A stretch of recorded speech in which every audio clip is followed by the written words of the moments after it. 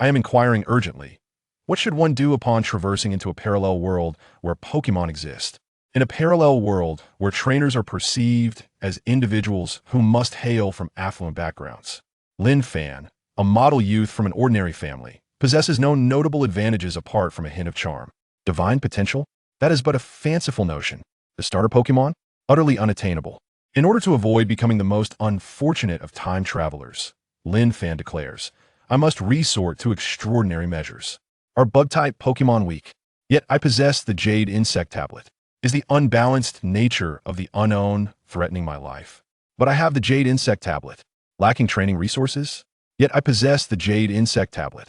If others experience slow advancement in strength during the later stages, what concern is that of Lin Fan? Jade Insect Tablet, reveal to me your limits.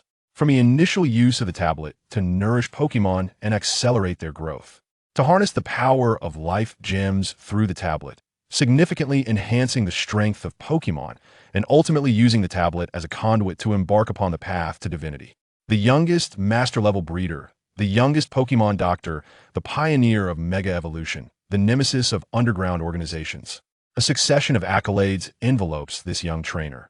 Yet upon reflection, Lin Fan's ambition remains resolute. In the name of insects, I shall become the most formidable Pokémon Master. Radiant yellow flashes, the venomous bug-type Beedrill that corrupts all.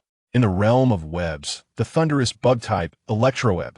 Crimson shadows, the unparalleled bug-type Scyther excelling in both offense and defense. The deep-sea specter, the evasive bug-type Deep Sea Armor. Reborn from the flames, the incinerating bug-type Fire Moth. Chapter 1. Urgently inquiring what to do after traversing. On July 1st, in the Summer Kingdom, at Sunset City. Clear skies.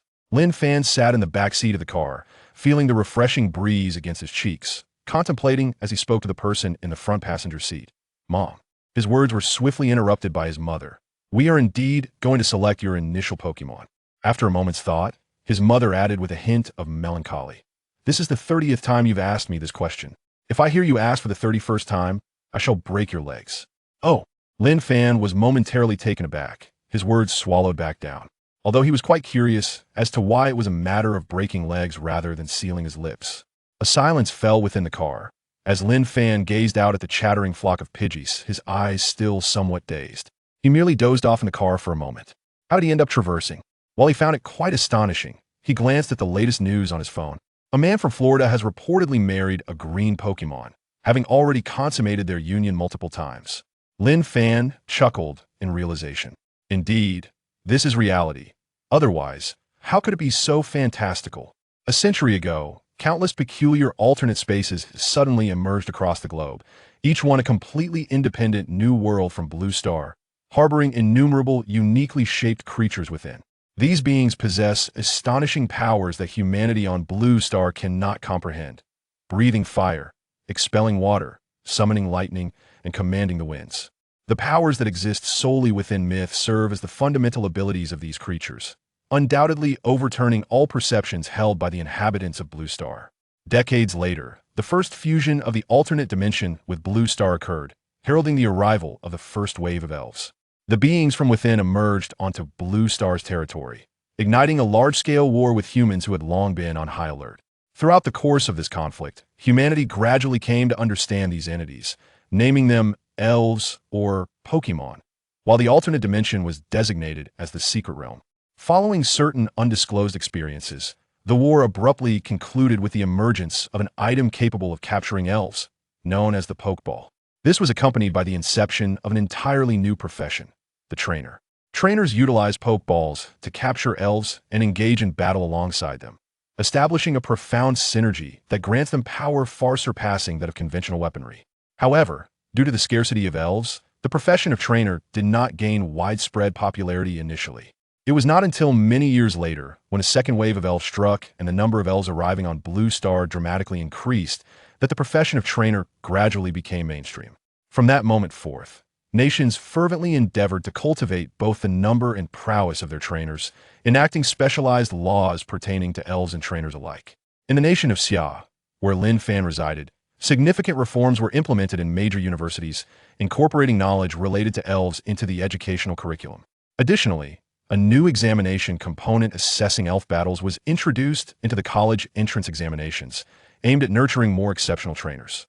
Aspiring third-year high school students like Lin Fan would also venture out at the onset of summer vacation to acquire their initial elf, embarking on the journey to become a novice trainer. Though the allure of becoming a trainer is tempting, this is far from the utopian world depicted in anime. Individuals of modest means are largely disconnected from the life of a trainer, Lin Fan muttered, casting a glance towards the front row where his parents sat. It was painfully evident that his family epitomized the struggling household. To label them as merely impoverished would be somewhat misleading, yet when confronted with the exorbitant expenses associated with becoming a trainer, often amounting to several million, those with savings of merely a few $100,000 were indeed ill-suited for such aspirations. Unfortunately, the abundance of population on Blue Star was undeniable. Despite the influx of elves following the two waves, the human population unquestionably held the advantage. Within the secret realm, while the number of elves was plentiful, the dangers they posed far exceeded those of their counterparts in the outside world. A single discharge of 10,000 volts could indeed prove fatal. He was Lin Fan, not Lin Yi, and certainly not comparable to the likes of the humanoid monstrosities known as Ji or Qi. If he possessed the strength to obliterate a Mute Woe's shield with a single punch or lift a Cosmoem weighing 999 kilograms with one hand, there would be no need to pursue the path of a trainer. He could simply take to the battlefield himself. Lin Fan, feeling somewhat despondent, rubbed his head until his hair became disheveled, before reclining in the back seat like a sloth. He had finally traversed into the world of his dreams, a realm inhabited by Pokémon, yet it was unfolding in this manner. Was this some sort of jest? After a brief moment of despair, Lin Fan gazed out the window at the myriad of elves, Sandshrew, Vulpix, Meowth, and Farfetch'd. A faint smile of resignation crept across his lips. Why dwell on such matters? Declaring an end before even beginning was not his style. Worst case scenario, he could become a bug catcher, capturing a caterpie, evolving it into a butterfree, and soaring to success was not merely a dream. Clearing his throat, Lin Fan extricated himself from his reverie and began to contemplate earnestly. Given his circumstances, grass and bug types were both excellent choices. They were easy to care for, quick to mature, and could serve as a springboard to greater stages and resources. A multitude of promising options flashed through Lin Fan's mind, and his fingers instinctively brushed against his waist, when suddenly he felt a peculiar void. "Where is my pendant?" Lin Fan glanced down in bewilderment, only to discover that he was left with nothing but a red cord. The intricately crafted small jade bug pendant that had been tied to its end had mysteriously vanished. This pendant had been a gift from the game developer Arceus, after he completed a Pokémon game that had inexplicably appeared on his phone using a team of bug-type Pokémon. Its exquisite craftsmanship had made it a cherished possession that he always carried. Yet now, the pendant had inexplicably disappeared, while the cord remained intact and showed no signs of damage. Was this akin to encountering a ghost in broad daylight? Could it be that it had failed to accompany him during his transition? In an instant, a multitude of theories and hypotheses flooded Lin Fan's mind. The Dolly Garden effect, trigonometric functions. Well, they had no relevance here. He merely recalled them suddenly. After a moment of contemplation, Lin Fan ultimately decided to abandon his musings. Enough of this. It was giving him a headache. He lifted his gaze to the front, hardly having the time to bid farewell to the lost stone tablet pendant before their destination came into view. The Pokémon breeding center of Sunsetting City stood before him, a monumental edifice that momentarily eclipsed his earlier frustrations about the pendant's loss, capturing his complete attention. Particularly upon witnessing the throngs of youths, similar in age to him and accompanied by their parents, entering and exiting the center, as well as the adorable Pokémon cradled in their arms rather than confined within Pokeballs, Lin Fan's heart began to race uncontrollably. The fantasies he had nurtured for over a decade were suddenly transforming into an attainable reality. Just one step away, he too could possess his own initial Pokémon. Chapter 2. Selecting the initial Pokémon. The City of Daybreak is not small. However, due to the esteemed reputation of the Daybreak Pokémon Breeding Center, it is the primary location where everyone chooses their initial Pokémon, making encounters with acquaintances quite inevitable. By the time Lin Fan had disembarked and reached the entrance of the breeding center, he had already exchanged greetings with several individuals. Suddenly, Lin Fan felt a gentle tap on his shoulder. Turning in surprise, he was met with a familiar, exquisite face framed by shoulder-length hair, radiating vitality, Su Ling. A classmate from the second year, Class 3.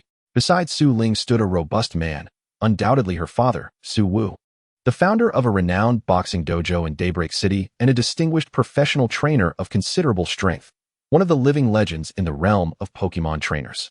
Lin Fan gazed at Su Wu with bright eyes, muttering to himself, a living professional trainer. What? Su Ling, slightly confused, inquired. Nothing, Lin Fan replied awkwardly, scratching his head to deflect her curious gaze. However, as he turned, he found himself caught in the knowing eyes of Su Wu, momentarily taken aback. Have you ever seen a dead professional trainer? Su Wu chuckled, glancing at Lin Fan, before patting Su Ling on the shoulder and greeting Lin Fan's parents with a smile. Hello, everyone. As they had arrived at the breeding center, the group exchanged only brief pleasantries before parting ways. Lin Fan glanced helplessly at Su Ling, who was waving at him, reminding him not to forget their earlier conversation, feeling a pang of frustration. This hot-headed girl hadn't even chosen her initial Pokémon yet, and was already challenging him, leaving no room for refusal. Son, what's going on? Lin Fan's parents cast curious looks his way. Lin Fan rolled his eyes in exasperation, ignoring the two inquisitive figures as he strode forward. What's going on? Your son is about to get beaten up. Upon entering the breeding center, Lin Fan followed the signs to the guidance area, where a smiling, bespectacled man approached. Sir, are you here to select your initial Pokémon?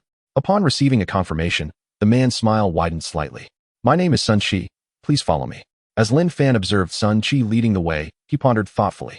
As an indispensable institution in every city, most employees at the Pokémon Breeding Center are certified breeders who have passed the examinations of the Breeder Association. While they may be mere novices, their status as breeders signifies their extensive knowledge of Pokémon care, under the expert care of professionals. The Pokémon at the Breeding Center are typically superior to those found in the wild, exhibiting robust health, albeit at a slightly higher price point. Sun Chi inquired as they walked. Do you have any particular Pokémon in mind? Lin Fan's parents exchanged glances, tacitly deferring the decision to him. We aren't very knowledgeable about Pokémon. Let's allow our child to choose. Sun Chi nodded in understanding, saying, Indeed, it's best for the child to decide, as they will be the one interacting with the Pokémon. After a moment of contemplation, Lin Fan spoke up. Grass-type Pokémon like Shroomish, Tangela. Bug-type Pokémon such as Combi and Burmy. Pausing, he added, and also the Caterpie. Sungu, do you have any of these?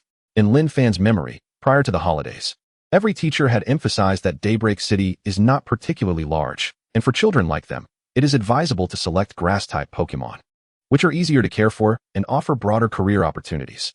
Grass-type Pokémon are indeed suitable for the general populace, with a solid baseline and considerable potential. Even neglecting them, they could survive on photosynthesis like potted plants, though this would render them utterly inept in battle. However, one downside of grass-type Pokémon is that many of their final evolutions require evolution stones, which are rare and valuable. Shroomish and Tangela are among the few that do not require evolution stones and possess commendable potential post-evolution. Moreover, Lin Fan was aware that many Pokémon requiring special conditions for evolution, like Tangela, need to learn specific skills before evolving, and no stable evolution method has been discovered yet, resulting in their lower prices, an excellent opportunity for those seeking a bargain. Nevertheless, compared to grass types, Lin Fan found himself more enamored with bug types. Combi and Burmy were notable bug Pokémon in his recollection, particularly Burmy, which after evolution, provides a dual advantage. It evolves into both a speedy Mothim and a unique Wormadam with the ability Wonder Guard, making it immune to damage from all types except those it is weak against, a rarity that still seems to evade researchers. As for Caterpie, it was more of a personal preference for Lin Fan. Logically, its final evolution, Beedrill, is hardly powerful. Its physical attack and speed are merely average, and it suffers from the common weaknesses of bug types, low health and poor defenses, easily shattered upon impact. Yet, Beedrill possesses an undeniable charm, especially with its potential mega evolution, which grants it an optimal distribution of stats, capable of crushing all doubts with its formidable attack and speed. Alas, Lin Fan had yet to hear any news regarding the existence of mega evolution stones. Whether these stones and their accompanying keystone truly exist remains uncertain. With a sigh, Lin Fan felt a twinge of regret. Sun Chi regarded Lin Fan with mild surprise. This young lad possesses a keen eye. Do high schools nowadays teach so effectively? Yet, this child seems particularly drawn to Caterpie, perhaps having never experienced the harsh realities of encountering a swarm of Beedrills. After a moment of contemplation, Sun Chi spoke somewhat apologetically. Unfortunately, Tangela and Burmy are too obscure, especially the latter, which lives in perpetual darkness underground. We do not offer them here. Moreover, Caterpie's final evolution, Beedrill, is not considered strong and lacks research value. Neither trainers focused on battles, nor breeders dedicated to care, nor researchers interested in study choose it. So we also do not provide it here. Sun Chi offered an apologetic smile, observing the disappointment in Lin Fan's eyes when he suddenly hesitated. However, we do have a caterpie currently at our breeding center, but Sun Chi pondered for a moment before concluding, it is not suitable for capture. Chapter 3, Caterpie and the Jade Tablet. Seeing Sun Chi's hesitation piqued Lin Fan's curiosity. A caterpie that even a novice breeder deemed unsuitable for capture? Sun Gu, could you take me to see it? Lin Fan asked, his gaze intent. Meeting Lin Fan's inquisitive eyes, Sun Chi nodded. There's no harm in having a look, but I advise against choosing it as your initial Pokémon. Upon hearing this, Lin Fan's curiosity intensified. If the caterpie had physical defects, the breeding center would not offer it for sale. Hence, it must be something else, perhaps its temperament? Observing Sun Chi's demeanor, Lin Fan suspected that could not be the case. A mere personality flaw would hardly warrant the term special. Surely, it was not akin to ghost types that could consume human souls, posing a significant danger to people? As Lin Fan speculated, the group soon arrived at an artificial natural habitat. On the verdant lawn, a striking caterpie came into view, captivating Lin Fan's attention. The creature presented a hue reminiscent of earthy tones, its body segmented and adorned with 7 pairs of slightly darker, rosy abdominal appendages. Its head bore a nose-like protrusion akin to that of a fan, complemented by a sharp, elongated venomous stinger measuring approximately 6 centimeters, an inch longer than the average 5 centimeters found among its kin.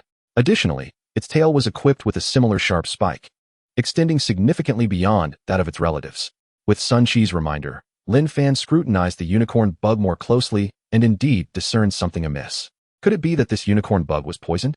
Hesitantly, Lin Fan glanced at Sun Chi, only to find him already dashing forward, producing a vial of antidote spray from his belongings and applying it liberally to the unicorn bug without reservation. Could it truly be poisoned? Lin Fan stood in shock. A unicorn bug, known for its toxic attributes, was afflicted. Observing Lin Fan's bewildered expression, Sun Chi returned to his side with a wry smile, somewhat resigned. This was the unique plight of the unicorn bug. It was an imbalanced creature, its poisonous traits far surpassing its inherent insect characteristics, to the extent that it could not withstand the toxins it produced within. Consequently, even its kin shared the same fate. Thus, it was essentially an outcast from its own kind. Attribute imbalance is a peculiar condition that may occur in dual attribute creatures. Such beings possess a primary attribute and a secondary one, and in certain extraordinary circumstances, the secondary attribute may overshadow the primary, resulting in internal damage and unforeseen consequences. However, based on the few globally documented instances of attribute imbalance, it is evident that such afflicted creatures, if not altered, seldom survive beyond a year. Lin Fan gazed at the unicorn bug in the distance. The little creature, after receiving the antidote, wore an expression of calm, as if it had long since acclimated to its plight.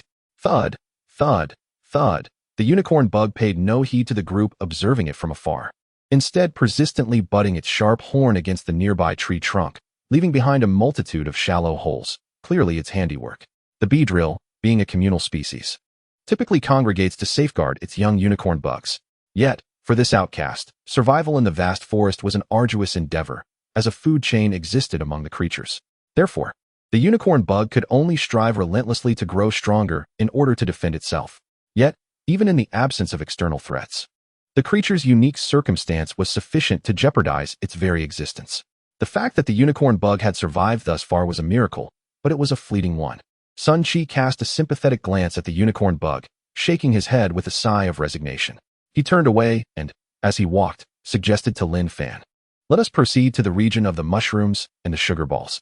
However, Lin Fan remained motionless, pointing at the unicorn bug and asking, "May I touch it?" Sun Chi was taken aback, his eyes widening at Lin Fan's request, suddenly filled with regret. Why did he share the unicorn bug story with Lin Fan? Surely, this young lad wasn't genuinely interested in the unicorn bug, was he? "You can, but exercise caution," Sun Chi relented, already resolving that if Lin Fan truly wished to choose the unicorn bug, he would do everything in his power to dissuade him. The high school student lacked sufficient experience to comprehend the profound implications of selecting such a creature, yet Sun Chi understood all too well. Thus, despite his sympathy for the unicorn bug, he could not allow a novice to choose it as their initial companion. Oblivious to Sun Chi's inner turmoil, Lin Fan approached the unicorn bug with measured steps, his gaze fixed upon it as he tentatively extended his hand. The unicorn bug halted its actions and turned to regard Lin Fan. In that moment of mutual gaze, both parties ceased their movements. Lin Fan peered into the unicorn bug's eyes, dark orbs framed by white pupils, resembling a small vessel tossed upon a tempestuous sea, devoid of complaints about its fate, filled only with a fervent desire to survive and a resolute determination to grow stronger. After a brief silence, Lin Fan continued to extend his palm toward the unicorn bug. The creature regarded Lin Fan's movement quietly. Perhaps sensing his intentions, it did not shy away from his touch. The moment their contact was established, an extraordinary sensation surged within Lin Fan, causing his heart to tremble. In his mind's eye, a square-shaped, jade-like green slab lay quietly, establishing some intangible connection with the unicorn bug before him. It was indeed the jade insect plate. Just moments prior, an unusual force had surged within Lin Fan's consciousness, compelling him to express his desire to touch the unicorn bug. Now, his intuition was validated. The legendary Arceus's plate, one of the mythical items of the bug type. The jade insect plate. Lin Fan's thoughts became a whirlwind of confusion. The only connection he could fathom between himself and the jade insect plate was the missing pendant he once possessed. If that trinket were genuine, then the individual, or creature, who gifted it to him must indeed be Arceus. Furthermore, why did the jade insect plate manifest in his mind? This defied logic.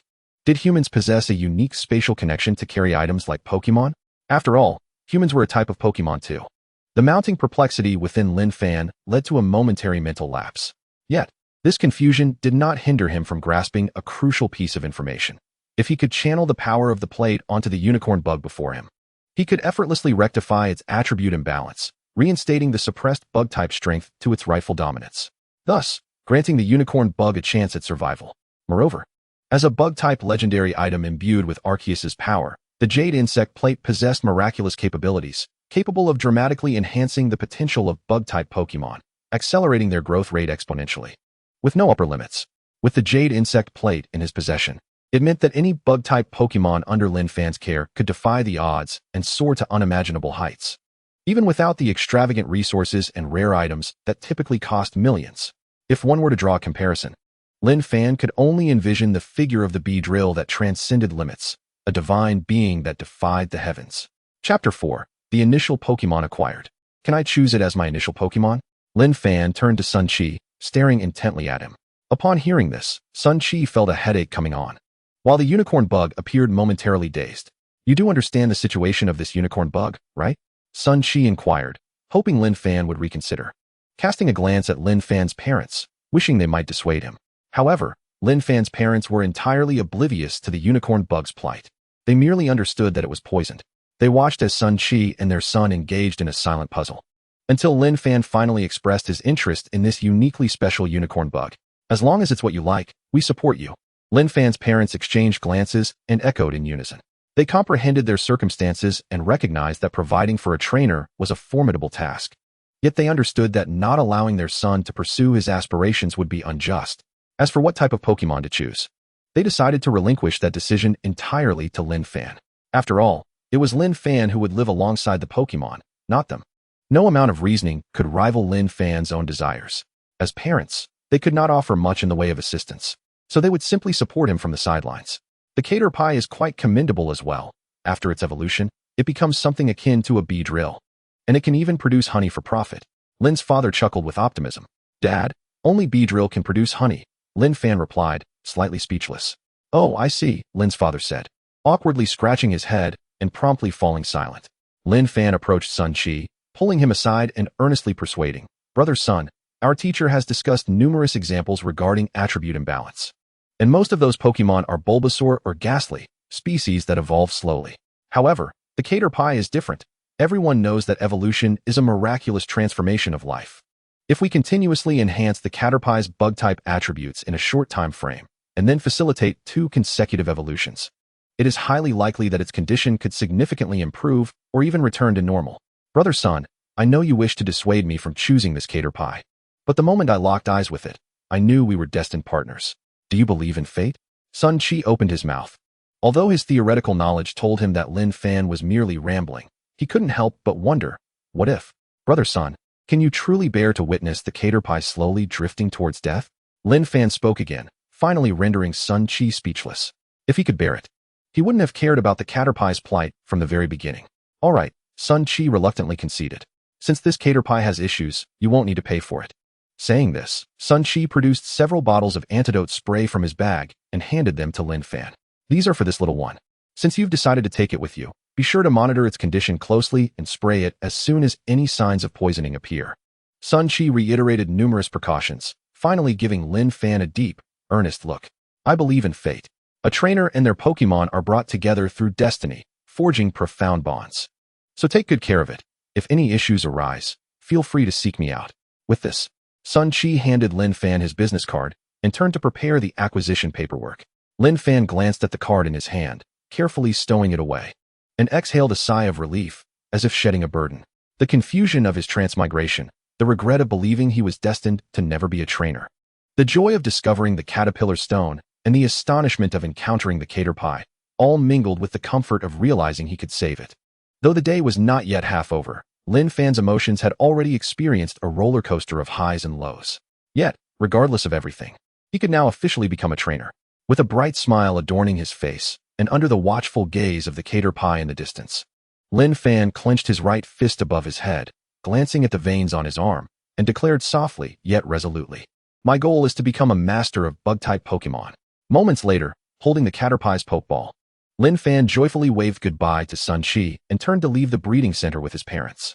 Behind them, Sun Chi watched the trio depart, quietly pulling out 5,000 yuan at the payment counter.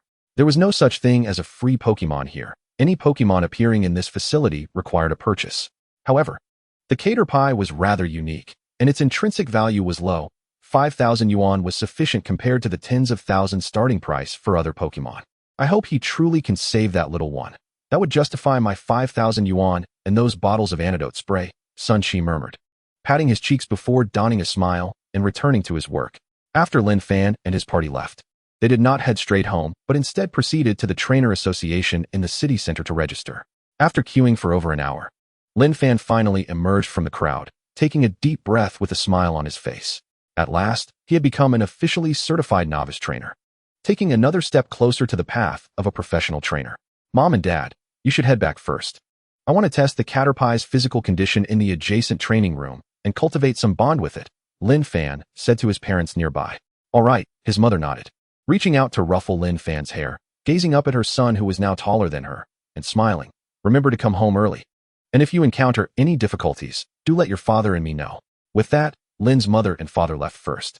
Lin Fan watched them walk away, touched his head, smiled, and shook it gently before heading toward a nearby training point to book an hour in a solitary training room. The training room was constructed from an unknown black material, boasting excellent soundproofing and impressive sturdiness, ensuring there was no worry about damaging it. Lin Fan took out the Pokeball, feeling a twinge of nervousness. Pressing the button, he extended his arm and, mimicking scenes from anime, softly called out, "Caterpie, come forth." A winding red light flashed, and as it settled, a figure gradually emerged, fully revealing itself as the red light dissipated. Meh, the caterpie chirped for the first time, softly calling out to Lin Fan, its gaze warm with newfound affection. Since its birth, Lin Fan was the first human to steadfastly choose it. Whether it was being abandoned by its own kind in the forest or being scorned by humans in the breeding center, it had gradually begun to lose hope in itself. Yet Lin Fan's arrival transformed everything. The caterpie felt, for the first time, the joy of being chosen with such resolve. It realized it was not devoid of worth. At the very least, the genuine smile on the man before it conveyed that it was no longer alone. Even if its life was short, it was willing to give its all for Lin Fan. Chapter 5. The Caterpie's First Transformation. Lin Fan sensed a subtle shift in the caterpie's demeanor, its resolute gaze revealing its inner thoughts. Scratching his head, he didn't fully comprehend what the caterpie was thinking, but now was not the time for such musings. He approached the caterpie, gently stroking the little creature's back. Its skin was both pliable and firm, offering a pleasant tactile sensation. You might feel some discomfort shortly. Please try to endure it, Lin Fan advised. In truth, he was uncertain of what the upcoming scene would entail, merely offering the caterpie a precautionary warning. Meh, the caterpie softly chirped, nuzzling Lin Fan's palm. Having endured countless hardships, it was indifferent to minor pains. With a hint of nervousness in his eyes, Lin Fan placed his hand on the caterpie, closing his eyes to sense the caterpillar stone within him, striving to establish a connection with the caterpie before him. Lin Fan did not attempt for long. Under his conscious guidance, the caterpillar stone quivered gently, and an invisible yet undeniably existent force surged from Lin Fan's body into the caterpie, creating a unique channel between them, forging an extraordinary bond. Or rather, the caterpillar stone had marked the caterpie. Meh. The caterpie suddenly stiffened, its body trembling, eyes wide open in astonishment. Yet, there was little pain in its voice. Instead, it radiated a profound sense of comfort and pleasure, as if the very essence of joy enveloped it, even reflecting in its expression. Lin Fan observed the caterpie with an odd look, quietly taking out his phone to capture this little creature's embarrassing moment. The caterpie noticed Lin Fan's actions, its body stiffening once more, its earthy-toned skin subtly tinged with pink. Before the little one could react further, a thin layer of energy enveloped it entirely, transforming it into a golden-brown cocoon, pulsating with a flickering light. Lin Fan widened his eyes, marveling at this wondrous scene, whispering in awe, to shed this mere shell, to emerge as a celestial being. With a playful chuckle, Lin Fan glanced at the remaining time in the training room, which was ample, and decided to disregard everything else. He sat cross-legged, attentively observing the myriad changes occurring within the horned caterpillar. As moments ticked by, under Lin Fan's watchful gaze, the earthy-hued light cocoon did not last long. It soon began to dissipate, seemingly absorbed into the creature's very being. At the instant the light cocoon vanished entirely, the horned caterpillar abruptly opened its eyes, brimming with vitality, and proudly stretched its body, accompanied by a barely audible crack. A fissure appeared on the surface of the horned caterpillar. Lin Fan's eyes widened in astonishment. It was shedding its skin. Could it be that the horned caterpillar also undergoes molting? Under Lin Fan's scrutiny, the horned caterpillar swiftly completed the molting process. Its size significantly increased, with the spikes on its head and tail becoming sharper and longer. Most notably, it lowered its head abruptly, gazing incredulously at its own body, its eyes filled with excitement. It could distinctly feel that the ever-restless poisonous energy within it had been suppressed by its own bug-type energy. Its attribute imbalance had been healed. It no longer faced imminent demise. Ecstatically, the horned caterpillar spun in circles, chasing its own tail, though it could never quite catch it. This was its favorite pastime, a jubilant expression of its joy. Suddenly, the horned caterpillar halted its antics, turned to Lin Fan, and joyfully chirped before leaping into his embrace. However, Lin Fan, seated cross-legged, was startled into a cold sweat as he gazed at the creature sprawled across his lap, its venomous spikes swaying dangerously close to his vital areas. He hurriedly cradled the little one, distancing it from all perilous zones. Lin Fan nearly became a victim of his own folly.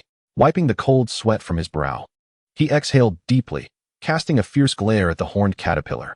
Yet, confronted by its innocent gaze, his menacing words caught in his throat, unable to be uttered. Oh well, he thought, I'll be more cautious next time.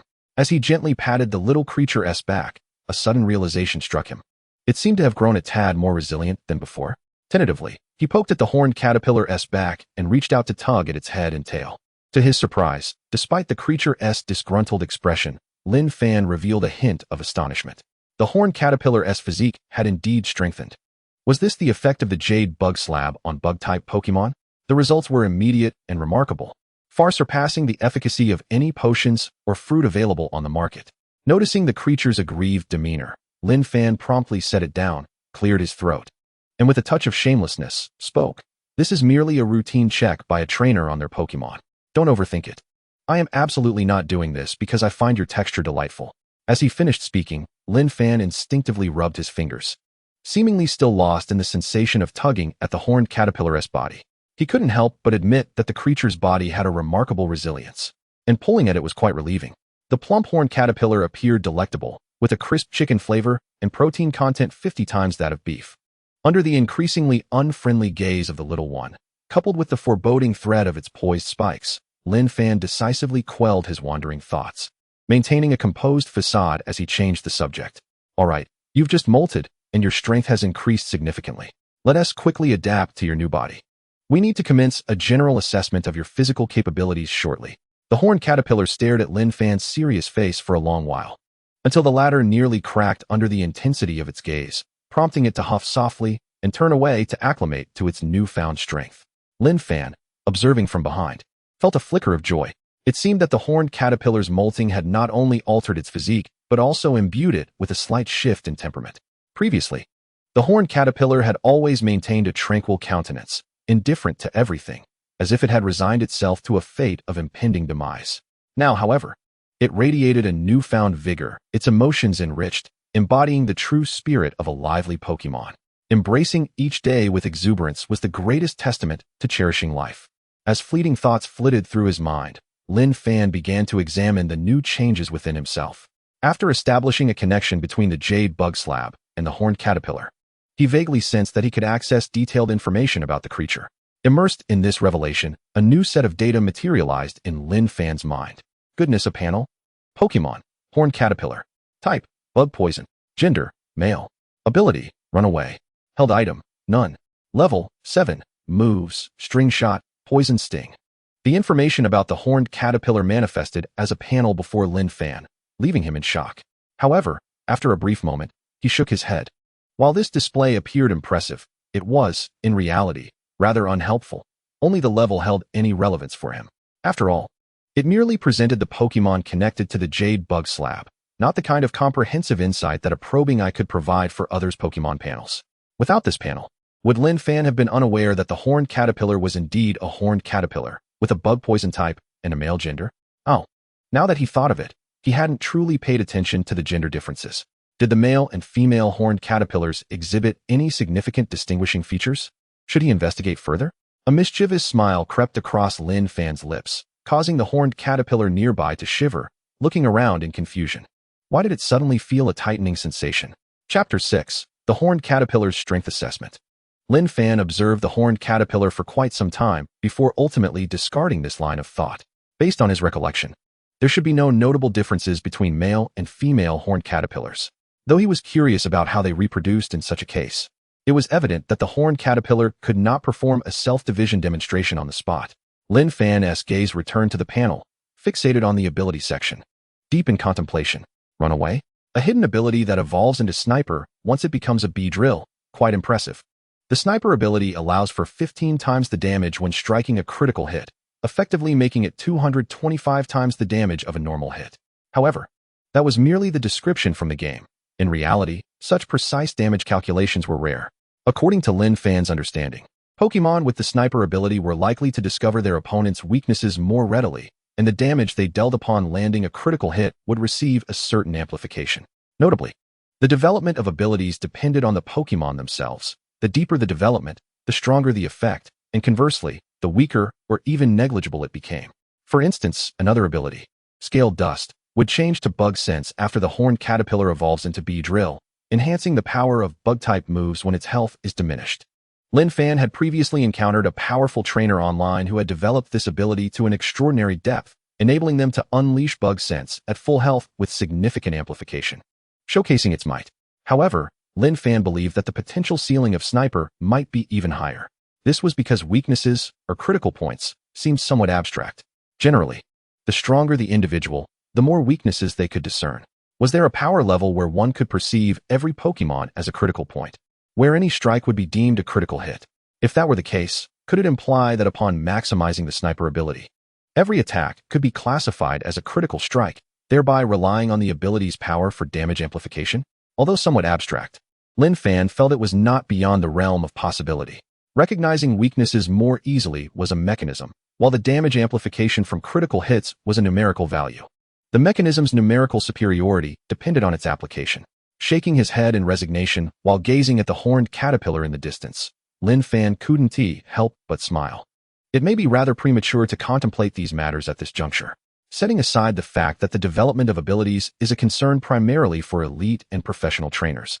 This little creature currently exhibits no inclination towards evolution.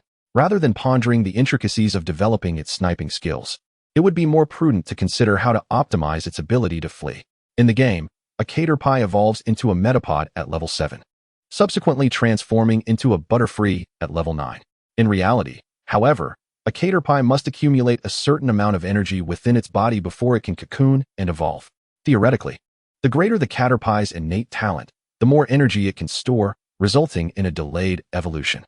A later evolution is not necessarily detrimental. In fact, the longer it postpones, the more time Lin Fan has to explore its escape characteristics.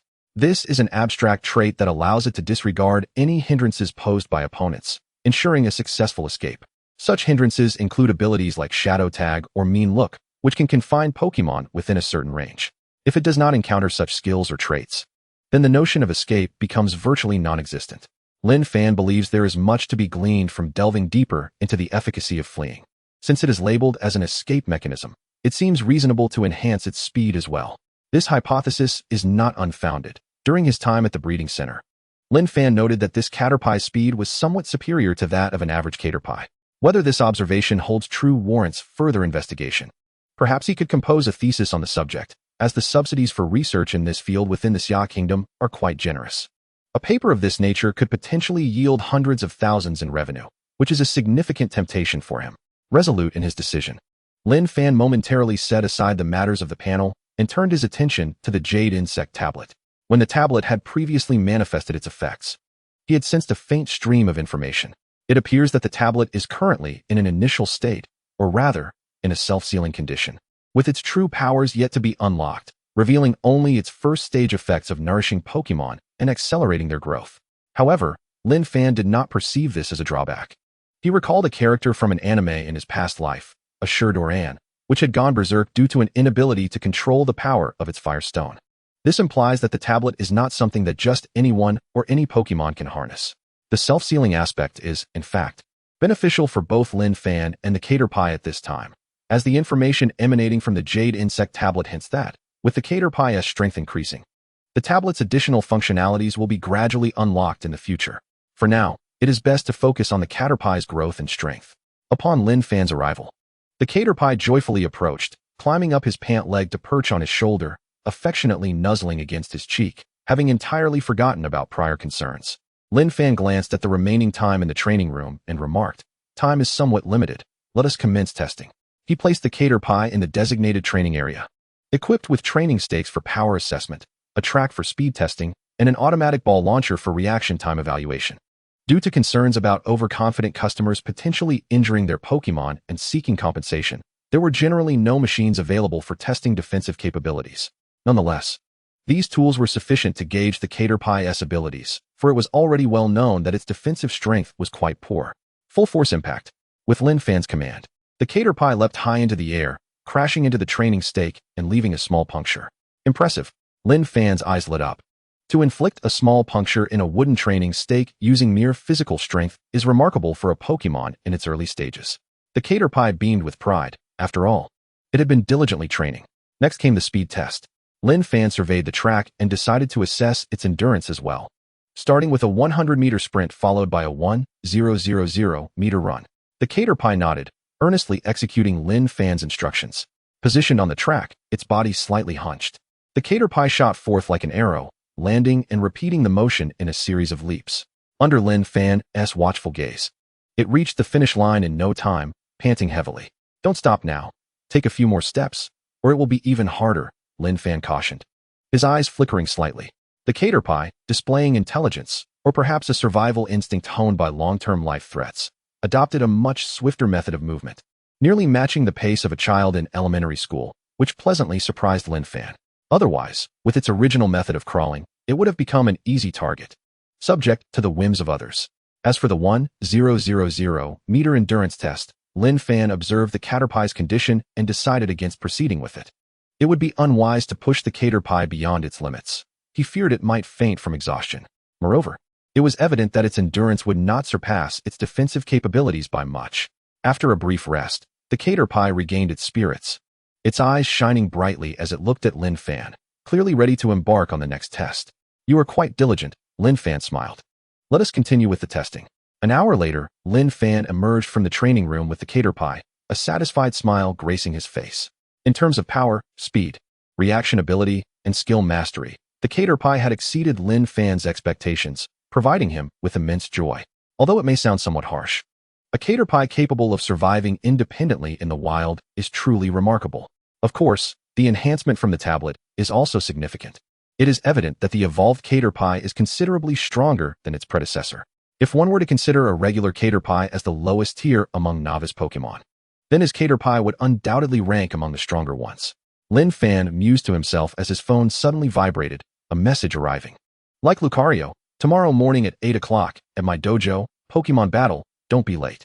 Lin Fan hesitated for a moment, turning to look at the caterpie, which was comfortably perched on his shoulder, eyes closed and enjoying the breeze.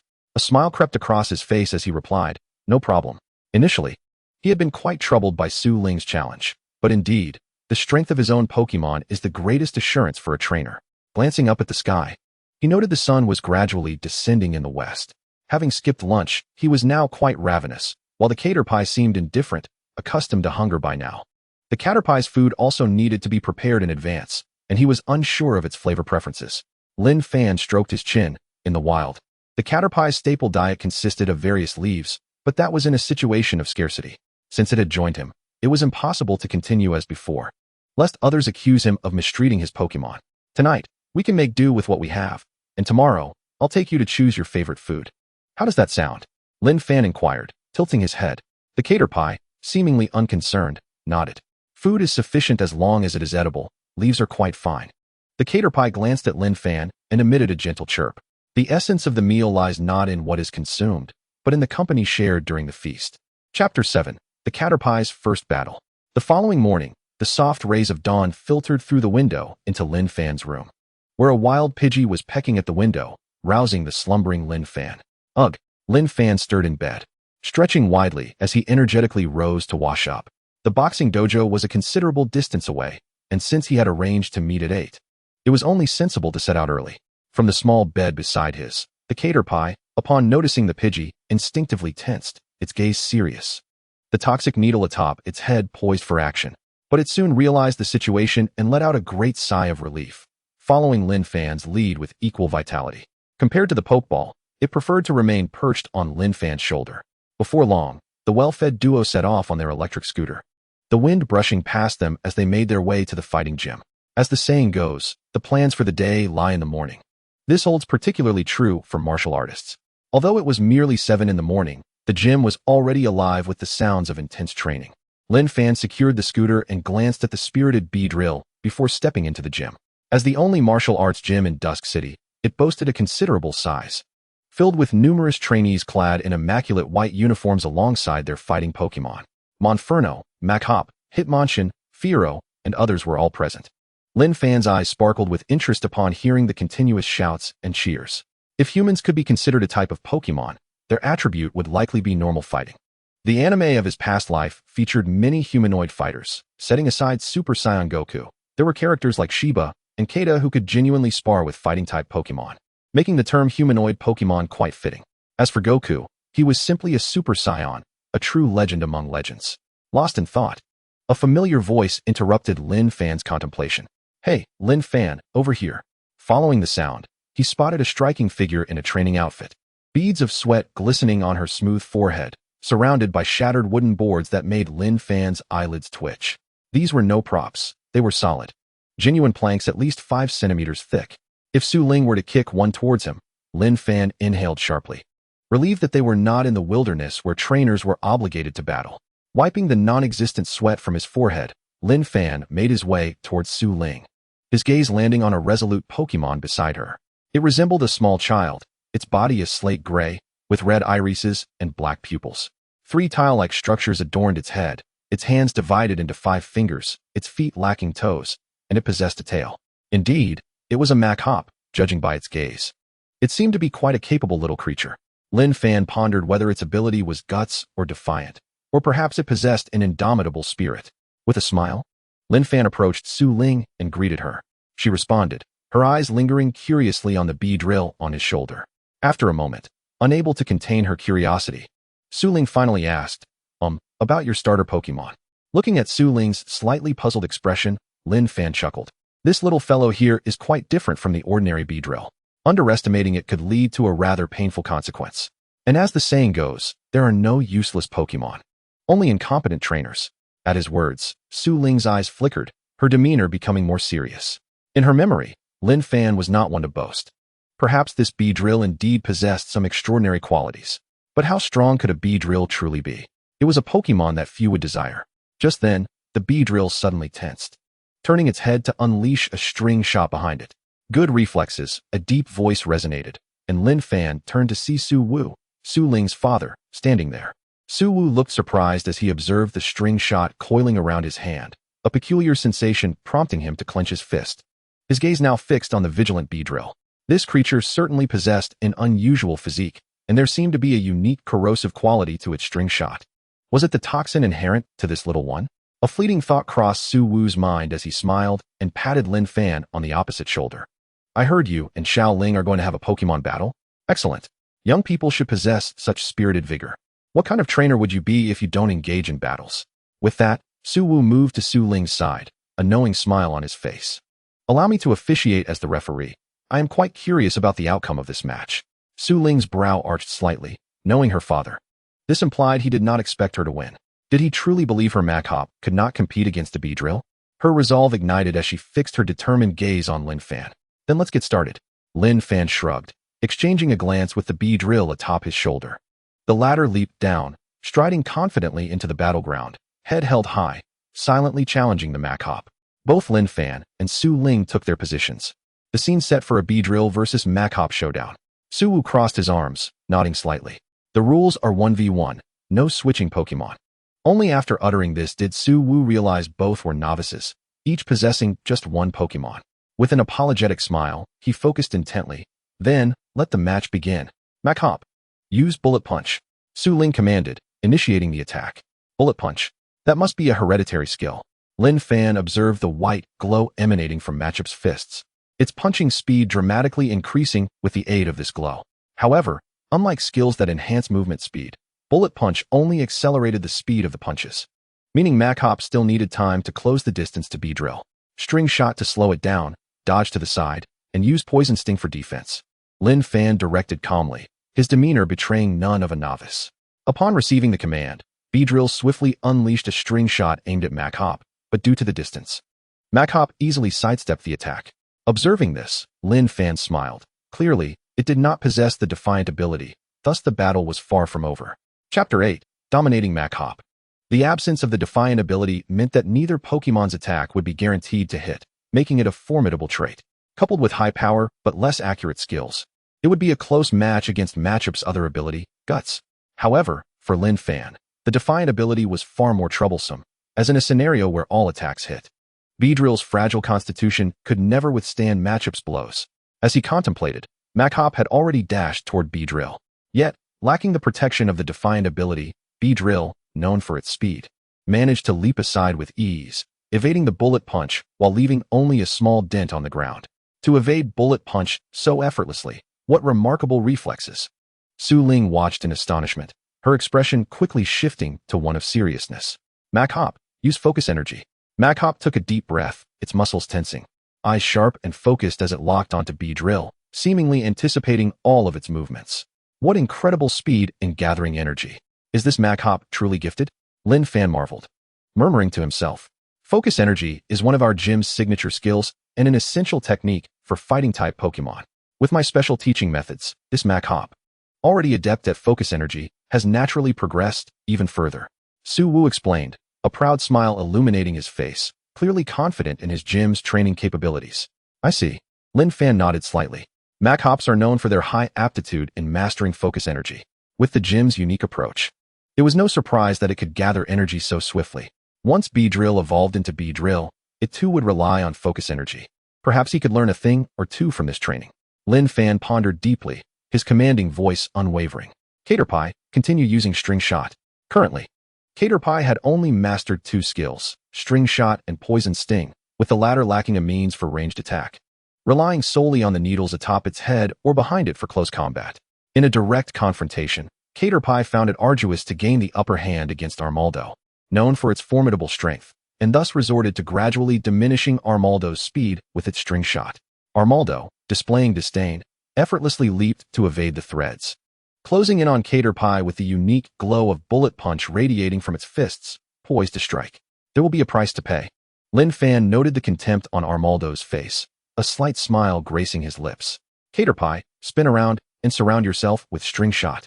Upon hearing this, Caterpie quickly twirled, its String Shot swirling in tandem, resembling a whip as it danced through the air, forming an intricate web, awaiting Armaldo's approach. This tactic was inspired by Lin Fan's recollections of Ash's skillful techniques from his past life. Counter Shield, a notably pragmatic ability. Armaldo's expression shifted rapidly, revealing a hint of panic as it hopped about, attempting to evade the String Shot. However, It was soon caught by a thread around its ankle, becoming ensnared and its speed significantly hampered. Su Ling furrowed her brows but remained composed in her commands. Armaldo, don't lose your focus. Inch closer to Caterpie slowly. As long as you can land a hit, victory will be ours. Lin Fan merely chuckled softly, refraining from contradicting her, and continued to direct Caterpie. Increase the distance from Armaldo with speed, and keep using string shot, this time targeting Armaldo's wrists to reduce its punching speed. Beside him, Suwu observed Lin Fan with surprise, a glint of approval flashing in his eyes. Although this was a simple tactic, it was not trivial for a novice trainer, particularly in maintaining composure, resisting the urge to pursue aggressively, and recognizing the strengths and weaknesses of both sides, while consistently amplifying one's advantages and diminishing those of the opponent until a decisive strike could be executed. Even he had only comprehended such insights after enduring countless failures in his 20s, retreating for months to reflect on how significantly a trainer's mentality influences battle outcomes. With a quiet admiration, Suwu continued to watch the unfolding battle, though in his heart, the outcome already seemed apparent. On the battlefield, Caterpie relentlessly exploited its speed advantage to manipulate Armaldo, the 7 pairs of its abdominal legs racing swiftly, continuously releasing threads towards Armaldo. Armaldo's anxiety grew, particularly with Su Ling unable to provide effective guidance from the sidelines, leaving it completely at the mercy of Caterpie. To conserve energy, Armaldo ceased using bullet punch, relying solely on sheer arm strength to break free from the entangling threads, which caused Lin Fan to frown slightly.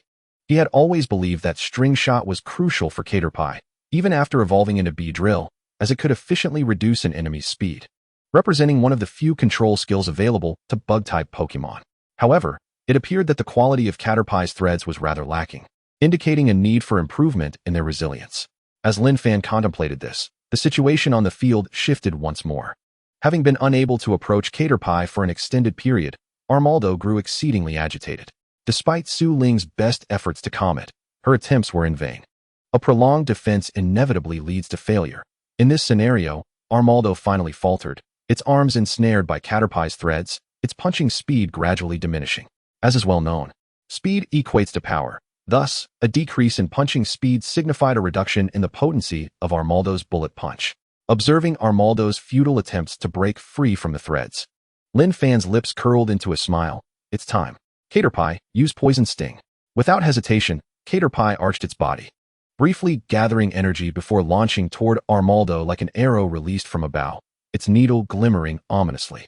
Upon witnessing this, Su Ling, who had been anxious, felt a surge of exhilaration. Here's our chance. Armaldo, unleash your bullet punch with all your strength.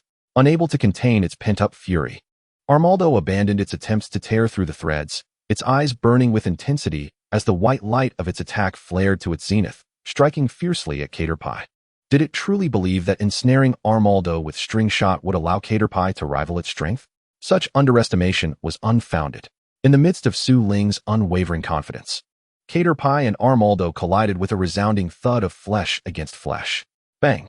Following the impact, Caterpie executed a graceful backflip, landing flawlessly, while Armaldo staggered back several paces, clutching its fist in bewilderment.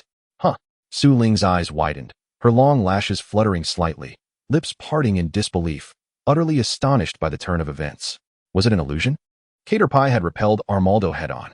Chapter 9. Preparing for Competition. Lin Fan watched the scene unfold with a smile, unperturbed by Su Ling's growing confusion.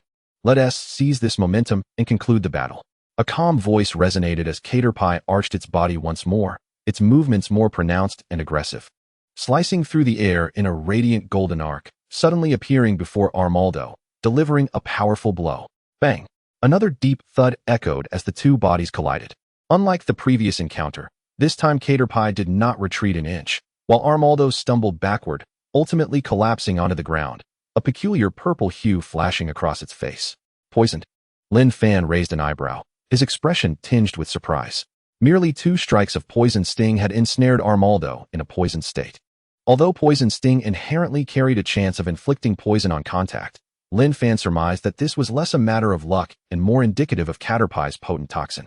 In the real world, inducing poison or even a state of severe poisoning in an opponent was not as straightforward as in games, where it relied on fixed probabilities. Rather, the inherent toxicity of the attacker determined the likelihood of inflicting poison through their poison-type skills. Consequently, many sought illicit methods to enhance the toxicity of their poison-type Pokémon, causing quite a stir until the government intervened with decisive measures, effectively quelling such practices from the public eye.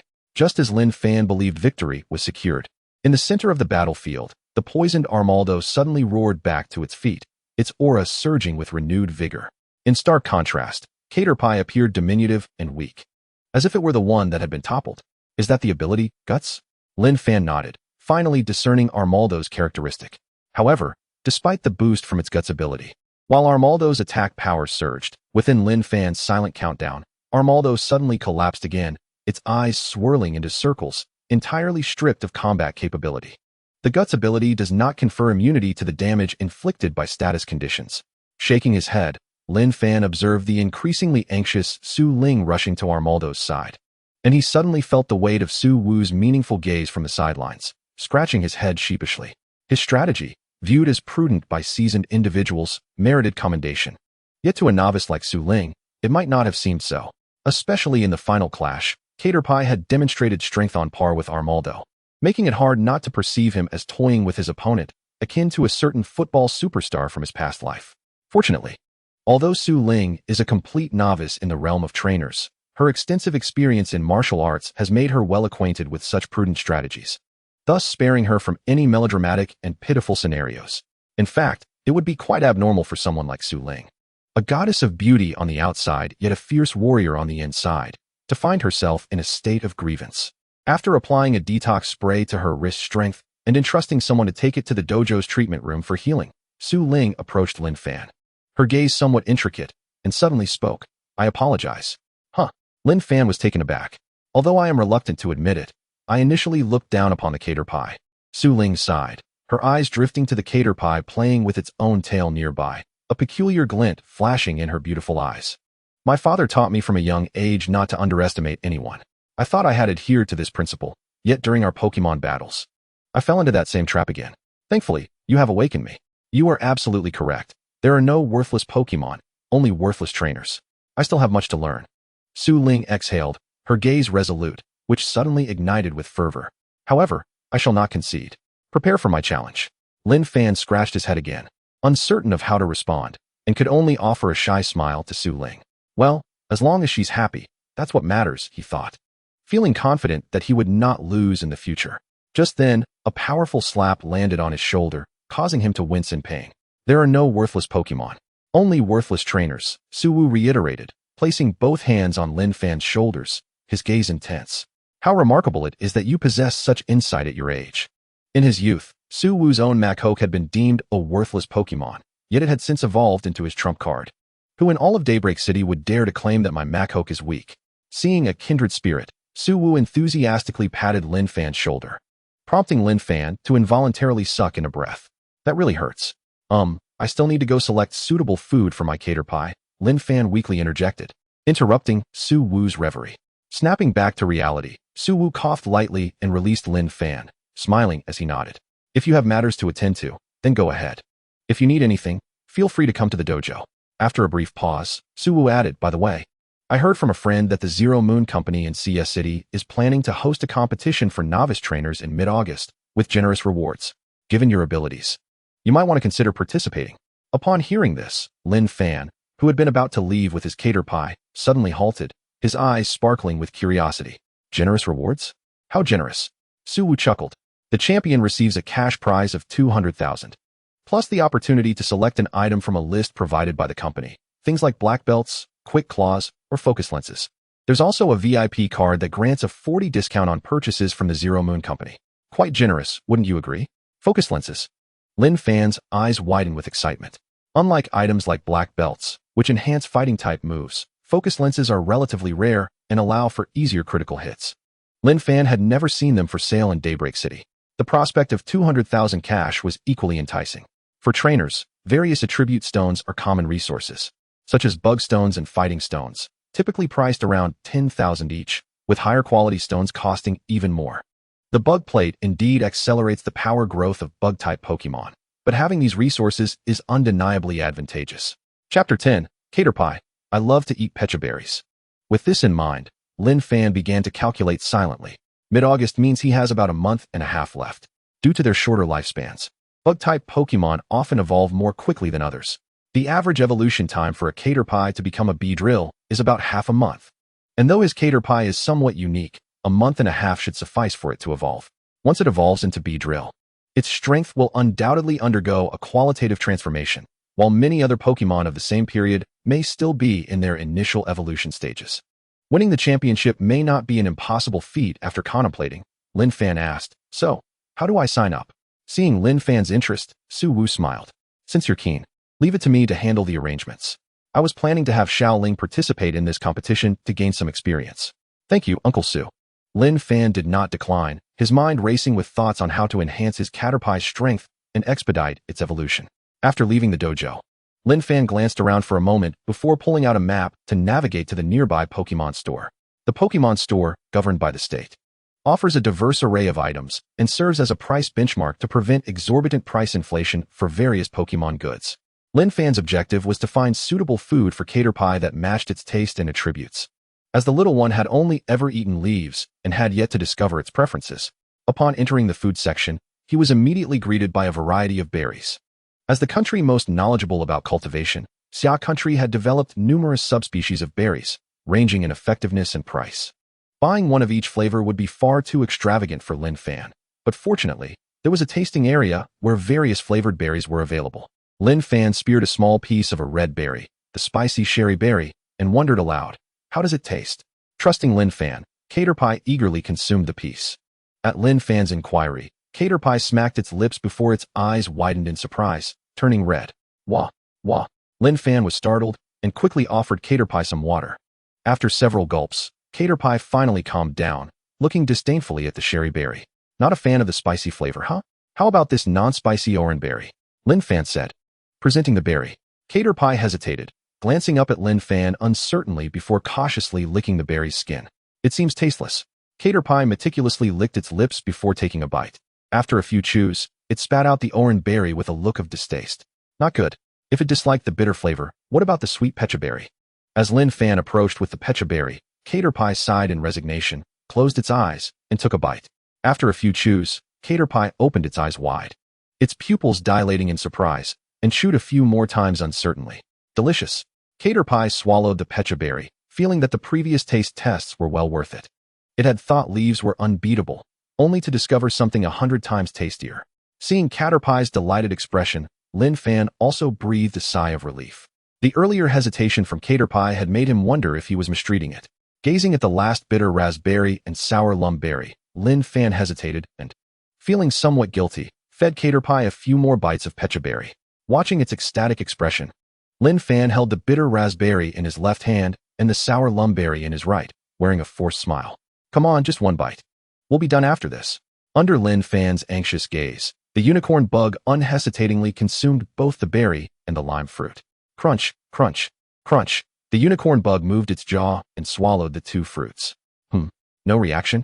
Lin Fan was momentarily taken aback before realizing that the unicorn bug did not seem averse to bitter and sour flavors, though it could hardly be said to favor them. Lin Fan himself detested bitterness and had assumed that the unicorn bug would share his sentiments. It appeared he had been overly concerned.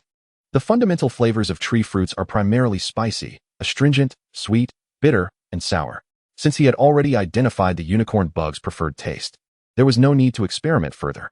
The peach fruit did not belong to the category of special tree fruits that enhance abilities, and its price was relatively modest. Lin Fan glanced at the price tag of 20 per peach fruit and remained silent for a moment. In truth, it was still rather expensive. With a sigh, under the expectant gaze of the unicorn bug, he purchased 10 peach fruits. The unicorn bug emitted a pleased chirp, its tail instinctively perking up. Some expenditures can be curtailed, while others must be made. Lin Fan chuckled helplessly and turned to walk in another direction, towards the energy cube area. Energy cubes are categorized into 3 types. The first type is universal, suitable for all Pokémon, primarily utilizing tree fruits such as peach and cherry fruits. The second type is attribute-specific, designed for Pokémon of specific attributes, using tree fruits imbued with attribute energy, which are rather precious. The third type consists of energy cubes with specific effects, such as those enhancing physical attack or increasing speed, which are not limited by attributes and are the most valuable. To be candid, when Lin Fan first learned about energy cubes, he was quite astonished. Even in the original anime, Energy cubes made their appearance rather late, yet in the Xia country, within just a century, they had already come into existence. Indeed, the inventors of energy cubes were still based in the Xia country. One cannot deny that, in the realm of food, even that intended for Pokémon, Xia country remains an authority. Gazing at the array of energy cubes before him, Lin Fan approached the shelves displaying various energy cubes for bug and poison types. Although the Jade Bug Tablet could provide bug-type energy, acquiring additional resources to bolster strength is never a misstep. This remains the most common method of enhancing power, investing money. The price for a basic energy cube suitable for bug-type Pokémon is 300. Hiss, how exorbitant. Lin Fan raised an eyebrow slightly. Energy cubes are divided into 4 levels: basic, intermediate, advanced, and master.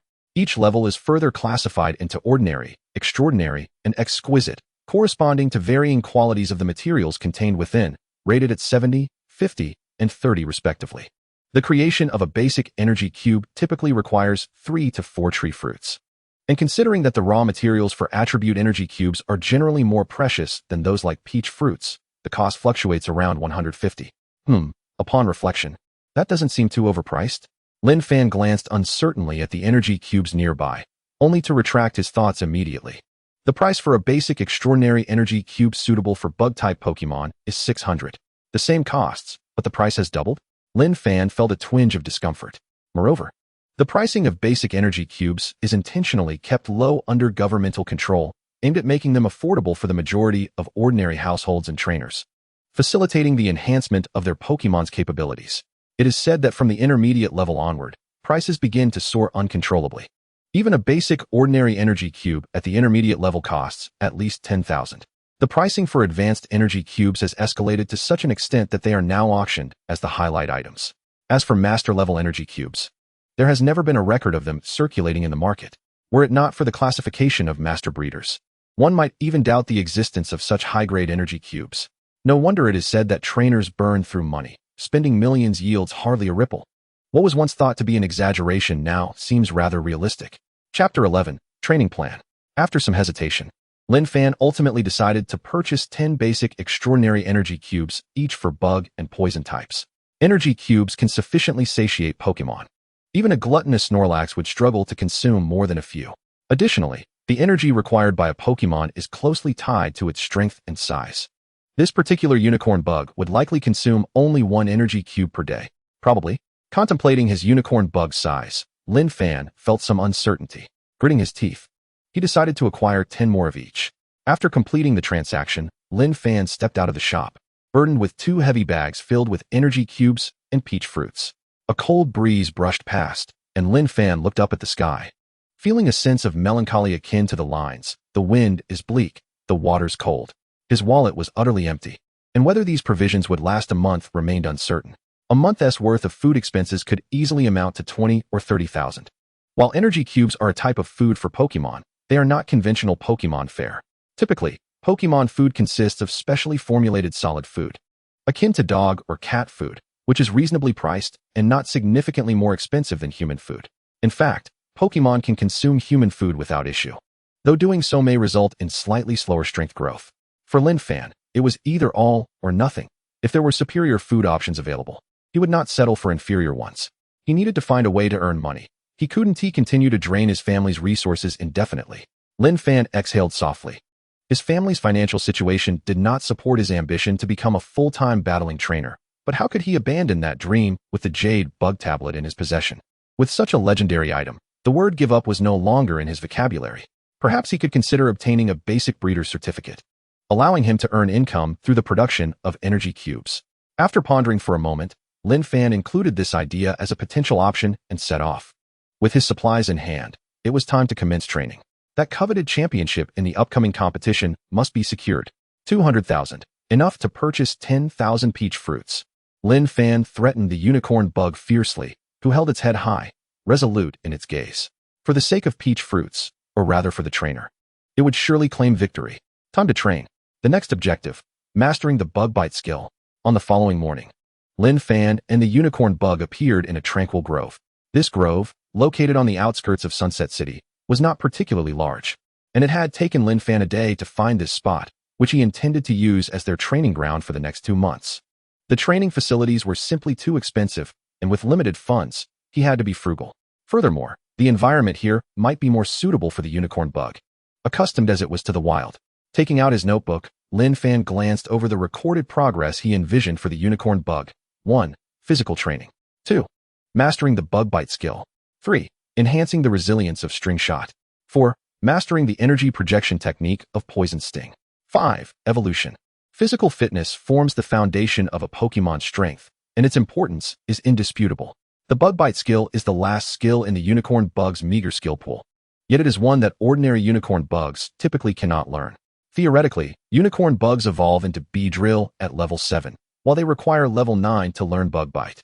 In the real world, the situation is quite similar. Before unicorn bugs can learn bug bite, they have usually accumulated enough energy to evolve. Lin Fan was uncertain when his unicorn bug would evolve, but given current circumstances, it seemed unlikely to happen anytime soon, making it the perfect opportunity to learn bug bite. Perhaps one must attain intermediate strength before evolution can occur, Lin Fan murmured to himself. Trainers are classified into 5 tiers: novice, intermediate, advanced, elite, and professional, with the latter further distinguished by various titles based on their prowess, namely gym leader, champion, master, and others. In total, this amounts to 9 distinct levels. The strength of Pokemon is similarly categorized. However, in the real world, there are no explicit ranks. Based on Lin Fan's reflections over the past few days and the information available online, he has formed a rough understanding of the equivalence between the two. Levels 1 to 15 are deemed novice, levels 16 to 29 intermediate, levels 30 to 39 advanced, levels 40 to 49 elite, and levels 50 to 59 professional. Beyond that, the classification becomes somewhat ambiguous, yet it is highly probable that it continues to ascend in tens until reaching the theoretical maximum level of 100. This conclusion was drawn by Lin Fan, combining his memories of Pokemon evolution levels with the realities of trainers. For instance, a Charmander evolves into a Charmeleon at level 16. A Totodile evolves into a Croconaw at level 30, and a Caterpie evolves into a Metapod at level 7, with the final evolution of a Beedrill occurring at level 10. Lin Fan had researched online that the timing of a Pokemon's evolution generally has little impact, with exceptions such as Metapod, which undergoes a cocooning process. This metamorphosis is fundamentally a phase of energy digestion and transformation. The later the evolution, the more energy a Metapod accumulates, which subsequently benefits its evolution into a Butterfree, potentially enhancing its potential. However, due to the frailty of Pokemon like Metapod, Caterpie, and Weedle, researchers often show little interest in studying them, leading to the speculation regarding potential enhancement being merely conjectural. Nevertheless, the information within this article proves immensely useful to Lin Fan. The role of a researcher appears to be quite prestigious, and he contemplates pursuing it, especially since the plethora of knowledge in his mind ought to be published to earn rewards. After a moment of contemplation, Lin Fan solidifies his decision on an additional lucrative side venture. Stretching his neck and loosening his muscles, he crouched down to pat his Metapod. Today's tasks are straightforward: physical training in the morning and learning bug bite in the afternoon. If you perform well, I shall reward you with a Pecha Berry tonight. Upon hearing this, Metapod's eyes sparkled, and it eagerly stood upright, displaying an enthusiastic demeanor, full of vitality. Though Lin Fan wondered if it would retain such energy for the remainder of the day, a mischievous smile crept upon Lin Fan's lips. Since it was physical training, one must not shy away from exhausting one's stamina to the utmost. Let us commence with a simple 5-kilometer warm-up. Chapter 12. The Auxiliary Effect of the Jade Insect Tablet. The blazing sun poured down from the heavens, mercilessly scorching the earth and creating waves of heat. Within the tranquil woods, Lin Fan had shed his shirt, revealing a robust and powerful physique, with sweat cascading down in torrents along his muscular contours, tracing arcs in the air as he gasped for breath. Nearby, Metapod lay on the ground, gazing skyward and questioning the essence of its existence. While Pokemon possess far superior physiques compared to humans, as a representative of bug-type Pokemon, Metapod's endurance was remarkably lacking. After a morning of physical training that included long-distance running, sprints, shuttle runs, and obstacle courses, Metapod's initial mirth faded, revealing its evident shortcomings. Before the emergence of Pokemon, humans were the most enduring beings on the planet. Observing Metapod's distressed state, Lin Fan grimaced slightly and managed a weak smile. If I can outpace you, you still have a long journey ahead. Metapod panted heavily, wholly uninterested in Lin Fan's words. Lin Fan's single step equaled 10 of its own. This felt utterly unfair. Just wait. One day its stamina would become extraordinarily strong. Metapod silently vowed, its nostrils twitching as a familiar aroma wafted through the air, tantalizing its senses. It was a pecha berry. Metapod struggled to flip over, eyes wide with longing as it gazed at the pink fruit in Lin Fan's hand, nearly drooling. Oh, I want to eat. Noticing Metapod's earnest attempts to inch closer, Lin Fan smiled wearily, yet his words startled Metapod. It seems you truly have no strength left. This is no act. How dare you use a pecha berry to test my stamina? That is truly despicable. Metapod wished to protest, but found itself too exhausted even to voice its dissent, merely emitting a few disgruntled sounds. Amused, Lin Fan gently patted Metapod's body and extended the pecha berry to its mouth. All right, go ahead and eat. Metapod quivered, a surge of newfound energy coursing through it, prompting it to open wide and take a hearty bite of the pecha berry. After savoring the delightful taste, Metapod opened its mouth, eager to continue feasting, but then caught sight of Lin Fan. At that moment, Lin Fan was not indulging in the pecha berry, but rather sipping water slowly from home, watching Metapod with a gentle gaze as it relished its meal. Metapod glanced between Lin Fan and the pecha berry, hesitating only briefly before nudging the fruit toward Lin Fan's leg with its head, gazing up at him. Here you eat. Lin Fan was taken aback, meeting Metapod's unwavering gaze, which conveyed a resolute sentiment of if you don't eat, then neither shall I. You little rascal. Lin Fan opened his mouth, a flicker of emotion passing through his eyes. He accepted Metapod's kind gesture without hesitation, taking a large bite of the pecha berry. Indeed, it is quite delicious. The sweet flavor invigorated Lin Fan, the tender fruit flesh revitalizing him and seemingly dispelling his fatigue. After swallowing the morsel, Lin Fan offered the pecha berry back to Metapod. This was meant for you. If you wish to do something for me, then train harder. Every increment of strength gained is the greatest reward you can offer me. Metapod nodded vigorously, determination gleaming in its eyes as it resumed feasting with fervor. Lin Fan squinted as he reclined beneath a tree, pondering whether the rejuvenation he felt was due to the pecha berry, as he sensed his stamina rapidly returning. The soreness in his muscles gradually dissipating. Was it merely an illusion? Lin Fan mused, yet upon turning to observe Metapod, which appeared to have fully recovered after finishing the pecha berry, he suddenly recalled something and focused his thoughts entirely on the jade insect tablet in his mind. As he suspected, the tablet emanated a soft glow, pulsing like a heartbeat, with subtle energies continuously radiating and transmitted through a peculiar connection. The jade insect tablet possesses such an effect? Moreover, it not only benefits Metapod, but also accelerates my recovery? Lin Fan's spirit surged, and his gaze brightened. Indeed, the tablet's inherent ability is to nurture bug-type Pokémon with its own power, a process that is perpetually ongoing, becoming more pronounced when Metapod's energy is entirely depleted. However, it is rather strange that it can also affect Lin Fan himself. Surely, he cannot be classified as a bug-type Pokémon as well. Has the possession of the tablet altered his attributes, akin to a diminutive Arceus? Oh! Metapod suddenly emitted a soft sound, its tail slightly raised, and its muscles appeared more robust. It seemed its strength had indeed increased, albeit a fraction. Oh! How delightful it is to discover the proper utilization of the Jade Insect Stone tablet. Lin Fan was filled with astonishment. It is well known that after rigorous training, the body necessitates a period for recovery. Only upon completion of this recuperation does one's physique become stronger.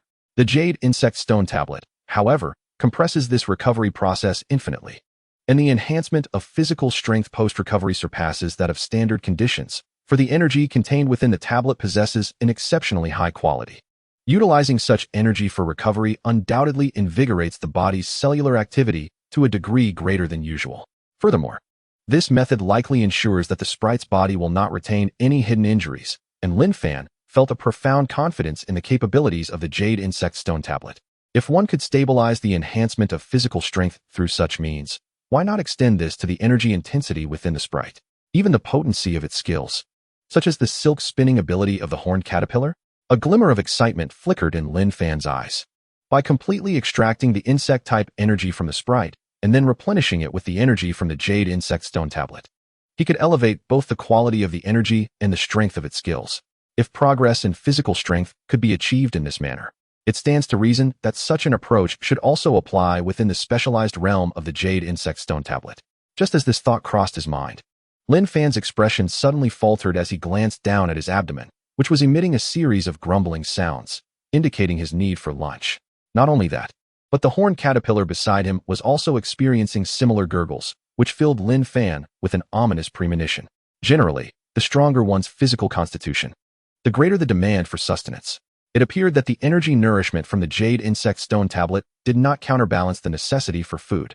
This implied that, after a moment of silent observation, Lin Fan gazed at the horned caterpillar, which had consumed half of both the insect-type and poison-type energy cubes. A pang of heartache flashing in his eyes. This creature could eat an astonishing amount. It was unheard of for a newly acquired initial sprite to devour an entire energy cube in one sitting. Its appetite rivaled that of a Snorlax. However, Lin Fan found solace in the fact that, after satisfying its hunger, the horned caterpillar's vigor visibly intensified. Yet, this meant that his supply of energy cubes would soon be depleted. Money, I need money. Chapter 13, Special Training with Bug Bite. Lin Fan gazed at his empty wallet, his eyes gleaming with desperation. His mind raced through various avenues for earning money, but each idea was swiftly dismissed. Although the Pokémon knowledge he possessed could yield substantial rewards if published as a thesis, the problem lay in the inability to explain how he acquired such knowledge. More than the prospect of earning, he feared the possibility of being dissected or subjected to hypnotic interrogations by dream-weaving Pokémon. If the path of a researcher was currently unfeasible, what about that of a breeder? Lin Fan, feeling a headache coming on, suddenly had a flash of inspiration. He seemed to recall knowing a breeder. I remember that Brother Sun gave me his business card. Lin Fan rummaged through his pockets and found a plain card bearing the contact information of Sun Chi, whom he had met at the breeding center. I bet Brother Sun would be astonished to see the horned caterpillar now. He glanced at the contented creature basking in the sun nearby, a smile unconsciously spreading across his lips as he envisioned the look of astonishment on Sun Chi's face. Tonight, I shall reach out to Brother Sun, and if time permits, I will visit him to inquire about the preparations necessary to become a breeder. Having made this decision, Lin Fan clenched his fist, realizing that in just half an hour, his energy had been fully restored, and the horned caterpillar beside him was brimming with vitality. After a moment of contemplation, he pondered whether to adjust the afternoon training plan to focus on enhancing the silk spinning skill, aiming to improve the resilience and elasticity of the silk. After all, this skill could potentially be closely tied to the evolution of the horned caterpillar, a matter Lin Fan took quite seriously. However, after a brief hesitation, he ultimately shook his head, abandoning the thought. Silk spinning is a rather unique insect-type skill. Its prerequisite is that the sprite must already possess the ability to produce silk, subsequently enveloping it with insect-type energy to launch it forth, thereby slowing down enemies. This means that the properties of silk, such as resilience and elasticity, are not significantly influenced by insect-type energy. To improve it, Lin Fan leaned towards adjusting its diet, akin to humans increasing their calcium intake. He would ask Brother Sun about this as well. Lin Fan rose, casting a smile at the horned caterpillar. Since it had completely recovered, the rest period must come to an end. Individuals like us must value our time. The horned caterpillar nodded in agreement. It would give its utmost effort to follow Lin Fan's commands. Training the bug bite skill was quite straightforward. Lin Fan reviewed the training plan he had drafted the previous day and spoke. First, we need to strengthen your biting power. Next, attempt to cover your mouth with insect-type energy, just as you would when using silk spinning, and bite down firmly.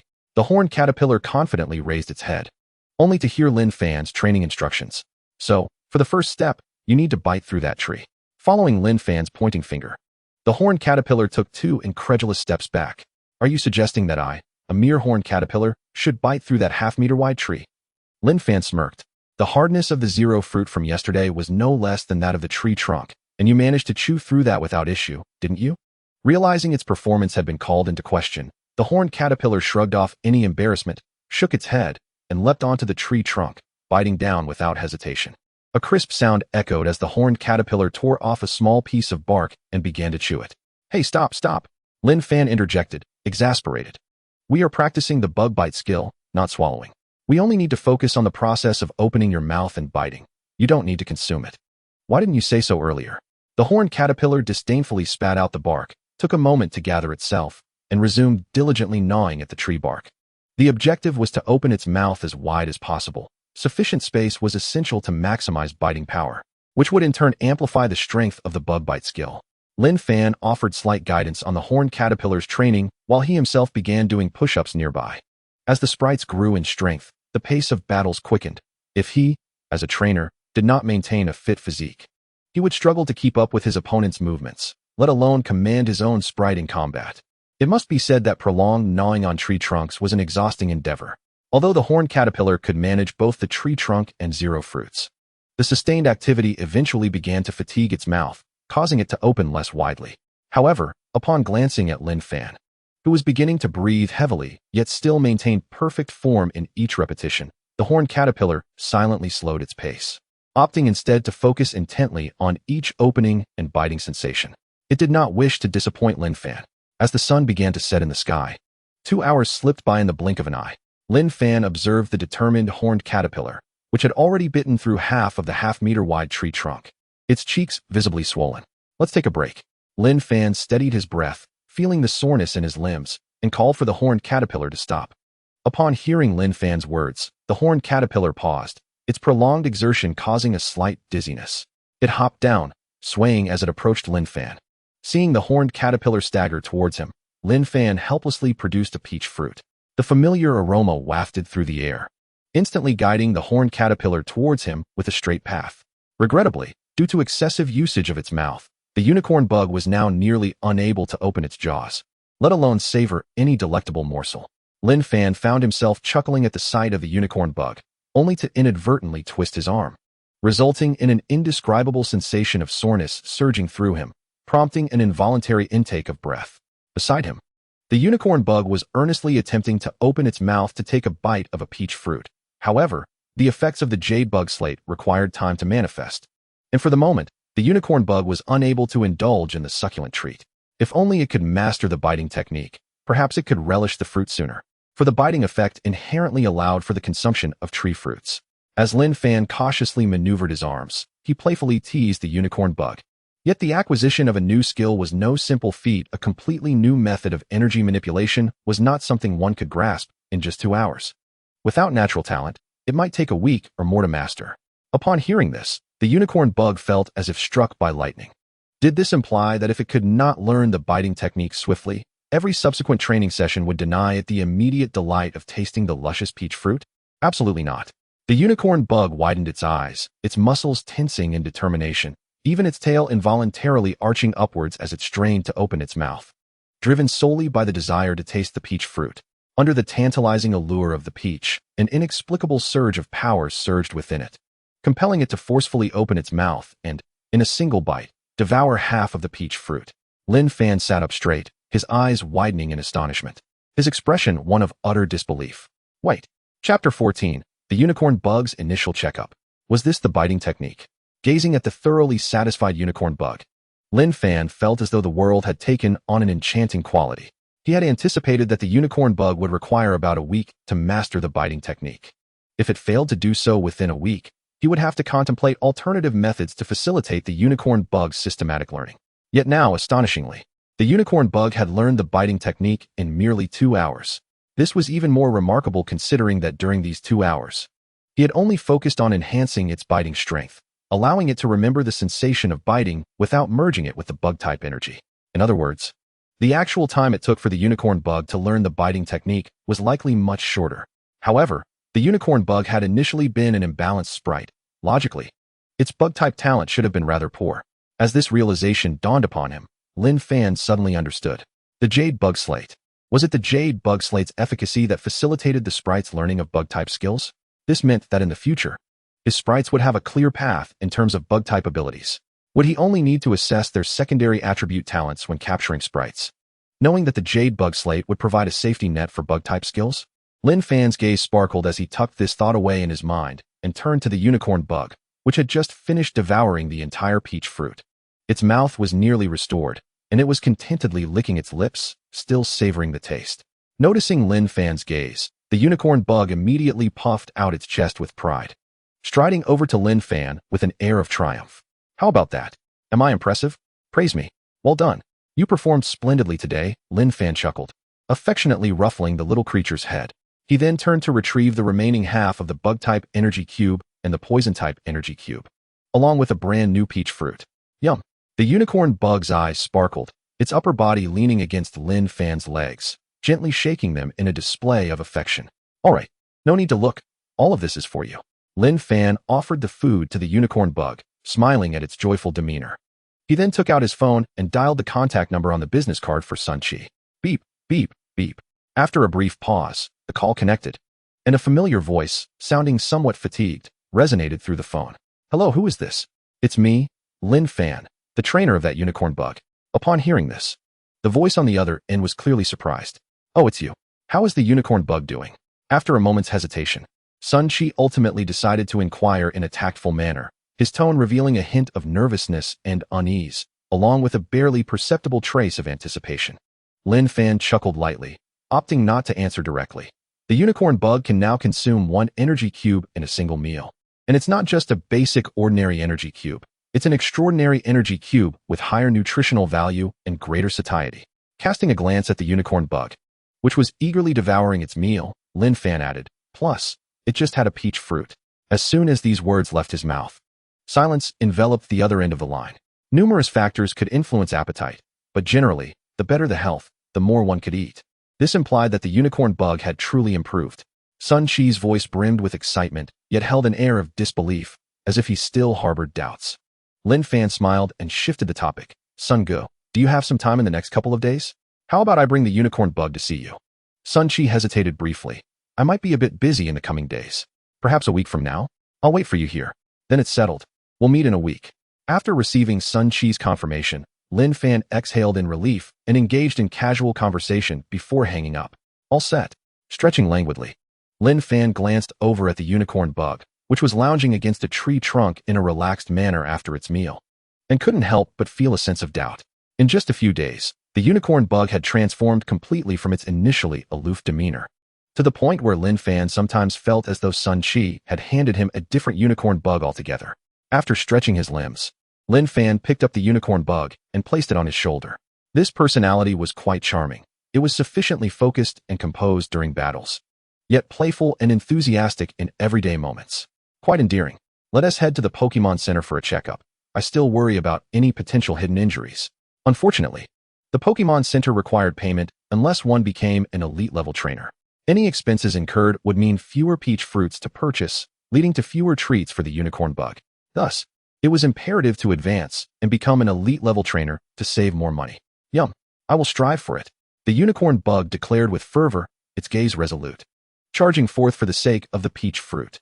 In truth, it seemed that Pokémon doctors earned quite well, at least more than human doctors. Although Lin Fan had no intention of becoming a Pokémon doctor, collaborating with one could be beneficial.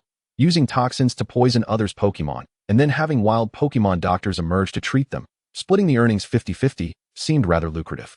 "Wait, what? How could you even utter such cold-hearted words?" The unicorn bug was taken aback. "However, I agree. After all, it's not me who gets harmed. I would still benefit. Compared to the delicious peach fruits, integrity? What was that? I am a sprite. After all, sprites have no need for such concerns. If presented with 10,000 peach fruits, I would undoubtedly be the happiest sprite in existence." Lin Fan turned to the unicorn bug, lost in reverie, and playfully flicked its forehead. "What are you thinking? I would never engage in such nefarious deeds." Pausing for a moment, Lin Fan added, "Moreover, such a scheme would never succeed. Who would truly be that foolish?" The unicorn bug, feeling aggrieved, shrank its head and rolled its eyes discreetly. "You say it's morally questionable, yet your voice is filled with regret. If given the chance, you would undoubtedly execute this plan, wouldn't you?" Inside the Pokémon Center, Lin Fan accepted the poke ball handed to him by the nurse, releasing the unicorn bug and glancing around. "Well, it appears much the same as before. Your Caterpie is in remarkably good health. In all my years working here, I have yet to encounter a sprite more robust than yours." The nurse wore a gentle smile, though her eyes betrayed her surprise. "I see." Lin Fan nodded in understanding. Clearly the Yuchong stone slab possesses the ability to eradicate hidden injuries in sprites. This implies that, barring any injuries, there is no need for visits to the Pokémon Center, and at most, a periodic checkup will suffice. This would certainly save a considerable sum of money.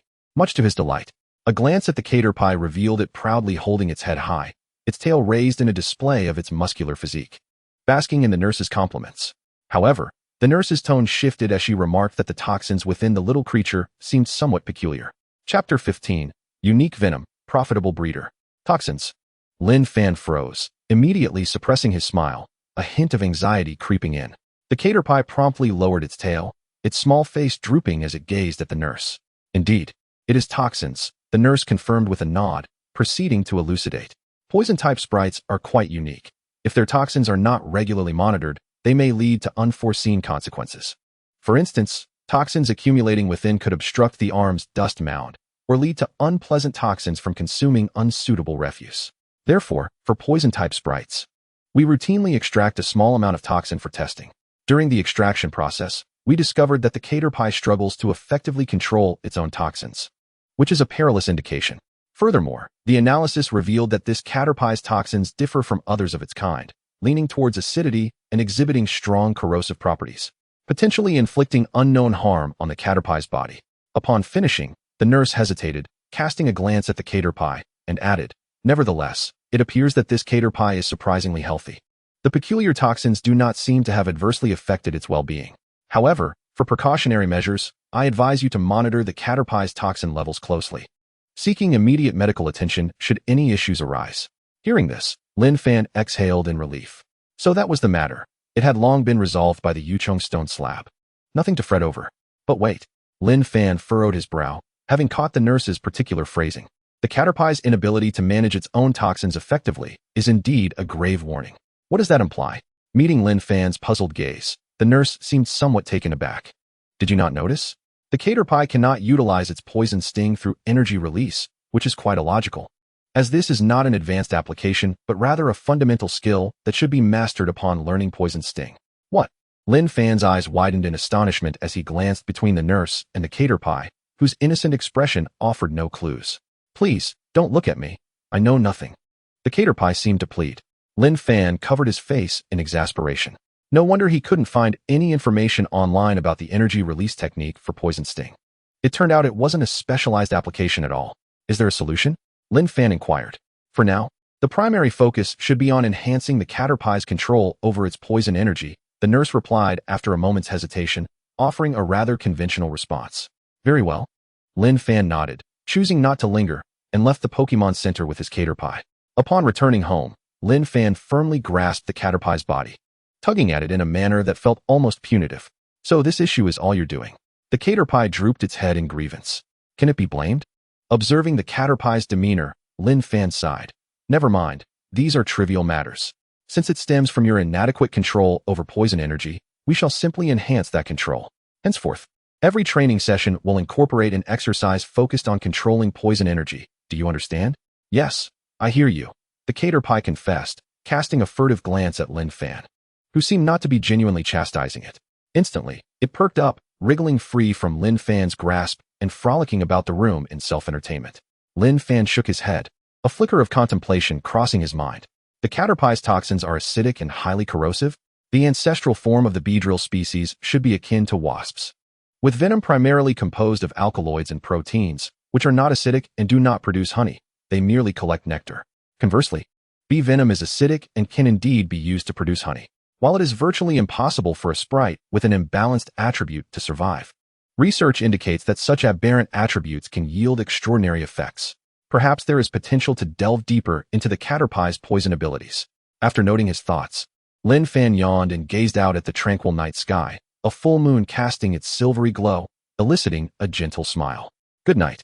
A week later, Lin Fan grasped the caterpie's tail, gazing helplessly at the little creature's swollen belly. In merely a week, its appetite has increased so substantially. Ugh, the little one protested in discontent. All the food it consumed had indeed been effective. Its size had nearly doubled, and its strength had significantly improved. The caterpie now approached twice the size of its peers. Yet, such a considerable size came with drawbacks. Lin Fan could no longer carry it on his shoulder as before, needing to return it to its pokeball, lest his cervical spine suffer further strain. Its strength was nearing the intermediate level, yet there remained no signs of impending evolution. Lin Fan squeezed the caterpie's muscular body, as firm as ever, bursting with vitality. Shaking his head, Lin Fan returned the caterpie to its pokeball, tidied his attire, and departed his home. Yesterday, he had contacted Sun Chi once more, who informed him that he had completed his tasks and welcomed Lin Fan's visit at any time. 2 hours later, Lin Fan arrived at a rather spacious but unassuming house on the outskirts, marveling at its size. Truly, breeders possess considerable wealth, even at the junior level. As he spoke, a resigned voice echoed back. Enough with the teasing. If I were truly wealthy, would I need to buy a house here?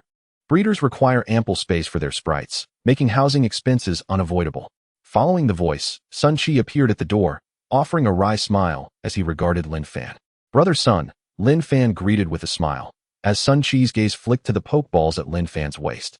A glimmer of tension and anticipation flashing in his eyes. However, he refrained from speaking immediately, inviting Lin Fan inside instead. As they walked, Sun Chi remarked, "Early July is typically the peak season for novice trainers, leading to a high demand for energy cubes. I took on a substantial order and spent a week completing it." At this, Lin Fan's interest peaked. After all, his goal was to earn money through energy cubes. "Brother Sun, what level are you currently at in energy cube production?" Sun Chi chuckled. "I'm on the verge of advancing to an intermediate breeder, capable of producing high-quality energy cubes with a decent success rate, roughly 1 cube every 10 minutes. Lin Fan silently began to calculate. The market price for a high-quality energy cube is approximately. He paused, recalling his last visit to a small Pokémon shop that did not sell high-quality energy cubes, leaving him unfamiliar with their market value. Fortunately, Sun Chi supplemented, "They are priced at 1,000 each." Lin Fan's eyelids twitched as he continued his mental calculations. 1 cube every 10 minutes, working 14 hours a day, amounts to approximately 7 days, totaling. Lin Fan's gaze froze, a vibrant green light bursting forth from his eyes. 588,000. Chapter 16, Sun Chi's Suggestion. Lin Fan halted in his tracks, feeling utterly bewildered. Wasn't it said that under national regulation, the price of primary energy cubes was not excessively high, and that novice cultivators did not earn much? How could 588,000 in a week be deemed unprofitable? Sun Chi also appeared somewhat perplexed. "Who taught you to calculate like that?" Shaking his head in disbelief, Sun Chi elaborated. "The creation of energy cubes is largely a labor-intensive task. Producing 1 or 2 is manageable, but mass production is quite exhausting. Although I can craft 1 in about 10 minutes, I still need to rest, so my total working hours do indeed amount to around 14 a day. Moreover, as I mentioned, my success rate for producing exquisite energy cubes is merely around 50%. Achieving 70% would equate to the prowess of a mid-level cultivator.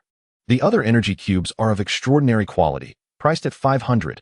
Fortunately, I do not need to cover the material costs, so the total should be around 300,000. "I see," Lin Fan murmured, surprised to discover that the purchase price of the extraordinary energy cubes, which were sold at 600 in the elfin shop, was indeed 500, indicating the stringent regulations imposed by the state.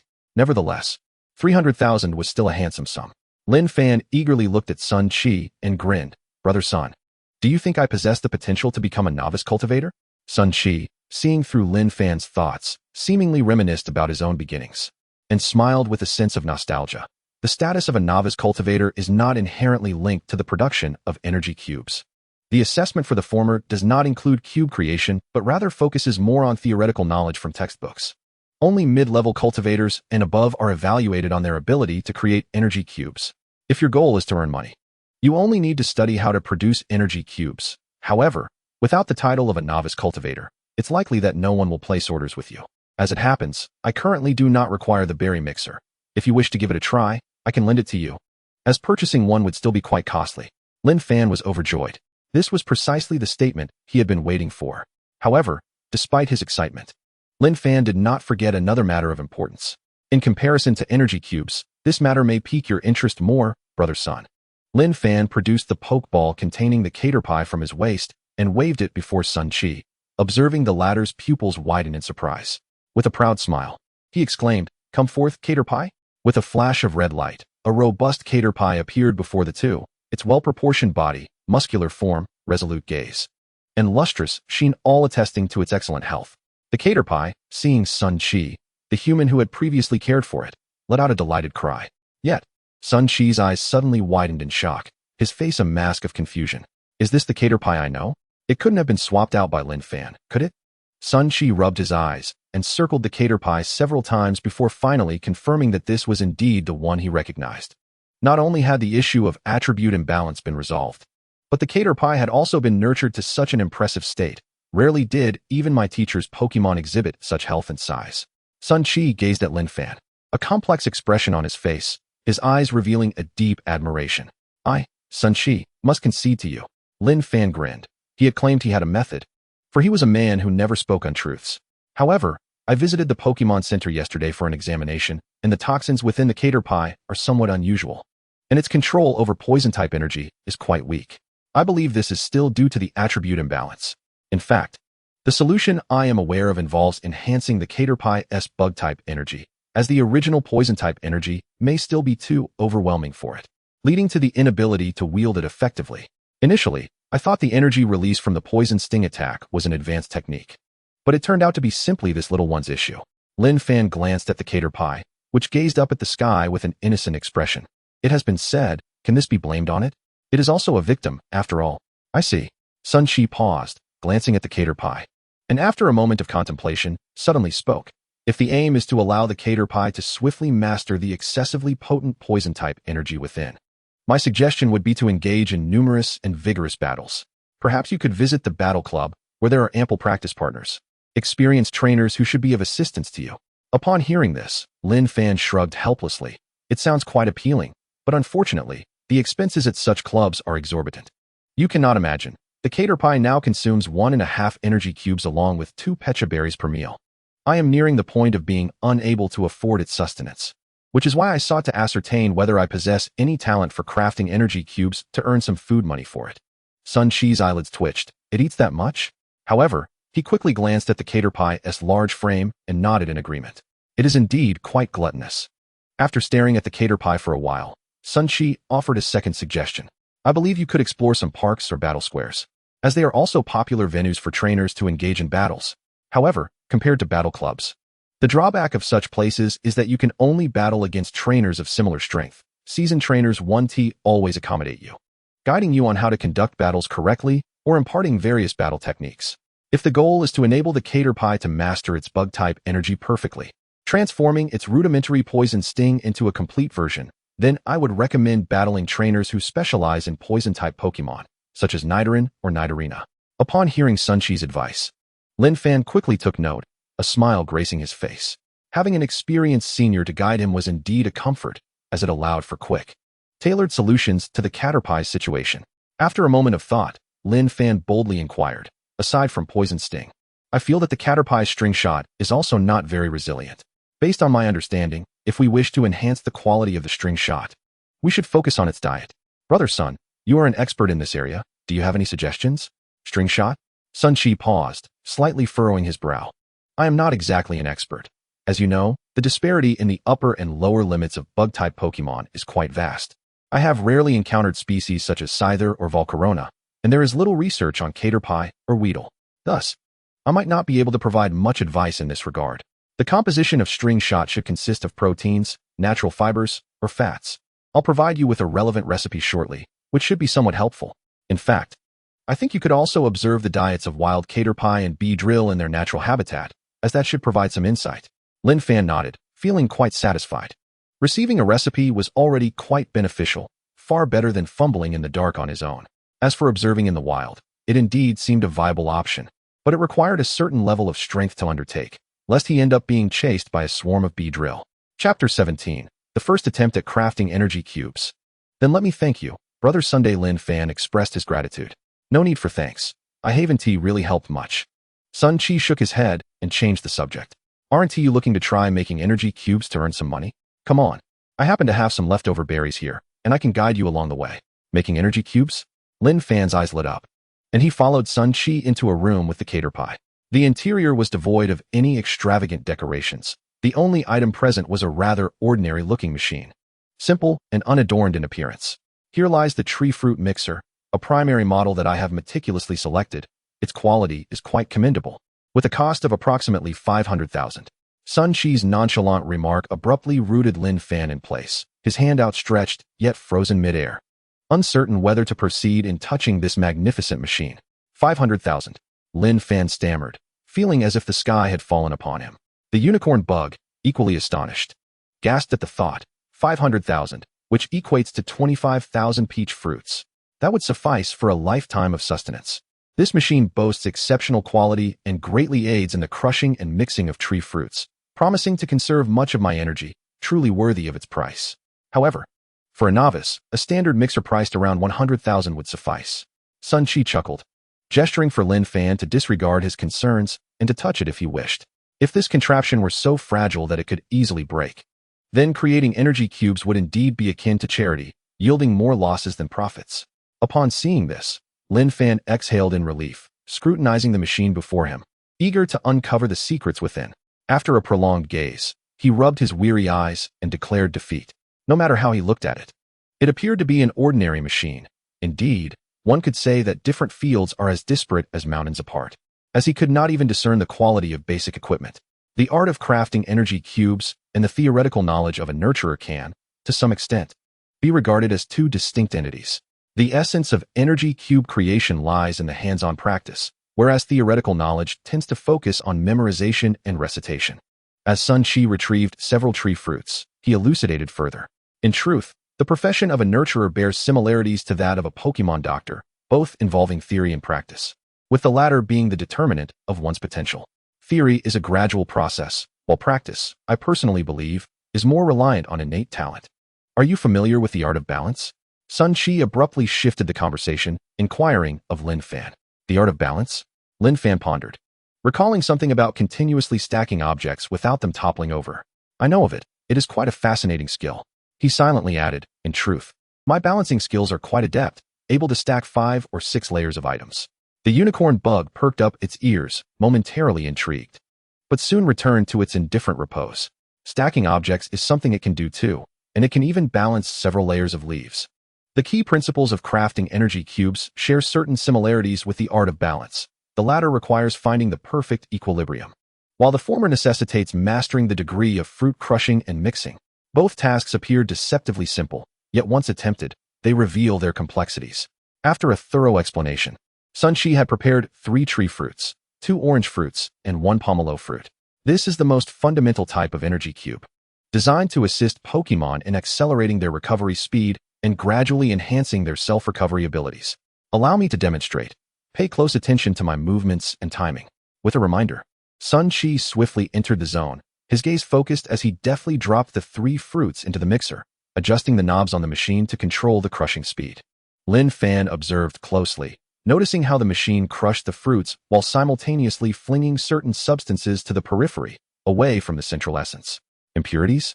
Can there be impurities within the tree fruits? It must be that portion lacking sufficient energy, thus discarded, retaining only the most refined part. Though puzzled, Lin Fan remained attentive, anxious not to miss any detail. The potential for profit from this device hinged on this very moment. Perhaps due to the simplicity of the energy cube for Sun Chi, merely 5 minutes elapsed before he ceased the crushing and separation, utilizing the machine's compression feature to instantaneously mold the remaining pulp into a stable cube shape. It's done. Behold the energy cube. A soft hiss echoed as the machine opened, revealing a pale blue energy cube within. Tiny dark particles speckled its interior. These must be the so-called impurities, the result of imperfect crushing and blending, which could ultimately affect the energy cube's efficacy. Not bad. A primary top-tier energy cube. Sun Chi smiled, tossing the cube to Lin Fan, still warm to the touch and pleasantly textured.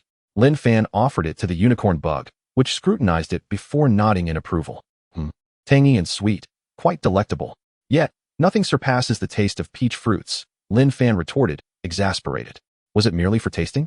The energy of the orange fruit leans towards the poison attribute, which, when neutralized with the peach fruit, transforms into an energy cube devoid of any attribute.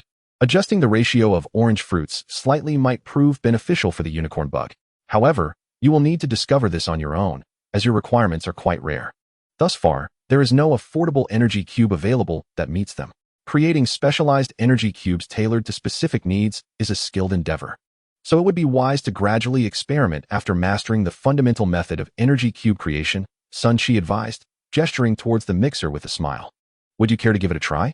It was not that he wished to witness Lin Fan's embarrassment, but rather, that he had learned in a similar manner when he first grasped energy cube creation.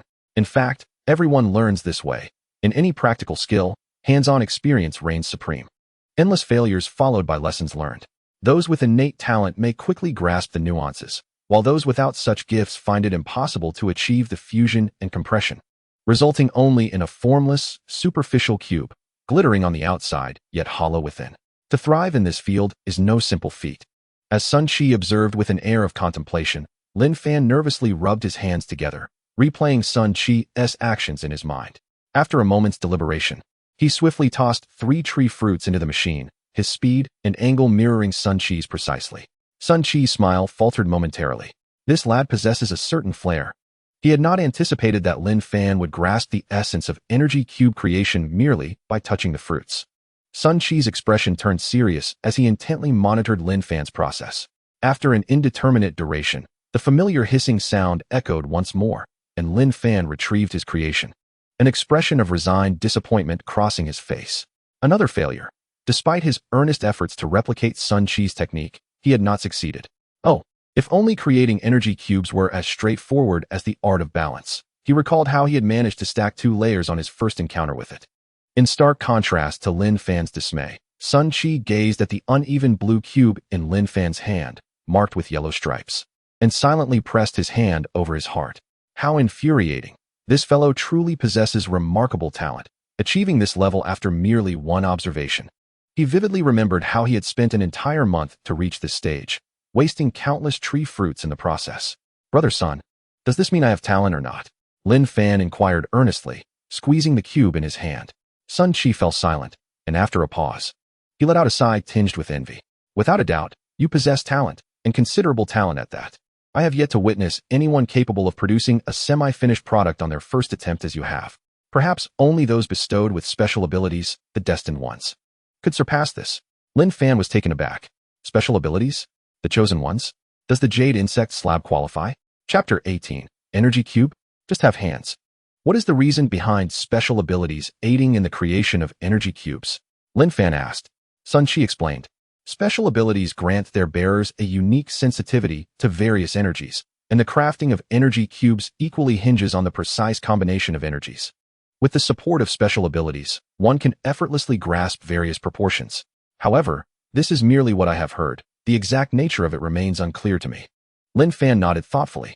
Judging purely by Sun Qi's words, the Yucheng stone plate could indeed achieve this effect, albeit limited to insect attributes.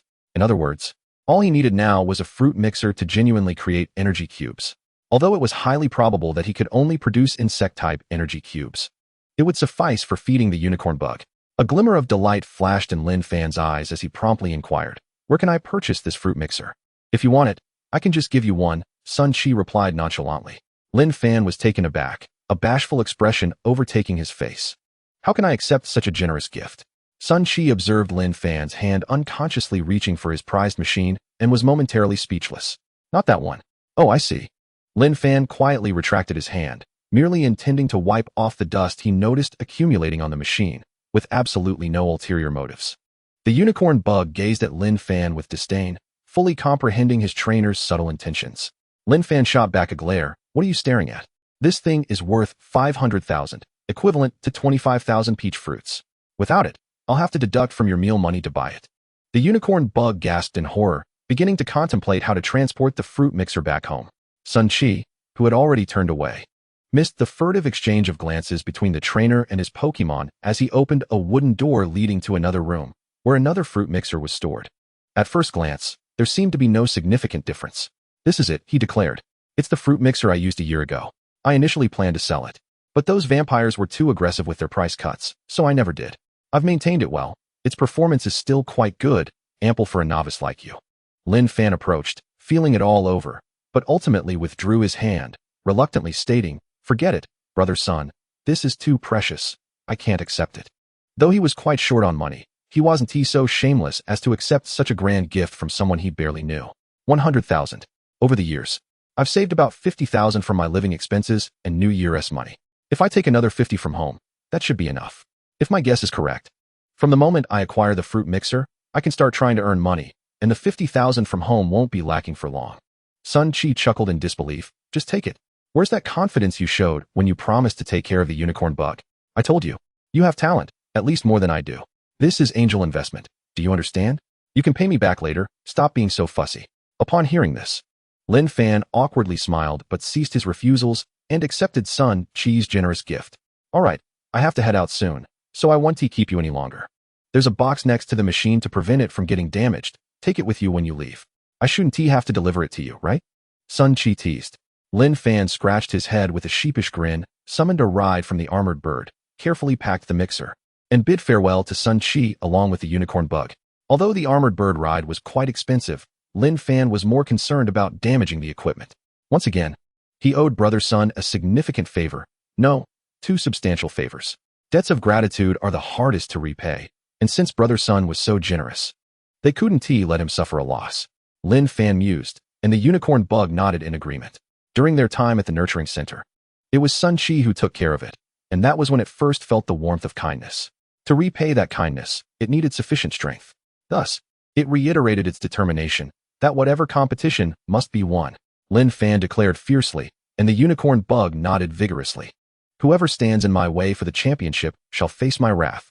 Upon returning home, Lin Fan placed the fruit mixer in his room, alongside several newly purchased fruits, all imbued with insect-type energy. With closed eyes and a deep breath, he slowly opened them, concentrating to the utmost as he deftly maneuvered his hands, causing several fruits to tumble into the machine.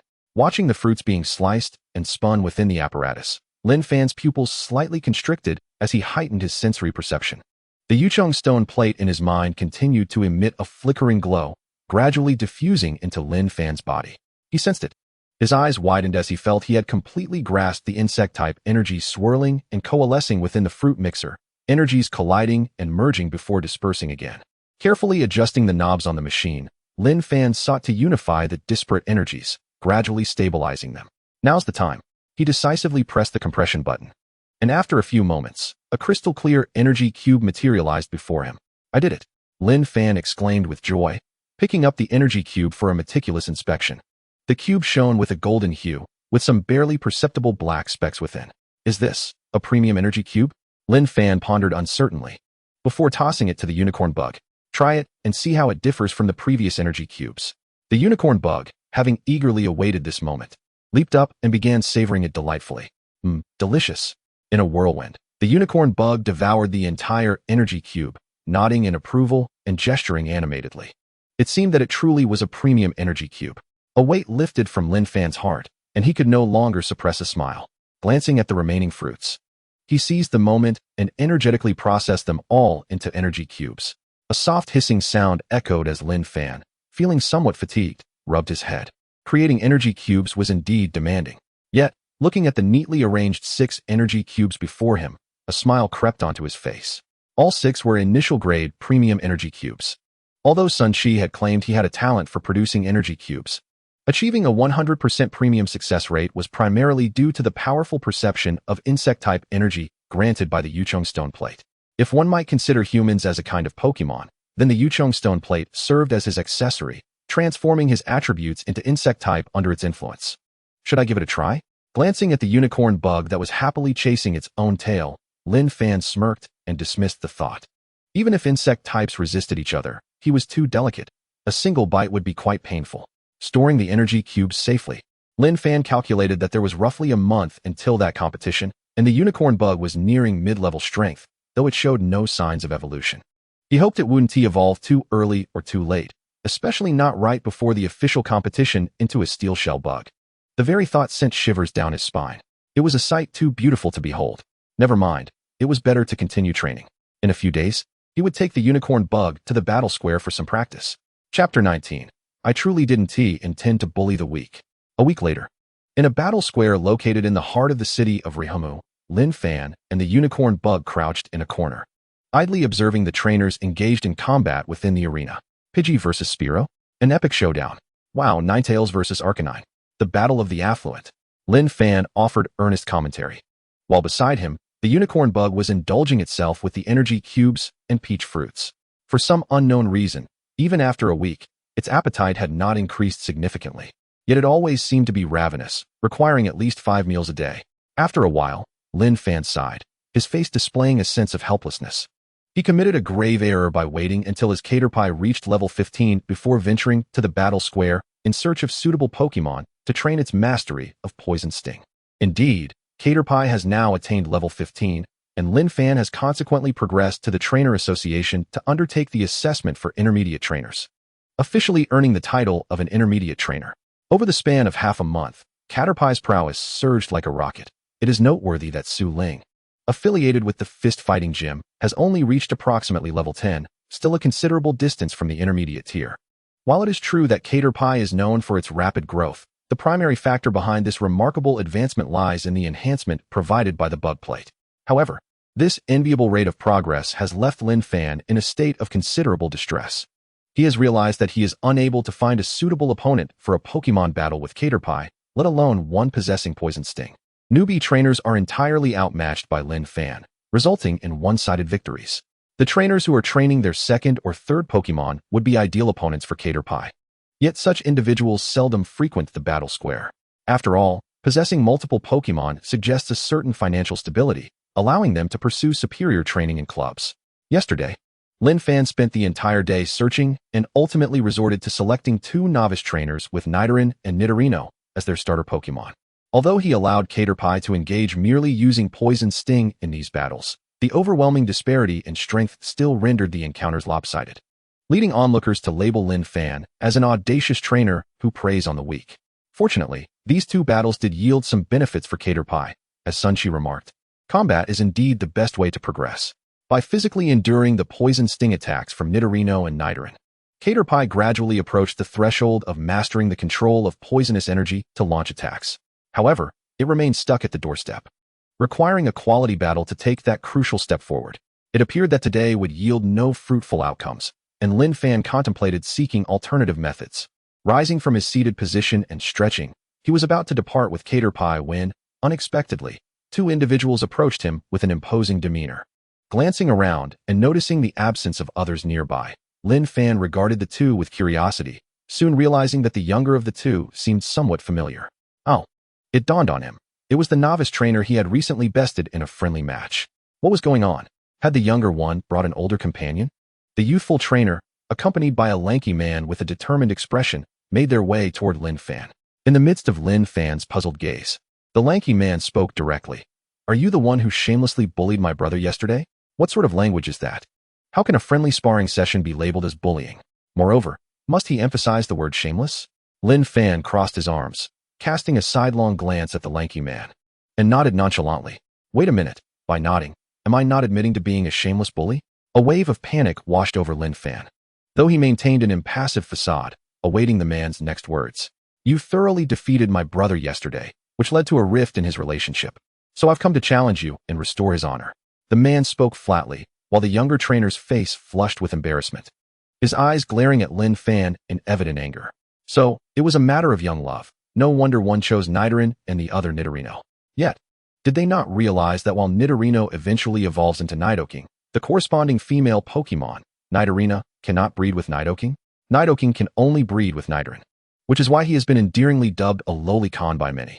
Casting a curious glance at the youthful trainer, Lin Fan turned his attention to the lanky man and remarked, "There was no bullying involved. He is a novice trainer, as am I. Engaging in friendly sparring seems quite reasonable, does it not?" "You're talking nonsense," the younger trainer exclaimed, his emotions flaring. "Your Caterpie is utterly ridiculous. It withstood multiple Poison Sting attacks from my Nidorino without a scratch, while my Nidorino couldn't even endure a single hit from your Caterpie. How can you still claim to be a novice trainer? Is it my fault for being strong?" Lin Fan rolled his eyes, while the lanky man calmly assessed Lin Fan's features and then turned to scrutinize his brother's expression. After a moment of silence, he spoke. "If that is the case, then it does seem to be a reasonable spar. However, he is still my brother, so I must help him regain his dignity. How about this? I happen to be training a new Pokémon, a newly evolved Arbok that has just reached intermediate strength. Let it battle your Caterpie, and it won't be said that I am bullying you." Arbok. Lin Fan's mind raced through its skill set, and, upon noting the presence of Poison Sting, he promptly replied, "Agreed." Until level 20, Arbok primarily relies on Poison Sting and Bite for offense, along with some potential inherited skills. Such an opponent is precisely what Lin Fan requires. He had not anticipated such an opportunity today. Perhaps he would engage in more sparring in the future. Seeing Lin Fan nod in agreement, the lanky man wasted no time and silently made his way to an empty battle arena. Once Lin Fan took his position, the man introduced himself, "Lucier." Lin Fan paused momentarily, realizing the man was introducing himself, and responded, "Lin Fan." Lucier nodded slightly, seemingly disinterested in small talk, and promptly tossed a pokeball. As the red light flashed, a purple serpent emerged onto the battlefield, its mouth agape as it faced Lin Fan, poised to strike with an intimidating aura that sent a shiver down Lin Fan's spine. Is that the Intimidate ability? Lin Fan glanced at Arbok, raised his hand, and released Caterpie. In this informal bout, there was no referee. The appearance of both Pokémon signaled the commencement of battle. Poison Sting, Lucier commanded, launching a barrage of fine white needles from Arbok's mouth that zipped toward Caterpie with a sizzling sound. Indeed, this seasoned trainer demonstrated a stark contrast to the lackluster performance of Nidorino from the previous day, as the potency and volume of these poison stings were unparalleled. Lin Fan's gaze sharpened. We shall use Poison Sting as well. Yesterday, the strength disparity between Nidorino and Nidoran was too great, allowing Caterpie to absorb the attacks. But in the face of Arbok's skills, they would need to counter with Poison Sting. Caterpie nimbly leaped backward, its own needles colliding with the incoming barrage, successfully deflecting them and causing the poisonous energy to dissipate harmlessly into the air. Lucier fell silent for a moment, realizing why his brother had suffered such a crushing defeat. Who would have imagined that a novice trainer with a mere starter Pokemon could cultivate a Caterpie to such an impressive level? Charge in and use Bind, Arbok hissed, swiftly closing the distance to Caterpie. Should it ensnare Caterpie, the outcome of the battle would be all but sealed. Think you can ensnare me? Use String Shot to bind it. With Lin Fan's command, Caterpie inhaled deeply and unleashed a stream of pristine silk toward Arbok. After a week of careful nurturing, Caterpie's String Shot had indeed improved significantly, no longer easily severed. Arbok attempted to evade the String Shot by leveraging its speed, yet it was caught off guard as Caterpie's body twisted, causing the silk to follow suit, trailing closely behind Arbok. There is potential here. Disregard the silk. Focus solely on attacking the Beedrill with your Poison Stinger. Lucier, with his extensive combat experience, swiftly discerned the optimal strategy. Lin Fan furrowed his brow, commanding, block it. The Beedrill abandoned its silk spitting and instead used its venomous stinger to deflect the incoming poison projectiles, mirroring the initial probing skirmish. Though the distance between the Arbok and Beedrill had significantly decreased, the Beedrill could unleash its full combat prowess up close. So could the Arbok. How do you feel, Beedrill? Lin Fan inquired, and the Beedrill turned its head, savoring the moment before nodding in acknowledgement. It's almost time. Lin Fan's eyes glimmered with anticipation. After a brief contemplation, he commanded, continue using silk, attempt to ensnare the Arbok. Lucier frowned, puzzled by Lin Fan's intentions, and cautiously suggested, keep using poison stingers to pressure the Beedrill. The battlefield once again mirrored the earlier scenario, yet Arbok managed to close the gap further. The distance now sufficient for both to unleash their signature techniques. Arbok, constrict. Beedrill, use Bug Bite. The two commands were issued almost simultaneously, and both Pokemon charged towards each other without hesitation, their bodies surging with potent energy. Utilizing its elongated form, Arbok effectively blocked all escape routes for the Beedrill, forcefully coiling it in its grasp, tightening its hold, and incessantly compressing the Beedrill's body. In retaliation, the Beedrill opened its jaws wide and viciously bit into Arbok. Despite the poison type's resistance to bug type, the Beedrill's all-out bug bite still inflicted significant damage on Arbok, prompting a pained cry and an instinctive release of its hold on the Beedrill. Yet, before the Beedrill could escape, the enraged Arbok opened its cavernous mouth, swirling with potent venomous energy, and lunged at the Beedrill. Guided by instinct, Arbok unwittingly unleashed its most proficient and formidable skill. Has it inherited the venomous fangs? Lin Fan's gaze sharpened, ready to command the Beedrill to react when he suddenly noticed something amiss with the latter. The Beedrill was taut, as if every muscle was straining. Its originally earthy yellow body seemed to have acquired a barely perceptible tinge of purple, its internal energy poised for eruption. Hiss! The air was rent by the sound of piercing, as numerous deep purple poison needles shot towards Arbok's mouth, striking true and colliding with its venomous fangs. Lin Fan's heart soared with joy. Finally, the Beedrill had managed to master the poisonous energy within. Yet, why were the poison needles deep purple? Were they not typically white? Just as Lin Fan pondered, Arbok emitted a hissing cry, a rich purple aura emanating from its mouth, its venomous fangs already neutralized, leaving only a panicked visage. Lin Fan's expression momentarily froze. This scene felt eerily familiar. If he wasn't mistaken, had the poison-type Arbok become poisoned? His gaze flicked to the Beedrill, which returned his look with an innocent expression. It wasn't its fault. It had no idea what had transpired. Meanwhile, Arbok writhed frantically, having never experienced the state of poisoning, a sensation completely foreign to it. The venomous energy within began to surge, an unusual feeling rising from its mouth and spreading throughout its body, rendering it progressively weaker. Lucier's countenance shifted, abandoning the battle to hasten to Arbok's side. Experience told him that Arbok was indeed poisoned, yet his disbelief held him back. What poison-type Pokemon could ever succumb to poisoning? Use this, Lin Fan said as he approached Lucier, offering him a bottle of antidote spray. Lu Shi hesitated for a moment before accepting it and spraying it on Arbok. Thanks. You've won. The Beedrill is formidable. Under the antidote's influence, Arbok gradually regained its composure, yet it cowered uncertainly behind Lu Shi, its gaze betraying a flicker of fear as it warily eyed the Beedrill. That sensation was one it never wished to encounter again. This Beedrill was undeniably toxic. Moreover, it was highly venomous.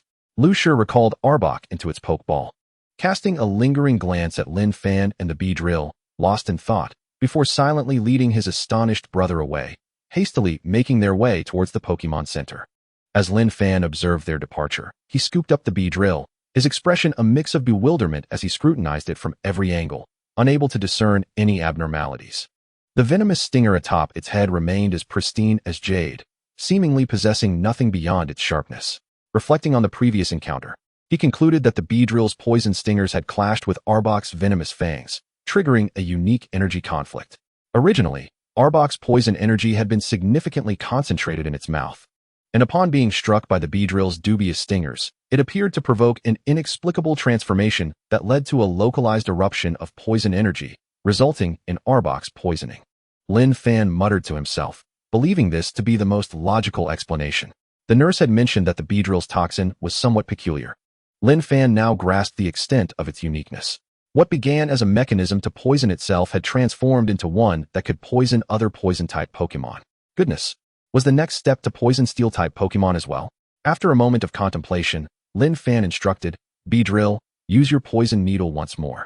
Obeying Lin Fan's command, the Beedrill gathered its strength and swiftly unleashed several pale purple poison needles, which struck the ground with a chilling hissing sound, corroding a small patch of the stone surface.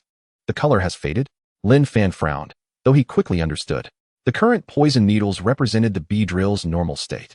The earlier deep purple needles were the result of the Beedrill's poison energy finding its first outlet, coalescing en masse and amplifying its toxicity to unprecedented levels, even causing Arbok's poisoning. However, even in its normal state, the Beedrill's poison needles retained sufficient potency, and if Lin Fan were to enhance the Beedrill's toxins further, there remained a possibility to achieve the same intensity witnessed in the battle against Arbok. While Lin Fan pondered, the Beedrill at his feet suddenly twitched uneasily, its muscles seeming to harden slightly, though not particularly pronounced. Is it about to evolve? Chapter 21, Field Observation. Lin Fan stared in astonishment at the Beedrill. Logically, it was indeed time for it to evolve. However, the Beedrill's evolved form, the Beedrill, had a unique characteristic. During this phase, it could neither eat nor move much at all. Its exoskeleton would gradually harden over time, while its interior would slowly heat up, consuming the energy accumulated during its Beedrill phase to break through the exoskeleton and evolve into a Beedrill. Therefore, it was essential to allow it to amass sufficient energy during its Beedrill phase to facilitate a smoother evolution. After some thought, Lin Fan recalled the Beedrill into its Pokeball and turned to exit the battle arena. He intended to venture into the forest to observe a wild Beedrill colony, keen to study the preparations of Beedrills prior to their evolution. However, observing Pokémon required spending some time in the wild. Thus, he needed to procure essential survival supplies from the store beforehand. Based on his understanding of Beedrill, he anticipated needing to remain outdoors for at least a week. Upon exiting the store, Lin Fan donned a compact, all-black backpack. Though small, its interior space was surprisingly ample. This was a reasonably priced spatial backpack, containing all the supplies he had prepared. With a sigh, Lin Fan lamented the complete depletion of his funds. Once he returned home, he could perhaps find a means to sell the energy cubes he had stockpiled. He opened the map and hailed a vehicle, directing it towards a forest located on the outskirts of Sunset City.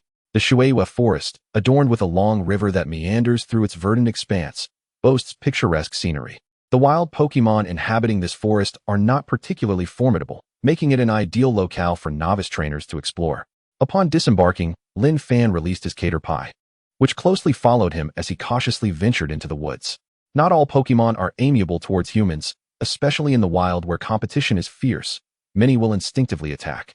Each year, numerous reports emerge of trainers meeting their demise in such environments. Thus Lin Fan remained vigilant. Fortunately, the periphery of Shueihua Forest had been thoroughly combed by countless trainers, rendering it relatively safe. Along the way, he encountered various small Pokémon such as Shroomish, Snivy, and Pidgey. They merely cast wary glances at him before hastily retreating, seemingly uninterested in confrontation. Much to Lin Fan's relief, as he preferred to avoid unnecessary battles. A careless encounter with a hidden Spearow could provoke the wrath of its entire flock, and such a scenario would be no laughing matter. Guided by information he had gleaned online, Lin Fan proceeded towards the left front where a vibrant patch of flowers awaited. Although Beedrill do not produce honey, they retain the instinct to gather pollen, making it likely that he would spot them there. Proceeding with caution, he dispatched a few wild Pokémon that dared to challenge him, quickly nearing his destination. However, he saw no sign of Beedrill. The foliage here was sparse, revealing numerous signs of nibbling, likely evidence of caterpie feeding. Lin Fan mused to himself, noting that wild caterpie primarily subsist on leaves, often consuming an amount equivalent to their own weight. Thus, this area was likely the one he sought. He refrained from advancing directly, instead retreating a safe distance before finally setting down his backpack and establishing camp. Beedrill are known for their territorial nature. Merely trespassing into their domain could incite a furious pursuit. Lin Fan had no desire to be punctured by their menacing stingers, so he opted to observe from a distance with binoculars. The mind is a valuable asset. It may not always be employed, but it should never be neglected. As dusk descended, Lin Fan erected his tent, applying insect repellent around the perimeter and sprinkling some special powder to create the illusion that a powerful Pokémon resided in the vicinity. With preparations complete, he and Caterpie crawled into the tent, where he turned on a dim light and chose not to kindle a fire, instead opting for some pre-prepared sustenance. Perhaps due to an approaching evolution, Caterpie's appetite had surged once more, swiftly devouring a premium energy cube. If it could eat this much now, Lin Fan pondered, how would he manage once it evolved into a Beedrill? With a sigh, Lin Fan observed Caterpie squirming a bit in embarrassment, yet its munching continued unabated. A creature of iron requires sustenance. Missing a meal can lead to discomfort. It only needed to eat 3 to 6 times a day, after all. The atmosphere inside the tent was warm and inviting, as the tranquility of Shueihua forest enveloped them. A silver moon hung high in the sky, casting its luminous glow upon a nearby winding river, illuminating it with a crystalline clarity and bestowing a faint radiance upon the nocturnal forest.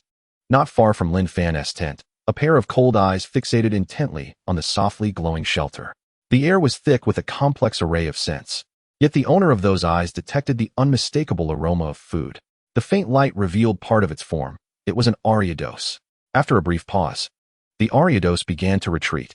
Although Caterpie was on its menu, the presence of a human nearby gave it pause. Experience had taught it that most humans were not to be trifled with, thus it decided to observe a while longer before deciding whether to strike. After casting one last glance at the glowing tent, the Ariados silently turned and departed. 3 evenings later, Lin Fan lowered his binoculars, no longer fixated on the returning Beedrill. After feeding Caterpie what felt like its umpteenth meal of the day, he began to reflect on the past few days' endeavors. It seemed he had gained little of value. After a prolonged bout of contemplation, he finally scratched his head in frustration, feeling a mild headache brewing. Over these 3 days, his observations of the Beedrill and Caterpie had been meticulous, even discerning the personalities of several individuals.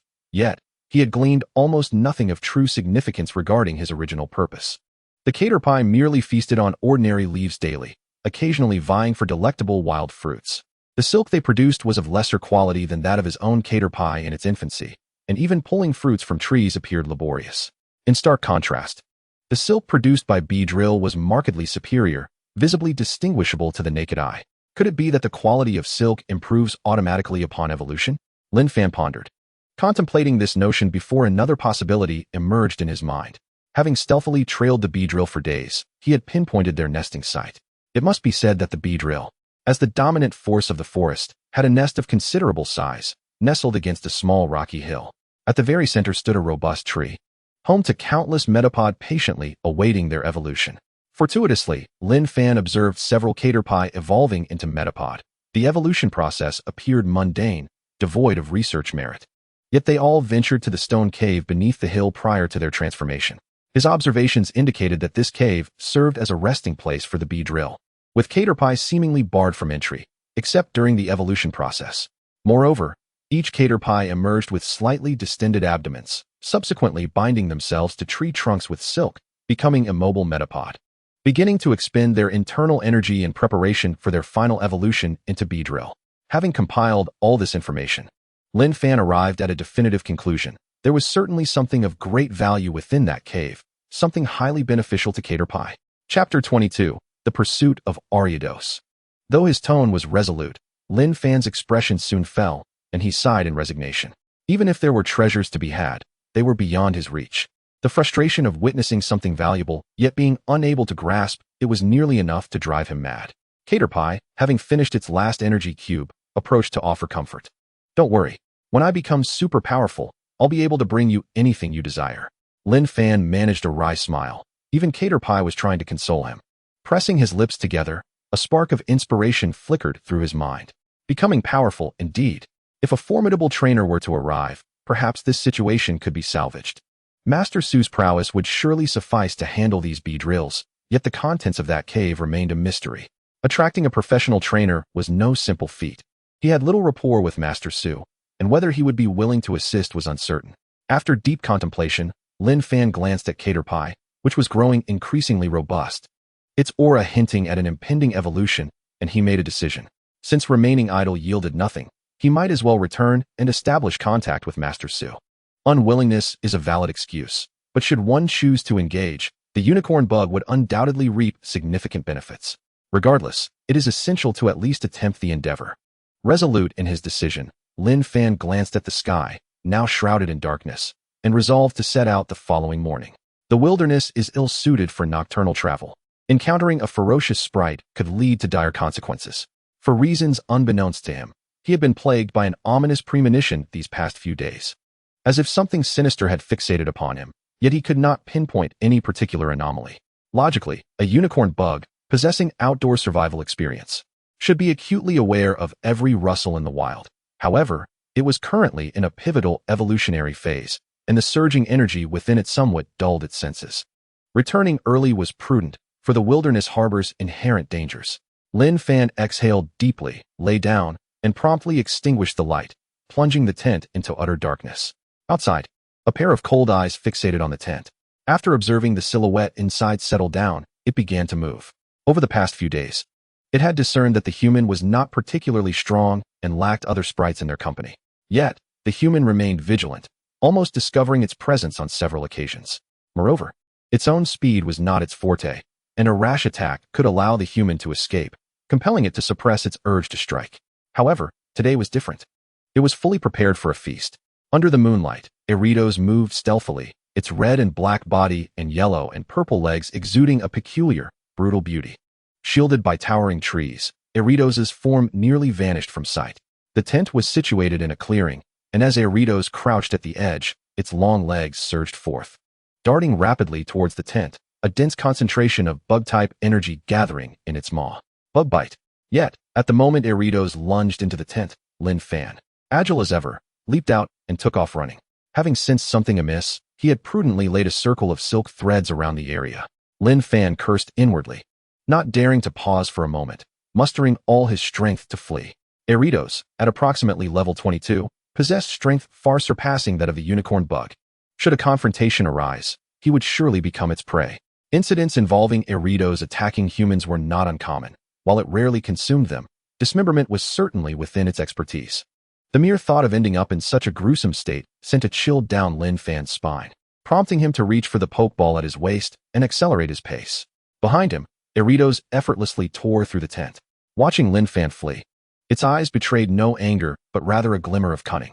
Something felt profoundly off. An unsettling sensation gripped Lin Fan. He noted with alarm that Eritos had not immediately pursued him, which only heightened his dread. Before he could fully process the situation, his body bristled with fear, abruptly halting him in his tracks as another Eritos descended from above, eliciting a grimace from him that was more pitiable than tears. "Good evening. Have you dined yet?" The smaller Eritos was momentarily stunned, unable to react as the human took flight. Damn it, one was already enough trouble. Why are there two here? Wasn't it said that the sprites in the Watermoon Forest generally lack strength? Lin Fan swore vehemently, harboring disdain for the misleading information online. Though his feet did not falter. Suddenly, a jolt of terror shot through Lin Fan's scalp as he glanced down, witnessing a flurry of poisoned needles whizzing past, embedding themselves deeply into a nearby tree trunk. Heart racing, he inhaled sharply, glancing back at the two Eritos that flanked him, blocking his path to the forest's exit. Without hesitation, Lin Fan raised his hand and summoned his unicorn bug. Unicorn bug, spin webs. A flash of red light illuminated the air as the unicorn bug materialized above him, unleashing a torrent of silk that swiftly formed a web across the surrounding trees, obstructing the two Eritos' advance. It had long desired to assist Lin Fan, but had been restrained by the latter. After all, had they opted for battle instead of flight, he would likely be 6 feet under by this time next year. Lin Fan cast a glance at the two Eritos, whose coordination was alarmingly effective despite their relatively modest speed. It was only a matter of time before they would inevitably catch up. A fierce glint ignited in his eyes. No longer would he attempt to break free towards the forest's edge. Instead, he pivoted and raced deeper into the woods. The two Eritos hesitated momentarily before resuming their pursuit. While each Eritos was indeed formidable alone, two could not overpower a swarm of Beedrills. Lin Fan recalled the general location of the Beedrill colony, a mere distance ahead. For these territorial creatures, anyone encroaching upon their domain would be perceived as an enemy. Should Eritos choose to continue the chase, they would undoubtedly encounter the Beedrills. If memory served, Eritos and Beedrills were adversaries, with the unicorn bug firmly establishing itself on Eritos' menu, while the Beedrills frequently expelled and hunted Eritos. Drawing attention away from oneself is an effective strategy, albeit one that could also ensnare Lin Fan in the ensuing chaos, leaving him vulnerable to being eliminated in the crossfire. Thus, to ensure his safety, Lin Fan resolved to widen the battlefield further. Chapter 23, The Great Melee. Beneath the moonlit sky, a human and two spiders engaged in a frantic chase. Lin Fan deftly sidestepped a barrage of incoming poison needles and leaped to evade the ensnaring silk. Cursing under his breath as he surveyed his surroundings, a smile finally breaking through. My apologies for disturbing your slumber at such a late hour. Despite his words of contrition, Lin Fan's movements betrayed no hint of hesitation. He swiftly picked up a few stones and hurled them in a particular direction, producing a dull thud as they struck the ground. Although this action brought the two Eritos closer, Lin Fan remained unfazed, quickly retrieving a pair of earplugs and firmly covering his ears as he continued his sprint. In the next moment, a cacophony of colossal cries erupted, shaking the leaves from the trees and causing the ground to ripple. Lin Fan gasped, a mask of anguish etched across his face. Despite the earplugs, the sheer volume of the cries inflicted an unbearable headache. Truly, the Gunia clan was renowned for their boisterousness. Gunia, the whisper Pokémon, typically spoke in hushed tones, often going unnoticed. However, when sensing danger, they would unleash a deafening wail capable of inducing migraines. The swarm of Gunia here numbered over 20, and their combined cries were immensely powerful, not to mention the presence of an evolved leader, the Howling Bomb, amplifying their noise manifold. Just as this thought crossed his mind, a thunderous roar reverberated throughout the area, startling flocks of Pidgeys and Firebirds, sending countless Pokémon scattering in a frenzy. Damn it! Lin Fan felt dizzy from the shockwave, his speed diminishing. Fortunately, he was not the only one affected. The two unsuspecting Eritos felt the brunt of it even more acutely, their pursuit abruptly halting as they furiously spewed out silk. Just as Lin Fan breathed a sigh of relief, he caught sight of the larger Eritos, the first to appear, casting a fierce glance in his direction and recklessly resuming its pursuit. Seriously? After unleashing a string of expletives, Lin Fan pressed on, his heart filled with exasperation. Logically, this was the outskirts of the Watermoon Forest, where the sprite's strength was generally weak. Both the Beedrills and Gunia typically averaged around level 15. Who would have anticipated the emergence of two such powerful Eritos? Especially that large one. Lin Fan estimated its power to be nearing level 30, roughly equivalent to that of a high-level Pokémon. However, fortune favored him as a sudden commotion erupted ahead, a familiar buzzing sound faintly reaching Lin Fan's ears, allowing him to exhale in relief. Had he inadvertently trespassed into the territory of the Beedrill swarm, it would have been improbable for the Beedrill and the Ariados to engage in battle as he had anticipated. Yet now, the Beedrill swarm was awakened by the noise of the Nada group, taking the initiative to advance. If they encountered both Lin Fan and the Ariados simultaneously, they would likely focus their attention on the latter. After a moment of hesitation, Lin Fan retrieved a Pokeball, a flash of red light illuminating the air as his Caterpie perched upon his head once more. When they encountered the Beedrill, he would hastily extend greetings and inform them that the Ariados behind him posed a threat. Lin Fan urgently instructed Caterpie, who nodded emphatically, its gaze resolute. Having been unable to assist during their recent escape, it was finally time for it to fulfill its purpose, and it was determined to complete Lin Fan's request. However, a wave of melancholy washed over Caterpie as it lowered its head, realizing that at such a critical moment, it was powerless to aid Lin Fan. Its strength remained too feeble, akin to its solitary struggle for survival in the forest, where it could easily be seen as prey. "Hey, what are you pondering?" Lin Fan chided, estimating the distance between himself and the Ariados while gently patting Caterpie. He acutely sensed the little one's dejection and understood its thoughts. "I am your trainer, and you are my initial Pokémon. We are intrinsically linked. Our fortunes rise and fall together. If you believe you are a burden, then strive harder to enhance your strength, so that you may protect me from peril in the future, rather than languishing in despair and overthinking. Do you understand?" Caterpie, taken aback, glimpsed Lin Fan's serious expression from above. Its determination rekindled, letting out a vigorous cry. Lin Fan was right. It must grow stronger, ensuring that no matter the obstacles faced, it could safeguard Lin Fan effectively, thus achieving the best outcome. Lin Fan smiled, deftly evading a poisonous needle shot from the Ariados, and comfortingly patted Caterpie atop its head. Being attuned to the emotions of his Pokémon and guiding them appropriately is a hallmark of a competent trainer. Such bonds are forged through repeated experiences like these, enabling profound strength to be unleashed in times of dire need. Casting a glance at the relentless Ariados in pursuit, Lin Fan felt a mix of frustration and relief. Thankfully, it was the Ariados that had set its sights on him, rather than a creature like the sleek and stealthy Luxray. The former was not particularly fast. Even this formidable Ariados, had it not been for its fierce long-range attacks that compelled Lin Fan to evade, thus slowing him down, he would have been confident in shaking it off. In contrast, the latter excelled in stealth and speed. Had he been targeted by an equally powerful Luxray, he would have already been consigned to the afterlife, sipping the soup of oblivion. The familiar buzzing grew louder, seemingly drawn by Caterpie's cries, as they hastened towards Lin Fan. Soon, the well-known yellow and black stripes of the Beedrill appeared before him, filling him with elation. Yet, before he could fully smile, his expression abruptly froze as he felt a prickling sensation, instinctively rolling aside in a frantic manner. A corrosive sound erupted, and wisps of white smoke rose from the leaves as the poisoned needle dissipated into the air. "Damn it!" Lin Fan gritted his teeth, observing the wound on his arm from the poisonous needle, with no time to tend to it, as he pressed onward with determination. He had gained a newfound understanding of the Beedrill species, especially witnessing a portion of them pursuing him while another group engaged the Ariados. Fortunately, he was a cautious individual, always plotting his escape route. Retrieving Caterpie, who was cursing incessantly from atop his head, back into the Pokeball, Lin Fan sprinted towards his chosen direction, soon spotting a long, winding river. With a splash, he plunged into the water, drifting downstream, casting a sardonic glance at the bewildered Beedrill on the bank. The summer river was not frigid, yet being drenched in clothing was far from pleasant. After hastily tending to the wound on his arm, Lin Fan emerged from the water at a bend, pausing for not even a moment, and with the cover of night and dense foliage, he dashed upstream towards the Beedrill's territory.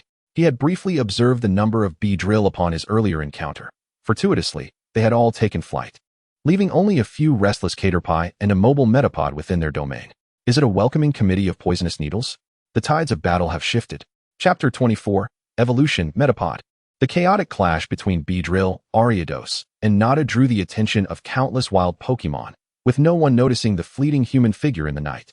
Standing within the Beedrill's territory, Lin Fan listened to the ongoing battle in the distance, a cold smile gracing his lips as he extracted the few remaining bug-type energy cubes from his pocket and tossed them nearby. He watched as the Caterpie were drawn to them, quietly slipping into the cave. Inside the cave, the contents were scarce, only a small puddle, roughly the size of a wash basin, brimming with golden honey, accompanied by various odds and ends. Honey? Lin Fan furrowed his brow, puzzled as to why honey would exist within the Beedrill's territory, given their lack of honey-producing capabilities. However, the released Caterpie wasted no time, eagerly devouring the honey as if it held a significant allure for them. So this is the reason, Lin Fan mused, casting a glance at the cave's entrance. While the Caterpie had been lured away by his energy cubes, the Metapod had witnessed him enter the cave and were now exhibiting signs of restlessness, as though they might evolve at any moment. Metapod often evolved prematurely when faced with danger. He needed to act swiftly. Taking a deep breath, Lin Fan surveyed the honey-filled puddle. Even with Caterpie's astonishing appetite and rapid consumption, it would be impossible to finish it all in a short span. After a moment's hesitation, he clenched his teeth and joined in, bending down to indulge in the honey. Delicious, he thought, savoring the flavor. With no time for leisurely tasting, he worked diligently to consume the honey while signaling to Caterpie to hasten its pace.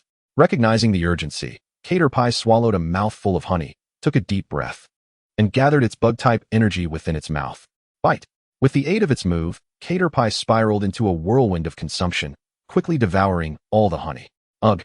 Caterpie fell back onto the ground, its belly round and swollen, resembling a sphere as it rolled its eyes in bliss. Lin Fan had only consumed a few bites, yet he felt a warm sensation coursing through him, as if his stamina had been completely restored. This honey was indeed a tremendous supplement. He was left wondering how the Beedrill had managed to acquire it. A faint buzzing sound reached Lin Fan's ears, signaling that some metapod had already begun to evolve. Without a moment to lose, he recalled Caterpie into its pokeball and bolted towards the exit. Emerging from the cave, Lin Fan was abruptly confronted by an aggressive Beedrill charging towards him. With swift precision, he effortlessly draped his completely empty backpack over its head and made a hasty retreat, darting past the bewildered Beedrill. Retracing his steps, Lin Fan plunged into the water once more, and upon witnessing several Beedrills that had opted for early evolution hesitating along the shore, a radiant smile blossomed on his face as he extended his right hand and defiantly flashed a middle finger. "Thank you for the hospitality. I shall return when the opportunity arises." His voice echoed in the air as Lin Fan's figure vanished downstream. A sliver of morning light pierced through the somber night. As Lin Fan lay at the entrance of the forest, inhaling the precious fresh air with deep appreciation, he had made it out alive. Rising to a seated position, Lin Fan released his Caterpie from its pokeball, intending to exchange a celebratory high-five with the little creature, only to be met with a dazzling flash of white light. The light of evolution. Lin Fan's eyes widened with excitement, fixated on Caterpie's form as it began to transform within the brilliant glow, enveloped in a cocoon. As the light faded, a massive chrysalis stood in its place, Pinico. However, this Pinico was somewhat distinct from its wild counterparts. Its abdomen was remarkably round, resembling a plump sphere. Observing the immobile Pinico, seemingly indifferent to everything around it, Lin Fan felt an overwhelming urge to burst into joyous laughter. Pinico, observing Lin Fan's exuberance, rolled its eyes in silence, remaining perfectly still.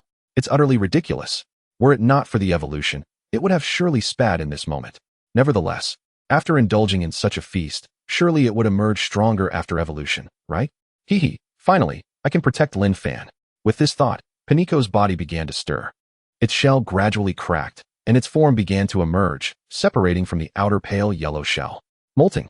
Caterpie's abilities of compound eyes and runaway would entirely transform into shed skin upon evolving into Pinico, akin to the evolution of Metapod. Molting signified that Pinico had absorbed a portion of its stored energy, enhancing its strength. As the molting reached completion, Pinico would evolve into Beedrill. Lin Fan was pleasantly surprised by the swift arrival of Pinico's first molt, indicating that its internal energy was at an astonishing level. Glancing at the bright sky and the sparsely populated trees devoid of any Pokémon, Lin Fan shed his damp clothing, wrung them out, and laid them out on the ground as he sat cross-legged beside Pinico, not in a hurry to recall it. Though this journey had been perilous, the rewards were equally immense. Caterpie's evolution into Pinico meant that once its energy was fully digested, it could evolve into Beedrill, leading to a significant leap in strength.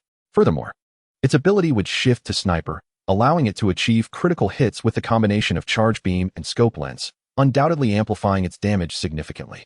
The Fighting Dojo possessed techniques regarding Charge Beam. Perhaps he would seek to learn from them, though he was uncertain about the prerequisites for mastering this skill. After a brief moment of contemplation, Lin Fan's mind conjured the images of the two Ariados. Although he was unsure why they appeared at the outskirts of the moonlit forest, it did not deter him from jotting them down in his notebook. In the near term, he lacked sufficient strength to settle the score, but within 3 months, he would undoubtedly return with Beedrill to ensure those two Ariados faced dire consequences. And as for that swarm of Beedrills, they should not presume that a mere offering of honey would sway him. Oh, wait, that was something he had found by the roadside. It had nothing to do with that swarm of Beedrills. Lin Fan clenched his teeth, gazing at his injured arm, filled with resentment. Taking a deep breath, Lin Fan donned his now dry clothes, recalled Pinico into its pokeball, and turned to exit the moonlit forest. His outdoor adventure had reached a temporary pause, and it was time for a much-needed respite. Chapter 25, Beedrill, at your service. Time swiftly passed, and soon it was early August. The blazing sun cast down its relentless rays, creating waves of heat. Lin Fan finished the last bite of his ice cream and casually discarded the stick into a nearby trash bin as he stepped into the fighting dojo. The familiar sounds of training echoed within the dojo, where numerous trainers were diligently honing their skills alongside their fighting-type Pokémon. After exchanging greetings with a few familiar faces, Lin Fan settled into a corner, his gaze fixed upon the father-daughter duo, Su Wu and Su Ling, who were engaged in vigorous training. Su Ling was adorned in her signature attire, accompanied by a brawny Machoke, radiating vigor and showcasing a notable improvement in strength compared to their earlier encounters. Su Wu, clad in casual wear, patiently guided his daughter. However, it was the towering Machoke beside Su Wu that captivated Lin Fan's attention.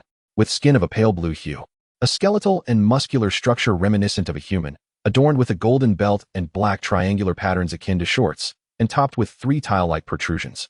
Its red eyes held a captivating black pupil that exuded an imposing presence. Yet, the most striking feature was its remarkable 4 muscular arms, each seemingly capable of shattering mountains with a single punch. As the final evolution of Machoke regarded the younger Machoke with approval, yet it was equally strict, engaged in a rigorous spar, vocally correcting and demonstrating the intricacies of combat techniques.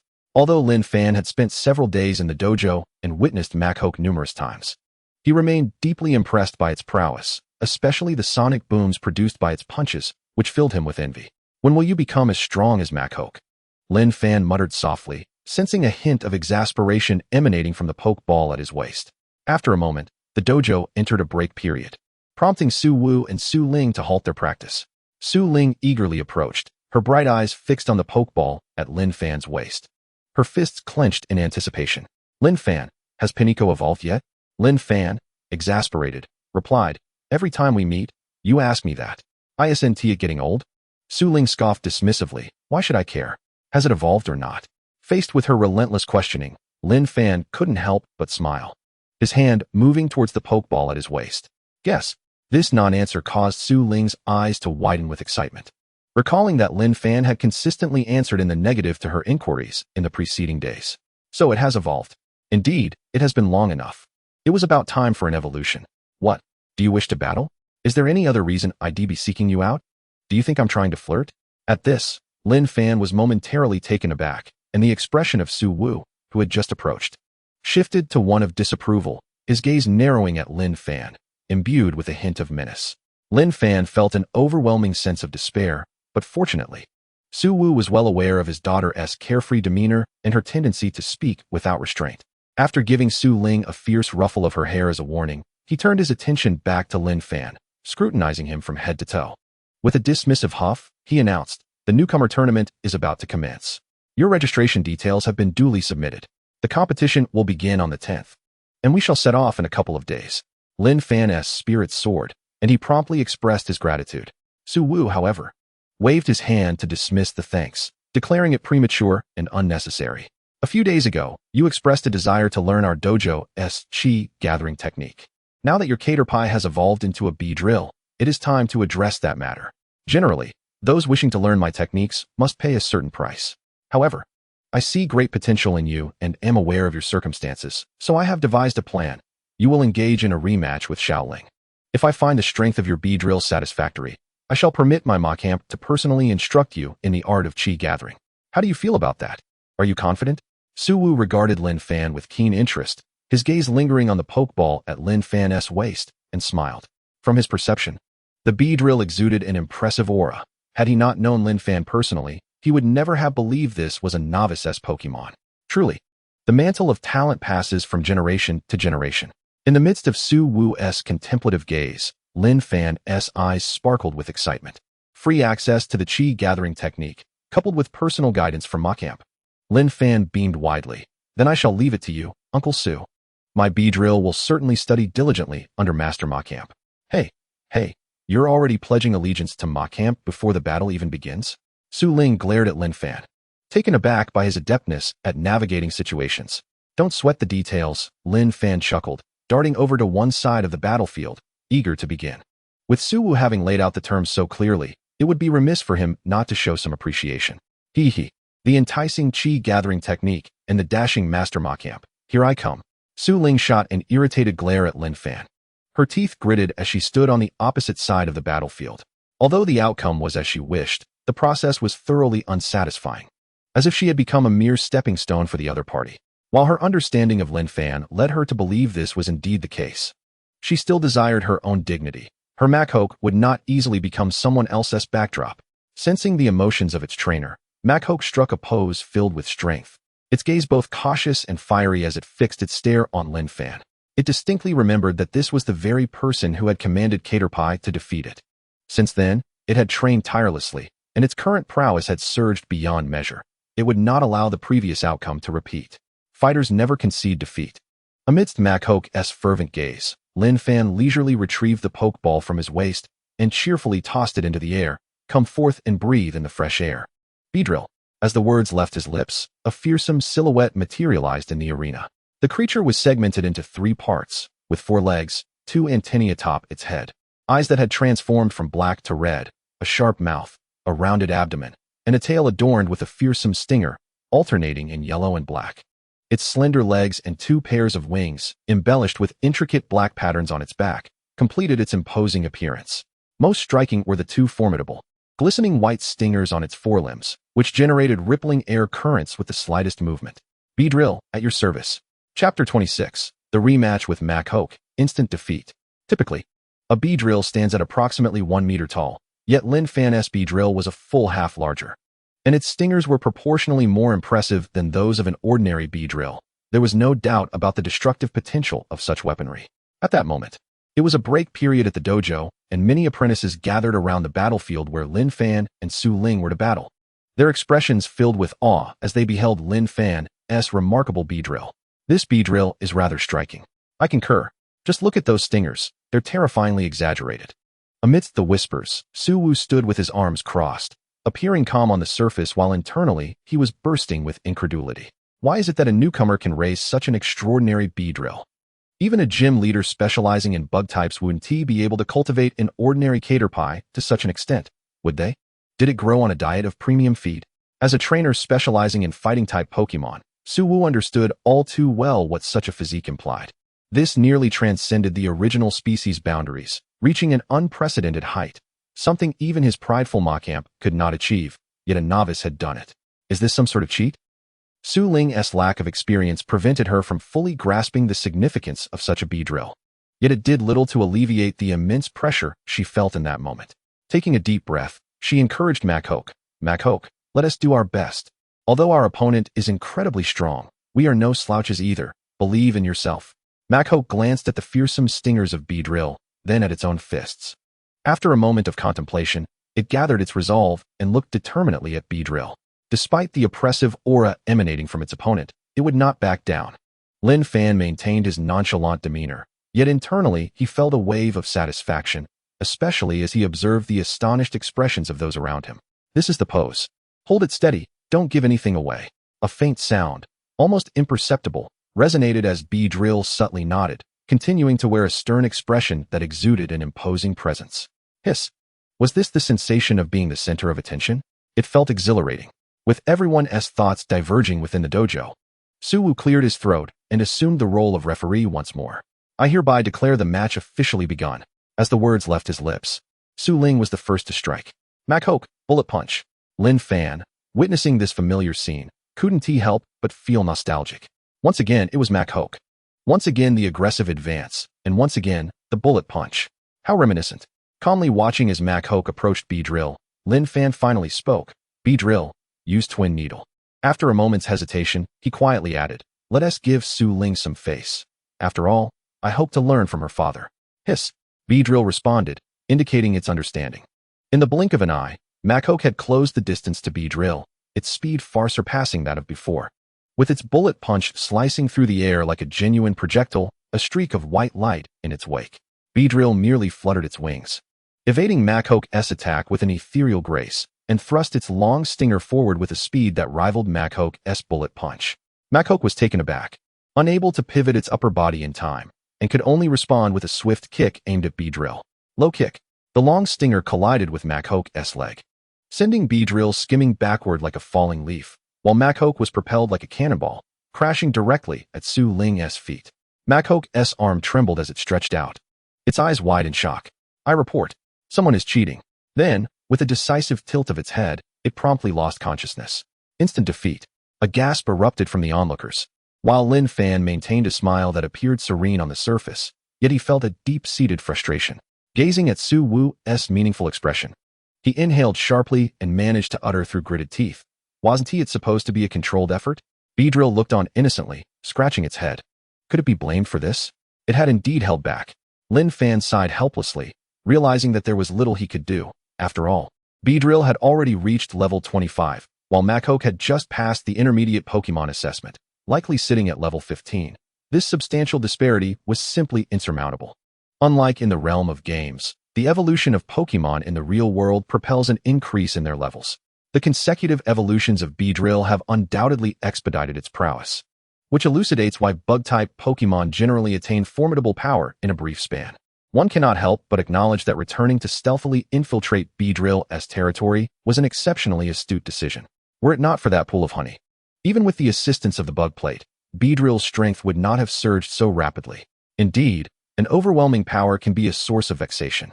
Lin Fan cleared his throat and, maintaining his composure, approached Su Ling. As you know, newly evolved Pokémon often exhibit remarkable performances in their inaugural battles. Beedrill, in particular, excels with its extraordinary capabilities and impressive strength. We should seize the opportunity for a friendly spar next time. Su Ling retorted, "Do you think this is a film? Is there really a significance to the first battle elevating one's prestige?" Rolling her eyes dramatically, she extended her hand with candor. "Your Beedrill is truly formidable. It seems the championship of the newcomer tournament is rightfully yours. Best of luck. Someone who has so effortlessly defeated me cannot afford to lose to others so easily." Lin Fan blinked, a smile gracing his face as he regarded the poised Su Ling. "Once your Machoke evolves into Machamp, we shall engage in a spar. It's a deal." They agreed. During their exchange, Su Wu approached, patting Lin Fan on the shoulder and nodding in approval. "A remarkably strong Beedrill. I never expected such a prodigy to emerge from our humble city of Dusk." Lin Fan blushed modestly. "Uncle Su, you flatter me. Enough with the pretense. Did you think I didn't notice your poses with Beedrill earlier? Accept the compliments graciously."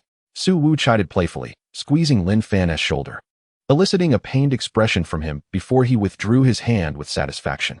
It seemed his iron palm technique remained effective. Lin Fan discreetly glanced at Su Wu, and upon seeing his contented demeanor, he exhaled a sigh of relief. A month prior, Su Wu's grip had indeed caused him considerable discomfort. But after a month of intense training coupled with the nourishing effects of the bug plate, his physique had significantly strengthened. He could now withstand a mere pinch without revealing signs of distress. Navigating social nuances, he felt somewhat guilty for not allowing the other party to relish the moment.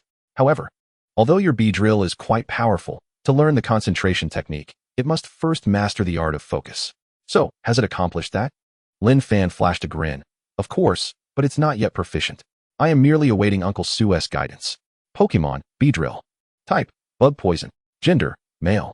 Ability, sniper. Held item, none. Level, 25. Moves, string shot, poison sting, bug bite, twin needle, fury attack, rage, concentration. Theoretically, a Beedrill of this level could also learn moves such as pursuit and poison jab, yet these techniques require specialized training to master, unlike rage and concentration. However, with the newcomer tournament fast approaching, mastering these may prove challenging, making the refinement of concentration a more pragmatic focus. Furthermore, even without mastering it, the significance pales in comparison to sheer strength. Chapter 27. The Terrifying Power of Machamp. Su Wu nodded, leading Lin Fan away from the battle arena to a secluded room. Su Ling, having already acquired relevant skills, opted not to follow, instead heading off to tend to Machoke's injuries. Inside the room, Su Wu gestured for Lin Fan to sit, then settled cross-legged himself, stating, "Before I teach you the secrets of concentration, let me assess how long it takes your Beedrill to achieve focus." Lin Fan nodded, his gaze shifting to Beedrill. He too was curious about how long Beedrill would require to concentrate, especially since it had only evolved that very morning and had yet to be tested for various performance metrics. With a deep breath, Beedrill's body, which had been swaying, gradually stilled mid-air, its wings vibrating at an accelerated rate, creating a series of afterimages. An unusual sensation washed over Lin Fan, as though all his vulnerabilities were laid bare before Beedrill, poised for a lethal strike at any moment. 3 seconds, Lin Fan murmured. A flicker of surprise crossed Su Wu's eyes. "Have you trained in advance?" "Not at all," Lin Fan shook his head. "Your Beedrill possesses considerable talent. To achieve that in its first attempt is impressive. Is 3 seconds fast? I recall Machoke initially took 4 seconds to concentrate. It should now be under 2 seconds, right?" Lin Fan scratched his head in confusion, met only with a bemused look from Su Wu. Fighting-type Pokémon inherently possess a remarkable aptitude for concentration. And having undergone my specialized training from the outset, such a speed is quite normal. Though your Beedrill benefits from its inherent strength, this speed is still somewhat extraordinary. Lin Fan nodded thoughtfully, genuinely perplexed rather than feigning ignorance. Such knowledge was not imparted in school, naturally leaving him uninformed. However, he speculated that Beedrill's speed in focusing may stem from its sniper ability, which likely imparts a unique talent for concentration, given that a sharpshooter must maintain a remarkably composed mind. How long does your Machamp take to concentrate, Uncle Su? Lin Fan inquired, glancing at Su Wu's Pokeball. A flicker of curiosity in his eyes. Su Wu, an experienced professional trainer, possessed a Machamp likely over level 55. Lin Fan was eager to discern the disparity in prowess between Beedrill and such a formidable Pokemon. Su Wu cast a knowing glance at Lin Fan, recognizing the latter's intrigue, and smiled gently. At my level, time is no longer a factor in gauging concentration. It has become instinctual for Machamp, perpetually in a state of focus. Every breath is an act of concentration. Lin Fan's eyes widened, exchanging a startled glance with Beedrill. Is it truly that outrageous? To render concentration instinctual? No wonder Machamp exudes such an overwhelming presence. Su Wu continued. Your current objective is to reduce the time it takes to concentrate to under 1 second. Only then should you contemplate the subsequent stage. Lin Fan nodded, understanding the allure of Machamp's capabilities, but also recognizing the wisdom in taking gradual steps. Observing this, Su Wu smiled and began to elucidate the principles of the concentration technique. Concentration entails harnessing deep breaths to center one's focus, thereby enhancing the likelihood of striking vital points. Its essence lies in the art of deep breathing, a unique method tailored to the distinct physiology of Pokémon, necessitating innovation to suit their needs. The same breathing technique, when applied to various Pokémon, yields diverse results. My Machamp seamlessly integrates concentration with bodybuilding, channeling focus to achieve clarity of mind, thus invigorating the body and significantly enhancing physical strength. This is not merely a combat technique. It can also be employed in training to continuously push the limits of one's physical capabilities. Moreover, concentration can be coupled with specialized meditation techniques to substantially elevate a Pokémon's aura and imposing presence, enabling one to conquer foes without engaging in battle. As Su Wu elucidated, he released Machamp from its Pokeball, using it as a living example. Lin Fan gazed upwards at the imposing Machamp, their eyes locking, and he felt an involuntary tension envelop him. An intangible aura enveloped the entire room like gentle ocean waves. Yet it bore an unyielding dominance that relentlessly assaulted Lin Fan's mind, causing the imposing figure of the monstrous creature to loom larger and larger in his eyes, as if it were a colossus ready to crush him at any moment. Just when he felt overwhelmed, a sudden wave of coolness washed over him, jolting Lin Fan back to reality, beads of sweat cascading down his forehead as he gasped for breath. The weight of mental oppression was palpable. Amidst his disorientation, a sudden whooshing sound broke the silence as Beedrill, brandishing its stingers, launched a suicidal charge at the monstrous creature. With a resounding clang, the creature remained unperturbed, effortlessly blocking the twin stingers with its massive chest, its gaze scrutinizing Beedrill with a hint of approval. As the creature's expression shifted, the oppressive aura in the room dissipated abruptly. Beedrill, regaining its composure, retreated to stand protectively behind Lin Fan, eyeing the creature with utmost seriousness and caution. Do not misconstrue my intentions. I harbor no desire to harm you or Beedrill. I merely wished for you to experience the sheer extent of what mere concentration can achieve, while also allowing both of you to acclimate to such an opponent, which will undoubtedly benefit you, Su Wu explained, observing the vigilant stance of Beedrill and Lin Fan with a measure of intrigue. He then regarded them with a newfound admiration. Your performance has once again surpassed my expectations. Truly exceptional. Lin Fan offered a wry smile, acknowledging that without the influence of the Jade Insect Stone, he would have remained ensnared. Yet, comparatively, Beedrill's display was even more remarkable. Su Wu's gaze shifted to Beedrill, his appreciation deepening as if he were beholding a rare treasure. In the face of the creature's imposing aura, it had managed to withstand the pressure momentarily, even daring to charge forward to protect Lin Fan. The bond you share is indeed profound. Instinctive reactions cannot be feigned.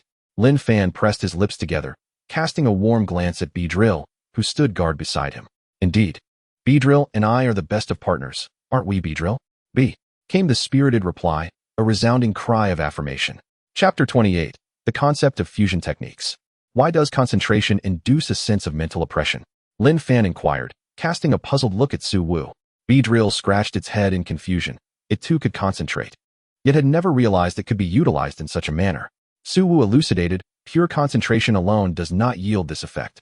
What you are experiencing is a synthesis of concentration and meditation, thus producing a more potent outcome. This is what we refer to as a fusion technique, a skill essential for becoming a formidable trainer. Concentration meditation? Lin Fan gasped. Can the creature learn meditation? Su Wu smiled. Who says it cannot? Every Pokémon possesses boundless potential.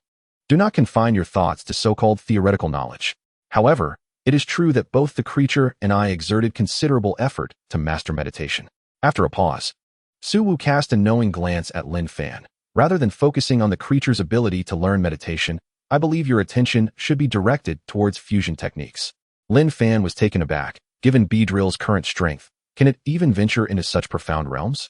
Naturally, Su Wu replied, his gaze drifting to Beedrill, nostalgia flickering in his eyes. When I first encountered this little one, it spun a thread that I could sense had a faint toxic energy attached. That was the very essence of the most basic fusion technique, a melding of two energies. Is that so? Lin Fan turned to Beedrill, who appeared bewildered. Having always relied on instinct to shoot its threads, oblivious to any additional energy it might carry. Su Wu chuckled lightly, shifting the topic. All right.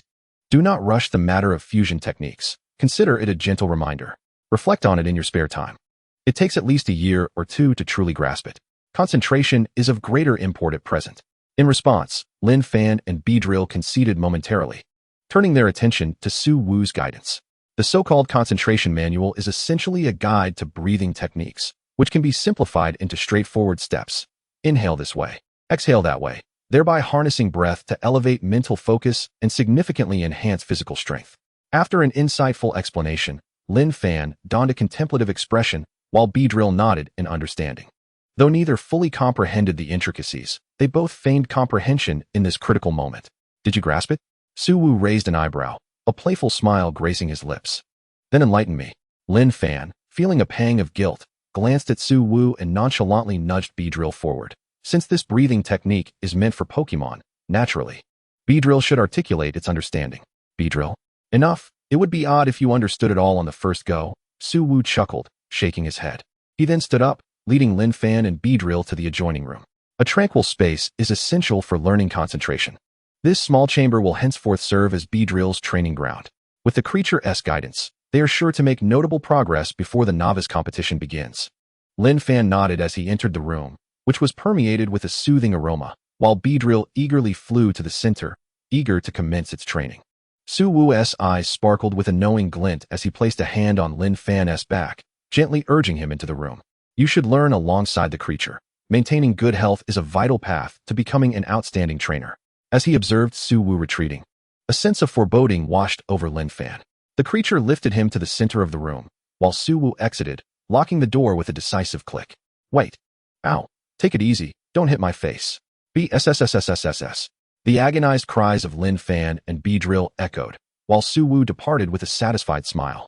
You wanted to showcase your prowess in battle to earn my approval, yet you effortlessly dispatched my daughter with a single move. I would never dare to treat my precious daughter so harshly, but you showed no mercy. My daughter is unfazed, but I am not so easily fooled. Since the creature's imposing aura failed, I might as well intervene directly. Martial ethics? What is that? Serves you right. With those parting words, Su Wu left, confident that Lin Fan would keep his lips sealed regarding the encounter with Su Ling, as it was a unique bond between them. As the sun dipped below the horizon, casting its final rays of light, Lin Fan and Beedrill, nursing their sore heads, bid a hasty farewell to the bewildered Su Ling and swiftly exited the fighting gym. The paternal instinct was undeniably formidable. One could neither provoke nor evade it. Upon returning home, Lin Fan stealthily avoided his parents and slipped into his dormitory. Beedrill lay in its designated nook, wearing an expression of utter resignation. As a human, Lin Fan knew the creature would not be excessively harsh, but it was a different story for him. Amidst the training, the creature had the audacity to call it a means of enhancing his defenses. Did a Beedrill, known for its speed and high attack as a fragile assassin, truly need enhanced defense? Sensing the palpable resentment emanating from Beedrill, Lin Fan grinned sheepishly and tossed it a pecha berry, which instantly brightened the creature's mood as it savored the treat. Be delicious. Lin Fan chuckled helplessly, stretching his limbs. Suwu merely intended to frighten him. It was clear he would not allow the creature to be overly severe. Aside from the chastisement, Lin Fan was profoundly impressed by the creature's exceptional teaching abilities. As a purely fighting-type Pokémon, the creature exhibited an extraordinary command over its own body, effortlessly engaging every muscle and utilizing itself as a model to provide Beedrill with the most meticulous guidance. Thanks to the immense strength, Beedrill has significantly enhanced its mastery of energy accumulation, not only achieving a release speed of 25 seconds, but also greatly improving its stability during the release. In simpler terms, even if struck by an opponent, as long as the impact is not too severe, Beedrill can persist in completing the energy accumulation. Although the term not too severe is rather nuanced, it marks a considerable advancement compared to the previous situation where any interference would result in failure. As for how this was trained, Lin Fan cast a sidelong glance at the punch marks on Beedrill's body, revealing a hint of a mischievous smile. Beedrill, ever alert, glanced at Lin Fan and swallowed the remaining Peachaw berry, as if to assert its claim. Lin Fan remarked, "Eat, eat, eat, that's all you know." Amused by the situation, he rolled out of bed and snapped his fingers, saying, "Let us go, we'll have some extra practice." Beedrill was taken aback. Was it really that cruel just because he and T left it a bite? SSS. Beedrill pointed at the punch marks adorning its body, feigning exhaustion. 2 Peachaw berries. SSS. Deal. Chapter 29, Nighttime Extra Practice. In a small park adjacent to his home, Lin Fan and Beedrill selected a secluded spot devoid of the elderly performing their square dances, commencing their nighttime practice. Under Beedrill's curious gaze, Lin Fan began to elucidate the content of this training. "Do you remember Uncle Sue mentioning fusion techniques during the day?" Beedrill nodded in realization. Of course, it remembered. The pressure it felt from the immense strength was overwhelmingly intense, igniting its longing for the so-called fusion technique. SSS? So tonight we're here to train fusion techniques? Noticing Beedrill's eager demeanor, Lin Fan nodded with satisfaction. Finally, its thoughts were not solely consumed by Peachaw berries. Refraining from voicing a potentially infuriating comment, he continued, "Uncle Sue mentioned that your string shot possesses a toxic attribute energy, which is a fundamental condition for fusion techniques. However, based on my understanding of you, this toxicity is inherently linked to the string shot produced within your body, rather than a byproduct of unintentional fusion." Beedrill scratched its head in a somewhat foolish manner. It was a case of seeing through but not speaking out. "Moreover, I am truly at a loss when it comes to finding a skill that complements string shot well. Considering you are a hornet, not a spider, and spinning threads is not your forte." Initially, Lin Fan had contemplated maximizing the potential of string shot to grant Beedrill formidable crowd control abilities. But he had come to realize that such an approach would not yield significant benefits for Beedrill. After all, as he had stated, Beedrill was not a spider, and its combat style should lean more towards extreme speed, making the enhancement of crowd control capabilities a misallocation of resources. This does not imply that string shot has been rendered entirely obsolete. Rather, it should be temporarily set aside to discover more suitable applications. Pausing briefly, Lin Fan continued, "However, you currently possess 2 skills that are highly compatible and should have the potential to develop into a fusion technique." Instantly, Beedrill grasped Lin Fan's intent, raising its dual stingers and thrusting them into a nearby tree repeatedly. Bug-type Twin Needle and Poison-type Poison Sting. This highlighted the stark contrast between the game and reality. The same Poison Sting skill, upon evolving from a Caterpie into Beedrill, transformed a single needle atop its head into 2, while the basic power of Poison Sting remained unchanged, effectively doubling its potential by allowing it to strike an enemy twice. Consequently, if one disregarded the visible energy emanating from it, Beedrill's Twin Needle and Poison Sting appeared nearly identical. Lin Fan could not conceive of any skills more conducive to evolving into a fusion technique than these 2. However, he understood that achieving a fusion technique was not as simplistic as merely melding 2 skills together. It required a synergy that yielded results greater than the sum of its parts. Just as energy accumulation increases critical hit rates and meditation enhances special attack and defense, the fusion technique wielded by immense strength manifests as a psychological pressure effect. Considering Beedrill's current strength, merely brushing against the surface of fusion techniques would represent a substantial upgrade, serving as a valuable trump card. Today's training had already been quite rigorous, so this extra practice did not necessitate excessive strain. A few attempts would suffice. Lin Fan cautioned, and Beedrill tapped its dual stingers, indicating that it would take it easy even without being told. Lin Fan rolled his eyes. choosing to disregard the individual who always boasted yet consistently gave their all during training. Looking around, he pointed at a tree with a diameter of half a meter and instructed, "Target that tree," alternating between Twin Needle and Poison Sting without pause. First, boost your switching speed between the two energies. According to Lin Fan's understanding, to cultivate the so-called fusion technique, one must first diminish the boundaries between the two skills to an extreme. Much like those MOBA games, when a Pokémon uses a skill, there is often a brief period of anticipation. This is due to the energy mobilization required for skill execution, with the anticipation reflecting the speed of energy mobilization. The speed of switching between energies of differing attributes is inherently more challenging than that of similar attributes. For instance, Beedrill can execute 2 Twin Needles in succession more swiftly than alternating between Twin Needle and Poison Sting. Once Beedrill can seamlessly transition between the two attribute energies, it may finally touch the threshold of energy fusion. Without mastery, how could one discuss fusion? Gazing at the familiar tree before it, Beedrill fell into contemplation. If memory served correctly, it had practiced bug bite by repeatedly biting a tree of similar girth. A sharp pang in its mouth reminded Beedrill of the pain, instantly revitalizing its spirit as it unleashed a barrage of Twin Needles and Poison Stings upon the tree. The rapid-fire punctures generated a continuous rhythm of impact against the tree trunk, prompting Lin Fan to nod appreciatively, marveling at Beedrill's unwavering dedication. Bathed in the soft glow of the streetlights, Beedrill diligently followed Lin Fan's directives, striking again and again, causing countless leaves to cascade down. Time flew, and soon half an hour had elapsed. Lin Fan glanced at the clock and called a halt to Beedrill's efforts. "So how did it go? Any gains?" "SSS." Beedrill shook its head, clearly indicating that this training method had not yielded significant results, which was also partially due to the limited time. Lin Fan nodded, his expression devoid of disappointment. After all, this was merely a preliminary attempt, and failure was an expected outcome. No one succeeds perpetually. Patting the slightly disheartened Beedrill, Lin Fan smiled. The training during the day was already quite exhausting. Half an hour tonight is sufficient.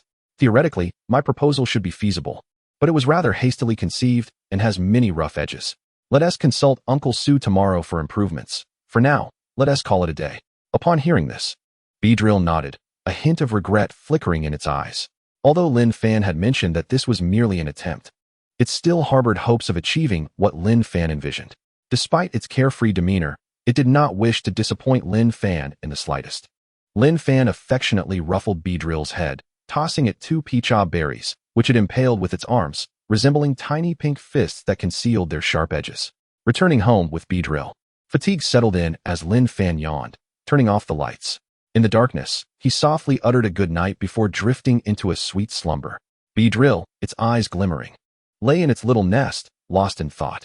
After a while, upon hearing Lin Fan's steady breathing, Beedrill quietly opened the window and silently flew out, returning to the tree where they had trained earlier. Gazing at the dense array of puncture marks above, the Beedrill inhaled deeply, its gaze resolute. Let us continue our training.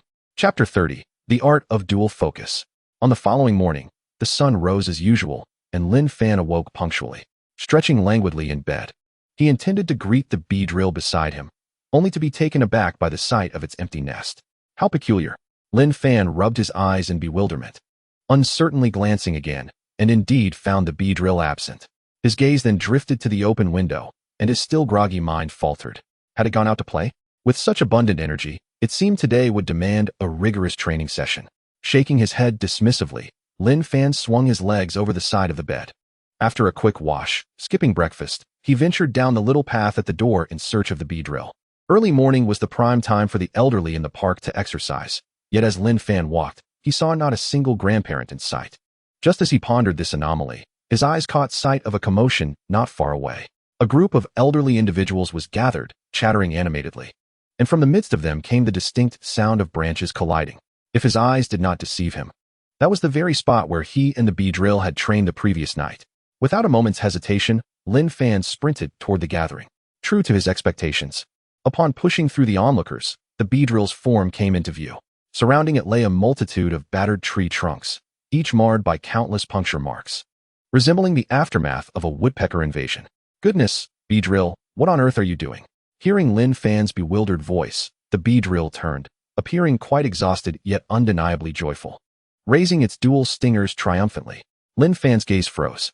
If he was not mistaken, the Beedrill was wielding a twin needle in its left hand and a poison needle in its right. Could this be the legendary technique of dual focus? Within the confines of the martial arts dojo, Lin Fan found himself in the small room that Su Wu had designated for him. The tale unfolded. The Beedrill, determined not to disappoint him, had practiced throughout the night, inadvertently mastering the simultaneous use of both needle types. Lin Fan recounted the events to Su Wu, casting a glance at the Beedrill, which bore an air of sheepish pride. While the Beedrill's accomplishments were astonishing and brought him great joy, Lin Fan could not help but feel a twinge of irritation at its reckless disregard for its own well-being. Having trained relentlessly through the night, the Beedrill's dual stingers showed signs of wear, and it now lacked the strength to even take flight. Noticing Lin Fan's concerned gaze, the Beedrill scratched its head sheepishly, offering a charming smile as it obediently lay down for the dojo's doctor to tend to it. Su Wu, who had been seated in silence, finally broke his quietude.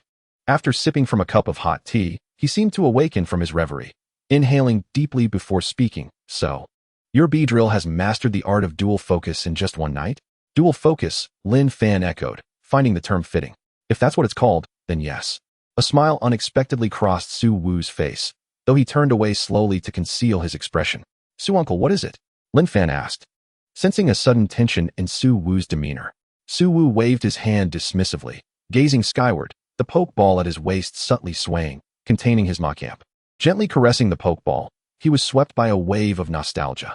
How long had it taken him to master the art of dual focus with Machamp? A year? 2 years? Yet here Lin Fan's Beedrill had achieved it in a mere night, and without any deliberate effort. Ha! Su Wu's features shifted, revealing a hint of vexation. Perhaps I should silence this prodigy before it becomes too much of a threat. Su uncle, are you alright? Lin Fan inquired, watching Su Wu's breathing grow increasingly rapid, sensing an ominous feeling settle in his heart. After a lengthy silence, Su Wu finally turned back, scrutinizing Lin Fan and the Beedrill as if seeing them for the first time. Mastering dual focus is an exceptionally advanced skill, one that even professional trainers often struggle to attain.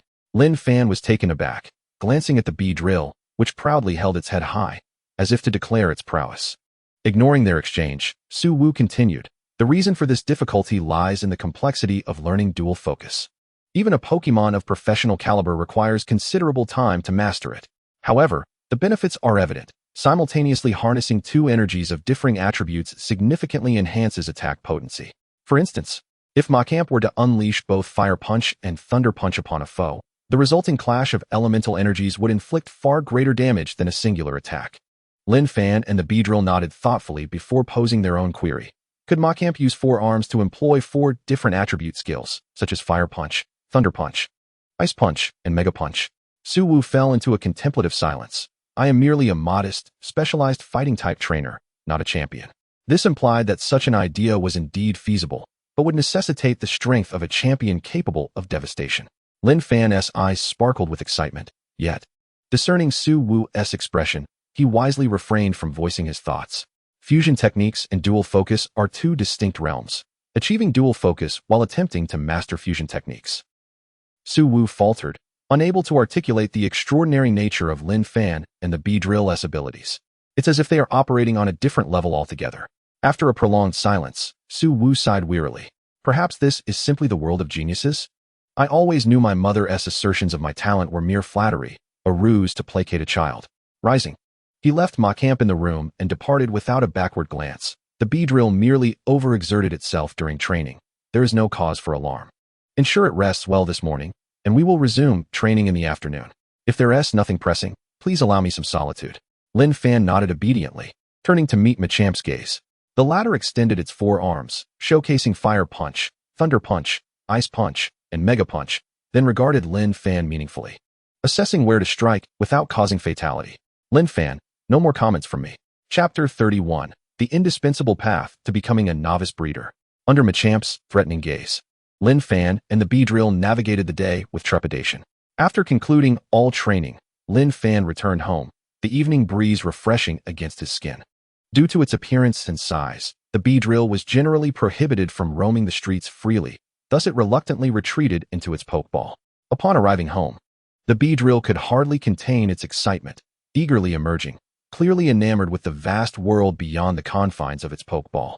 Such boundless energy, having trained all day, Pokémon truly are remarkable beings. With a sigh of contemplation, Lin Fan stepped into his bedroom only to find a large square package on the floor.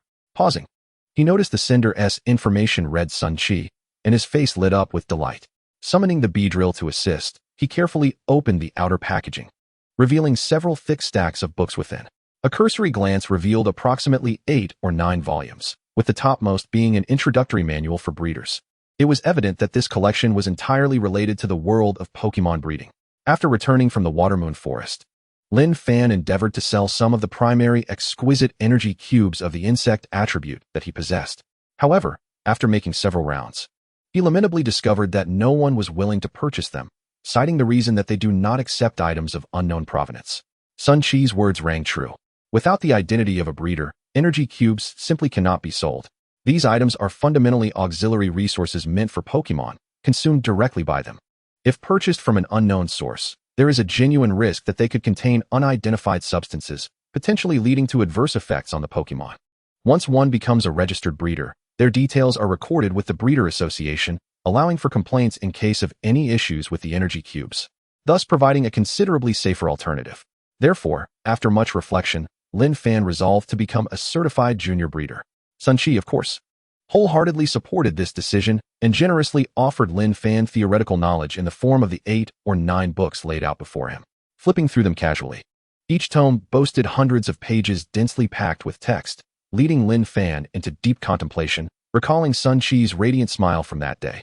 Trust me, becoming a junior breeder is a simple affair. As long as you memorize all the books I've given you, the assessment will be a mere formality for you. With a sigh of exasperation, Lin Fan lamented, "Ah, the summer education system. You have triumphed." The Beedrill gently touched Lin Fan's forehead, confirming he was not feverish but rather had lost his sanity. In an instant, Lin Fan broke character, glaring at Beedrill, and began to neatly place the books on his shelf. According to the conventional process, aspiring breeders should enroll in university programs dedicated to breeding, endure countless seemingly pointless courses, ultimately mastering all the specialized subjects before attempting the junior breeder assessment, which they would typically fail. This entire process generally requires 2 to 3 years. However, in truth, the actual time needed is considerably less. The books in Lin Fan's possession are essential textbooks for the breeding specialty. Mastering them would enable him to participate in the junior breeder assessment. According to Sun Chi, completing these would take no more than 6 months, especially since he had previously managed to cram for final exams in about that same time frame. Yet, considering the greater flexibility of time in university compared to high school, Lin Fan felt that completing the material within 6 months would still pose a significant challenge. With a heavy sigh, Lin Fan lay down on his bed, his gaze falling upon the numerous tomes more substantial than his own existence. Daring not to open his eyes, he wished it were merely a figment of his imagination. For the following week, Lin Fan and Beedrill engaged in a rigorous and repetitive training regimen. During the day, they practiced energy concentration under the guidance of Machoke, while also dedicating time to learning breeding knowledge. And in the evenings, they would train at home, striving to expand beyond just the twin needle and poison sting techniques. Concurrently, physical conditioning was not neglected. Beedrill was particularly inspired by the moment when Machoke had effortlessly absorbed its twin needle attack with just its pectoral muscles, aspiring to train its body to a level capable of effortlessly piercing through rock and steel. In addition to strength, Lin Fan focused daily on enhancing Beedrill's speed, which improved with each passing day. The day it would master high-speed movement seemed to be drawing ever closer. Within the dojo, Beedrill closed its eyes in deep concentration, its body almost suspended in midair, the sound of its wings vibrating considerably quieter than before, becoming more discreet. Suddenly, Beedrill opened its eyes, its sharp gaze fixated upon a wooden training dummy. In an instant, it surged forward, arriving beside the dummy almost instantaneously. Its right-hand stinger left a white streak as it sliced through the air, producing a piercing sound as it punctured the wooden dummy. Every living entity and inanimate object possesses its most vulnerable point, which is its vital weakness. Striking this point can inflict damage far exceeding that of a normal attack. Suwu spoke, his eyes gleaming with approval as he observed Beedrill. After a week of intense training, Beedrill had adeptly mastered energy concentration, able to maintain a basic level of calmness at any time and place. All right, Beedrill is ready for deployment. Pack your things. Tomorrow we set off for CS City to test the fruits of your training. Ready for deployment? Upon hearing Suwu utter those words, Lin Fan could not help but break into a joyful smile. He affectionately patted Beedrill's head, observing its proud demeanor, and refrained from teasing it for once. Beedrill had indeed worked hard over the past week. See you tomorrow, Uncle Sue. After exchanging farewells with Su Wu, Lin Fan returned Beedrill to its pokeball and hurried homeward. He wondered if the clothes he had ordered a few days prior had arrived. It did not take long for Lin Fan to return home, where he spotted a package addressed to him in his room, prompting him to breathe a sigh of relief and smile faintly as he swiftly opened the parcel. Before him lay an entire set of clothing, comprising 4 pieces: a red and white short-sleeved jacket, a black short-sleeved shirt, light blue trousers, and a red and white cap, which he paired with his existing red and white athletic shoes. Attire of the same style as the legendary Chi-Yi, check. After trying it on, he found it fit perfectly, and as he gazed into the mirror at the striking youth he saw, a gentle smile graced his lips. Indeed, the tailored suit is quite handsome, but alas, I lack the funds. He mused to himself. Wearing this for the competition, it would be rather embarrassing not to take home the championship. Beedrill tilted its head, observing Lin Fan, seemingly puzzled as to what the championship had to do with the outfit, but it mattered not, for it was determined to defeat all opponents. The championship must belong to Lin Fan. Chapter 32. Arrival at CS City. The following morning, sunlight bathed the vast expanse of land as a high-speed train pierced through the morning mist, racing towards CS City. I'm already on the train. Yes. Don't worry, with Uncle Sue accompanying me. What could happen? Just a week. I'll be back in no time. Rest assured, await my good news. Bye-bye. On the train, Lin Fan ended his call with his mother, inhaling deeply as he gazed out at the picturesque scenery, feeling his spirits lift. Since the arrival of Pokémon, transportation methods like high-speed trains and airplanes had undergone significant reforms, with many elite trainers stationed aboard to prevent wild Pokémon attacks. However, this also resulted in a marked increase in ticket prices. Lin Fan had never experienced riding a high-speed train in this world during his first 10 years of life. After trying it for the first time, he found it quite similar to the trains of his previous life. But perhaps due to the global climatic improvements brought about by the Pokémon, the views outside were particularly stunning. Even Lin Fan, who had never taken photos for social media, found himself unable to resist capturing a few shots, captioning one with, "But Mom, life is a wilderness." Soon after, his social media received its first likes and comments. Lin Mom. Through the comments, Lin Fan could almost visualize his mother's speechless expression, prompting a chuckle as he closed his phone and glanced at Su Wu and Su Ling, who were evidently accustomed to the high-speed train and had chosen to close their eyes and rest for the long journey ahead. Perhaps influenced by them, Lin Fan stretched and followed suit, gradually drifting off into slumber. CS City is renowned for its abundant mineral resources and one of Summer Country's 18 elemental gyms. The Rock-type gym is located here. Lin Fan and his companions disembarked at CS Station, taking a moment to survey their surroundings. The CS Station embodies the distinctive characteristics of CS City, perched atop a gentle hill where the howling mountain winds sweep through, imbuing the atmosphere with a rugged grandeur. Let us proceed to the hotel to deposit our luggage before heading to the Sierra Arena to register and obtain our competition numbers. Su Wu took the lead, stepping outside CS Station, followed closely by Lin Fan and Su Ling, both of whom cast curious glances at the city and its inhabitants. The streets were adorned with rock-type spirits and numerous outdoor adventurers clad in climbing gear. The predominant hues of black and gray in the architecture exuded a sense of elegance rather than oppression, enveloping the city in a majestic aura. The group swiftly arrived at their pre-booked hotel, a rather upscale establishment conveniently located near the Sierra Arena. The rookie tournament hosted by the Lingwei Company was garnering considerable attention, resulting in a surge of popularity for the hotel, to the extent that Su Wu nearly missed securing a reservation. As a professional trainer, Su Wu was entitled to a 50% discount when booking, a generous perk that left Lin Fan envious, vowing to become a professional trainer himself one day. The hotel featured 3 single rooms. Su Wu and Su Ling opted for the first 2, leaving the final room for Lin Fan. Just before entering, Su Wu seemed to recall something and cautioned Lin Fan and Su Ling.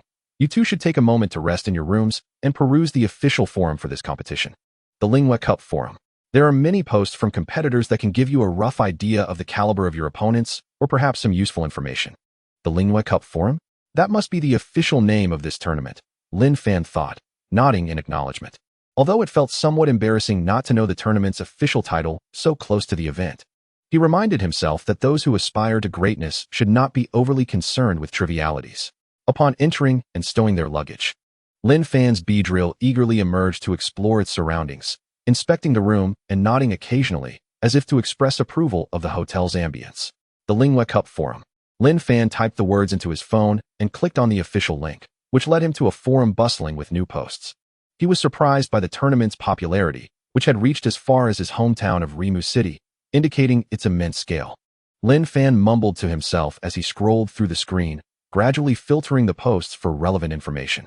While many were boastful or simply shared self-indulgent victory speeches, there were also numerous showcases of Pokémon, providing Lin Fan with valuable insights. Nidoqueen, Nidorino, Vulpix, and Scyther were among the impressive Pokémon displayed, leaving Lin Fan astonished. The caliber of this year's competitors was indeed remarkable, especially seeing those bug-type Pokémon, which sparked a deep yearning within him. It must be nice to be wealthy enough to choose such rare initial Pokémon. Unfortunately, he noticed a lack of semi-legendary Pokémon among the entries. However, he reasoned that given their extensive breeding cycles, while they were exceptionally powerful upon reaching their final forms, they offered no advantage as starting Pokémon. Deciding to stop his browsing, lest it induce anxiety, Lin Fan closed his phone, opting for ignorance. It had to be said that stepping out into the world was a beneficial experience for him, allowing him to better gauge his standing among peers. Before arriving, he had considered himself a top rookie trainer in Rimu City, but now he realized he was among the finest in the province. He affectionately touched his cheek, expertly recalling his restless bee drill into its pokeball, and stepped out of the room, following Su Wu toward the arena for registration. On their way, Su Ling curiously inquired of Lin Fan, "Did you see the Pokémon of those competitors? How do you feel about it? Are you feeling the pressure?" Lin Fan clenched his fist, placing it thoughtfully against his chin and nose. "Indeed, there is a bit of pressure. It seems I'll need to exert at least 30% of my strength to secure the championship." "How pretentious." Su Ling rolled her eyes dramatically, though a smile betrayed her amusement. Initially feeling pressured herself, Lin Fan's words eased her anxiety, restoring her confidence. With a shrug, Lin Fan playfully toyed with the pokeball in his hand, his gaze shimmering with determination. While claiming that 30% strength was merely bravado, he took the pursuit of victory seriously. After all, Beedrill trained diligently every day. How could he not give his all? Naturally, the allure of the substantial prize money and rewards also held a slight appeal for him. Well, just a slight one, as it was well known that he regarded money as inconsequential. Chapter 33, The Rock-Type Gym. At the Sia Arena, the registration area for competitors, Lin Fan and Su Ling stood in line for over 10 minutes before it was finally their turn. After a brief verification of their information, the attendant nodded and handed Lin Fan a round, specially crafted number tag inscribed with his competition details. "Please scan to add the Lingua Cup official account and pay attention to the messages sent, so you don't miss your battle time," she reminded him. Lin Fan nodded and stepped aside to follow the prompts on his phone to complete all necessary steps before reviewing his competition information. His registration number was 404, not found. Lin Fan paused, his mind racing. Where were his desired numbers? 666 and 888. "Cursed capitalists, you have won." In his usual dramatic fashion, Lin Fan began to check his battle venue and time. Zone D, Venue 5, scheduled for tomorrow at 9 a.m. And my opponent's number is what? 666. Are they trying to be clever? Lin Fan scoffed, cracking his knuckles. Just then, Su Ling approached, raising her number tag. "I'm 137, Zone F, Venue 7. Also tomorrow at 9 a.m. What about you?" The carefully cultivated mood dissipated in an instant as Lin Fan also raised his number tag, 404, Zone D, Venue 5. Same time. "What a coincidence," Su Ling remarked, nodding. Lin Fan shrugged non-committally, glancing around for Su Wu, but not spotting him. "Where's Su Uncle?" "He went to challenge the Rock Gym. Don't worry about him," Su Ling replied casually, as if she were well acquainted with her father's habits. Challenging a gym? A spark of interest ignited in Lin Fan's eyes. In his understanding, challenging gyms was an essential aspect of the Pokémon world, and it seemed that reality mirrored this notion. Unlike dojos or martial arts halls, gyms were centered around elemental types, encompassing 18 distinct categories, and each gym leader was a formidable figure within that domain. Although Su Wu was a seasoned professional trainer, the strength of trainers was not solely determined by their years of experience. He was merely an average trainer, and he would likely find himself outmatched against a gym leader, particularly one specializing in rock types, who were known to be quite skilled. However, with the advantage of type matchups, perhaps Su Wu could hold his own. "I truly wish to witness such a level of battle," Lin Fan thought, inhaling deeply as he quelled his aspirations and returned to the hotel. He believed that one day he too would reach such heights, perhaps even become the next bug-type gym leader. No, not just a leader, but a master of bug types like no other. Until then, he would strive for victory in the Lingua Cup. That night, within the hotel's private training facility, Lin Fan observed a training apparatus punctured by Beedrill's stinger, a contemplative expression gracing his features. After days of exploration, he had begun to grasp the intricacies of executing both twin needle and poison sting techniques. In terms of potency, employing the poison sting followed immediately by twin needle will yield a significantly more formidable impact. This is attributed to the unique toxins enveloping Beedrill's poison sting, which possess a pronounced corrosive quality that substantially diminishes the defenses of any object it encounters, thereby amplifying the force of the twin needle.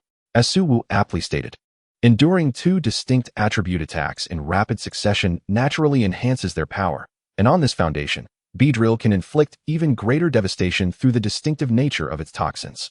In essence, compared to standard assaults, Beedrill's method of attack elevates its strength to a whole new level, rendering it an undeniable trump card. How can one augment the potency of toxins? Lin Fan pondered, although he epitomized the quintessential model youth. The only means he could conceive for enhancing the corrosive properties of toxins revolved around actions prohibited by the state, such as ingesting the venom glands and poison sacs of poison-type Pokémon, thus obtaining the most rapid and substantial benefits in the most primal and direct manner.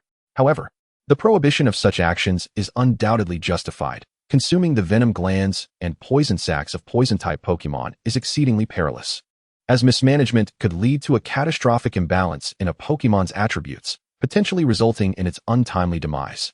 Furthermore, venom glands and poison sacs are the very essence of poison-type Pokémon. If left unregulated, countless innocent wild poison types would undoubtedly face extermination. From any perspective, such actions should indeed be forbidden, yet it is an undeniable fact that the number of poison-type trainers has gradually dwindled since then. If given the opportunity, I must pay a visit to the poison-type gym. After a moment of contemplation, Lin Fan halted Beedrill's training. Today, a session would conclude here. It was time to return and rest. Upon hearing this, Beedrill swiftly flew to Lin Fan's side, instinctively using twin needle to skewer 2 pecha berries, relishing them with great delight. Regardless of how long it consumed them, the pecha berries remained as delectable as ever. Exiting the training grounds, and just as he was about to return to his room, Lin Fan's gaze fell upon a familiar figure. It was Su Wu. Lin Fan approached to greet him. Startled, Su Wu regained his composure upon recognizing Lin Fan, nodding in acknowledgement. Lin Fan observed Su Wu with curiosity. The latter appeared somewhat distracted, yet his eyes sparkled with a notable excitement. Previously, Su Ling mentioned that Su Wu had gone to challenge the rock-type gym. Had he encountered a formidable opponent? Uncle Su, is the rock-type gym leader particularly strong? Seeing Lin Fan's inquisitive gaze, Su Wu's demeanor shifted to one of seriousness, a reminiscent expression crossing his face. Indeed, quite strong. Although fighting types have an advantage over rock types, the reality of battle tells a different story. Whether it be the physical resilience of the Pokémon, their mastery of techniques, or their level of attribute development, Master Wu is undoubtedly among the elite. In my opinion, his strength is not far from that of a champion, as he is a seasoned gym leader with years of experience under his belt, further enhancing his prowess. Su Wu did not hold back in his praise, clearly impressed by the so-called Master Wu's raw capabilities. Lin Fan's curiosity ignited fervently. Among those he had encountered, Su Wu's strength was already at a pinnacle, and his ace, Macamp, could nearly incapacitate opponents with mere intimidation. Just how formidable must the leader of the rock-type gym be to warrant such admiration? Or rather, how powerful are those who ascend to the status of gym leaders? Noticing the burning curiosity in Lin Fan's eyes, Su Wu let out a hearty laugh, patting Lin Fan's shoulder. As long as you train diligently, I believe that one day you too can attain such strength. However, Su Wu paused, a glimmer of mischief sparkling in his eyes. The championship of this Zero Moon Cup will not be easily won. Master Wu's son will also be competing, and his Onyx is not to be underestimated. Master Wu's son? Onyx? Lin Fan's eyes flickered momentarily, his demeanor becoming more cautious. The sons of gym leaders are invariably formidable opponents, and if Master Wu had garnered such praise from Su Wu, his son's prowess would undoubtedly be commendable. Feeling pressured? Su Wu observed Lin Fan with a relaxed demeanor, a faint smile adorning his face. Pressure? Initially, there was none, but after your words, I do feel a hint of it. Lin Fan chuckled, a glint of determination shining in his eyes. Nonetheless, until I witness his true strength, I am confident that Beedrill will not fall to anyone. Buzz. Beedrill synchronized its movements, brandishing its twin needle. slicing through the air with a whistling sound that tousled Lin Fan's hair, showcasing a youthful exuberance. Suwu paused, studying Lin Fan intently before patting his shoulder once more, laughing heartily. It has been quite some time since I have encountered a newcomer as spirited and capable as you. Alas, had you not chosen your initial Pokémon, I would have surely endeavored to guide you down the path of specializing in fighting types. Lin Fan grinned. Had he specialized in fighting types, he would not possess the strength he currently held, for destiny had already inscribed its price in the shadows. All right, enough of this. It is getting late. You should rest. Lest you falter in the first round of the preliminary matches, Suwu teased, making his way toward his room. Faltering in the first round of the preliminaries? That would indeed be quite embarrassing. Wouldn't you agree, Beedrill? Buzzing softly, Lin Fan chuckled as he too headed toward his room. The so-called strongest physical defender, Onyx? This should be interesting. The following morning, Lin Fan rose early, engaging in a brief warm-up before taking a taxi with Su Ling to the Sierra Arena. Parting ways to their respective areas, Lin Fan glanced at the time. It was 8:30, and he had some time to spare. With many participants in the competition, the preliminary rounds would span 3 days, filtering the numbers down to 128. The audience during the preliminary rounds was sparse, yet the sheer volume of competitors rendered the vast arena lively with chatter. A spirited youth proclaimed his intent to claim the championship. This Zero Moon Cup will undoubtedly be mine, along with my Sandshrew. Next to him, another competitor interjected without hesitation. You think you can win the championship? Did you not see how ferocious that Beedrill was in the last match? And let us not forget about the other Pokemon that rival it, like Scyther and Heracross. This year's Zero Moon Cup will be far more challenging than in previous years. Their conversation quickly attracted a circle of nearby competitors, igniting fervent discussions. That Bulbasaur in Area C is impressive, easily dispatching its opponent. Uffed. That's merely because his opponent was too weak, just a filler. Like you're not a filler yourself. Hey, you want to fight, huh? What of it? Do I look afraid? As the topic veered further off course, Lin Fan felt a headache coming on and covered his ears, weaving through the noisy crowd until he found a relatively quiet spot to sit down. It became evident to him that most of those present were mere fillers. Moreover, after observing several ongoing battles, he was further convinced of this notion. The vast majority of novices had evidently not undergone rigorous training, or indeed, it was questionable whether they had trained at all. The sight of a Budew and a Cherubi pecking at each other was truly disheartening.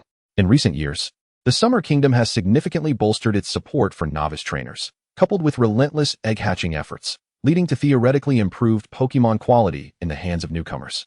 Yet, with societal advancement, the current crop of novices has paradoxically experienced a regression in strength, primarily due to a lack of competitive spirit and crisis awareness. Additionally, possessing Pokemon with good potential without training results in a notable power increase, leading many novices to forego rigorous training, or merely allow their Pokemon to train while they idly observe, culminating in a complete lack of synergy with their Pokemon. With a resigned sigh, Lin Fan acknowledged that his ultimate goal was to seize the championship. The strength of his opponents, whether formidable or feeble, was of little consequence. After witnessing a painfully awkward clash between the snake-patterned bear and an obstinate Ivy, he averted his gaze, a shiver creeping down his spine. It was akin to encountering a bot in a MOBA game, helplessly observing a series of bewildering maneuvers that defied all logic, offering nothing but frustration with each passing moment. As he waited at the edge of the arena, the referee eventually announced his number through a loudspeaker. Lin Fan raised his hand to indicate his presence and pushed through the crowd toward the battle stage. Each arena was equipped with protective barriers that would activate at the onset of battle, safeguarding the onlookers from the aftermath of combat.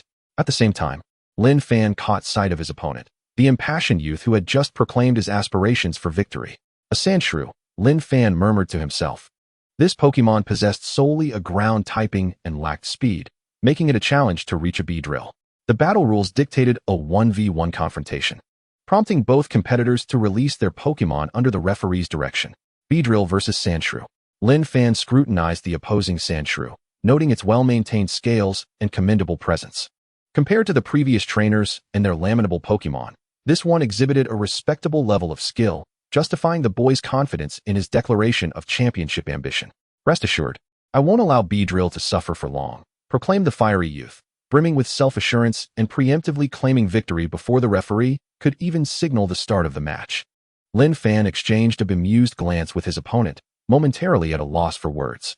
As the referee declared the commencement of the battle, he swiftly issued the command, "Headshot." Headshot. What kind of move is that? The youth found himself momentarily stunned, forgetting to instruct Sandshrew. The Pokémon remained stationary, awaiting its trainer's command, only to see Beedrill materialize before it like a phantom, its stinger piercing unhesitatingly toward its head, breaching the outer scales and striking true. Bang! A dull thud echoed as Sandshrew was sent flying, decisively rendered incapable of battle. Sandshrew! The youth exclaimed in disbelief, rushing to embrace his fallen Pokémon, his face a mask of incredulity. Sandshrew has lost its fighting capability. Competitor 404, Lin Fan, advances. Please check the Zero Moon Cup official account for information on the next match, the referee announced flatly, clearly accustomed to such outcomes. Retrieving Beedrill. Lin Fan turned to leave the arena, casting a glance at the young competitor. Hesitating briefly, he remarked, "Your reflexes are far too slow. You hindered Sandshrew's potential." For trainers, one must either possess remarkable situational awareness or nurture their Pokémon to prioritize autonomous offensive capabilities from the outset. Relying solely on slogans will not lead to victory. The youth stared blankly at Lin Fan, then at Sandshrew, a complex expression crossing his face as he recalled the Pokémon into its Pokeball, gripping it tightly. "I understand. Thank you." Lin Fan nodded non-committally and departed, though he sensed that the boy struggled to grasp the realities of a trainer's role. His genuine passion and concern for his Pokémon were undeniable. Temporary weakness and ignorance do not define one's potential. The essence of that heartfelt dedication is what truly matters. The previously impassive referee exhibited a flicker of surprise, acknowledging Lin Fan's retreating figure with a nod of approval. A promising young talent, indeed, worth keeping a close eye on. Possessing the potential to become a seed player. Chapter 35, Winning Streak. The preliminary rounds were always a chaotic mix, with the majority of competitors being rather lackluster. Having triumphed in his first match, Lin Fan did not exhibit any signs of elation. After meeting with Su Ling and confirming that she too had encountered no formidable adversaries, they returned to the hotel following her easy victory. Their second battles were scheduled for the afternoon. However, Lin Fan's was set for 3 o'clock, while Su Ling's followed at 3:30. The sheer number of participants was staggering, with every battle arena at the CS Stadium concurrently active, resulting in an incessant stream of confrontations. Yet, upon his arrival, the venue was still teeming with competitors, indicating that he would likely need to face 3 or 4 more matches before the preliminaries concluded. "Big brother, please go easy on me." Lin Fan's second opponent was a girl with twin ponytails, her Pokémon a charming Ivy. However, Lin Fan regarded the pink bow atop Ivy's head and the girl's exaggeratedly cute gestures with an odd expression, momentarily at a loss for words. If one intends to train Ivy as a mere ornamental pet, it is best not to bring it to the battlefield. Despite the opponent's attempts to play cute, Lin Fan's smile faded, replaced by a slight frown. He had little tolerance for those who treated battles as trifles. "Let us end this quickly, don't go too hard." That Ivy doesn't seem capable of withstanding your attacks. As Lin Fan anticipated, Ivy indeed appeared to be raised solely as a decorative pet, its physical capabilities woefully inadequate. Beedrill's gentle tap on its head was sufficient to render it utterly incapacitated. "Headshot 2, Lin Fan muttered to himself, feeling as though he was veering further down a peculiar path. Retrieving Beedrill, he paid little mind to his stunned opponent as he walked towards the exit, contemplating whether Ivy could evolve into a bug-type Pokémon, a notion that, while theoretically plausible, was practically negligible. Although Ivy boasted 8 potential evolutions, only 5 required specific evolutionary stones. While the other 3 methods were abstract and yet to be discovered, Lin Fan believed that the power of bug typing lay dormant within Ivy's genetics. Yet the idea of evolving it into a bug type seemed far-fetched, unless one were to conduct some forbidden experimentation akin to the birth of Mutuo. Such a transformation remained a distant fantasy. He couldn't help but acknowledge that sometimes such experiments, though cruel, could indeed propel the world forward. Shaking his head to dismiss the errant thoughts, Lin Fan chuckled self-deprecatingly, just as a commotion captured his attention, prompting him to glance over with a hint of surprise. The light of evolution. Approaching the arena's edge, Lin Fan curiously observed the Pokémon revealed by the dissipating glow. A remarkably elegant Curlia. The initial Pokémon was Ralts. Such a creature was indeed precious. Lin Fan's surprise was palpable as an individual nearby turned to him with enthusiasm, declaring, "Hey, buddy, this is the daughter of the psychic gym leader. Ralts is incredibly valuable for trainers like us, but for her, it's merely a relatively strong Pokémon." Taken aback, Lin Fan finally noticed the girl standing beside Curlia, her long black hair cascading like a waterfall, clad in a white gown, her expression serene and composed. Another child of a gym leader? Lin Fan marveled, casting a lingering gaze at Curlia. Impressive, yet not a match for Beedrill. After a brief assessment, Lin Fan lost interest and began to depart. Compared to Curlia, he was far more concerned about the child of the rock-type gym leader. The extraordinary physical resistance of Onyx posed a considerable threat to Beedrill, which lacked durability as a swift attacker. In the battle arena, Curlia's trainer suddenly raised her head to look at Lin Fan, a glimmer of blue light flashing in her eyes. If Lin Fan were still present, he would undoubtedly recognize that it was the extraordinary ability he once envied immensely. This individual is quite peculiar. I find him inscrutable. Su Yu's brows knitted in contemplation, a flicker of uncertainty dancing in her eyes. Kyrillian stepped forward, taking Su Yu's hand, gently pulling her from her reverie, and at last, a faint smile graced her features.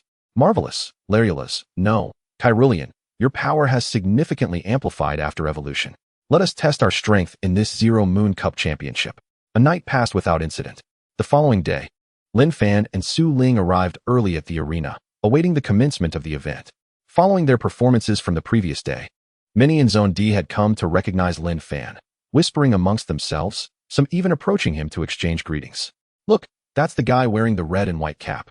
Let me tell you, his Beedrill is outrageous. He annihilated his opponents in both matches without using any skills, solely relying on brute strength.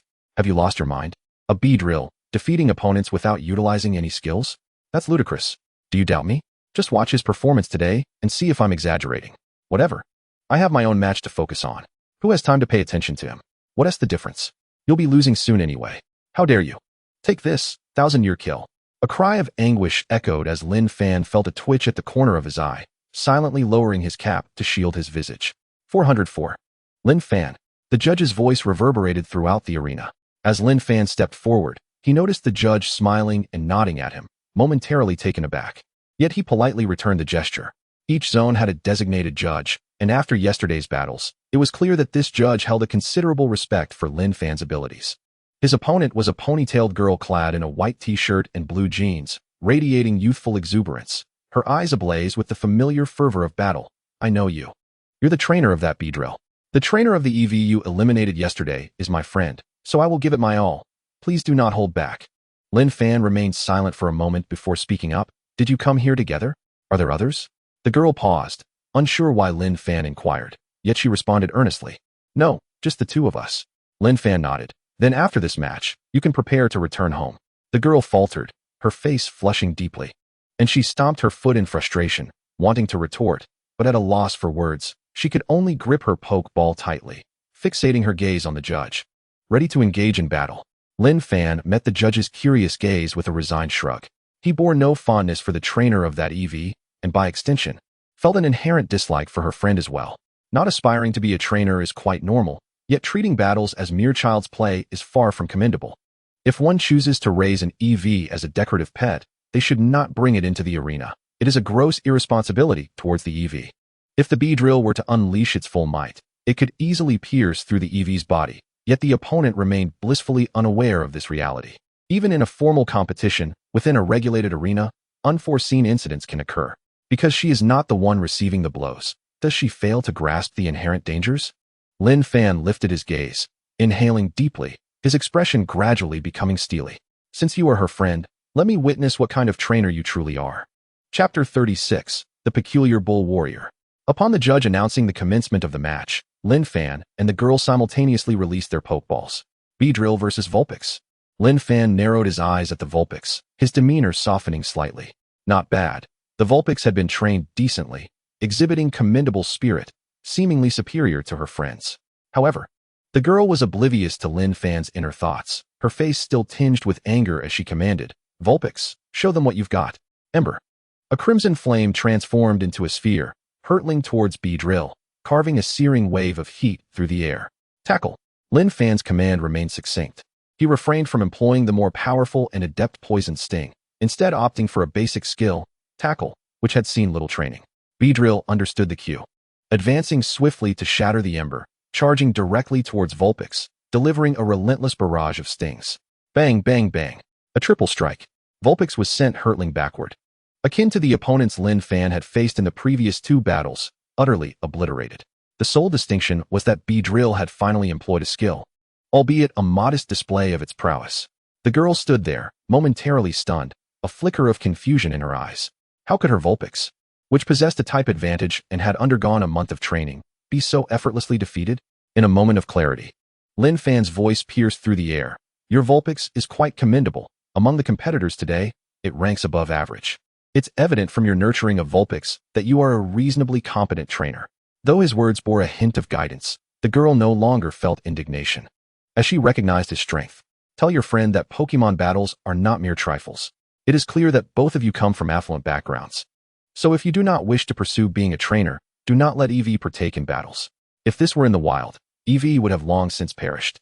Lin Fan spoke with a measured tone, having experienced the brutal reality of true Pokémon battles in the Watermoon Forest. Thus, he felt a sense of helplessness towards those who were so nonchalant. However, this was an inevitable consequence. The past 2 to 3 decades have been relatively peaceful, with no significant criminal organizations emerging. The Summer Nation is one of the most peace-loving countries, and in such an environment, the new trainers cultivated have naturally lost their sense of urgency and competitive spirit. Shaking his head, Lin Fan decided it was not his concern and turned to leave, leaving the girl cradling her Vulpix, slightly dazed. Lin Fan wandered around, finding no trainers of interest like the previous day, and intended to reunite with Su Ling to continue their training at the hotel. Just then, a large hand stealthily settled on Lin Fan's shoulder. In an instant, Lin Fan's hair stood on end, his muscles tensing as he prepared to summon Beedrill, but the figure behind him directly intervened. Relax, young one. I harbor no ill intentions. I simply found your earlier remarks quite intriguing. A deep, gravelly voice resonated as the hand withdrew, allowing Lin Fan to turn and behold the figure before him. Bull Warrior? Lin Fan's eyelids flickered as he blurted out. The individual wore a headpiece resembling the Bull Warrior from Jackie Chan Adventures, and his physique bore a striking resemblance to the Bull Warrior, albeit more proportionate, exuding a commanding presence. You have a discerning eye. The individual seemed pleased, grinning widely at Lin Fan.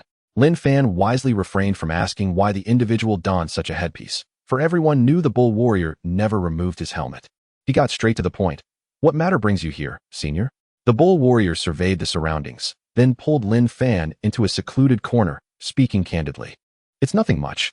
I just found your words quite interesting and wish to inquire your thoughts on the current crop of rookie trainers. Lin Fan felt a sense of bewilderment. Could this be some journalist seeking a scoop? What other reason could there be to pose such a question?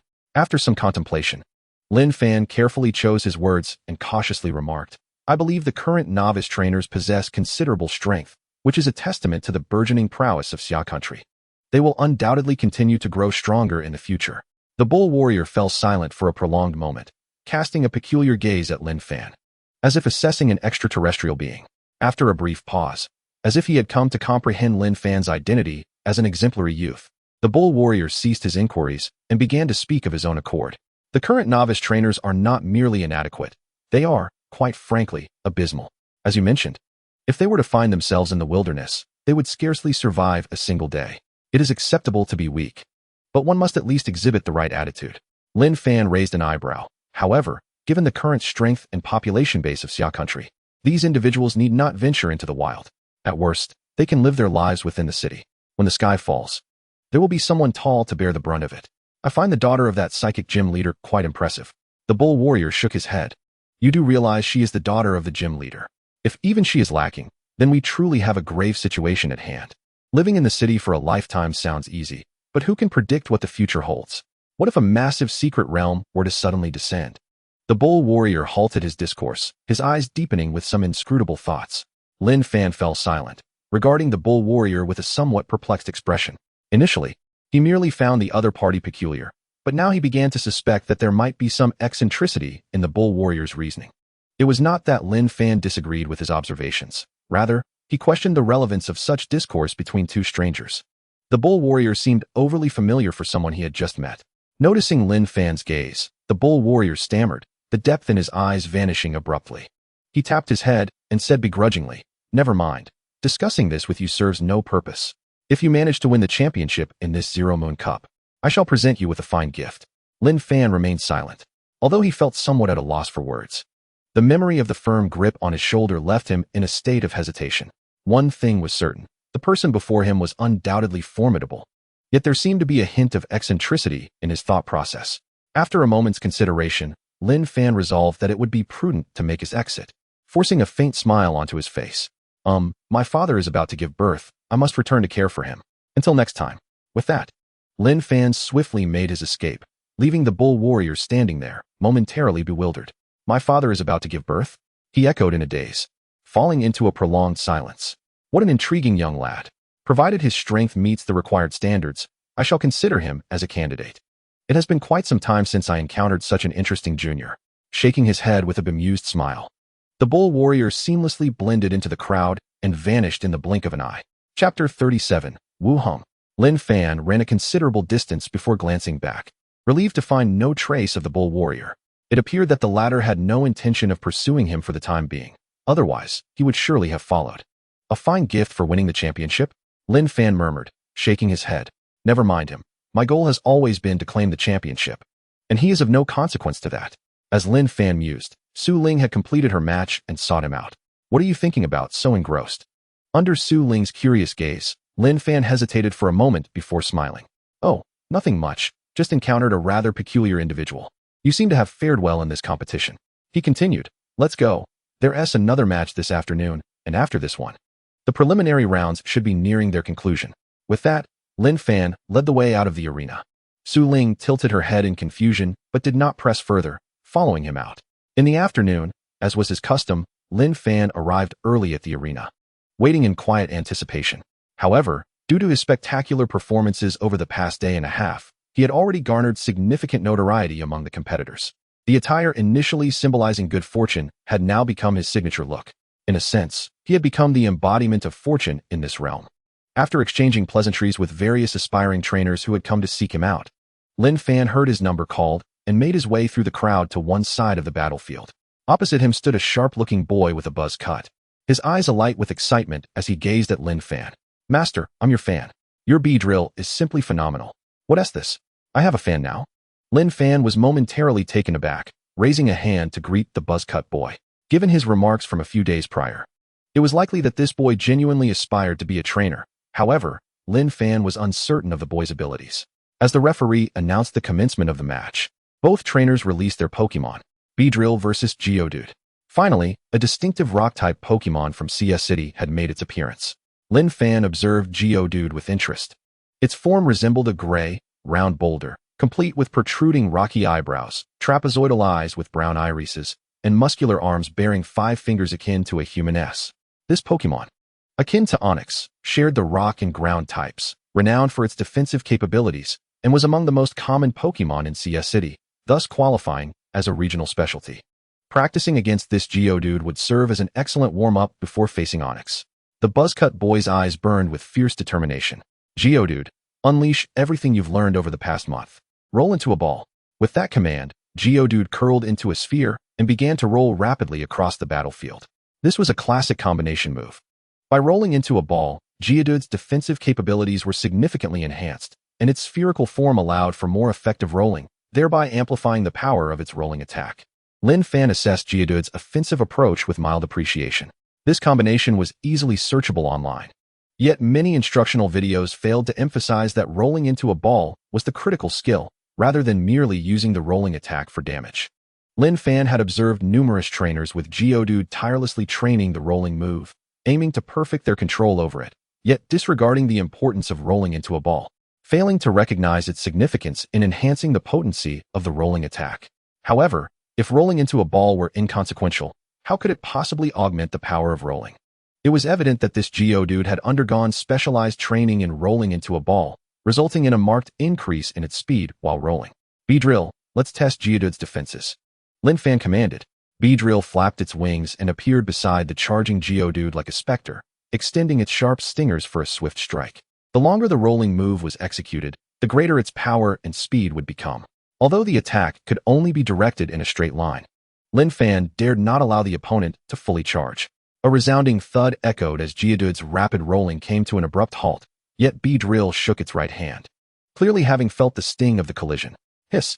Upon hearing B-drill's feedback, Lin Fan nodded, gaining a clearer understanding of the disparity in both offense and defense. This Geodude was roughly estimated to be at levels 17 to 20. B-drill could still inflict damage without utilizing any skills, and with Twin Needle, it could undoubtedly achieve a swift knockout. To be frank, since Beedrill's evolution, Lin Fan had been on a streak of quick victories. He had yet to ascertain Beedrill's limits. Today's duel with Geodude had provided him with a slight glimpse into that capacity. In stark contrast to Lin Fan's composed demeanor, the buzzcut boy gaped in awe, his eyes shining with admiration as he exclaimed, "Incredible! You managed to halt Geodude's rolling with sheer strength alone." Indeed, as Brother Wu had mentioned, the illustrious Beedrill commanded by the Master is among the most formidable Pokémon in this Zero Moon Cup. As excitement surged within him, the buzzcut youth was suddenly greeted by Lin Fan's voice, laced with a faint smile. "Though you are my fan, I must hasten back to train. So I shall not accompany you." Beedrill, Twin Needle.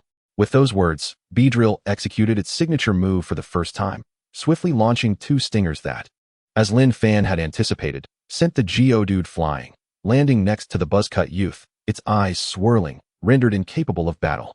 Geodude. The buzzcut youth hurriedly scooped up his Pokémon, relieved to find it unharmed, and returned it to its Pokeball.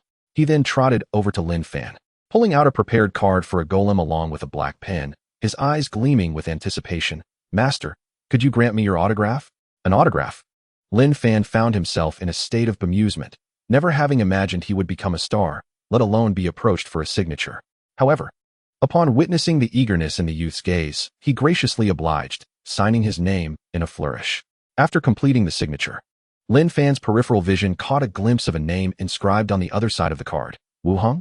Puzzled, Lin Fan glanced at the buzzcut youth, who cheerfully introduced, "Hung Gu is the son of the gym leader Wu, our elder brother. He treats us well and is my idol. My Geodude learned how to train properly under his guidance. Otherwise, I would never have realized that becoming round was the core of this combination technique." The son of the gym leader Wu?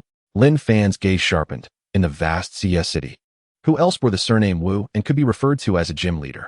Just as this thought crossed his mind, a figure approached, smiling broadly. "Hello. I am Wu Hong. Shall we be friends?" Following the voice, Lin Fan beheld a youth with a spiky hairstyle, squinting eyes, and a friendly demeanor, exuding an aura of harmlessness. "Lin Fan." He introduced himself succinctly, only to have Wu Hong warmly grasp his hand, eyes gleaming. "Brother, I didn't expect you not only to possess great strength, but also to be quite handsome. Shall we exchange Pokénav IDs?" Lin Fan was momentarily taken aback.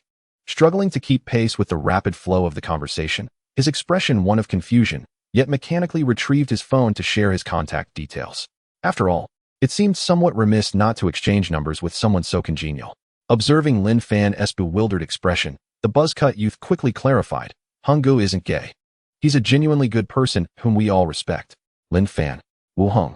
An awkward silence enveloped the atmosphere. Wu Hong broke it by saying, "Brother, I look forward to facing you in the competition. I have some matters to attend to now. See you next time." With that, he took the buzzcut youth and departed, a brilliant smile adorning his face, the implications of which made Lin Fan feel a slight unease. What an amusing encounter, Lin Fan mused, never having expected his first meeting with the other to unfold in such a manner. As he pondered, a notification popped up on his phone regarding the next match, 404 Lin Fan by. Lin Fan's eyes lit up with surprise. What incredible luck! Although this meant he was effectively absent from the competition, the total number of participants indicated that the upcoming round was likely the final one of the preliminary selections. This meant he could enjoy a full day of rest, while also observing the formidable contenders. In the hotel, after concluding their evening training, Lin Fan and Beedrill lay in bed, browsing through forums. After 2 days of preliminary rounds, the truly skilled competitors had gradually revealed their prowess. Among them were the Scyther from the Kendo Dojo, the Houndoom from a family of detectives, and Su Ling's powerful Curlia from the Psychic Gym. Lin Fan perused a post titled Zero Moon Cup Elite Summary, keenly observing the various skilled Pokémon showcased within. Naturally, his Beedrill was among them, receiving high praise. However, the comments were mixed. Some questioned how a Beedrill could be compared to the other formidable Pokémon, while others staunchly supported it. Lin Fan chuckled softly as he scanned the discussions about his Beedrill. "I heard that Beedrill has secured victories in all 4 matches. Isn't that strong? I've heard that Beedrill's opponents were all novices, just there to make up the numbers. They were utterly weak. I could take them on myself. Are you implying my Geodude is just a filler? Come and face me in person. I'll show you." Lin Fan found himself in fits of laughter, realizing he had stumbled upon the buzzcut youth's comment. The contrast between online remarks and real-life demeanor was quite endearing. He reflected for a moment, shaking his head in resignation. Could he blame the youth? Though referees announced the names of the competitors, if every battle ended in a single blow, why bother with those details? After casually skimming through the comments, Lin Fan returned to the main body of the post, contemplating a colossal onyx featured therein. Undoubtedly, this onyx belonged to Wu Hong, exuding a cold and commanding presence that starkly contrasted with its trainer's demeanor. Composed of massive gray boulders, the onyx's serpentine form earned it its name. It boasted a long rock horn atop its head, with piercing eyes. Its body tapered from the midsection to the tail, each stone smaller than the last. Yet even the smallest surpassed a caterpie in size. The onyx could absorb various hard materials to fortify its body, which was one of the reasons for its formidable defense, placing it among the elite in terms of durability. Undoubtedly a formidable adversary. Lin Fan inhaled deeply, a hint of seriousness entering his gaze. Beedrill nodded frequently, eyeing the towering Pokémon with a solemn demeanor.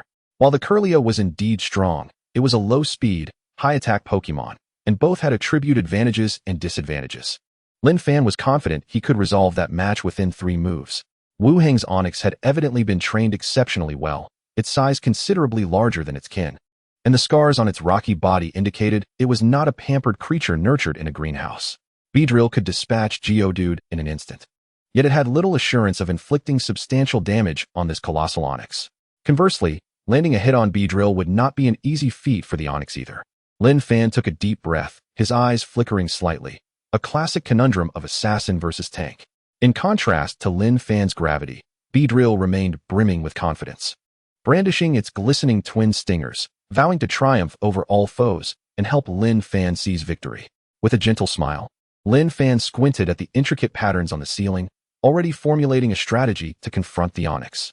The following afternoon, all preliminary rounds concluded, and 128 competitors advanced to the main event, divided into 8 groups of 16, where they would face off against one another. This meant that advancing from the group stage would secure a place in the top 8.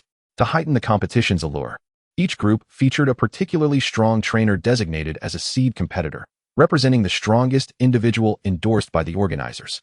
Lin Fan was designated as number 5 in Group D, and unsurprisingly, he was also the seed competitor for that group. Su Ling was number 1 in Group F, yet she was not the seed competitor for that group. However, upon seeing the name of the seed competitor in her group, Lin Fan was not surprised at all, for it was none other than Wu Hong, the wielder of the onyx. Previously, Uncle Su attempted to challenge the rock-type gym, but was unsuccessful. Now, his daughter is set to face off against Master Wu's son. Given this situation, it seems that the elder could not prevail, and neither can the younger. The advantage of type matchups holds little weight in the face of absolute strength. Lin Fan scratched his head, casting a glance at Su Ling not far away, refraining from voicing his thoughts. Although she was well aware of her limitations against Wu Hong, should Lin Fan articulate such a sentiment, he would undoubtedly find himself dragged into the octagonal cage for a friendly sparring session. Su Ling, sensing his gaze, turned back to him. Despite his silence, she fully comprehended the unspoken message in his eyes, shooting him a glare. Her delicate features adorned with a hint of menace. If you dare suggest my arm wrestling prowess cannot match that of Onyx, prepare for a bout of free fighting. Lin Fan, heaven help me, he had said nothing. He knew she could not best Onyx, and she knew it too, yet he could not voice it. For he could not contend with her. Feeling a chill of indignation, he resolved to learn martial arts. Chapter 39. The main competition begins. On the 4th day of the Zero Moon Cup, the main competition finally commenced amidst the eager anticipation of the crowd. Unlike the semi-closed nature of the preliminary rounds, the arena was now filled to capacity with spectators. Numerous banners were raised, emblazoned with phrases of encouragement for various competitors, clearly from friends and family of those advancing to the main event. Lin Fan stood in the preparation area, casting an envious glance at the banners outside, his resolve to seize victory becoming ever more steadfast. Yearning to accelerate his ascent as a formidable trainer, this initial funding would undeniably serve as a significant boon. Once he achieved a modicum of fame as a trainer and could earn independently, he envisioned bringing his parents to the competition venues. Shaking his head, Lin Fan dispelled such thoughts, finding a forward seat to settle down and rest his eyes. He was contestant number 5 in Group D, with his battle scheduled for the morning, while Su Ling, as contestant number 1 in Group F, would battle in the afternoon, thus continuing her rigorous training alone. Clearly, despite her claims that she might not lose to Onyx, the pressure on Su Ling was palpable. After all, now that she had entered the competition, who wouldn't he aspire to claim the championship? Recalling Su Ling's determined gaze, Lin Fan wisely chose not to voice the thought that even if she triumphed over Wu Hong, she would still have to contend with him if she wished to win the title. As the start of the competition drew near, a group of sharply dressed delegates made their entrance, taking their seats in the special guest area. Among them were members of the CS City Trainer Association, sponsors from the Zero Moon Company, and various other affiliated personnel. However, Lin Fan's attention was primarily captured by the middle-aged man with a rock-like demeanor and a crew cut sitting in the center. By intuition, Lin Fan recognized his identity, the gym leader of the rock-type gym. Apart from his prominent position, Lin Fan identified him largely due to a significant detail. Like Wu Hong, he possessed the same squinty eyes, unmistakably a product of the same mold. Nodding in acknowledgement of Master Wu's genetics, Lin Fan surveyed the guest area but was taken aback to find none of the figures he had anticipated, particularly the imposing bull warrior, which he had expected to see. However, this only heightened his curiosity about the man's identity. Of course, it had nothing to do with the notion that a higher status would theoretically yield better rewards for him upon winning. Lin Fan was not so superficial as to believe in such trivialities. At precisely 8 o'clock, the announcement echoed through the arena. The main competition is about to commence. Contestants in Group A, please prepare. Those exceeding the 10-minute mark will be deemed to have forfeited. The announcement played thrice, and as fireworks erupted at the arena's center, the stirring background music signaled the imminent start of the battles. Although Lin Fan was typically composed, he felt a surge of adrenaline amidst the thunderous cheers from the audience. Life is but a series of fleeting moments, and this competition undoubtedly marked the first step in introducing him and Beedrill to the world. A wave of excitement washed over him. Lin Fan grinned, his eyes sparkling with enthusiasm, the pokeball containing Beedrill at his waist quivering slightly, revealing the latter's own eagerness. As the cheers from the audience subsided, the contestants for Group A, numbers 1 and 2, emerged from the preparation area onto the battleground. Once they took their positions, the crowd erupted with applause far surpassing the earlier cheers, interspersed with chants such as "I love you," "Suyu," and "Kyrillian is the best in the world." Lin Fan narrowed his eyes, focusing on the individual on the left side of the arena. Suyu, daughter of the psychic gym leader, initially possessing a Ralts, had now evolved into a Kirlia. Hailing from a privileged background, she was stunningly beautiful, exuding an air of cool elegance and formidable strength, which undoubtedly contributed to her immense popularity. The organizers had placed her in Group A, likely intending to ignite the atmosphere of the arena. Suyu maintained a serene countenance, seemingly unaffected by the fervent atmosphere. In contrast, her opponent, a rather ordinary bespectacled boy, appeared visibly intimidated, his nerves evident as he swallowed hard, clearly struggling to adapt to such an overwhelming environment. As the referee signaled the start of the match, both competitors summoned their Pokémon, Kirlia versus Teddiursa, the bespectacled boy's Pokémon. Teddiursa inherited his trainer's social anxiety, its body stiff and combat effectiveness plummeting. As anticipated, Kirlia remained motionless, and before Teddiursa could even approach, it was swiftly lifted away by 2 successive psychic attacks, securing a swift victory. Suyu calmly recalled Kirlia, her white dress billowing gracefully in the breeze, epitomizing elegance. This scene, unsurprisingly, ignited yet another wave of cheers, further stoking the fiery atmosphere within the arena. Following this initial battle, the remaining 14 competitors paired off for their matches. Geodude versus Arbok, with Geodude emerging victorious. Pidgey against Rattata, with Pidgey winning. Sandshrew versus Nidorino, with Nidorino prevailing. And Mankey against Meowth. After the conclusion of Group A's battles, a brief intermission ensued before the contestants from Group B began their preparations. The seed competitor in Group B was named Lin Mo, his Pokémon a Scyther, a rather rare bug type. Scyther, how I long to have one, Lin Fan mused, his eyes glinting with a hint of longing. Scyther has 2 evolutionary forms. However, rather than being a traditional evolution, it involves utilizing specific items to achieve different forms, as data from the games indicates that all 3 forms possess identical base stats of 500. Yet, any Pokémon requiring an item for transformation shares a characteristic. Upon item usage, their strength tends to increase, with higher quality items yielding greater enhancements.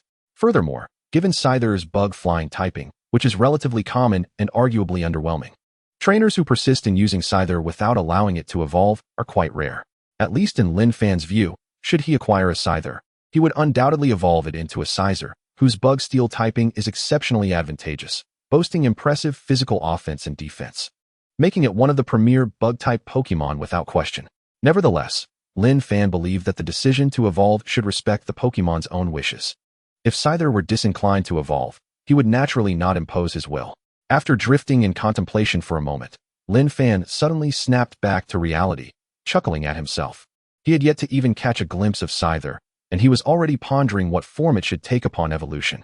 With a resigned shake of his head, Lin Fan continued to focus intently on the match unfolding before him. Although there was no Scyther in sight, observing how others trained and utilized it was still beneficial. In fact, if time permitted, a friendly spar with a Beedrill might also be intriguing. Beedrill versus Scyther. The mere thought was quite entertaining. Chapter 40. The performance of the seed competitors. The battle raged on fiercely, and before long, it was Lin Mo's turn to take the stage with his Scyther.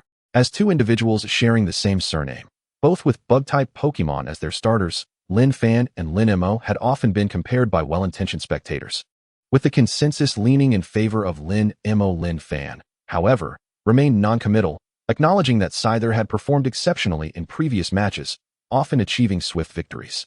Moreover, with Beedrill being commonplace and Scyther being a rarity, it was only natural that many favored Lin Mo. Though underestimated, Lin Fan took it in stride, as their paths were unlikely to cross. According to the tournament's arrangement, Lin Mo would likely face Su Yu, and overcoming her Curlio would pose a considerable challenge for Scyther. As Lin Fan murmured to himself, both competitors released their Pokémon onto the field. Lin Mo's opponent was a formidable Kingler, renowned for its physical attacks. As the battle commenced, Lin Mo commanded Scyther to leverage its speed advantage and approach Kingler with confidence, executing the multi-slash move. This bug-type technique involved striking with its scythes, or claws, gaining power with each consecutive hit. Kingler attempted to counter with Crabhammer, but the disparity in speed was insurmountable. Scyther merely fluttered its wings to evade the oncoming pincers, landing the first critical strike on Kingler. The outcome was all but determined.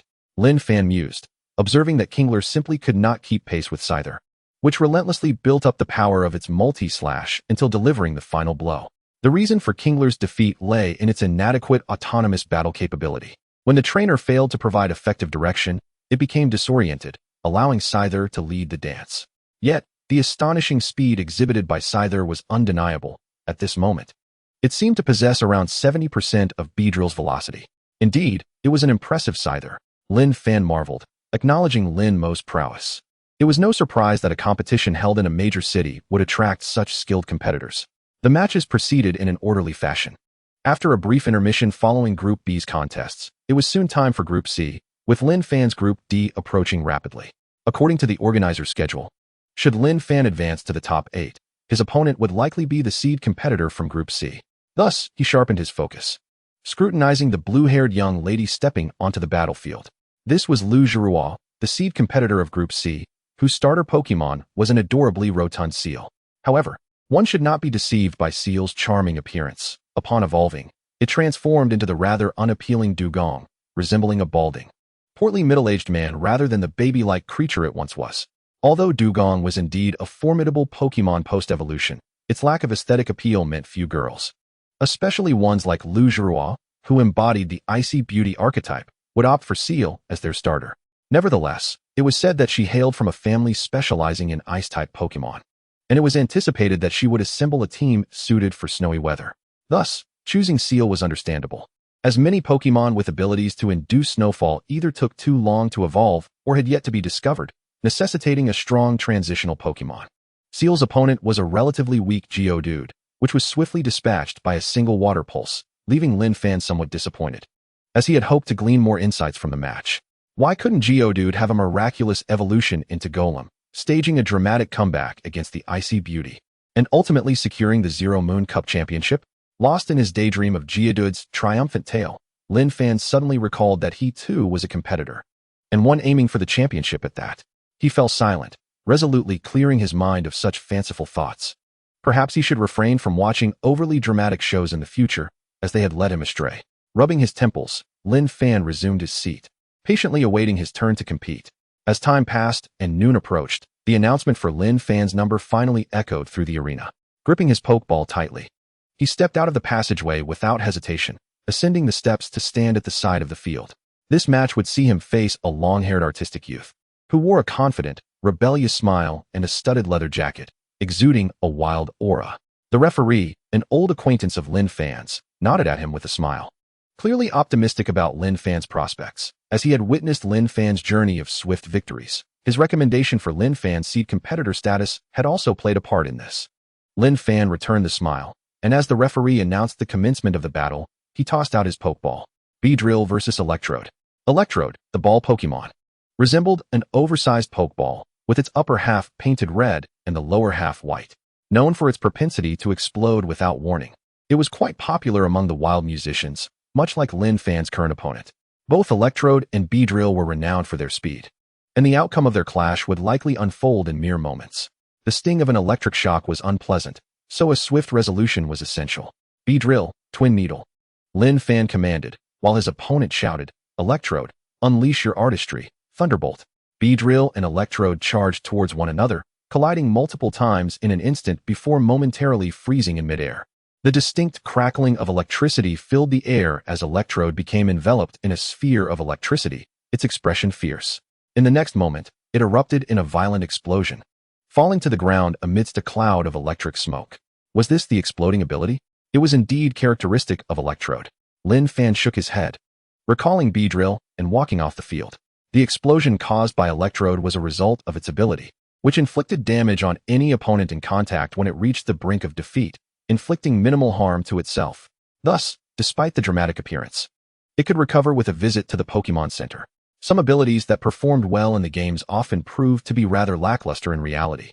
Much like this exploding ability, not only was its explosion radius limited, but its activation condition required the Pokémon to be on the verge of collapse, making it challenging to utilize effectively.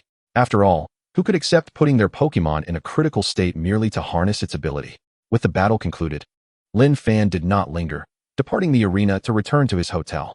By 3 o'clock, the matches for groups E and H proceeded sequentially. Though Lin Fan did not have a match in the afternoon, he accompanied Su Ling to the venue. After all, he was not Su Ling. She understood that she would likely struggle against Wu Hang's Onix, and would probably not advance past the group stage. Therefore, she chose not to concern herself with the performances of other competitors. For Lin Fan, however, aiming for the championship necessitated observing the performances of other seed competitors, particularly Wu Hang's Onix, and whether any dark horses might emerge. Glancing at the somewhat anxious Su Ling, Lin Fan pondered and handed her his hat, a lucky hat. Wear it and you'll receive the blessing of the strongest trainer. The strongest trainer? How shameless. Su Ling glanced at Lin Fan, and though she silently scoffed, she accepted the hat and placed it atop her head, feeling her initial tension ease somewhat. Thank you. I didn't expect such a thoughtful side from you. Su Ling expressed her gratitude, her face adorned with a radiant smile. Lin Fan chuckled awkwardly, his gaze shifting away, a touch of guilt washing over him. Thoughtful. He merely wished to prevent Su Ling from stumbling, for if she faltered, her Machoke would be unable to contend with the Onix, thereby depriving him of valuable battle data and experience. Chapter 41, Wu Shua's Sigh. Amidst Lin Fan's discomfort, the announcement echoed through the venue, calling out Su Ling's number. She cast a dubious glance at Lin Fan before striding toward the battlefield. Although not a seed contestant, Su Ling's prowess was certainly formidable, merely overshadowed by the 8 designated seed competitors in the organizer's eyes. Her opponent was equally a skilled trainer, starting with a Magnemite, a dual electric steel type boasting formidable resistances. Out of the 18 types, it resisted 11 and was immune to 1, leaving only 3 types capable of inflicting super effective damage. However, the sole quadruple weakness, ground type, could be somewhat evaded due to Magnemite's floating capability, rendering it nearly perfect. Unfortunately, Machoke's fighting type was precisely one of those 3. When the power levels were comparable, type advantages became exceedingly crucial. The battle commenced instantly. Although Magnemite could hover in the air, its altitude was limited, and its speed was not particularly remarkable, rendering it unable to evade Machoke's explosive assaults. Nevertheless, Magnemite's special attack was exceptional, and its inherited move, Thunder Wave, was executed with remarkable finesse, continuously intercepting Machoke's movements while inflicting significant damage, resulting in a state of intense stalemate. Since the official matches began, 5 seed competitors had already battled, yet due to the disparity in their opponent's strength, Su Ling's clash against Magnemite emerged as the most captivating. The exchanges were vigorous, Thunder Wave against Revenge, Thunderbolt against Low Kick, creating a strategic duel that thoroughly captivated the audience. Due to the type disadvantage, Magnemite inevitably found itself on the back foot. Taking a deep breath, the opponent resolved to go all out. Magnemite, use Thunder Wave. At this, Lin Fan couldn't help but shake his head. Foolish child, How could one dare to use Thunder Wave without confirming whether Machoke possessed the ability Guts or Steadfast? The outcome was already determined. As Lin Fan anticipated, when the faint currents enveloped Machoke, Su Ling responded with delight rather than anger, exclaiming, "Machoke, use revenge." With the boost from Guts, Machoke's physical attack soared, delivering a decisive punch that sent the previously stalemated Magnemite flying, thus concluding the battle. This dramatic turn of events ignited cheers from the spectators, even prompting laughter from the special guests. The current trainers evidently lacked tactical acumen, although Magnemite was inherently weaker. It shouldn't have been so easily dispatched with a single blow. Amidst the joviality, someone turned to the bald man at the center, jesting, "Master Wu, your son is also a competitor in this group, a seed contestant no less, but his type is countered by this Machoke, given its displayed strength. I wonder if your son feels any pressure." Master Wu smiled gently, his countenance resolute, yet unexpectedly warm.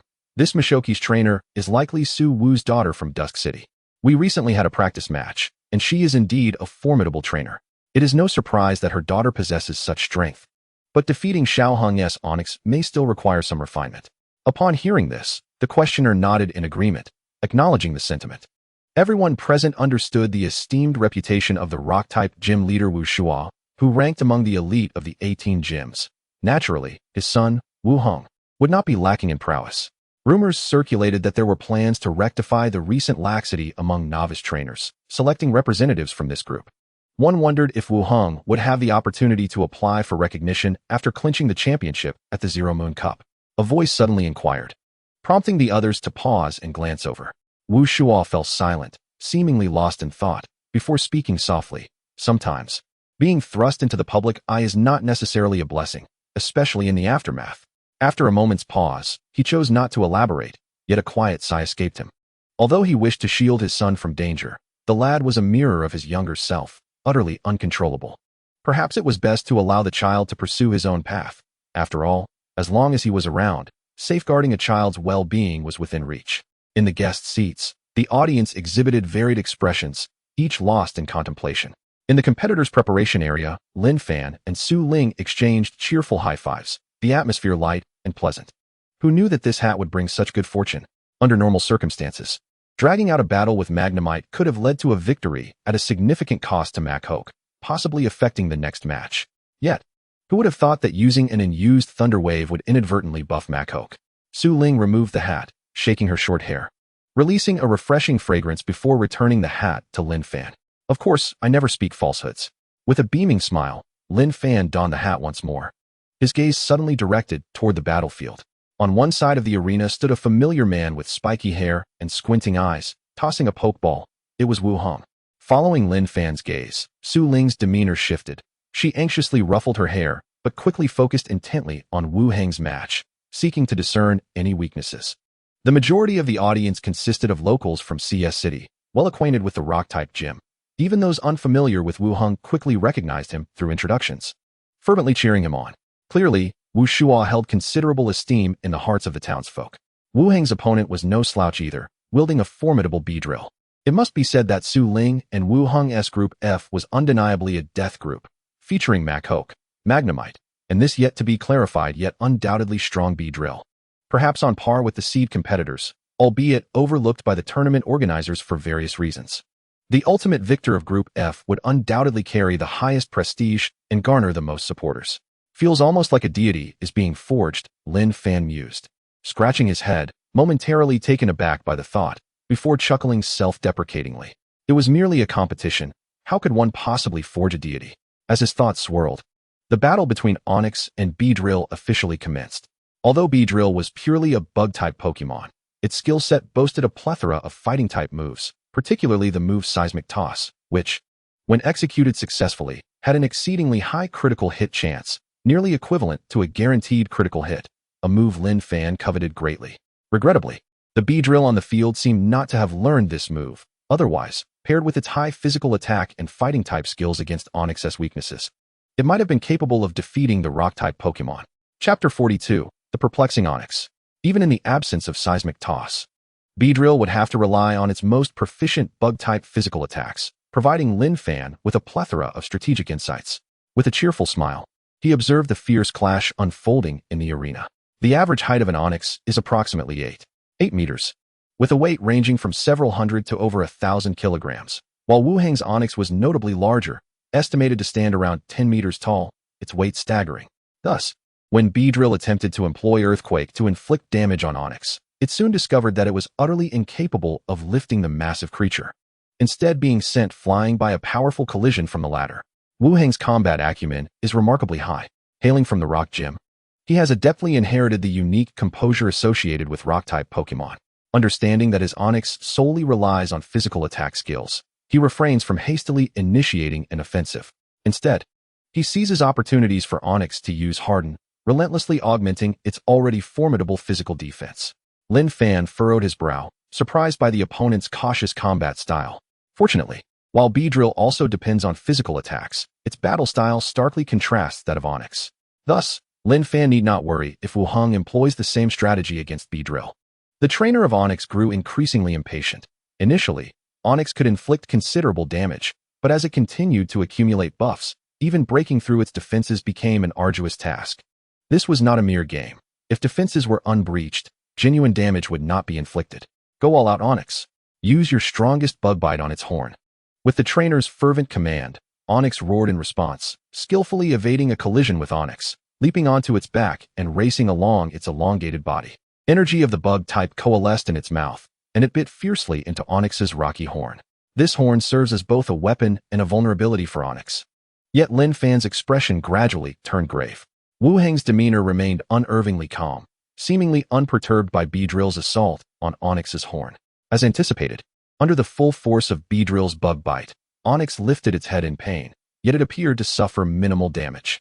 Instead, it furiously slammed into the ground, seemingly resulting in mutual destruction, thereby sending Beedrill crashing down, culminating in a powerful rock slide that ultimately knocked Beedrill out.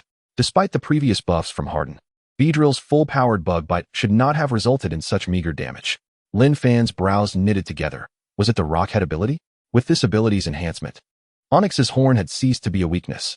The Rockhead ability, as its name suggests, renders the head exceedingly hard, and after using certain recoil-inducing moves, it significantly reduces or even immunizes against recoil damage.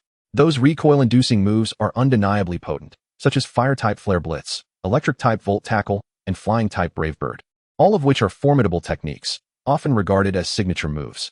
Coincidentally, Onyx's genetic move pool includes a remarkably powerful Rock-type recoil move, Head Smash. With the combination of the Rockhead ability and the added strength of Head Smash, any challenger would face dire consequences.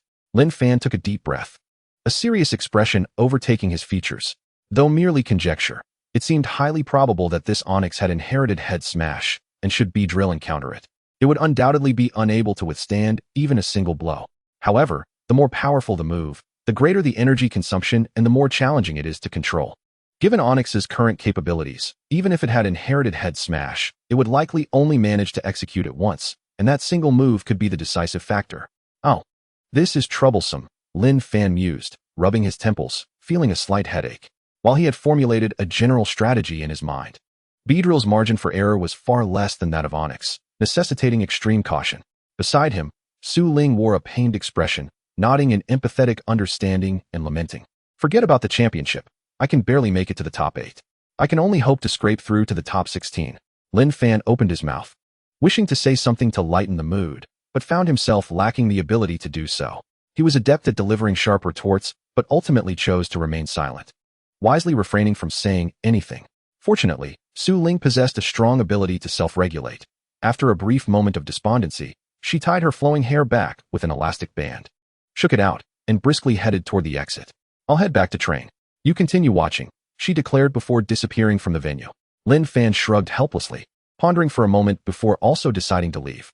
Compared to observing the remaining competitors, returning to train against Onyx seemed far more prudent. The following morning, the battle for the top 32 commenced in earnest.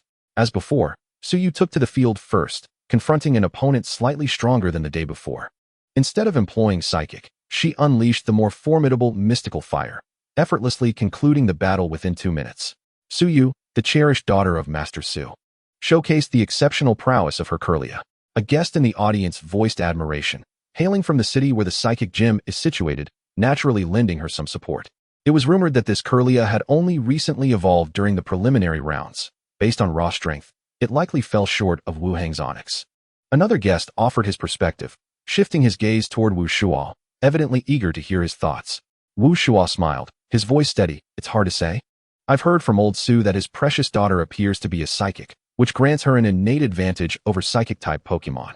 Moreover, Onyx's special defenses are not particularly impressive, so when they clash, the outcome remains uncertain. A psychic? The others were taken aback, clearly surprised. Following the advent of Pokémon, a segment of humanity underwent unique transformations, acquiring special abilities, with psychic powers ranking among the most elite of these capabilities. Psychic abilities vary in strength, but from Wu Shuo's implication, Su Yu's powers would evidently not be weak. The others engaged in hushed discussions, their eyes gleaming with anticipation, clearly intrigued by the impending clash between Su Yu and Wu Hong. As for the other competitors, although those seed players were commendable, they could hardly compare to the two hailing from top-tier gyms. These two were seed players because they were the best of the best, while the rest could merely aspire to be seed players. Time flowed steadily by, with the Scyther from Group B and the Spheal from Group C both taking the stage, delivering commendable performances that elicited waves of cheers from the audience. Next to appear was Lin Fan, the #1 competitor from Group D. Upon hearing his number, Lin Fan adjusted his cap, a faint smile gracing his lips as he began his battle in the top 32 amidst the audience's enthusiastic cheers. He looked forward to this contest, not because his opponent was particularly formidable, but because advancing to the top 32 would secure a monetary reward. Who would turn down the allure of money? Chapter 43, True Wealth, Superior Tactical Acumen. In this match, his opponent's initial Pokémon was a Lotad, evolved from a Lombra. To evolve Lotad into Lombra, it merely required the use of a water stone rather than reaching a specific level. However, research indicates that Pokémon evolving via evolution stones benefit greatly from solid foundational training prior to their evolution. Thus, the opponent was not in a hurry to evolve Lotad into Lombra, clearly believing that their Pokémon still required honing. The outcome of the battle validated this notion, as Lotad was swiftly overwhelmed by Beedrill's relentless onslaught, succumbing in under a minute, provoking another round of astonished gasps from the audience. I've made it to the top 32. Should I celebrate with a post? Lin Fan muttered, contemplating but ultimately abandoning the idea. He could always post after winning the championship. In contrast to Lin Fan's confidence, Su Ling seemed to adopt a throw caution to the wind attitude, posting twice, one celebrating her advancement to the top 64 and another prematurely celebrating her progress to the top 32. Opening champagne before the match, such confidence. Lin Fan shook his head, giving Su Ling a thumbs up. With her abilities, as long as she didn't face Wu Hong, she indeed had reason to be so self-assured. As expected, facing her opponent, the Snorlax, her Machoke, possessing a type advantage, decisively triumphed, securing her place in the top 32. Exhausted, yet after today, my obligations will cease. And I suppose one might consider it a well-deserved respite. Su Ling reclined in a starfish position on the chair. Despite being a girl, her boisterous personality, honed from years of martial arts training, made her indifferent to societal expectations and dismissive of comments regarding how girls ought to behave. The morning had witnessed the fierce competition for the top 32, while the afternoon would herald the battle for the top 16. This meant that, barring any unforeseen circumstances, Su Ling would face off against Wu Hong the following day. Thus her statement held a kernel of truth. However, in stark contrast to Su Ling's nonchalance, the class group chat erupted with fervor following her 2 updates, inundated with messages congratulating and praising her. Even their homeroom teacher, Bai Chilyang, chimed in with a thumbs up for Su Ling. Homeroom teacher Bai Chilyang. Keep it up. The Zero Moon Cup holds considerable prestige. I never anticipated you would participate and make it to the top 32. Aim for further advancement. After the school year begins, there will be tryouts for the school team. And with this honor, you might secure a direct entry. As Su Ling replied, she glanced at Lin Fan, pondering how her classmates and teacher would react if they discovered that Lin Fan had also entered the competition and similarly progressed to the top 32. What an oddity, lacking any training resources, yet managing to carve a path with a Beedrill. Could this be what they call a genius? Lin Fan, perceiving the thoughts behind Su Ling's gaze, grinned and flashed an innocent smile, exuding an air of purity, a fleeting thrill of triumph, such as the exhilaration of breaking through. Not long after, the morning matches concluded, and the list of the top 32 was officially released. Spectators, having watched numerous battles, began to rally behind their favorites, fervently discussing the names on the list. I place my bets on Wu Hong. Who can rival such a formidable Onyx? Onyx excels in physical defense. I doubt it can overcome Suyu's Curlia. Besides, Suyu is so charming. I support her. Oh, so it's lust that drives your support? How shameless. Yet, I must confess, I too find Suyu attractive, hence my support. A pack of wolves, unable to resist the allure of beauty, are we? I think Lin Fan's Beedrill is quite impressive. I support him. Wait, so when we men support beautiful women, we are labeled as wolves. But when you women support handsome men, it's merely appreciation for beauty. Such hypocrisy. That is an appreciation for aesthetics. You brutish man wouldn't understand. As the audience engaged in lively discussions, the clock swiftly approached 3 in the afternoon, signaling the commencement of the top 16 matches. The battles in Groups A and B unfolded as usual, lacking much excitement. However, in Group C, the seeded player, Lu Zhuruo, faced a formidable adversary in a Hypno, showcasing a mastery of hypnosis previously unseen and proving to be quite the challenge. Seems I'm not the only one concealing my strength, Lin Fan murmured, observing the easily hypnotized Celio, nodding in recognition of the Hypno's prowess. Beside him, Su Ling watched the unfolding match with intrigue, posing a curious question. Isn't that Hypno's hypnosis a bit too powerful? Celio appeared to be on guard, yet still succumbed to the hypnosis. How absurd. Lin Fan raised 2 fingers, explaining 2 reasons. Firstly, Hypno is renowned for its hypnosis. It possesses an innate mastery over such abilities. Secondly, this Hypno likely has the ability Synchronize, which significantly enhances its psychic-type moves, thereby amplifying the effects of hypnosis. Su Ling blinked, gazing at Lin Fan with widened eyes, genuinely impressed. Your tactical acumen is extraordinary. You possess such intimate knowledge of the characteristics and abilities of this obscure Pokémon. These are not lessons taught in school. Isn't this common knowledge? Lin Fan instinctively thought to retort, but paused, realizing that such knowledge was not necessarily basic. He had amassed this understanding over years of gameplay in his previous life, while many, despite similar experiences, remained oblivious to lesser-known Pokémon. In this reality, the focus leaned more towards the Pokémon's traits and distributions, along with strategies for countering them. Compared to the precious insights he had cultivated, the knowledge gained from his past was indeed a rare treasure. As his mind wandered, Lin Fan maintained a composed smile, not directly responding to Su Ling, but rather continuing to observe the duel. Unfortunately for Hypno, it has encountered a Pokémon that can counter it effectively. Celio can learn rest. As Lin Fan had predicted, Lu Zhuruo, though slightly perturbed by her Celio's easy hypnosis, remained calm, coolly commanding it to use rest. The previously confident demeanor of her opponent shifted to panic as Celio, interrupted from its next offensive move, was caught off guard by the unexpected skill. In this moment, Celio awoke and, in a bid for safety, Lu Zhuruo ordered it to unleash Ice Shard with full force. A fierce gust of icy wind swept across the arena, encasing Hypno's legs in a layer of frost. Quite a powerful Ice Shard. I've heard she specializes in Ice-type Pokémon, which likely involves some unique technique, Lin Fan mused, contemplating that soon he would face Lu Zhuruo, having now gleaned one of her strategies. Yet, each participant held their own legacy, which only deepened his envy. With Lu Zhuruo fully committed, the battle concluded swiftly, and soon it was Lin Fan's turn to take the stage. His opponent was a girl with striking golden hair. Her Pokémon a Fluffle, boasting considerable strength and a mastery of the particularly troublesome moves, Thunder Wave and Cotton Spore. After observing, Lin Fan deduced that Fluffle likely possessed the ability Static, which could paralyze anyone who ventured too close. How insidious, Lin Fan mused. It was not solely strategies like Toxic that could be deemed underhanded. A Pokémon like Fluffle, capable of inflicting paralysis and slow down opponents, was undoubtedly one of the dirtiest against close combat speedsters. Flattery will get you nowhere, the girl acknowledged with a knowing smile, realizing what her Fluffle meant for Lin Fan's Beedrill. Lin Fan chuckled. In that case, Beedrill, focus your energy and use Twin Needle. With a fierce grin, Beedrill raised its arms, exuding a hint of ferocity, and rapidly approached Fluffle, wings buzzing with urgency. Fluffle, Cotton Spore. Thunderwave. A clear voice rang out as Fluffle released Cotton Spore in all directions, simultaneously emitting a thunder wave aimed directly at Beedrill. Such was the insidious nature of Fluffle. The indiscriminate release of Cotton Spore significantly reduced the opponent's speed, making the thunder wave virtually unavoidable. Yet, Lin Fan had no intention of allowing Beedrill to evade. Having reached the top 16, it was time to showcase his true abilities. Beedrill charged boldly towards Fluffle, enveloped in Cotton Spore and flickering with electricity, seemingly unfazed as it flashed a friendly smile at Fluffle, its gaze already locked onto its weakness. With a piercing shriek, Beedrill's stinger lunged forward, striking Fluffle squarely in the abdomen. A critical hit.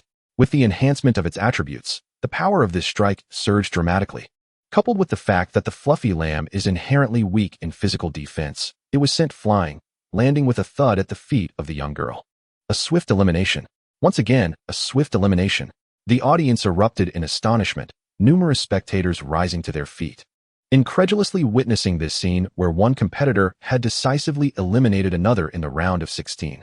Even the highly favored Chiron had only managed to conclude her match in 2 minutes. The damage inflicted by this Beedrill was astonishing. Among the guest seats, some could hardly contain their excitement, exclaiming in surprise, "Is there a renowned trainer known for Beedrill? Could this child possibly hail from a bug-type gym?" Speculated one, only to be met with a headshake from Wushua. Although the gym leader specialized in bug-type Pokémon, he was far more adept with Pokémon like Scyther and Heracross than with Beedrill. After a moment's pause, Wushua shared his insights. "If I am not mistaken, the Beedrill's momentum shifted for a brief moment, indicating it must have used focus energy. The reason for such a high damage output is that it struck the fluffy lamb's vital point. However, even a critical hit like this is rather remarkable, reminiscent of the sniper ability of the Kingdra. But does Beedrill possess that ability as well?" At Wushua's inquiry, those nearby exchanged glances, all shaking their heads in unison, indicating they were unsure. The reality was, there were few trainers specializing in Beedrill, and none had made a name for themselves, resulting in a dearth of research regarding this Pokémon. Wushua's gaze flickered as he scrutinized Lin Fan and his Beedrill. After a lengthy contemplation, he finally nodded. This child is extraordinary. If Xiaoheng wishes to claim the championship, he now faces a formidable opponent. Those nearby were momentarily stunned. Had anyone else uttered such words, they would have been met with disbelief. Yet, spoken by Wushua, one of the strongest trainers among the gym leaders, a contender almost claiming the title of champion, his judgment was unlikely to be flawed. It seemed this year's Zero Moon Cup would be quite the spectacle. Upon returning to the preparation area, Lin Fan found Su Ling regarding him as if he were an extraterrestrial. "Are you kidding me? You eliminated the fluffy lamb in the round of 16? Most of the competitors here come from notable backgrounds, like my father being a professional trainer, and Wu Hong and Su Yu hailing from prestigious gyms. Given the exceptional training of that fluffy lamb, there must be a professional trainer guiding it. But you're a complete commoner, and yet you've been eliminating opponents one after another. It's as if you're cheating. Who is the one truly backed by connections here?" Lin Fan shrugged, chuckling. "I merely maximized Beedrill's advantages. In truth, if any other Pokémon had a speed greater than Beedrill, it would have already lost half the battle, given its fragility. The only distinction is that other faster Pokémon generally lack the explosive power Beedrill possesses, making it difficult to achieve a swift elimination." Noticing Su Ling's dawning comprehension, Lin Fan rubbed his nose, sighing inwardly. "Silly girl, do you believe everything I say? The real reason lies in my use of the bug plate to accelerate Beedrill's development. Otherwise, even if I trained Beedrill's physical attack and speed to perfection, it would still be helpless against such a significant level gap." Shaking his head, Lin Fan turned his attention back to the battlefield. The final battle of Group D had concluded, with the victor being a rather formidable egg Pokémon. This meant that Lin Fan would face it tomorrow. An egg Pokémon, with grass and psychic attributes, and 4 times weak to bug-type moves. Truly a misfortunate child, Lin Fan lamented, realizing that tomorrow's quarterfinals might turn out to be the easiest match he had faced thus far. Let us not forget, even if the egg were to evolve on the spot using a leaf stone into her executor, it would still be susceptible to being swiftly eliminated by Beedrill's attack due to the overwhelming type advantage. How fortunate. Beside him, Su Ling's pretty face contorted in frustration, glaring at Lin Fan with indignation, her voice dripping with sarcasm. "It's just luck." Lin Fan chuckled. As they conversed, a figure suddenly approached, greeting Lin Fan. It was the trainer of the egg Pokémon. "Hello, I came to inform you that I've spoken to the referee and will be forfeiting tomorrow morning's match." With that, the trainer turned and walked away, as if resolute in their decision. Lin Fan was taken aback, turning to Su Ling, who wore a face of disbelief, and remarked seriously, "You see, I told you, it really was just luck." Chapter 45, The True Strength of Onyx. A night passed without incident. This was the 6th day of the competition, with the top 8 to be determined in the morning and the top 4 in the afternoon, culminating in the crowning of the final champion tomorrow, along with substantial rewards. Lin Fan sat in the preparation area, his phone in hand as he continuously replied to messages in the class group chat. Initially, he had intended to post about his victory only after claiming the championship. However, after Su Ling shared her post, His classmates learned of his advancement to the top 16 from the Zero Moon Cup's official forum. Upon seeing Lin Fan's name, the group erupted in excitement. Since last night, he had been bombarded with questions from classmates, and even now, many were chatting with him, eager to watch the live broadcast of today's events. Lin Fan glanced around at the numerous television crew members stationed throughout the arena, feeling somewhat astonished that his battle after advancing to the top 16 would be broadcast live. From this point forward, he would indeed be considered a television personality. Under the scrutiny of the masses, the quarterfinals commenced. Every contender that had reached this stage possessed the caliber of a seed competitor. However, only 8 could qualify, with the remaining 8 regrettably eliminated. Group A featured Chiron against Herdier, whose trainer hailed from a family of police officers. This Herdier was a carefully selected and formidable Pokémon. Group B pitted Scyther against Heracross, both of which were exceedingly rare bug-type Pokémon, causing Lin Fan to covet both. This match was dubbed the Little Bug King Battle, not because it lacked a true Bug King, but rather due to Beedrill's shocking performance in swiftly eliminating its opponent yesterday, leading everyone to unanimously declare Beedrill the strongest Bug King of this Zero Moon Cup. The initial supporters of Scyther had all switched allegiance, becoming staunch followers of Beedrill. Group C showcased Spheal against Shelmet, with their types countering one another, adding a dramatic flair to the encounter. It was rumored that the trainers of Shelmet and Spheal, Lugerois, were friends who had entered the competition together, further amplifying the theatrics of their battle. The battle in Group A quickly commenced, with both sides foregoing any attempts at gauging each other's strength and launching full-force attacks. Chiron unleashed its Hypnosis Beam, while Herdier retaliated with a previously unused bite, swiftly breaking through the attack and countering with a flamethrower aimed at Chiron. The latter, unwilling to be outdone, abandoned its Psychic-type moves in favor of the Fairy-type move Charming Voice, utilizing Shadow Clone to evade Herdier's approach. After several exchanges, Suyu discerned Herdier's tactics and commanded Chiron to teleport right in front of Herdier, who had just completed its charge, executing a point-blank hypnosis that successfully put Herdier to sleep before finishing the match with 2 hypnosis beams. The decisive moment passed in the blink of an eye, and many spectators, still caught up in the back and forth of the battle, were stunned to see Herdier suddenly collapse, signaling the end of the match. Flashes from cameras erupted, and numerous reporters scrambled to document the event, eager to publish the first article. Teleport. Chiron was able to use teleport at this moment. Lin Fan's eyes widened. The ability of teleportation, deemed somewhat lackluster in the realm of gaming, revealed its formidable strength in reality.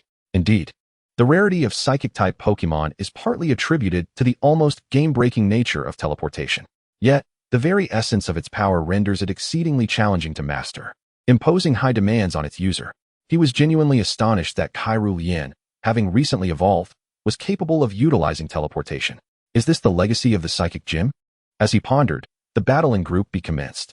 Both sides exhibited formidable strength, yet Heracross was as vulnerable as a 4 times weak Pokémon against flying-type moves. The Scyther, possessing the flying attribute, effortlessly concluded the match with a few wing attacks. The fatality of such a quadruple weakness was indeed glaring, Lin Fan remarked. The ensuing match featured Celio against Shelder, with both Pokémon skill sets primarily comprising ice and water-type moves, resulting in a stalemate where neither could significantly harm the other. After a couple of tentative exchanges, Shelder's trainer conceded defeat, and Lugerois' expression remained unfazed, indicating they had previously conferred on the matter. The 2 battles concluded abruptly, leaving the audience decidedly unsatisfied. After all, this was the quarterfinals, yet it resembled more of a preliminary round. Feeling the discontent of the spectators around him, Lin Fan sheepishly touched his nose. As anticipated, when the referee announced his opponent's forfeit, the audience was left in stunned silence. With only 8 matches in the quarterfinals, having 3 of them unfold in such a dramatic fashion left everyone speechless. You have to enliven the atmosphere, Lin Fan thought, as he handed his lucky cap to Su Ling, assigning her a serious task. Su Ling shot him an exasperated glare, took a deep breath, and slightly nervously donned the cap. Steeling herself, she stepped onto the battlefield as the referee's voice rang out. Machoke versus Onyx. The moment these 2 Pokémon appeared in the arena, the previously pervasive dissatisfaction among the audience dissipated instantaneously. All breaths were held in anticipation of the clash. Though most spectators were not trainers, after days of observation, they recognized both Pokémon as formidable contenders. While Onyx had superior physical prowess, Machoke held a type advantage, rendering the outcome uncertain and all the more captivating. Wu Hong maintained a benign smile, reminiscent of Lin Fan's first impression of him. As his gaze fell upon Su Ling's familiar cap, cheerfully, he greeted her. "Hello, I've heard you are with Lin Fan. Please convey to him my eagerness for our upcoming battle." Su Ling gritted her teeth. This seemingly amiable individual had already assessed her as no match for him. As the referee announced the commencement of the match, Su Ling, having held her breath in anticipation, promptly commanded, "Makhok, focus energy, low kick." Makhok clenched its fists, channeling its muscles, and with a calm focus, charged toward the towering onyx.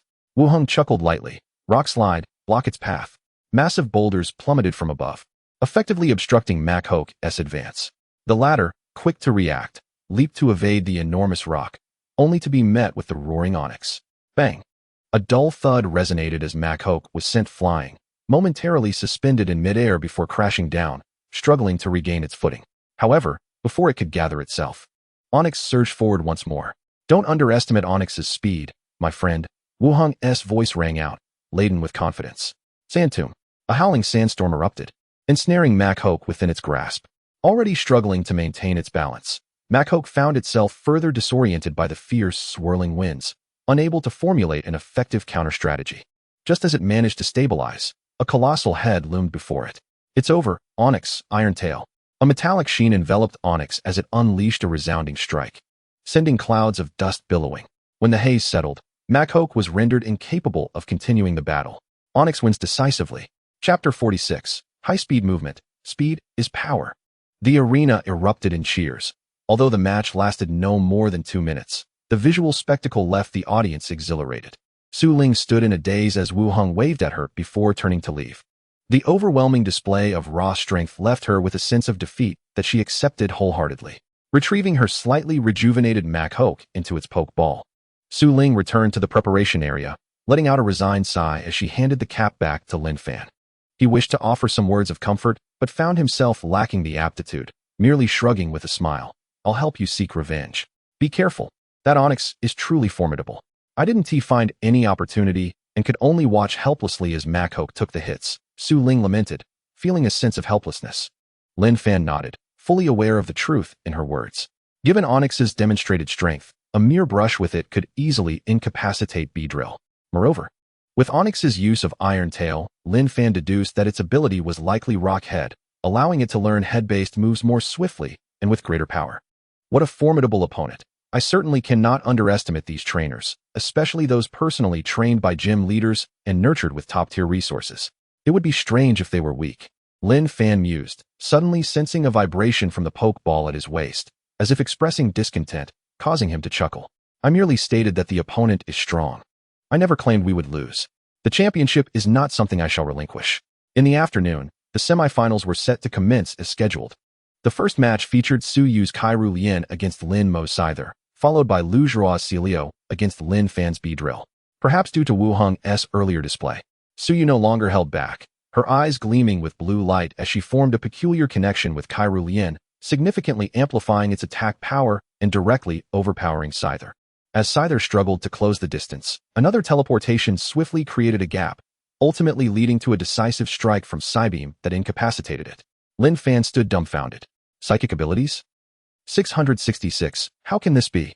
No wonder Kairu Lian could learn teleportation. It turns out the trainer is akin to a humanoid Pokémon. Su Ling pondered, glancing at Lin Fan.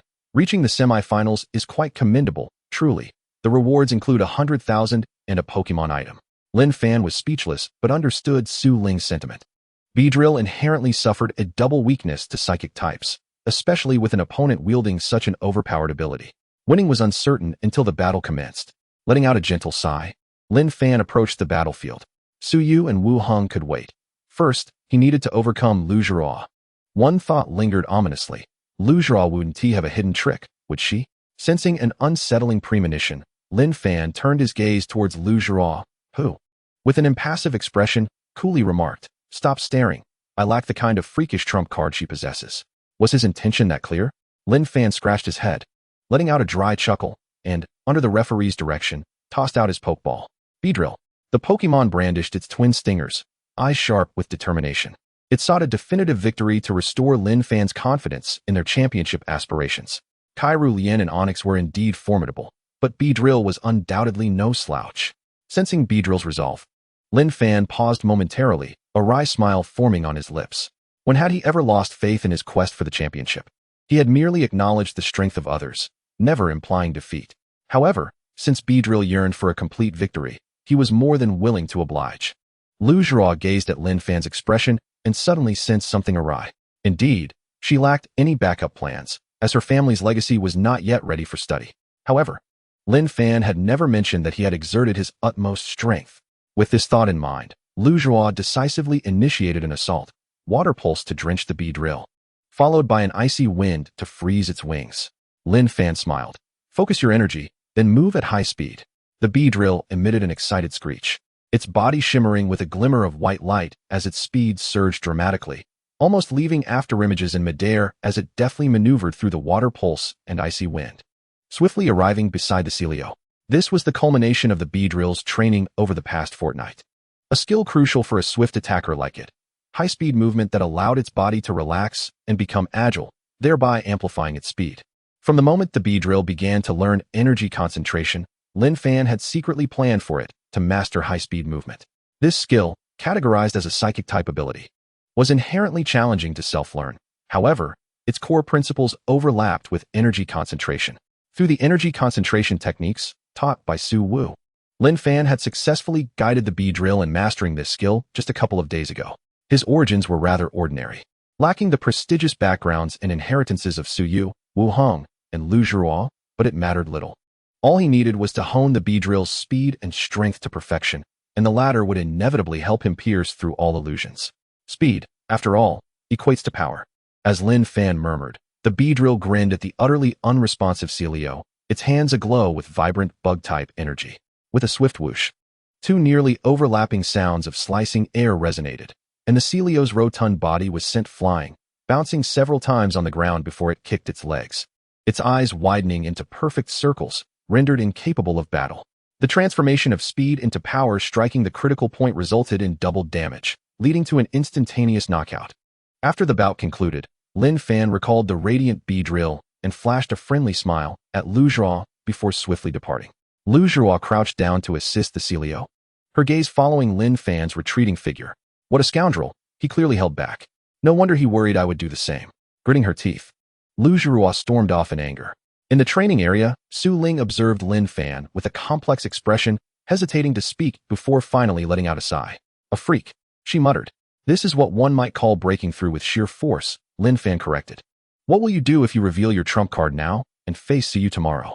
Su Ling asked, her concern evident. The Beedrill had not undergone specialized training against teleportation, and with its current reflexes, it was insufficient to catch sight of a Pokémon after it teleported and approach it. Thus, although high-speed movement had elevated the Beedrill's damage to a new level, it would not effectively target the Chirinliang. Lin Fan explained, observing Su Ling's increasingly worried expression, and couldn't help but chuckle. Rest assured, I have already devised a strategy for dealing with Chirinliang. It's a move you've seen before, just enhanced. I've seen it. Su Ling blinked in confusion, unable to recall what kind of skill could allow the Beedrill to approach a teleporting Chirinliang. Lin Fan, seeing her bewilderment, opted not to clarify and left with a smile. Wu Hang's next opponent was an Electabuzz, a pure electric-type Pokémon.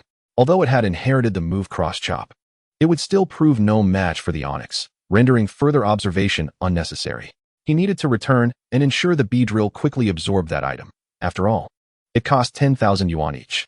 Were it not for the necessity of executing a better strategy against Onix, he would not have shamelessly borrowed that sum from Su Ling. Everything was in place. All that remained was the right moment. The championship he was determined to seize. Chapter 47. The Reappearance of the Counter Shield. Upon returning to the hotel training grounds, Lin Fan scrutinized the pale, purple gem in his hand. After 2 days of absorption, its energy had diminished significantly, and its color had dulled considerably. Today, he would likely completely absorb it. This gem was a poison gem, containing a rich yet gentle poison-type energy. It could serve as a one-time item to enhance a Pokémon's poison-type moves, or, like Lin Fan had done, be utilized as a nurturing resource for absorption by a Pokémon. In addition to the poison gem, there existed corresponding gems for the other 17 types, with prices fluctuating but generally around 10,000 yuan each. He tossed the poison gem to the Beedrill, which cradled it in its stingers and began to absorb it slowly, its body pattern seemingly deepening in color as a result. The Beedrill's toxin was unique, Entirely different from the acidic toxins of its kin, this toxin possessed a potent corrosiveness capable of eroding steel, thus inflicting damage on steel-type Pokémon. However, the current potency of the Beedrill's toxin had yet to reach such heights, merely allowing it to slightly corrode the bodies of touched Pokémon, weakening their defenses. Yet, this was precisely what Lin Fan needed. The sniper ability required hitting critical points to activate its effects, and the so-called critical points were the areas of a Pokémon with the weakest defenses. The Beedrill's toxin could effectively create such a critical point and trigger the ability's effects normally. When the toxin concentrated on an already weak area, the defense at that point would become even more fragile, enabling the Beedrill to inflict greater damage. This was one of Lin Fan's developmental directions for the Beedrill. If the damage from triggering the sniper ability normally amounted to about double the standard damage, then, with the addition of the Beedrill's toxin, it could potentially reach triple the ordinary damage. Moreover, this damage would increase as the corrosiveness of the Beedrill's toxin strengthened. As long as the damage was sufficiently high, even Wu Heng's Onyx might not withstand it. Lin Fan glanced at the Beedrill and casually tossed a Pecha berry its way. Observing the creature's joyous expression, he smiled and remarked, "Pecha berries come in varieties. The one we eat is merely the ordinary kind and relatively inexpensive. If you were to taste the more premium Pecha berries, their flavor would be even more delightful." The Beedrill responded enthusiastically, its determination evident as it nodded. This championship. It was resolute in claiming. The following morning, the arena was enveloped in silence, with countless gazes fixated on the two individuals at the center. Su Ling anxiously watched Lin Fan, who appeared calm and composed, as if it were she who was about to battle. "You and Lin Fan are together, right? Can you tell me what profession his trainer parents have?" asked Lu Zhuruo, who had already been eliminated but remained, her eyes glued to Lin Fan, eager to discern how he would tackle the formidable Su Yu. Su Ling cast a glance at her and shook her head. "His background is quite ordinary. Neither of his parents are trainers, nor do they possess the wealth to provide him with expensive resources." "What?" Lu Zhuruo's composure shattered, her face a canvas of disbelief. "How could that be? How can he be so strong? That Beedrill's power and speed are simply excessive." A hint of reminiscence flickered in Su Ling's eyes. "If I were to venture a reason, perhaps it's because both he and the Beedrill work incredibly hard. Every time I see them, they are relentlessly training.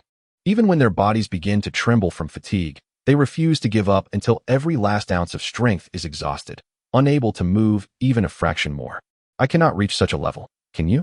Lu Zhuruo fell silent, for she too could not. But could there truly be someone who could inspire their Pokémon to train so willingly to such extremes? Doubts crept into Lu Zhuruo's mind.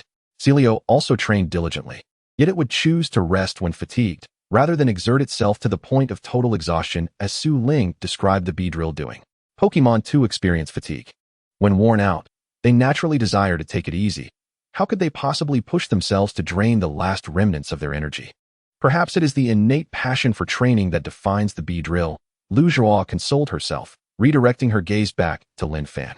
Faced with the extraordinary skill of teleportation, a veritable game-changer, what would one do?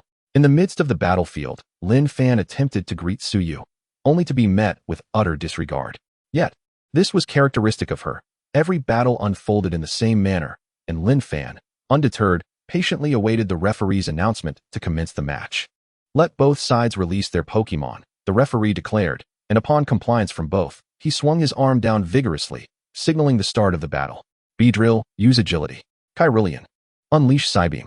The commands were issued almost simultaneously, for in the eyes of both contenders, seizing the initiative was paramount. Aware of Lin Fan's formidable strength, Su Yu unleashed her full might from the outset, her eyes aglow with blue radiance. And Kyrillian shimmered with a faint azure light as the powerful Psybeam pursued Beedrill like a homing missile.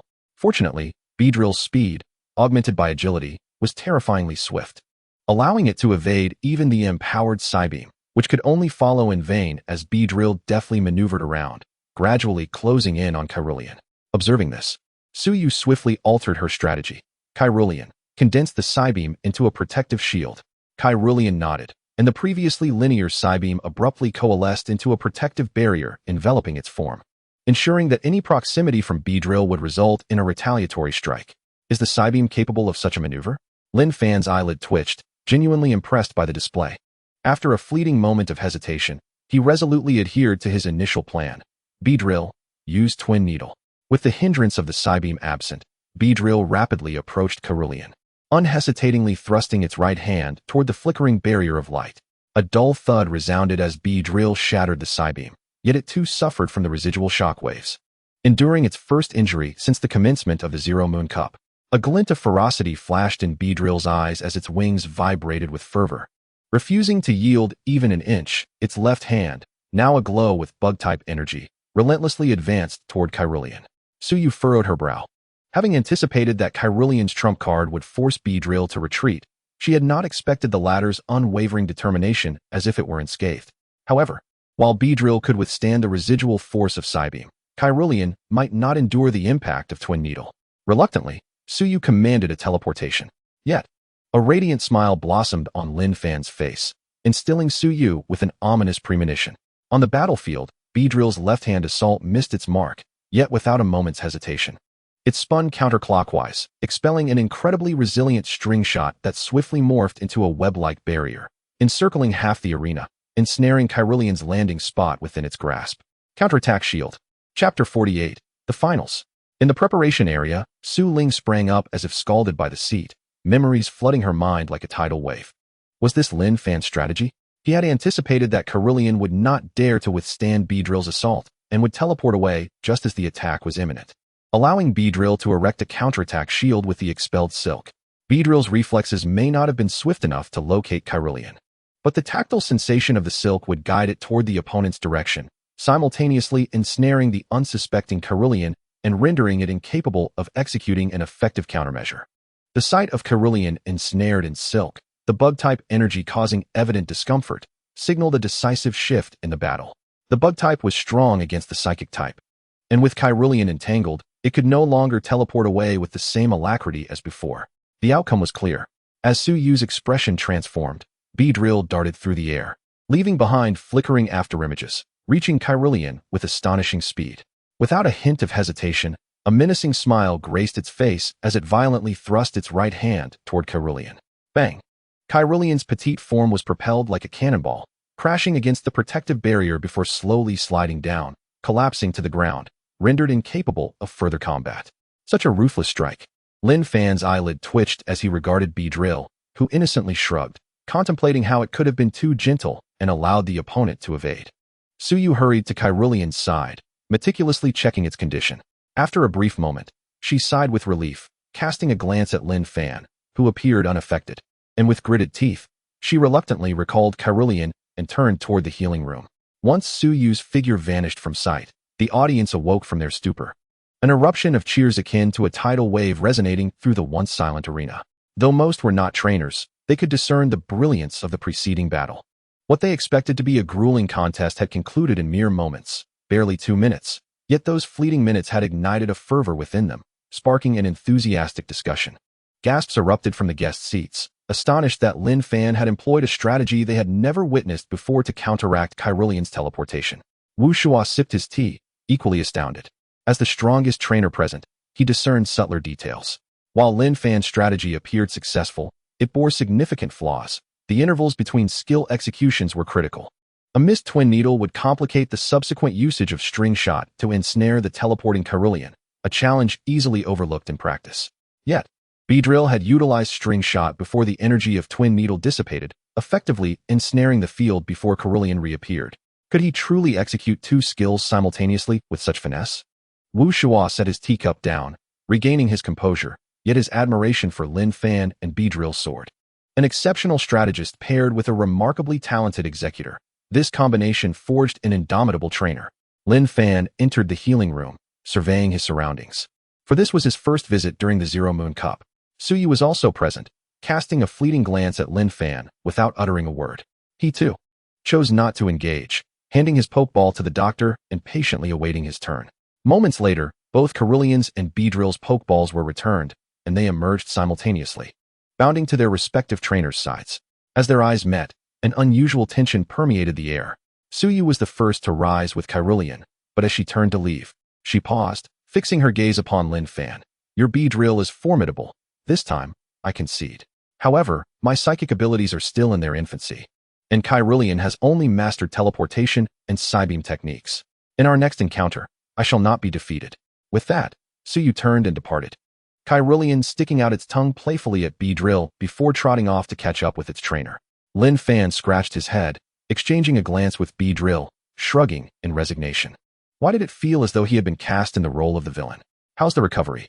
Beedrill flapped its arms with enthusiasm, brimming with confidence. All right then, let us seize this moment and claim the championship. The class group chat was already ablaze, countless messages regarding Lin Fan flooding the screen. Yet he refrained from rushing to respond. The battle is far from over. It is only after all the dust has settled that one may respond. As the afternoon waned, time flowed slowly until it inevitably led to the moment of the finals. Lin Fan finally encountered Wu Hung once again. Logically speaking, as competitors, they could meet at any time. Yet Wu Hung had consistently evaded private encounters with Lin Fan. According to his own words, it was a case of kings not meeting. Lin Fan reminisced about the messages Wu Hung had sent him on his phone, then glanced at the beaming, hedgehog-haired figure before him. Words failed him. Ah, we meet again. I knew it would come down to a showdown between the two of us. My sixth sense has always been remarkably accurate. It has never failed me. Wu Hung greeted Lin Fan enthusiastically, while also indulging in a bit of self-praise. Feigning busyness, Lin Fan rubbed the tip of his nose, casting a sidelong glance at the composed Wu Shuo in the guest seat. He found it hard to fathom how two individuals with such contrasting personalities could be father and son. After returning a polite smile, the referee finally issued the command to commence the battle. With a thunderous boom, Lin Fan gazed in astonishment at the colossal creature before him.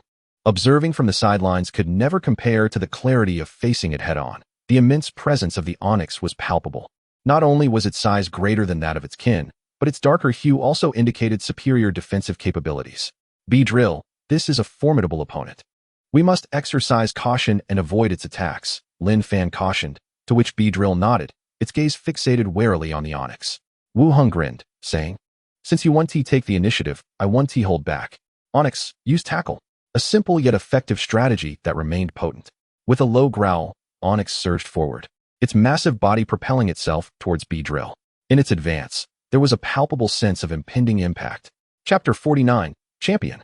Charging up, Beedrill prepared for a swift maneuver. Faced with the oncoming Onyx, Lin Fan chose to enhance Beedrill's abilities first. Just as Beedrill completed its enhancement, Onyx bore down upon it, completely encroaching on its space. Beedrill maintained its composure, observing the enormous head that loomed close, and with a rapid flutter of its wings, it darted backward, narrowly evading the assault. Not only that, but Beedrill also retaliated with a barrage of poison sting, accurately striking the joints of Onyx's rocky body. Yet, Onyx showed no signs of discomfort, as if merely tickled, continuing its relentless pursuit of Beedrill. With a powerful normal-type move, Bind. Onyx's Bind was extraordinary. Once ensnared, the battle would effectively be over. The howling wind accompanied Beedrill as it once more retreated, but it had reached the edge of the arena. Should it back away any further, it would be declared the loser. Utilizing its size advantage to constrict the available space, Onyx effectively curtailed Beedrill's speed advantage, a commendable tactic, as noted by the spectators. Indeed, Onyx was unlike previous adversaries, possessing exceptional defenses that made Beedrill wary of launching a direct attack, forcing it to rely on long-range poison sting to test the waters, thus nullifying its close combat advantage. If no solution could be devised, it seemed Lin Fan's hopes of victory would be dim. Another spectator nodded in agreement. Wu Shuo, however, remained non-committal, his gaze fixed on the unflappable Lin Fan, a spark of curiosity igniting within him. How would this young man respond? Lin Fan regarded Beedrill. Now at the arena's edge, his expression unchanged. Rush in and use string shot to bind Onyx at its joints. Beedrill dashed towards Onyx, which, caught in a moment of residual fatigue, was unable to keep pace with Beedrill's swift movements. Wu Hung's command rang out just in time. Use rock throw. A small rock hurtled through the air towards Beedrill, imbued with a unique force that would temporarily incapacitate its ability to fly if struck. Yet, Beedrill remained unfazed, sidestepping the incoming projectile with ease, and swiftly unleashed its string shot, ensnaring Onyx's neck tightly. Onyx, eager to rid itself of the discomfort, found the string shot situated in its blind spot, rendering all attempts to dislodge it futile. It was left with no choice but to concede. Meanwhile, Beedrill had maneuvered behind Onyx, successfully swapping positions. Although Onyx was not slow, speed was relative, and Beedrill remained the faster of the two. Wu Hung sighed, though a hint of a smile crept across his face.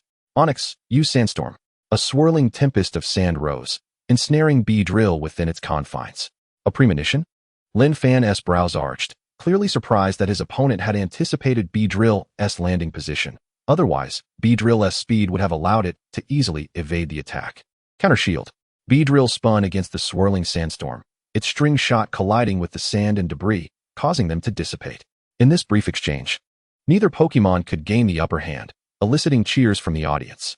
Wu Hong turned to Lin Fan. Maintaining such high-speed movement must be exhausting for Beedrill. If the battle cannot be concluded swiftly, it may not withstand the strain. Lin Fan smiled, choosing not to respond. He knew this to be true.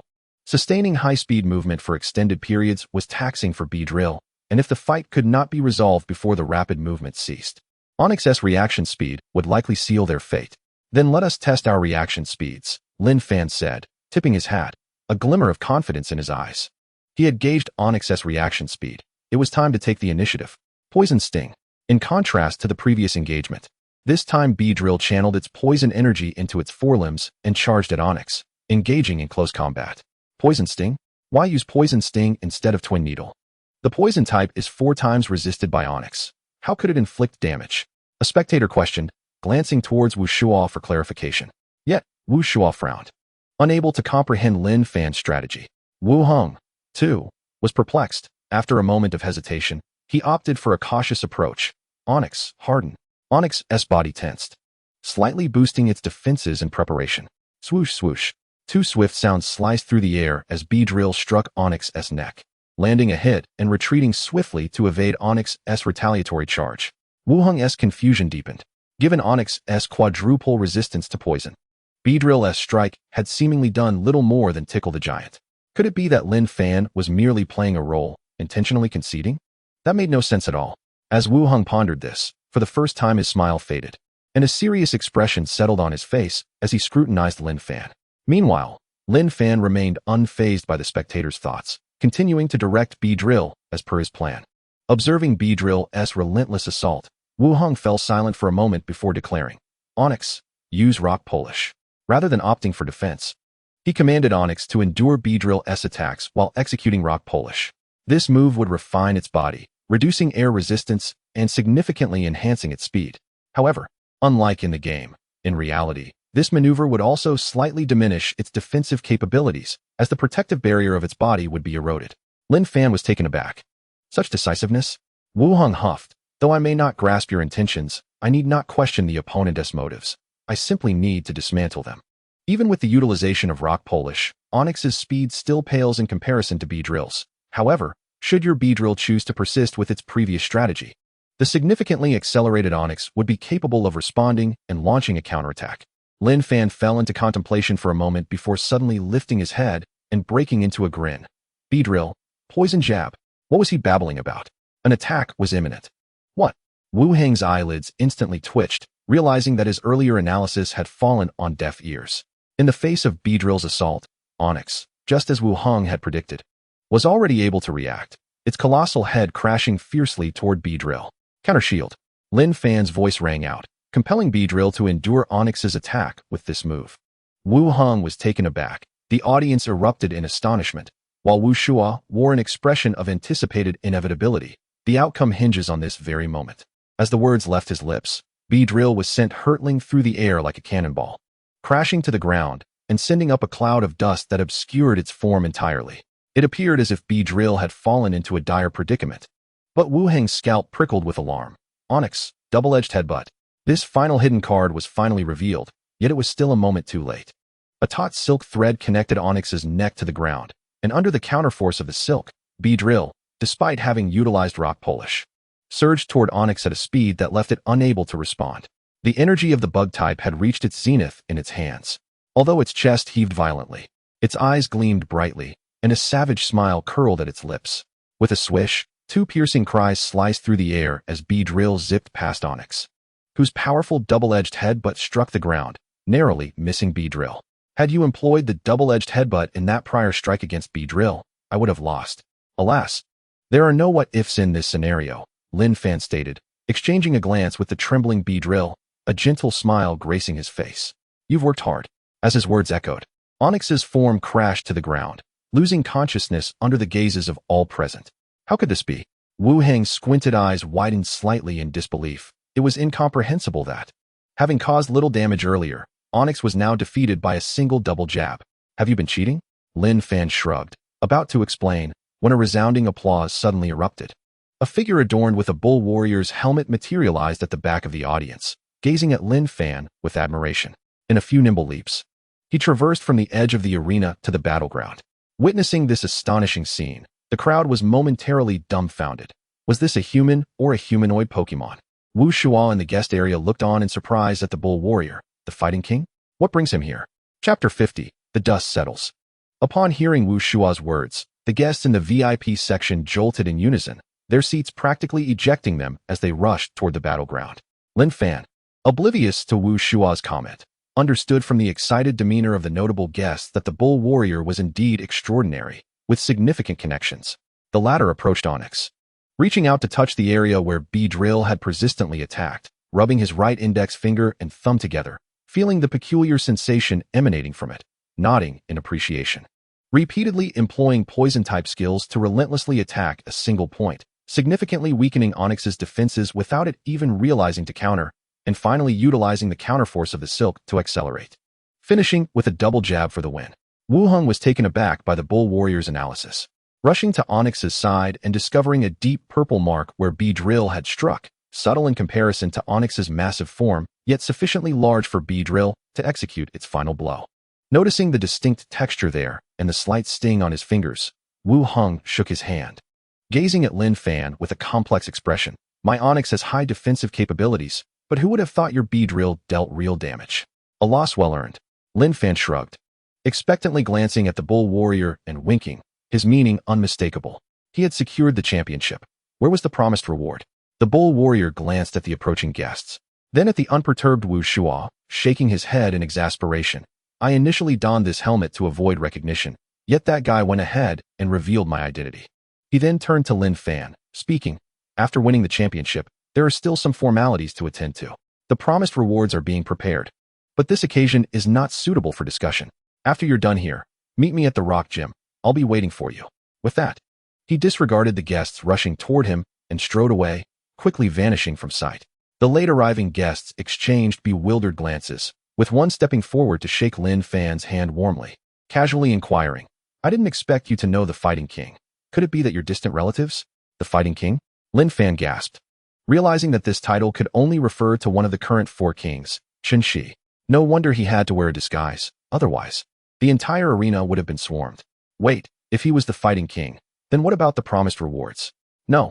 I've heard that the Fighting King is notoriously frugal, often mooching off others for meals. What could he possibly afford to give me? Lin Fan's expression fluctuated between surprise and frowning contemplation, causing those nearby to exchange looks of confusion. Could it be that those associated with the Fighting King had such peculiar personalities? Moments later, Lin Fan regained his composure, cleared his throat, and in response to the expectant gazes, sincerely stated, he asked me not to say anything. Lin Fan had anticipated disappointment from the crowd, but to his surprise, they began whispering among themselves. Indeed, that sounds like the Fighting King's style. They must have some connection. After some discussion, several individuals turned to Lin Fan, their eyes sparkling as if they had discovered treasure, hastily producing their business cards, urging him to reach out to them should he need assistance with anything. Naturally, if Lin Fan could facilitate a connection with Chen Shi, that would be even better. Some representatives from schools even attempted to recruit Lin Fan, assuring him of their commitment to nurture his talents. Lin Fan chuckled lightly, evasively navigating through their offers, stuffing a few business cards into his pocket. Only then did they depart, satisfied, for this was still a competition venue, and lingering too long would be inappropriate. The referee, who had been poised to announce the results, finally seized the opportunity to speak, thereby bringing the Zero Moon Cup to a temporary conclusion, leaving only the awarding ceremony ahead. Following the match, Lin Fan promptly escorted Beedrill to the treatment room for care. Though Beedrill's vitality surpassed that of its kin, being struck directly to the ground by Onyx was undoubtedly unpleasant. With a silly grin, Beedrill waved at Lin Fan, evoking a mixture of pity and amusement within him as he shook his head helplessly and handed the Pokémon over to the doctor. A staff member hurried over to explain the subsequent arrangements, detailing the award ceremony's process. After the staff departed, Su Ling approached, her face radiating admiration as she earnestly said, Big shot, please take me with you. She was genuinely impressed. The formidable Onyx had been effortlessly defeated by Beedrill, leaving her no room for dissent. Lin Fan found the situation somewhat amusing. Was he truly regarded as a big shot just for winning the Zero Moon Cup? By the way, the homeroom teacher asked you to print out the relevant documents, Su Ling added, noticing Lin Fan's puzzled expression for the scholarship distribution. Why didn't you say so earlier? Lin Fan beamed with joy, for with money in hand, all matters seemed agreeable. As the Vespiquen regained its strength, the awards ceremony commenced. As the champion, Lin Fan was bestowed with 4 prizes, a cash reward of 200,000, a choice of a portable item, a VIP card offering a 40% discount on purchases at Lingua Company, and finally, a gilded trophy. Apart from the trophy, which held little practical value, the other rewards were immensely beneficial to Lin Fan. The monetary prize spoke for itself. One could not cultivate Pokémon without substantial funds. For the portable item, Lin Fan opted for the focus lens, a decision he had long contemplated, as it would enhance the Vespiquen's ability to identify its opponent's vulnerabilities. While Lingua Company did not have a branch in Sunsetting City, the representative assured him that the VIP card would grant the same discounts for online purchases, with shipping costs waived, a gesture of considerable generosity. Despite the exhilaration that accompanied these rewards, Lin Fan felt somewhat uncomfortable under the peculiar gazes of the onlookers during the ceremony. Some expressed a desire for a rematch, others admired his prowess, while a few claimed they would surpass him one day, and there were even those who hinted at romantic intentions. In short, a myriad of characters surrounded him. As the ceremony concluded, the afternoon had already arrived. Lin Fan finally stepped out of the arena, stretching deeply in relief. He could finally unwind. Just as he finished this thought, a scooter came to a stylish halt before him, with Wu Hong donning a helmet and extending another helmet towards Lin Fan. Let's go. I'll take you to the gym. Under Wu Hang's enthusiastic invitation, Lin Fan climbed onto the scooter and they sped towards the Rock Gym, a prominent landmark of CS City. The gym was vast, clad in a somber black and gray facade, exuding an unadorned beauty. Guided by Wu Hong, Lin Fan wound through various corridors until they arrived at an unassuming door. In there are King Chun and my father, Wu Hong pointed, then turned to leave, intending to ponder over Lin Fan's Vespiquen and strategize for their next encounter.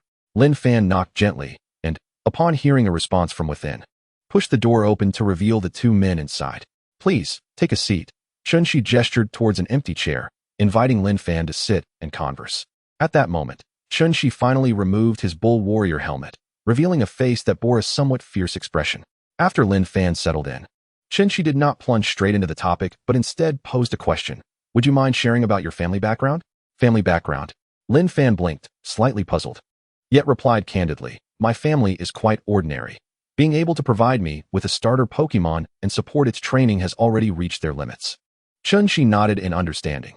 His findings aligned with what he had suspected, as it explained Lin Fan's choice of a Caterpie as his starter Pokémon. However, such discreet inquiries were not to be openly discussed, despite their well-meaning intent. After the inquiry, Chun-Shi got to the point. Previously, I promised you a valuable gift, which I had prepared, but after witnessing your performance, I have reconsidered. Reconsidered? Lin Fan blinked again, his expression unchanged. You maintain your composure quite well. It appears I could not deceive you, Chun-Shi chuckled. I initially intended to offer you some resources, but having observed your capabilities, I believe a more suitable gift for your Vespiquen is warranted. After all, resources are something you will acquire in due course. They are not particularly rare. With that, Chun-Shi produced a beautifully sealed scroll from a nearby satchel and tossed it to Lin Fan. Insights on Cultivating Poison-Type Pokémon, authored by Yin Hui. The former Poison-Type Elite Four. Yin Hui. Lin Fan gasped, his eyes sparkling with excitement as he grasped the scroll, which felt considerably warmer in his hands. Indeed, it is he. This is merely an introductory version, yet it remains extraordinarily precious, something that countless professional trainers with Poison-Type Pokémon would vie for, so keep this under wraps.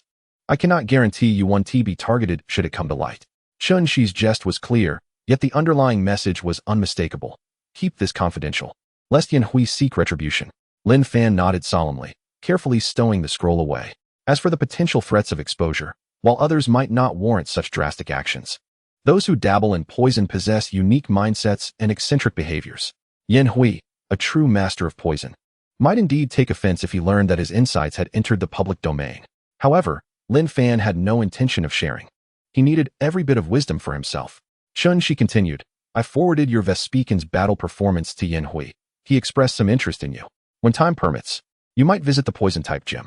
Although he may not always be present, his son, Yin Mingyu, is the gym leader and has inherited much of Yin Hui's knowledge. So it would be beneficial for you regardless. A visit to the former poison-type Elite Four? Lin Fan's expression brightened. If this was merely a casual visit, She would not have emphasized it so, indicating that Yin Hui had taken note of the Vespican's prowess and was willing to offer guidance. I am available at any time. I can request leave from school, Lin Fan replied eagerly, his gaze intense, unwilling to let this opportunity slip away. Only to see Shi shake his head with a smile. There's no need to rush. Once you've perused the scroll, you'll understand. Currently, even if you go, the benefits will be limited. Ultimately, it all comes down to financial resources. At these words, a sense of foreboding crept into Lin Fan's heart. Could it be that Yin Hui's cultivation insights were merely a means to a financially demanding end? Noting Lin Fan's expression, Shi burst into laughter, but fret not. Opportunities to earn will arise. I also wanted to inform you of something you ought to know sooner or later. Pausing for effect, Shi continued. Around February or March of next year, coinciding with the start of your senior year, every province will host a high school Pokémon Battle League, culminating in the selection of a new champion. Specific details are yet to be finalized, but the prize money is rumored to be substantial, with whispers of at least 5 million up for grabs, alongside various other rewards. 5 million. Lin Fan clutched his heart, feeling parched, his eyes nearly glowing with excitement. Though he found it peculiar that there had never been a precedent for such a league in high schools, the tantalizing prospect of the staggering prize money swept all doubts from his mind. Suddenly, a thought struck Lin Fan, and he looked at Shi with concern. Is there a limit on the number of Pokémon we can enter? He only possessed a single Vespican. It was not due to a lack of desire for another Pokémon, but rather his financial constraints made it challenging to raise a second. If the Battle League required a 3v3 or even a 6v6 format, he would be in dire straits. Shi, understanding his concerns, reassured him, rest assured. The competition format is 1v1, designed to ensure that exceptional talents like you are not overlooked due to the number of Pokémon. That's a relief, Lin Fan sighed. But he also recognized the urgency of adding another Pokémon to his team. Relying solely on the Vespican would inevitably lead to limitations. I have shared all I needed to for now. After so many days of battling, you deserve a proper rest. Shi patted Lin Fan's shoulder, observing the latter's expression morph into one of exaggerated pain, prompting him to break into hearty laughter. As there was nothing else to attend to, Lin Fan bid farewell to Shi and Wu Shuo, returning to the hotel in high spirits, preparing to go home and thoroughly contemplate the insights he had gained regarding Pokémon cultivation. After Lin Fan departed, Wu Shuo, who had remained silent, took a sip of tea and remarked, "Are we already starting to prepare from high school? How long until the third large-scale emergence of the secret realm?" Shi shrugged, downing a cup of tea in one go before slowly replying, "I have no idea." Uft. Wu Shuo spat out his tea, nearly choking Shi. "If you don't know, then why do you look so proud?" Chapter 52, Homecoming. Casting a dark glance at the teacup in Shi's hand, Wu Shuo's expression turned increasingly exasperated. "Is this how one drinks tea? You just come here to mooch." Upon seeing Wu Shuo's fierce expression, Shi chuckled, tapped his head, and said leisurely, "Although I don't know the exact timing, it's evident that it's approaching. Those rats in the gutters are starting to surface." Wu Shuo fell silent for a moment before whispering, "How does the higher-up decide?" Shi scoffed. "Many in the upper echelons hail from influential families and powerful factions, always scheming on how to make a hefty profit. Relying on them is akin to waiting for a meteor to obliterate everyone. The nation needs reform. We can no longer allow those vampires to wield excessive power. Thus, it is imperative to cultivate some fresh blood with a righteous foundation." "Fresh blood," Wu Shuo murmured, looking up at Shi. "So, Lin Fan is the fresh blood you've chosen?" Recalling Lin Fan's performance in the competition, especially his calmness in the final moments, Wu Shuo couldn't help but nod slightly. Indeed, he was impressive. One who bears thunder in his chest yet appears as tranquil as a placid lake is truly worthy of being a general. Just a candidate. But I genuinely have faith in him. Otherwise, I wouldn't have gone to ask Yin Hui for his cultivation insights. That guy has such a peculiar temperament. Dealing with him is quite the hassle. Shi tapped his head, feeling a headache at the thought of Yin Hui's expressionless face. Moreover, if we were to select someone from the commoners to bear the flag, it would be overly demanding. Lin Fan is already a commendable choice. Wu Shuo nodded in agreement, understanding that at his level, one truly appreciates the value of resources. Many things are not about whether one can obtain them, but rather, they have never even heard of them. Well then, since matters have concluded, I must take my leave. Shi rose, donned his bull warrior helmet, disguised himself, and departed silently. Wu Shuo remained in the room, sipping tea and letting out a faint sigh. The might of divine beasts. Can it truly be grasped by humanity? Lin Fan returned to the hotel from the rock gym, comfortably lying on the large bed and releasing a contented sigh. There was still some time before their high-speed train home would depart, allowing him to rest a bit. After all, once home, he would need to meticulously study the insights on nurturing poison-type Pokémon, which would be quite a labor-intensive task. On top of that, he also had to learn about the knowledge of breeders daily, and Lin Fan could already feel a headache beginning to form. The Beedrill darted out from its Pokeball, eagerly buzzing in front of Lin Fan, gesturing animatedly. Sizzle, sizzle. All right, I haven't forgotten, Lin Fan chuckled, turning over to lay on his stomach. The Beedrill followed suit, its eyes gleaming as Lin Fan opened the shopping app on his phone, entering the flagship store of Lingwei Company and searching for peach fruits. Wow, so many varieties. A plethora of different types of peach fruits appeared, astonishing Lin Fan, while the Beedrill drooled beside him. Let me see, I can't understand this. So I'll just buy the expensive one. This one for $40 seems good. I'll take it. After a moment of serious selection, Lin Fan found himself bewildered by the differences and ultimately had to concede, opting for the popular choice.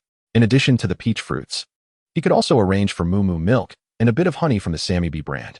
Lin Fan swiftly clicked through the screen, adding a variety of items to his shopping cart before proceeding to check out. There was no choice. He was now a wealthy individual, living quite extravagantly. With a couple of chuckles, Lin Fan opened the class group chat, casually scrolling through, noting the messages all praising him as Fanshin666 and requesting his assistance. With a smirk, he sent a cool emoji and coldly closed his phone. Indeed, his charm was now irresistible. After indulging in a moment of self-admiration, Su Ling knocked on the door. It's time, we should leave. Lin Fan replied affirmatively, shouldering his pre-packed backpack, and together with Su Ling, they hailed a taxi to the high-speed train station, embarking on their journey home. Su Wu had returned home early after his challenge at the rock gym, as his dojo still required his oversight. However, the memory of Su Wu's parting threats made Lin Fan sigh helplessly. Daughter's slave, truly terrifying. At 10 o'clock at night, Lin Fan finally arrived home. As he pushed open the door, he eagerly called out, "Mom and Dad, I'm back." Hearing Lin Fan's voice, his father emerged from the kitchen wearing an apron, while his mother hurriedly set down her tasks, beaming as she approached Lin Fan to give him a big hug. "Our little champion has returned." A warm smile spread across Lin Fan's face as he surveyed the living room adorned with celebratory balloons and glanced at the sumptuous feast on the table. He exchanged a knowing smile with his father. The family gathered around the dining table, with the Beedrill also included, partaking in this celebratory banquet together. At the dinner table, Lin Fan's father set down his chopsticks and solemnly pulled out a bank card from his pocket, handing it to Lin Fan. "Xiao Fan, this is a little savings from the family. There are 150,000 in it. It should suffice for a while." Lin Fan was taken aback and quickly declined. "Dad, what are you doing? Didn't I tell you? The Lingwei Cup champion comes with a 200,000 prize. I'm not short on money right now." His mother snatched the bank card and forcefully shoved it into Lin Fan's hand. "All right, just take it. Your dad and I have consulted. Those trainers who have made a name for themselves have spent at least $1 million on their Pokemon. Our family doesn't have much, leaving 50,000 for emergencies. And the rest is all for you." Lin Fan opened his mouth, but ultimately did not refuse, accepting the bank card in his hand. "That's more like it." His parents smiled contentedly. In their eyes, not being able to provide Lin Fan with optimal conditions to become a trainer was already a source of guilt. Seeing Lin Fan shine through his own efforts, they were naturally determined to offer him their utmost support. After finishing the celebratory feast, Lin Fan returned to his bedroom, carefully storing the bank card and taking out the exquisite scroll. The best way to repay his parents was to elevate his strength as quickly as possible, seizing every opportunity. Just as Chun-Chi had mentioned regarding the Battle League. 5 million.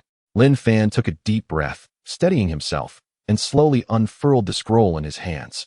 Chapter 53, Expensive Materials. Although he had long known that this was the work of the poison-type champion, and that its content would be extraordinary, Lin Fan was still astonished by the extensive range and extreme professionalism of the knowledge and terminology within. From dietary habits to lifestyle traits, from physical training to skill acquisition, every detail was covered, far surpassing the rudimentary materials available on the market. This was merely the introductory version. Lin Fan found it difficult to imagine what the advanced version would entail, and for the first time, he deeply recognized how far he still had to go to become an outstanding trainer. Toxic properties, the corrosion chapter. Lin Fan's gaze fixated on one particular entry, noting that the venom of the bee drill was corrosive in nature rather than merely toxic. To enhance the potency of this corrosive toxin, one would require the toxic powder from the Carnivine family, the secretion from the Venusaur lineage, and the noxious gas from the Weezing clan. Lin Fan's eyelid twitched. These substances did not harm their respective Pokémon, thus their use was permissible. Yet, an unsettling premonition lingered. If this was merely the beginner's level, what materials would be required for the advanced version? As he continued to read, Lin Fan drew a sharp breath. The list included toxic fruit, poison needle, black sludge, and toxic pearl. No wonder it was said that lacking funds to visit the poison-type gym was futile. The materials were simply unaffordable, particularly the toxic pearl, which commanded a market price of at least $1 million and was rarely available. Once it appeared, it was snatched up in an instant. After deducting the cost of resources and the repayment of 1,000 to Su Ling from the 200,000 prize money he had just earned, along with the 150,000 from his parents, he could barely afford a simple package for the bee drill. Lin Fan clutched his chest, feeling a pang of heartache. The money hadn't even warmed in his hands before it threatened to vanish. With a sigh, he turned the page, directing his attention to the section on skill acquisition. This section encompassed the majority of poison-type skills, from the basics such as poison needle, acid, and toxic powder, to more advanced techniques like sludge bomb, cross poison, and gunk shot. While the bee drill possessed a natural aptitude for poison-type moves, its training period had been relatively short, resulting in insufficient development of its poison-type skill repertoire. The information contained herein could significantly remedy that deficiency. Recalling all the poison-type techniques available to bee drill, Lin Fan pondered for a moment before finally settling his gaze on Poison Jab. Although bee drill could also learn the comparatively simpler move Poison Fang. Poison Fang was a special attack, and when executed by bee drill, its effectiveness would be subpar. Skills are defined by their quality rather than quantity. Lin Fan firmly believed in this principle. However, he couldn't help but wonder what exactly distinguished Poison Jab from Poison Needle. Both involved striking the opponent with a poison stinger. Yet the difference in power was immense. With curiosity piqued, Lin Fan continued to flip to the page detailing the learning process for Poison Jab, observing intently. The usage of Poison Jab was remarkably similar to that of Poison Needle. Indeed, great minds think alike. Lin Fan nodded in agreement. However, the distinction lay in the degree of energy concentration. By compressing several times the amount of poison-type energy required for Poison Needle to a volume equivalent to that needed for Poison Jab, one could unleash the latter. It sounded deceptively simple, and Lin Fan confidently closed the scroll, his gaze shifting to the blinking bee drill. He opened his mouth, only to find himself at a loss for words. Bee drill, compress the poison-type energy within you a bit? How could that possibly be understood? Energy was not Play-Doh to be molded at will. While it appeared as a colorful haze seemingly amenable to compression, in reality, if one dared to compress it, the energy would retaliate explosively. No wonder this was merely the introductory version, instructing one to compress energy without elucidating the method. Lin Fan felt utterly defeated. After a moment of sorrow, he sighed and decided to postpone the learning of Poison Jab. After all, Poison Needle would suffice for now. He could comprehend why the scroll did not explicitly describe the method for mastering Poison Jab. It was, after all, one of the more elite techniques among the numerous physical poison-type skills, and its secrets constituted a rare resource. The Pokémon had only arrived a century ago, and the trainer profession had only emerged in recent decades. Such powerful techniques would not be easily disseminated, leading to a quasi-monopoly where only a select few could freely access these invaluable secrets. Since there was no urgency regarding Poison Jab, he would instead contemplate how to procure those materials. Sun Chi, being a novice breeder, should have some leads. He would inquire tomorrow. Resolute in his decision, Lin Fan yawned. Comfortably lying on his bed, lazily speaking, "Bee drill, turn off the light." With a soft click, the room fell into silence, and Bee drill returned to its cozy nook, gradually succumbing to slumber. A night passed without incident. After taking a few steamed buns from home as breakfast, Lin Fan set off to visit Sun Chi. He had initially worried that arriving unannounced might lead to disappointment, but upon seeing the slightly ajar door, he sighed in relief. His trip had not been in vain. He knocked gently, and after hearing a response from within, pushed the door open and walked toward the source of the voice. "Brother Sun," Lin Fan greeted, his gaze falling on Sun Chi, who was engrossed in a book. Upon noticing Lin Fan, Sun Chi beamed, setting the book aside to embrace him warmly. "I've been quite busy and hadn't seen the news. I only just learned this morning that you won the Zero Moon Cup. I heard there was even the gym leader's child participating. Impressive." Lin Fan chuckled modestly. Just luck. After exchanging pleasantries, Lin Fan cut to the chase. Brother Sun, I require some resources to enhance Beedrill's strength, but these items are difficult to procure, so I was hoping you could assist me. Seeing Sun Chi nod, Lin Fan continued. I need the toxic powder from the Carnivine family, the secretion from the Venusaur lineage, and the noxious gas from the Weezing clan. These 3 items are particularly hard to come by, and they are not available in stores, hence my visit. Those items, huh? Sun Chi responded with surprise. They are indeed tough to find, but I have a way. Leave it to me. Thank you. Brother Sunday. Lin Fan felt a wave of relief wash over him. He was anxious that even Sun Chi might not know where to procure these items, as they were rarely needed and thus had no market. Sun Chi waved his hand dismissively, smiling. No need for thanks. I actually have something to discuss with you as well. During the National Day holiday, I plan to head to Magic City for the Intermediate Breeder Assessment. Would you like to join me for the Junior Breeder Assessment? The Breeder Assessment? Chapter 54. Return to the Watermoon Forest. Lin Fan's eyes lit up, glancing at the books nearby. No wonder Sun Chi had risen early to read. It was for this. After a moment of contemplation, Lin Fan nodded in agreement. He had already read part of the book gifted by Sun Chi, and thanks to his exceptional memory, he was progressing swiftly. With over a month until the National Day holiday, he should be adequately prepared. It's settled then. I'll take you to Magic City to witness the grandeur of the Breeder Association, Sun Chi said with a grin. The Breeder Association? The one in Magic City is the national headquarters. It should indeed be quite impressive. Lin Fan nodded, and with business concluded, he took his leave from Sun Chi and did not head home. Instead, he ventured to a Pokémon shop. I'll take one of those small space backpacks, along with those supplies. Emerging from the Pokémon shop, Lin Fan slung the backpack over his shoulder, gazing into the distance. There lay the direction of the Watermoon Forest. A month ago, he had been hunted. It was time to reclaim his honor. Lin Fan smirked, the Pokeball containing Beedrill at his waist buzzing with anticipation. While he had initially planned to rest for a few days after the competition, the persistent images of those 2 Ariados haunted his mind, prompting him to decisively resolve to address this matter first. Having been pursued during his time as a Weedle, it was now time to settle the score as a Beedrill. Half an hour later, Lin Fan stood before the familiar Watermoon Forest, releasing Beedrill. Watermoon Forest, I, Kuhan-san, have returned. Though he proclaimed this, Lin Fan remained vigilant, carefully surveying the surroundings before advancing swiftly. Following the route etched in his memory, he soon arrived at the campsite from last time, where remnants of the once intact tents still lay, now considerably damaged. Uncertain whether the 2 Ariados had departed, Lin Fan noted that they ought not to have been present in this area to begin with. He meticulously scrutinized his surroundings, cautiously advancing along the trail marked by the Ariados' presence. The Beedrill, with its wings vibrating in a near-silent hum, trailed closely beside Lin Fan, its hand poised to unleash a lethal strike at a moment's notice. After a prolonged search, Lin Fan still had not encountered any sign of the 2 Ariados. It was highly probable they had retreated deeper into the Watermoon Forest. The internal region, indeed. A glimmer of excitement danced in Lin Fan's eyes, revealing his keen interest in that area. With Beedrill's current prowess, it should suffice to ensure my safety. Glancing at Beedrill, which proudly raised its head and emitted a resonant cry, as if to assert, I am here to protect you. Lin Fan smiled, resolute. Very well, let us venture deeper. The internal region of the Watermoon Forest was distinctly recognizable from the outer area, primarily due to the flourishing growth of plasma grass. This peculiar grass typically thrives in locales rich in electric energy. Yet, according to numerous research reports, the internal region of the Watermoon Forest lacked such dense electric energy, rendering the abundant presence of plasma grass here a conundrum.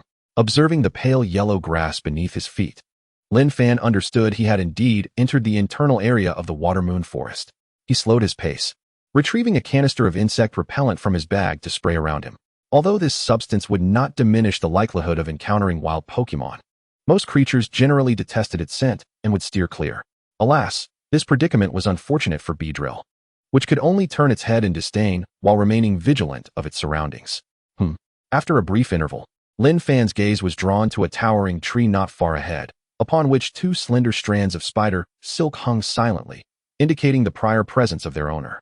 Approaching the tree, Lin Fan unabashedly plucked the 2 strands of silk, rolling them between his fingers to discern their texture. Resilient and adhesive, with a paralyzing quality, indeed. They were the silk of Ariados. Lin Fan nodded, quite pleased. Prior to this, he had diligently perused cultivation texts to gather information about Ariados, enhancing his ability to locate them. Clearly, The knowledge imparted by those breeders proved invaluable, even without seeking to become a breeder himself. Such insights could be utilized for survival in the wilderness. Those 2 strands of silk were likely left by the very Ariados he sought. At last, he had found them. Taking a deep breath, Lin Fan crouched down to examine the surrounding traces, soon uncovering 2 inconspicuous paths. Following the trails, he suddenly halted, stealthily concealing himself and producing binoculars to observe the scene ahead. A fierce battle was underway, featuring the 2 Ariados he had been longing to find, pitted against a ferocious Ursaring.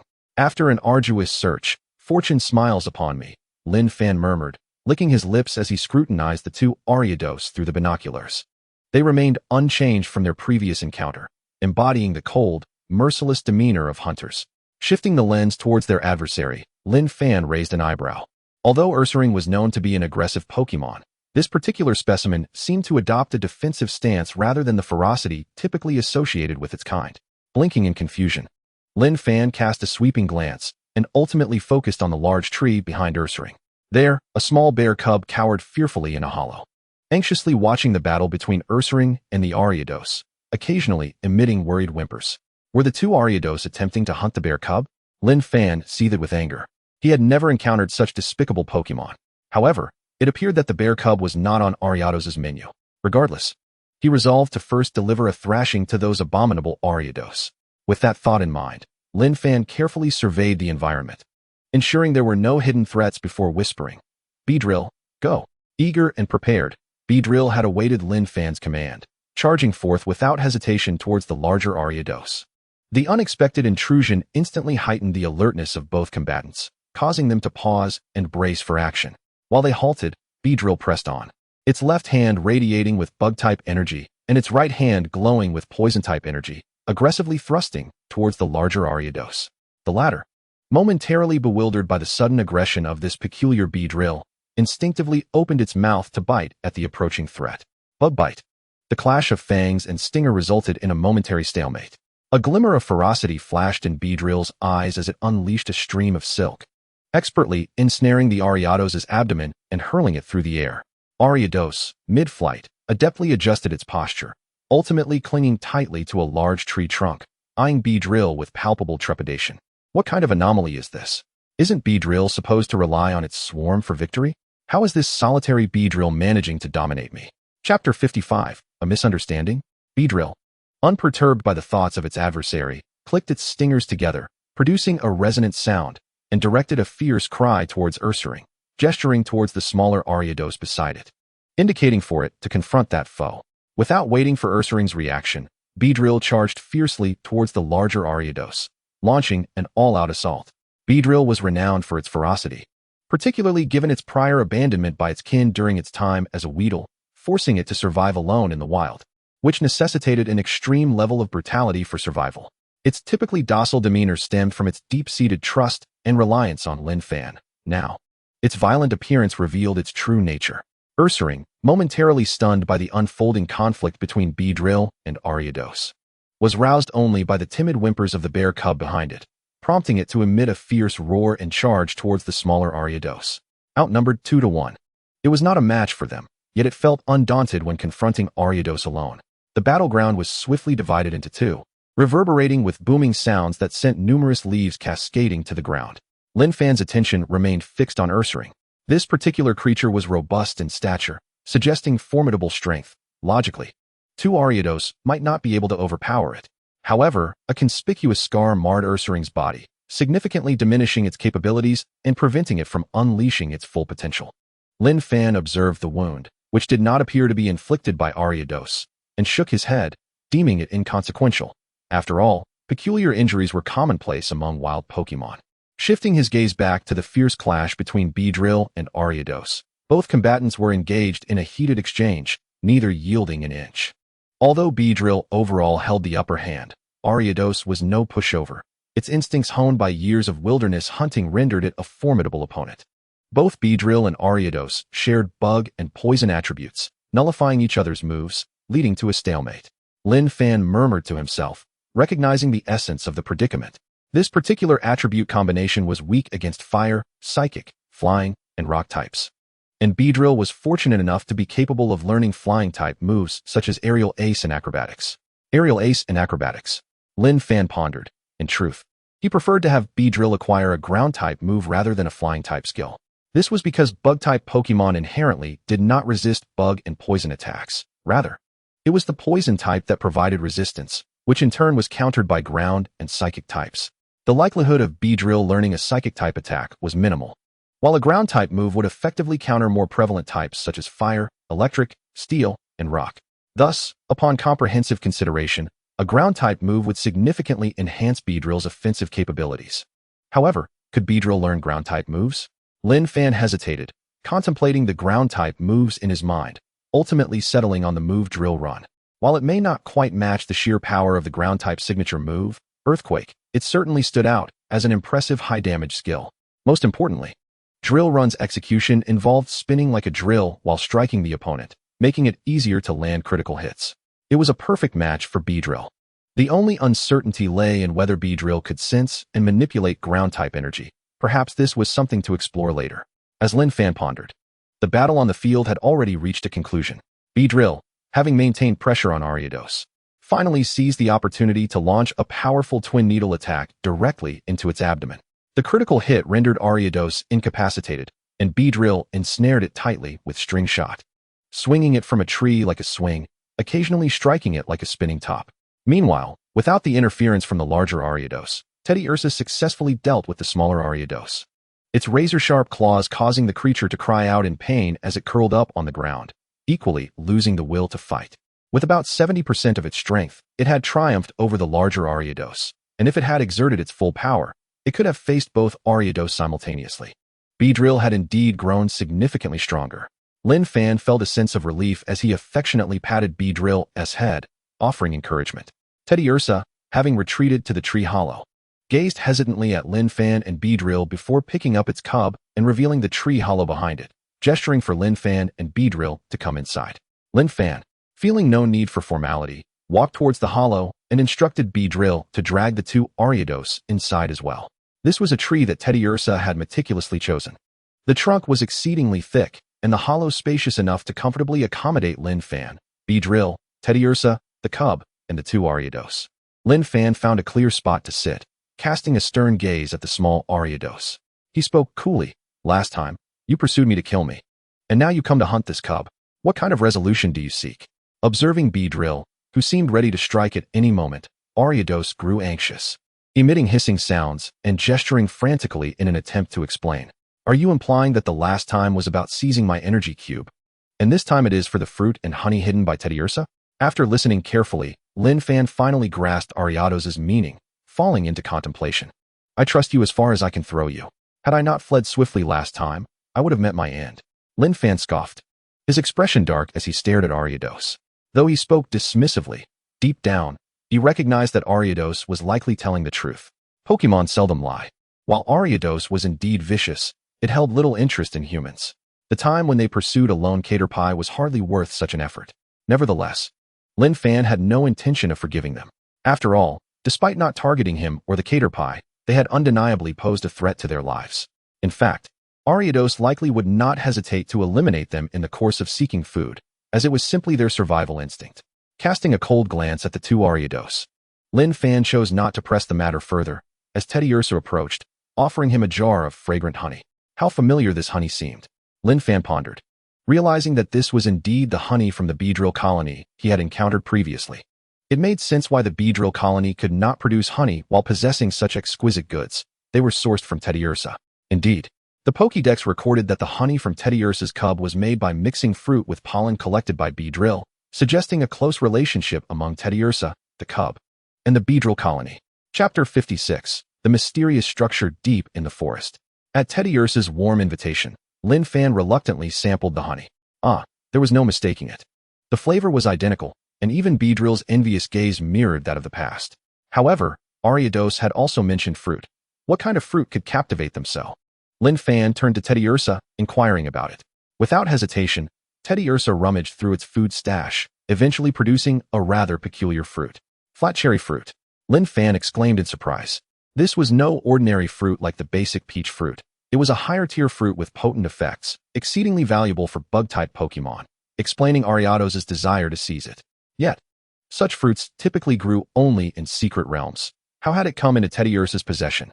Moreover, could this honey have been made from the very fruit? The more Lin Fan considered it, the more plausible it seemed. No wonder it was so effective. Seeing Lin Fan lost in thought, Teddiursa blinked its eyes and handed both the flat cherry fruit and the honey to him, emitting a low growl. "You wish to gift this to me?"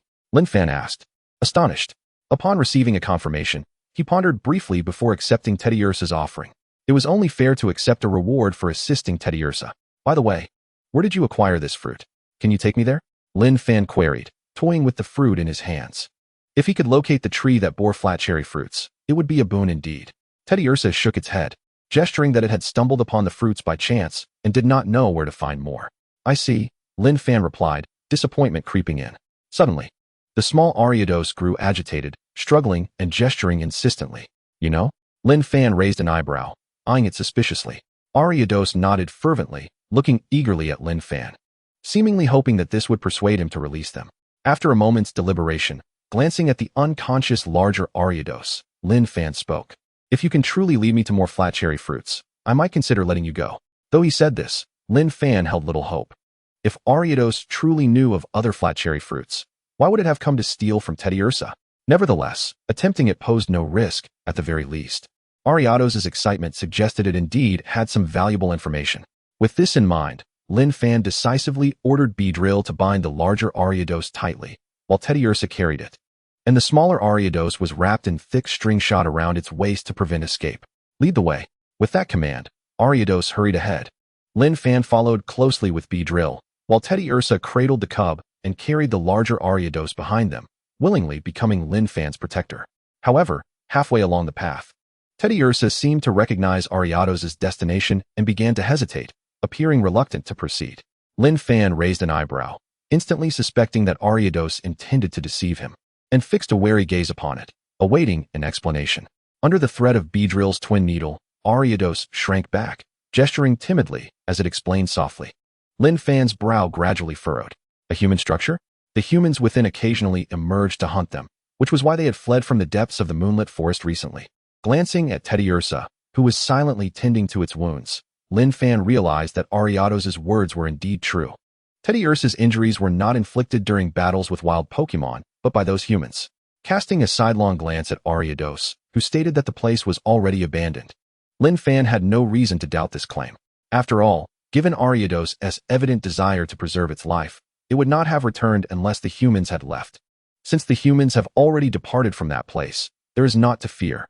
Under Lin Fan's soothing words, the circled bear hesitated for a moment before continuing onward. It was indeed commendable that the circled bear could still place its trust in him after suffering at the hands of humans. Lin Fan sighed, yet could not suppress a burgeoning curiosity about the human structure before him. Having resided in the City of Dusk for over a decade, he had never heard of such a thing existing within the Watermoon Forest. In mid-July, there had indeed been a thunderstorm concentrated over the Watermoon Forest, which was quite alarming and rather unusual. Coincidentally, upon his arrival, he encountered a fleeing Alidos. Could there be a connection between these events? Driven by curiosity, Lin Fan quickened his pace and soon arrived at the location described by Alidos. It was unmistakably an abandoned building, the entrance cloaked in cobwebs, and half of it had collapsed. Gazing upon the structure, which was entirely draped in verdant grass and concealed within the forest, a flicker of intrigue flashed in Lin Fan's eyes. After testing the solidity of the exterior and ensuring it would not suddenly cave in, he cautiously led a group of sprites inside.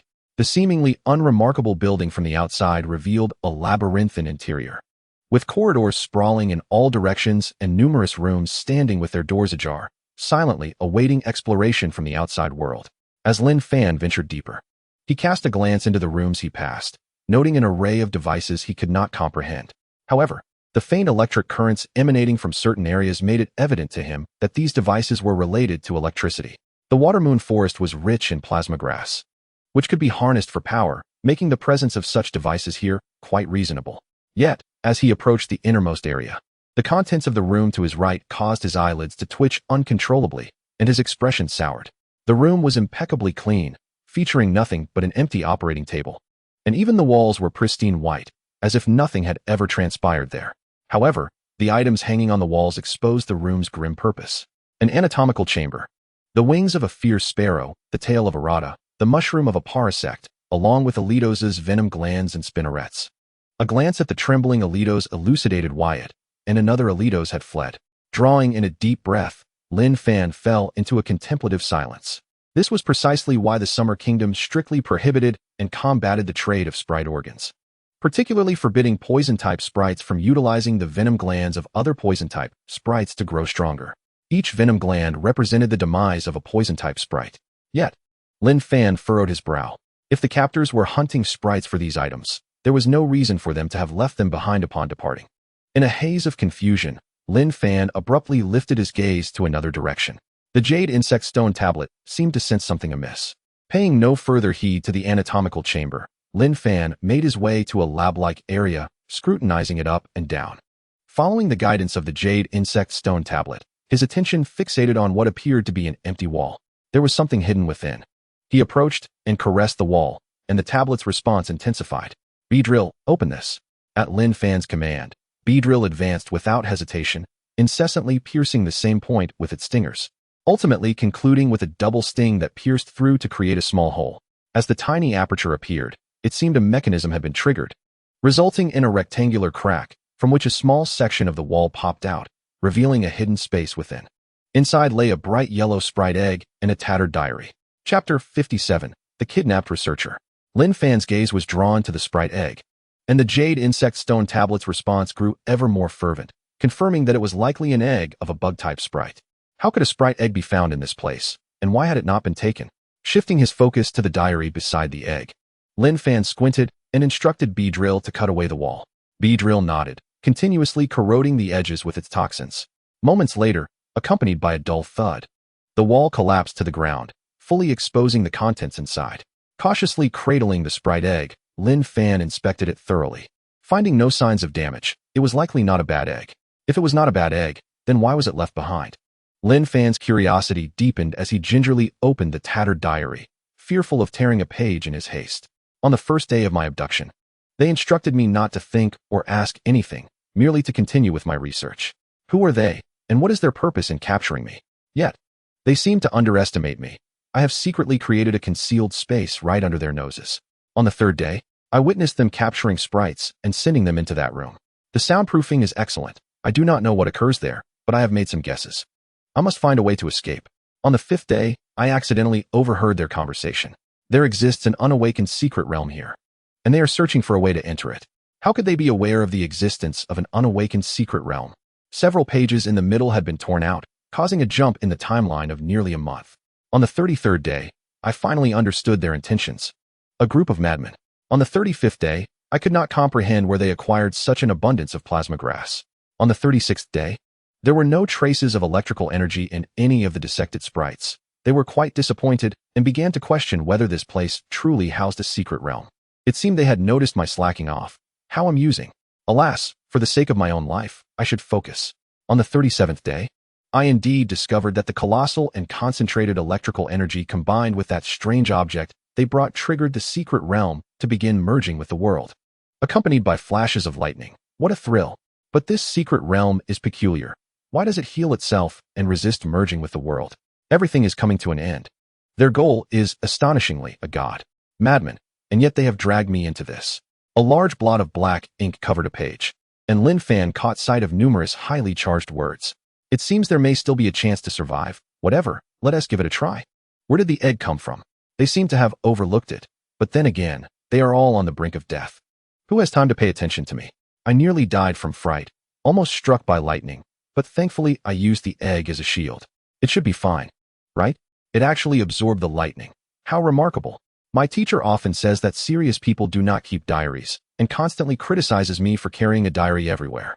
However, I never claimed to be a serious person, and if it weren't for my habitual practice, I wouldn't have been able to continue writing in such dire circumstances. Teacher, oh teacher, you were right your entire life, and I have finally found your error at the brink of death. Haha. Through the diary, one could almost perceive the self-deprecating visage of the writer. Those humans who attempt to grasp the power of the gods shall ultimately be devoured by divine retribution. This judgment-like statement constituted the final chapter of the diary. Lin Fan stared at the diary in his hand, remaining silent for a considerable time. Although he felt sympathy for the diary's author, he could not help but wish for the riddle-maker to vacate Blue Star. After expressing his frustrations, Lin Fan gathered a general understanding of the events that transpired.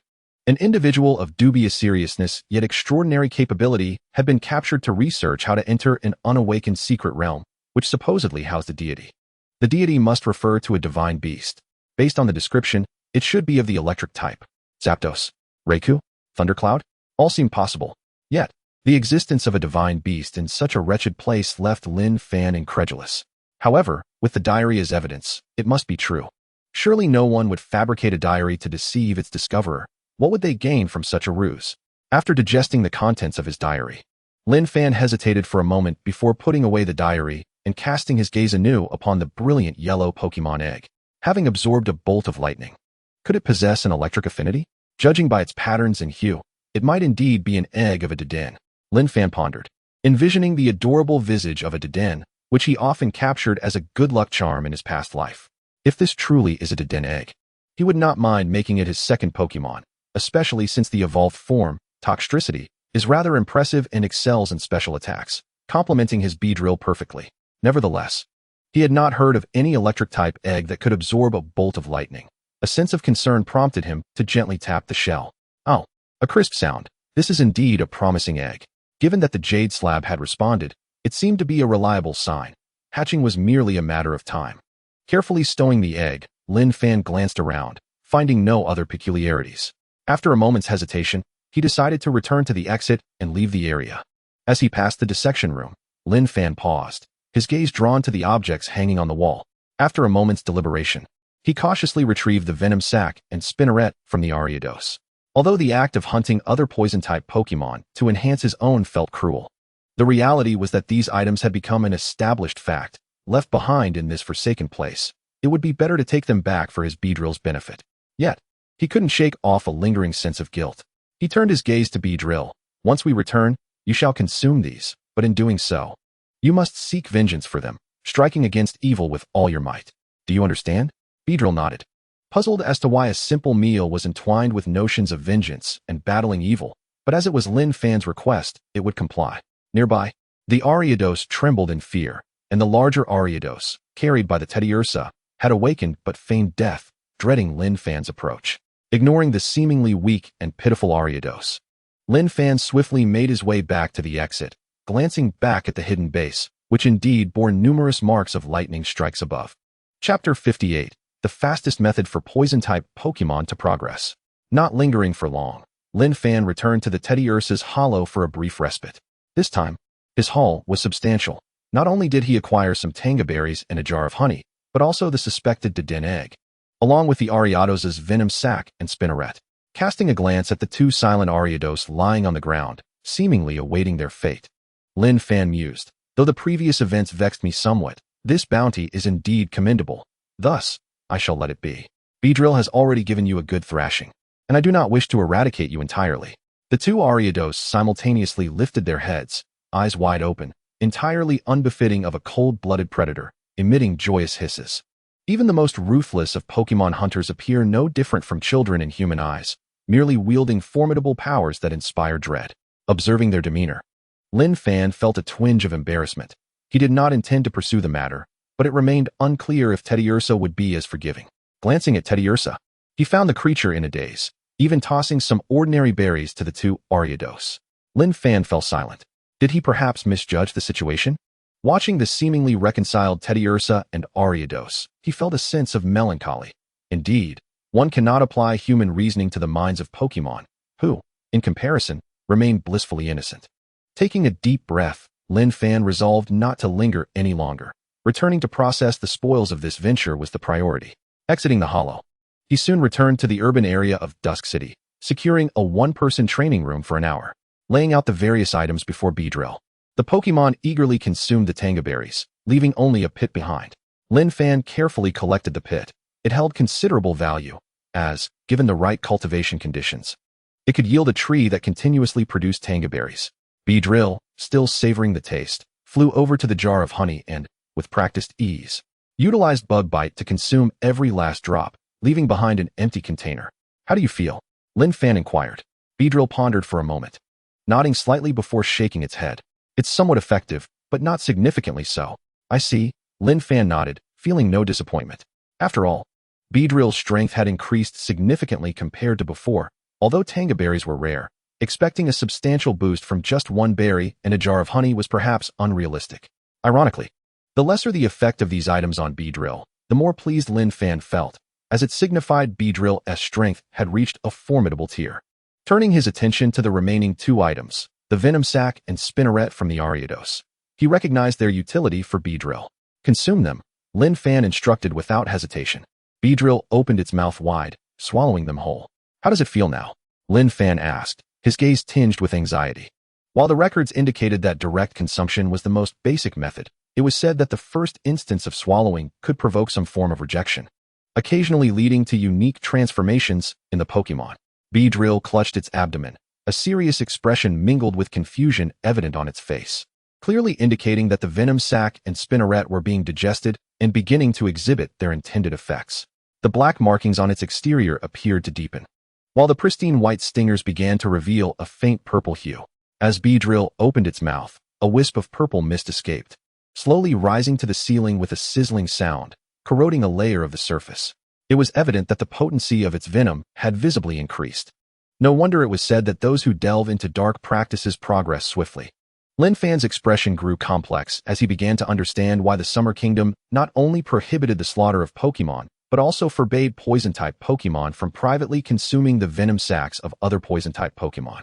When one diligently trains their Pokémon, only to find that consuming the venom sacs of others yields significant enhancements, can one maintain their resolve and continue with mere incremental training? With a sigh, Beedrill had completely digested the venom sac and Spinneret, its demeanor transformed with excitement as it expelled a strand of silk. A faint corrosive sound emerged, and Lin Fan stared in astonishment at the now pale purple silk, his mind momentarily blank. This seemed less like the string shot skill and more akin to the poison sting skill of Ariados.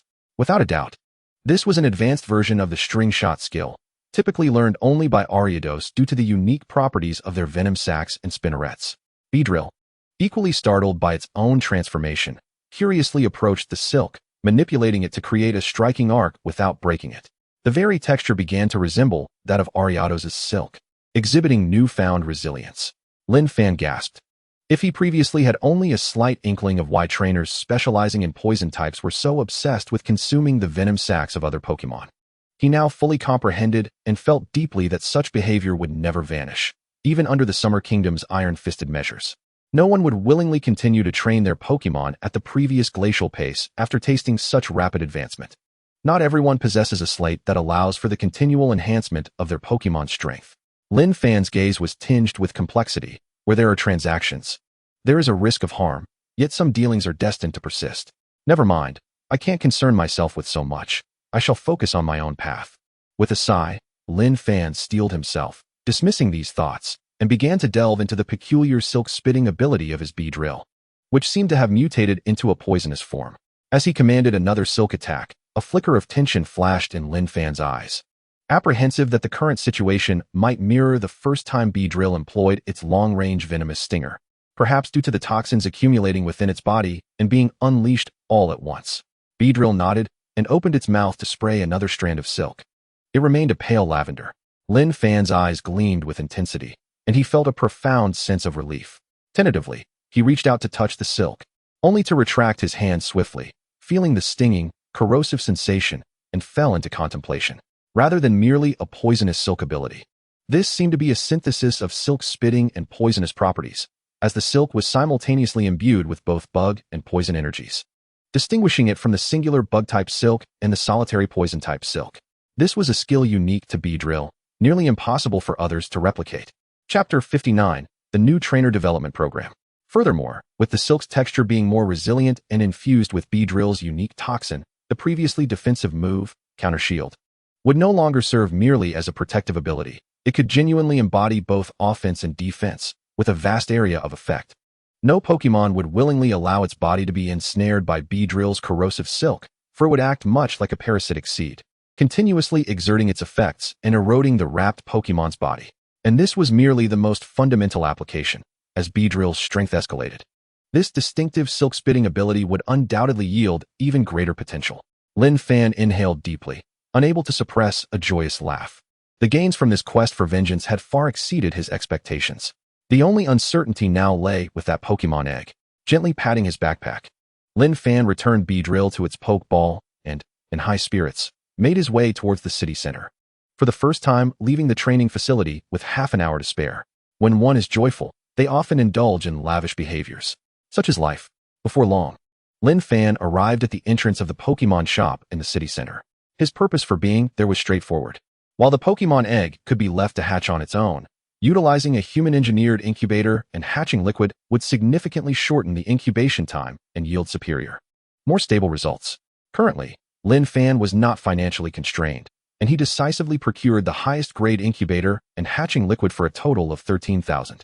Carefully placing the Pokémon egg into the incubator, he watched it bob and settle, eventually achieving stability, which put his mind at ease. Now, all that remained was to await the hatching of the little creature inside. As he prepared to leave, Lin Fan's peripheral vision caught sight of the tall office building at the center and hesitated momentarily. The Trainer Association was located there. The diary he obtained from the Watermoon Forest should theoretically be submitted to the Trainer Association, yet he felt an unsettling sense of wrongness about it. According to the regulations of Xia Country, the Trainer Associations across various regions were required to conduct safety inspections periodically. Any threats identified must be promptly addressed. It was precisely these regulations that had rendered Xia Country increasingly stable. Unlike a decade ago when cities were frequently besieged by Pokémon waves and unscrupulous individuals profited from the chaos. But why had the Trainer Association not detected the anomalies within the Watermoon Forest? Was it simply not time for inspections, negligence, or was there a more sinister reason? After much contemplation, Lin Fan ultimately decided against immediate submission. Regardless, the laboratory in the Watermoon Forest had become an abandoned structure, and further investigation would yield little benefit. Shaking his head, Lin Fan hailed a cab and returned home. Once he gently placed the incubator on the table, his phone suddenly vibrated. It was a call from Su Wu. As soon as he answered, Lin Fan's ears were greeted by Su Wu's familiar voice. "Lin Fan, I have good news. Are you interested in hearing it?" Lin Fan replied with a hint of exasperation. "Uncle Su, please don't tease me." Su Wu laughed heartily. Cutting straight to the chase, here's the deal. The higher-ups recently issued a new directive mandating that all provinces and cities implement a new trainer development program. In essence, the government will fund the training of several outstanding new trainers in each region. Your remarkable performance in the Zero Moon Cup has undoubtedly made you a candidate for the Daybreak City program. How does that sound? Good news, right? A development program? Government funding? Lin Fan's eyes sparkled with excitement. Such fortune. What does this program entail? What resources will be available to me? He inquired, pondering two critical questions. Su Wu hesitated slightly. Well, I'm not entirely sure about the specifics, as the individual responsible for your training is a different trainer who has not chosen a specialization. I only learned about this from the Trainer Association. A trainer without a specialization? Lin Fan reflected. Indeed, Su Wu specialized in fighting-type Pokémon and excelled at training them, but was less adept in other attributes. Su Wu continued. However, I can confirm that at least one attribute gem will be supplied to you each month, and you will have access to those elusive skill manuals and resources for learning skills, along with instruction. I recall your Beedrill can learn Swords Dance in addition to Focus Energy. That would be a fantastic skill to have someone teach you. Lin Fan's interest was piqued. If what Su Wu said was true, the resources for training would be quite generous. Just one attribute gem alone was worth 11,000. Not to mention the rare skill manuals. If Beedrill wished to expand its skill set, this so-called development program would undoubtedly be a splendid opportunity. Apart from me, who else has been selected for this program? Su Ling should be included as well, given her capabilities, Lin Fan asked. Yes, Xiao Ling is indeed in the program, along with two others I'm not familiar with. But it's of little concern. They're all from your school, so you can get acquainted later, Su Wu replied. Lin Fan chuckled wryly at Su Wu's words. Indeed, in Daybreak City, which was not particularly large, there was only one Pokémon high school. If they were selecting new trainers, where else would they find candidates? All right, the specific decisions from above haven't been finalized yet. I called to inform you in advance so that you need not worry about resources or seek part-time jobs for the time being. Take this opportunity to rest well for a while. As an excellent trainer, learning to balance work and leisure is crucial, Su Wu concluded before hanging up. Lin Fan stared at his phone, a wry smile creeping onto his face. Initially, he had intended to seek a part-time job, but since Su Wu had said so, It seemed prudent to enjoy the remaining summer break and rest. Additionally, he aimed to acquire more knowledge about breeding. Sun Chi planned to take the assessment for an intermediate breeder during the National Day holiday, and Lin Fan hoped to seize this opportunity to obtain the junior breeder certification. Allowing him to generate income by selling energy cubes, relying on Sun Chi was not a sustainable option. There is also the matter regarding the research paper on the characteristics of Beedrill, which ought to be prioritized sooner rather than later. Given Beedrill's remarkable performance during the 0-month cup, it is inevitable that speculations will arise, and if any information is prematurely disclosed, he will find himself in a most unfortunate predicament. Furthermore, there is the issue of the Pokémon eggs hatching. According to the timeline in the diary, this egg must be at least a month old, and it should hatch within half a month at the most. Lastly, one must consider Beedrill's moveset. Swords Dance is indeed a commendable choice, alongside the ground-type Drill Run, as well as the dark-type Pursuit and Foul Play. There is so much to attend to. After the commencement of school, there will be ample tasks to tackle. Lin Fan sighed and reclined on the bed in a state of languor. After nearly 2 months of busyness, it was high time to grant both himself and Beedrill a respite. Chapter 60, The Beginning of School and the New Teacher. The delightful moments are always fleeting. After a nearly 10-day break, the day of school finally arrived.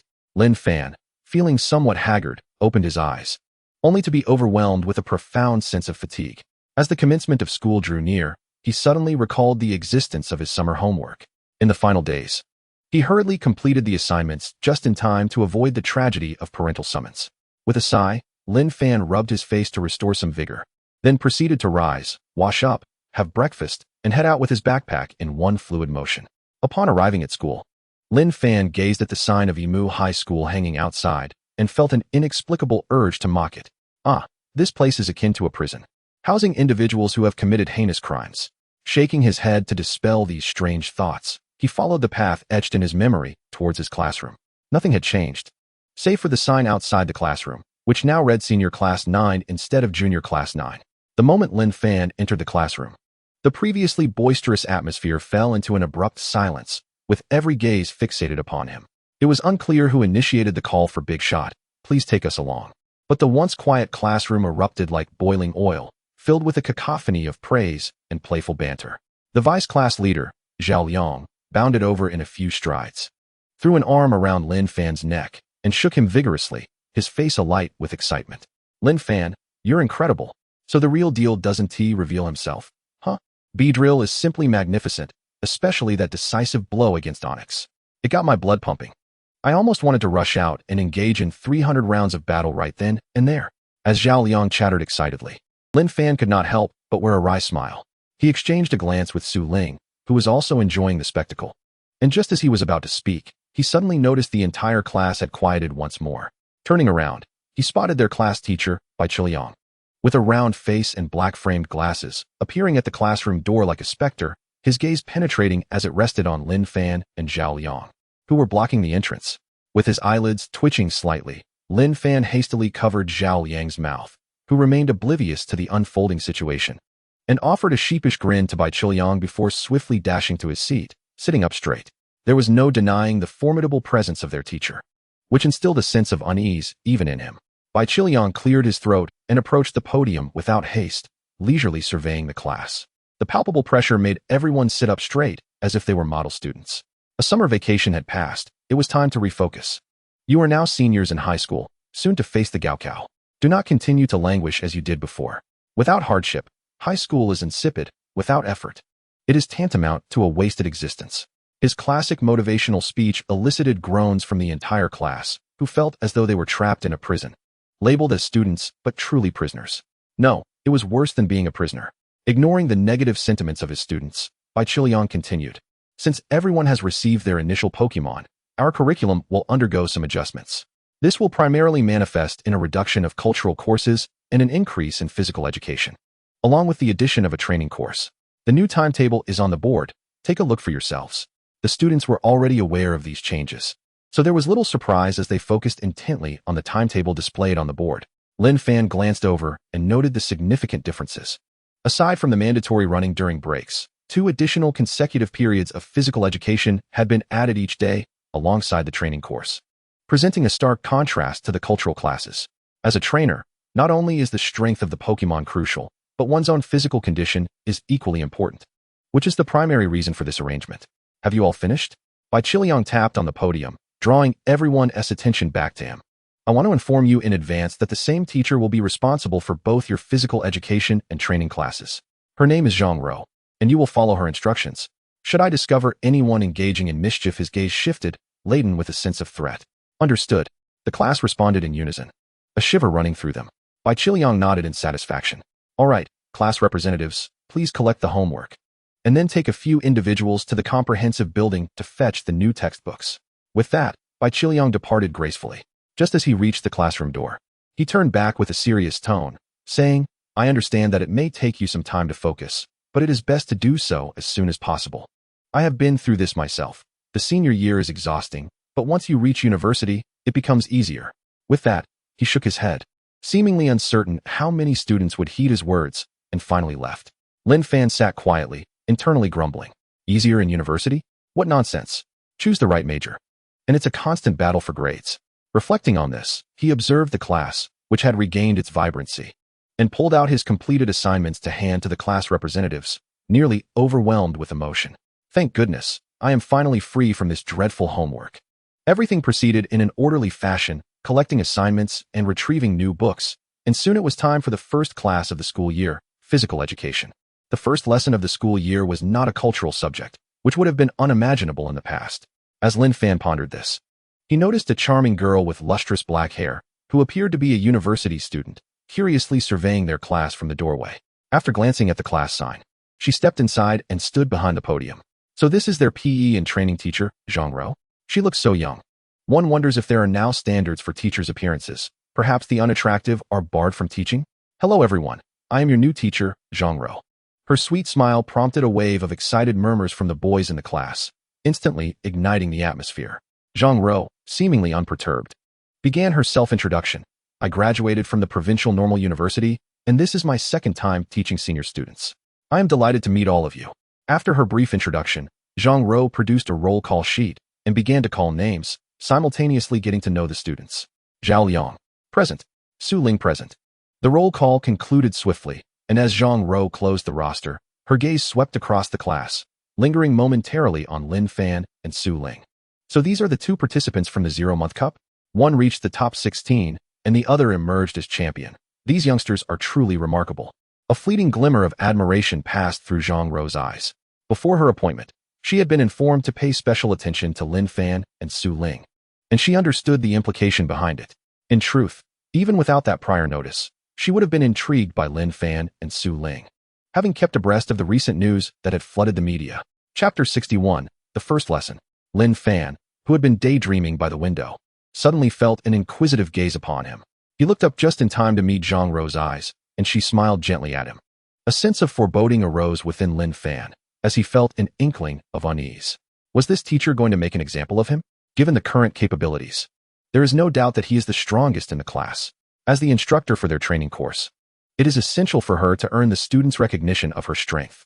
Consequently, it is highly probable that he has been chosen to serve as an example. A warning to others. Zhang Rou, their training course teacher, undoubtedly possesses formidable skills, likely at the elite trainer level, far surpassing his own abilities. Although his B-drill has now attained advanced strength, the gap between advanced and elite levels is substantial. Reaching elite status before entering university is already a significant achievement for him. Exchanging a glance with Su Ling, who wore a gloating smile, it was clear she understood what was about to transpire. Lin Fan felt a mix of resignation and excitement. He too was eager to discover the extent of the disparity between himself and an elite trainer. Zhang Rou wasted no time and inquired, "Who is the sports committee member?" Su Ling raised her hand. "Teacher Zhang." "That would be me, Su Ling." Although it is common for sports committee members to be male, given Su Ling's physical prowess, there is indeed no one in the class who could rival her, and Lin Fan would require some time to catch up. Zhang Rou nodded. "Lead the team to the playground for a warm-up jog of 2 laps, followed by some stretching. You know how to stretch, right?" "Yes," Su Ling affirmed. And after Zhang Rou began walking towards the playground, she called out to her classmates and followed suit. Approximately 5 minutes later, the entire class completed their warm-up and stood in 2 neat rows, their eyes fixed on Zhang Rou at the front, awaiting her next instructions. "Let me ask a trivial question. Is there anyone who does not wish to become a trainer?" Zhang Rou began, scanning the group. Silence enveloped the room, No one spoke, clearly indicating that everyone aspired to be a trainer. Excellent. Zhang Rou nodded with a faint smile. I understand that, in comparison to physical training, everyone is eager to delve into Pokémon training and to familiarize themselves with systematic battle knowledge. Coincidentally, I was once a member of the provincial normal schools team, so I possess some insights into Pokémon battles.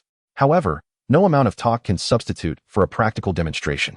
Therefore, Zhang Rou's gaze turned towards Lin Fan, her smile brightening. Lin Fan, please step forward. As anticipated, Lin Fan sighed and took a step forward.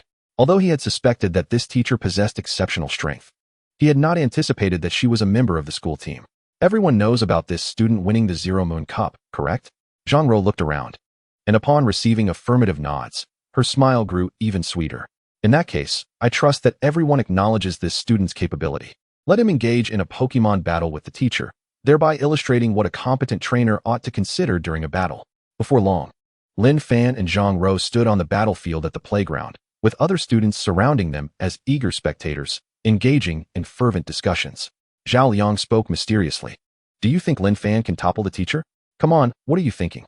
Although Lin Fan's Beedrill could easily defeat my Shroomish, Teacher Zhang is a member of the provincial normal school team. There's no way she could lose to a Beedrill that has only been raised for 2 months. Oh, that's a valid point. Look, it's about to start. On the field, Lin Fan released his Beedrill, his expression grave as he regarded Zhang Rou's Pokémon, a formidable Electrode.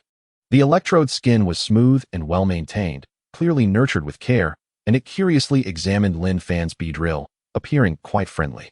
Nevertheless, Lin Fan maintained a serious demeanor, sensing a strong aura of pressure emanating from the Electrode, although it was not as intense as the overwhelming force he had felt from Su Wu's Macamp. It was still quite alarming. This teacher truly meant business. With the strength of this Electrode, it must be her primary Pokémon. Beedrill, don't take it lightly. The opponent is formidable. ZZZZ. Beedrill nodded, possessing a sharper perception than Lin Fan. It too felt the pressure from the Electrode and couldn't help but feel a thrill of excitement as its twin stingers twitched in anticipation. Zhang Rou scrutinized Beedrill as well, and upon seeing its glimmering stingers, she couldn't help but marvel slightly. What an exceptional Pokémon, exhibiting a strong fighting spirit, and it is evident it has endured genuine brutal battles. Its gaze does not deceive. As she expressed her admiration, Zhang Rou began explaining to the onlookers. Firstly, as trainers, you must comprehend what each Pokémon excels at. For instance, Electrode specializes in extreme special attacks, with speed being its weakest point, whereas Beedrill excels in physical attacks and speed. Therefore, in order to defeat Beedrill, we must first restrict its speed, thus allowing Electrode's high special attack to take effect. Moreover, Electrode possesses the move Thunder Wave, capable of paralyzing Pokémon, effectively limiting Beedrill's speed. Knowledge about Pokémon is what you ought to learn in theory classes. If some of you are unaware, do make sure to read more. With her words concluded, Zhang Rou gestured for Lin Fan to commence his attack. Beedrill, Twin Needle. Lin Fan wasted no time, commanding Beedrill to strike. Zhang Rou watched with a smile as Beedrill raced towards Electrode, refraining from giving any commands, allowing Electrode to act freely. A glint of cunning flashed in Electrode's eyes. Instead of using the previously mentioned Thunder Wave, it opted for a wide-range attack, Thunderbolt. Lin Fan's expression changed dramatically. What the heck? This teacher has no honor. Beedrill narrowly avoided the attack by retreating at high speed, just in time to escape the effects of the Thunderbolt. Can anyone explain why Electrode chose to use Thunderbolt instead of the previously mentioned Thunder Wave? Zhang Rou smiled as she surveyed the crowd, but everyone looked at each other in confusion and shook their heads. This pertains to the concept of priority in battle, Zhang Rou explained without putting anyone on the spot. If Electrode were to attack first, then using Thunder Wave would have been the optimal choice. However, in this battle, Beedrill attacked first. Had Electrode chosen Thunder Wave at this point, even if it managed to paralyze Beedrill, it would still have been susceptible to Beedrill's close-range attack. Furthermore, even if Beedrill were paralyzed, Electrode's speed would still not allow it to create distance. This means the two Pokémon would remain in close proximity, which is exceedingly unfavorable for Electrode. Therefore, under these circumstances, using a wide-range offensive move like Thunderbolt to force Beedrill back was the best choice. With Electrode's high special attack damage, Beedrill would not dare to exchange blows. This is what we call offense replacing defense. Once Beedrill is pushed back, Electrode can then use Thunder Wave, which would be the ideal moment. The students exchanged glances of realization, and Lin Fan found himself deep in thought, marveling at the teacher's expertise. Indeed, this teacher possesses exceptional skill, A simple demonstration provided him with invaluable insights. After all, his previous gaming experiences were turn-based with no concept of skill-induced retreat, which pales in comparison to this practical experience. Such tactical knowledge and experience in real combat were precisely what he lacked. Chapter 62, The Seed Plan. As Zhang Ro finished speaking, her gaze turned to Lin Fan. If I recall correctly, during the Zero Moon Cup, Lin Fan faced a fluffy sheep with the ability static. The reason Beedrill was able to defeat it in one hit was not only due to the vast difference in their abilities, but also because the opponent foolishly employed a cotton spore and thunderwave strategy, allowing Beedrill to close in on the fluffy sheep. As you all witnessed, while Beedrill did indeed become paralyzed and was ensnared by the cotton spore, its speed was significantly reduced. The fluffy sheep was struck head-on by Beedrill and rendered incapable of battle. This serves as the quintessential counterexample. Ah, now I see. The spectators at the sidelines displayed expressions of realization, erupting into enthusiastic applause, thoroughly impressed by the pedagogical prowess of this new instructor. Among the crowd, Zhao Liang raised his hand to inquire. Teacher, what should we do if that fluffy sheep cannot utilize such an expansive skill as electric discharge? Can we substitute it with an electric shock? Lin Fan, at a loss for words, facepalmed, while Zhang Ro chuckled softly, responding with a smile. Isn't that obvious? If it can't, then it must learn. While an electric shock can serve as a temporary substitute, if not executed with sufficient proficiency or if the opponent moves too swiftly, it can easily evade the shock and continue the assault.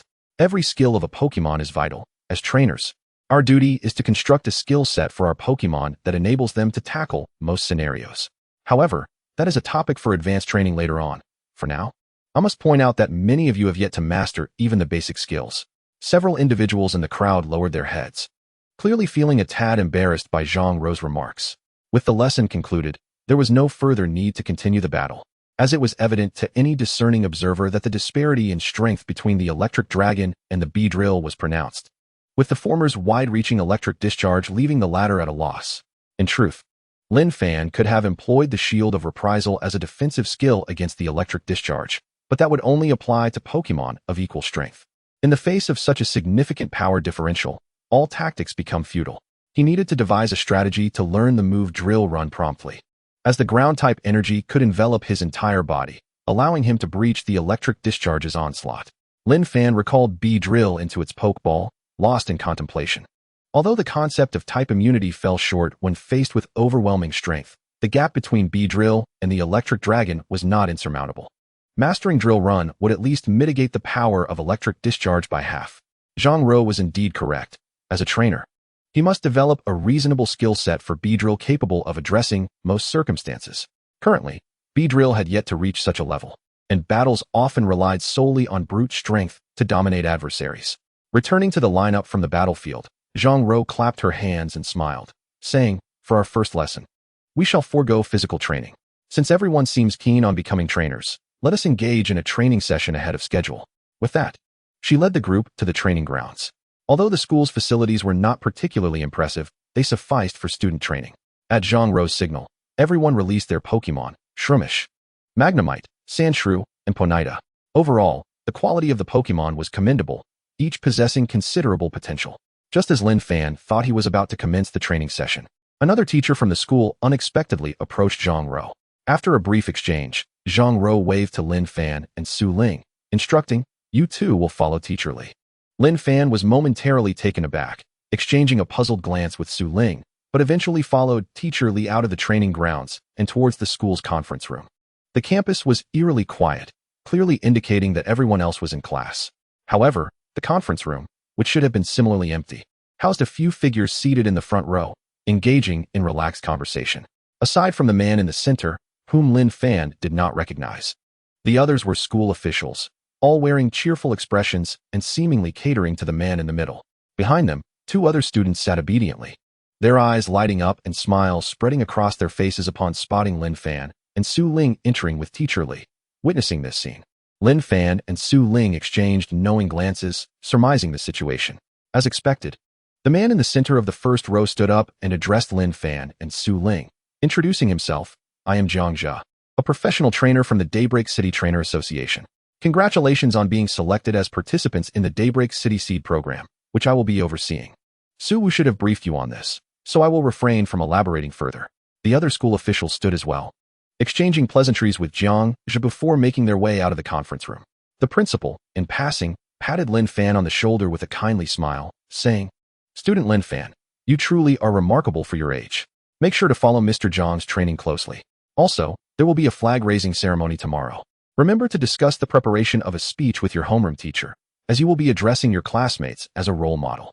With that, he led the other officials away, clearly pleased with the benefits that this so-called seed program would bring him. Lin Fan could only smile wryly. After all, he had merely won the Zero Moon Cup championship. How had he suddenly become a role model expected to give a speech? Once the school leaders departed, the two individuals behind Jiangzhou appeared to perk up, eagerly vacating their seats to approach Lin Fan and Su Ling, introducing themselves. "I am Li Hongba, and this is my brother, Li Hongzhe. We are both participants in this seed program." Lin Fan observed the two. The taller one was Li Hongba, while the shorter, stockier one was Li Hongzhe. Quite the contrast in stature, he thought, finding it amusing. "I am Lin Fan, and this is Su Ling." After their brief introductions, the taller Li Hongba grinned widely, his eyes sparkling as he exclaimed, "Oh, we know about you. We watched the Zero Moon Cup competition, and you two were fantastic. If it weren't for our father insisting that we attend club training for 2 months, we would have participated in that tournament as well." "Father?" Lin Fan mused, perceiving it as a sign of a wealthy family. After a few exchanges, the previously silent Jiang Zhe finally spoke, drawing everyone's attention to him. "All right, I will now provide a brief overview of how our training will proceed and what benefits the seed program entails." As he spoke about the benefits, Jiang Zhe's gaze settled on Lin Fan, slightly emphasizing his words, which made Lin Fan feel a sense of inevitability. Indeed, among the four present, he was the only one in dire need of the so-called benefits. Chapter 63, Friendly Sparring. Our training sessions will take place every weekend, primarily divided into skill training and field combat exercises. As for the benefits, you will receive 1 elemental gem to choose from each month, and every 3 months, a single evolution stone will be provided. If you do not require these items, you may exchange them for other items of equivalent value. Additionally, there are various skill manuals available through the Trainer Association. The generous nature of these benefits astonished Lin Fan.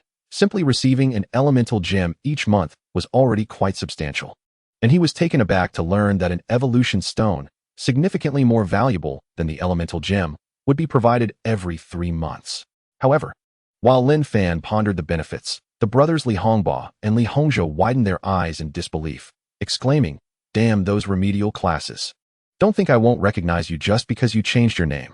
Lin Fan and Su Ling couldn't help but chuckle softly. The two brothers were quite entertaining. Jiang Zhe, amused, cast a glance at them and shook his head, pulling out his phone. "Let's add each other as friends. I'll create a group for notifications and management." Li Hongba blinked, responding, "Teacher, we are students. How can we have phones?" Just as Li Hongzhe was about to retrieve his phone from his pocket, he froze, hastily retracting his hand and sheepishly retorting, Right, teacher, I really didn't bring my phone." Jiang Zhe, both amused and exasperated, tapped the tops of their heads. "Enough. Li has already informed me that you two never go a day without your phones. I can understand that Lin Fan and Su Ling might not have theirs, but you two should stop pretending."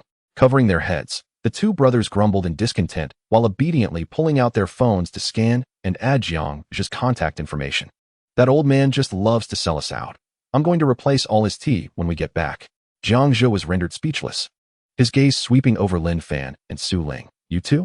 Lin Fan quickly shook his head. "I genuinely didn't bring one." Su Ling blinked her eyes and flashed a mischievous smile at Lin Fan, simultaneously retrieving a mobile phone from her pocket and scanning to add Jiang Zhe's contact information. So it turns out he was the only one without a phone. Lin Fan covered his face, feeling a mix of amusement and exasperation. "I'll add you to the group when we get back," Su Ling whispered, shaking her pink phone to show Lin Fan the group chat seed plan. Jiang Zhe glanced at the phone, stowed it away, and smiled. "Let us leave it at that for now. We'll reconvene next weekend. By the way, during this time, think about what skills you want to learn. If it's something I'm familiar with, I can directly pass it on to you, eliminating the need to seek additional resources." With that, Jiang Zhe was the first to exit the conference room, leaving the others exchanging glances. The atmosphere suddenly grew somewhat somber as Li Hongzhe's round face took on a serious expression. There's an unwritten rule among trainers. Li Hongba continued his brother's thought. The moment two trainers lock eyes, they both chimed in unison. It signifies the signal for a Pokémon battle. "Lin Fan, Su Ling, let us battle." Lin Fan and Su Ling exchanged a glance. A battle? They were eager for it. Yet moments later, Lin Fan's expression shifted to one of resignation as he cast a wry smile at the two before him. Meanwhile, Su Ling, who was spectating, burst into laughter, seemingly unfazed by the potential underestimation, and playfully waved at Lin Fan. You can do it, even if it's 1 against 2. Easier said than done. Why don't you join in? Lin Fan rolled his eyes in frustration, shaking his head in disbelief. However, taking on 2 opponents might not be insurmountable. Growing slightly more serious, Lin Fan focused his attention on the Pokémon in front of the Lee brothers, Electabuzz and Psyduck. So, they possessed these two. Truly, they were affluent. Lin Fan mumbled to himself. Both Pokémon were quite exceptional, particularly noted for their unique evolution methods. To evolve into their final forms, they required a special item known as an amplifier. Electabuzz needed an electric amplifier to evolve into Electivire, while Psyduck required a lava amplifier to evolve into Golduck. The cost of these items was substantial, making them inaccessible to anyone but the wealthy. However, correspondingly, Electivire and Golduck were formidable Pokémon. With proper training, they could easily become professional-grade Pokémon. Brother Fan, don't hold it against us for lacking sportsmanship in a one-on-one. We both know we wouldn't stand a chance against you, only facing humiliation. 2 against 1 allows for some semblance of competition. Li Hongba waved at Lin Fan, perhaps out of a sense of embarrassment, addressing him as Brother Fan. No worries, it's just a friendly spar, Lin Fan smiled, appearing quite easygoing. Though his Beedrill was eagerly eyeing the 2 brothers with a glint of mischief. Did they really think they could best it in a 2-on-1? How naive. Su Ling stepped in as a makeshift referee, waving her hand to signal the start of the match. Electabuzz, charge. Psyduck, smokescreen. Electabuzz crackled with faint electrical energy, while Psyduck exhaled a cloud of smoke, obscuring Beedrill's vision. Despite being 2 against 1, the duo remained cautious, refraining from hasty attacks. High-speed movement. Since they weren't rushing in, Lin Fan decided not to rush either, opting to enhance Beedrill's capabilities first. The brothers exchanged knowing glances and spoke in unison. Electabuzz. Psyduck, look at me, Flame Wheel. Electabuzz stepped out of the smoke screen, provocatively locking eyes with Beedrill, drawing its attention. Under the influence of a special energy, Beedrill became somewhat agitated and charged directly at Electabuzz without hesitation. Electabuzz had drawn its attention. Hidden Psyduck seized the opportunity to attack, planning for Electabuzz to charge again for the next assault. Lin Fan chuckled softly, already grasping their strategy. Unfortunately, had they just attended Zhang Rou's class, they would surely have reconsidered this tactic. With both Pokémon possessing rather flimsy physical defenses, what made them think Beedrill would approach? Did they believe the Flame Wheel could pose a significant threat? Counter Shield. Upon hearing Lin Fan's command, Beedrill, while still charging at Electabuzz, instinctively began to spin, releasing pale purple silk that dispelled the smoke screen with a powerful gust, revealing Psyduck poised to strike. Although the flames engulfing Psyduck easily ignited the silk, the fierce wind generated by Beedrill's rapid rotation and its whip-like strikes prevented Psyduck from getting close, leaving it helpless as Beedrill landed a stinger directly on the still taunting Electabuzz. Bang! Electabuzz was sent flying, utterly unable to withstand the assault from Beedrill, which excelled in offense. Though Beedrill had held back and avoided striking Electabuzz's vital points, it still dealt a substantial blow. Stop, stop, stop! We concede. Realizing the tide of battle had turned, Li Hongba raised his hand without hesitation, conceding defeat on the spot. Su Ling was taken aback. So decisive? That's the mark of a wise individual who knows when to yield. Lin Fan chuckled, recalling Beedrill. A counter shield that could withstand Zhang Rou's Electrode's discharge wouldn't falter against Psyduck's Flame Wheel, would it? It was quite an astute tactic. Had it been in the past, he might have ordered Beedrill to evade Psyduck's flame while relying on speed and reflexes, or to endure the attack to eliminate Electabuzz first.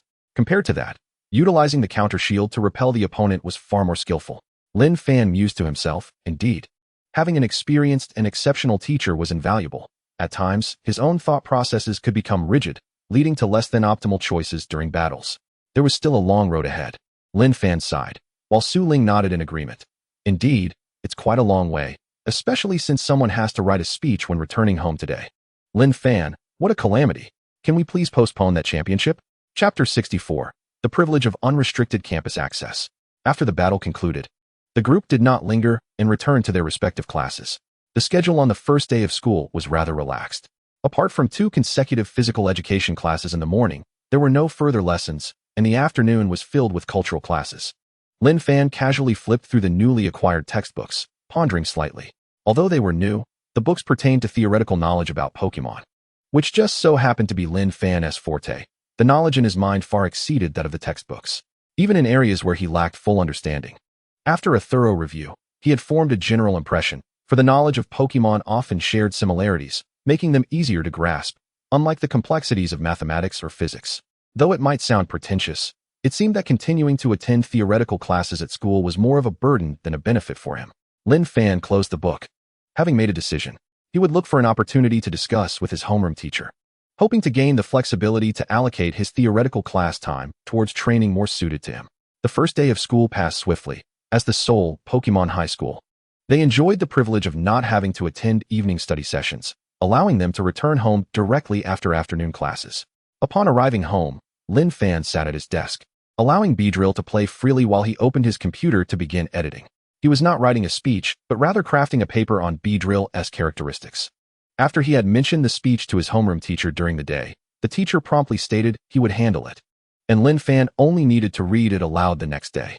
Lin Fan had long intended to publish a paper on Beedrill's characteristics, not for fame or fortune, but purely for the love of knowledge.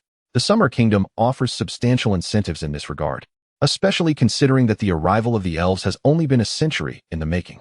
All nations' research on elves remains somewhat superficial, and those who can gain a theoretical edge will undoubtedly possess a significant advantage. If papers analyzing the impact of Snorlax's appetite on its mood can be published, there is no reason why he cannot achieve the same. While it is not uncommon for high school students to publish papers, he might be the first from a humble background to do so.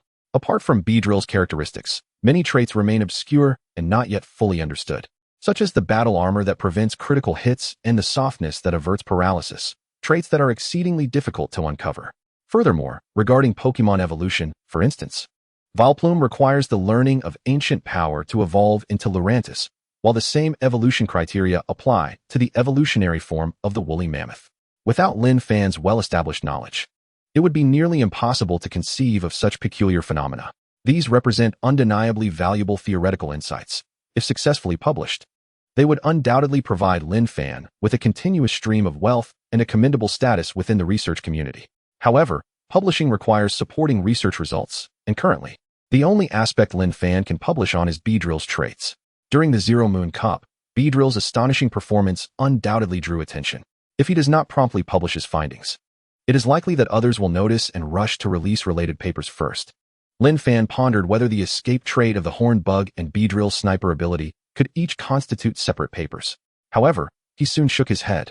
The sniper trait is already known, and the extraordinary critical hit damage is relatively easy to discover in continuous high-intensity battles, which is why he believes Beedrill's traits would likely be uncovered by others. Never mind, one paper is enough. Any earnings are better than none. Resolute in his decision, Lin Fan had just finalized his paper's title when he suddenly fell into deep contemplation. Alas, it seems he does not know how to write the paper, what format to use, or which aspects to cover. Sighing, he resolved to start learning from scratch once again. The following day, which happened to be a Monday, Lin Fan found himself standing behind the podium, quietly grumbling. Why does the school year always commence on a Sunday? Why not start on a Friday, and then take a day off immediately? Shaking his head, he recognized that it was time for him to take the stage as he heard his name mentioned from above. The speech had been crafted by his homeroom teacher, who, despite teaching mathematics, possessed a remarkable flair for writing. The speech indeed exuded a certain passionate, motivational essence. At the very least, Zhao Liang and the audience enthusiastically cheered for Lin Fan, drawing the attention of students from other classes, while those from his own class were already accustomed to such displays. Lin Fan maintained his composure, delivering the speech with heartfelt emotion and rhythmic cadence. There was no choice. He was compelled to comply with the directives from above.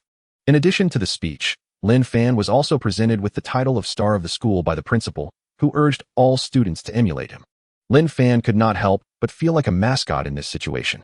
After a series of tedious formalities, Lin Fan finally felt liberated.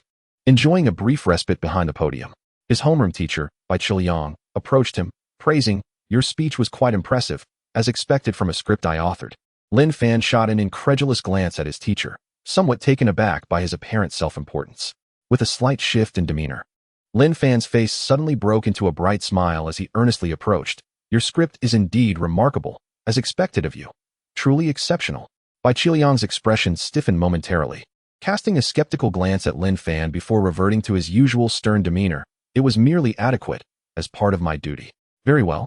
You may return to class early. There is no need for you to linger here. Wait, teacher. Lin Fan's smile grew increasingly eager. I recently skimmed through our textbook and noticed that, well, how should I put it? I seem to know a bit about the content. Therefore, I would like to request permission to skip those theoretical classes and train outside instead. What? Bai Qiliang's eyes widened in disbelief as he stared at Lin Fan, momentarily losing his composure. After years of teaching, this was the first time a student had made such an outlandish request. Taking a deep breath, Bai Qiliang regained his composure and replied, "The principal just mentioned you are to be a role model for all students, and you wish to skip classes? This is not skipping class. It is a judicious use of my time," Lin Fan corrected him. Bai Qiliang remained silent, meeting Lin Fan's unwavering gaze and inquiring, "Are you serious?" Upon receiving an affirmative response, Bai Qiliang surprisingly nodded. "Your request is not entirely unreasonable. However, I need to test whether you truly possess the ability to forego theoretical classes. I happen to have several sets of exam papers. If you perform well, I can agree to your request, as long as you maintain your grades in the monthly assessments." Chapter 65, A Reunion with Lu Shi. Is that all it took to persuade him? Lin Fan was somewhat astonished.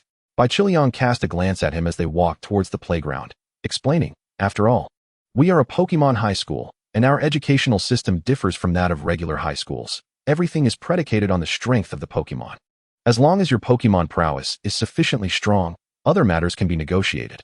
Now it makes sense, Lin Fan thought to himself, nodding silently as he followed Bai Qiliang. Soon, they arrived at Bai Qiliang's private office, where he retrieved several brand new exam papers from his drawer and handed them to Lin Fan. "You can do it here." Lin Fan nodded, seated himself on a stool, and examined the questions. 1. Who was the first person to invent the Pokeball? 2. How many abilities does Geodude have? What are they, and what effects do they confer? 3. How does Magneton evolve into Exploud? 4. What type of habitat does Rattata prefer? These were all relatively simple questions. The history of Pokemon and their habitats were topics covered in the first and second years. While the third year focused on Pokemon traits and evolution, subjects Lin Fan need not study. He swiftly completed the first paper, but as he prepared to continue, Bai Qiliang quietly interrupted him. "That's enough. I believe you genuinely know the material. I've already reviewed your answers while you were working. Full marks. So what now? All morning classes are theoretical. You can leave now. Here is your leave slip. I will inform the gatekeeper, and you won't need to provide leave slips in the future." Bai Qiliang waved his hand nonchalantly. Lin Fan felt a surge of joy as he accepted the leave slip and thanked Bai Qiliang before striding out of the school with a light heart. The fresh air of freedom enveloped him as Lin Fan took a deep breath, filled with profound sentiment. Glancing in the direction of the city center, he set off. With ample time at his disposal, he intended to make the most of it. The previous night, Lin Fan had added the brothers Li Hongba and Li Hongzhe as friends and learned from them that a Pokemon Battle Club was seeking sparring partners, offering generous compensation. He planned to apply for the position. This time, it was not solely for monetary gain. There were other motivations. Firstly, the training facilities at those battle clubs were exceptionally well equipped. Given Beedrill's current strength, casual training in random locations was no longer suitable. Instead, he required a more systematic and comprehensive regimen. By becoming a sparring partner, he would have unrestricted access to the club's facilities. Secondly, it was an opportunity to refine his battle knowledge and develop a unique combat style of his own. There exists a renowned method of learning, which posits that by imparting knowledge to others, one can discern their own areas of weakness. When Lin Fan is able to guide others in developing a proper battle mindset and constructing the most logical skill system, it will signify that he has truly grasped the essence of combat. Before long, Lin Fan arrived at a modestly unadorned and rather low-profile club. Its sign reading Starlight Battle Club. The process of applying to be a practice partner is typically quite cumbersome, requiring multifaceted assessments. However, the two brothers had assured him yesterday, with great conviction, that they had connections within, and all Lin Fan needed to do was register his name at the club and undergo a basic strength test. Lin Fan harbored doubts, wondering if this club was somehow affiliated with them. Shaking his head, he chose not to dwell on it and stepped inside. As the brothers had indicated, Lin Fan merely reported his name to the receptionist, who respectfully escorted him to an office, bypassing any tedious procedures. Inside the office sat a portly middle-aged man, who regarded Lin Fan with a genial smile and gestured for him to take a seat. "I have reviewed your credentials. Zero Moon Cup champion. Truly impressive for one so young. No wonder Manager Li strongly recommended that I hire you as a practice partner. You may call me Uncle Wong. The mention of manager Lee confirmed Lin Fan's suspicions about the club's connections. Left speechless, he offered a polite smile and greeted the man. Fortunately, although Uncle Wong spoke slowly, he was decisive in action, promptly leading Lin Fan to a battle arena. Two individuals were already engaged in combat, one of whom startled Lin Fan. He recognized this person as Lu Shi, the trainer of the Abra snake he had encountered previously at the battle square. Unlike last time, Lu Shi was now commanding a remarkably powerful masquerade, unleashing a formidable muddy water attack that engulfed half the arena, engaging fiercely with his opponent's Infernape. Both of them are practice partners at our club. You may choose one as your opponent for the assessment. There's no need to defeat them, merely to demonstrate your capabilities. Uncle Wong cheerfully announced, halting the ongoing battle. Lu Shi withdrew his masquerade, his gaze fixed on Lin Fan, momentarily taken aback. It's you? Long time no see. Lin Fan returned the greeting. Observing this interaction, Uncle Wong expressed surprise. You two know each other? That simplifies matters. You shall battle each other. Battle? Lu Shi queried. While Lin Fan clarified, I am here to apply as a practice partner. Lu Shi responded, Your Hercross? It has evolved into a Beedrill.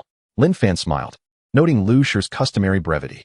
Uncle Wong clapped Lin Fan on the shoulder and remarked to Lu Shi, This young man has just secured the Zero Moon Cup in CS City. He is a promising talent. Lu Shi seemed taken aback. He was not particularly attuned to the news and had not anticipated that the once inexperienced boy who had defeated his newly trained Abra snake had progressed to this level. The trainer of Infernape withdrew his Pokémon and stepped aside, intrigued by Lin Fan. Without hesitation, Lin Fan positioned himself on the opposite side of the arena, facing Lu Shi, who released his masquerade once more. Not switching Pokémon? Lin Fan inquired. No, Lu Shi replied tersely. We just began battling. Masquerade has not sustained much damage. The Infernape trainer interjected. Moreover, Lu Shi is preparing to evolve his masquerade into a masquerade knight. He has been saving up to purchase a water stone. As the topic of Pokémon arose, Lu Shi elaborated slightly. I'm still short on funds. However, recently there have been poachers about. Capturing them would suffice. Lin Fan felt a jolt at the mention of poachers. Poachers are universally reviled, living off the illegal capture of Pokémon, targeting not only wild creatures, but also those belonging to trainers. The Summer Nation enforces stringent measures against poaching, yet like cockroaches, such groups are nearly impossible to eradicate entirely. Often, the discovery of one poacher signifies the presence of a vast criminal organization behind them. In certain instances, even the reputations of those darker factions might be preferable, as not all members view Pokémon as mere tools to be discarded at will, unlike poachers. Originally intending to train in the wild, Lin Fan resolved to postpone that plan for a while. The rampant poaching was largely attributable to the typically formidable strength of the poachers, most of whom are elite trainers, making it difficult for Lin Fan to contend with them at his current level.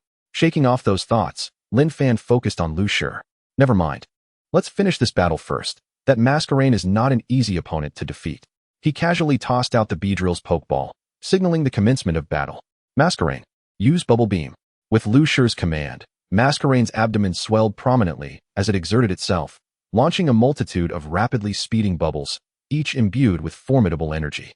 Facing this evidently probing strike, Lin Fan called out, Counter Shield. The rapidly spinning string shot collided with the incoming bubbles, creating a splash and nullifying each other's effects. While Beedrill's gaze grew increasingly sharp and composed, having evidently completed a charge. Light purple string shot? Lu Shi pondered, though this did not deter him from continuing his assault. Muddy water. A surging wave erupted, murky as mud, powerfully cascading towards Beedrill. This masquerade's strength was nearing the elite level. It seemed Lu Shi aimed to leverage the opportunity of evolution to propel his masquerade beyond that threshold. Dashed through with high speed. In the face of the unavoidable muddy water, Beedrill emanated a faint white light, and, utilizing its sharply pointed arms, carved a small opening through the wave, silently slipping through. However, just as Beedrill prepared to close in on Masquerade for an offensive strike, it was taken aback to find that rain had begun to fall from the sky. Rain dance. Lin Fan's eyes widened in surprise. Weather skills are notoriously difficult to master, demanding exceptional talent from the Pokémon, and cannot be acquired solely through hard work. Even if Masquerade had learned this move, the rainfall was light, resembling fine threads, indicating that it had only grasped the basics, with further mastery being exceedingly challenging. The high learning difficulty makes Pokémon with innate weather abilities exceedingly precious. Each one is highly sought after. Masquerade boasts two evolutionary forms.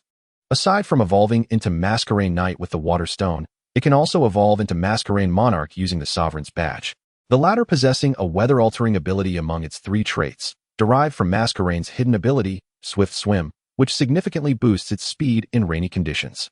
Could this Masquerain's ability be Swift Swim? Lin Fan noted the fleeting smile on Lu Shi's face, instilling a sense of foreboding. With a leap to the side, Masquerain deftly evaded Beedrill's poison jab, simultaneously creating distance from its opponent. Naturally adept at speed, the Pokémon's capabilities were significantly enhanced by its ability, even if the rain was diluted, providing it with a competitive edge against Beedrill, especially with the boosted Muddy Water being a formidable weapon. No way. Lu Shi is taking this so seriously? The Infernape trainer expressed astonishment, having never seen Lu Shi use Rain Dance during their match. Clearly, the nature of their acquaintance was not as straightforward as it seemed. Uncle Wong furrowed his brow. Although one need not be defeated to qualify for the position of a sparring partner, Lin Fan was nonetheless his protege. Surely, Lu Shi ought to have shown some restraint. He typically treated his subordinates well. It was uncharacteristic for him to embarrass Lin Fan at such a moment. In response to their queries, Lu Shi provided a rare explanation. I have battled him before. Do not underestimate his Pokémon. Lin Fan felt a mixture of exasperation and delight. To be acknowledged by another was a privilege, and it served as the highest commendation for his Beedrill. Lu Shi's words rang true. His Pokémon was indeed formidable. Initially, Lin Fan had thought that mastering this technique would yield no practical application, yet he had unexpectedly discovered an opportunity to employ it. Indeed, every skill possesses a moment for its expression. A smile crept across Lin Fan's face as he commanded, Beedrill, use Poison Jab. This move was not one that Beedrill had studied specifically. Rather, it was a skill that had been inadvertently acquired while attempting to learn Poison Sting, during which Beedrill had activated its internal poison energy. Typically, it had not been practiced extensively. After all, this was a special attack, and considering Beedrill's lamentable special attack stats, even if it struck the opposing Pokémon, the damage would be negligible, at best relying on its own toxins to instill a modicum of caution in the adversary. Lu Shi shared a similar sentiment, initially questioning whether Lin Fan had issued a misdirected command. However, the next moment, he witnessed Beedrill flawlessly comprehend Lin Fan's intent, soaring into the air and unleashing a torrent of deep purple poison towards the energy cloud releasing the rain. What on earth is he doing? Surely, he cannot intend to contaminate the rain. The trainer of the Infernape looked on in astonishment, only to widen his eyes in disbelief a moment later. It truly did become polluted. The once clear raindrops gradually became tinged with faint streaks of purple, subtle yet undeniably present, pooling on the ground and highlighting the purple hue. Even if the rain could be tainted, it would be of little consequence. Such diluted toxins could hardly be effective. The Infernape trainer shook his head, voicing his thoughts. Yet Lu Shi's expression shifted. He recalled the poisoned Arbok. If it were the poison of an ordinary Pokémon, he would not have given it a second thought, for he possessed a poison-type Pokémon himself and had some understanding in this area. However, this was Beedrill, whose venom was even more potent than that of a Weedle. Back then, it had achieved victory over Arbok through a perplexing toxin, and now it was demonstrating its poisonous prowess anew, instilling in Lu Shi a sense of foreboding. Just as he was about to command his Masquerain to unleash a powerful hydro pump to end the battle, he noticed an unusual purple sheen on its face, revealing signs of distress. Poisoned. Lu Shi gritted his teeth, casting a glance at the Infernape trainer. What a jinx. Can't you keep quiet for a moment? The latter innocently covered his mouth, feeling somewhat wronged. Who could have anticipated that Beedrill would manage to poison Masquerain with a diluted poison jab from the rain cloud? Chapter 67. The Hatching of Electrode. Truly, one gets what one pays for. According to the insights on cultivating poison-type Pokémon, Beedrill's toxins had significantly improved. A smile blossomed on Lin Fan's face, his mood considerably lifted, casting aside the earlier pang of spending so liberally. However, the fact that it had poisoned Masquerain contained an element of luck. Firstly, Masquerain had woefully low resistance to toxins. Secondly, the rain cloud was indeed quite small. Had it been a fully fledged rain dance, it would have diluted Beedrill's venom to ineffectiveness. Yet, in this world, how often do we encounter what-ifs? Lin Fan's gaze remained fixed on the beleaguered Masquerain. The balance of offense and defense had shifted. Originally, Beedrill should have triumphed through sheer aggression, but now it merely needed to evade Masquerain's attacks with its speed to secure victory, while the latter found itself in desperate need of resolution. Lu Shi fell silent for a moment before letting out a resigned sigh and returning Masquerain to its Pokeball. You've passed. Masquerain's raw strength certainly exceeded that of Beedrill, but therein lay the insidious nature of poison-type Pokémon. Once an opportunity arose to afflict the opponent with poison or even severe poison, the tide of battle could shift in an instant. After all, this was merely a friendly sparring assessment. There was no need for both Pokémon to be rendered incapacitated.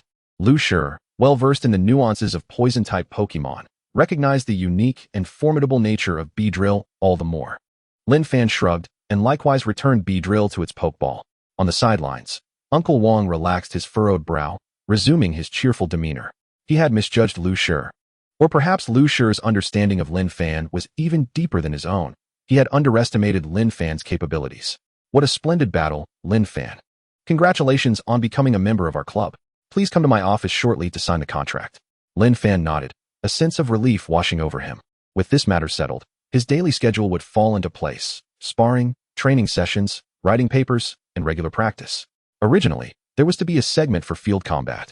But given the recent emergence of poachers, venturing outside was ill-advised. After signing the contract to officially become a sparring partner, and with no immediate tasks at hand, Lin Fan decided against lingering and returned home to rest for a while. Both his father and mother were at work, leaving the house empty and eerily quiet.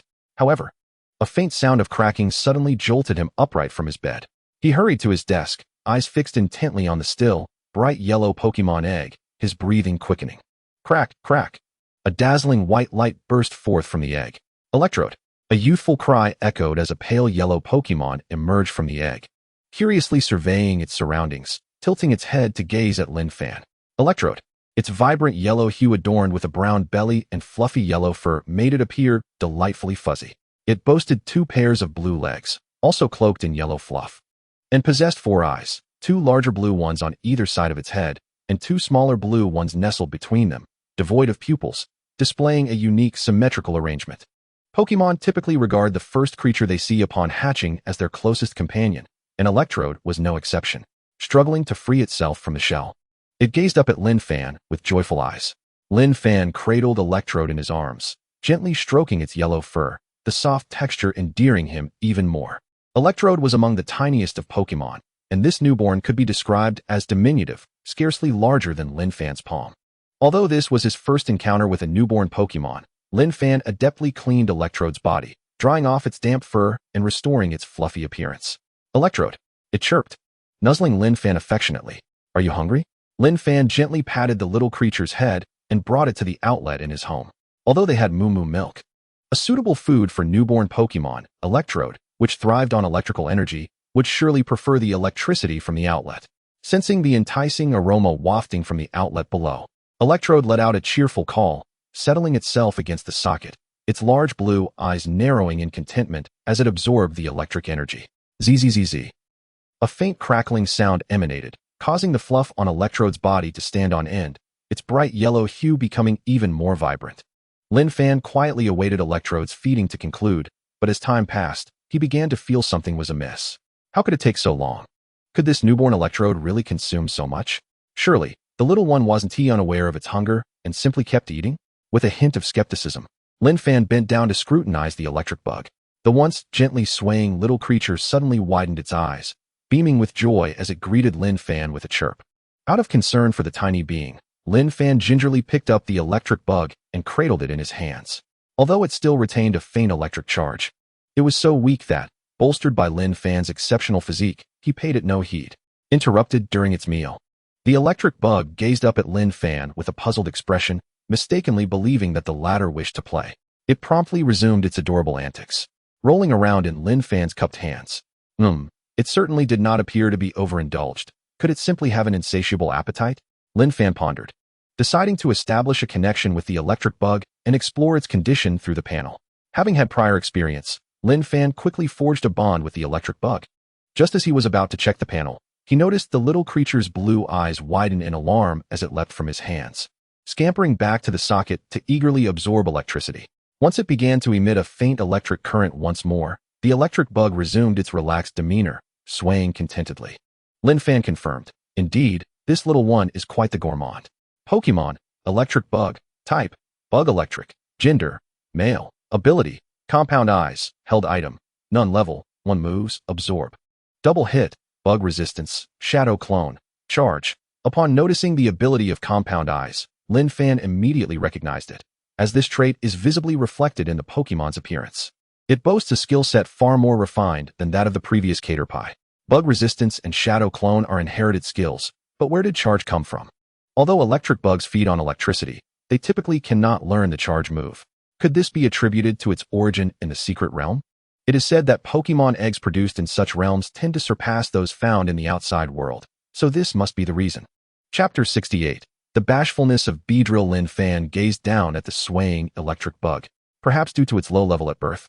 Its aura visibly intensified under the influence of the Jade Insect Stone.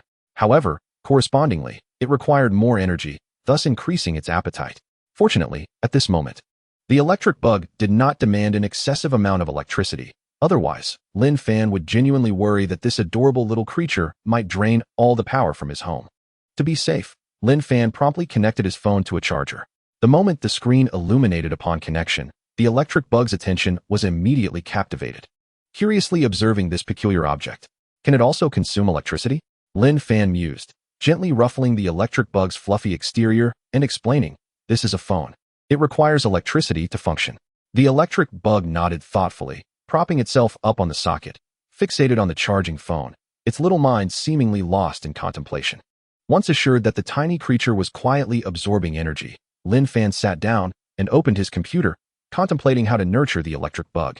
The Compound Eye's ability is quite advantageous. Pokémon possessing this trait enjoy exceptional dynamic vision, allowing them to perceive their opponent's movements and thereby enhance their accuracy in landing attacks.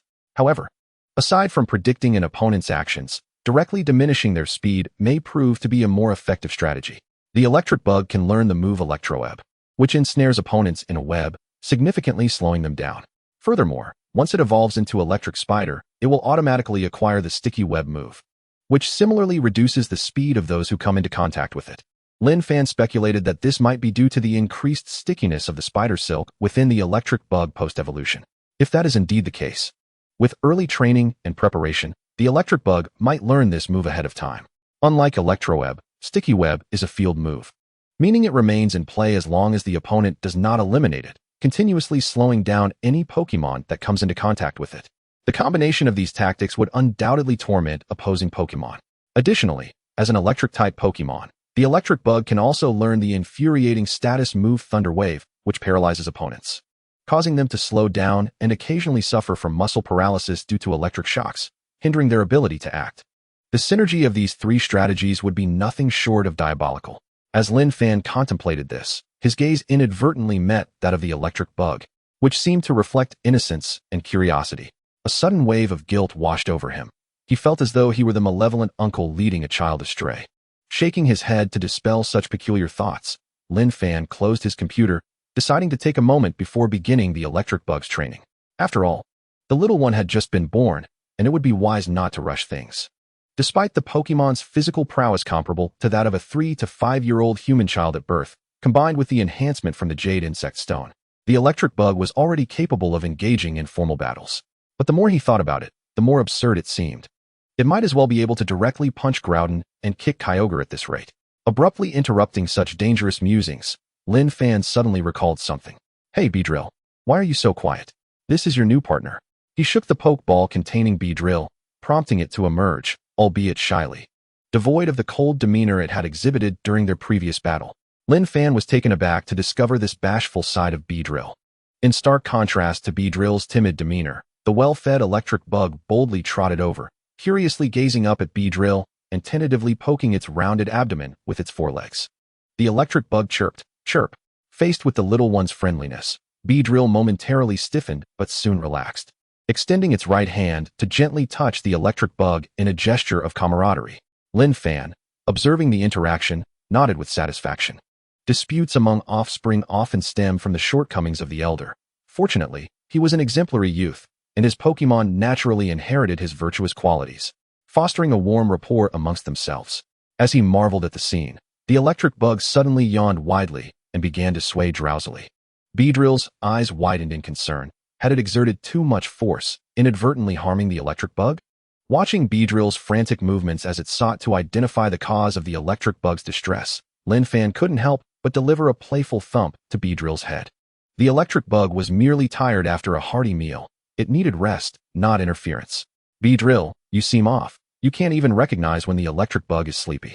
Is it that you're unprepared for having a new partner? In response to Lin Fan's inquiry, Beedrill shifted awkwardly, sheepishly nodding.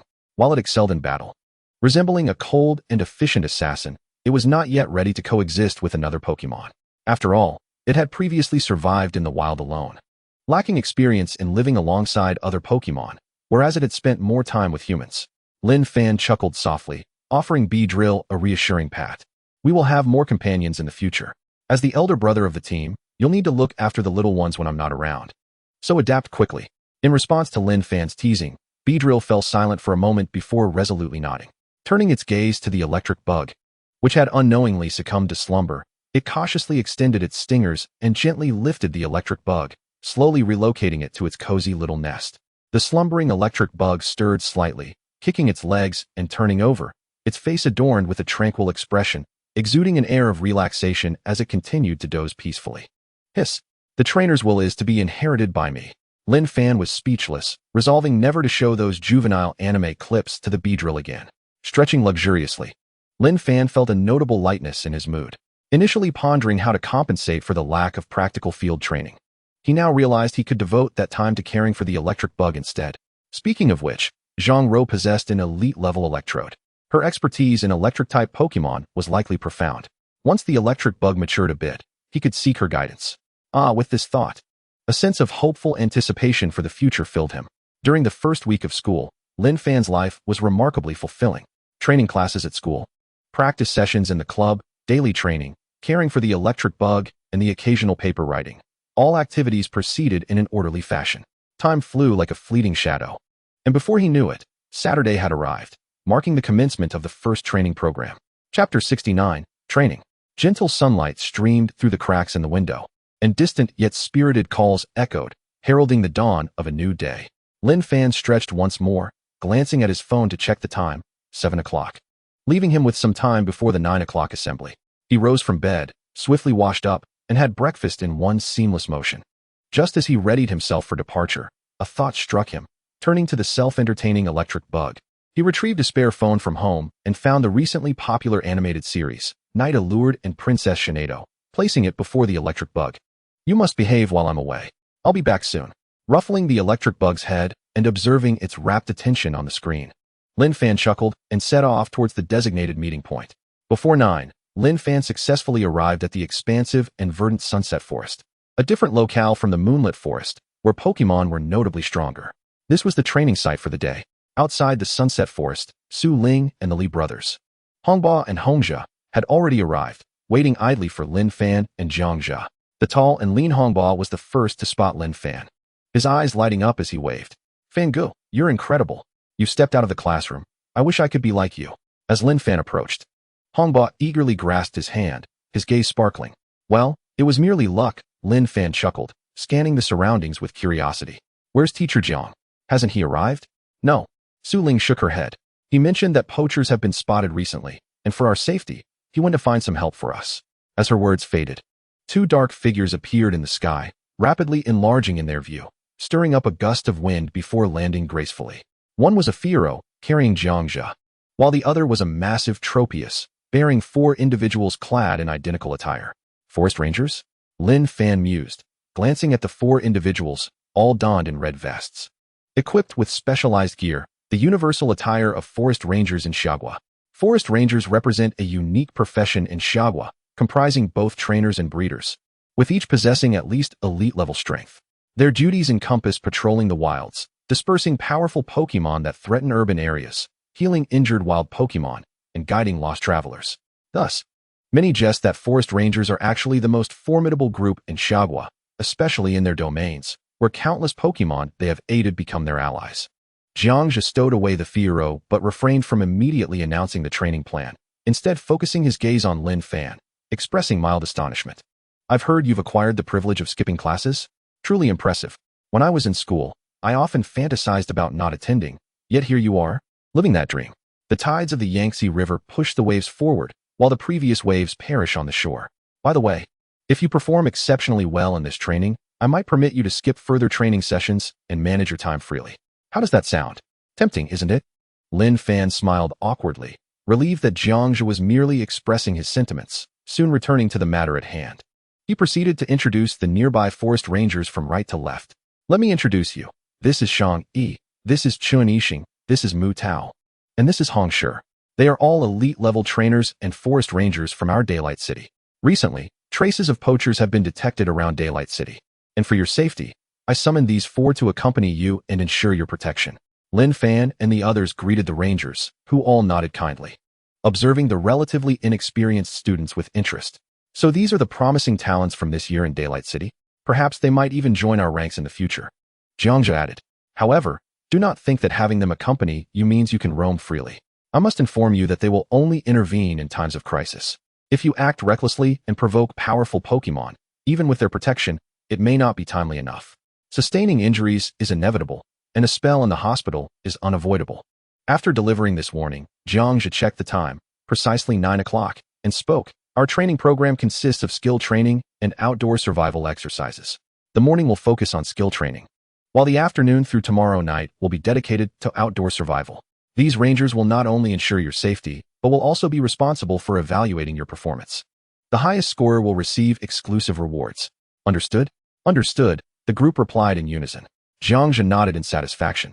In that case, let us commence skill training. Both I and these rangers will be available to assist. Upon hearing this, Lin Fan was the first to raise his hand. Teacher, I wish to learn the move Drill Run. This was a skill Lin Fan had long desired to master, but had lacked the means to do so. Seizing this rare opportunity was imperative. Drill Run? Jiangzhe paused, turning to the rangers, who exchanged glances of confusion. After a moment of silence, Jiangzhe maintained a composed demeanor and replied, I don't have a Pokémon capable of learning Drill Run. Please choose another. Lin Fan felt a twinge of disappointment, but understood. He continued, then I would like to learn Poison Jab or X Scissor. Both were formidable signature moves of Beedrill, and mastering them would significantly enhance its combat prowess. Given the complexities outlined in the breeding guide for teaching Poison Jab, he thought it prudent to inquire if Jiangzhe had any alternative methods. Silence ensued once more. Jiangzhe's previously cheerful expression tightened as he shot Lin Fan a sidelong glance, suspecting the young man was deliberately selecting skills he could not teach. Not only was it beyond him, but so too were the skills of the four elite trainers beside him. None had expertise in poison or bug types. Perhaps you should consider another option. I believe Swords Dance is an excellent choice. What do you think? To prevent Lin Fan from suggesting yet another skill outside his expertise, Jiangzhe quickly recommended Swords Dance. Lin Fan pondered briefly before nodding. Swords Dance was indeed a powerful buffing move, essential for physical attackers, making it a splendid choice. Most importantly, Lin Fan was wary that if he continued to propose skills none of them could teach, Jiangzhe might become frustrated, leading to undesirable consequences. Chapter 70, The Dance of Swords. Jiangzhe nodded, directing his gaze towards the others. What about you? We're all fine. The three exchanged glances before responding in unison. In truth, they were not particularly lacking in skill manuals. After all, Su Ling's father, Su Wu, was a professional trainer, and the two brothers came from affluent families, making it relatively easy for them to acquire precious resources. Jiangzhe understood this, so he refrained from pressing further, instead allowing the forest rangers to lead them in training. He needed to hone Lin Fan's skills diligently. The fact that he was unable to perform several techniques left him feeling somewhat embarrassed. After all, he was a professional trainer and mustered all his efforts to teach his Beedrill the move Swords Dance, in hopes of salvaging a bit of his reputation. Jiangzhe led Lin Fan to a clearing in the woods and raised his hand, releasing his formidable ally, a remarkably robust Croconaw, a pure water-type Pokémon. Unlike the typical water types that excel in special attacks, Croconaw was more proficient in physical strikes. Furthermore, most powerful water-type moves were predominantly special attacks, rendering such Pokémon somewhat unpopular, even if they were one of the starter trio. However, there was an exception. This particular Croconaw possessed the ability Sheer Force, which could amplify the power of its moves by sacrificing their additional effects. With this ability, Croconaw's skills could undergo a qualitative transformation, coupled with a reasonably diverse move pool, making it suddenly transition from ordinary to highly sought after. The towering Croconaw, muscles rippling and eyes gleaming with ferocity, cast a sidelong glance at Lin Fan, snorting and expelling a puff of mist from its nostrils, exuding an aura akin to that of a gang leader. This is one of my trump card Pokémon. A professional-grade Croconaw, also a physical attacker, proficient in Swords Dance. With its guidance, alongside my assistance, I believe we can achieve mastery swiftly, Jiangzhe stated. a hint of pride barely concealed in his tone. Training a professional-grade Pokémon was no small feat, and he indeed had reason to take pride in his accomplishments. Beedrill, greet your instructor. Lin Fan raised his hand, releasing Beedrill to face Croconaw. Hiss. Beedrill raised its limbs in a gesture of goodwill, to which Croconaw responded with a menacing grin, showcasing its powerful physique in acknowledgement. Before teaching Beedrill the sword's dance, Jiangzhu instructed Croconaw to demonstrate first. As Jiangzhu's words fell, Croconaw sprang into an intricate dance, radiant light enveloping its form, transforming into swirling blades of energy that encircled it, the pressure mounting visibly with each passing moment. Now, share your understanding of sword's dance, Jiangzhu prompted. Lin Fan pondered for a moment and replied. Sword's dance is a peculiar dance that harnesses energy from within and the surrounding environment, significantly enhancing one's attack power. The hallmark of its successful execution is the formation of a ring of blades around the user, hence its name.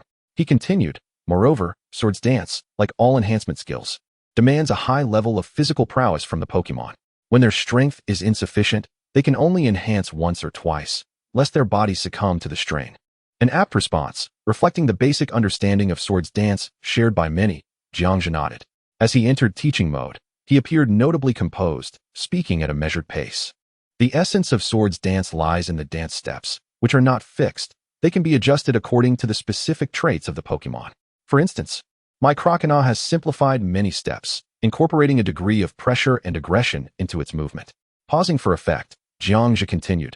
In fact, the deeper one understands sword's dance, the less significant the dance steps become. It is even possible to execute sword's dance without any physical movements. However, oftentimes, employing dance steps proves more beneficial than foregoing them. You will come to grasp this in due time. For now, let Croconaw instruct Beedrill in the foundational steps and energy circulation. With Jiangzhu's directive, Croconaw smirked, displaying a friendly yet fierce grin, beckoning Beedrill to come closer. Moving to a nearby open area, Croconaw once again performed sword's dance, this time extending the duration slightly and adding complexity, while the dazzling blades of energy remained a constant. Beedrill nodded thoughtfully and attempted to replicate the moves. Then, Lin Fan's uncontrollable laughter erupted. Ha! It was impossible to contain his mirth at Beedrill's awkward, uncoordinated flailing. Hiss!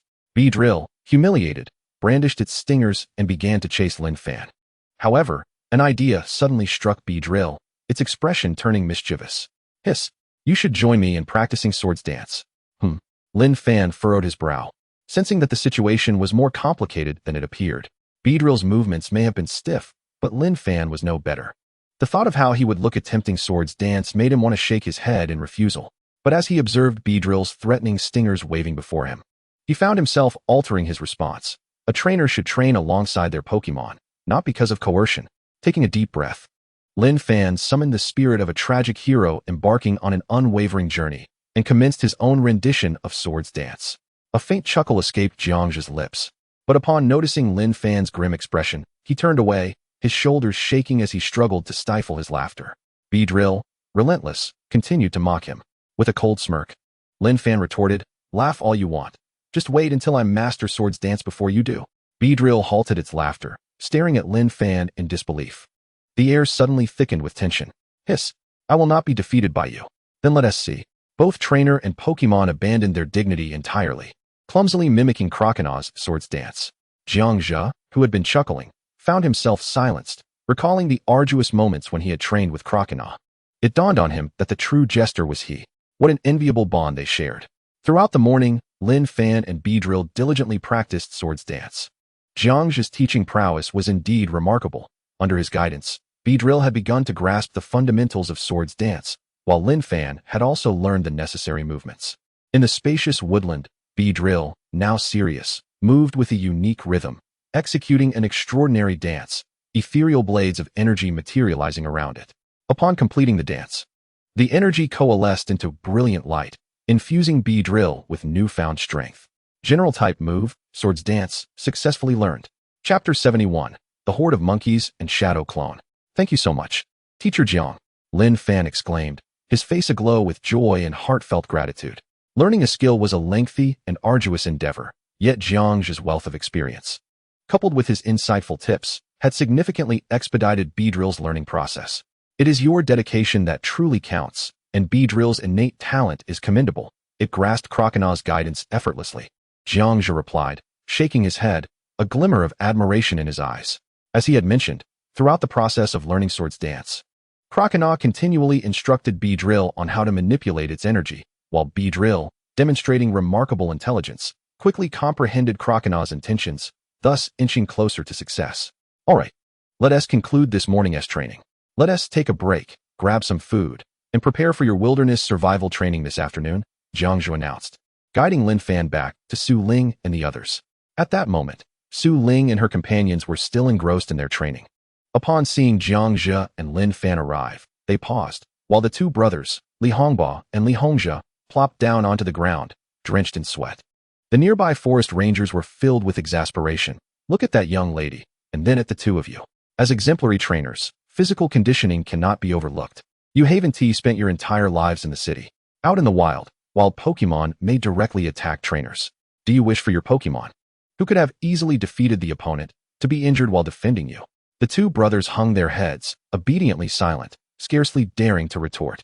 Jiangzhe clapped his hands together. All right. We must allow the youth some time to adapt. After all, they are merely high school students. No sooner had he finished speaking than the brothers barely had time to breathe a sigh of relief before Jiangzhe shifted his tone. However, we are about to embark on a field combat assessment, and if your physical condition is inadequate, such unfortunate scenarios may indeed arise. As the finest prospects from Daybreak City this year, your standards must naturally exceed those of others. With a cheerful disposition, Jiangzhe produced several pre-prepared backpacks and handed them to Lin Fan and the others. Well, it's never too late to mend the fold. Let us see how you perform this time. These packs contain supplies for your journey, as well as distress flares. Should you encounter poachers or any emergencies, launch them into the sky, and I will arrive as swiftly as possible. Don't tell me you cannot even manage to navigate around the trees to launch these into the air. Lin Fan took the backpack and checked its contents. The essential survival supplies were all present, as their task was to survive in the wilderness, not to engage in extreme survival like Bear Grylls. Speaking of which, are there any wilderness survival experts akin to Bear Grylls in this world? Or are all those formidable trainers essentially survival experts themselves? The ranger named Hong Shi approached Lin Fan and patted him on the shoulder. This time, I will accompany you and evaluate your performance. As per the requirements, I will trail you from a distance where you cannot detect me, which may hinder my ability to assist you in moments of crisis. This aspect will rely solely on you. Lin Fan nodded. Although the Sunset Forest was significantly more perilous than the Moonlit Forest, his survival experience from the latter kept his nerves in check. Beside him, Su Ling was brimming with excitement. She had longed to experience the thrill of wilderness survival. But her father, Su Wu, had always deemed it too dangerous for her to enter such treacherous forests. Meanwhile, the two brothers sighed.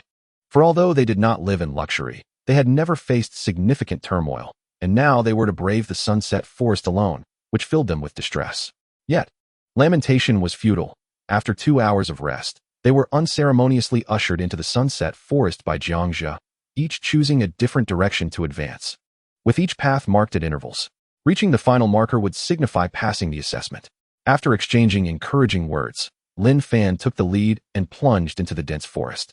The Sunset Forest was not only vast, but it also harbored a myriad of Pokémon species and numbers.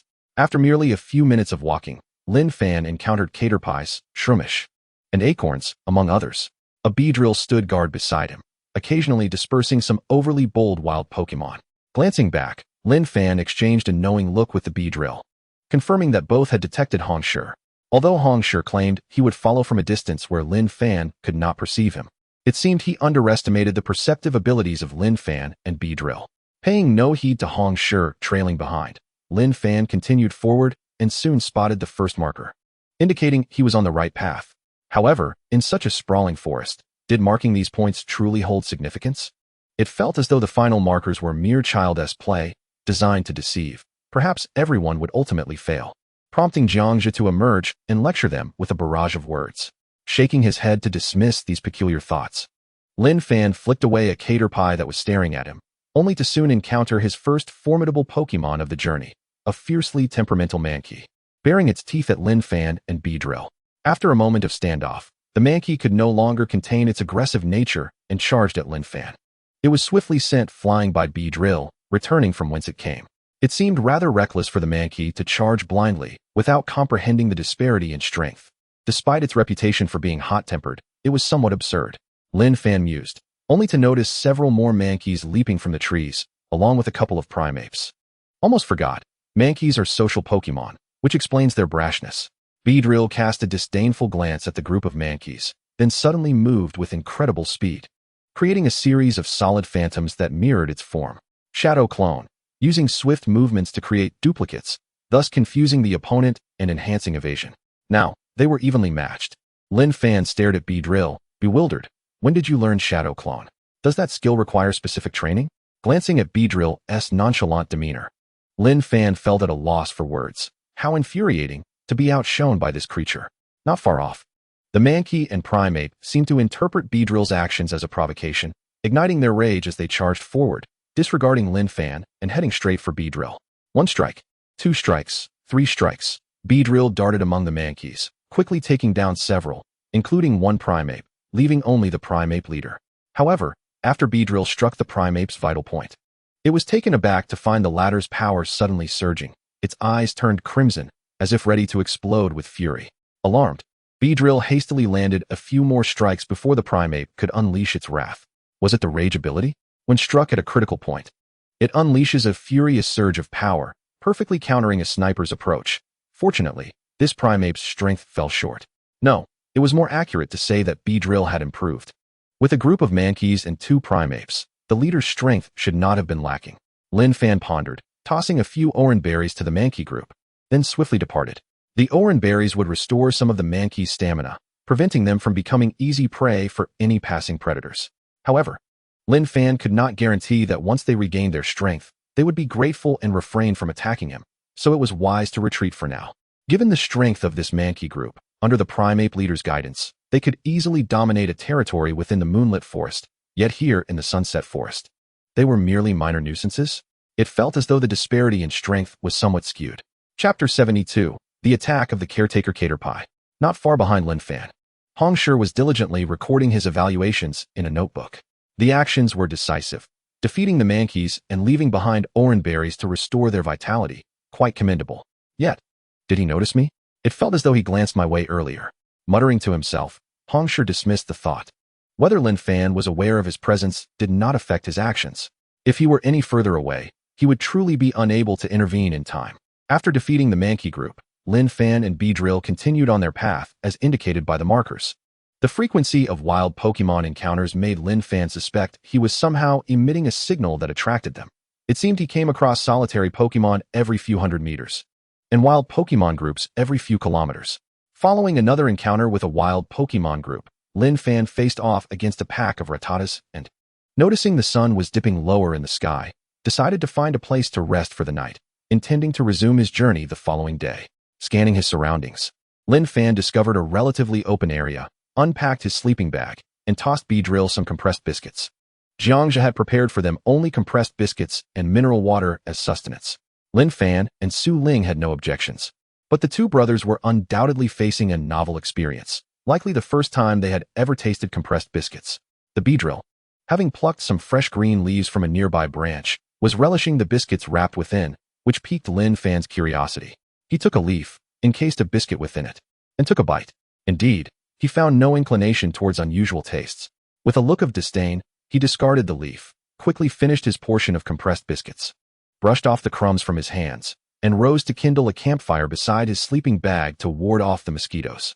Although fairies had become the mainstream of the world, this did not imply the complete disappearance of those bothersome insects, particularly due to the effects of the jade insect slate. Lin Fan found himself quite the target for these little pests, who seemed to flock to him like moths to a flame, causing him considerable vexation.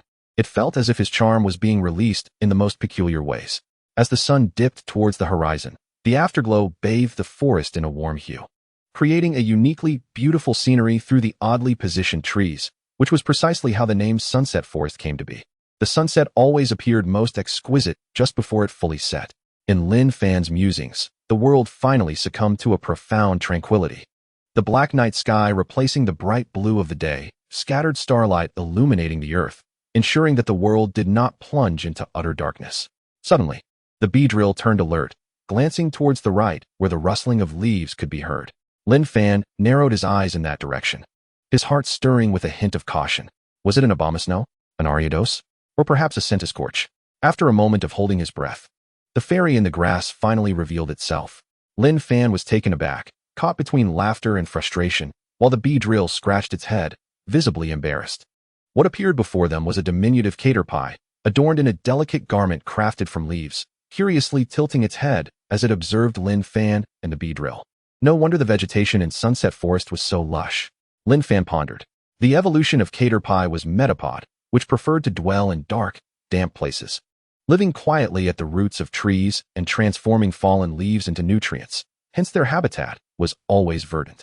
Unlike metapod, caterpie did not seek dark, damp locales. This particular caterpie was likely drawn to the blazing campfire.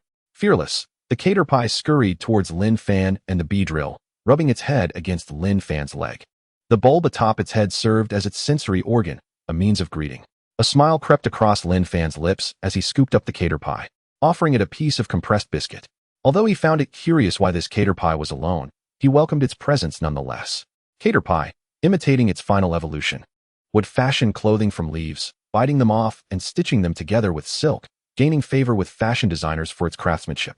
The exquisite leaf attire that this caterpie wore implied it had a metapod caring for it. Had it gotten lost? Just as Lin Fan pondered this, the Beedrill suddenly assumed a battle stance, launching several sharp stingers mercilessly into the nearby underbrush. A gust of wind swept through, and a humanoid green fairy burst forth from the foliage, unleashing a flurry of leaves that extinguished the campfire, plunging the surroundings into darkness. Save for the faint starlight filtering through the trees, allowing Lin Fan to barely discern the outline of the fairy. Was this a metapod? Lin Fan's eyelids fluttered. It seemed his earlier curiosity had manifested. Without any exchange, the metapod brazenly charged at Lin Fan. Its arms crossed like scissors, gathering a potent energy characteristic of bug-type moves. Specifically, the very move Lin Fan hoped the Beedrill would master, Fury Cutter. The Beedrill let out an enraged screech, darting in front of Lin Fan, its eyes narrowing as it discerned the flaw in the metapod's attack, and without hesitation, it struck back. A heavy thud echoed as the Beedrill and metapod staggered backward, both showing signs of equal strength. However, with metapod being a bug grass type, it was vulnerable to both poison and bug moves, while the Beedrill, being a bug poison type, resisted both bug and grass. This indicated that, aside from type advantages, metapod's raw strength was likely superior to that of the Beedrill, perhaps nearing the elite level. Was it truly possible for such formidable Pokémon to inhabit the outskirts of Sunset Forest? Lin Fan furrowed his brows in contemplation. But there was no time for reflection. Clearly, the metapod had misunderstood the situation and was aggressively attacking him. He hastily raised the caterpie, calling out to the metapod, "I did not abduct the caterpie. It came to me of its own accord. Please don't misunderstand." The caterpie chimed in with a soft, joyous sound, affirming that it indeed had not been coerced. The metapod hesitated, its advance coming to a halt as it cautiously regarded Lin Fan and the Beedrill. Seeing this, Lin Fan gently set the caterpie down, nudging it lightly. "Hurry back, or I might get into trouble because of you." Amidst Lin Fan's lamentations, the caterpie swiftly scurried back to the metapod, nuzzling its head against it. The metapod initially wore a delighted expression, but quickly adopted a stern demeanor, delivering a few playful slaps to the caterpie's rear, prompting the latter to wiggle its body involuntarily. Lin Fan murmured, glancing at the metapod as it prepared to depart, about to wave goodbye when a thought struck him, and a smile blossomed on his face. "Wait a moment." Lin Fan rubbed his hands together, grinning widely. "Look, I have been treating the caterpie so well, yet you come charging in to attack me. Doesn't that seem a bit unethical?" The metapod, slightly bashful, nodded in agreement. Appearing somewhat embarrassed, yet it gazed curiously at Lin Fan, uncertain of his intentions. Was it a request for an apology? It certainly had no objections, acknowledging that it had acted hastily without fully understanding the situation. Seeing this, Lin Fan sighed in relief, beaming as he spoke. "I do not wish for an apology from you. Rather, I hope you could teach the Beedrill the Fury Cutter move." "Teach Fury Cutter?" The metapod looked taken aback, but eventually nodded in agreement after a moment's reflection. As a nurturing Pokémon, it was naturally gentle, only fierce towards those who threatened young Pokémon, and it was more than willing to impart skills. "Beedrill, this is a rare opportunity. Strive to learn Fury Cutter in one night." Lin Fan encouraged the Beedrill. "One night? How ambitious." The Beedrill was speechless but soon perked up, eagerly approaching the metapod. It, too, yearned to master the powerful Fury Cutter, knowing that achieving this move would undoubtedly lead to a significant enhancement in its strength. The Metapod surveyed the surroundings before settling its gaze back on Lin Fan, approaching to place the Caterpie back into his arms. After a roundabout journey, the Caterpie found itself back in Lin Fan's embrace. "Your mother has abandoned you," Lin Fan teased, looking down at the Caterpie, but upon meeting the Metapod's incredulous gaze, he awkwardly smiled. "You both carry on. I shall take good care of the Caterpie." With a skeptical glance at Lin Fan, the Metapod opted to first instruct the Beedrill on Fury Cutter. Uncertain if it had previously imparted skills to other Pokémon, the nurse bug exhibited a teacherly demeanor when confronted by the Beedrill, adopting an air of earnest instruction. "Mucha, mucha," it intoned. The Beedrill, appearing contemplative, responded with a soft SIB. The nurse bug nodded appreciatively. "Mucha." After a profound exchange, the nurse bug commenced a practical demonstration. It once again assumed a posture of crossed arms, enveloping its limbs in a solid layer of bug-type energy, and with a sudden burst of power, struck a nearby tree. With a resounding crack, the trunk splintered, causing the towering tree to crash to the ground. The Beedrill's eyes sparkled with admiration, yearning to replicate the move. Mimicking the nurse bug, it crossed its own arms, covering them with bug-type energy, and swung with vigor. A gust of wind swept through, bending the grass and foliage in a dramatic display. However, the Beedrill felt a twinge of disappointment. It had failed. The wind generated was merely a product of brute force and bore no resemblance to the cross-scissors technique. Do not be disheartened, Beedrill. Mastering skills is no trivial endeavor. Do you not recall our initial attempts at learning Bug Bite? This time, it is crucial to grasp the essence of cross-scissors. And you shall have ample opportunity to practice in the future. Lin Fan, who was tending to the Caterpie, interjected with encouragement for the Beedrill. SIB, the Beedrill nodded, continuing to seek guidance from the nurse bug regarding the intricacies of cross-scissors. As Lin Fan fed the Caterpie another cookie, a thought struck him, prompting him to look down and inquire, "Little one, what brings you here?" Typically, a nurse bug would scout for suitable environments for the Caterpie's growth. While the surroundings were decent, they did not seem ideal. The Caterpie pondered, then looked up and chirped softly.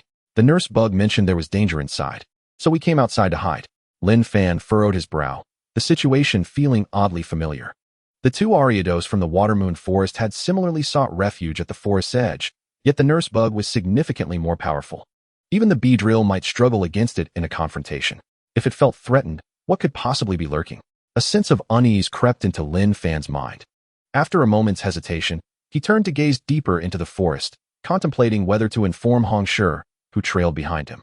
If the nurse bug could escape from that direction, he reasoned that with caution, he could manage with the Beedrill. However, Su Ling and the two brothers lacked his strength. Should any unforeseen circumstances arise, they would be in peril. Just as indecision gripped him, a brilliant firework erupted in the sky to his left, causing Lin Fan's eyes to widen in surprise. If his memory served him correctly, that direction belonged to Su Ling. "Get out of here quickly. I will hold him off," Chun Yixing whispered, his expression grave as he fixed his gaze ahead. There stood a man in black, wearing a mask, narrowing his eyes at him.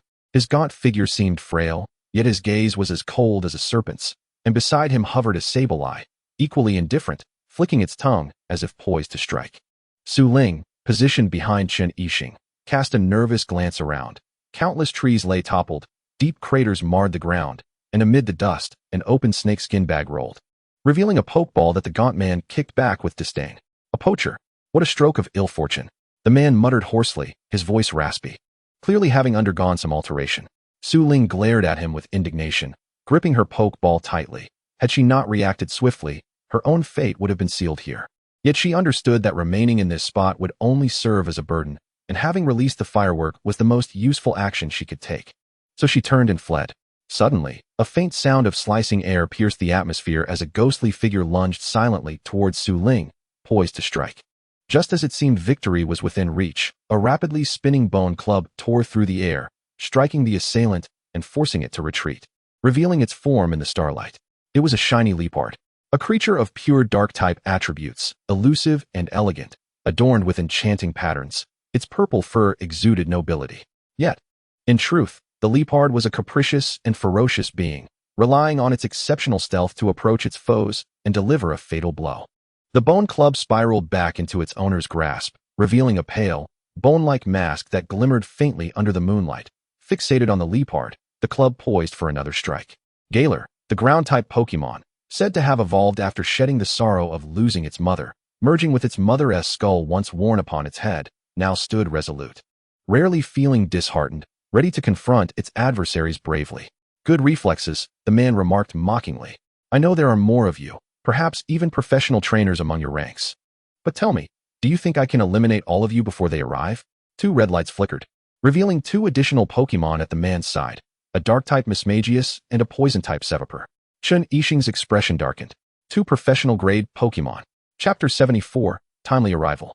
The official regulation permits a team of 6 Pokémon, yet due to the immense costs associated with enhancing their strength, most trainers do not rush to capture too many Pokémon, opting instead to elevate the ones they possess to higher levels of power.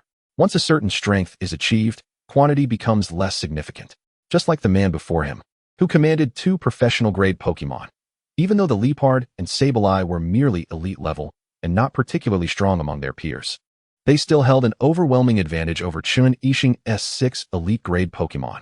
As the man had asserted, with his prowess, he could indeed dispose of Chun Yixing and Su Ling before Jiangzhu arrived.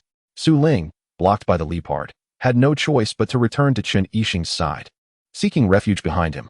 Without further ado, flashes of red light erupted in the arena as Mook, Venusaur, Executor, Beedrill, Kingler, and Galar formed Chun Yixing's core team. Executor, reflect. Light screen. Following Chun Yixing's command, 2 semi-transparent walls radiating an ethereal glow materialized beside him and Su Ling, creating a protective barrier. Taking stock of the surroundings, Chun Yixing inhaled deeply and launched the offensive. Tailwind, Energy Ball, Confusion, Stomp, Crabhammer, Bone Return. A fierce whirlwind erupted in the arena, greatly enhancing the speed of Galar and the other Pokémon, who swiftly initiated their assault. Although Chun Yixing did not specify how they should proceed, they instinctively allocated their targets and understood their roles, having trained together countless times before. As the energy ball approached the Mismagius and Seviper, it erupted in a powerful explosion, sending Beedrill and Kingler surging toward Mismagius, while an undetectable wave spread toward Seviper, accompanied by a rapidly spinning bone club. A flicker of mockery crossed Mismagius's eyes as it exerted its legs, effortlessly dodging the charge from Beedrill and Kingler. Even with the tailwind's boost, they could not keep pace. After evading the assault, Mismagius summoned dark energy to its hands, effortlessly shredding Executor's confusion and still possessing the strength to deflect Galar's bone club. Such was the overwhelming dominance of professional-grade Pokémon. The mockery in Mismagius's gaze intensified as it slightly turned its body, revealing Seviper, which had gathered a pool of purple sludge in its gaping maw, launching it violently toward Chun Yixing and Su Ling. A fierce gust swept through, yet Chun Yixing remained unmoved, seemingly caught off guard. Bang! A thunderous explosion resonated as the purple sludge detonated, enveloping Chun Yixing and Su Ling in an instant. The emaciated man grimaced, somewhat displeased. At least you managed to execute your defense with promptness. As the sludge descended from the air, revealing the scene beneath, the silhouette of Mu Qing emerged, a faint green barrier steadfastly shielding Chun Yixing and Su Ling, nullifying all damage from the sludge bomb, albeit shortly thereafter disintegrating into fragments. The skill guard was renowned. If one could only choose a single ability to master, it would undoubtedly be this divine technique. Its effect was the generation of an extraordinarily robust protective shield, capable of entirely withstanding opponent attacks as long as the shield remained unbroken. In the realm of gaming, this skill boasted absolute defensive capabilities, with few means available to breach the guard barrier and strike the sprite behind it. However, in reality, its potency was significantly diminished. Nevertheless, it remained a trump card for sprites, as evidenced by this elite Mu Qing, which successfully withstood the strike from a professional-grade ladle snake. Yet, mastering the guard technique was fraught with challenges. Its proficiency was even more demanding, and continuous usage bore a high probability of failure. Thus, it served as a rigorous test of both trainer and sprite's combat acumen. When utilized effectively, it could turn the tide of battle. If mismanaged, it could leave openings for the opponent's assault. After employing guard, Mu Qing was unable to use it again for a brief period, prompting Chun Yixing to decisively summon Mu Qing to replace his coconut's tree in battle, allowing the latter to return and safeguard him and Su Ling. He was acutely aware that he was no match for the poacher before him. His only recourse was to stall until reinforcements arrived. The poacher, after all, possessed only 2 professional-grade sprites, and it seemed that this man had allocated all his resources to Marira and Ladle Snake, with the remaining sprites lacking in strength. With just one more ally arriving, the situation could swiftly turn in their favor. The emaciated man's expression darkened slightly, for he understood Chen Yixing's intent. After a moment's hesitation, he grabbed a nearby snakeskin bag filled with pokeballs, intending to make a hasty exit. The poacher's objective had always been monetary gain. There was no need to risk his life. The man retrieved another pokeball and unleashed an elite-level Pidgeot, whose imposing presence surpassed even that of the cool leopard in Arbok, evidently his ace for escape, which he would not readily deploy in combat.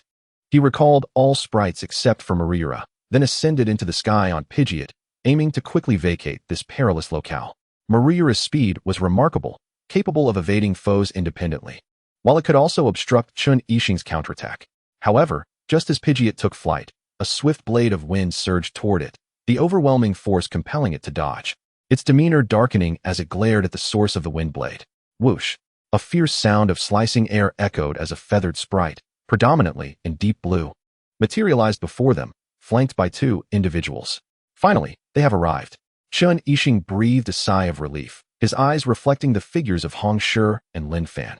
As forest rangers, they were always equipped with a flying-type sprite for emergencies, and Hong Shi's was the swift Pidgeot, renowned for its speed and nearing professional-level prowess, making it a formidable opponent in aerial combat. Besides Pidgeot's swiftness, another factor contributing to their timely arrival was that, while Lin Fan had previously pondered whether Jiangzhi's markers would serve their intended purpose, Su Ling had inadvertently strayed off course, veering closer to Lin Fan and Hong Shi's route. Chen Yixing was relatively familiar with the Sunset Forest and had already noted this deviation. He had not been waiting for Jiangzhi, but rather for Hong Shi. Yet, there was a hint of gamble in his anticipation. If Lin Fan had also strayed as far as Su Ling, Hong Shi might not have arrived in time. Fortunately, his gamble paid off. Chapter 75, The Caretaker Bug's Timely Rescue. Hong Shi and Lin Fan leapt from Pidgeot's back, refraining from rushing to join Chen Yixing and Su Ling, instead positioning themselves to intercept Pidgeot's escape route. Although they were unaware of the specifics, the sight of the snakeskin bag brimming with pokeballs offered them enough insight. A poacher indeed, Lin Fan lamented, feeling as though misfortune had found him. The man's countenance soured as he dismounted from Pidgeot, discarding the bag filled with pokeballs aside, raising his hand to release his remaining sprites. Hong Shi followed suit, unleashing his own elite-level sprites, and with Chen Yixing, they amassed a total of 12 elite sprites. Undaunted, even in the face of two professional-grade opponents, Lin Fan cast a glance at the snakeskin bag and then at the poacher's fluctuating expression, noting that the man had not noticed him, and silently retreated. Surrender now, and you may receive leniency. Otherwise, prepare to spend a lifetime in prison, Hong Shi stated coldly, harboring a deep-seated disdain for poachers. Easier said than done, the emaciated man scoffed, raising his hand to unleash another elite sprite, though this one exuded a significantly weaker aura, seemingly just having reached elite-level strength. Clearly, this was all he had for the main battle. Mariura, Ladle Snake, eliminate them. The man's gaze turned fierce as he barked the command. Living as a poacher meant a life perilously close to death, and such situations were not unfamiliar to him.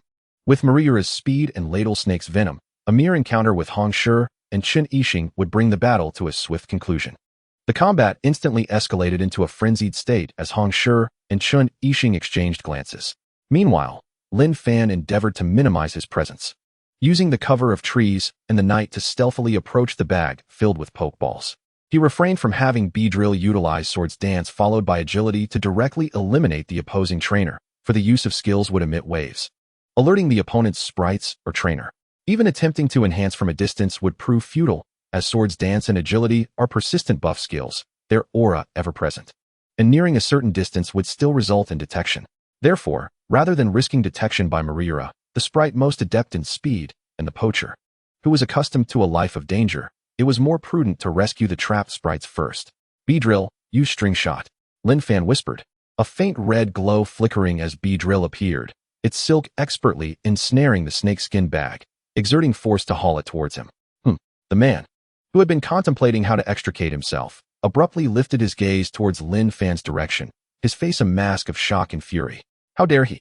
A radiant smile blossomed on Lin Fan's face as he prepared to turn and flee, only to see the man hurl a pokeball, unleashing a ferocious Croconaw that charged towards him at breakneck speed.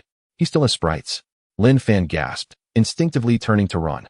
Well done, Hong Shi and Chen Yixing, noticing the commotion, couldn't help but voice their admiration, then fiercely engaged the sprites attempting to pursue Lin Fan, determined not to allow them to escape the fray. Croconaw dashed after Lin Fan, gradually distancing itself from the battlefield. Once out of sight of Hong Shi and the others, Lin Fan suddenly halted, facing Croconaw. It seems that man truly has few sprites left if he sends out a Croconaw that hasn't even reached elite level to chase me, Lin Fan mused, as Beedrill swiftly maneuvered beside Croconaw, preparing for direct confrontation. The rogue crocodile is a ground and dark-type Pokémon, renowned for its prowess in physical attacks. Possessing a ferocious disposition and formidable jaws capable of crushing the chassis of automobiles. Although its strength has yet to reach elite levels, it is nonetheless formidable, significantly surpassing that of a Beedrill, which renders the latter hesitant to engage directly, resorting instead to swift, tentative strikes. The rogue crocodile exhibits 3 distinct abilities: Intimidate, Overconfidence, and Rage Point. Judging by its demeanor, it appears to be exhibiting Rage Point. Lin Fan furrowed his brow, recognizing that this ability counters Beedrill effectively, especially since Beedrill lacks the power to eliminate the rogue crocodile in a single blow. Once provoked by the latter's ability, the battle could swiftly tip in the rogue crocodile's favor. The ground and dark type combination resists poison type attacks, but is vulnerable to those of the bug type. Should Beedrill manage to unleash a Fury Cutter, combined with its abilities, it might inflict significant damage on the rogue crocodile, making it less threatening even if its ability was activated. Unfortunately, Beedrill had not yet mastered Fury Cutter. With a bit more time, bolstered by the influence of the bug plate, it might have had a fighting chance. Lost in thought, Lin Fan suddenly noticed a shift in the atmosphere as swirling sands and debris coalesced into a small sandstorm, ensnaring him within. The quicksand abyss is indeed treacherous. Although caught off guard by the rogue crocodile, Lin Fan remained composed. Beedrill darted forward, swiftly identifying and exploiting a weakness in the quicksand abyss, shattering it and sending a flurry of sand cascading down. Despite his escape, Lin Fan did not revel in his success. It was evident that the rogue crocodile had targeted him specifically, showing no concern for Beedrill. If Beedrill were to launch an attack, the rogue crocodile could retaliate instantaneously. Ultimately, the disparity in strength remained. Beedrill, encircle it with a web of silk, Lin Fan commanded.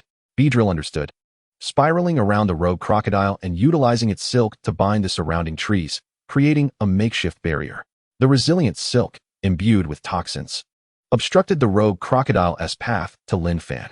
Yet, a glint of cunning flashed in the rogue crocodile's eyes as a sandstorm erupted around it, obscuring Lin Fan and Beedrill's vision. Another weather-related skill?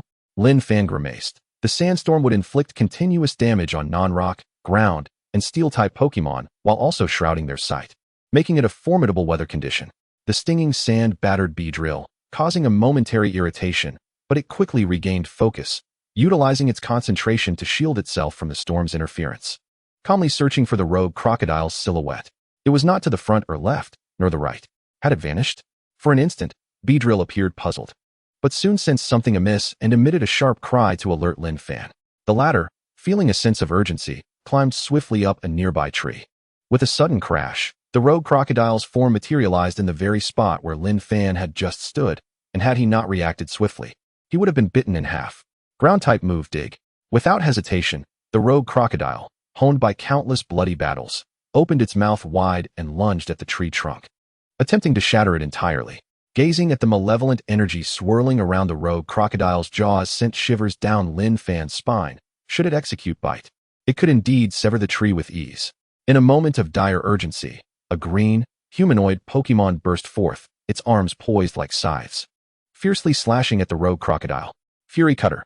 The caretaker bug. Lin Fan rejoiced, astonished that it had followed him. Under the threat of Fury Cutter, the rogue crocodile was compelled to evade, distancing itself from Lin Fan. With a snap, the caretaker bug assumed a battle stance, its gaze sharp as it nodded toward Beedrill. Observe closely. This is how Fury Cutter is employed. Chapter 76. A decisive Fury Cutter. Beedrill, am I not the trainer? With the arrival of the caretaker bug, the dynamics of the battle shifted dramatically. Lin Fan leaped down from the tree, casting a predatory glance at the rogue crocodile. 2 against 1, the advantage was his. In stark contrast to Lin Fan's exhilaration, the rogue crocodile found itself in a state of bewilderment, glancing uncertainly between the imposing caretaker bug and the watchful Beedrill. No one had informed it of the 2-on-1 scenario, especially against 2 Pokémon that had type advantages over it.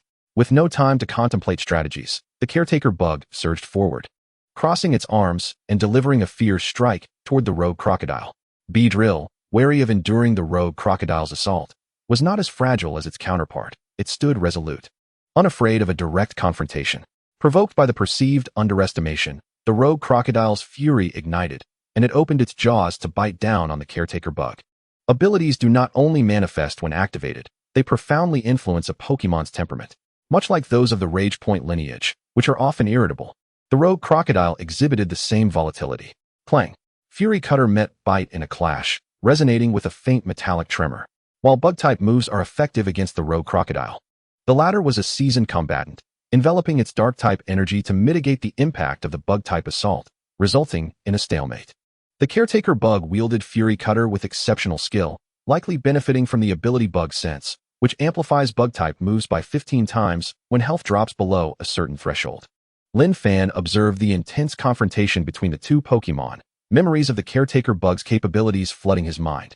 This Pokémon could not only learn the powerful Bug-type move Fury Cutter, but also the potent Grass-type move Leaf Blade. In terms of raw power, Leaf Blade surpassed Fury Cutter and was more suited to the caretaker bug's physique. However, due to its ability, Fury Cutter proved to be the stronger choice.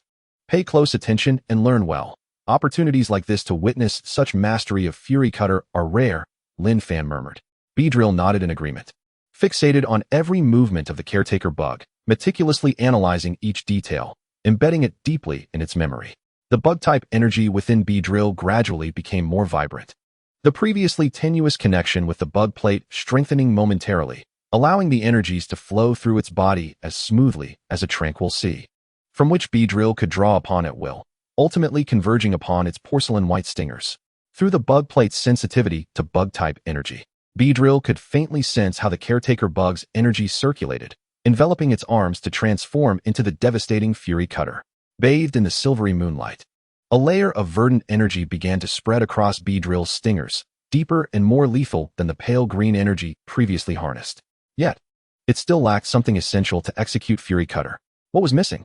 Beedrill pondered, its gaze reflecting the image of the caretaker bug. Each Fury Cutter executed during their direct confrontation flowed seamlessly, even in defensive stances, remaining ever ready for the next offensive. Beedrill finally realized. Its combat style had always relied on straightforward thrusts, never fully grasping the mechanics and techniques behind Fury Cutter. Thus, when attempting to wield Fury Cutter, its unaccustomed posture and energy release would cause it to instinctively lose power at critical moments, wasting the energy it had meticulously gathered. It needed extensive practice to master the posture and energy release techniques required for Fury Cutter to be executed smoothly. But was there a way to bypass this practice and directly unleash Fury Cutter? Beedrill contemplated, sensing that there might be a solution. Beneath the moonlight, Beedrill began to move, its exuberant energy gradually rising. The dance of battle, sword dance.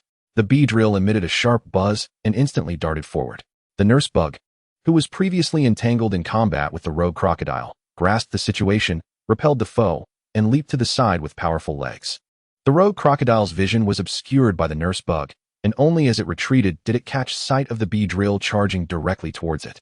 Before it could register the surprise, the Beedrill executed the final flourish of its sword dance, harnessing the momentary amplification of power. With its arms crossed in a scissor-like formation, it aimed for the rogue crocodile's chest weakness and struck fiercely. Cross scissors. This attack came so unexpectedly that the rogue crocodile was unable to shield its vulnerable spot in time and could only retaliate, albeit hastily, by sinking its teeth into the Beedrill's body. The rogue crocodile believed that even if it were struck by the Beedrill's cross scissors, its solid physical defense would allow it to withstand the blow and even trigger its ability, thus enhancing its combat prowess. However, the Beedrill would undoubtedly suffer from this hit, its strength diminishing, making the exchange of injuries seem favorable to the rogue crocodile. Yet, at the moment the Beedrill's pearly stingers pierced its chest, the rogue crocodile was overwhelmed by an excruciating pain that resonated deep within its bones, causing it to let out a shrill cry and roll frantically on the ground. The critical hit from the sword dance, combined with the sniper's attribute that countered the cross scissors' high power, resulted in the Beedrill delivering a blow comparable to the full force attack of a typical elite-level Pokémon, given its already formidable physical attack capabilities. Though the Beedrill was bitten by the rogue crocodile and displayed a pained expression, it quickly became elated upon witnessing the rogue crocodile rolling on the ground. Even after its attack power had significantly increased due to its ability, the Beedrill proudly placed its hands on its hips, reveling in its prowess. This was a testament to the Beedrill's might. The nurse bug was the first to applaud, gazing at the Beedrill with a look of satisfaction. What an exceptional child. Learning cross scissors in such a brief span of time. Clearly, the nurse bug embodied the essence of a nurturing Pokémon, forever gentle and adept at encouraging education. Lin Fan cleared his throat, his expression somewhat peculiar. He had noticed the Beedrill's ever-changing countenance, initially puzzled by its demeanor, only to realize it had just unleashed a powerful move. The cross scissors, a skill of considerable might, was nearly grasped through the Beedrill's own capabilities, and the idea of utilizing it in conjunction with sword dance was nothing short of astounding. In comparison, as its trainer, he felt he had contributed little. It is widely acknowledged that a trainer's role is to assist their Pokémon in mastering skills that are otherwise challenging for them to learn. So, could it be that the Beedrill is the true trainer here? Chapter 77. The astonishing power of explosion, the internet-obsessed Electrode. Shaking his head to dismiss the strange thoughts in his mind, Lin Fan was about to step forward to commend the Beedrill when he was suddenly startled by a deafening explosion nearby. A blinding white light erupted in a circular expansion, illuminating the area as if it were broad daylight, causing the ground to tremble and countless trees to topple. Amidst the dazzling white glow, a large sparrow seized the opportunity to soar rapidly into the sky, making a hasty exit. Lin Fan furrowed his brow, covering his ears while directing his gaze toward the source of the light, which was the main battlefield. Though uncertain of what had transpired, it appeared that the battle had reached its conclusion. A flicker of contemplation crossed Lin Fan's eyes as he noticed the rogue crocodile stealthily attempting to escape, only to be swiftly subdued by the ever-watchful nurse bug. Casting a glance at the now-defeated rogue crocodile, Lin Fan instructed the Beedrill to bind it with string shot, then directed the nurse bug to carry the sack filled with Pokeballs as they made their way to where Hong Shi and the others awaited. Soon, Lin Fan arrived at the scene of the incident, and the sight that met his eyes was nothing short of shocking. A gaping, formidable pit had emerged, carving out a new landscape within the dense forest.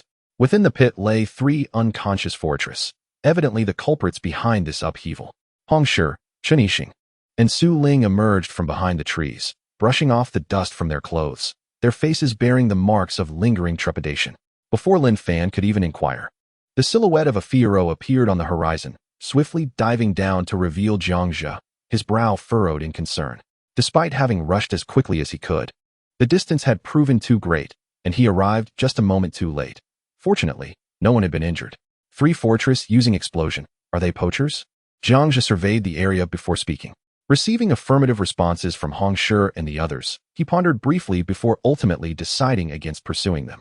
The uncertainty of the poachers' exact escape route and the paramount importance of ensuring the safety of those present took precedence. Jiangzhe released his crocodile, instructing, "I'll go find those 2 brothers. You all rest here for a moment." With that, he mounted his Fiero and took flight. Lin Fan, watching from the side, clicked his tongue in astonishment, realizing that the immense pit and the blinding white light were indeed the result of Fortress's explosion. Undoubtedly, when venturing outside, Fortress's nuclear capabilities proved significant. However, he also recognized that, aside from poachers and certain nefarious factions, few would resort to such measures, as the use of explosion inflicts considerable harm on Pokémon, rendering it largely prohibited by all nations. In contrast, a Pokémon capable of teleportation seemed all the more valuable. He resolved to acquire one given the opportunity. With this determination, Lin Fan approached Hong Shi, who was still coughing while patting his shoulder. "Well done. I didn't expect you to be the only one to capture a Pokémon, while also rescuing these wild ones." Lin Fan smiled, only to suddenly recall something, his brow furrowing in curiosity. "By the way, how did you discover the poachers around Dusk City?" Generally, such individuals are exceedingly cautious and difficult to detect. Chen Yixing, who had finished brushing off the dust, chimed in. "Someone reported hearing loud tremors within the Watermoon Forest, and when our people investigated, they found a massive pit there, even larger than this one. After searching for a while, they only uncovered a few suspicious metal fragments, which amounted to virtually no findings, and thus the matter was left unresolved. However, during this process, we noted a significant reduction in the number of Pokémon within Watermoon Forest, a clear sign of poacher activity. Hence the internal report attributed the incidents to poachers. Yet, we remained baffled as to why they would create such a pit." Lin Fan's expression grew contemplative. Metal fragments? If he wasn't mistaken, the pit in question was likely the result of the destruction of that abandoned laboratory. However, the decrease in Pokémon numbers did not seem to stem from poachers, but rather from being captured for experiments. Surprisingly, poachers had indeed emerged around Dusk City. A fortunate twist of fate that rendered the entire incident coherent and self-explanatory. There was an inkling of a deeper secret at play, but for someone like him, a mere trainer, it was wise to maintain distance. Those who kept their mouths shut lived the longest. 2 hours later, the same group reconvened at their usual spot outside the Sunset Forest, while the nurse bug bid farewell to Lin Fan, returning to continue caring for the bug-type Pokémon. Although it was still the depths of night, the events that had unfolded necessitated the conclusion of this outdoor training session, with everyone returning home to their respective families. Only the two brothers, brimming with curiosity, pursued others inquiring about what had transpired, but they were met with knowing expressions and a conspicuous silence, leaving them to lament their fate in disappointment. Heads hung low. Jiangxia, accompanied by Hong Shi and others, prepared to review the events that had transpired, as well as to transport the wild Pokémon for treatment. Suddenly, he recalled something and turned to Lin Fan. Your performance this time was truly commendable. I shall apply for a reward for you, to be delivered alongside the originally allocated resources. Should you find that you do not require the evolution stones, do let me know in advance, and I shall arrange for a substitution. Pausing for a moment, Jiangxia continued with a tone of nostalgia. Moreover, I previously mentioned that if you excelled this time, your weekend training could be arranged at your discretion. I never go back on my word, and it appears you may not particularly need the routine training. Therefore, should you wish to learn new skills, feel free to seek me out, and I shall gladly instruct you. As for the other standard training, you may manage as you see fit. With that, Jiangxia flicked the lifeless body of the rogue crocodile at his feet, sensing its nearing elite-level power, and muttered softly, "What a little monster." At this time in my youth, I was still locked in a fierce struggle with wild Rattatas. His words dispersed into the wind, and Lin Fan, though slightly confused, could tell from the occasional glances Jiangxia cast his way that he was teasing him. As it was inconvenient to hail a cab at night, Lin Fan and his companions opted for a rideshare, perched upon the broad and soft back of a Tropius, which could easily accommodate several individuals. The banana-shaped fruits hanging from its neck emitted an enticing fragrance, providing a delightful experience. It was said that the Tropius continuously consumed its favorite tree fruits, resulting in the delightful growth of fruit on its neck, which was both sweet and delicious, a prime delicacy, though regrettably unripe at present. Under the cloak of darkness, the imposing silhouette of the Tropius glided through the night sky, delivering the group home one by one. At this hour, only a few scattered lights illuminated the city, with some diligent figures still laboring away. Lin Fan quietly opened the door to his home, tiptoeing towards his room so as not to disturb his peacefully slumbering parents. However, the yellow glow seeping through the crack of his bedroom door caused him to pause in surprise. Gently pushing the door ajar, he beheld the sight of his electrode, eagerly tapping away at the screen of his phone with its forelimbs, exuding visible excitement. Casting a glance at the screen, Lin Fan's expression darkened. The Pokemon-based MOBA game, Pokemon Glory, had gained immense popularity in the country.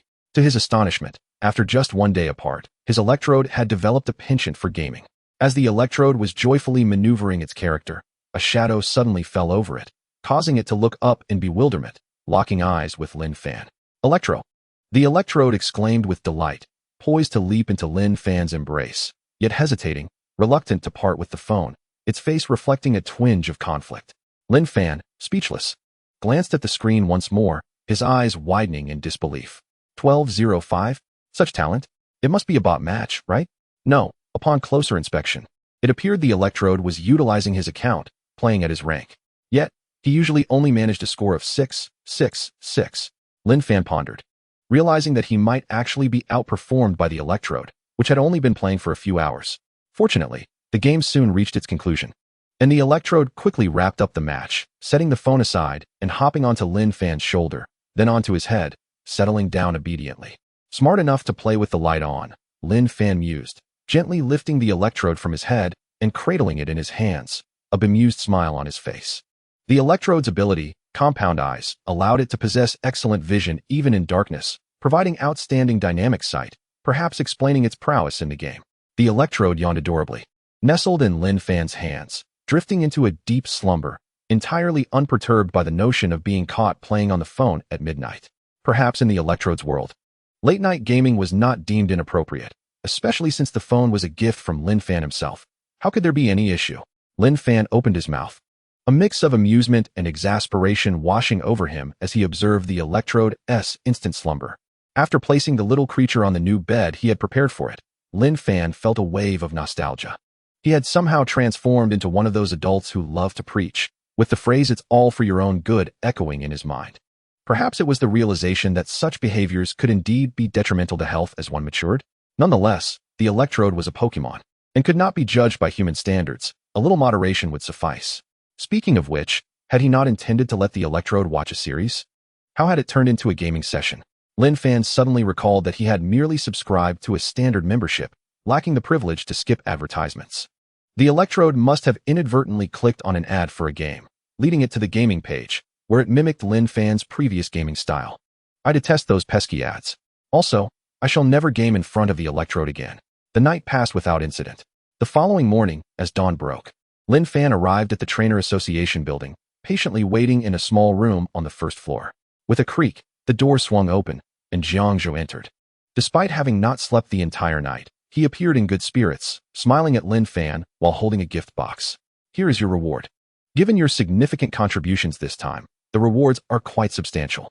Lin Fan rubbed his hands together in anticipation and eagerly opened the box. Inside lay a purple poison gem, a yellow-green bug gem, a bright yellow thunderstone, a bank card, and a list densely populated with the names of various Pokémon items. The card contained 500,000 yuan, with a password of 6 sixes. While they had not apprehended that poacher, rescuing those wild Pokémon was indeed a noteworthy achievement. The evolution stones were originally set to be distributed in the 3rd month, but now they are part of your reward. The other 2 attribute gems fall under nurturing resources. You may select 1 item from the list of Pokémon items, or 2 if they are of lesser value. It is entirely up to you. Jiangzhou took a seat opposite Lin Fan, a hint of curiosity glimmering in his eyes. By the way, why did you choose the Thunderstone? Your Beedrill likely won't need it.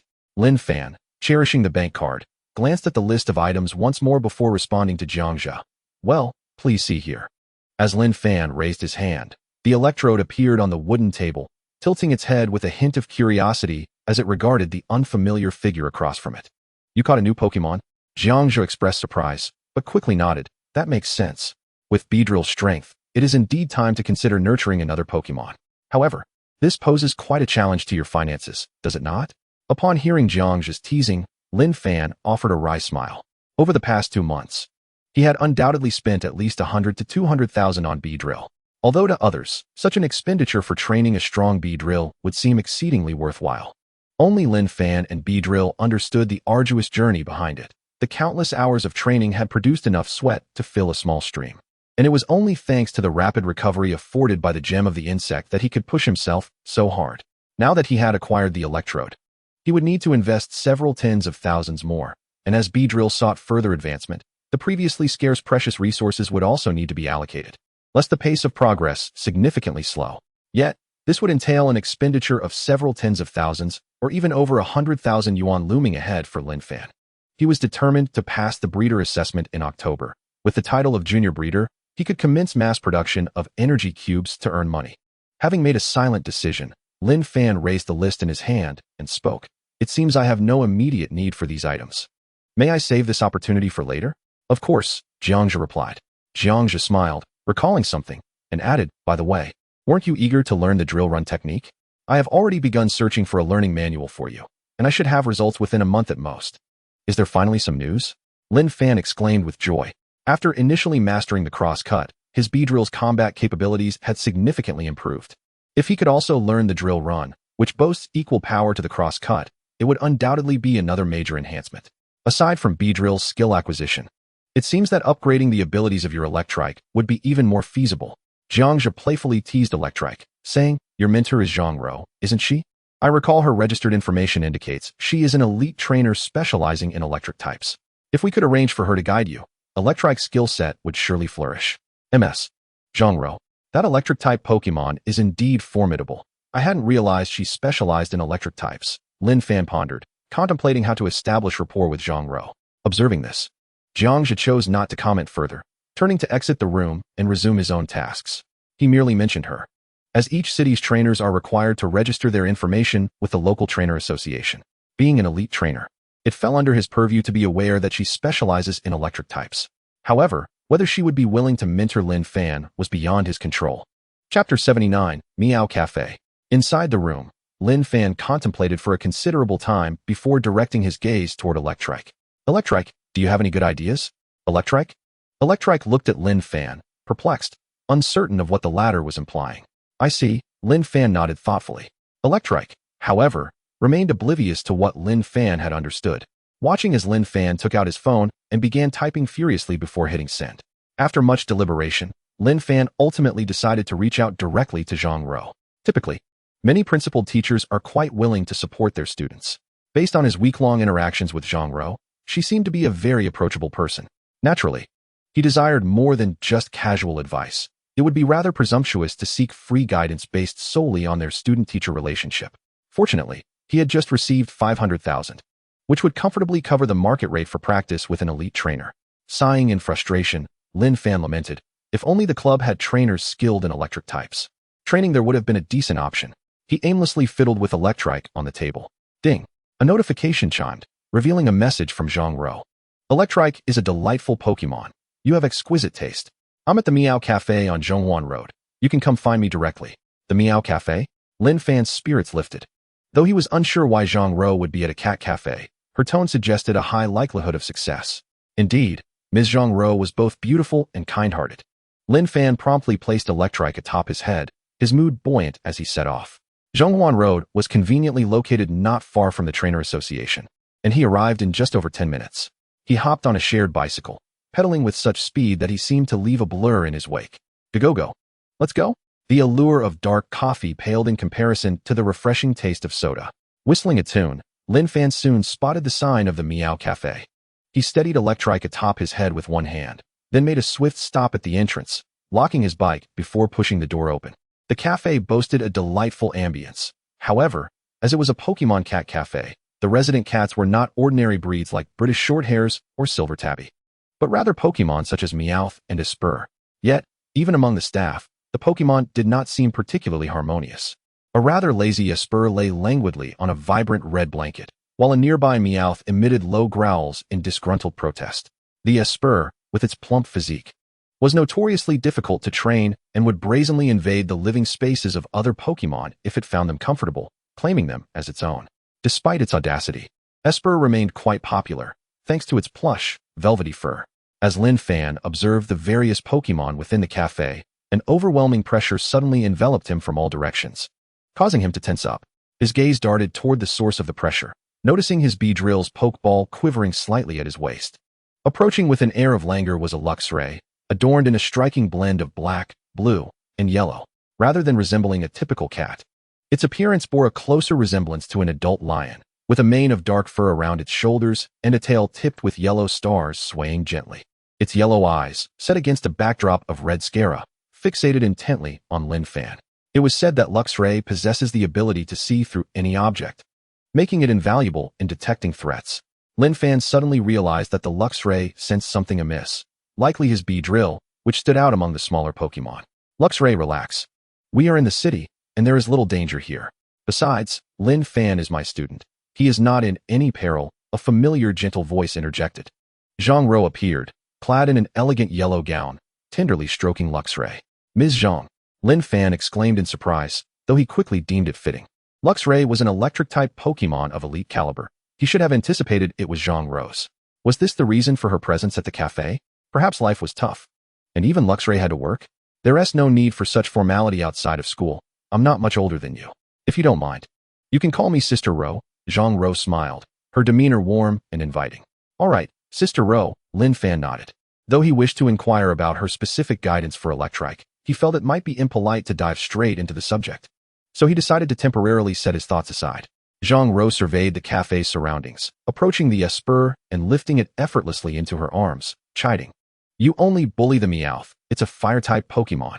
The blanket retains warmth and is comfortable, but you cannot keep claiming its space. The Espurr showed no sign of embarrassment at the reprimand, licking its lips and sprawling comfortably, stealing glances at the Meowth, clearly intending to repeat its mischief when Zhang Ro was not around.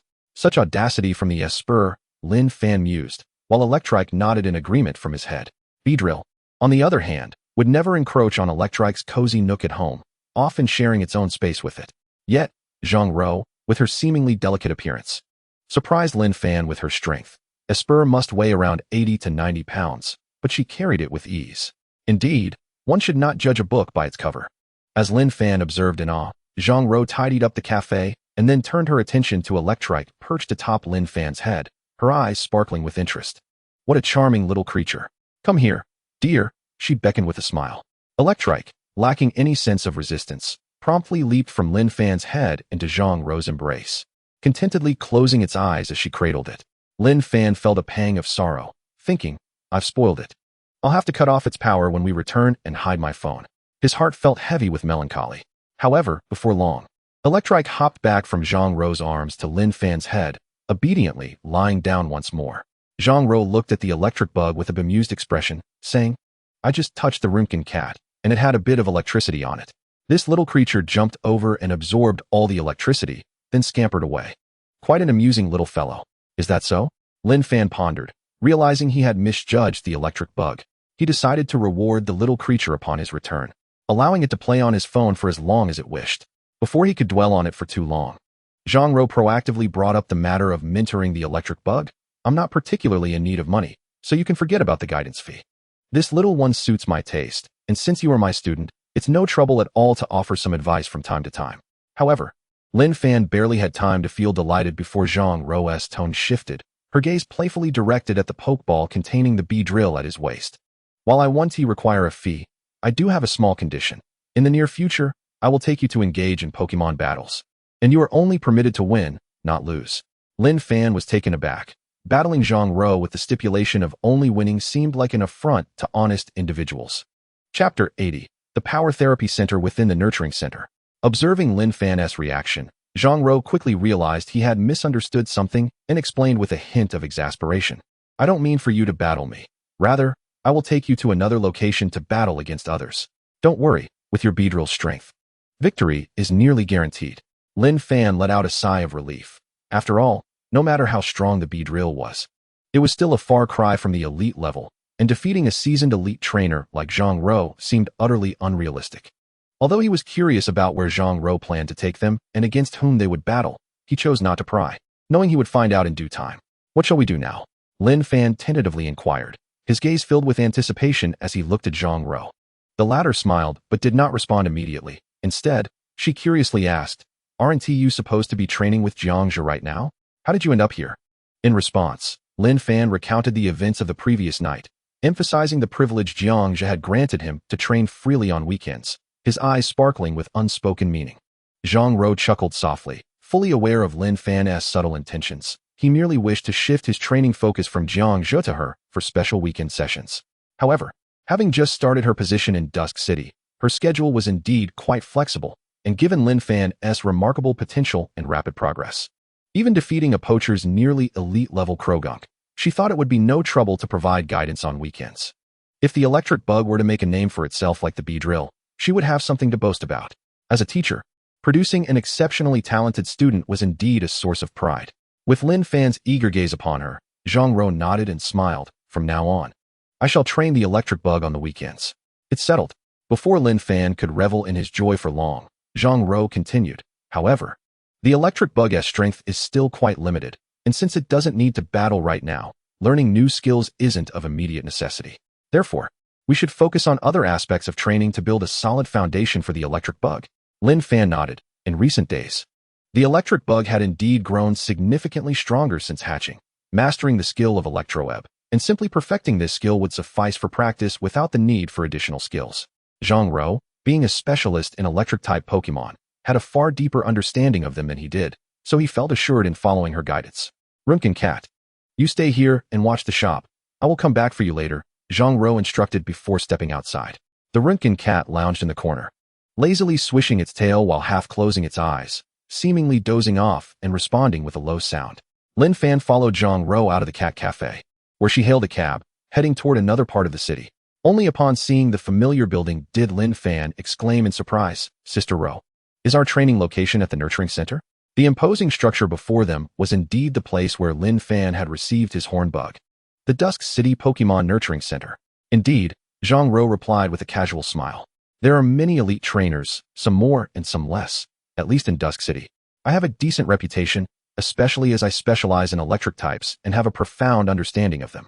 Hence, I was invited to oversee the electric-type Pokémon here. After all, the Nurturing Center does not only provide initial Pokémon for newcomers. With proper training, It can also cater to stronger trainers. As they spoke, the vehicle arrived at the nurturing center, and the two exited. Zhang Rou led the way, guiding Lin Fan through the facility until they reached a building adorned with a lightning emblem. This, Lin Fan surmised, was likely the gathering place for electric-type Pokémon. As he sensed an increase in electric-type energy in the air and felt the hairs on his arms standing slightly on end, perhaps due to it being the weekend.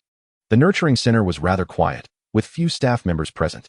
Zhang Rou swiped her card, ushering Lin Fan inside, where they were greeted by an expansive open area filled with numerous electric poles adorned with wires. Electric-type Pokémon can consume regular Pokémon food, but their favorite sustenance is electricity. This area appeared to be purposefully constructed as a small power plant to provide food for them. The electric bug perched atop Lin Fan's head was already fidgeting with anticipation, and if not for Lin Fan holding it back, it likely would have scurried up the electric pole to indulge in a feast of electricity. Zhang Rou led Lin Fan through the space, eventually arriving at an unremarkable small room filled with devices that Lin Fan could not comprehend. Electric-type Pokémon, after consuming large amounts of electricity, sometimes struggle to digest the excess energy, which can harm their bodies. I refer to this place as the Power Therapy Center. Typically, I have my Electrike perform special electric massages for the Pokémon, which not only benefits their health, but also helps Electrike refine its abilities and control over electricity. Zhang Rou explained. Lin Fan nodded, recalling a news story about a Dustox whose life was endangered due to the accumulation of toxins that blocked its ability to release them. Electric-type Pokémon likely experience similar issues. However, Zhang Rou also mentioned Electrike's ability, which, if he guessed correctly, was static rather than its hidden ability, Volt Absorb. After all, Volt Absorb required synergy with Pokémon possessing either electric or ground types to be effective. Regular training would not tap into its potential. Since Electrike trained this way, perhaps the electric bug could learn something as well. Although it would not enhance its ability, it would certainly improve its control over electricity. At Zhang Rou's gesture, the electric bug obediently laid down on the bed in the center of the room. As a flash of red light illuminated the space, Electrike appeared beside them, greeting Lin Fan warmly, clearly recognizing him.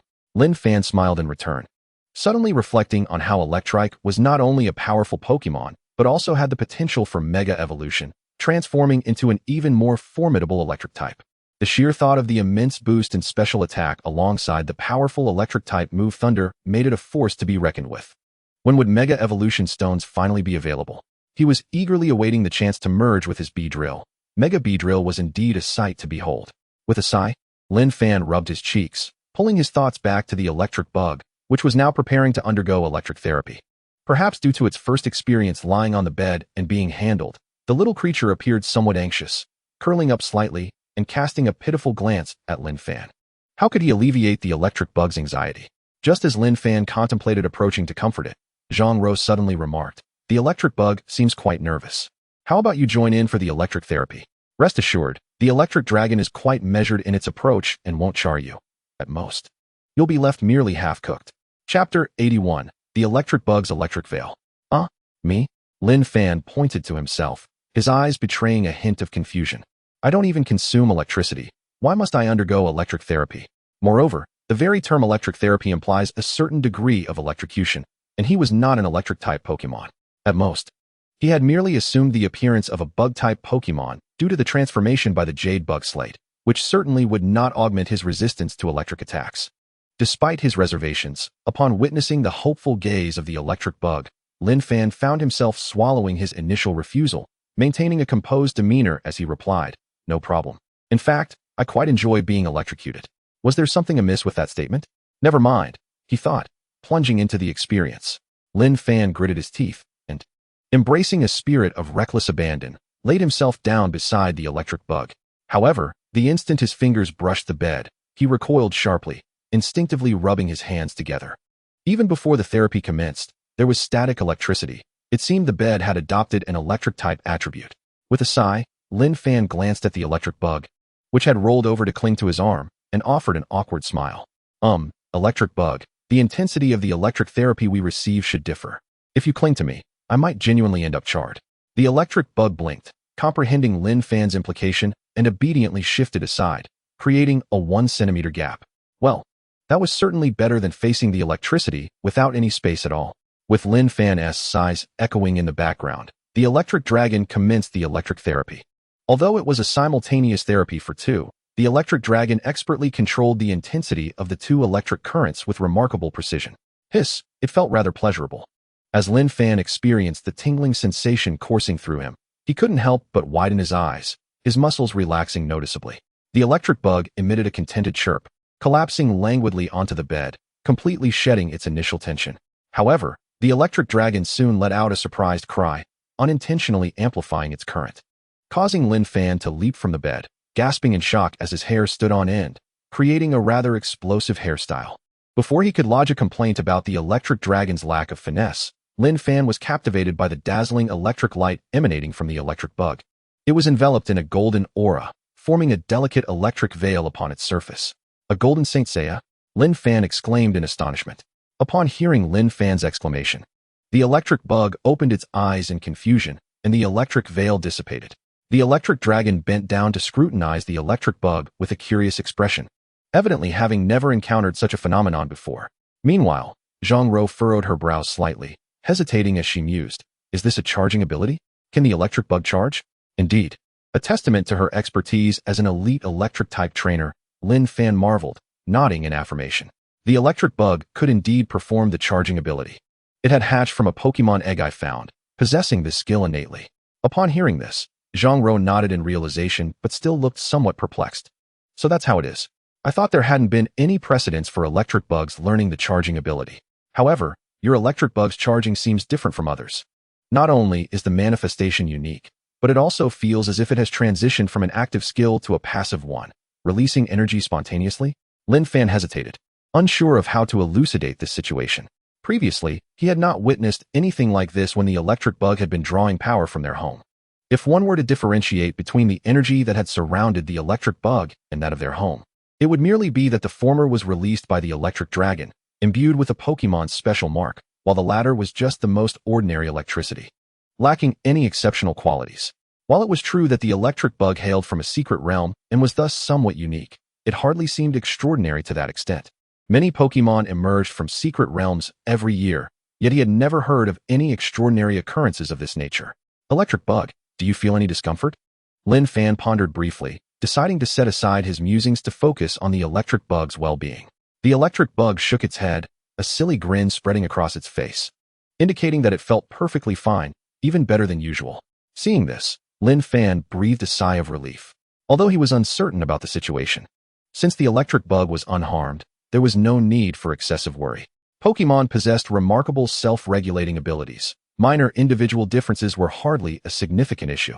Zhang Rou, seated on a bench, propped her chin on one hand, gazing at the electric bug with curiosity. This situation seems quite unique. I'll look up some information when I return. I should have results by next weekend. Since the electric bug claims to be fine and even feels great, let us proceed. It appears that the electric dragon's therapy is quite soothing for it. Zhang Rou then turned her gaze toward Lin Fan, barely suppressing a chuckle. Now that the electric bug is relaxed, you can simply watch and perhaps tidy up your hair. Lin Fan shot her a resentful glance, exhaling a puff of smoke, as he vigorously pressed down his unruly hair. The electric dragon continued its therapy for the electric bug, and once again, the electric bug was gradually enveloped in electricity, presenting a rather peculiar sight. Bathed in this electric veil, the electric bug appeared to be revitalized, its fur gleaming even more brightly. At the end of the session, the electric bug leaped into Lin Fan's arms, the residual electricity causing his already wild hair to stand on end once more. Lin Fan sighed, I'm exhausted. Let it all come to an end. With a resigned breath, Lin Fan chose to ignore his defiant hair and shifted his attention to Zhang Rou, a radiant smile gracing his face. Sister Rou, I believe the electric dragon's massage technique and control over electricity is truly remarkable. It must be greatly attributed to your guidance as an exceptional trainer. The electric bug is incredibly fortunate to train under you. Zhang Rou cast him a sidelong glance, stifling a laugh as she turned away, striving to appear nonchalant as she replied, All right, if you simply wish to learn the electric dragon's massage technique and control over electricity, just say so. Lin Fan grinned, undeterred by the revelation. Zhang Rou approached the electric dragon, gently patting its head, and remarked, Many people misunderstand electric-type Pokémon, believing that the more intense the electricity they release, the better it is. To some extent, that is true, but to genuinely delve into the potential of electric-type Pokémon, training their control over electricity is a crucial aspect. due to the repulsion of like charges and the attraction of opposite charges. Combined with the presence of abundant positive and negative charges in the air, electric-type moves often exhibit significant dispersion. An expanded range implies that certain areas will be stronger while others will be weaker. All Pokémon experience this phenomenon, but it is particularly pronounced in electric types. Therefore, the ability to stably control one's electric energy without allowing it to dissipate, or to ensure that the intensity distribution remains even despite dispersion, unaffected by the ions in the air, is the secret to advancing the prowess of electric-type Pokémon. Chapter 82, The Rainbow Handkerchief. Lin Fan's eyes sparkled as he nodded vigorously. Indeed, the pursuit of knowledge is boundless. These insights were previously unknown to him, and his high school textbooks had failed to mention them. Most likely, they were derived from university-level knowledge, supplemented by Zhang Rou's practical experience. Compared to high school, the resources available in university are far more abundant, allowing one to engage with higher levels of knowledge, which is a distinctive aspect of university life and a significant draw for many. Once Zhang Rou had finished her explanation, she moved aside to retrieve a pale yellow bag she had brought, pulling out a plain white handkerchief. This is the auxiliary tool I previously used during my training with the electric dragon. The silk thread woven into this handkerchief is derived from a unique synthetic fiber, boasting exceptional conductive properties, enhanced by an additional layer of a special luminescent substance that emits varying colors of light when subjected to different voltages. Electric Dragon, please demonstrate. Zhang Rou beckoned. After introducing the handkerchief, she called over Electric Dragon, who deftly took the handkerchief, laid it flat across his palms, and slowly infused it with electric current. The surface of the handkerchief gradually began to glow, shifting hues in a mesmerizing display. Blue transformed into green, green morphed into yellow, and yellow transitioned to. As Zhang Rou had indicated, the intensity of the electric current input by Electric Dragon resulted in a dazzling array of colors illuminating the handkerchief surface. However, even with Electric Dragon's formidable control, achieving a uniform brightness across the handkerchief proved elusive. When blue illuminated, the edges were notably darker, while the center remained distinctly lighter. Tossing the handkerchief to Lin Fan, Zhang Rou turned her gaze to Electric Bug, a playful smile gracing her lips. Want to give it a try? Lin Fan caressed the surface of the handkerchief, noting its remarkably smooth texture. Typically, objects with high conductivity also exhibit excellent thermal conductivity. Yet, despite the electric current passing through, the handkerchief felt pleasantly cool to the touch, confirming Zhang Rou's assertion of its exceptional conductive capabilities. Glancing at Zhang Rou, Lin Fan couldn't shake the feeling that her smile carried an air of mischief, as if she were eagerly anticipating a spectacle. Hesitating for a moment, he handed the handkerchief to the ever-enthusiastic Electric Bug, who joyfully perched atop his head. What was meant to be a handkerchief for humans now resembled a blanket on Electric Bug, covering the little creature's body entirely. With a hint of curiosity, Electric Bug tugged at it, and, following Lin Fan's guidance, infused a minute amount of electricity into it. In an instant, a vibrant cascade of rainbow hues erupted from Lin Fan's head, casting a spectacular glow on his face. Ah, the glaring disparity is evident, Lin Fan observed, realizing why Zhang Rou wore such an amused expression. It seemed Electric Bug still had a long journey ahead. Zhang Rou smiled, declaring, "Consider this handkerchief a gift. Let Electric Bug practice with it for a while." Gifted? What a kind soul. Lin Fan's eyes brightened as he selectively overlooked Zhang Rou's deliberate omission to remind him to remove Electric Bug. All right, that's all I have to teach this week. After all, building a solid foundation is paramount. Once Electric Bug improves its control over electricity, both the power of its skills and the speed at which it learns new electric-type abilities will see significant enhancement, Zhang Rou remarked, recalling Electric Dragon into its Pokeball as she headed outside. Lin Fan followed suit, but as he reached the door, he couldn't help but exclaim, "Electric Bug. The aim is to control the light to a single color, not to chase after a multitude of hues." Staring at the vibrant rainbow glow, Lin Fan felt a sense of despair. Electric Bug, somewhat sheepish, ceased its electric input, allowing the brilliance to fade as the handkerchief reverted to a plain white. Shaking his head, Lin Fan sighed. The journey to enhance Electric Bug's control over electricity was indeed a formidable endeavor. After bidding farewell to Zhang Rou, Lin Fan swiftly returned home, ignoring the impatient Electric Bug eager to showcase its new toy, the rainbow handkerchief. Lin Fan booted up his computer and immersed himself in the endless task of thesis writing. The paper was nearing completion, and he estimated it would be finished by that evening, ready for submission. Regarding the journal for submission, Lin Fan had settled on one with a lower threshold yet respectable standards, Pokémon Science, which suited his status as an academic novice quite well. Though he felt confident in the content of his paper, it was wise to remain grounded. Securing a publication fee and making his foray into academia was his primary goal. Time flowed steadily until nightfall, when Lin Fan finally completed all aspects of his thesis. Taking a deep breath, he relaxed in his seat, opening the Pokémon Science website. After confirming that the formatting and layout of his paper were correct, he proceeded with the next steps, methodically filling in all required information. Lin Fan winced as he paid the submission fee. Compared to other journals, the fee for Pokémon Science was rather steep, a necessary measure to deter malicious submissions given its lower entry barriers. However, provided no unforeseen circumstances arose, the value this paper could yield for Lin Fan would far exceed the cost of submission. All that remained was to await the outcome in 1 to 2 months. Once the results were in, he would officially step into the academic realm, armed with a wealth of knowledge. The research that others toiled to uncover would come effortlessly to him, as solving problems based on known solutions was exponentially easier than starting from scratch. The future appeared exceedingly bright, if only Electric Bug would cease its antics with the rainbow handkerchief. Lin Fan mused, observing the kaleidoscopic glow illuminating the room. One might mistake it for the emergence of a legendary Pokémon. In contrast to Lin Fan's exasperation, Electric Bug was reveling in its newfound attention, gazing at it with wide-eyed wonder, showering it with admiration. This creature had merely learned a cross-cut technique from the caretaker bug, yet it seemed to be evolving into its form. Wasn't it supposed to embody the aloof demeanor of a forest bully, aloof and self-absorbed in the corner? Amidst Lin Fan's bewildered gaze, Electric Bug finally grew tired of play and began to focus seriously on controlling the electricity, cautiously channeling it into the handkerchief. The light blossomed, and the handkerchief radiated a deep blue hue. What? Has it worked? Lin Fan gasped, but before he could celebrate, other colors began to seep through the blue, signaling that Electric Bug's attempt had ended in failure. Even so, the momentary success was enough to leave Lin Fan pleasantly surprised, even if it was just for an instant. It indicated that Electric Bug could indeed manage precise control over the electric currents. Often, the most challenging step is not from 1 to 10, but from 0 to 1. To Lin Fan's astonishment, Electric Bug proved to be a little genius. Could it be that the adage, "You can slack off, but you can't be truly incompetent," held true? Chapter 83, The Provincial Pokémon High School Battle League. As the weekend concluded, a new week commenced. Initially, Lin Fan had planned to adhere to his training regimen outside of school, but a message from his homeroom teacher, Bai Chiliang, on Wednesday morning prompted his rare return to campus. At 9 o'clock, Lin Fan arrived at school. At that moment, students were engaged in theoretical lessons, leaving the campus eerily quiet and devoid of life. As Lin Fan made his way to the homeroom teacher's office, an unexpected figure suddenly appeared, startling him. Upon closer inspection, he realized it was Bai Chiliang.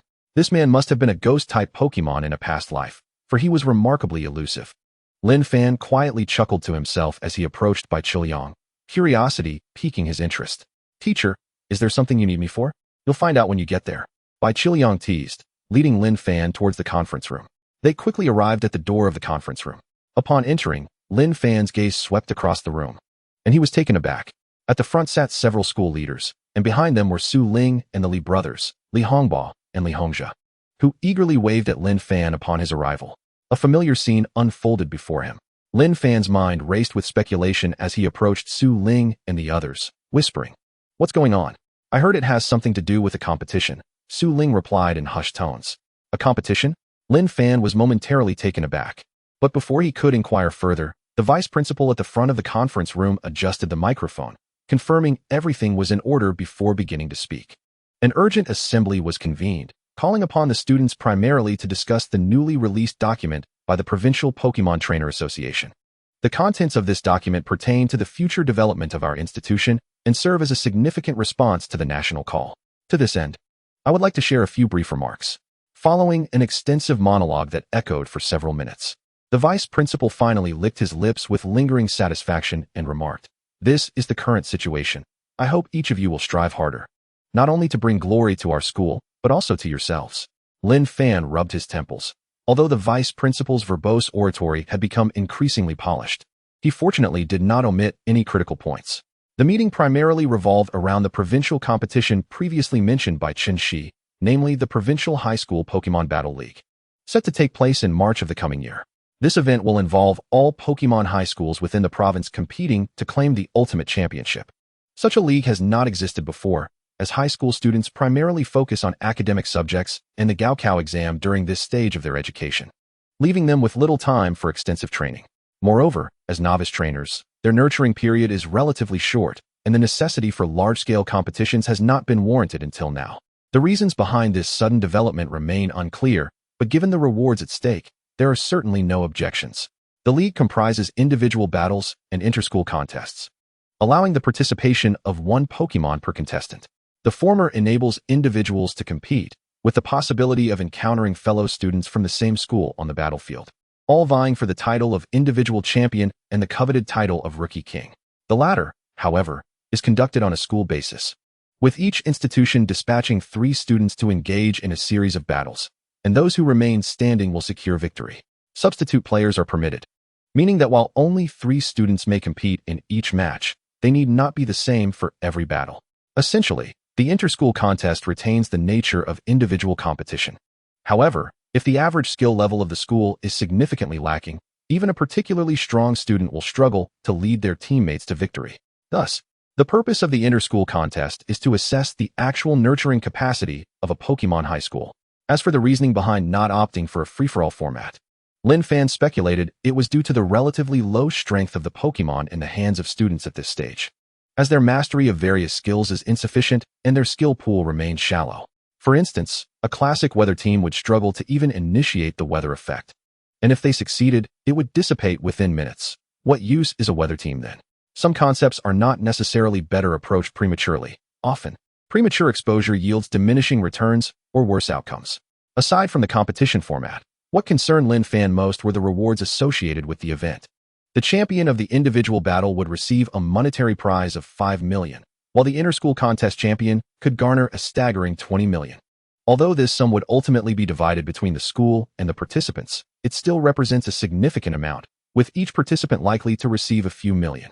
Together, the total prize pool amounts to 25 million, and this is merely the champion's reward for a single province. If other expenses are factored in, the overall expenditure for a province could reach several hundred million, indicating a considerable investment. However, despite his envy of the inter-school contest's rewards, Lin Fan held little hope for success. The reason was straightforward. The overall strength of their school was not particularly remarkable. With dozens of Pokémon high schools spread across the province, the city of Dimmu is merely a small locale, lacking the competitive edge needed to vie for the championship. In contrast, Lin Fan felt a surge of enthusiasm for the individual battle, as the overall strength of the school did not pertain to him.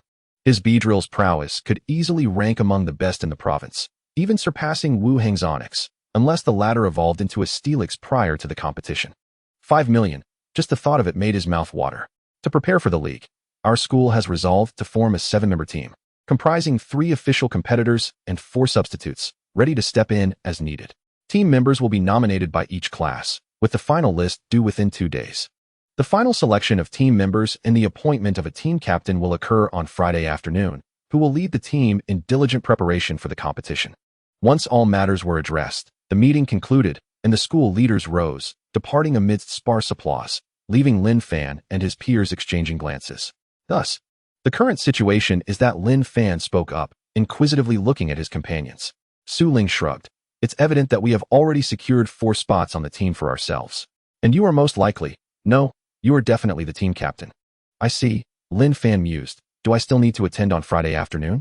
There should be some semblance of formality, interjected the elusive Bai Chiliang, who reappeared, stating enigmatically.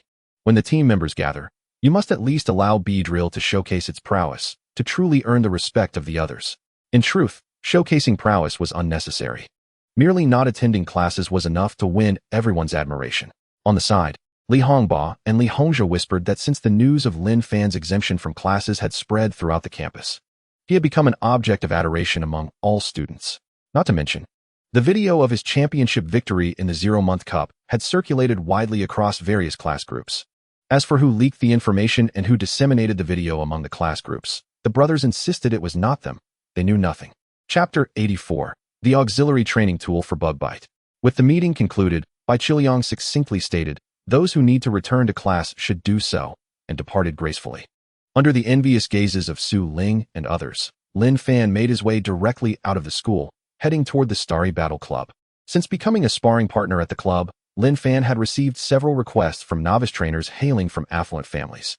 Although some initially questioned his capabilities, they soon found themselves captivated by his extensive knowledge of Pokémon, leaving positive reviews in their wake. However, this visit to the club was not for sparring. It was to teach his Electabuzz the bug bite skill. After hailing a cab, Lin Fan quickly arrived at the club's entrance, greeting the front desk attendant before making his way directly to the equipment room, sifting through the myriad of tools available. Not this one, nor this, he muttered, until finally exclaiming, "Found it." Lin Fan grasped a transparent rod-like object, a smile breaking across his face as he returned to his dedicated training room, releasing both Beedrill and Electabuzz. Speaking of which, the Pokeball is truly a wondrous invention. It can even contain the handkerchief on Electabuzz's back, despite it not being a Pokemon accessory. After caressing the Pokeball in his hand, Lin Fan stowed it away and produced a bug gem, fitting it into the groove on the rod. Streams of energy flowed from the bug gem, gradually enveloping the entire rod and suffusing it with a yellow-green hue. Handing the transformed rod to Electabuzz and stroking the little creature's fur, Lin Fan said, "From today onward, in addition to your training in electrical manipulation, you will also undergo specialized training for bug bite. The training method involves opening your mouth wide and continuously biting it. If you encounter any difficulties, feel free to consult Beedrill for advice." Curious, Electabuzz took a tentative bite, intrigued by the resilient texture, and began to gnaw at the rod as instructed. Beedrill, observing from the side, cast a somewhat resentful glance at Lin Fan, reminiscing about the arduous effort it had expended chewing on trees during its own training for bug bite. Yet now, Electabuzz merely needed to utilize this peculiar rod to achieve results far superior to its own training. Was this truly fair? Lin Fan, sensing the atmosphere, coughed awkwardly, diverting his gaze and pretending to be engrossed in his phone. There was no way around it. He had never known that such auxiliary tools existed. By simply placing a prop infused with attribute energy into the groove, one could channel energy throughout the rod, thereby training Pokemon in biting skills. Not only can the training enhance the biting capabilities of the Pokemon, but the pervasive elemental energy surrounding it also deepens the Pokemon's understanding of biting-related skills, proving to be far more efficient than the method Lin Fan previously employed, where he had Beedrill attempt to harness its internal energy for comprehension. The significance of resources and platforms is particularly pronounced at this moment. Fortunately, Beedrill quickly managed to set aside its momentary recollections and adopted a calm mindset to commence its training. Beedrill's greatest asset lies in its resilience. It does not shy away from arduous methods as long as they contribute to its strength. After all, the experience of being cast out from its group during its time as a Weedle and surviving alone in the wild had left a profound impact on it. The training was not about acquiring new skills, but rather about continuously practicing the cross-poison stance. Although Beedrill had grasped the technique of utilizing the momentary power boost from Sword's Dance to enhance its strikes, limitations remained. During the last encounter, it had the assistance of a caretaker Pokemon to hold back the Croconaw, allowing it to execute the move successfully. Thus, mastering the standard application of cross-poison became imperative for it to truly command the skill. As Lin Fan observed Beedrill practicing, he couldn't help but recall the training methodologies mentioned in the toxicity-themed Pokemon cultivation notes regarding the learning of Poison Fang. Something felt amiss. After all, cross-poison shares a similar potency and value with Poison Fang. Yet the learning process for cross-poison did not seem to impose such stringent requirements. After much contemplation, Lin Fan reluctantly conceded defeat, recognizing that these insights were pinned by the previous Poison-type champion. It was unlikely that they harbored any inaccuracies. It was more likely that his understanding of Poison-type Pokemon and their skills was overly superficial. Nonetheless, he yearned to see Beedrill master Poison Fang swiftly, a dual-type powerful skill that would elevate Beedrill's prowess further. Following that, learning moves like Drill, Run, and Dark-type skills would fill in the gaps, achieving an all-encompassing, indiscriminate offensive capability, a thought that brought him great joy. Alas, the road ahead was long and arduous. As Lin Fan sighed, a sudden knock echoed at the door of the training room. Puzzled, he opened the door to reveal Lu Shi, his expression calm as he fixed his gaze on Lin Fan. "Care to come in?" Lin Fan stepped aside, granting Lu Shi entry. The latter silently nodded and entered the training room, scanning the scene where Beedrill and Electabuzz were training, particularly focusing on the former with a hint of surprise in his eyes. Turning to Lin Fan, he spoke with a bit more fervor than usual. "I heard you assisted in the pursuit of poachers, so I came to inquire about the situation." This was not a matter requiring confidentiality, and Lin Fan nodded in acknowledgement. As he regarded Lu Shi, he suddenly recalled that the latter had mentioned capturing poachers to fund the acquisition of water stones. Now that the poachers had seemingly vanished, the endeavor to apprehend them had naturally come to an end. However, the poacher possessed 2 professional-grade Pokémon, and if Lu Shi were to encounter him, the odds were not in his favor. It was fortunate that they had not crossed paths. Lu Shi sighed, unexpectedly revealing a different expression. I didn't anticipate the poacher to have 2 professional-grade Pokémon. I wonder why such strength would engage in poaching near Dusk City when there are no rare Pokémon to be found. After his moment of exasperation, Lu Shi reverted to his usual composure, his gaze shifting from Beedrill to Lin Fan as he nodded. You've made considerable progress. Perhaps we will have the chance to battle again. With that, he turned and left without any intention of lingering. Lin Fan watched Lu Shi depart, the information regarding his mosquito Pokémon surfacing in his mind. Based on Lu Shi's mosquito Pokémon's performance, it seemed more suited to evolve into a Masquerain rather than a Masquerain swim. The former boasts exceptional special attack capabilities, whereas the latter excels in physical attacks. Moreover, if Masquerain evolves into Masquerain, its ability would shift to Drizzle, a trait of considerable tactical value that would significantly enhance its worth. However, the water stone required for Masquerain's evolution had already been discovered, while the Sovereign's proof necessary for Masquerain's evolution remained elusive. In fact, since the first Pokémon capable of evolving via evolution stones was discovered, nearly all Pokémon have undergone testing with evolution stones. Thus, any Pokémon with an evolution pathway involving evolution stones cannot remain undiscovered. However, the same cannot be said for the Sovereign's proof. Few consider it related to Pokémon evolution. Even if someone occasionally suspects a connection, they typically abandon the notion after a few failed attempts. After all, among the hundreds of Pokémon, only Masquerain's evolution into Masquerain and Slowpoke's evolution into Slowking require the Sovereign's proof. Research has shown that any Pokémon requiring an item for evolution that is not an evolution stone, such as Electabuzz needing an Electorizer or Magmar requiring a Magmarizer, faces specific evolution thresholds and cannot evolve merely by possessing the item. In light of this, it is no wonder that the method for Masquerain's evolution remains undiscovered. One can only capture wild Masquerains. Chapter 85. Captain of the school team. Perhaps this could inspire a thesis, as new evolution methods hold far greater value than new abilities, particularly for a Pokémon like Masquerain that possesses the potential for a Drizzle ability, Lin Fan mused. However, even if he was aware of this evolution method, Lu Shi would not believe him. It would be far better to wait until the thesis was published, gaining a certain level of renown and credibility, before approaching him regarding the evolution of mosquito Pokémon. Hopefully, by then, Lu Shi has not allowed his mosquito Pokémon to evolve into a Masquerain swim. After all, it would be rather strange for him to approach Lu Shi and advise against the evolution of his Pokémon. Time passed swiftly, and soon it was Friday afternoon. Lin Fan arrived at school punctually, once again bypassing the classroom and heading straight to the battle arena. Following 2 days of nominations and selections, the final roster comprised 20 individuals, including Lin Fan and his companions. Their strength, while slightly superior to others, still required formalities to ensure no discontent arose, which was why Lin Fan felt compelled to attend. Since school team members could be replaced by other students through victorious battles, the selection process was not overly stringent. It mainly revolved around the performances of students during pair battles, assessed by several training course instructors observing from the sidelines. Ultimately, they would select the 7 students they deemed most outstanding to form the initial school team. Zhang Ro was, of course, among them, smiling as she nodded at Lin Fan. After reciprocating the gesture, the battles commenced rapidly. Lin Fan's opponent was a rather attractive female classmate, her Pokémon a well-trained Marill that appeared to have recently evolved, but Beedrill swiftly dispatched it with a single strike. However, Beedrill held back, merely knocking out the opponent without inflicting significant harm, ensuring they retained the capacity for a rematch.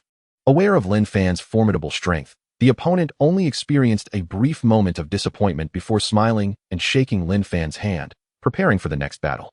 Lin Fan scanned his surroundings. To save time, they opted for a simultaneous battle format involving all 20 participants, aiming to select the top 7 performers in one go. Those vying for the school team were all students of considerable skill. If placed in the Zero Moon Cup, barring extreme misfortune, many would likely have the opportunity to advance to the main event, perhaps even further. Lost in thought, Zhang Ro approached Lin Fan and inquired, "How has Electabuzz training been these past few days? Any progress?" It was not that she looked down on Electabuzz. Rather, the training method itself was quite challenging. When Electabuzz was in its earlier form as a Shinx, it struggled to learn, and only after evolving did it manage to grasp the basics, culminating in years of dedicated practice to reach its current level. Progress? A little, I suppose, Lin Fan replied, memories of Electabuzz' recent attempts surfacing in his mind. This is not a matter of humility on his part. Rather, it is an undeniable truth. Indeed, the strength of the electric bug is somewhat lacking, and its mastery over electric energy is inherently insufficient. Even with its utmost effort, it can only extend a momentary balance to the duration of a mere second. However, the progress he referred to is evidently not aligned with Zhang Rou's understanding of the term. In her perception, the slight advancement Lin Fan spoke of should entail the electric bug reducing the spectrum of its colors from a vibrant array to a more limited palette. Although there exists a slight miscommunication between the two, it does not diminish Zhang Rou's astonishment. It appears that the electric bug possesses quite a talent, evoking a hint of envy within her. Lin Fan chuckled, and as their conversation unfolded, the remainder of the battles had essentially concluded. Zhang Rou returned to the lineup of teachers, and after a lengthy discussion lasting 2.5 minutes, they selected 7 individuals who had exhibited the most exceptional performance. Lin Fan's quartet was a foregone conclusion, with no one surprised, while the other 3 comprised 2 males and 1 female, each possessing commendable strength. Thus, the remaining participants exhibited no discontent, though their gazes hinted at an unwavering resolve to challenge these 3 in the future. Especially since many of their Pokémon had yet to evolve into their final forms, their prowess still far from its zenith. Although they had failed to secure a place in the school team, they did not depart, but instead gazed expectantly at Lin Fan and his companions. After all, the selection of team members would soon lead to the appointment of the team captain. They did not presume that the role of captain would be assigned to anyone other than Lin Fan. Rather, they eagerly discussed whether any of the other 6 could avoid being swiftly eliminated by Beedrill. Lin Fan felt a touch of embarrassment. Their reverence for him seemed slightly exaggerated. Nevertheless, their beliefs were not entirely unfounded. Before the teachers could announce the selection process for the team captain, a few of the team members interjected. Teachers, we recommend Lin Fan for the position of team captain. While they too aspired to the role, they possessed a fundamental awareness of their own abilities. Those who participated in the team selection were not novices, yet Lin Fan's opponents had been effortlessly dispatched by Beedrill, and they were likely to face a similar fate. Hence, there was little room for comparison. Su Ling, on the other hand, was eager for a rematch with Lin Fan. However, her arm strength required further development before evolving into Machoke.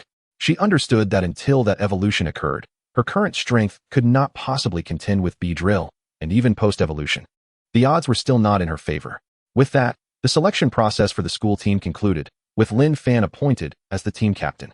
Zhang Rou clapped her hands, announcing the outcome. Amidst the fervent applause, Lin Fan absently stroked the Pokeball containing Beedrill, a polite smile gracing his face while his thoughts wandered elsewhere. The role of team captain sounded like a rather troublesome position. Speaking of which, since the team was meant to bring glory to the school, surely there would be some form of compensation?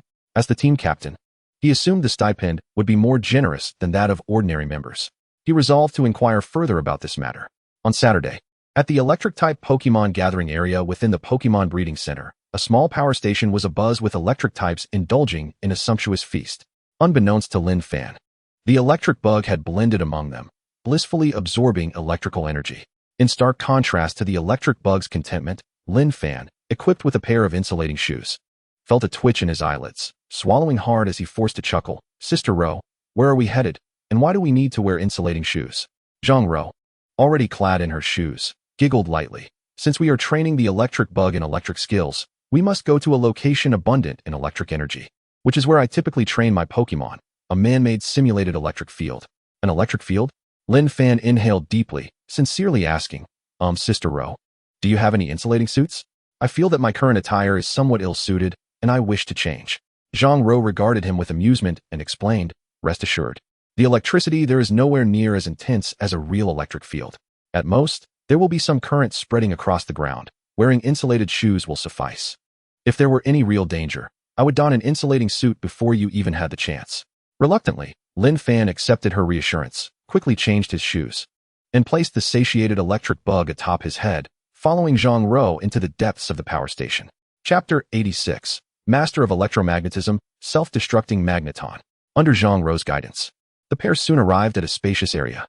Although the space was open, the surrounding region was densely populated with power poles, and thick wires sprawled across the ground in a tangled mess, presenting a rather intimidating sight.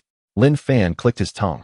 Although the peculiar crackling sounds emanating from the ground sent a shiver down his spine, he could only proceed to the center of the area, following Zhang Rou's natural stride. Once they reached a standstill, Zhang Rou turned to Lin Fan and directed her gaze toward the electric bug perched on his head. I researched the information upon my return, but found no record of any Pokémon possessing a charging skill akin to the electric bugs, suggesting that this may be a unique ability. Once, a shocking Pokémon possessed an extraordinarily unique Thunder Punch, distinct from others that employed electrified fists for close-range attacks. Instead, this Pokémon manifested the electric current into a fist-shaped energy, launching it as a projectile, thereby transforming the melee Thunder Punch into a ranged attack. Through the development of this shocking Pokémon, it integrated this technique with a particular martial art, enabling it to unleash a flurry of punches in a short span, demonstrating immense power and propelling its trainer to the pinnacle of electric-type Pokémon training. However, subsequent reports revealed that this shocking Pokémon's Thunder Punch was not a result of training. Much like the electric bug, it exhibited certain peculiarities upon its first use of Thunder Punch, with the subsequent development leading to such an effect. Thus, I believe the electric bug's charging ability may also harbor limitless potential, and I hope you can cultivate it well, and I can guide you along the way. If you could achieve even half the prowess of that shocking Pokémon, it would suffice to elevate the electric bug to the threshold of professional status. A continuous barrage of punches, the Pegasus Meteor Fist. Is that you? Lin Fan's eyes widened in disbelief. Although he felt as if he were listening to a tale, Zhang Rou had no reason to deceive him. There must have indeed been such an extraordinary shocking Pokémon, and its equally remarkable Thunder Punch in history. Could it be that the electric bug could attain such heights? But how does one even develop charging? Lin Fan lowered the electric bug from his head, glancing curiously at its wide-eyed visage, failing to discern any extraordinary traits. However, the little creature's penchant for late-night gaming did not seem to affect its bright eyes at all. It remained as vibrant as ever, inciting a tinge of envy within him. Shaking his head to dispel these whimsical thoughts, Lin Fan continued to listen to Zhang Rou's explanation. Due to the unique nature of the electric bug's charging ability, I cannot offer much effective experience. However, I believe that to develop charging, we need not solely focus on it. We could also experiment with Charge Beam. After all, charging and Charge Beam share many commonalities. And I recall that the electric bug is capable of learning Charge Beam. Charge Beam, you say? Lin Fan nodded, a glimmer of excitement sparkling in his eyes. If it were not for the primary objective of this session being to learn about electromagnetic waves, he would have eagerly wished to start learning Charge Beam from Zhang Rou or practice charging with the electric bug right away. With a hint of regret, he placed the electric bug on the ground. The little creature, upon making contact with the surface, curiously lowered its head, meandering about and occasionally tapping the ground, clearly sensing the immense current beneath. Zhang Rou raised her hand to release the teaching Pokémon for this session, not an Ampharos, but her other ace, Magneton. The self-detonating Magnemite possesses a body of a muted gray hue, capable of levitating in the air through magnetic forces, never making contact with the ground. Its central red eye can rotate, but lacks the ability to convey emotions, while the circular eyes on either side of its shoulders bear a more biological significance. Having evolved from a trifecta Magnemite within a unique magnetic field, this particular Pokémon boasts an exceptional attribute combination of electric and steel types, encompassing a total of 18 attributes, resisting 11 of them, while being vulnerable solely to fire, fighting, and ground types. Among these, the ground type, which can inflict quadruple damage, is rendered ineffective against the self-detonating Magnemite due to its innate levitation ability. This means that, in most scenarios, it is only countered by two types. Nevertheless, the defensive capabilities of the self-detonating Magnemite are quite commendable, allowing it to endure substantial damage even when facing its weaknesses. And it can retaliate with immense damage thanks to its remarkably high special attack. Inherently adept at manipulating electromagnetic forces, the self-detonating Magnemite has an exceptional grasp of the move Electroweb, making it an ideal instructor for teaching the electric bug how to master this skill. Prior to commencing the lesson on Electroweb, Zhang Rou, intrigued, posed a theoretical challenge to Lin Fan regarding his understanding of the skill. After a moment of contemplation, Lin Fan articulated his response, explaining that it sends a faint electric shock to induce a state of paralysis, which typically does not affect ground-type Pokémon. Furthermore, if a Pokémon has the ability of levitate, it would also negate the effects of the move. He noted that the skill could be influenced by Magic Bounce and Mimic, but not by Snatch. Zhang Rou nodded in approval, recognizing the depth of his knowledge. You've covered the essential aspects, and it's evident that your theoretical foundation is outstanding. recalling even the nuances of less common skills like magic bounce, mimic, and snatch. But do you know why the self-detonating Magnemite possesses such a natural affinity for electroweb? Lin Fan blinked and promptly replied. This is because electroweb is a wave generated by the temporal fluctuations in the electromagnetic field, which is the unified entity of the interdependent electric and magnetic fields. The self-detonating Magnemite has an innate understanding of magnetic fields, thus making the learning of the electromagnetic waves produced by changes in the electromagnetic field exceedingly efficient. As Lin Fan spoke, he noticed Zhang Rou's cheerful demeanor and suddenly realized that this was the key to mastering electroweb. Although the existence of Pokémon has permeated this world, the principles of physics have not vanished. They remain omnipresent, and even the learning of Pokémon skills necessitates consideration of these physical phenomena for better mastery. Just as the electric bug's training in electrical manipulation illustrated that the current disperses in the air due to the repulsion of like charges and the attraction of opposite charges. Did it make sense to him? Zhang Rou inquired. Lin Fan nodded, his eyes sparkling with understanding. I get it now. The electric bug looked utterly perplexed. Wait, what did you guys understand? It seemed to wonder. Chapter 87. The Tactical Framework of the Electric Bug. Ignoring the electric bug's confusion, Zhang Rou turned her gaze to the self-detonating Magnemite and nodded, signaling, Self-detonating Magnemite, please demonstrate. With a mechanical hum, the self-detonating Magnemite SI rotated, and strange waves appeared around it as a faint electric current swiftly shot forth, striking the electric bug directly. As an electric-type Pokémon, the electric bug was immune to the electroweb skill, merely tilting its head in confusion without succumbing to paralysis. Did you sense anything? Zhang Rou asked. Lin Fan leaned down to inquire of the electric bug, posing the same question. Did you feel anything? The electric bug looked up at Lin Fan and cheerfully nodded. Electric buzz. Electroweb is delicious. Lin Fan fell silent, pondering the electric bug's intelligence. Perhaps he should test its IQ when he had the chance. Realizing something, the electric bug shyly smiled at Lin Fan and nodded again. Electric buzz. I sensed the change in the current. Lin Fan nodded with satisfaction, recognizing that the current alteration generates a magnetic field, which in turn produces an electric field.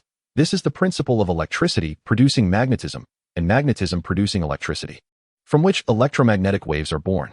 It appeared that the electric bug's intellect was intact, though its focus sometimes strayed.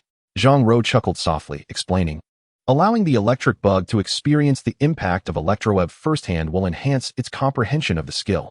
After all, electric types are immune to electroweb, so there is no worry of harm. After explaining to Lin Fan, Zhang Rou turned her attention back to the self-detonating Magnemite, smiling, Self-detonating Magnemite. I appreciate your efforts over the next few days. Please do your utmost to teach the electric bug the electroweb skill.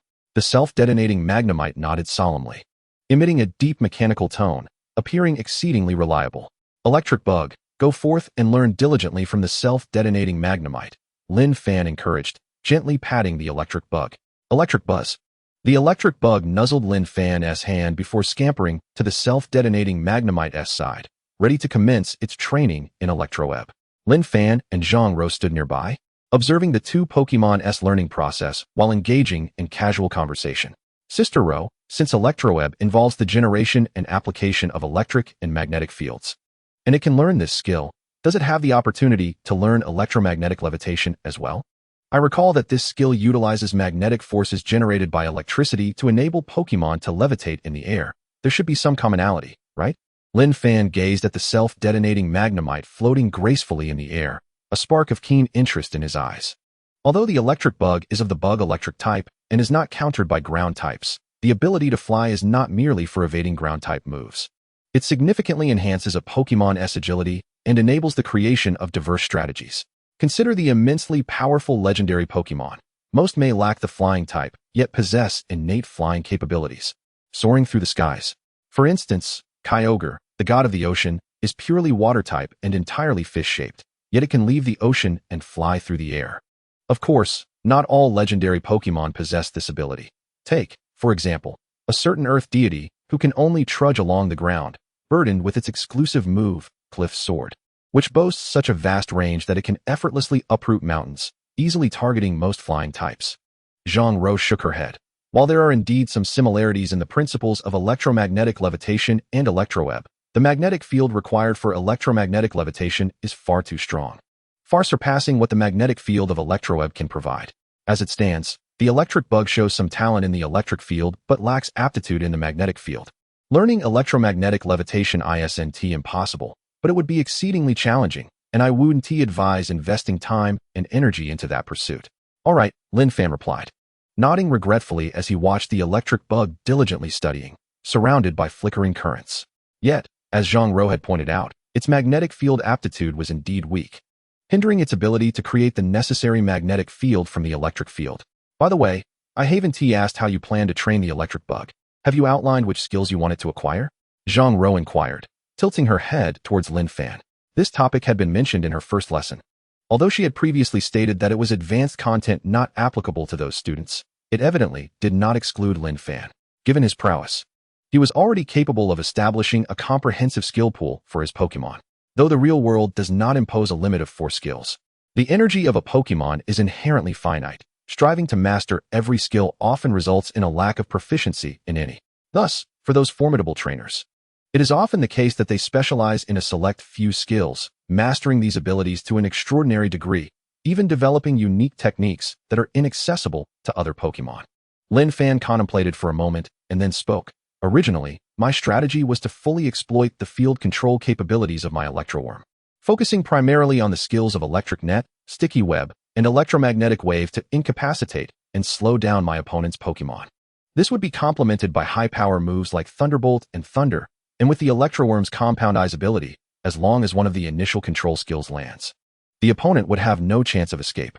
Pausing briefly, Lin Fan turned to look at the Electroworm, which was currently illuminated by a faint electrical glow, a result of being struck by several electromagnetic waves from a self-destructing magneton. However, now that I have discovered the Electroworm's unique charging ability, my original plan may undergo some alterations. Perhaps I will pivot towards making charging the core of my strategy and develop a flawless skill set around it. Is that so? A splendid idea. It seems you are gradually evolving into a formidable trainer. Zhang Rou nodded, somewhat astonished. The boy before her was merely a senior in high school, and the school year had just begun, yet the prowess of his Pokémon was already nearing elite level, and his thought processes were beginning to reflect those of a powerful trainer. Truly impressive. In the evening, Lin Fan bid farewell to Zhang Rou and returned home. After a day of diligent study, the Electroworm had made preliminary progress in mastering Electromagnetic Wave. Although its execution was somewhat clumsy, it was indeed functional. A faint crackling of electricity resonated as Lin Fan skillfully popped a cherry berry into his mouth, chewing a few times before the paralysis he experienced quickly dissipated. The Electroworm cast a bashful glance at Lin Fan, discreetly positioning itself further away from him. After stretching to ensure the paralysis had completely worn off, Lin Fan opened his computer to check the status of his thesis review. Finding no notable changes, he sighed in frustration, just as a message from Jiang Zhe unexpectedly appeared. Learning Techniques for Drill Run, Chapter 88, Drill Run. Lin Fan's spirit surged, a glimmer of anticipation igniting in his eyes. Finally, he could commence learning a new skill. Jiang Zhe's message continued. The learning techniques for Drill Run were obtained from a trainer in the neighboring city, whose primary Pokémon is a Dugtrio. Upon hearing of your heroic act in rescuing a multitude of wild Pokémon from poachers, he readily agreed to share this knowledge with you. Is that so? Lin Fan mused as he gazed at the dialogue box, feeling a mix of emotions. It seemed that everyone harbored a deep-seated resentment towards poachers. Shaking his head, he replied with a grateful emoji, eager to delve into the file for a thorough study. The same skill, when executed by different Pokémon, can yield varied effects and methods of release. For instance, if the Drill Run skill is employed by a Rhydon, it remains stationary, merely rotating its energy, whereas a Dugtrio performs a spinning motion, akin to a steel drill, to collide with its opponent. The latter's method results in slightly greater power but also imposes restrictions on its mobility, presenting both advantages and disadvantages. Since this training technique was acquired from a Dugtrio's trainer, it is only natural that the usage method would mirror that of the Dugtrio. Lin Fan cast a glance at his B-drill and suddenly felt a pang of sympathy for it. Having just begun to practice the twin needle stance, now it faced the challenge of spinning infinitely. Would it perhaps become dizzy halfway through? Should he prepare some motion sickness medication? He wondered if that would even help. With a soft sigh, Lin Fan casually browsed through the technique, leaning back in his chair as he exhaled gently. For Pokémon, aside from universally applicable normal-type skills, any skill outside of their inherent attributes presents a considerable learning challenge and threshold. This is primarily because their bodies typically do not resonate with energies from other types. rendering them incapable of executing skills associated with those attributes. While simpler and less powerful skills may be mastered through clever methods, akin to a mathematically challenged individual solving problems using fixed techniques for basic scores, skills like drill run, which possess high power, cannot be learned through shortcuts. It is comparable to tackling the final, complex problem in mathematics. Without the requisite aptitude, one simply cannot grasp it, regardless of the time spent. To remedy this situation is quite straightforward: investment. By feeding Beedrill various resources rich in ground-type energy, such as soft sand, ground gems, or raspberries, it would enable Beedrill to harness the ground-type energy required for drill run. Of course, if Lin Fan had access to a slate of Earth, that would completely eliminate the issue, as no resource could surpass the efficacy of a corresponding type slate. Yet, that remained a mere fantasy in his mind. The reality was that Lin Fan's finances would take a significant hit. With a slight frown, Lin Fan murmured, "At least Beedrill doesn't need to learn psychic or ghost-type skills. The resources associated with those types are exorbitantly priced. It is often said that rarity begets value. Psychic and ghost-type Pokémon are not necessarily stronger than their counterparts of other types, but their remarkable functionalities and scarce numbers ensure their high worth. Psychic-type Pokémon possess extraordinary abilities such as teleportation and precognition, while ghost types are unique ethereal entities with capabilities like phasing through walls and invisibility, boasting a skill pool that includes nefarious moves like Curse and Destiny Bond. Among the myriad bug-type Pokémon, only a handful possess such attributes, namely, the bug psychic types, such as Behem and/or Beetle, while Shedinja belongs to the bug ghost type, making them exceedingly rare, particularly the latter, which remains shrouded in mystery. Though Lin Fan held a keen interest in these Pokémon and intended to capture them in the future, that would have to wait until his finances were sufficiently robust to support psychic and ghost-type Pokémon. On Sunday, at a relatively upscale training facility that Lin Fan had secured through Jiangzhe, the Electroworm diligently practiced its precision and release speed of electromagnetic wave, while Beedrill continued to laboriously hone its technique. After attempting the drill run training method once more, Beedrill, as Lin Fan had anticipated, spun in circles for several dozen rotations before becoming disoriented, akin to having imbibed too much alcohol. It crashed against the wall with a thud, sliding down the surface in a state of existential bewilderment. As footsteps approached, Beedrill lifted its head in confusion, only to be met with a multitude of Lin Fan's silhouettes, leaving it utterly astonished. "When did you learn Shadow Clone?" Lin Fan was momentarily speechless, helplessly assisting Beedrill to its feet as he sighed, sincerely empathizing with its plight.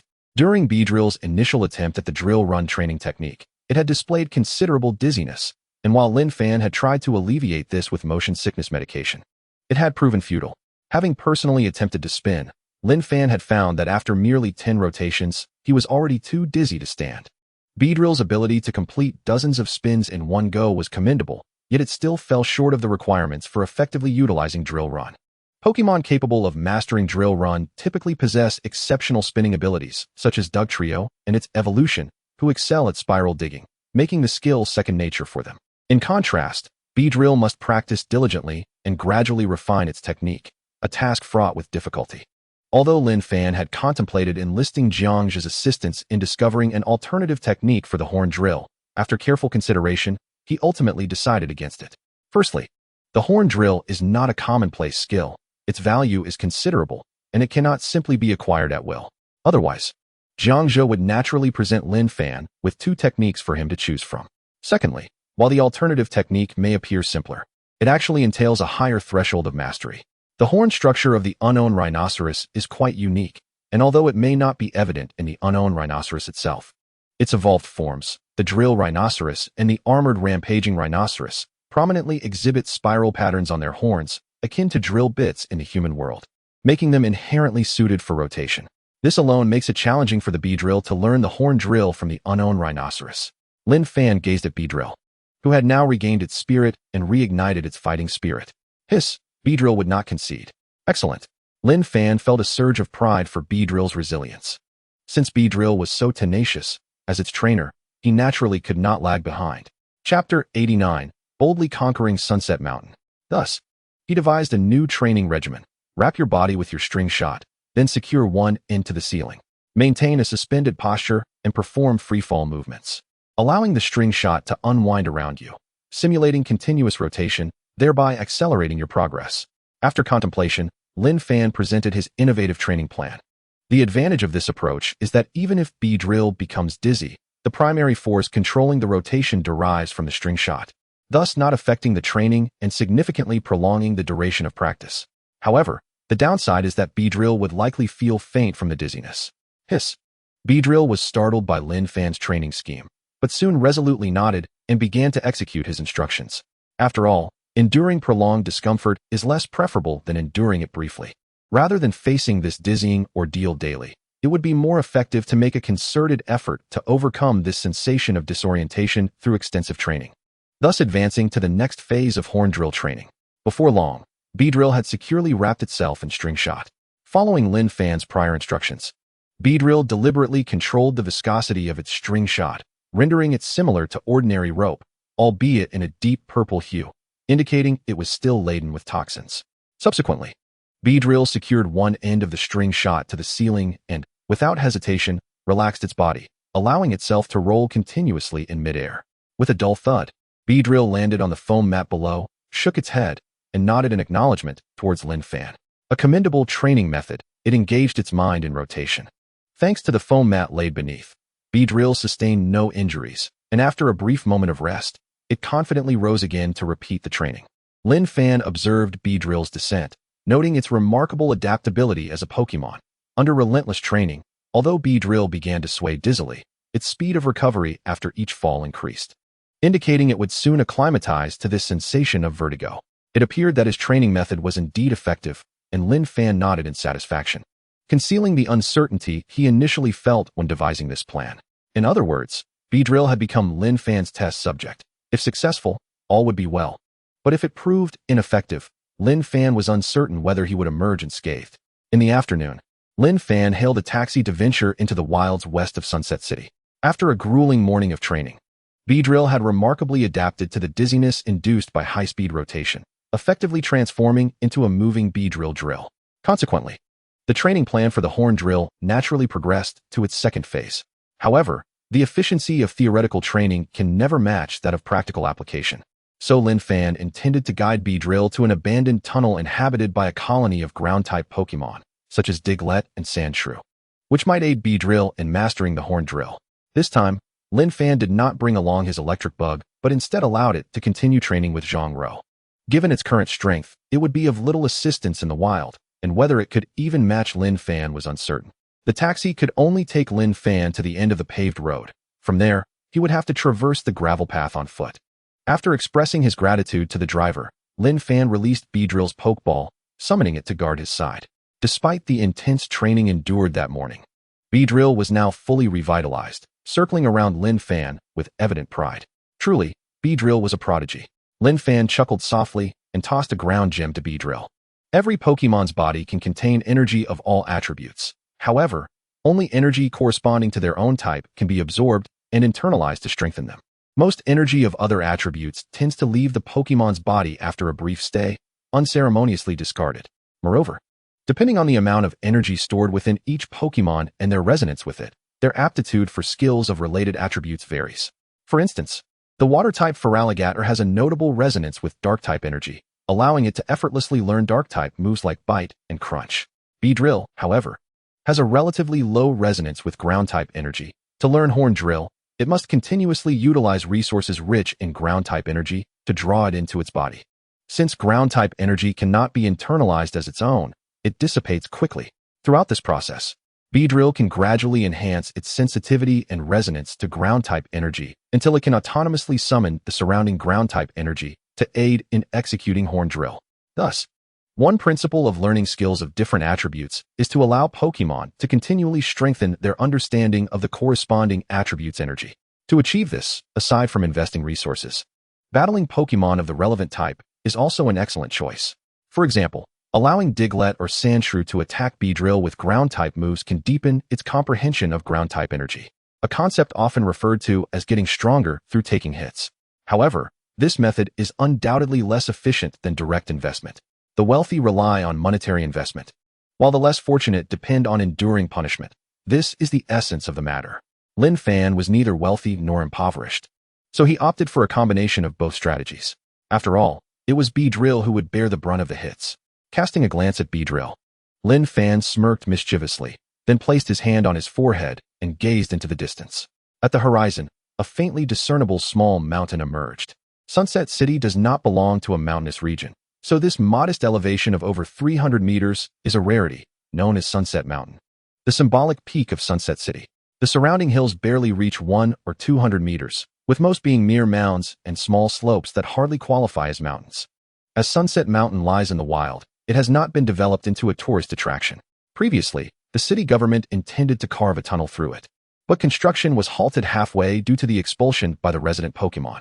However, this incident led the trainers of Sunset City to discover that numerous ground-type Pokémon thrived in their vicinity, much to the delight of trainers who favored ground and rock types, who had previously believed they had to venture to West Peak City to find their desired Pokémon, now realizing they could achieve this right at their doorstep. As the saying goes, a mountain appears closer than it is. The setting sun over the mountain may seem near to Lin Fan. Yet traversing the distance at his current pace would take no less than 7 or 8 hours. Thus, Lin Fan decisively sought out a group of Bobo, offering a few energy cubes as compensation, and requested one of the Pidgeys to carry him towards the setting sun mountain. In no time, the Pidgey descended before the mountain, happily accepting the tip Lin Fan offered, affectionately nuzzling him before soaring back to its clan. After donning the newly purchased mining helmet from his backpack, Lin Fan checked his supplies to ensure everything was in order, then beckoned his Beedrill to enter the cave. Let us go, not to take a beating, but to train. Chapter 90, Mountaineers in the Cave. Within the pitch-black, abandoned tunnel, damaged mining lamps were scattered about. The majority of the Pokémon residing here despised light, such as the Zubat clan, who harbored a strong aversion towards these lamps. Conversely, those Pokémon that did not mind the light, like the Diglett and Dugtrio clans, could not tolerate the immense noise produced during construction. Naturally, the Zubat clan also found this unbearable, as they relied on echolocation rather than sight for flight. Hence, noise affected them even more. Although the construction crew had long since departed, their impact lingered. After walking several hundred steps into the tunnel, Lin Fan encountered not a single Pokémon, but rather a group of mountaineers resting against the wall, engaged in hushed discussions amongst themselves. Mountaineers. They must be quite familiar with this cave, Lin Fan pondered momentarily before turning towards them. Upon noticing Lin Fan's approach, the group quickly ceased their conversation, casting scrutinizing glances his way. After all, in the wild, the most perilous threats often come not from Pokémon, but from unfamiliar humans. Aware of this, Lin Fan raised his hand, retracting his ever-vigilant Beedrill to signal his benign intentions. He fixed his gaze on a burly man with a thick beard, exuding an aura of sincerity, and inquired, "Excuse me, sir, could you kindly direct me towards the gathering places of the Rhydon, Dugtrio, or Diglett clans?"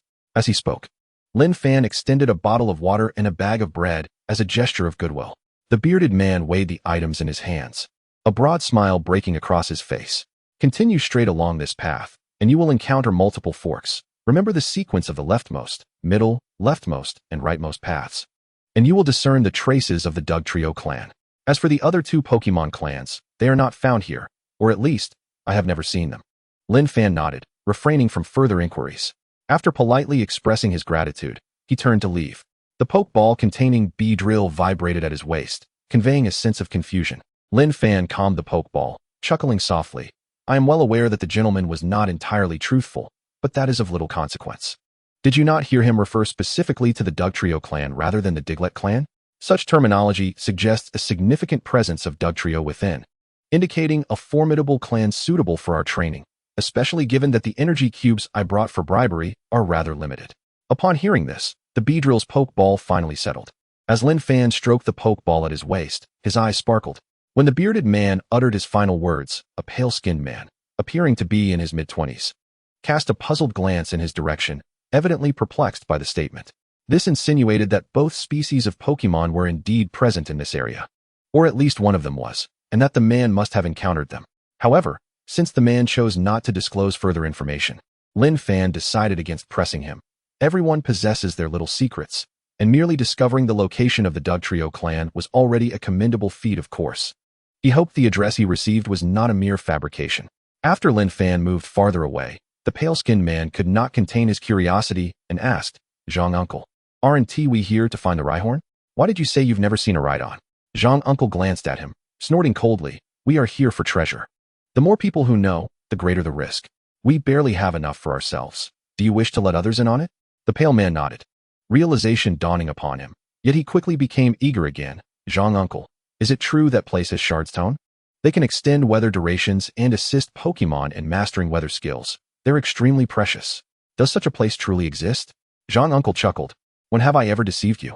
If it weren't for that Rhyhorn being so possessive, I could have handled it myself without needing you lot.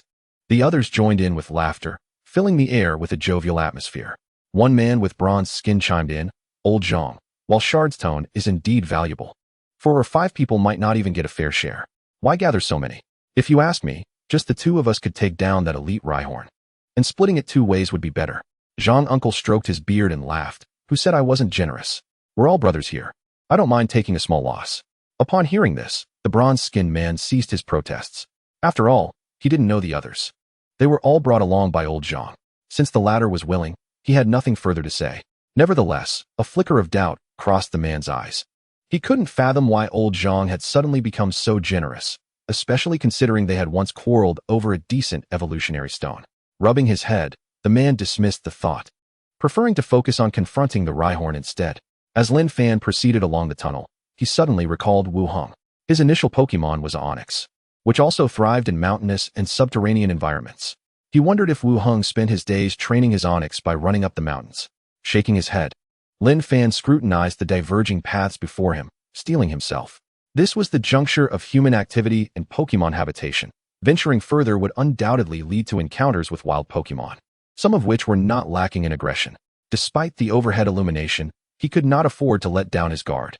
After all, knowing that most Pokémon within the cave despised light, Lin Fan had to minimize the brightness of his headlamp just enough to discern the path ahead. Otherwise, he would be met with an onslaught of Zubat. There were 3 forks in total, and following the old man's guidance, Lin Fan chose the leftmost path. Tap, tap, tap. In the pitch-black cavern, only the crisp sound of his footsteps echoed. Beedrill remained vigilant by Lin Fan's side, the low hum of its wings creating sound waves that roused the indigenous inhabitants. A curious young Diglett poked its head out, staring intently at Lin Fan. Diglett. Lin Fan returned the gaze of the first little creature to appear, his eyes reflecting contemplation. Typically, Diglett lived in communities led by a Dugtrio chief. Moreover, where Diglett thrived, Onyx often followed, as the tunnels formed by Onyx were favored by the Diglett clans.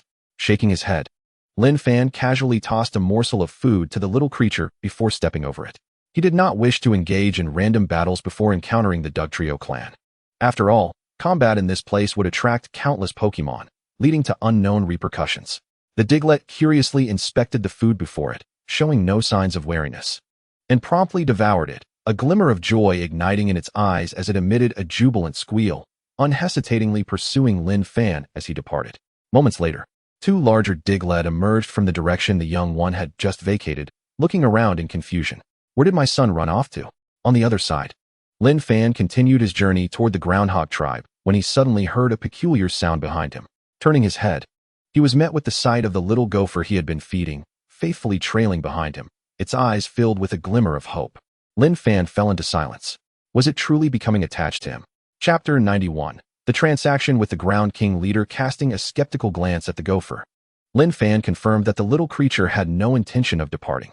Amused yet exasperated, he shook his head and retrieved a morsel of food from his pack, offering it to the gopher as he resumed his trek. After all, this little fellow posed no hindrance to him. Its companionship mattered little. Moreover, as a native of this realm, the gopher might possess an extensive network, possibly assisting him in relaying messages from time to time. The cavern stretched vast and expansive, and as Lin Fan ventured deeper, he began to encounter more and more sprites. The rocky walls were adorned with camouflaged small boulders, and occasionally, he spotted peculiar little trees, only to discover upon closer inspection that they were actually tree-like Pokémon known as Trevenant. This particular sprite was quite unique, being purely of the rock type, yet resembling a deep brown tree, complete with 3 green fingers at the ends of its branch-like arms. It was said that the more green it possessed, the higher its evaluation. Beyond its appearance, Trevenant could indeed learn various grass-type abilities, including the formidable grass-type move, Wood Hammer, granting it a distinct advantage in such an environment teeming with ground-type sprites. However, its timid nature rendered it ill-suited for combat, and its appearance served as a means to evade enemy attacks. After playfully toying with the disguised Trevenant, watching it flee in a panic, Lin Fan couldn't help but chuckle. his gaze shifting forward as a spark of excitement ignited within him. A wild sandshrew. Much like the gopher, sandshrew was also a species distributed among tribes, and judging by its demeanor, it did not appear to have strayed from its group. Thus, it was likely that more sandshrew or even a ground king lurked nearby. It seemed that Lin Fan had indeed arrived at the very location of the ground king tribe, as described by the elder, not having traversed countless territories and paid numerous tolls in vain. Just as he felt a sense of relief, a thought struck him, and he glanced back at the gopher, its cheeks stuffed full. Indeed, this gopher did not seem to have lost its way from its tribe, so why was it following him? Had he unwittingly become a poacher of sprites? With a smirk, Lin Fan disregarded the thought, lowering himself to smile at the gopher. I say, after consuming so much of my food, it's time for you to contribute a little, don't you think? Go and negotiate with the sandshrew over there. Tell them I wish to spar with their leader. Consider these 2 morsels as tokens of sincerity, one for the sandshrew and one for its leader. As he spoke, Lin Fan produced 2 energy cubes from his pack, the ground-type energy contained within making the gopher's eyes widen with desire. You'll get your share once the task is completed, he chuckled, gently tapping the gopher on its head as it scampered off toward the sandshrew.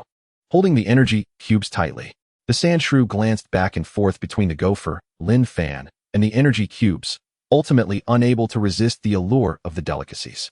It took a tentative bite, its eyes instantly brightening as it snatched the remaining energy cube and hurried back. The gopher joyfully ran back. Eagerly catching the energy cube, Lin Fan tossed its way, its face alight with happiness. Truly, it was delectable. However, once the gopher finished devouring 1 energy cube, the sandshrew had yet to reappear. It wouldn't he have run off with my offering, would it?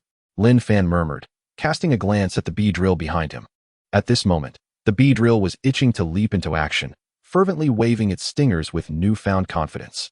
Throughout their journey, it had kept its power in check to avoid unnecessary disturbances, but now, it was finally granted the opportunity to battle. Coupled with the vivid memories of the morning's grueling training, it was undoubtedly more exhilarated than usual. Lin Fan's gaze fell upon the ground gem in Beedrill's grasp. With the Beedrill's progress and strength, its absorption rate of such attribute gems had significantly increased. Within merely 3 to 4 hours, it had absorbed nearly half of the gem, establishing a rudimentary connection with ground-type energy. Suddenly, Beedrill tossed the ground gem back to Lin Fan, its eyes lighting up with exhilaration as it fixated on something behind Lin Fan. Turning in surprise, he beheld the robust figure of a scarred ground king approaching. Striding confidently toward Lin Fan, flanked by dozens of sandshrew and other ground kings, exuding an aura reminiscent of a gang leader, an elite-level sprite. Lin Fan's expression shifted with astonishment. He hadn't anticipated the ground king leader to be this formidable. The ground king halted a few meters away, gesturing for a sandshrew to step forward. Indeed, it was the very same one from before. It pointed at the gopher and then at Lin Fan, whispering something into the ground king's ear. The leader nodded, turning to Lin Fan, its fierce expression softening momentarily as a hint of friendliness emerged. With a sigh of relief, Lin Fan extended his hand to grasp the ground king's outstretched claw, understanding that this matter had been settled. Wild sprites were indeed quite agreeable, especially those accustomed to a diet of soil. A mere offering of food sufficed to smooth over negotiations. However, this time, the Beedrill was not there to engage in a standard one-on-one battle. Rather, it aimed to envelop itself within the ever-emerging ground-type energy to maximize its contact with this energy type. To achieve such an effect, a coordinated assault from multiple ground kings was required. While a single ground king required little sustenance, a group's appetite was quite formidable. Lin Fan's supply of energy cubes would suffice for only a single transaction. Witnessing the agreement between Lin Fan and the ground king leader, the latter dispatched 10 of its finest ground kings to assist Beedrill in training until it mastered the move dig, in exchange for 20 energy cubes. This was a rather advantageous deal, considering that Lin Fan had personally crafted these energy cubes.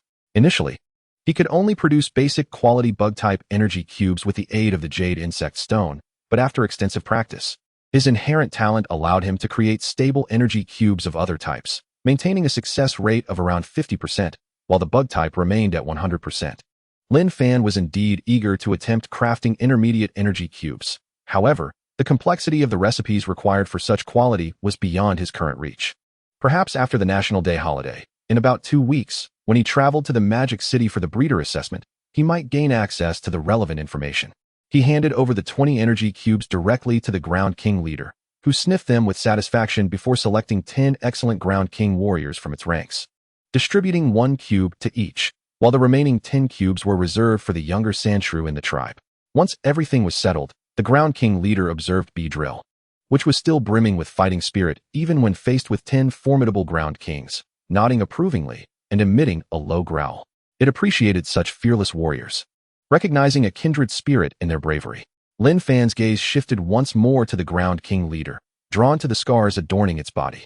Judging by the conditions surrounding the wounds, they appeared to be quite recent. If he was not mistaken, these scars were likely the result of an assault by a swarm of ultrasonic bats. As a species thriving in all cave terrains, the individual attacks of ultrasonic bats are not lethal. However, their terrifying numbers elevate them to the status of apex predators. The leader of this burrowing king, daring enough to challenge the swarm of ultrasonic bats, was indeed a warrior. Chapter 92, The Assault of the Ultrasonic Bat Swarm. In the vast clearing, the large needlebee stood at the center, surrounded by 10 burrowing kings on high alert. To better sense the energy of the ground type, the large needlebee flew at a low altitude, ensuring that even the limited skill of heavy tread could still strike effectively. Large needlebee, when we return, I will treat you to a feast, plenty of peach fruits. Lin Fan cheered for the large needlebee, enticing it with its favorite delicacy. A glimmer of joy flickered in the large needlebee's eyes, its spirit soaring as it glared imperiously at the surrounding burrowing kings. Hiss, bring it on. The large needlebee's shriek acted as a signal, prompting the 10 burrowing kings to launch a collective assault, for using sand attack, 3 employing heavy tread, and 3 invoking quicksand abyss. Under this onslaught, the large needlebee had no opportunity to evade. First, it was firmly ensnared by the quicksand abyss, followed by a cloud of sand obscuring its vision, while the intense tremors beneath its feet threatened to destabilize its stance. Fortunately, all of this was within the large needlebee's tolerance. It began to spin rapidly, activating its long-forgotten counter shield, perhaps due to its rigorous training. This time the counter shield spun at an astonishing speed, its power significantly heightened, almost conjuring a whirlwind in place. The rapidly swirling bug silk collided fiercely with the spinning quicksand abyss, occasionally sending shards of rock flying and igniting sparks. Lin Fan observed the training process of the large needlebee, ensuring everything was in order before turning his gaze to the leader of the burrowing kings. At this moment, the latter was resting nearby, occasionally rubbing its scars, its brow furrowed in a manner that belied its outward calm. Here, this bottle of healing ointment is for you. The burrowing king leader, somewhat annoyed, turned over, extending a bony, fair hand that held a bottle of plain white ointment. Looking up in confusion, Lin Fan saw it smiling gently at him, its eyes conveying a softness that inexplicably dispelled any sense of wariness. Could you? The burrowing king leader sat up, nudging the ointment, not in rejection, but rather asking Lin Fan to apply it for him. Was this an acknowledgement? Lin Fan was taken aback, but soon smiled, patiently spraying the healing ointment over all the leader's wounds, even fashioning a simple bandage tied in a bow, creating a striking contrast in appearance. By the way, how did you sustain these injuries? Were they truly inflicted during the battle with the ultrasonic bats? After securing the ointment, Lin Fan sat cross-legged, curiously inquiring. The burrowing king leader nodded, gesturing with its hands to convey something. Lin Fan furrowed his brow, hesitating. Are you saying that a minor earthquake occurred here recently, startling that group of ultrasonic bats, leading them to launch indiscriminate attacks, which is why you fought them?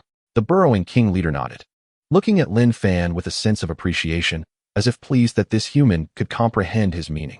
Ignoring the strange gaze the burrowing king leader cast upon him, Lin Fan turned his attention back to the battlefield between the large needlebee and the burrowing kings, expressing his concern. Will those burrowing kings' combined heavy tread provoke similar tremors, potentially triggering another minor earthquake and inciting the ultrasonic bats to continue their indiscriminate attacks on all surrounding spirits? Alas, Lin Fan could not help but worry. In the wild, a single powerful spirit is often not the most lethal, but rather swarms like the ultrasonic bats, which are numerous and possess toxins, pose the greatest threat. The ultrasonic bat swarm in the cave resembled the large needlebee swarm in the forest, perhaps even serving as a fortified version, dominating the realm. Could you? The burrowing king leader patted Lin Fan's shoulder, reassuring him not to fret. The previous chaos was due to a rogue drill-horned rhinoceros deep within the cave, which had gone berserk, repeatedly using earthquake, thus provoking the ultrasonic bats. Drill-horned rhinoceros. Lin Fan's eyes widened. Indeed, he had suspected that the elder was concealing something. However, he was perplexed as to why the elder would hide such information from him. Unable to unravel the mystery, Lin Fan shifted his curiosity towards the strength of that drill-horned rhinoceros. A drill-horned rhinoceros capable of mastering earthquake must be an elite among its kind. In fact, some wild drill-horned rhinoceroses only grasp this Earth-type ultimate move upon reaching professional-level proficiency. Furthermore, judging by the increasingly powerful spirits he had encountered deeper within, the burrowing king leader here was already an elite. He could scarcely fathom the strength of the drill-horned rhinoceros lurking even deeper. Taking a deep breath, Lin Fan suddenly felt a slight tremor beneath him, startling him into an upright position, glancing around in confusion. Could it be that the drill-horned rhinoceros had gone mad again? However, as he focused his gaze on the path he had taken, he breathed a sigh of relief. It turned out to be 2 tri-diggers. The tri-digger appeared as though 3 diggers had merged into one. In reality, each of its 3 heads possessed its own consciousness, resembling triplet brothers. Their bond was strong. Thus disputes over control of the body were rare, save for occasional squabbles over which head would eat first. Observing their anxious demeanor, it seemed they were searching for a digger. Gazing at the digger nearby, Lin Fan noted its joyous expression as it swiftly dug a tunnel towards the 2 tri-diggers, affectionately rubbing against them. It appeared to be their parent. Lin Fan smiled, touched by the heartwarming scene, only to suddenly sense something amiss. Why did the 2 tri-diggers appear so frantic, continually nudging the digger as if urging it to leave? Just as Lin Fan pondered this, the burrowing king leader beside him abruptly opened its eyes, a grave expression crossing its face. Kuchu, they are coming again. Coming again? Before Lin Fan could react, a powerful tremor swept through, nearly lifting him off his feet, while the overhead rock walls rained down dust and debris. Was this the madness of which the burrowing king leader spoke? Indeed, it was quite frenzied. With such violent tremors, it would be a wonder if the ultrasonic bats remained undisturbed. Amidst the intense shaking, all the spirits within the cave were roused. The large needle bee rapidly ceased its battle with the burrowing kings and flew back to Lin Fan's side, anxiously positioning itself protectively behind him. Its gaze fixed with grave concern on the dark entrance of the cave ahead. A gust of wind brushed past Lin Fan and the large needle bee's faces. Is there really wind in a place like this? Lin Fan inhaled deeply, forcing a smile, and instinctively shielded the burrowing king leader in front of him. A cacophony of chaotic winged beats erupted as hundreds of ultrasonic bats surged forth from the dark cave, mingling with dozens of largemouth bats. Their fierce gazes locked onto Lin Fan, their desires almost palpable, crossing the space to sear against his skin. Chapter 93. Riding the Wind, the Large Needle Bee's Acrobatics. The ultrasonic bat is a ferocious spirit, and upon evolving into a largemouth bat, its savagery intensifies. The transformation from ultrasonic bat to largemouth bat does not alter its color scheme significantly. Its body remains predominantly blue, with purple wing membranes. However, it develops white eyes, smaller ears, and an extraordinarily large mouth that nearly engulfs its entire form, featuring 4 sharp teeth in the upper and lower jaws. These thick teeth resemble straws, hollow in the center, rendering them unexpectedly fragile, specially evolved for blood-sucking. Largemouth bats are particularly fond of the blood of living beings, with both human and spirit blood being their utmost favorites. Moreover, these sprites are infuriatingly united, sharing the blood they siphon with their famished companions, making them exceedingly troublesome. Hundreds of them. Lin Fan gazed at the vast, ominous swarm of Zubat before him, took a deep breath, and without a moment's hesitation, followed the lead of the Pangoro chief back to their clan. In such treacherous terrain, it was evidently unwise to flee blindly from a flying horde of Zubat. The best course of action was to find an advantageous position for defense, minimizing the risk of being ambushed from both sides. The Pangoro's clan resided within a craggy rock face, effectively shielding them from attacks from behind and above.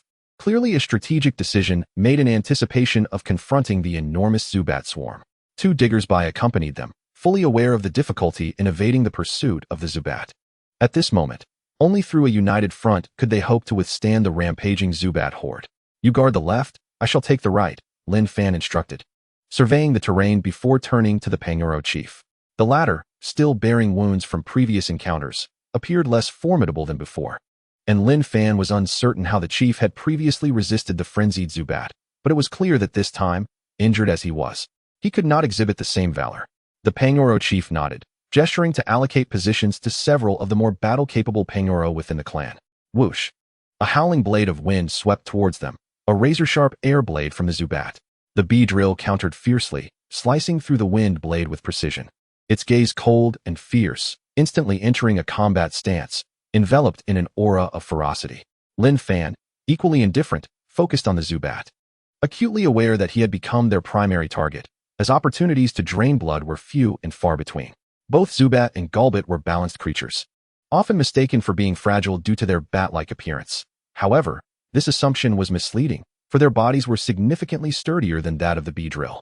Additionally, with their poison flying typing, they enjoyed quadruple resistance to bug-type attacks and double resistance to poison-type attacks, rendering them a formidable adversary for the Beedrill.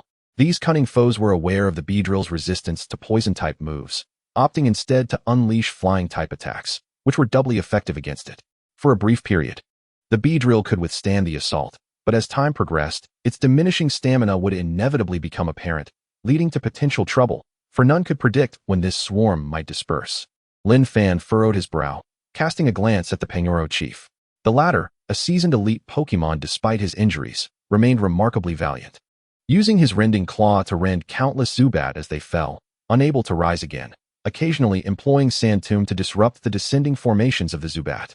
The ground continued to tremble, and Lin Fan could not comprehend what could provoke a powerful Rampardos to unleash its wrath so recklessly. The sound of rushing wind filled the air as numerous air blades whistled towards the Beedrill, which deftly evaded them in a series of agile maneuvers. Yet it began to show signs of exhaustion. The battle had persisted for quite some time. The adage many ants can kill an elephant rang true, compounded by the Beedrill's natural lack of endurance. Yet, in the midst of the fray, its gaze grew increasingly bright, as if some extraordinary essence was stirring within. Seizing an opportune moment, a Golbat, its wings enveloped in flying-type energy, dashed towards the Beedrill amidst the chaos, landing a solid hit that sent the latter reeling back, eliciting triumphant laughter from the Golbat. However, it soon sensed something amiss. Why were the surrounding Zubat and Golbat staring behind it? Was there something lurking there? Turning back with suspicion, the Golbat's small white eyes widened in terror as it beheld the Beedrill, grinning maliciously behind it. Its hands wrapped around the very flying-type energy it knew all too well. Swish! The long stinger sliced through the air, striking the Golbat's vulnerable point with precision, causing it to cry out in anguish as it plummeted to the ground, incapacitated. Lin Fan's eyes sparkled as he focused on the white energy in the Beedrill's grasp. One of the most fundamental flying-type skills, Peck. It was unexpected that while intending to train for the drill run, the Beedrill had inadvertently mastered a flying-type skill instead. Indeed, under pressure, progress is most easily achieved. After enduring the onslaught of air blades, the Beedrill had directly grasped the essence of flying-type energy, using the chaotic winds to propel itself behind the Golbat for a swift, lethal strike. It appeared that beyond bug and poison types, the Beedrill possessed an innate talent for flying-type attacks. Lin Fan mused, his eyes filled with excitement. For an assassin-type Pokémon like Beedrill, speed was paramount, and mastering flying-type skills, particularly the move known as Aerial Ace, would undoubtedly further enhance its velocity. Was this what they called a blessing in disguise? Originally seeking to learn Drill Run, it had instead encountered a Zubat swarm, leading the Beedrill to comprehend Peck. No, it was more than just Peck. Lin Fan's gaze fixated on the Beedrill, darting gracefully among the Zubat, resembling an elegant magician, his eyes burning with fervor. Acrobatics, a nimble attack on opponents, inflicting substantial damage without the need for props. Could this be talent? An epiphany in the heat of battle, a 2-for-1 deal? In midair, the Beedrill initially struggled with the intricacies of acrobatics, but soon mastered its essentials, effortlessly weaving through the turbulent winds generated by the Zubat and Golbat, each strike resulting in the downfall of a Pokémon. The very wind that the Zubat had once relied upon now became the Beedrill's most reliable ally, allowing it to conserve energy, as the wind would carry it to its foes and whisk it away effortlessly. As the Zubat swarm realized the futility of their efforts against the Beedrill and saw the Pangoro chief also at a disadvantage, a flicker of hesitation crossed their ranks.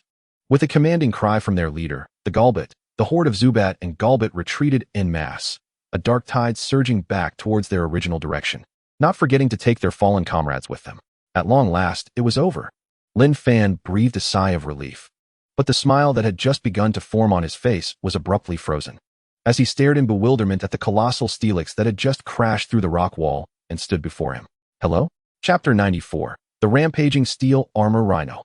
However, the Steelix clearly had no intention of greeting Lin Fan.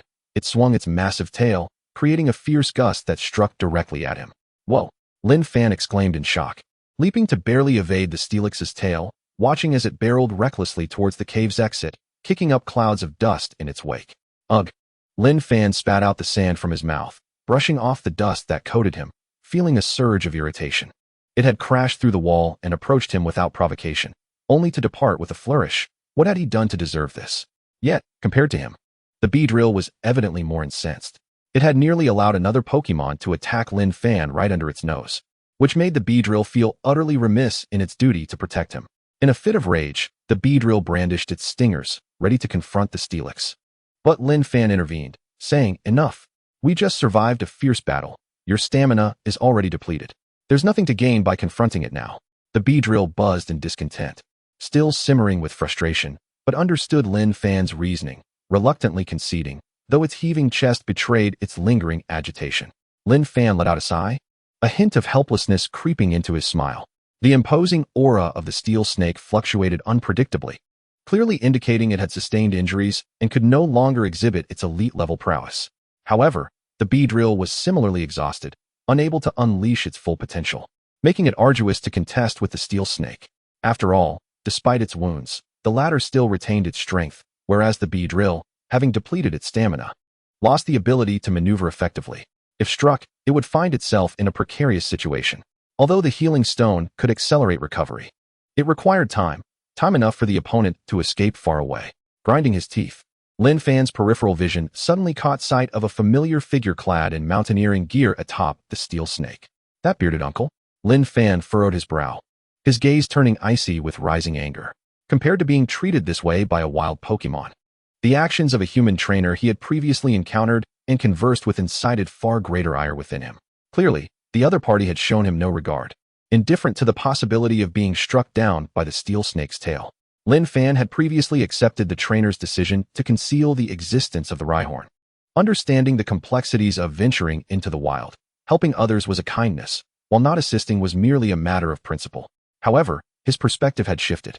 He quietly noted this individual in his mental ledger. Sooner or later, he would reclaim his dignity.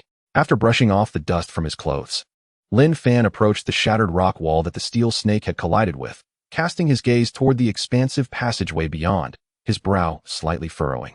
If he wasn't mistaken, it appeared that the other party was fleeing in desperation. Coupled with the erratic aura of the steel snake, Lin Fan was increasingly convinced that it had just endured a fierce battle and likely had not emerged victorious. Whoever had managed to inflict such significant damage upon an elite-level steel snake was a formidable opponent indeed. The leader of the Sandslash approached Lin Fan, emitting a low cry. "Kuchio, that direction is the territory of the Rhyhorn." It had just been calming its frightened kin, especially the young Sandshrews, whose scales had yet to harden and were thus more susceptible to the attacks of Zubat and Golbat. Consequently, it had overlooked the situation on Lin Fan's side, not anticipating the sudden emergence of a steel snake that would attack him. Accompanying the leader of the Sandslash were the little Diglett, as Lin Fan's supplier of sustenance. It was quite concerned for his safety, followed closely by the two Dug trio, who continued to implore the little Diglett to return with them, only to be met with obstinate refusal from the proud little creature, which steadfastly adhered to Lin Fan's side. The Rhyhorn? Lin Fan's expression hardened. The recent tremors had indeed been caused by the seismic waves from the Rhyhorn, which had subsequently awakened the Zubat swarm, inciting them into a frenzied, indiscriminate assault. The Rhyhorn's persistent use of earthquakes was likely due to the trouble instigated by the bearded uncle who had engaged it in battle, resulting in the steel snake's injuries. It could be surmised that the previous rampage of the Rhyhorn was also provoked by the bearded uncle's incursion, leading to a disastrous confrontation with the Sandslash leader and the Zubat swarm. This time, he had brought a group with him and still failed to prevail, retreating in disarray and inadvertently striking Lin Fan along the way. With these thoughts, Lin Fan comprehended the entirety of the situation. It was all the fault of that bearded uncle. Yet, why did he repeatedly provoke the Rhyhorn, despite suffering such severe consequences? And what of the individuals accompanying him? Had they not followed along? Or had some unforeseen incident transpired? Just as Lin Fan pondered these questions, the ground, which had regained its calm, suddenly trembled once more, not from aftershocks, but rather as if some colossal creature was careening through. The Rhyhorn. The name flashed through Lin Fan's mind, but the enormous entity that burst forth from the corner left him utterly astonished. A Rampardos? A wild Rampardos. Before him stood an extraordinarily robust Pokémon, towering in stature with well-defined muscles, enveloped in a gray-brown rocky armor, with orange-red protrusions at its abdomen and joints reminiscent of protective gear. A massive drill-like horn adorned its forehead, accompanied by a smaller horn. Its arms were exceptionally thick, with 3 fingers, and its palms had evolved into cannon-like structures, while its tail ended in a hammer shape, creating a fierce wind as it swung. The leader of the Sandslash, like Lin Fan, was equally astonished, staring in disbelief at the rampaging Rampardos, struggling to comprehend how it had evolved from a Rhyhorn so swiftly. The Rampardos bore evident injuries, its aura equally unstable. As it emerged from the tunnel, panting heavily, clearly exhausted, Lin Fan hesitated before producing a healing spray, offering, "Shall I assist you in your recovery?" The Rampardos remained silent, merely panting and fixing its gaze on Lin Fan and the Sandslash leader. Noticing the lack of response, Lin Fan cautiously approached the Rampardos, carefully observing its demeanor, prepared to flee at the slightest sign of hostility. Fortunately, it seemed the Rampardos recognized the Sandslash leader after exchanging glances. It permitted Lin Fan to draw near and apply the healing spray over its body. Though the healing spray had limited efficacy for a Pokémon of such power, the cool sensation gradually alleviated the Rampardos' fury, revealing a glimmer of sorrow in its eyes. Chapter 95, Racing Against Time. Before Lin Fan could inquire further, the tunnel behind the Rampardos stirred once more, with several figures poking their heads around the corner, their clothing caked in dust and some bearing traces of blood, likely from injuries inflicted by flying debris. They were the remaining individuals. The Rampardos turned its head, its menacing aura emanating, causing the group to recoil in fear. Cautiously peering out, Lin Fan furrowed his brow, puzzled by the unfolding scene. The individuals appeared reluctant to engage the Rampardos, exuding an air of unease. After a moment's contemplation, Lin Fan reassured the Rampardos and, accompanied by the Beedrill and Sandslash leader, approached the group, halting a few meters away. "What is the situation now?" Lin Fan's gaze flitted among the individuals, ultimately settling on a pale-skinned man, prompting him to speak. It was his eyes that had previously revealed the bearded uncle's deceit, indicating he was not one to conceal matters. Engaging him would likely yield the best results. The man hesitated before murmuring, We were deceived by Uncle Zhang." "Uncle Zhang? He must be the bearded uncle." Lin Fan observed the man quietly, signaling for him to continue, eager to listen. "Uncle Zhang initially told us that there were shards of Shasa rock present here, but that a formidable Rhyhorn guarded the area. He called us to join forces to defeat the Rhyhorn and split the spoils. However, the Rhyhorn's strength far exceeded our expectations. Even combined, we could not triumph over it. Thus, Uncle Zhang seized the opportunity while we distracted the Rhyhorn to raid its dwelling, making off with its protective gear and Pokémon Egg, unleashing one of his trump cards, an Explode, to severely injure the Rhyhorn. In its fury, the Rhyhorn revealed another piece of protective gear, evolving right then and there into a Rampardos, which promptly retaliated against Uncle Zhang's Steel Snake, though he managed to escape. The remaining members of our group were overrun by the Rampardos, but were spared further assault as it pursued Uncle Zhang, clearly motivated by the Pokémon Egg. Protective gear. Pokémon Egg. Lin Fan stared in astonishment, his eyes wide as he turned to gaze at the armored Rampardos. The protective gear was an essential item for the evolution of the horned rhinoceros, merging seamlessly with its body to form a vibrant orange-red armor, thus rendering such items exceedingly rare and perpetually in demand. To his utter disbelief, this armored Rampardos possessed not one, but 2 of them. Were they wealthy beyond measure? No. Lin Fan vigorously shook his head. Was this truly the time for such musings? Turning his attention back to the armored Rampardos, he began to understand the source of its furious rage. Spirits typically held their offspring in high regard, whether they be eggs or younglings, and would go to great lengths to protect them. With the spirit egg now stolen, it was no wonder the creature had devolved into a state of evolution in sheer wrath. Moreover, the act of seizing a wild spirit's egg was, in Lin Fan's eyes, akin to the despicable actions of poachers. With a sigh, he cast a cold gaze upon the pale man and his companions, who lowered their heads in shame. One burly man with bronze skin spoke up, his voice tinged with frustration. "I knew old Zhang was acting strangely, but I never anticipated he would resort to this. We only intended to acquire the Shasha rock for sale. We never contemplated stealing the horned rhinoceros's spirit egg. Does it matter to say such things now?" Lin Fan retorted, his tone indifferent. The muscular man opened his mouth, but found no words to express himself, his dejection deepening as he bowed his head, his right fist striking the rocky wall in frustration, sending a cascade of debris tumbling down, a futile attempt to vent his inner turmoil. Lin Fan shot him a glance. He had just claimed they never intended to steal the horned rhinoceros's spirit egg, yet he had said nothing about the protective gear. which was of far greater value than either the egg or the Shasha rock. Clearly, he deemed the theft of the spirit egg a far graver offense. His heart, not entirely wicked, merely manipulated into this act. Regrettably, their quarry had already fled, likely nearing the cave's entrance by now. Lin Fan shook his head. Although he felt a pang of sympathy for the plight of the armored Rampardos, there was little he could do at present. Once the thief had vacated this location, they would vanish into the vastness, slipping away to any place where they could sell the protective gear and spirit egg, earning enough to live comfortably in another city for several years. Furthermore, as no laws currently addressed the theft of spirit eggs, reporting the crime would be futile. After all, spirit eggs could not speak, and discerning whether they had been taken from a wild spirit would be an insurmountable challenge. Thus, such actions were met with moral condemnation in Xia country, yet remained unpunished by law. Indeed, acquiring spirit eggs from wild spirits posed a far greater challenge than simply poaching them. Otherwise, poachers would predominantly focus on stealing the eggs outright. The armored Rampardos emitted a mournful cry of fury, rising to stubbornly pursue the path taken by the steel serpent. Lin Fan pressed his lips together, his spirits dampened, his gaze inadvertently falling upon the Diglett and Doug trio, a sudden spark of inspiration igniting in his mind. He rushed forward, urgently inquiring, "Little ones, is there a Steelix residing near your territory?" While the Diglets did not share a symbiotic relationship with Steelix, the tunnels formed by the latter often became favored dwellings for them, suggesting that where there were Diglets, Steelix were likely to be found as well.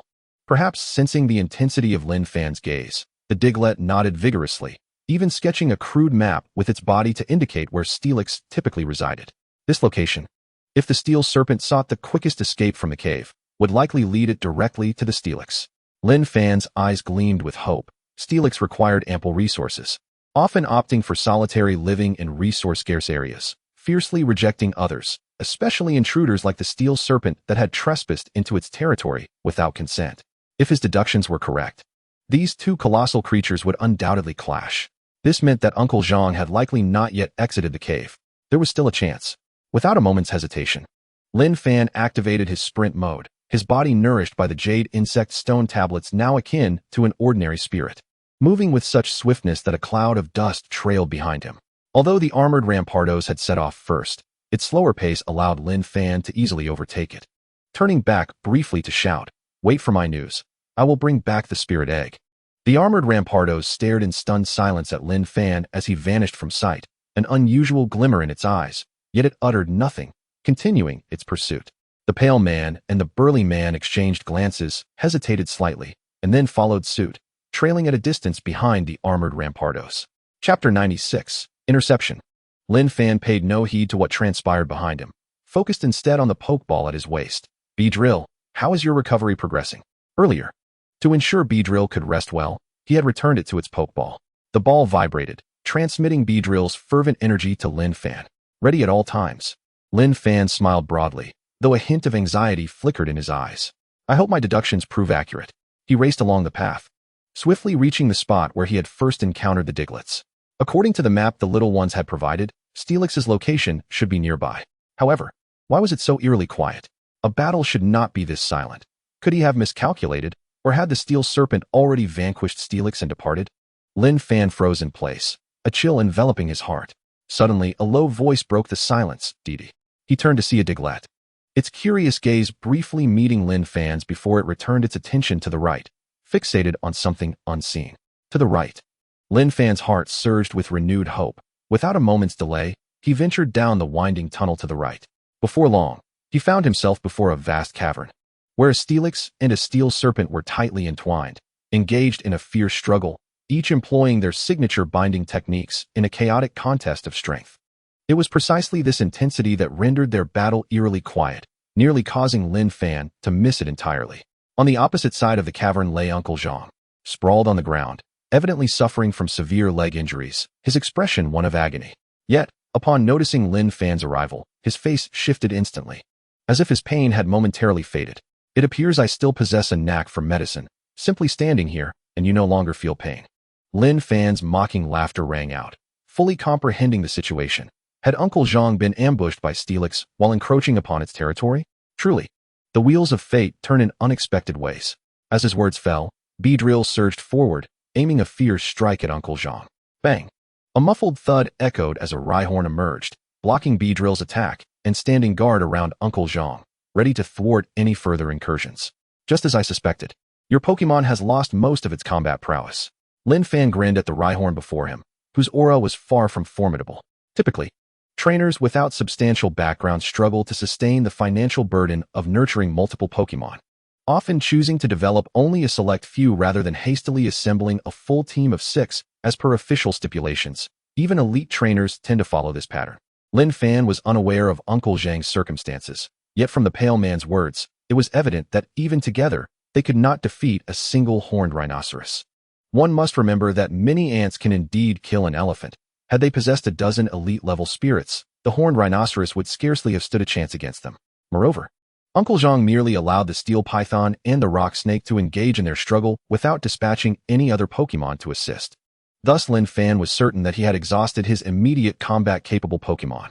He could only summon another relatively weak Pokémon, the Rumble Stone, for a final desperate attempt.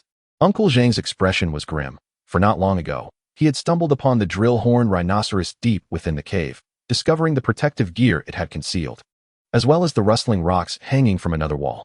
Driven by greed, he had directly attempted to defeat the drill-horned rhinoceros and seize both the protective gear and the rustling rocks, only to underestimate its power and find himself fleeing in defeat. Naturally, he was not one to give up easily. He recruited a few individuals, merely informing them of the presence of the rustling rocks, promising them a share upon defeating the drill-horned rhinoceros. Even without disclosing the information about the protective gear, the substantial value of the rustling rocks was enough to entice them into assisting him. Everything had seemed meticulously calculated. Their collective strength would be sufficient to suppress the drill-horned rhinoceros without concluding the battle too swiftly, allowing him to discreetly retrieve the protective gear amidst the chaos and later divide the rustling rocks among them, thus enabling him to amass wealth overnight and acquire yet another formidable Pokémon. However, he had utterly misjudged the drill-horned rhinoceros's capabilities. Who could have known that the creature had been pregnant a few days prior, resulting in a temporary decrease in strength? Who could fathom the nature of a pregnant Pokémon? By the time he returned with his companions, the drill-horned rhinoceros had fully regained its strength and was decisively overpowering them. With no other options available, he resorted to this desperate measure, selling out the individuals he had summoned and adhering to the principle of not letting anything go to waste. He also seized the Pokémon egg that had not been part of his original plan, utilizing the Rumble Stone's explosion. He severely injured the drill-horned rhinoceros in an attempt to escape. At this point, the plan still appeared to be under his control. Although using the explosion would inflict considerable damage on the Rumble Stone, such sacrifices seemed trivial compared to the potential rewards. Yet, what he could never comprehend was why the drill-horned rhinoceros produced another piece of protective gear in response, evolving on the spot into an armored rhinoceros and severely injuring the steel python. Was protective gear as common as cabbages? As if the heavens conspired against him. During his escape, the steel python inadvertently trespassed into the territory of the rock snake. While the latter was no match for the steel python, it undeniably delayed his escape long enough for Lin Fan to catch up. Uncle Zhang took a deep breath, his expression regaining a semblance of calm. So you have caught up to me, but what of it? You are still a step too late. The rock snake has already been defeated. Judging by your lack of other dispatch Pokémon, I assume you possess only this one. Even though the steel python is injured, it is still a genuine elite-level Pokémon. I refuse to believe you can prevail. He added, to be fair, I shall part with the Pokémon egg. Such a powerful drill-horned rhinoceros, no. A descendant of the armored rhinoceros, must possess great potential. Whether sold or kept for oneself, it is an excellent choice. As if to affirm his words, the rock snake let out a mournful cry, helplessly releasing its grip on the steel python before collapsing with a thunderous crash. The steel python turned, its fearsome head locking onto Lin Fan, its nearly 10-meter-long form evoking the image of a legendary giant serpent. Is that so? Lin Fan grinned, excitement igniting in his eyes. Unfortunately, I am a rather greedy individual. I desire both the Pokémon egg and the protective gear. Beedrill, are you prepared? Ready at all times. Then let us commence. Beedrill. Use Fury Cutter. Chapter 97. Defeating the Steel Python. Without further ado, Lin Fan immediately recognized the opponent's plan to delay, allowing the Steel Python a moment to recuperate. Once Beedrill had quietly enhanced its abilities, Lin Fan commanded it to launch a fierce assault. Damn it, where did this little brat come from? Why is he so troublesome? Uncle Zhang seethed with anger, but with no other options remaining, he gritted his teeth and barked, Steel Python, Iron Tail. The massive steel tail descended violently, generating a howling wind that pressured the air in front of Beedrill. Beedrill held its breath, focusing intently. At the last moment before the iron tail struck, it deftly maneuvered to the left, drawing closer to the steel python and landing a precise fury cutter to its neck. A sharp sound of steel colliding echoed, with the steel python merely swaying slightly, while Beedrill was forced to retreat midair, shaking its hands in pain as it narrowly avoided the falling rocks from the rumble stone. Returning to Lin Fan's side, Uncle Zhang laughed heartily. Do you think a single Beedrill can stand up to my steel python? Poison-type attacks are immune, bug-type moves are resisted. You can hardly breach its defenses.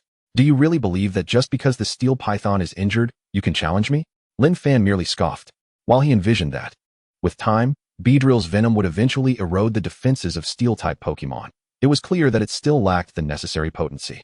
Thus, he could not employ the same strategy he had against Wu Heng's rock snake, debilitating its defenses with venom before delivering a fatal blow. Relying solely on Fury Cutter indeed posed a challenge against the steel python. However, he had never engaged in a battle without preparation, nor had he ever intended to defeat the steel python merely with Fury Cutter. After all, his initial purpose for coming here was to allow Beedrill to learn new skills, filling in the gaps in its skill set. Let me show you the bond that belongs to us. Beedrill, launch a drill run. Screech. With Lin Fan's rallying cry, Beedrill's momentum surged, directing its stingers toward the steel python as its body spun rapidly, resembling a top, tearing through the air as it charged toward the steel python. The cumbersome steel python was utterly incapable of evading this strike, and Beedrill struck precisely where it had previously landed its Fury Cutter. The same metallic crash rang out. Yet the outcome was starkly different this time. The steel python trembled, letting out a pained roar as its colossal form crashed heavily against the rocky wall behind it, causing a resounding commotion. Lin Fan crossed his arms, smiling as he declared, while bug-type moves are weak against steel types, ground-type moves are equally effective against steel types. Does your steel python still possess the strength to fight? Uncle Zhang remained silent for a long while, the heavy breaths of the steel python behind him resembling a windmill, tousling his hair. The rumble stone remained loyally at his side, but he understood that for Beedrill, defeating the rumble stone would be trivial. The only significant threat was the steel python. Yet now, with Beedrill's drill run, the steel python's accumulated injuries had rendered it nearly incapable of continuing to fight. Persisting would only be a futile endeavor. I concede. A dry voice emerged from Uncle Zhang, his demeanor appearing aged by a decade in an instant. He struggled to comprehend how things had spiraled to this point. Yet, a loss was a loss. He was not one to be unable to accept defeat. Uncle Zhang placed his backpack onto the steel python's tail, which brought it before Lin Fan and gently set it down. Lin Fan glanced at the backpack before directing Beedrill to tear it open. With a rip, the bag split apart, spilling its contents onto the ground with a dull thud. A Pokémon egg and a piece of protective gear tumbled out. At that moment, Lin Fan finally felt a sense of relief. Although the journey had been fraught with challenges, the outcome was quite favorable. Shortly thereafter, the armored rhinoceros arrived, its gaze immediately fixating on the Pokémon egg before Lin Fan, its face lighting up with delight. It strode forward, cautiously cradling the egg with a gentle expression. Following the armored rhinoceros, the pale man and others approached cautiously, their eyes scanning the silent Uncle Zhang and the casually toying with his Pokeball Lin Fan. Upon seeing the steel python's massive form coiled weakly and Beedrill watching it intently, their eyes widened in disbelief. This guy truly defeated Uncle Zhang's steel python with just a Beedrill? That was Uncle Zhang's trump card. Disregarding the tumult within their hearts, Lin Fan rose, smiling as he gestured towards the protective gear beside him, and said, I've brought back the spirit egg and the protective gear for you. How about you do me the courtesy of simply returning like this? Lin Fan was not merely being merciful. His primary concern was the potential wrath of the super-armored rhinoceros, which might unleash a rock smash and reduce Uncle Zhang to mere fireworks. A rather grave situation indeed. Upon receiving the spirit egg, the super-armored rhinoceros visibly calmed, casting a cold glance at Uncle Zhang before unleashing a rock smash upon the steel serpent, causing it to emit a pained cry. Its already waning vitality further diminished, as if it were on the verge of fainting. Uncle Zhang's lips moved, but ultimately, he could only emit a resigned sigh. Following this retaliatory strike, the super-armored rhinoceros turned to Lin Fan, its initially fierce gaze softening as it stepped forward and embraced Lin Fan, expressing gratitude. Lin Fan felt his bones creak under the pressure, forcing a smile that resembled more of a grimace. Perhaps you could let go first? The super-armored rhinoceros obediently released its hold. Pointing at the protective gear beside Lin Fan, and emitting a low growl, gazing at him intently. "Is this a gift for me?" Lin Fan exclaimed in astonishment. But upon meeting the resolute gaze of the super-armored rhinoceros, he hesitated momentarily before breaking into a radiant smile. "Then I shall gladly accept." Although he had no use for the protective gear, it could be exchanged for an equally valuable power amplifier, an item far superior to thunderstones and magnets, which would significantly bolster the electric bug's strength. After all, the total value of all resources previously utilized by Beedrill did not surpass that of a power amplifier, indicating a remarkable advancement in the electric bug's capabilities. However, it did feel somewhat unfair to Beedrill. Perhaps he should order a batch of the finest peach fruits for it upon returning. Taking a deep breath, Lin Fan reached for the protective gear, applying slight pressure. A profound silence enveloped the air, and nothing occurred. Lin Fan's face broke into an awkward smile as he glanced at the immovable gear. Veins in his right hand bulging as he hoisted it with one hand, feigning ease as he cradled it in his arms. "Goodness, how heavy is this? I suppose it is only fitting for an armored beast like the Rhydon." Chapter 98, A Bountiful Harvest. The super-armored rhinoceros, noticing Lin Fan's struggle, effortlessly took the protective gear from him, one hand carrying it while the other held the spirit egg, turning to signal Lin Fan to follow. Lin Fan nodded, casting a glance at Uncle Zhang and the others. Before anyone could speak, Uncle Zhang remarked nonchalantly, "I've already called the police," ignoring the bewildered expressions on their faces. He continued, fatigue evident in his eyes, "I am indeed getting old. My mind is not as sharp as it once was. Perhaps it's time for me to spend some time in the station to clear my head." Lin Fan raised an eyebrow, regarding him with a curious look before falling silent and following the super-armored rhinoceros. If the other party admitted to betraying his teammates and stealing the spirit egg, he could indeed face 3 to 5 years in prison. However, it was ironic that he sought refuge in the police station to avoid retribution from others while delivering such a grandiloquent statement. Lin Fan mused, wishing he could cultivate such a thick skin himself. Furthermore, even with the police involved, a beating was still inevitable. Hearing the distant cries behind him, Lin Fan chuckled, catching up to the super-armored rhinoceros, and curiously inquired, "I heard that you only evolved into the super-armored rhinoceros after the spirit egg was stolen in a fit of rage. But if you had 2 pieces of protective gear, why didn't you evolve sooner? With your strength post-evolution, they wouldn't have been able to take anything from you." The super-armored rhinoceros shook its head and let out a deep growl. Insufficient compatibility with the gear, preventing evolution? This time, it could evolve only due to the surge of anger? Lin Fan's eyes flickered with thought. He only knew that the gear could facilitate the evolution of the Rhydon into the super-armored rhinoceros. But he was unaware of the necessity for a certain level of compatibility with the item. If that was the case for the protective gear, what about similar items like the power amplifier or the lava amplifier?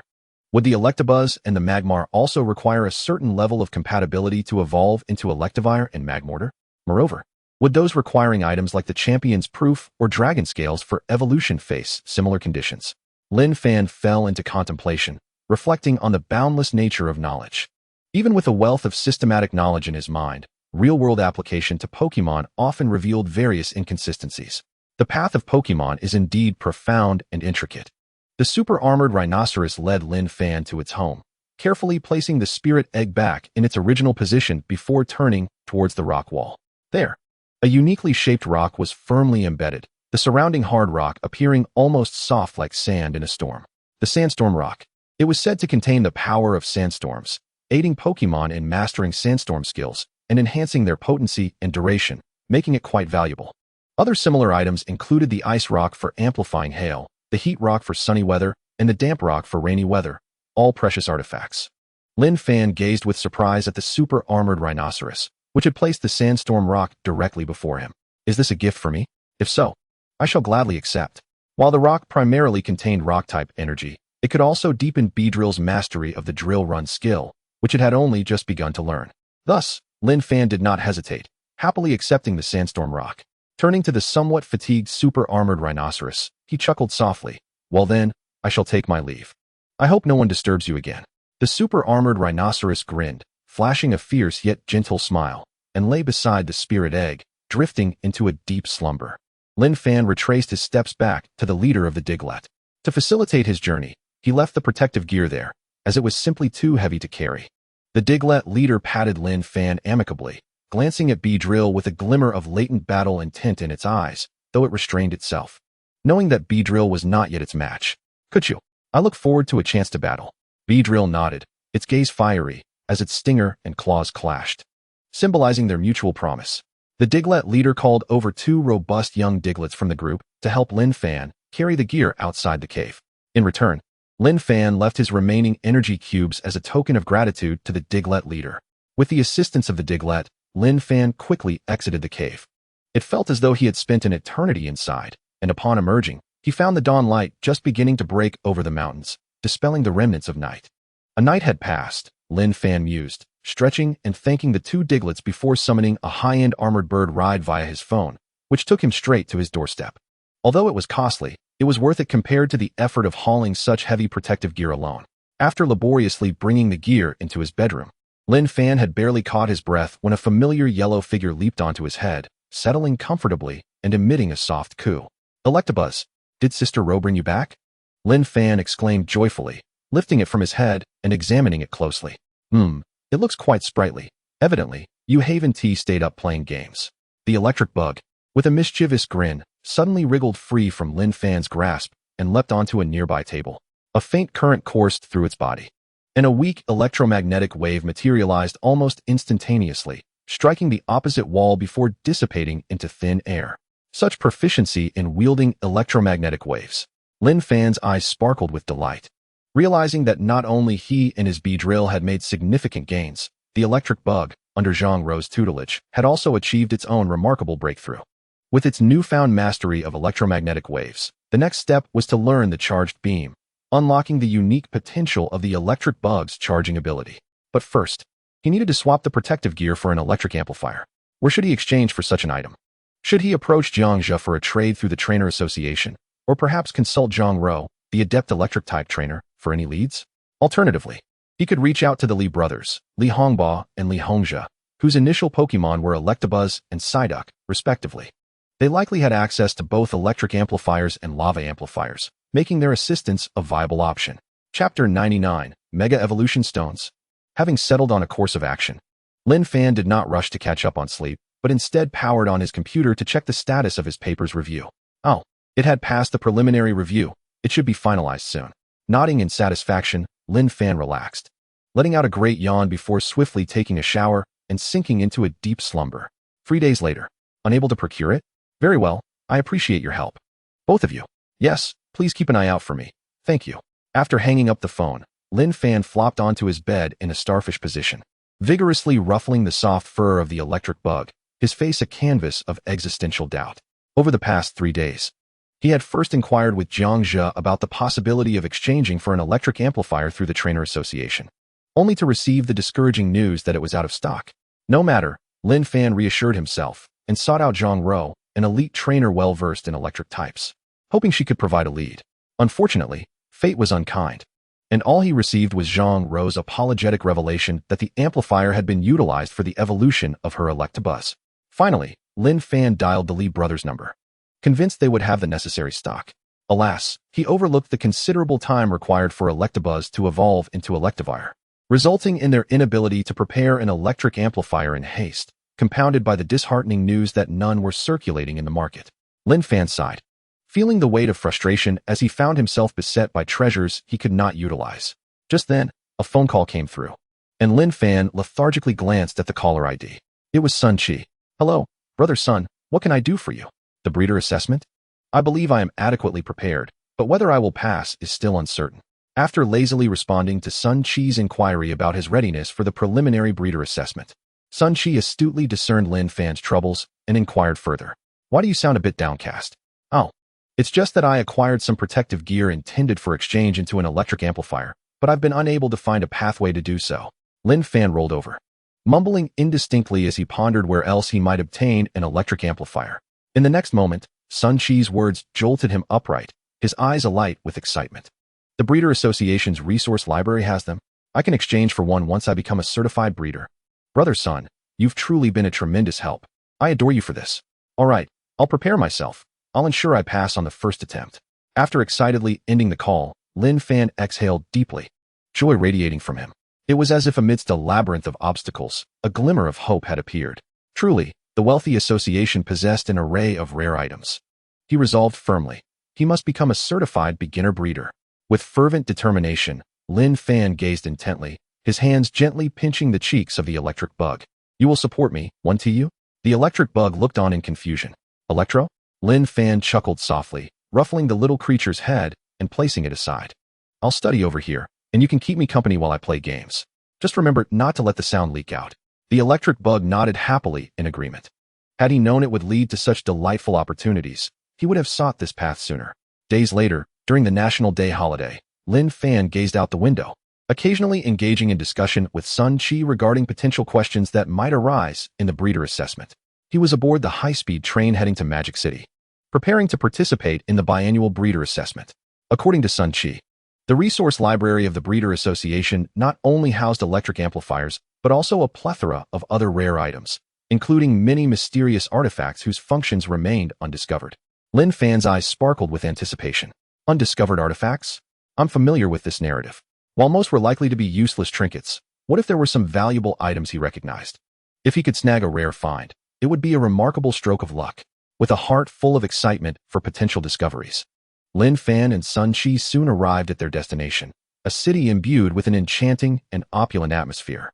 During the day, Magic City had yet to reveal its dazzling nightlife, but its magnificent architecture still left first-time visitors in awe.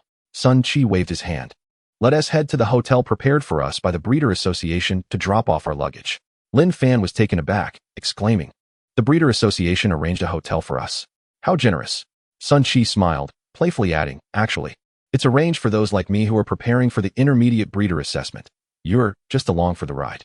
However, if I fail the intermediate breeder assessment, I will have to cover the full cost of the hotel stay, a measure to deter those lacking the requisite skills from trying to mooch. Lin Fan was speechless but understood well, for as Sun Chi had explained, intermediate breeders were considered valuable talents with considerable expertise regarding energy blocks. In contrast, beginner breeders faced no stringent requirements regarding energy blocks, and the assessment included merely a supplementary question on energy block creation, serving as a mere embellishment. After hailing a taxi, the two quickly arrived at the hotel reserved by the Breeder Association. Surrounding them were numerous taxis, and as each person disembarked, they surveyed their surroundings with smiles that, while friendly, carried an unmistakable air of distance, creating a rather peculiar atmosphere. After all, those who arrived at this juncture were all competitors. Though the assessment relied on one's innate abilities, witnessing others celebrating their success, while one faced the prospect of returning home empty-handed could inevitably lead to feelings of disappointment, especially after a previous incident where a man, having failed the assessment, unleashed a torrent of laxatives upon fellow participants.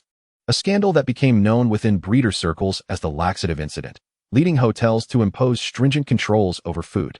Sun Chi glanced around and said, My friends haven't tea arrived yet. Let us head inside. Lin Fan nodded, following Sun Chi to their designated room, 9527. The room allowed for a choice between a double bed or twin beds, and since he was accompanied by Lin Fan, Sun Chi naturally opted for the twin arrangement, ensuring Lin Fan stayed with him. The hotel was well equipped, with excellent natural lighting, featuring a long table adorned with a flat-screen television, atop which lay a thin magazine-like brochure.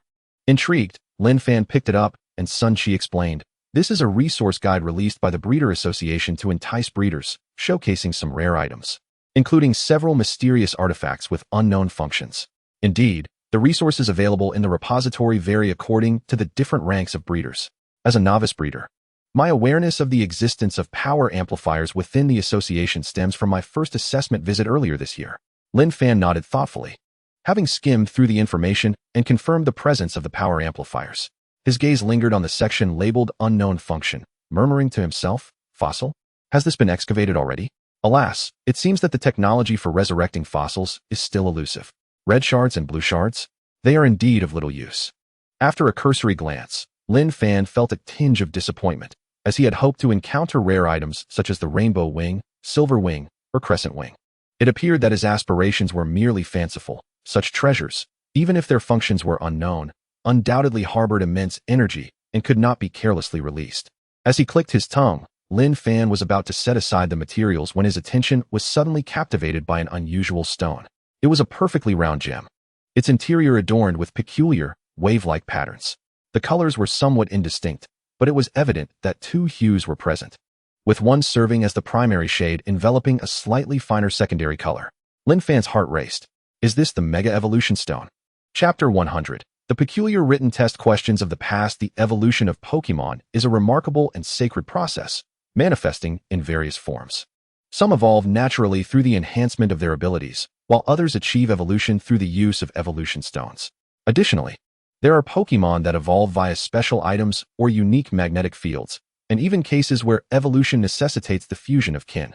Despite the diversity of these evolutionary paths, they all share a commonality. They represent a transition in the Pokémon's life stage. However, one form of evolution stands apart from the rest. It is a transient evolution, applicable only to a select few Pokémon. This is known as Mega Evolution or Super Evolution. The prerequisites for Mega Evolution are exceedingly stringent.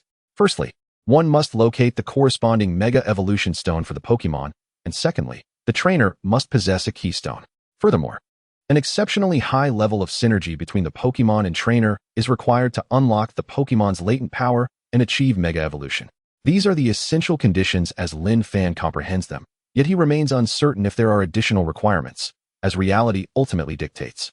Both the Mega Evolution Stone and the Keystone are indispensable for Mega Evolution. However, the latter is considerably rarer and more challenging to procure.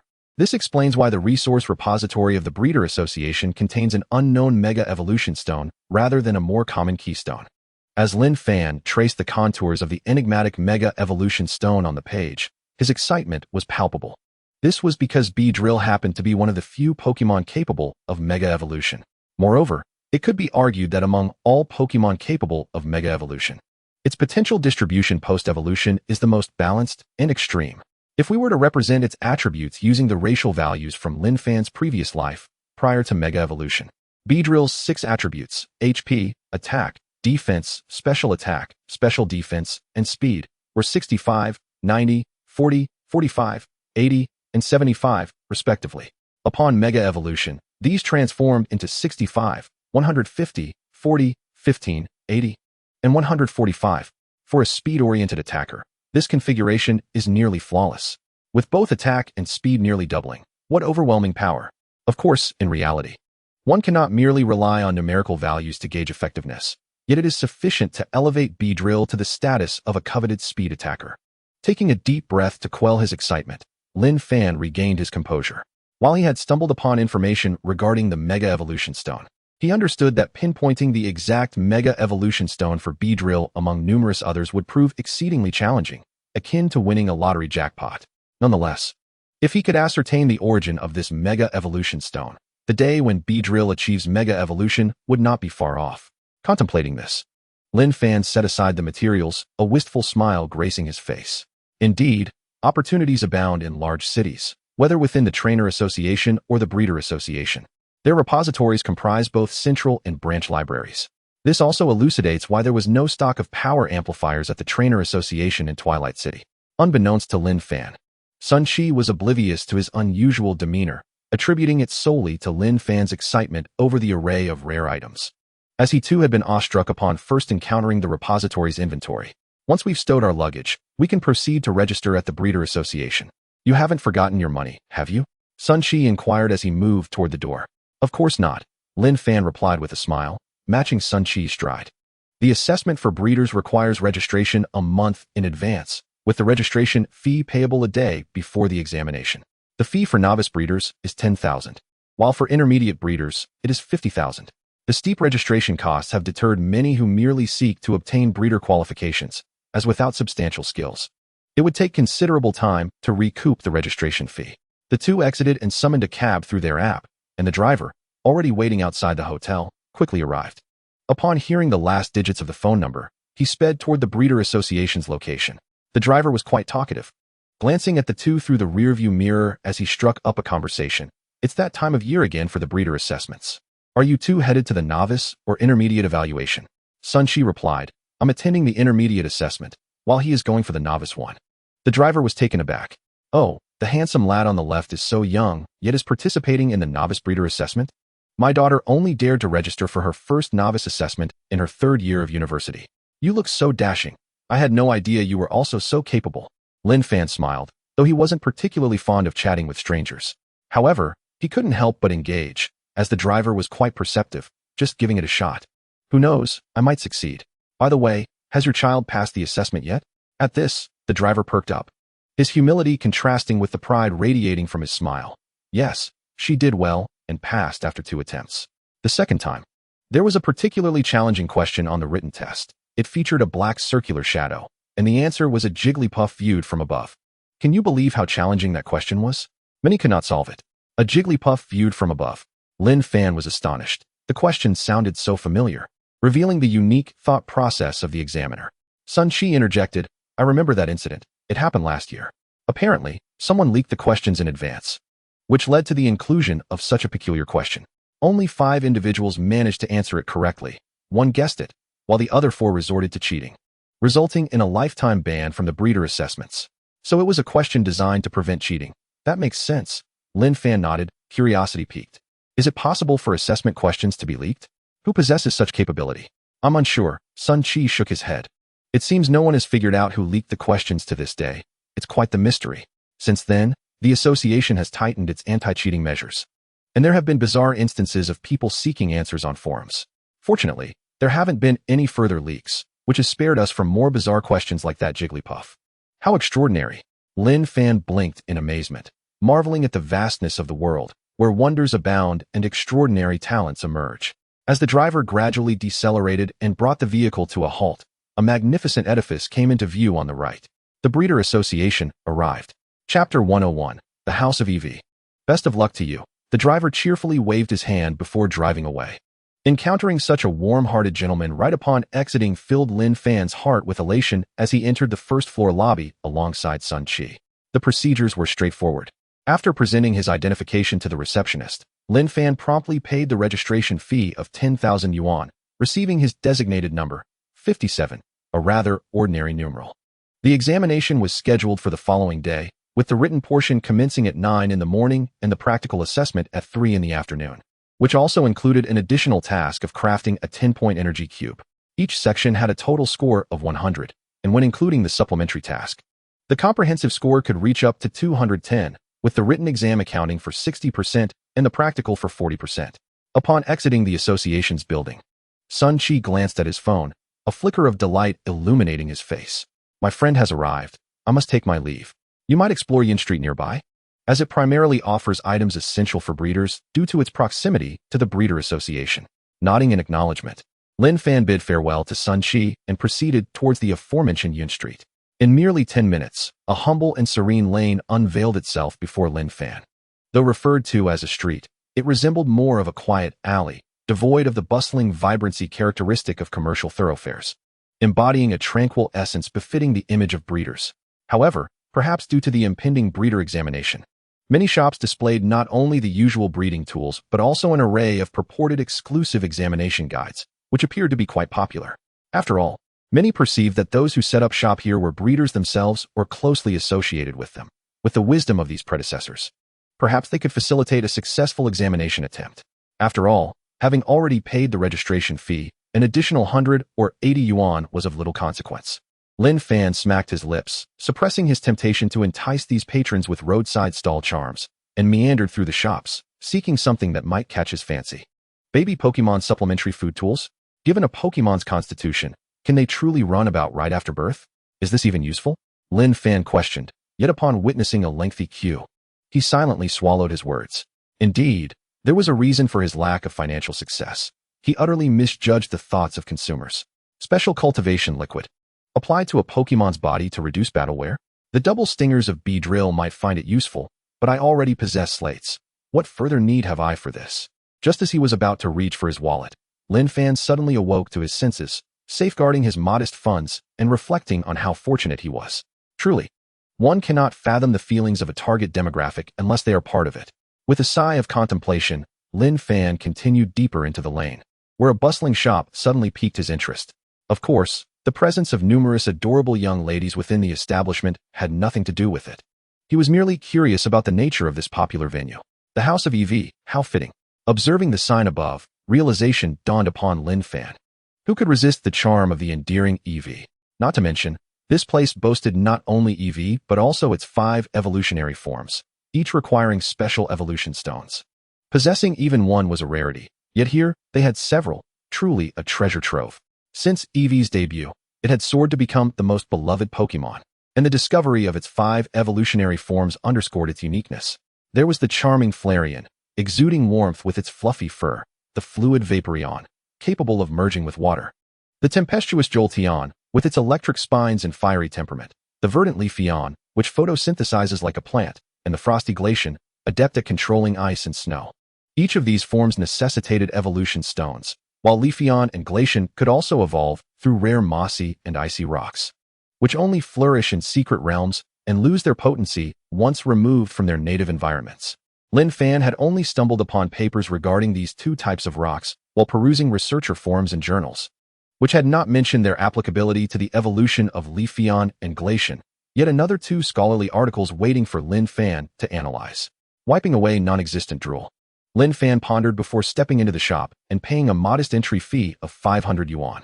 After all, there was nothing particularly enticing in Yun Street, so it seemed prudent to rest here for a while before returning to review his studies. However, the entry fee felt remarkably affordable, 500 yuan for an hour, and each EV within was worth tens of thousands as rare Pokémon, all impeccably trained. It seemed the proprietor was not merely in it for profit. The majority of the shop was occupied by several young ladies clad in light attire, yet surprisingly, no distinctive perfumes lingered in the air. Instead, an inviting fragrance of greenery prevailed. Lin Fan's gaze landed on a few Leafeon, a Pokémon capable of photosynthesis, producing fresh, invigorating air. Young Leafeon exuded a scent reminiscent of fresh grass, while older ones emitted the aroma of fallen leaves. This fragrance could be utilized for perfume production and was quite popular.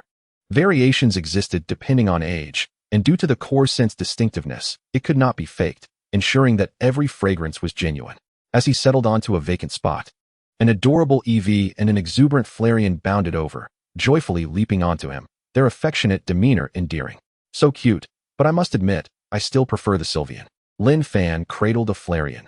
Though it was summer, the balanced climate maintained by both Glaceon and Flareon kept the shop comfortably pleasant, with the Flareon deliberately lowering its surface temperature, making it quite pleasant to the touch. Yet, before he could savor the moment, a delicate, unfamiliar face suddenly filled his entire field of vision, cascading rainbow-like hair framing half of her visage. Her piercing gaze fixed upon him. What did you just say? A bead of cold sweat trickled down Lin Fan's forehead. Oh no, he had inadvertently spoken aloud. However, it was not a significant issue. After all, no one recognized Sylveon. Opening his mouth, he maintained a calm facade and replied, I mentioned that I prefer EV, as it resembles a fairy in my eyes.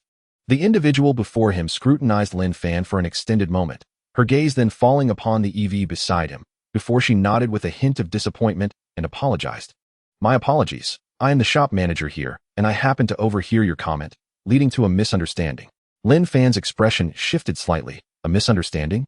Surely, a rational person would only feel perplexed upon hearing the name Sylveon, likely concocting their own affectionate term for EV, akin to the online moniker Sweetheart EV. Moreover, this individual had initially been several meters away, and despite inadvertently speaking, he had instinctively lowered his voice to a whisper, audible only to the Flareon in his arms. Whether the nearby EV could even hear it was uncertain. This person must possess extraordinary hearing. Chapter 102, by Li Yun. Concealing his bemusement, Lin Fan smiled. No worries. By the way, are all the EV here yours? No offense intended. But you don't seem quite old enough to run such a shop. Are you perhaps a university student? Lin Fan scanned the surroundings, his gaze particularly focused on the numerous evolved EV present, inquiring further. The proprietor extended his arms to embrace EV, smiling as he spoke. This establishment was initiated at my grandmother's behest, and the EVs here were meticulously selected. They are all rather affectionate little creatures, though only one. The Vaporeon belongs to me. Indeed, I am a university student. Allow me to introduce myself. I am Bai Liyun, a sophomore at Magic City University. As his words faded, a previously unseen Vaporeon emerged silently from the water tank, affectionately leaping to Bai Liyun's side and nuzzling against his pant leg. A professional-grade Vaporeon. And not just any professional grade. It possessed remarkable stealth capabilities, revealing not a single flaw. Lin Fan was taken aback, his gaze fixated on the azure sea demon-like Vaporeon at Bai Liyun's feet. A sophomore from Magic City University? Only 2 years his senior, yet possessing such a formidable Vaporeon. Truly impressive. It is worth noting that even Zhang Ro, who graduated from Provincial Normal University 2 years prior, does not own a single professional-grade Pokémon, despite being a member of the school team and excelling among her peers. Truly, This is a prestigious institution, teeming with hidden talents. Suppressing his astonishment, Lin Fan introduced himself as well.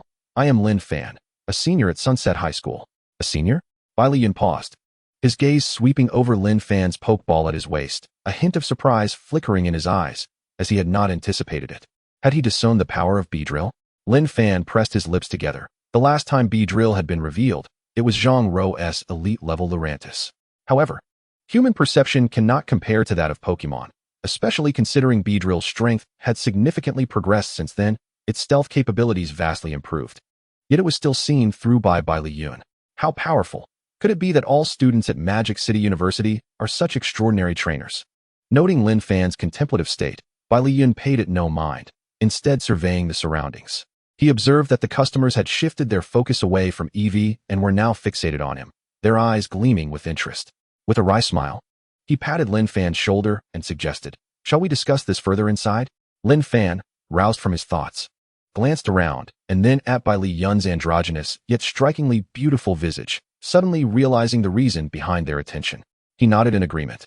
This was the first time he found a man to be extraordinarily handsome, exuding a gentle aura akin to that of an Eevee. Could it be that trainers, after spending prolonged periods with their Pokémon, begin to assimilate their traits? Inside the partition, Bai Liyun casually intertwined his fingers before him, appearing relaxed and at ease.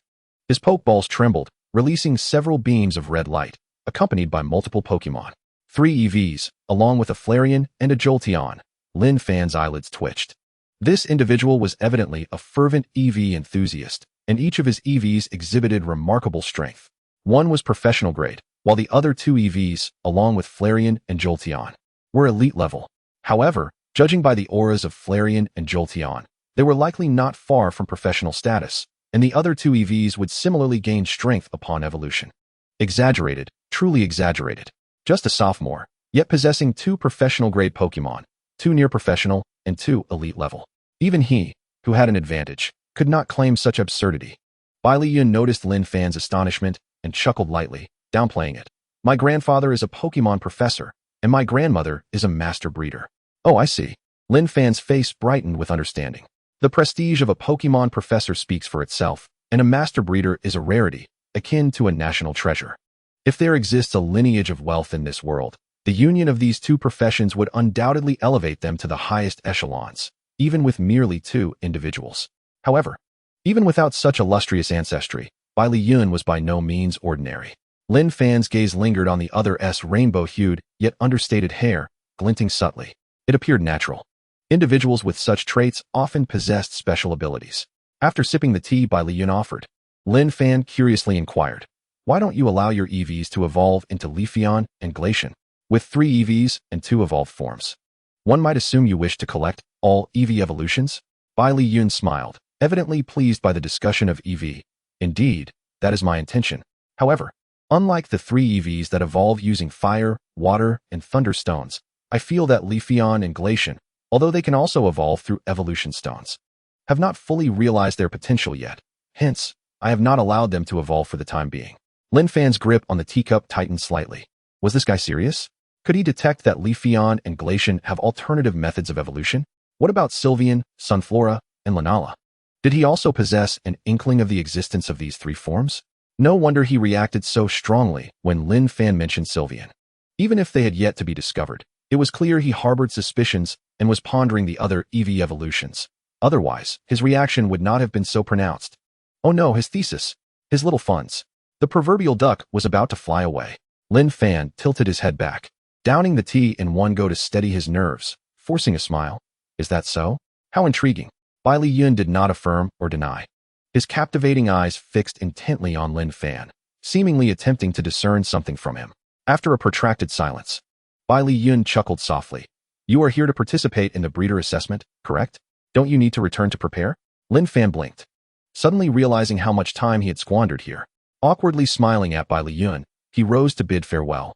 Well, I shall return another time to enjoy the company of these adorable little creatures. Farewell. As Bai Liyun watched Lin Fan's departing figure, a dreamy glint sparkled in his eyes. Sylveon, what could that be? Accompanied by his murmur, the Flareon that Lin Fan had once cradled looked up at Lin Fan's receding form, displaying a contemplative expression that mirrored Bai Liyun's precisely. As Lin Fan strolled back onto Cloud Street, he glanced back at the EV House's sign, momentarily lost in thought. What a peculiar individual, yet not unpleasant. The eyes are the windows to the soul. He could sense that Bai Li Yun was a gentle spirit, evident from the way both his Pokémon and the EVs in the shop relied on him wholeheartedly. Chapter 103. The written examination begins. Anti-cheating Pokémon of the Breeder Association. Some affluent Saiyans may opt to train Pokémon not entirely nurtured by themselves for the sake of power. While this approach undoubtedly yields formidable Pokémon, it also results in a certain degree of estrangement between these Pokémon, who possess intellect on par with humans, and their trainers. This is a chasm that is nearly impossible to bridge, often referred to as the pride of Pokémon. They may submit to their trainers, but will not tolerate being cultivated by another's hand. The more powerful the Pokémon, the more pronounced this divide becomes. Which is why any aspiring trainer would refrain from such practices. Despite having a grandmother who is a master breeder, Lin Fan could distinctly sense that all of Bai Li Yun's Pokémon were nurtured by him, step by step. Even with abundant resources at his disposal, he would still be deserving of the title of a genius trainer. Taking a deep breath, Lin Fan cast a final glance at the EVs within, then turned to hail a cab back to the hotel. Initially intending to make the most of the remaining time to prepare, he was instead met by Sun Qi and the figure beside him in the lobby, which instantly rendered Lin Fan's expression peculiar, particularly when their eyes met. The strange atmosphere confirmed his suspicions. Friends? More like a girlfriend. No wonder they were in such a rush. TSK. Sun Qi also noticed Lin Fan's presence, clearing his throat awkwardly and waving him over, signaling for him to approach. As the latter approached, Sun Qi pointed him out to the girl and introduced him, then gestured towards the girl beside him, saying to Lin Fan, "Wang Lan, my friend. She is also here to participate in the intermediate breeder assessment." Lin Fan flashed a grin, saying, "Hello, sister-in-law." Sun Qi's face instantly flushed, quickly covering Lin Fan's mouth, whispering, "What are you talking about? We're not in a romantic relationship." Lin Fan merely smacked his lips, but did not change his form of address, instead smiling at Wang Lan. The latter's cheeks also colored slightly as she gazed at Lin Fan, choosing not to correct him, and offered a graceful smile. "Hello, it's a pleasure to meet you. I heard Qi mention you before. It seems you are a genius in crafting energy cubes?" Lin Fan did not rush to respond. Instead, he cast a playful glance at Sun Qi, noticing his somewhat flustered yet happy demeanor, before turning back to Wang Lan and beaming. "It's all thanks to Brother Sun's praise. The fruit mixer I'm using was a gift from him." With that, Lin Fan excused himself, saying, "I'll head back to my room to review and not disturb your little world." Upon finishing his words, Lin Fan swiftly departed, glancing back at Sun Qi with a thumbs-up gesture for encouragement just before heading towards the elevator. Though spring had receded, the lingering scent of love remained ever potent. The following morning, at 9 o'clock, Lin Fan, Sun Qi, and Wang Lan arrived punctually at the Breeder Association to partake in the assessment. As the preliminary and intermediate breeder assessments were held on different floors, Lin Fan bid farewell to Sun Qi and Wang Lan in the lobby, each taking their respective elevators. Upon inquiry at the omniscient front desk, they learned that the assessment operated on a calling system, and those not called could simply wait in their seats for notification. Lin Fan casually selected a seat, surveying the surroundings and the other candidates for the preliminary breeder assessment. "It seems I am the youngest here," Lin Fan murmured, his mind suddenly conjuring the image of Bai Li Yun, given that she had the backing of a master-level breeder for a grandmother. He pondered whether she had embarked on the path of a breeder and what her current rank might be. Surely she should be at least an intermediate breeder by now? Or perhaps she had followed in her grandfather's footsteps, becoming a mid-level researcher? Or maybe she, like him, was dual-trained as both a breeder and a researcher? A more advanced version of himself? Lin Fan's expression turned peculiar as he shook his head, clearing his mind of such thoughts. After waiting a while, his number was called, prompting him to rise and head towards the examination room. Inside the examination hall, there were 50 positions, each equipped with an individual computer, separated by barriers to prevent cheating. Lin Fan felt a sense of déjà vu reminiscent of the first driving test. Approaching his designated spot, he sat down according to the required standards. Suddenly, a powerful yet concealed wave swept through the venue, causing Lin Fan's body to tense momentarily, while the jade insect stone tablet in his mind radiated a calming light, soothing both his body and soul. Superpowers?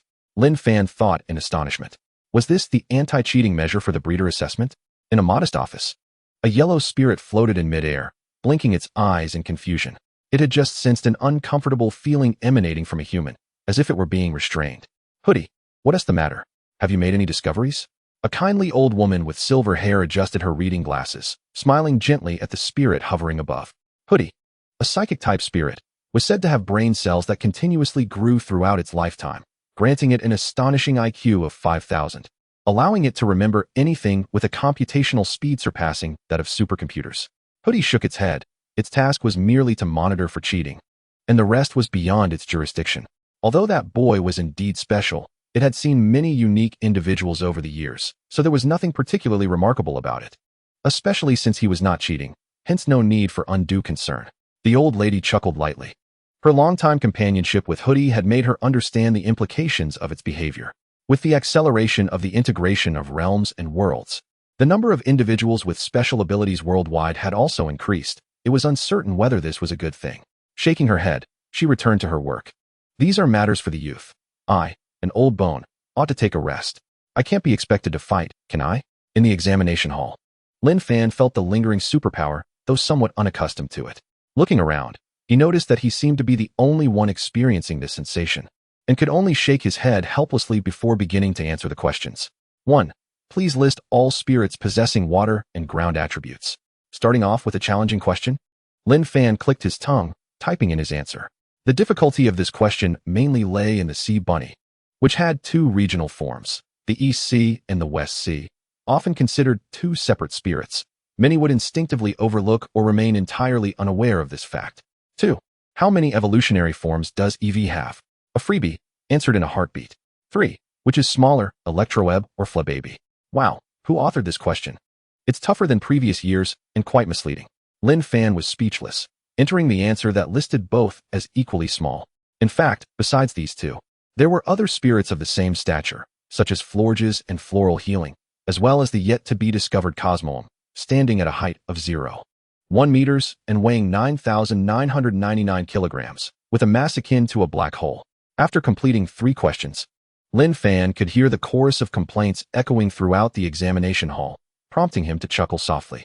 Although the questions were difficult, there was no way he would be prevented from becoming a junior breeder. The Mega Evolution Stone, here I come. Chapter 104, A Reunion with Bai Liyun. Time flowed by, and soon an hour had passed. Lin Fan exhaled deeply, shaking his hands, contentedly gazing at his completed exam paper. He had originally thought he would finish in just over half an hour, but the difficulty had far exceeded his expectations, taking a full hour to complete. He was curious about who had crafted the questions. Not only were they challenging, but 2 particularly perplexing ones were: name any dragon-type spirit that cannot learn Dragon Dance, and name any ground-type spirit with flying capabilities. What were they implying? Be careful. Dragon and Earth God might come to your bed tonight. The examination lasted a total of 2 hours. Lin Fan stood up and walked to the signing table. Glancing back one last time, aside from himself, only a few appeared confident, while the majority were scratching their heads, faces contorted in frustration, clearly struggling with the questions. The examiner looked at Lin Fan in surprise. You finished?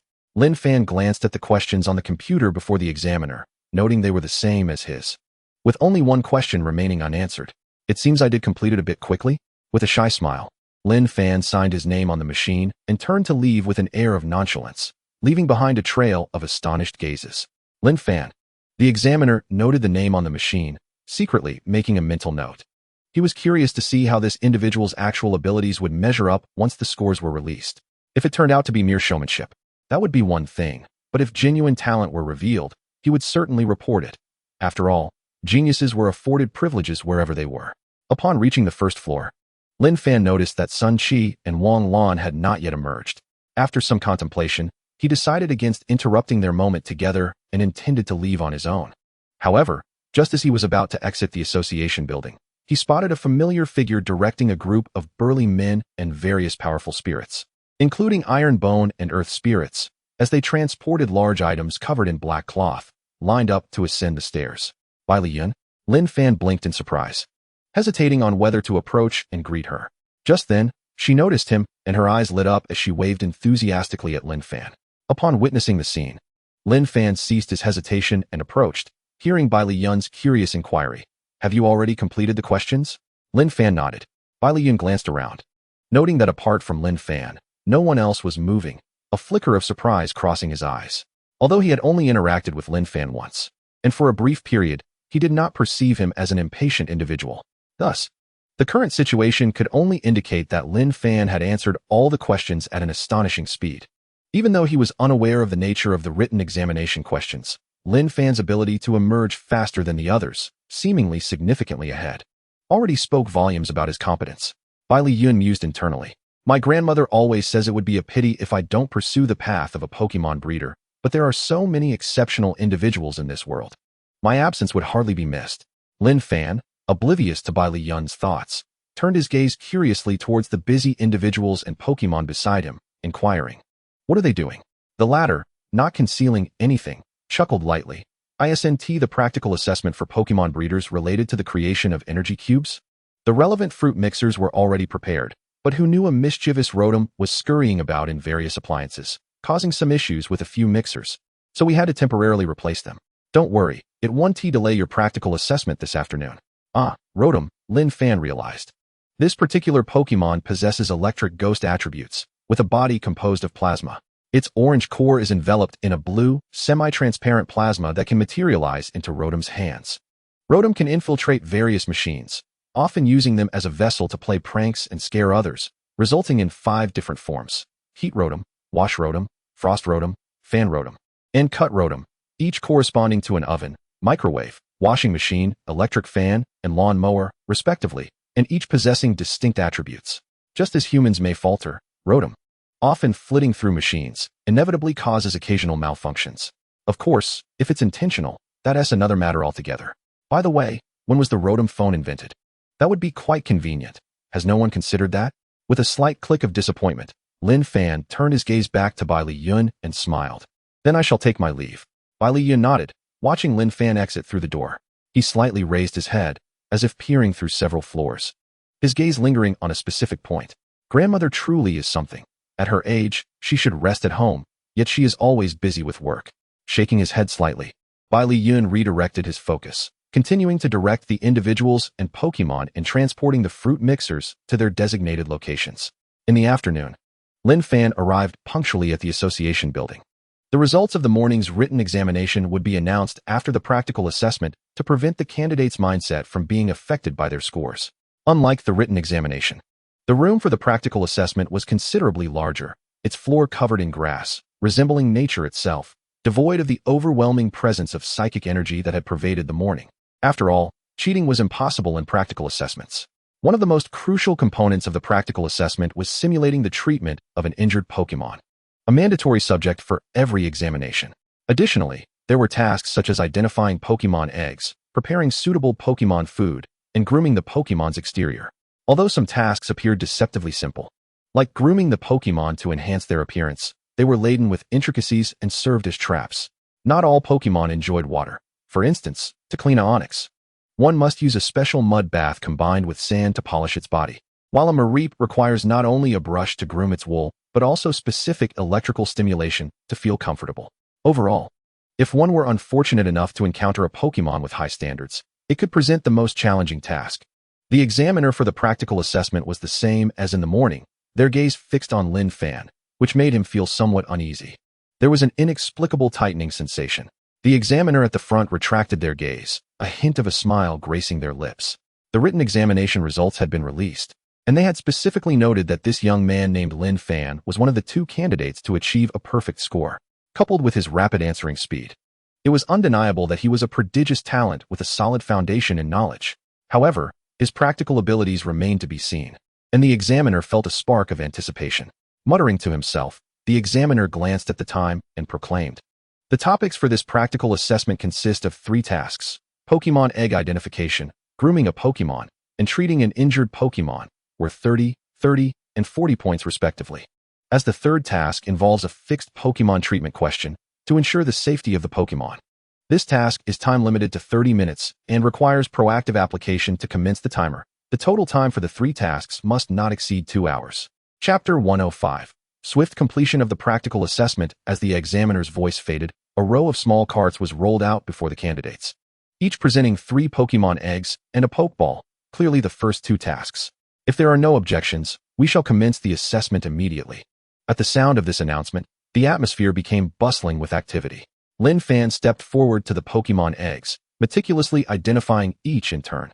The earthy yellow interspersed with pink suggested it belonged to either a caterpie or a diglet, though the disordered patterns aligned more closely with caterpie's characteristics. A blue and green egg, symmetrically divided, formed a leaf-like pattern, surely a Budew. The sky blue Pokémon egg, previously seen in anime, belonged to a small elephant. Identifying Pokémon eggs was not a particularly challenging task, as novice Pokémon breeders were expected to start with more common species, making it relatively easy to score points. Apart from Lin Fan, several others had already completed their identifications and noted their answers on the paper beside them. Lin Fan withdrew his gaze, grasped the Pokeball, and released the Pokémon within. Bah! A fluffy, sheep-like Pokémon appeared before Lin Fan, its fur somewhat disheveled, exuding a lackluster demeanor. Indeed, it was a Mareep. Lin Fan glanced at the edge of the room, where various grooming tools were already prepared for cleaning the Pokémon, yet he had no intention of utilizing those. He believed that employing the Pokémon's abilities would yield better results. Come forth, Electrike. It's time to showcase the massage techniques you've learned from the Ampharos. With a flash of red light, Electrike's form appeared, leaping onto Lin Fan's shoulder and climbing atop his head, adorned with a multicolored handkerchief. Lin Fan gently removed Electrike from his head, his gaze falling upon the handkerchief. After half a month of practice, Electrike could now maintain the handkerchief in a consistent color while constantly shifting hues. Although it still had a way to go to match Ampharos, it would soon surpass it. This demonstrated that Electrike's control over electricity had significantly improved, making it entirely capable of replacing machines to administer electrical therapy to Mareep. As assistance from Pokémon was never prohibited during practical assessments. Please do your best, Lin Fan encouraged Electrike with a smile. The little creature nodded emphatically, confidently bounding to Mareep's side, gazing up at it as electrical currents converged, forming an electric net that enveloped Mareep. Bah! Mareep stood still, its fur gradually fluffing up, its expression shifting from lethargy to delight, indicating that Electrike's electrical therapy was bringing it great joy. Well done, Lin Fan praised Electrike, donning insulated gloves to give Mareep a simple grooming, swiftly completing what should have been a time-consuming task. I would like to apply for the assessment of the third task. Lin Fan raised his hand, directing his gaze towards the examiner. The gaze of numerous examinees converged upon Lin Fan, their admiration palpable as they beheld the splendid merino sheep by his side. Among them, a student who had drawn the rock snake bore a pained expression, having only just managed to wash one of its heads thus far. This challenge was not merely a test of his practical skills, but rather a rigorous trial of his endurance. The examiner had long since taken note of Lin Fan's actions, bestowing upon him a cryptic yet approving smile before turning to retrieve a Pokeball that had just been delivered, clearly a wounded Pokémon he had orchestrated to have on standby. Originally, this step would have required some time to await the arrival of the Pokémon, yet Lin Fan, under the examiner's keen scrutiny, seamlessly bypassed that phase. While it made little difference to Lin Fan, the sense of preferential treatment was quite gratifying, though he wished the examiner would avert his gaze. Receiving the Pokeball from the examiner, Lin Fan exchanged a brief glance, offering an awkward yet courteous smile before swiftly returning to his designated area. Releasing the injured Pokémon contained within, his focus shifted from the examiner to the creature before him, a relatively lively little Rattata, its purple body complemented by cream-colored cheeks, chin, belly and paws. However, an unusual purplish-red hue marred the cream of its cheeks, imparting a sense of agitation to its demeanor. Rather than exhibiting the energetic behavior typical of Rattata, it lay quietly on the ground, seemingly lacking strength in its limbs. The purplish-red coloration, coupled with its apathetic expression and evident weakness, suggested the presence of a neurotoxic substance. Lin Fan pondered. Generally, wild Rattata suffer injuries primarily from arbok or wheezing, though their toxins do not typically induce paralysis and are known for constricting their prey. While there were slight signs of constriction on the Rattata, the markings were faint and dense, not indicative of damage from serpentine Pokémon. It appeared instead to be the handiwork of an old adversary, Ariados, known for ensnaring its foes with fine, sturdy silk and employing toxins that indeed bore a purplish hue. Although breeders must possess basic skills in Pokémon healing, this realm predominantly belongs to Pokémon doctors, who are adept in intricate treatments. Breeders merely need to ascertain the general condition and execute simple, correct interventions, ensuring that the assessment process does not present overly complex challenges. Thus, Lin Fan was fairly confident that the injuries stemmed from Ariados. Nonetheless, for the sake of caution, Lin Fan decided to employ his trump card. He crouched beside the Rattata and quietly inquired, "Were your injuries inflicted by Ariados?" The little Rattata looked up at him in surprise, seemingly taken aback by his question. It was settled. It was indeed Ariados. As for the treatment plan, he would first alleviate the Rattata's muscle tension, counteract the paralysis, check for signs of hypoxia, and simultaneously administer an antidote. Satisfied, Lin Fan nodded and methodically requested the necessary tools from the examiner to begin treating the Rattata. Little Rattata, still too young, easily deceived, lacking any performance talent. He mused. In a mere 10 minutes, Lin Fan completed the treatment within the 30-minute time frame allotted, significantly shorter than his time spent on the previous 2 questions combined. The examiner at the forefront beamed with delight. The emergence of a prodigy in the examination hall would yield rewards upon reporting, and he could leverage his examiner status to foster a relationship with Lin Fan, potentially advantageous in the future. Curious about the examiner's elation, Lin Fan approached him and asked, "I would like to inquire where I may undertake the additional task regarding energy cube production?" The additional task, the examiner replied, snapping back to reality with a broad smile. "Follow me. I'll take you there. By the way, my name is Zheng Hao, Hao as in good. Feel free to consult me with any Pokemon-related queries you may encounter in the future." Such courtesy from a good Samaritan, Lin Fan thought. His smile both awkward and polite as he followed Zheng Hao upstairs into a pristine white room. Inside, several fruit mixers stood, each accompanied by individuals diligently crafting energy cubes. They are candidates participating in the intermediate breeder assessment. Once they complete their tasks, you may attempt your hand at energy cube production, Zheng Hao explained with a chuckle. Every year, many candidates seize the opportunity presented by the additional task to try their hand at making energy cubes, especially since the materials are provided free of charge. Even if they lack proficiency, it's worth a shot. Rest assured, with your capabilities, not scoring on the additional task will have no bearing on your overall performance. Lin Fan nodded, paying little heed to the examiner's words as his attention was drawn to a man on the left, Sun Chi, who was currently engrossed in the production of energy cubes, though his furrowed brow suggested he was encountering difficulties. Surrounding him were many others, their expressions grave and perplexed, with failed energy cubes laid before them. Suddenly, the Electroweb Pokemon, Electric Bug, poked its head out from Lin Fan's embrace, its eyes shining brightly as it fixated on the mixers before the unsuccessful candidates. It had caught a whiff of delectable aromas. Lin Fan glanced down at Electric Bug in astonishment. "Are you suggesting those machines contain something you enjoy eating? In other words, is there electricity within?" Electric Bug nodded eagerly, its excitement palpable. This electricity was not ordinary. Although the fruit mixers operated on electricity, Electric Bug had not displayed any unusual behavior at home. Thus, it was clear that this was not just any electricity. Lin Fan recalled the words spoken by Li Yun earlier that morning. If Rotom had left its electric energy within these machines, that would indeed attract Electric Bug. Lin Fan raised his gaze to the troubled candidates.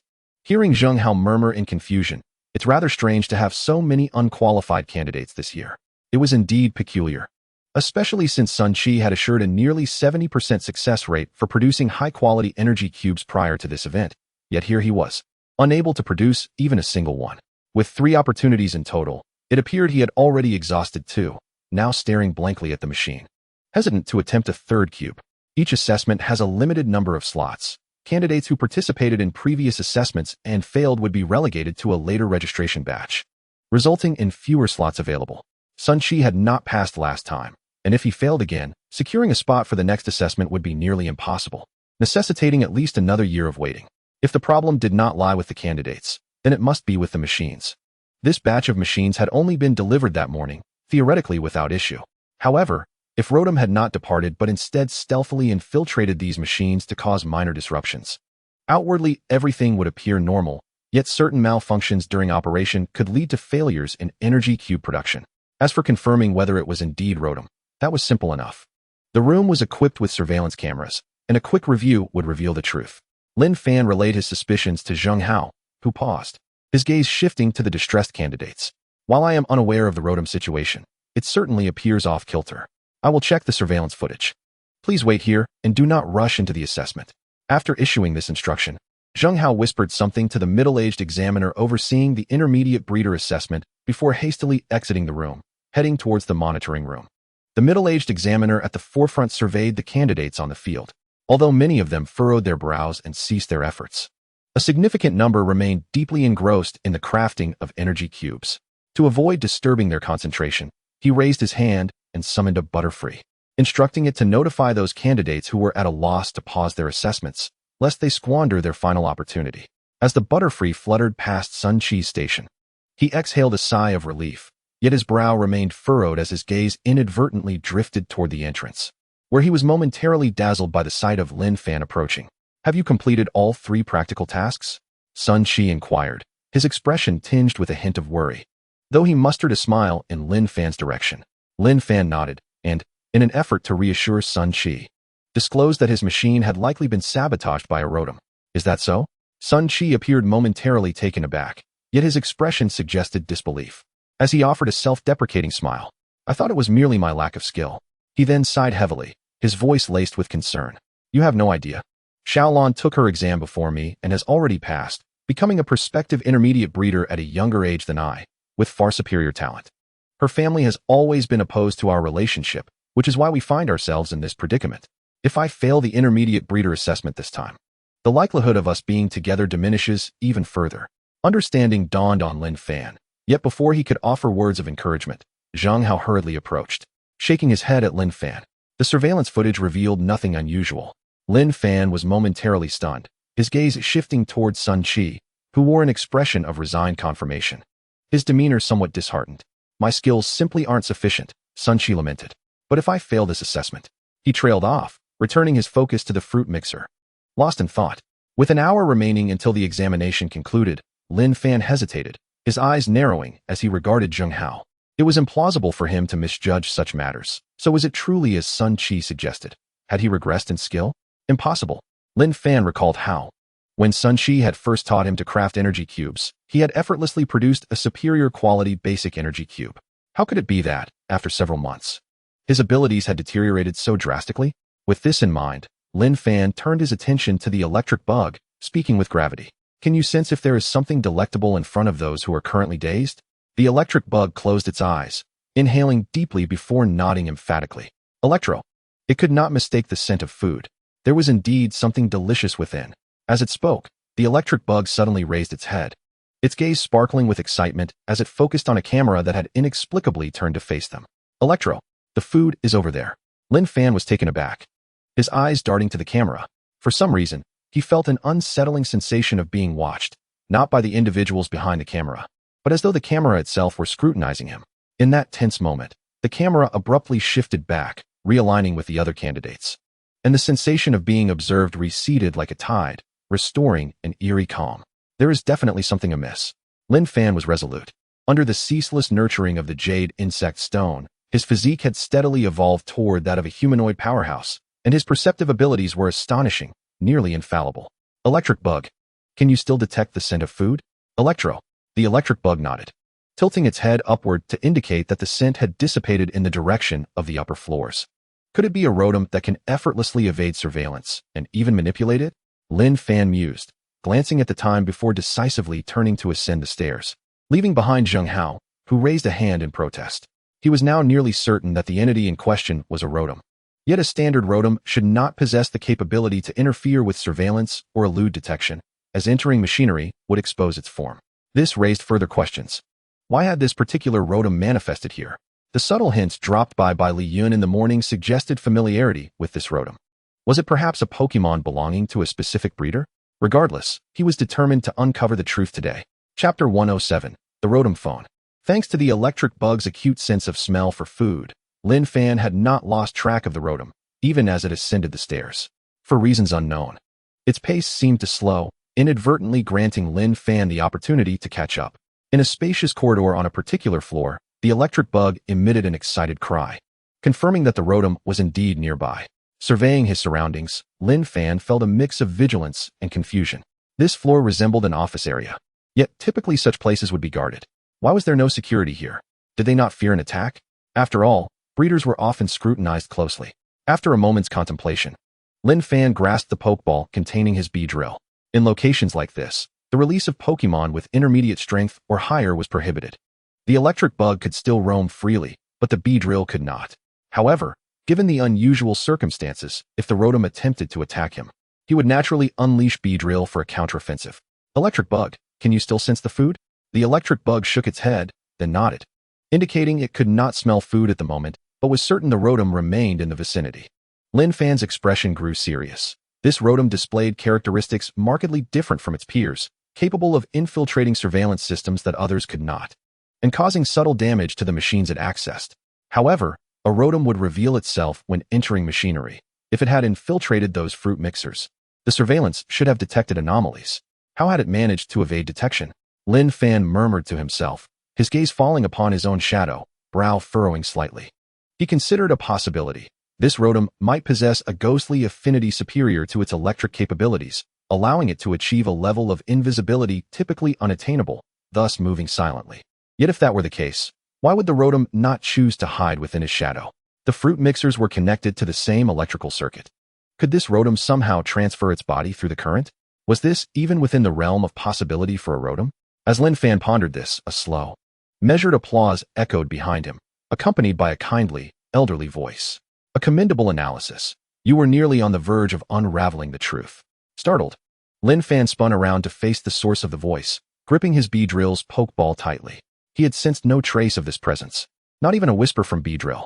The last time he had experienced such a phenomenon was when facing by Li Yun's professional-level Vaporeon. Yet this voice was unmistakably that of a human grandmother. Turning to investigate, Lin Fan beheld a door that had silently opened, revealing a silver-haired grandmother smiling warmly at him, accompanied by a red rotom obediently hovering nearby, curiously observing Lin Fan while its attention was primarily fixated on the electric bug, as if contemplating its intentions. Indeed, it was a rotom. Lin Fan exhaled in relief. The matter regarding the fruit mixers could be laid to rest. Based on Sun Chi's normal capabilities, passing the assessment should pose no issue. With this realization, Lin Fan felt considerably more at ease and turned his gaze toward the silver-haired grandmother, inquiring with curiosity. May I ask who you are? Given her presence here, she must surely be a high-ranking member of the Breeder Association, though he wondered just how high her position truly was. With a gentle smile, the grandmother replied, My surname is Bai. Everyone calls me Grandma Bai. You are quite impressive. Come in and have a seat. With that, Grandma Bai led the way into the room, the rotom trailing closely behind. As Lin Fan stepped into the room, the door closed tightly behind him, causing a sudden tightening in his chest. It was not an automatic door. Could it be a manifestation of supernatural powers? Was there a hidden sprite lurking in the shadows, or was the individual before him indeed a wielder of extraordinary abilities? Grandma Bai offered no explanation. Her gaze was fixed on the electric bug nestled in Lin Fan's arms, a contemplative expression crossing her face. After a prolonged silence, she finally spoke. This rotom is a specially cultivated variant that emerged from a minor accident last year. The initial intention was to channel its development towards the electronic realm, creating something akin to data streams existing within the network. However, that endeavor ultimately failed. Its body now bears an indelible mark, significantly expanding the range of machines it can inhabit. Yet, when it possesses various devices, it leaves traces of its electrical essence behind, resulting in occasional malfunctions. Realizing this, Lin Fan felt a moment of surprise. However, the description prompted him to think of another sprite resembling a duck, constructed like building blocks, the multifaceted beast. This was a currently undiscovered entity, and Lin Fan was uncertain of its existence in the world. According to his memory, this sprite was artificially created rather than occurring naturally, capable of transforming its form into digital data, serving as the most formidable anti-theft and antivirus software. Were it not for the existence of such a sprite, rotom's ability to inhabit various machines could indeed mislead one into believing it could plunge into the electronic world. As Lin Fan pondered, a yellow figure silently appeared in the room, lazily glancing at Lin Fan with a hint of surprise. Hudi. Lin Fan was startled by the voice and turned to look at Hudi, only to find himself utterly incapable of sensing the creature's power, as if it were non-existent. Even when facing professional-grade sprites, he had never experienced such a sensation, indicating that this Hudi had surpassed the limits of his perception, its strength exceedingly formidable.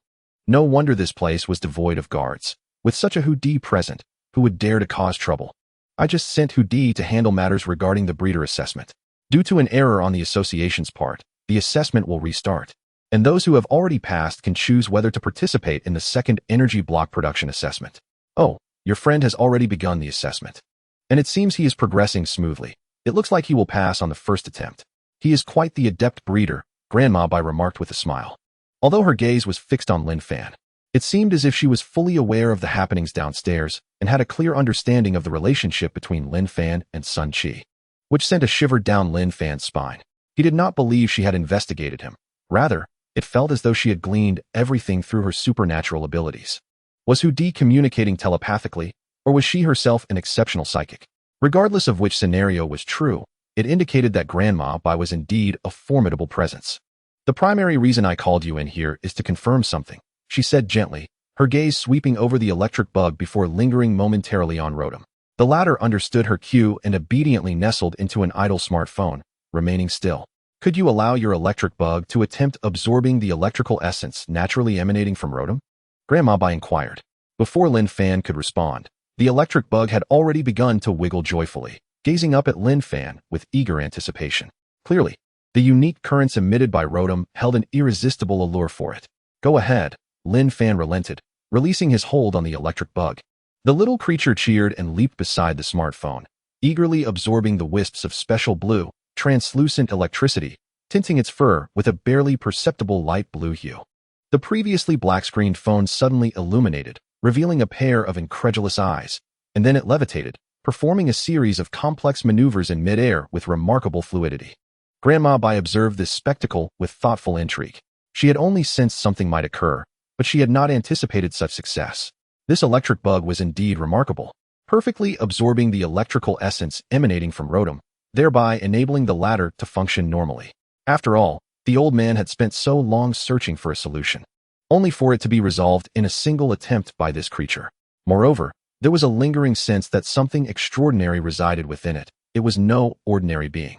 The boy had caught Hudi's attention earlier that morning, and now, the electric bug he produced in the afternoon was so unique. One could not help but wonder about the giant bee drill at his waist. Was it equally exceptional? However, if Rotom desired to bond with its kind, it would need to form an association with this electric bug. After all, it could not simply seize the bug for research purposes. With this thought in mind, Grandma Bai pondered for a moment before speaking. Young one, would you be interested in possessing a Rotom smartphone? It is quite rare, one of a kind, and possesses formidable capabilities, akin to a top-tier artificial intelligence. How does that sound? Does it entice you? Rotom smartphone. Lin Fan's eyes sparkled with excitement. If he understood correctly, this item should be akin to the Rotom Pokédex he recalled, and if that were the case, it would indeed be a precious possession. However, why would she be willing to bestow this upon him? Was it merely because the electric bug could absorb Rotom's errant currents? After a moment of hesitation, Lin Fan inquired. If I accept the Rotom, what would be the cost? There is no need for any payment, Grandma Bai replied with a smile. Rotom will periodically transmit its bodily data to us. What we require is this information, which will serve as a foundation for the large-scale cultivation of more refined Rotom variants, ushering in an era of Rotom smartphones for all. Without your electric bug perfectly absorbing Rotom's errant currents and preventing damage to machines, we would be unable to extract accurate data. Thus, this can be seen as a mutually beneficial arrangement. Are you reassured by this explanation? Understanding the rationale, Lin Fan did not hesitate further. He turned his gaze to the jubilant Rotom dancing in midair. Possessing a Rotom smartphone would indeed be advantageous for his daily life. The human mind has its limits, but the power of sprites is boundless. Moreover, once the electric bug resolved Rotom's physical issues, could the latter perhaps enter the fruit mixer and autonomously create energy blocks? If so, he would have a perpetual money-generating machine at his disposal. The mere thought of it was exhilarating. As the floating smartphone approached Lin Fan, a large smiling face appeared on the screen, and a stiff mechanical voice echoed, "Please take good care of me, Rotom." Yet, before Lin Fan could greet his newfound money-making machine, Grandma Bai mercilessly confiscated it. This smartphone's performance is too subpar. I will have a new one crafted for you as its body. Also, you were caught sneaking out to cause havoc, and you have yet to face punishment for that. The smile on the smartphone's face instantly morphed into a frown. I didn't mean to, Rotom. It's hard to bear when the current isn't discharged, Rotom. As soon as the words left its mouth, the phone suddenly emitted a wisp of black smoke, and Rotom awkwardly emerged from within. Grandma Bai looked at Lin Fan with a hint of exasperation. That is the situation. So once you obtain the specially crafted Rotom smartphone, it is best to keep it near your electric bug. Otherwise, even if it is a specially designed device, it may struggle to endure for long. Lin Fan nodded, suddenly struck by an idea that plunged him into contemplation. Given that the electric bug had an affinity for electricity and a penchant for delectable currents, and that the Rotom smartphone would simultaneously satisfy both of these desires, what kind of sparks would arise from their encounter? He had a feeling that the scene could spiral out of control. Lin Fan murmured, meeting Grandma Bai's inquisitive gaze. Since everything has been settled, I shall return to continue with the assessment and not intrude upon your time. Grandma Bai smiled softly. There is nothing to disturb or not disturb, after all. We shall meet again shortly. What does that mean? Lin Fan was momentarily taken aback, only to hear her continue. Most individuals who pass the breeder's assessment for the first time tend to visit the association's resource library, which, coincidentally, I oversee. The resource library. Lin Fan's eyes sparkled with excitement as the image of the mega stone resurfaced in his mind. If this Grandma Bai was indeed the guardian of the resource library, she must possess knowledge about the origins of that stone, right? Lin Fan did not dare to hope that he had encountered the mega stone of Beedrill. After all, possessing a mega stone without a keystone would render mega evolution impossible. Nevertheless, knowing its origin would undoubtedly offer him a glimmer of hope. All right, Xiao Zheng is looking for you. You should head back now, Grandma Bai said gently, and without any visible action, the scene before Lin Fan suddenly shifted. After a brief moment of dizziness, Lin Fan was astonished to find himself standing at the entrance of the assessment room, with Zheng Hao, who was preparing to search for him, behind him. Such a formidable ability. How enviable, Lin Fan thought. A hint of admiration gleaming in his eyes as he turned to Zheng Hao and called out, I'm right here. Zheng Hao abruptly halted, turning back in surprise. His expression somewhat dazed. When did you return? I didn't see you. Never mind. Never mind. That's not important, Zheng Hao said, excitement gleaming in his eyes. You missed an astonishing spectacle while you were gone. Lin Fan blinked, astonished by the mention of an astonishing scene. Grandma Bai hadn't mentioned anything of the sort to him. Zheng Hao leaned closer to Lin Fan, lowering his voice as if afraid of being overheard. Master Bai's Jengar just arrived. I never imagined I would witness this legendary figure's legendary Pokémon with my own eyes. Ah, so that's what it was, Lin Fan realized, but suddenly sensed something amiss. Shouldn't the reopening of the assessment be of greater significance? No, that's not it. Legendary figure, legendary Pokémon, Grandma Bai and Jengar? Could their identities be that illustrious? Zheng Hao, consumed by his admiration for Master Bai, scarcely paid attention to Lin Fan. This is one of the earliest individuals in Xia country to engage with Pokémon and one of the country's top psychics. Moreover, he is a master breeder. A rare title globally. Isn't that a frightening array of accolades? Lin Fan widened his eyes in astonishment. If that is the case, it truly is intimidating. Grandma Bai appeared to be at least in her 60s, and Pokémon have only descended for a mere century, considering the emergence of trainers. It is indeed plausible that she was among the first cohort to become a trainer, a so-called epic-making figure. Coupled with the titles of top psychic and master breeder, each sufficient to establish one as a regional authority, her status is nothing short of remarkable. However, according to Zheng Hao's description, she should not have ventured into the realm of researchers. Why then did she begin studying Rotom? Could it be that she, like him, harbored aspirations of utilizing Rotom to create an automatic energy block production machine? Clearing his throat, Lin Fan cast aside his peculiar thoughts and gently reminded the still excited Zheng Hao, who appeared as if he had just met an idol. Is it time for me to begin the assessment now? Zheng Hao paused, a sheepish smile spreading across his face. I almost forgot about that. You may enter now. You can begin. Inside the room, numerous candidates were wholly engrossed in the creation of energy blocks, including Sun Qi, who bore an unmistakable expression of joy, assuring Lin Fan that all was well. At Zheng Hao's gesture, Lin Fan approached an empty mixer, retrieving the drawing he had taken from Zheng Hao. Create a basic ordinary energy block at will. 3 attempts are allowed, and merely completing one will earn full marks. Who do they think they're looking down upon? Lin Fan casually selected several berries infused with bug-type energy and fluidly commenced the process. Suddenly, Zheng Hao, who had been basking in the joy of encountering Jengar, sensed something was amiss. This silky sensation felt nothing like the creation of an ordinary quality energy block. Chapter 109, The Resource Library. In Zheng Hao's gradually astonished gaze, 5 minutes elapsed, and the machine opened to reveal a premium energy block, freshly produced. This should count as full marks, right? Lin Fan smiled, presenting the energy block to Zheng Hao. Indeed, Zheng Hao accepted the energy block, scrutinizing it closely before casting a gaze filled with complex emotions upon Lin Fan. Do you know your scores for the written and practical assessments? How much? 200 points, full marks. Now, it stands at 210 points. Really? That sounds quite good. Are there any rewards? There are. Lin Fan was momentarily taken aback. He had merely spoken casually, yet a reward truly existed. Sun Qi had never mentioned this before. Oh. He had forgotten, as he did not earn full marks. Rubbing his hands together, Lin Fan's expression shifted to one of eager anticipation. What is the reward? Can I choose any item in the resource library? Zheng Hao choked, Are you daydreaming? The standard reward would typically be a recipe for a mid-level energy block. But given your circumstances, you are a unique case in the Association's history. How about this? Why not use your remaining 2 attempts as well? If all 3 are premium energy blocks, perhaps the reward will be even better. Why didn't you say so earlier? Lin Fan laughed, turning back to work and effortlessly producing 2 more premium energy blocks. Zheng Hao silently placed a hand over his heart. He had merely spoken casually. Yet Lin Fan had genuinely managed to do so. I'll go consult with my superiors. Please wait here a moment. With that, Zheng Hao turned and left, a complex emotion flickering in his eyes. Producing 3 premium energy blocks consecutively, albeit of the basic variety, nonetheless demonstrated considerable skill. Even he, a seasoned mid-level breeder, would hesitate to claim he could consistently create 3 premium energy blocks of the basic level. A theoretical full score, a practical full score, and a full score in energy block production. This brought to Zheng Hao's mind a saying, "You can achieve 100 points because that is your limit." He achieves 100 points because that is the highest score possible. Lin Fan casually found a spot and waited idly. A message from Sun Qi arrived on his phone. "I'm off to find Wang Lan. I'll treat you to a grand feast when I return." Lin Fan smiled. Although he couldn't see Sun Qi's expression, he imagined it must be full of excitement. The feeling of a breakthrough is not something one experiences every day. "I told you it was Rotom's doing, yet you didn't believe me."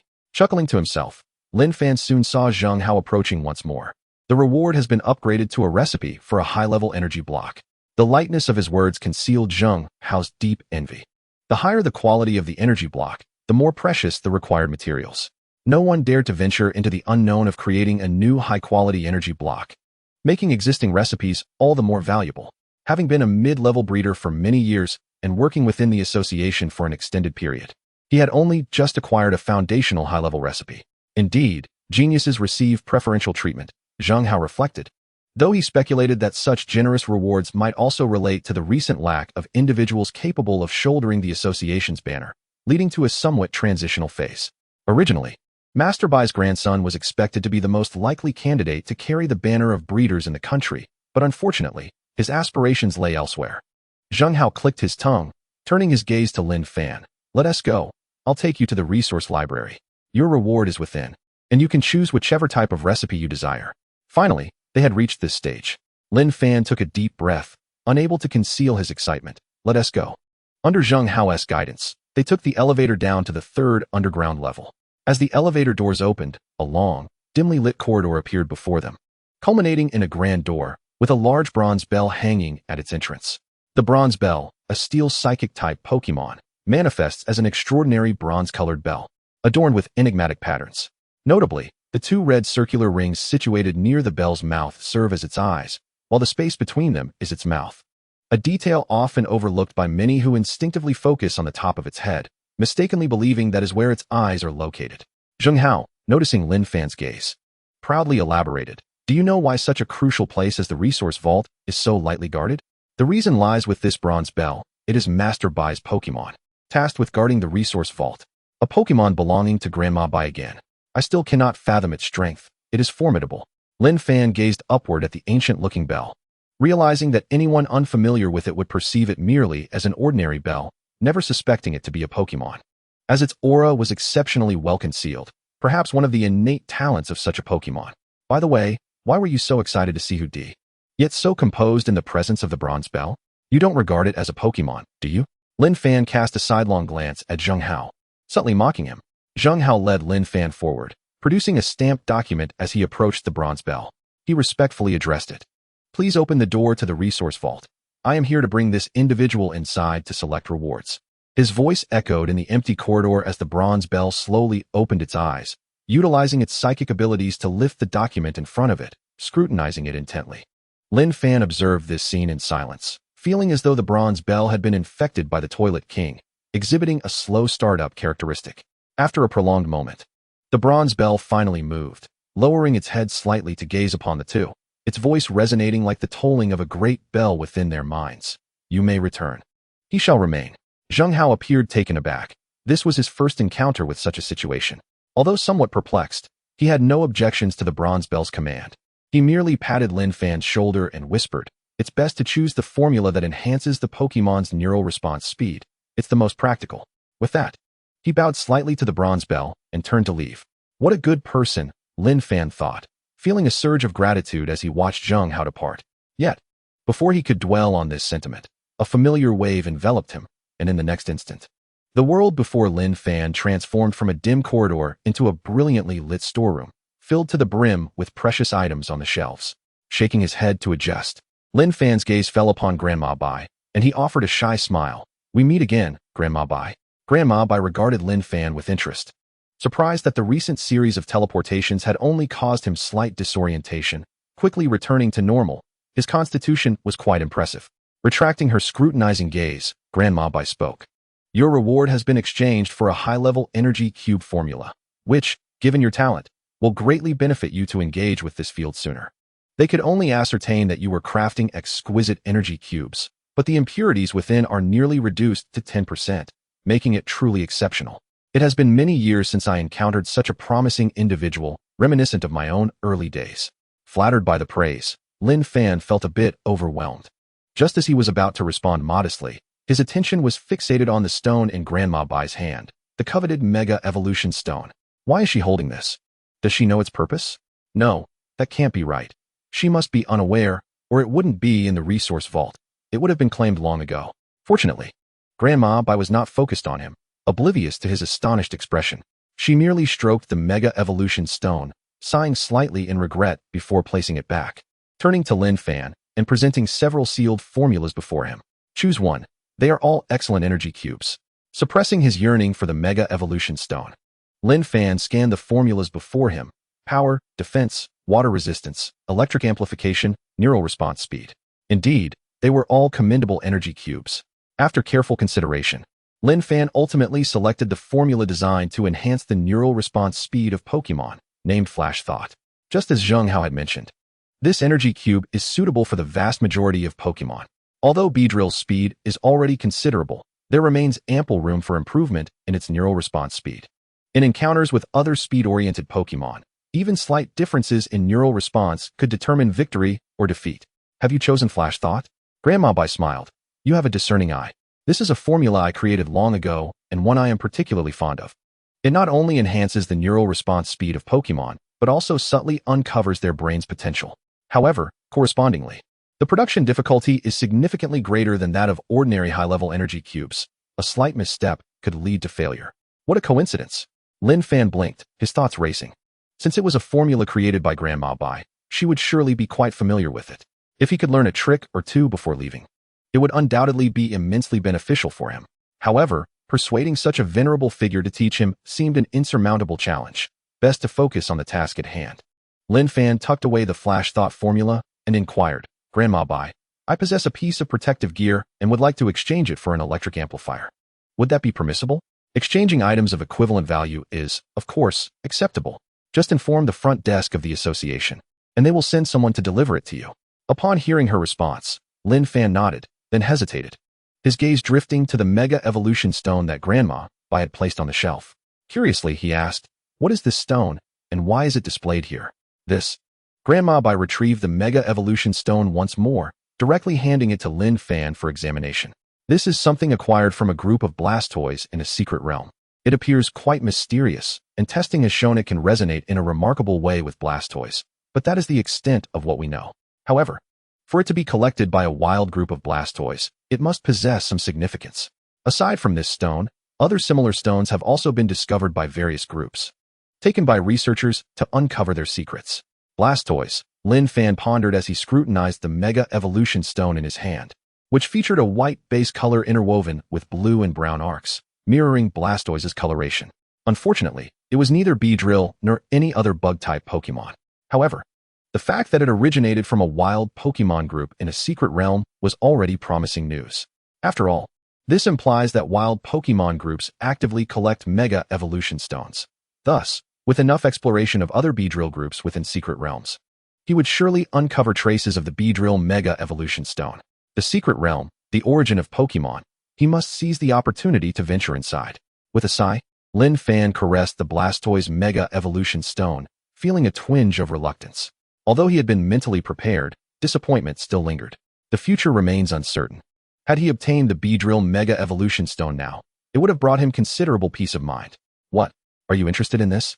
Grandma Bai's gaze shifted to Lin Fan, recalling something as she smiled and added, I remember that Zhou Li, the bug-type gym leader, recently discovered a secret realm where numerous bug-type Pokémon congregate.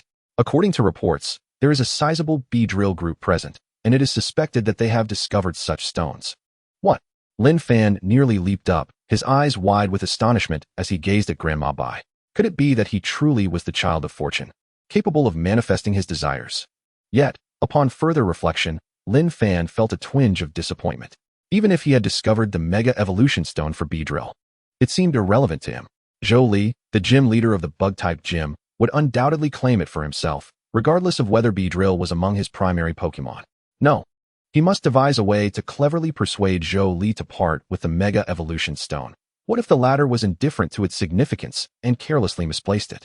Grandma Bai observed Lin Fan's ever-changing expressions with keen interest. It was evident that the boy, whose initial Pokémon was Beedrill, yearned for that stone. Although she was uncertain as to why Lin Fan was so invested in an object of ambiguous purpose, she recalled that any stone capable of resonating with Pokémon was typically an evolution stone. The true value of this stone might indeed be considerable, especially since it was related to his initial Pokémon, making his desire perfectly understandable. With this in mind, Grandma Bai spoke thoughtfully. Generally speaking, the development of secret realms requires a substantial amount of time. Zhou Li would likely take over a month to emerge from within. Items discovered in such realms are usually handed over to relevant researchers for analysis if their purpose remains unknown. Judging by the timeline, barring any unforeseen circumstances, Zhou Li would arrive just in time for this year's research conference, where the stone would likely be showcased, and he would probably be present as well. The research conference? Lin Fan's eyes sparkled. It was an academic gala centered around Pokémon, held annually at the year's end to bring together researchers from far and wide to discuss their studies and exhibit rare or ambiguous items, such as Mega Evolution Stones. According to Grandma Bai, if he could attend this conference, he would have the opportunity to engage with Zhou Li and acquire the Mega Evolution Stone for Beedrill. However, Lin Fan hesitated, looking at Grandma Bai. Isn't the research conference something I cannot attend? With a mysterious smile, Grandma Bai replied, that may not necessarily be the case. Lin Fan's eyes lit up. Could it be that Grandma Bai intended to take him along? But then she added, don't get your hopes up. I dislike being in the limelight, and I won't be taking you with me. It was as if she had seen through Lin Fan's thoughts, and she chuckled. Reluctantly scratching his head, Lin Fan inquired, is there any other way? Other ways, indeed, Grandma Bai smiled. I just remembered that you wrote a paper related to Beedrill's characteristics. Did you not? Chapter 111, Acquisition of the Power Amplifier. Lin Fan blinked. How did she know? Observing Lin Fan's response, Grandma Bai nodded. It seems I was correct in identifying you. My husband is a researcher, and recently he received a paper from Pokémon Science concerning the new characteristics of the Caterpie line and the traits of Beedrill after evolution.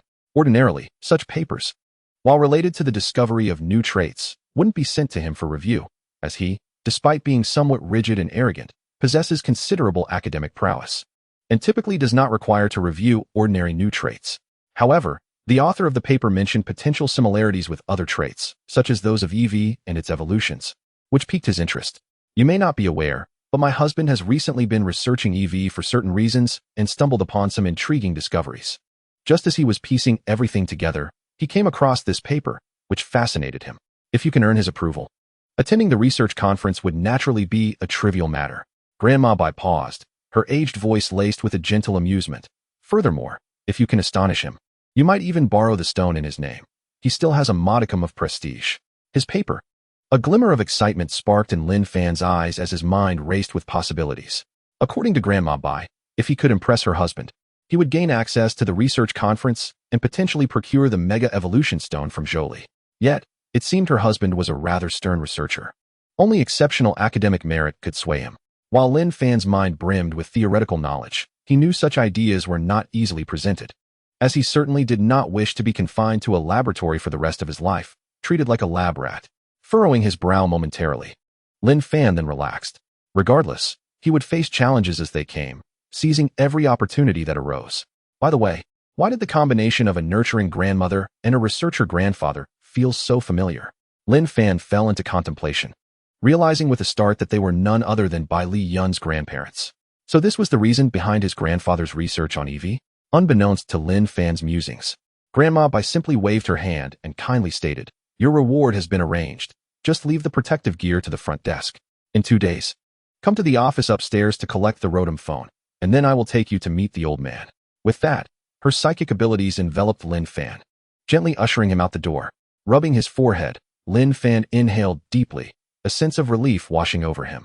All matters had been resolved, leaving only the task of impressing Bai Liyun's grandfather to secure his attendance at the research conference. However, Bai Liyun had mentioned that her grandfather was a Pokémon professor, and winning over such a distinguished figure would not be an easy feat. Lin Fan's gaze flickered as he turned to leave, determined to prepare thoroughly, for he must seize this opportunity. Before long, Lin Fan returned to the hotel. As he approached the entrance, he was greeted by the beaming figure of Sun Qi, who enveloped him in a hearty embrace.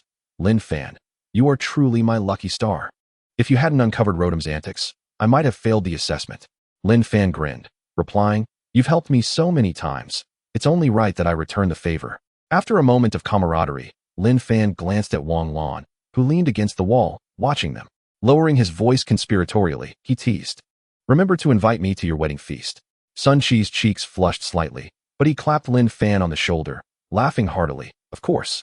After a brief exchange of pleasantries, Sun Qi produced several formula sheets from his belongings and handed them to Lin Fan.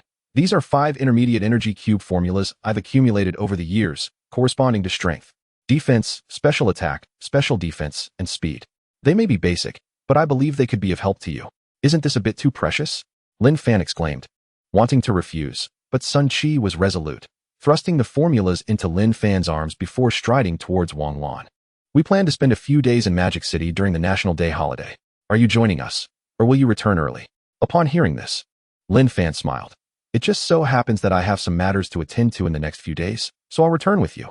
As long as you two don't mind me being a third wheel. After some playful banter, the trio shared a laugh. Sun Qi and Wang Lan waved goodbye to Lin Fan, hand in hand, as they made their way outside the hotel. Lin Fan glanced down at the 5 formulas cradled in his arms, carefully storing them away. Just as he was about to enter his room for a brief rest, a middle-aged man suddenly appeared, accompanied by a Machoke. The man looked at Lin Fan's room number and then at him, seemingly verifying something. Your power amplifier is ready, but I need to inspect the protective gear before you can take it, the man announced, as Machoke gently set down the power amplifier it had been carrying. That was quick. Lin Fan was taken aback. He had only just returned. However, upon seeing the professional-grade Machoke, he understood everything. A professional trainer. No wonder the service was so swift. The esteemed Breeder Association, situated in the enchanting metropolis of Magic City, has indeed employed professional trainers to deliver right to one's doorstep. In the dusky city, these individuals represent the very core of the Trainer Association. After a moment of reflection, Lin Fan did not linger, swiftly shouldering the protective gear and presenting it for inspection. Everything appears in order. The value is commensurate, the uncle remarked, weighing the gear in one hand, nodding with satisfaction. Lin Fan's eyelids flickered slightly. Could it be that these trainers of fighting-type Pokémon aspire to transform themselves into humanoid Pokémon? As he watched the uncle depart, Lin Fan cast his gaze downward at the power amplifier, bringing it indoors. Electro Bug, come forth, he called. Pika. The Electro Bug greeted Lin Fan with familiarity, tilting its head curiously to scrutinize the power amplifier before its eyes suddenly sparkled with delight. Pika, a delicacy. It seemed to think only of eating and playing with its phone. Amused, Lin Fan affectionately ruffled the Electro Bug's head, saying, this is meant for you, so feel free to indulge. Upon hearing Lin Fan's words, the Electro Bug cheered, leaping atop the power amplifier to joyously absorb the immense electrical energy within. Zzz. The chaotic currents crackled in the air before being instantly drawn in by the Electro Bug. A splendid golden electrical garment gradually took shape, expanding and glowing ever brighter, rendering the Electro Bug akin to a diminutive thunder deity. Lin Fan's eyes reflected the golden electric light, leaving him somewhat perplexed. What purpose does this object serve? It cannot merely be a superficial effect, can it? Chapter 112. Spin, Compress. After a thorough gaze, Lin Fan shook his head in resignation, abandoning his observations. Perhaps the absorbed current was insufficient? Oh well, it was best to set that aside, leaving the Electro Bug to absorb the currents from the power amplifier in the room. Lin Fan, accompanied by Beedrill's Pokeball, proceeded to the training area provided by the hotel and released it. Beedrill greeted Lin Fan warmly.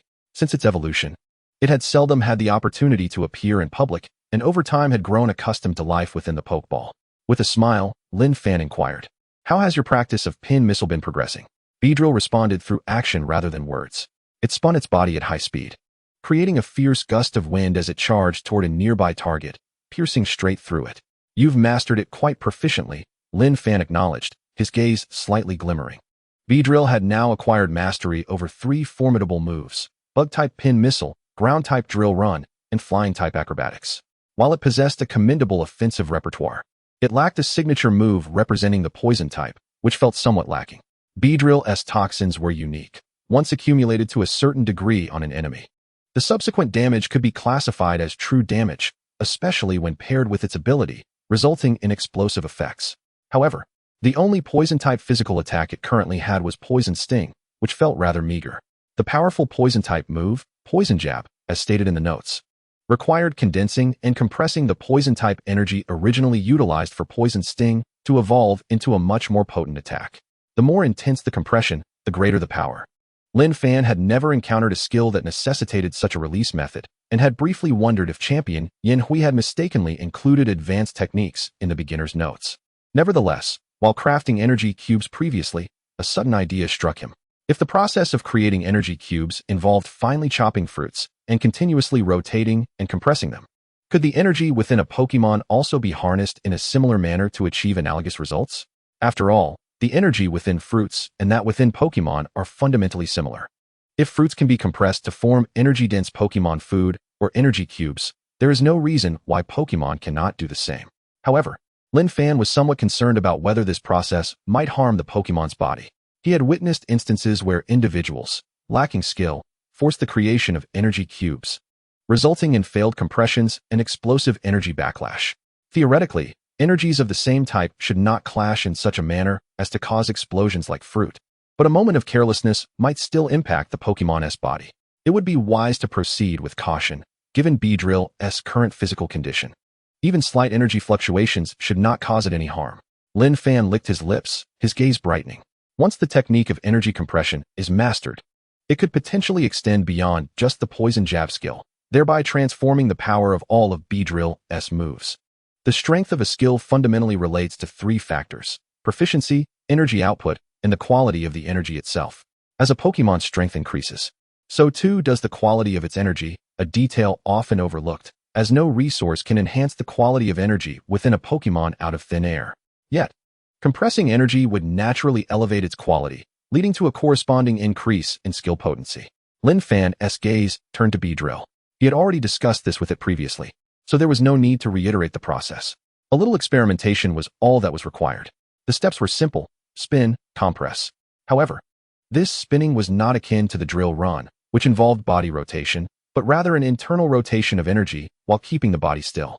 Lin Fan decided to commence with the drill run skill, gradually reducing Beedrill's bodily rotation speed while maintaining the energy's rotational speed until it could freely control the energy's rotation within its body. "Let us begin," Lin Fan instructed, stepping back to provide Beedrill with ample space. Beedrill closed its eyes, recalling the energy flow of drill run in its mind.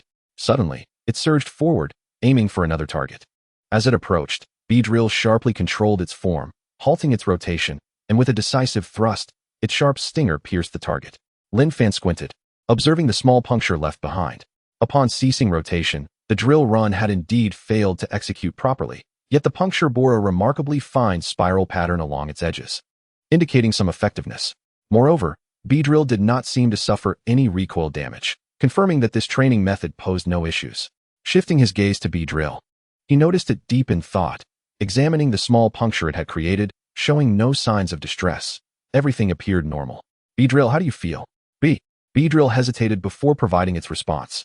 A hint of contemplation crossed Lin Fan's features. "Does it feel as though your control played only a minor role? Perhaps it's more about the energy within not keeping pace with your cessation of rotation, resulting in residual spinning? In other words, is it primarily inertia of the energy that led to this outcome?" Beedrill nodded vigorously, eager to convey this very sentiment. Truly, the educated have a way with words. "Inertia." Lin Fan mused on the term, his eyes suddenly brightening with inspiration. "Beedrill, can you control the flying-type energy to envelop the ground-type energy while executing drill run?" "No need for acrobatics, just a simple manipulation of energy." Beedrill nodded. This was straightforward, merely a variant of multitasking it had long mastered. "Excellent, let us try again. But this time, as I instructed, encase the ground-type energy within the flying-type energy. Though somewhat puzzled by the request, Beedrill complied. After a brief moment of concentration, Beedrill's gaze sharpened once more, and it charged forward, striking true at the target with a resounding impact. As it withdrew its right hand and casually flicked it, Beedrill's expression turned to one of astonishment. A seemingly trivial alteration has yielded an unexpectedly formidable outcome this time. Upon gazing at the target's bullseye, Lin Fan observed a small hole, now twice the size of the previous one, with distinctly pronounced swirling patterns along its edges. A faint smile graced Lin Fan's lips. It appears that his theory remains utterly unassailable. Chapter 113. The Mosquito King. So it shall be you. Each form of energy possesses its unique characteristics. An aerial energy embodies lightness, inherently linked to the concept of rotation, as evidenced by natural phenomena such as tornadoes. When employing a direct drilling technique, the rapid rotation gives rise to a miniature whirlwind of aerial energy. Upon ceasing the rotation, the ground energy also halts abruptly. Yet, due to inertia and one's own control, a slight rotational capability persists. Conversely, aerial energy behaves differently. Akin to the winds of nature, it is inextricably connected. Once initiated, it proves challenging to halt. Thus, when one ceases to rotate, the aerial energy does not dissipate as swiftly as the ground energy, but continues to swirl within the body, wrapping around the ground energy and causing both to rotate together, culminating in this remarkable result. However, Lin Fan's gaze shifted towards the right hand of Beedrill, having noticed its earlier flicking motion, which had not escaped his keen observation. As I feared, the collision of these two elemental energies could inflict a certain degree of harm upon you. Beedrill, seemingly unperturbed, excitedly brandished its twin stingers, eager to engage. Hiss! If more aerial energy could be summoned, it would undoubtedly amplify the power once more. Lin Fan's expression turned grave. Absolutely not. I can ascertain that the Yuchong Stone tablet possesses rapid recovery properties and enhances physical attributes. Yet I remain uncertain whether it can flawlessly mend the damage inflicted by the clash of energies within. Currently, this level of damage remains manageable, still within the realm of your body's self-recovery capabilities. However, should the harm intensify, latent injuries are bound to manifest. If the Yuchong Stone tablet fails to heal them, it could severely impact your future. Countless once mighty Pokémon have faced a swift decline in strength due to the eruption of latent injuries in their later years, or their abilities have suddenly diminished, all attributable to such hidden afflictions. Therefore, let us train at this level for now, understood? Hiss! Beedrill obediently nodded, fully aware of the brevity of its existence. Despite the wondrous power bestowed by its trainer, allowing its body to undergo continuous transformation, it could not guarantee an extension of life. Thus, Beedrill's steadfast resolve has always been to train vigorously within its limited time, striving to reach its utmost potential and assist its trainer in scaling greater heights, even if it meant enduring self-harming training, for the sake of strength. Nevertheless, since the trainer has issued such a serious warning, it will reluctantly heed his advice. After all, aerial energy merely serves a supportive role, while the true efficacy lies in its own control over energy. Lin Fan smiled reassuringly, gently encouraging. Then let us continue training, aiming for an early mastery. Hiss! 2 days later, within the Breeder Association, Lin Fan ascended the elevator toward Grandma Bai's office, his palm caressing the 2 pokeballs at his waist. Feeling the responses from within, and a smile crept across his face. Though 2 days may seem fleeting, his Pokemon's strength had undergone yet another metamorphosis. Beedrill's energy compression initiative had entered a steady phase of progress, advancing continuously, and he believed it would not be long before it grasped the nuances. However, the most remarkable progress was evident in Electabuzz. Previously, Lin Fan had equipped it with a Thunder Stone, and now, with an even more potent treasure. Its strength had substantially improved within a mere 2 days. Although it had not yet mastered the Charge Beam, it had unexpectedly developed an understanding of the Electro Ball technique. This skill, determined by the speed differential between the 2 combatants, proved highly advantageous for Electabuzz. After all, wielding various speed-reducing techniques such as electromagnetic wave, electroweb, string shot, and potentially sticky web in the future, Electabuzz could undoubtedly maximize the effectiveness of electroweb. In the game, the power of Electro Ball is categorized into 5 tiers: 40, 60, 80, 120, and an astounding 150. In reality, the power incrementally rises with each unit of speed difference, illustrating the skill's potential. Under specific circumstances, it possesses the capability to unleash cataclysmic power. I wonder when Electabuzz will evolve. It should still be some time away. likely requiring proximity to the elite level. However, it could very well harness the light of evolution to ascend directly to elite rank. Lin Fan mused, recalling Lu Shi's Mosquito King. The latter sought to leverage the light of evolution to elevate its strength to elite status. However, this was due to the fact that Pokémon evolving via evolution stones often absorb the energy of the stones, resulting in a substantial enhancement of their power, exceeding that of standard evolutions. I wonder if the evolution from Mosquito to Mosquito Knight and the evolution into Mosquito King yield equivalent levels of power enhancement? My curiosity piqued. Lin Fan's eyes sparkled with intrigue. Yet before he could delve deeper into thought, a familiar wave of energy enveloped him. Here it comes again. With only enough time to voice a feeble complaint, Lin Fan found himself standing before Grandma Bai, with the drowsy Jengar by her side. It's as if a grand move was merely a basic attack, Lin Fan reflected, his gaze shifting to her, eyes suddenly alight with excitement. Rotom phone. No, rather than a phone, it resembled the Rotom Pokédex from his recollection. Before him floated a red object the size of a tablet, occasionally spinning as if curiously examining its own form. Its overall shape bore significant resemblance to Rotom, with a pointed head, lightning-shaped arms, vibrant blue eyes, and a lively, crooked smile. Good morning, Rotom. Rotom zipped to Lin Fan's side, proudly showcasing its new form. Although Lin Fan had previously chased it in frustration, Rotom recognized its own culpability and remained unfazed. The internal functions are comprehensive and powerful, combined with Rotom's innate abilities. It will adeptly assist you in addressing the majority of challenges, Grandma Bai remarked with a smile. Rotom beamed back, its screen reflecting Lin Fan's figure. Analysis complete. You are suited to wear a white t-shirt and light blue jeans, Rotom. Lin Fan chuckled wryly at his attire, realizing that this peculiar creature was merely echoing the answers. However, such a personality should harmonize well with Electabuzz. Observing Lin Fan bonding with Rotom, Grandma Bai's face brightened with a benevolent smile as she gradually rose to her feet. Come, I shall take you to meet my husband. He has been eagerly anticipating presenting you with a formidable challenge these past few days. By the way, I must forewarn you that his research spans the entirety of the Pokémon domain, yet his expertise lies predominantly in evolution. He even discovered Jengar's evolutionary method. He discovered Jengar's evolutionary method? That indeed indicates a profound mastery of evolutionary research. Lin Fan's eyes glimmered slightly, and a smile crept upon his lips. My apologies, Professor. Though you are undeniably formidable, he, burdened with the accumulated knowledge of the original work over countless years, possesses no reason to falter in theoretical understanding. Mosquito King. So it shall be you. Chapter 114. Dr. Bai Li. Prepare yourself. Do not regurgitate. Grandma Bai cautioned, and before Lin Fan could gather his thoughts, an invisible radiance erupted from Jengar, the familiar wave intensifying, enveloping the entire office. In the next moment, a brilliant light erupted, enveloping all living beings within the room, causing them to vanish without a trace. In a distant corner of the magical metropolis, an intense radiance suddenly blossomed from an unknown source, and several figures materialized out of thin air, stirring up a cloud of dust. Grandma Bai gazed in astonishment at Lin Fan, whose complexion was pale, yet remarkably resilient.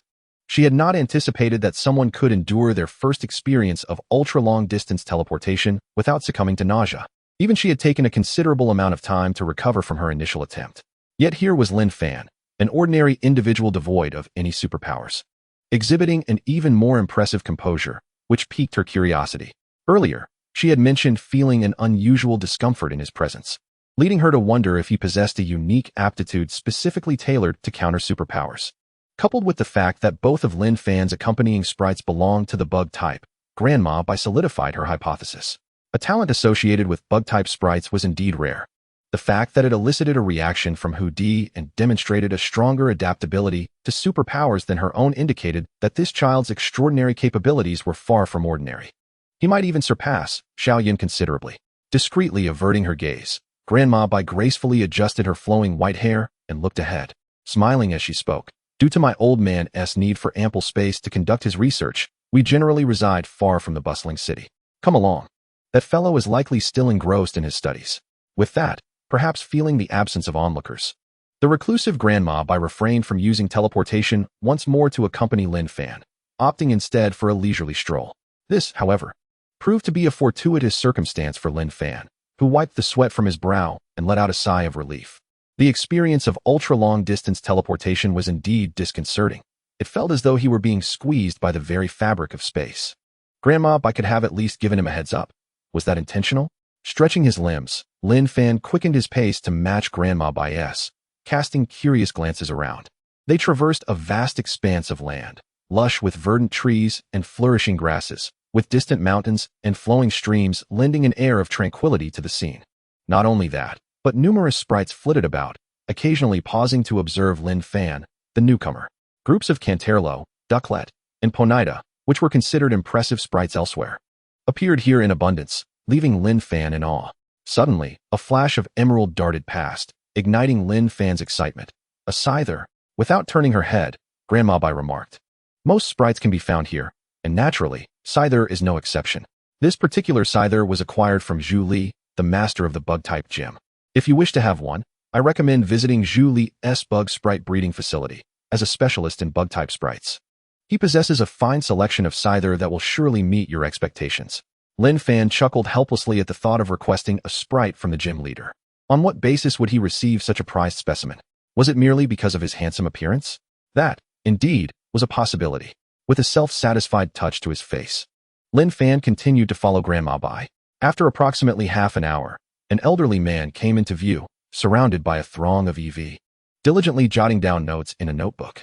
Not far off, a young man appeared, his gaze falling upon Grandma Bai and Lin Fan, momentarily taken aback. Lin Fan had already formed a hypothesis. Seeing the young man elicited no surprise from him as he waved, acknowledging Bai Liyun. Do you two know each other? Grandma Bai inquired, her expression revealing her surprise at Lin Fan's familiarity with the young man. I happened to meet him when I visited the EV house he runs in Yun Street. Lin Fan briefly recounted their encounter, joining Grandma Bai by the elderly man and hesitating before greeting him. Good day, doctor. The elderly man did not spare Lin Fan a glance, remaining absorbed in his research. Don't mind him, he is like that. Grandma Bai reassured Lin Fan with a pat on his shoulder as she sauntered towards a nearby pavilion, seating herself leisurely. Bai Liyun glanced at Lin Fan and followed suit into the pavilion, beckoning him to join them. As Lin Fan approached, Bai Liyun curiously inquired, Did you come here because you excelled during the assessment, prompting Grandma to give you special attention? Before Lin Fan could respond, Grandma Bai lightly tapped Bai Liyun on the head. When have you ever seen me giving someone special treatment? I brought this child here to seek your grandfather's assistance. He wishes to participate in the research summit. Bai Liyun rubbed his head, offering Lin Fan an apologetic smile, but soon realized something, his eyes widening in surprise. You're a dual specialist in breeding and research. Upon seeing Lin Fan nod in affirmation, Bai Liyun turned to Grandma Bai. I had a feeling that someone would be more suited for this path than I. Being personally brought here by you signifies his extraordinary talents in both breeding and research. Before Grandma Bai could reply, a robust, aged voice interrupted. I never claimed he was a genius in the field of research. With that, Dr. Bai approached Lin Fan, his imposing figure casting a shadow over him as he scrutinized the young man from head to toe. How much do you know about EV to dare conclude such a statement at the end of your paper? Was the trial commencing already? Lin Fan gazed up at the elderly man, who stood with arms crossed, and after a moment of contemplation, responded, I believe EV possesses 3 distinct abilities. Dr. Bai's eyes widened in astonishment, momentarily silencing him for half a minute. However, Lin Fan sensed that the elder's expression conveyed not mere surprise at the assertion regarding EV's 3 abilities, but rather an emotion akin to disbelief, an implication that he too was aware of this fact. Amidst the confusion, Grandma Bai's mocking laughter rang out. Old man, are you up to the task? Even though Xiaoyan recently mentioned that EV has 3 abilities, it seems you haven't grasped as much as this child. Dr. Bai's face flushed with embarrassment as he fell silent. Lin Fan cast a surprised glance at Bai Liyun, who remained unfazed, offering a subtle smile. Did he also know that EV had 3 abilities? Considering that all of Bai Liyun's sprites were EV, with only 3 being evolved forms. If he believed that Lifan and Glacian had better evolution options beyond evolution stones, what of the last EV? Was it a matter of not wanting it to evolve? Or was there a superior alternative for its evolution? Chapter 115, Bai Liyun's probe. The atmosphere in the room grew heavy with silence, each person lost in their own thoughts. After a prolonged pause, Dr. Bai returned to the present, opting not to pursue further inquiries into Lin Fan's understanding of EV's abilities. Instead, he found a seat and directed his gaze toward Lin Fan. Recently, he had learned from his grandson that EV indeed possessed 3 abilities, which had propelled his relentless research on the subject. However, being a man of strong will, he was reluctant to accept outcomes dictated by others, preferring to uncover the remaining 2 abilities of Eevee through his own investigations. Based on Lin Fan's paper and his own studies over the past few days, he had tentatively identified one ability to be akin to that of a fleeing bug, while the last one remained only a vague notion. It appeared that even with his grandson's assistance, he had failed to uncover all of Eevee's abilities ahead of this young boy, leaving Dr. Bai with an inexplicable sense of defeat. The fact that the discovery of Eevee's 3 abilities had been relayed to him by Li Yun rather than discovered independently already felt unfair. Now, having been aided, he found himself outperformed by a mere child, leaving him at a loss for how to reconcile his pride. Dr. Bailey's expression fluctuated between frustration and delight. He felt a pang of defeat, while simultaneously rejoicing in the emergence of a meticulous young genius in the field of research. Only through first-hand exploration of Eevee's traits could one truly appreciate the formidable challenge of identifying 2 additional characteristics beyond adaptability. This task was rendered even more daunting due to the tendency to confuse the other 2 traits with the timid nature, compounded by Eevee's popularity as a choice among pet Pokémon. Essentially, all Eevees deemed unsuitable for battle had been transformed into companions, making it exceedingly difficult to discern the subtle differences between their traits and the timid disposition without a foundation of prolonged combat experience. Not all traits exhibit conspicuous external manifestations upon meeting their activation conditions, unlike Blaze or Torrent. For instance, the stench ability, which releases a noxious gas capable of inducing a flinching state in opponents, remained undiscovered until a lucky trainer utilizing a Grimer triggered it repeatedly in battle, leading to the opponent's utter defeat without any response. Given that Grimer inherently exudes a foul odor, even when the trait occasionally activated, it was merely perceived as the opponent being overwhelmed by the stench, resulting in a temporary loss of action. Numerous similar instances abound. Humanity's exploration of Pokémon merely scratches the surface. Reflecting on this, Dr. Bailey exhaled deeply and remarked, "I initially intended to test your abilities, but it appears that such measures are unnecessary. Your discovery of Eevee's 2 additional traits already attests to your competence. Thus, regarding the year-end research summit, I believe you find it insufficient, do you? However, if Lin Fan could identify a new evolutionary form of a Pokémon, that would suffice." Bailey Yun interjected abruptly, his gaze intensely fixed on Lin Fan. Lin Fan remained silent, now certain that Bailey Yun's knowledge extended far beyond mere awareness of Eevee's 3 traits or the alternative evolutionary methods of Leafin and Glacian. He was acutely aware that Bailey Yun undoubtedly knew of other evolutionary forms of Eevee, and that singular, professionally ranked Eevee was likely his initial Pokémon, preserved for the purpose of evolving into a new form. While Lin Fan found it perplexing that Bailey Yun possessed such insights, he was relieved that the latter only knew of the existence of a new form and not the means to achieve it, which led to Bailey Yun's deliberate probing of Lin Fan. After all, Bailey Yun might have acquired such extensive knowledge of Eevee through some unique method, and the fact that Lin Fan shared similar insights compelled Bailey Yun to speculate whether Lin Fan might possess even greater knowledge about Eevee, including its other evolutionary forms. Dr. Bailey gazed at his grandson in astonishment. Although Bailey Yun was reluctant to pursue a career as a researcher, this did not imply a lack of capability. He should undoubtedly comprehend the immense difficulty of discovering a new Pokémon evolutionary form. Thus, was this merely an instinctual test of Lin Fan? Even if Lin Fan were to decline, Bailey Yun would insist on having his grandfather take him to the research summit. As long as there was a glimmer of hope for discovering Eevee's entirely new evolutionary form, he would not let the opportunity slip away. However, Lin Fan merely lifted his gaze to meet Bailey Yun's, calmly stating, "Discovering a new evolutionary form of a Pokémon is quite challenging. Yet there exists a possibility of unearthing a new evolutionary pathway." He continued, "If I truly manage to uncover a new evolutionary pathway, I would like to request your assistance, Doctor, in borrowing a certain item for my research. I wonder if that would be permissible." Grandma Bai, standing nearby, quietly added, "It's a special stone related to bee drill, discovered by Zhou Li in the Secret Realm. It should be showcased at the research summit." A new evolutionary pathway? Bailey Yun fixated on Lin Fan, striving to discern any hint of deception upon his visage. Was it the evolution methods of Leafin and Glacian? Lin Fan remained silent, merely offering a smile in response to Bailey Yun. "All right, if you truly manage to discover a new evolutionary pathway, not only will borrowing be permissible, but anything showcased at the research summit can be requested from my grandfather," Bailey Yun declared, his tone softening as he returned to his usual tranquility. Dr. Bailey widened his eyes in disbelief. He had yet to utter a word, and his grandson had already sold him out. Nonetheless, if a new evolutionary pathway were genuinely discovered, it would not be a trivial matter. After all, Pokémon requiring special methods for evolution typically signified considerable strength and could be classified as a monumental academic discovery, capable of causing ripples in the scholarly community. Yet, could such a young child genuinely uncover a new evolutionary pathway?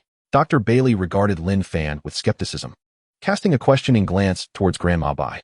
She subtly nodded, sensing no deceit in Lin Fan's words. Lin Fan observed the varied expressions of the family, maintaining a facade of calmness while internally sweating for himself. Although he had contemplated the evolutionary method for the Mosquito Frog King, he could not guarantee success. After all, evolving a Pokémon through items is not as straightforward as utilizing evolution stones. It necessitates a certain resonance with the item, which elucidates why such evolutionary paths are so challenging to uncover.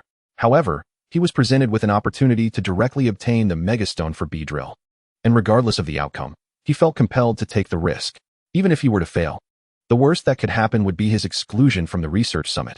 He could always seek out Jolie, though that route would undoubtedly be far more arduous than attending the summit. In contrast, evolving EV into Sylveon is considerably simpler. It merely requires a high affinity for Fairy-type energy, a close bond with the trainer, and the acquisition of a Fairy-type move to complete the evolution. Nevertheless, the distinction between a new evolutionary form and a new evolutionary pathway is profound. The former is significantly more challenging than the latter, especially when Lin Fan does not currently possess an EV. He harbored a fear that if he were to openly announce the existence of Sylveon, he might be subjected to dissection for research or confined to a small room for life, conducting experiments. The mere thought was terrifying. Chapter 116, The Promised Reward. Bailey Yun's Apology Gift. After a prolonged silence, Dr. Bailey finally spoke. Given these circumstances, let us settle this matter. I await your good news. Grandma Bai, smiling gently, added, if this child truly manages to unveil a wholly new evolutionary pathway, then a mere special stone of unknown utility will not suffice as a reward. Coincidentally, this child specializes in bug-type Pokémon. I believe Jolie's group of Scythers would be quite splendid. Dr. Bailey rolled his eyes. It seemed everyone regarded him as a cash dispenser. Nevertheless, acquiring a single Scyther was hardly an issue. With a wave of his hand, a touch of grandeur illuminated his aged countenance. Such matters are trivial. Lin Fan remained silent. The arrangement was still in its infancy, yet they had already determined various rewards. Should he ultimately fail, it would result in considerable embarrassment. Upon returning, he would promptly inquire whether Lucire's Mosquito Frog had evolved. Although Pokémon evolving through items do not typically impose strict standards on strength, it is generally observed that the stronger the Pokémon, the easier it is to evolve. Finding another Mosquito Frog nearing elite status in a short time would not be a simple endeavor. Glancing at the sky, Grandma Bai remarked, it seems rain is imminent. Since the matter has concluded and you lack an umbrella, it's best you return. I shan't escort you further. Let Xiao Yun accompany you outside.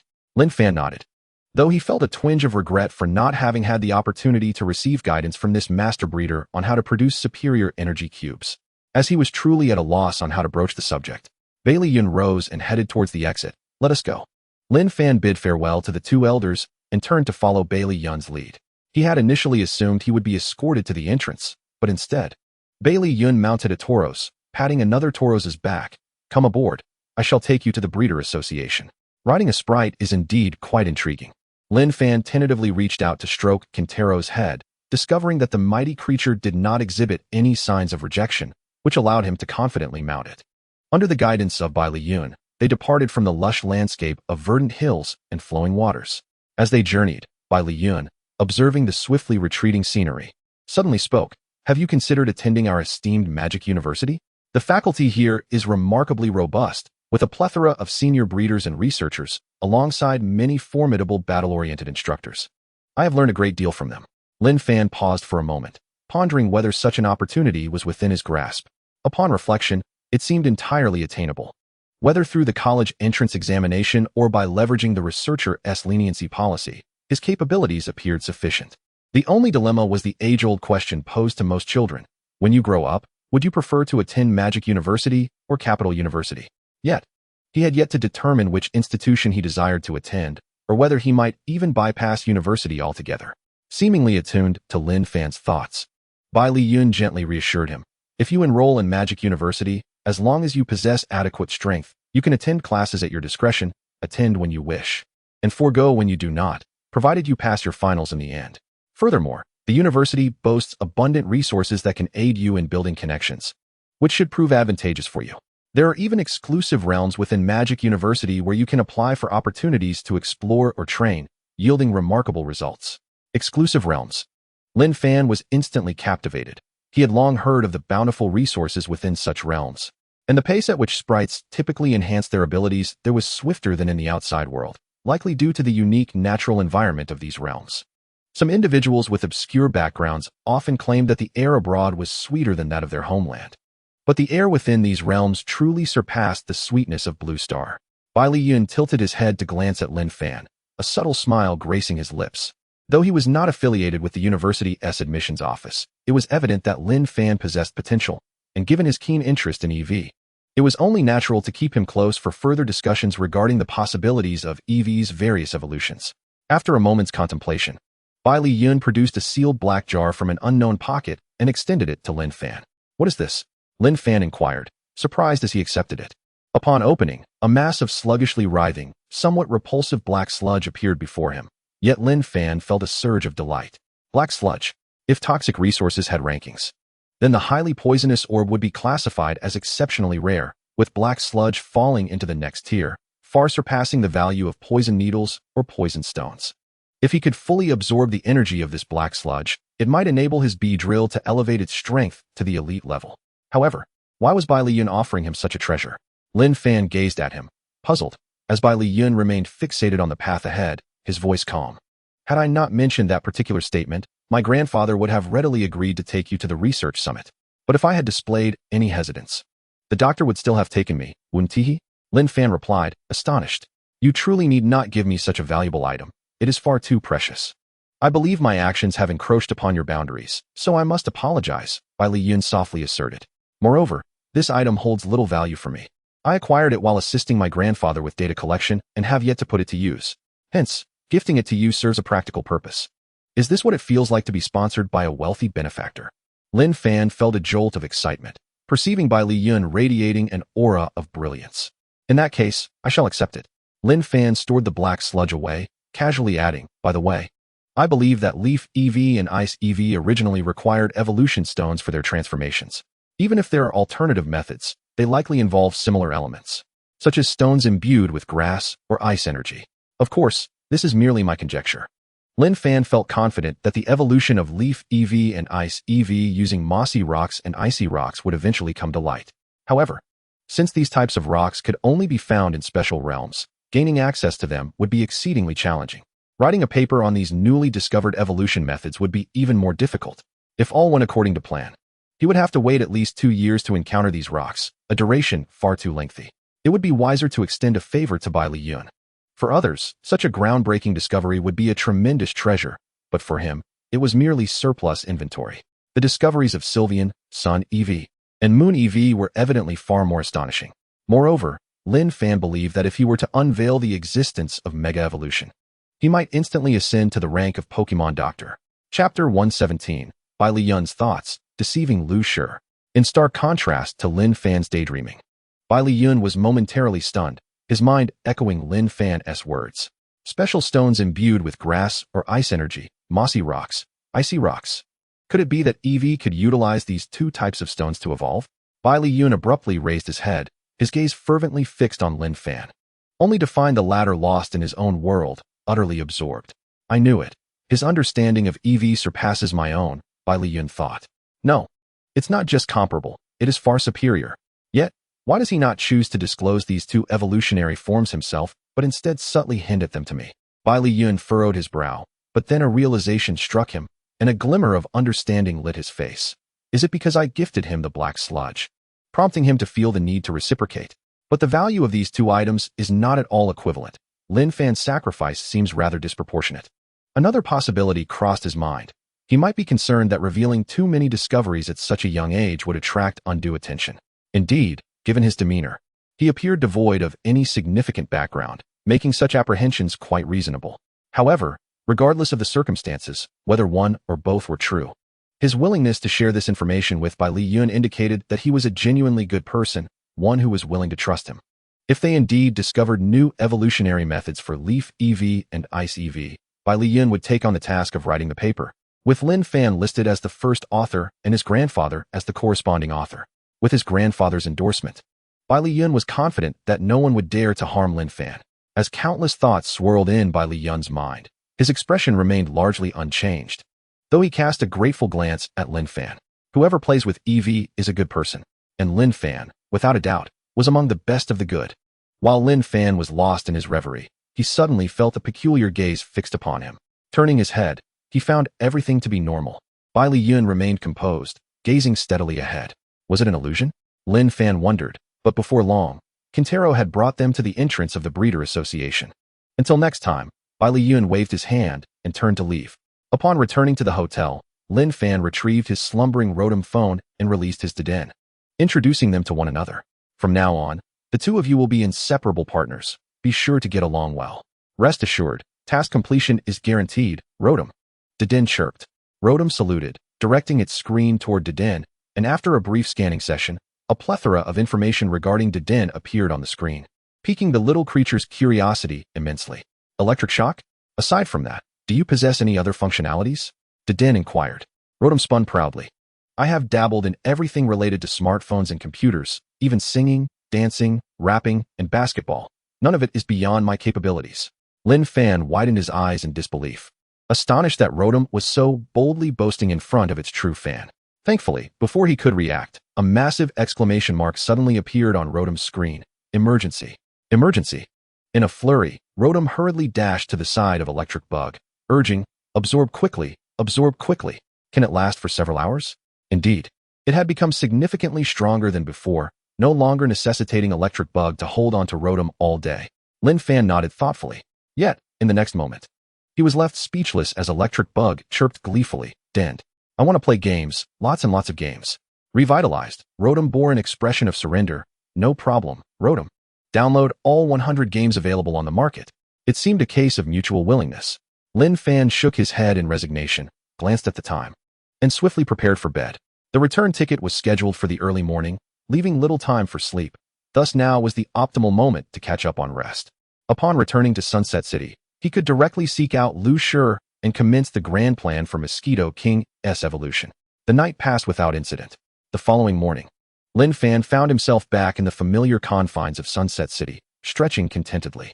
Nearby, Sun Qi and Wang Lan held hands tightly. According to their words, they wished to explore each other's cities, which was why Wang Lan had accompanied him. After bidding farewell to the enamored couple, Lin Fan hastened to the club in search of Lu Shi. It was still morning, and the club was not overly crowded. Lu Shi appeared to be quite at ease, training his Pokémon. Lin Fan glanced over and breathed a sigh of relief. Thankfully, there had been no evolution yet, and it seemed to have improved slightly, enhancing the prospects of its evolution. Good morning, Lin Fan greeted, to which Lu Shi silently nodded in acknowledgement. Approaching Mosquito King, Lin Fan crouched down to meet its gaze. Mosquito King scratched its head and amiably extended its fist in greeting. Such a healthy little creature, Lin Fan thought, as he affectionately patted its head. Then turned to meet Lu Shi's peculiar gaze. Are you interested in it? Lu Shi asked, walking over to Mosquito King and casually pouring water over its head. Mosquito King displayed a look of contentment, clearly relishing this treatment. However, Lin Fan couldn't shake the feeling that Lu Shi's actions were in response to his earlier gesture, wondering if Lu Shi harbored some form of obsessive-compulsive behavior, insisting that only he could touch his Pokémon. With a quizzical glance at Lu Shi, Lin Fan cleared his throat and revealed a subtle smile. Please look here. He opened his phone, which prominently displayed the latest electronic journal of Pokémon science, featuring his paper in a conspicuous position that occupied a substantial portion of the issue. Lu Shi's expression shifted to one of surprise. Impressive. Isn't it? I also find it quite remarkable, Lin Fan replied, stowing his phone away with a mysterious smile. However, the crux lies not in this.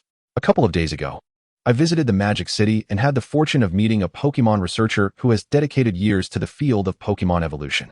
Guess what he told me? Lu Shi narrowed his eyes, sensing something unusual. What? Leaning in closer and lowering his voice, Lin Fan whispered. He said that Pokémon like Mosquito King might evolve into Mosquito Frog King using the King's certificate. Lu Shi seemed struck by a bolt from the blue, momentarily frozen in place. Are you serious? While a definitive path for Mosquito King's evolution into Mosquito Frog King had yet to be discovered, comparative studies had revealed that once Mosquito King evolved, it would transition from possessing the ability of easy swimming to rain inducement, significantly increasing its market value and tactical utility. Lu Shi was not an affluent trainer, and a rain inducement mosquito frog king would be an extraordinarily precious entity for him. Hence, upon hearing Lin Fan's words, he could not help but feel a surge of excitement. Yet, he quickly regained his composure and skeptically remarked, "You met a Pokémon researcher who just happens to specialize in evolution, and he randomly divulges such valuable information to you instead of conducting his own research? Do you think I'm foolish?" Perhaps due to his heightened excitement, Lu Shi spoke more than usual. Lin Fan inwardly chuckled, recognizing the intrigue in Lu Shi's demeanor. "Regardless, the researcher isn't here, so I can say whatever I wish." Chapter 118. The initial completion of the intermediate energy cube. Lin Fan cleared his throat and explained, "You see, I mentioned some elements related to EV's abilities at the end of my paper, and coincidentally, that researcher's grandson is a trainer specializing in EV, which afforded me the opportunity to meet him. After a profound exchange, the researcher was quite pleased with me, believing I possessed potential, and thus shared his ongoing research project, allowing me to experiment." Lu Shi pondered. "So, you merely learned of this information and came to use me as a test subject? That's not entirely inaccurate." Lin Fan nodded, fixing his gaze on Lu Shi. "So what do you say? Will you cooperate with my research?" After a moment of silence, Lu Shi ultimately succumbed to temptation and nodded. "All right." After all, there was little to lose if it failed, but should it succeed, the rewards would be monumental. "What about the King's certificate?" Lu Shi suddenly recalled something and hesitated. "This item is generally of limited appeal due to its average effectiveness and is not readily available on the market. I'll handle it. But remember to transfer the funds for the King's certificate to me if we succeed." Lin Fan smiled. He had received a reward from the poaching incident that included an item which he had not redeemed at the time. Among those was a King's certificate, and since its value was relatively low, according to the association's list, he could redeem two. "Sounds good. Let us meet at this time tomorrow," Lu Shi affirmed, sealing the agreement. Upon exiting the club, Lin Fan first visited the Trainer Association to redeem two King's certificates, although theoretically, only one was necessary. Having an extra wouldn't hurt, especially since there were no other items he desired from the remaining options. After securing the King's certificates, Lin Fan returned home. With his parents absent, he pushed open his bedroom door, his gaze drawn to a package on the floor. The logistics of Lingwei Company remained impressively swift. A smile of delight spread across Lin Fan's face as he opened the package to reveal the items within. These were the fruits and resources he had purchased from the Lingwei Company's official website after receiving several intermediate energy cube recipes from Sun Chi a few days prior. Once he thoroughly understood these recipes, he could commence the attempt at crafting advanced energy cubes. Let us start with the Speed Energy Cube. After all, speed reigns supreme in martial arts. Lin Fan muttered to himself as he approached the fruit mixer to begin his initial attempt. Peacha berries, grape balls, lancha berries, and mookie berries. Moments later, with a loud puff, a cloud of black smoke erupted from the mixer, marking the failure of Lin Fan's endeavor. The timing for adding the mookie berry was slightly off. Discarding the oddly shaped, unidentifiable substance from his hands, Lin Fan immersed himself once more into the process of crafting energy cubes. This time, he was quicker. Damn it, the first peacha berry is already problematic. Time slipped away, and before he knew it, dusk began to paint the sky, the sun nearing its descent. Lin Fan's complexion had grown pale, yet his eyes sparkled with determination. 3, 2, 1, success. A soft pop resonated from the mixer as a blue energy cube, laced with hints of yellow, appeared before Lin Fan, containing a sprinkling of impurities, indicating its mediocre quality. Creating it is an accomplishment. After all, a day's effort proves I'm indeed a genius. Lin Fan barely had time to appreciate the fruits of his labor before a wave of dizziness washed over him, accompanied by sharp pains in his head. Clear signs of mental exhaustion. Wrapping his temples gently, Lin Fan closed his eyes and sat on the ground, resting for half an hour before feeling somewhat better, albeit weary as he reopened his eyes. After this, I want to touch energy cubes for at least a week. It's too exhausting. Despite the earlier statement, Lin Fan couldn't help but display a flicker of joy as his gaze fell upon the energy cube before him. Unlike the rudimentary energy cubes, the intermediate energy cubes serve as the backbone of the energy cube market, proving invaluable from the elite level to the gym leader level. Beedrill, come here and have a taste. Upon hearing Lin Fan's call, Beedrill, who was pondering how to control its internal energy, flew over, glanced at the speed energy cube on the table, and swiftly consumed it. A perfect score, a rare find. A glimmer of excitement sparkled in Beedrill's eyes. feeling a slight buoyancy in its body, though merely an illusion. It sufficiently illustrated the disparity in effects between the intermediate energy cube and the primary one it had previously consumed. With prolonged usage, enhancing Beedrill's speed by 10 to 20% would pose no challenge. However, Lin Fan glanced at the raw materials he had depleted with a sigh of resignation. The substantial sum of 10,000 units had been exhausted in a single day. While breeders can earn a profit, it is indeed a profession that consumes wealth. The following morning, within the confines of the club, Lin Fan yawned as he arrived punctually before Lu Shi, whose startled expression was accentuated by dark circles under his eyes. Here, the proof of the king. Let us see if there are any changes with it. Lin Fan rubbed the corners of his eyes, yawning again as he handed over the proof of the king to Lu Shi. Could it be that Lin Fan's fatigue stemmed from his efforts to facilitate the evolution of his Mosquito King? Lu Shi felt an inexplicable surge of emotion as he accepted the proof and released Mosquito King from its pokeball. In the eager gaze of both, Mosquito King received the proof but exhibited no reaction, blinking its large eyes at the two. Lu Shi felt a twinge of disappointment. Although he understood that it wouldn't be so simple for Mosquito King to evolve into the Mosquito Frog King, greater hope often leads to greater disappointment. And his impatience was palpable. Lin Fan, however, wore a knowing expression, about to speak when another long yawn escaped him. Lu Shi's thoughts were not entirely unfounded. While the primary drain on Lin Fan's energy was the production of energy cubes, he had indeed stayed up late pondering how to ensure Mosquito King's successful evolution into the Mosquito Frog King. Perhaps finding a tribe of Mosquito Kings and having Mosquito King ascend to the role of tribe leader might aid in its evolution. Lin Fan rubbed his cheek, gradually regaining some energy as he spoke. Although he wasn't particularly well-versed in the intricacies of Mosquito Frog King, he was quite familiar with the species known as Slowking, recognized as the leader of the Slowpoke tribe and the brain of the entire group. Moreover, the proof of the king seemed to be an item intended for leaders. As Mosquito Frog King shares a similar evolutionary pathway with Slowking, there could be some commonalities. However, the distinction lies in the fact that Slowpoke requires not only the proof of the king, but also necessitates that a shelter latch onto its head. And due to the typical lack of leadership among Slowpoke caused by their low intelligence, this shelter must be the leader of its tribe, making the conditions more stringent than those for the Mosquito Frog King. As Lin Fan pondered this, he suddenly fell into deep thought. If that were the case, after Slowpoke evolves into Slowking, who exactly controls its body? It wouldn't be akin to Paras, where the mushroom that evolves into Parasect is the true entity, while the insect's body merely serves as its host, would it? Chapter 119, The Ostracized Mosquito King.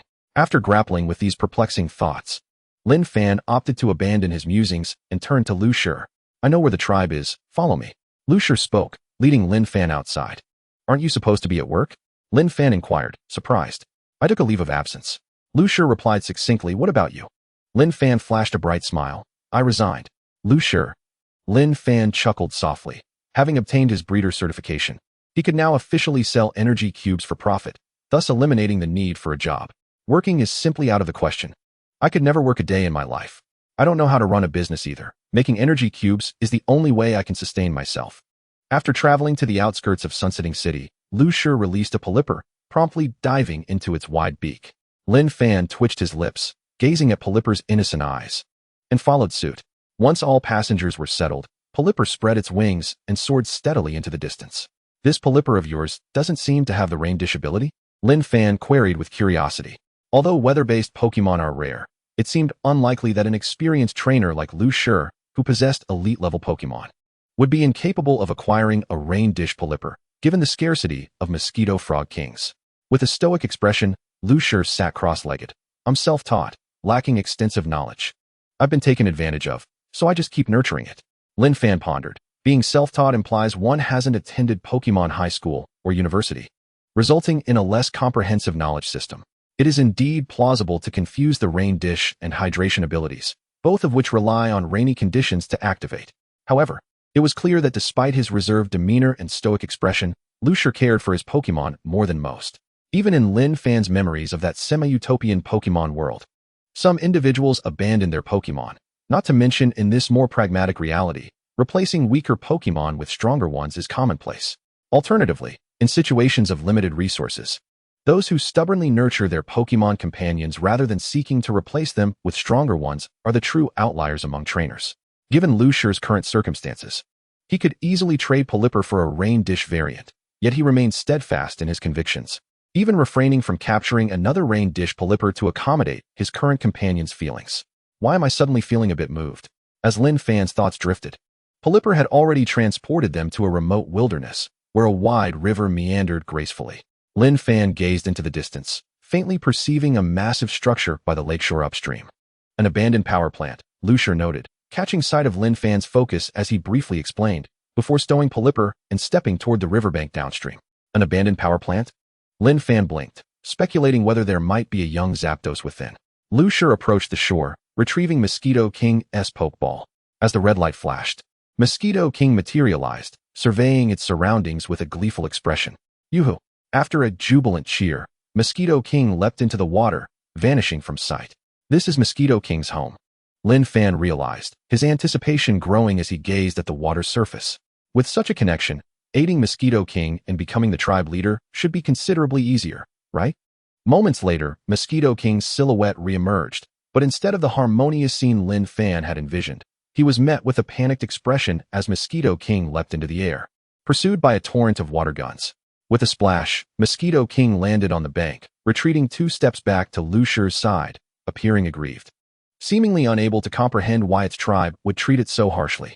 Bubbles rose as dozens of mosquito tadpoles and Mosquito King surfaced, glaring menacingly at Mosquito King, as well as at Lin Fan and Lucier.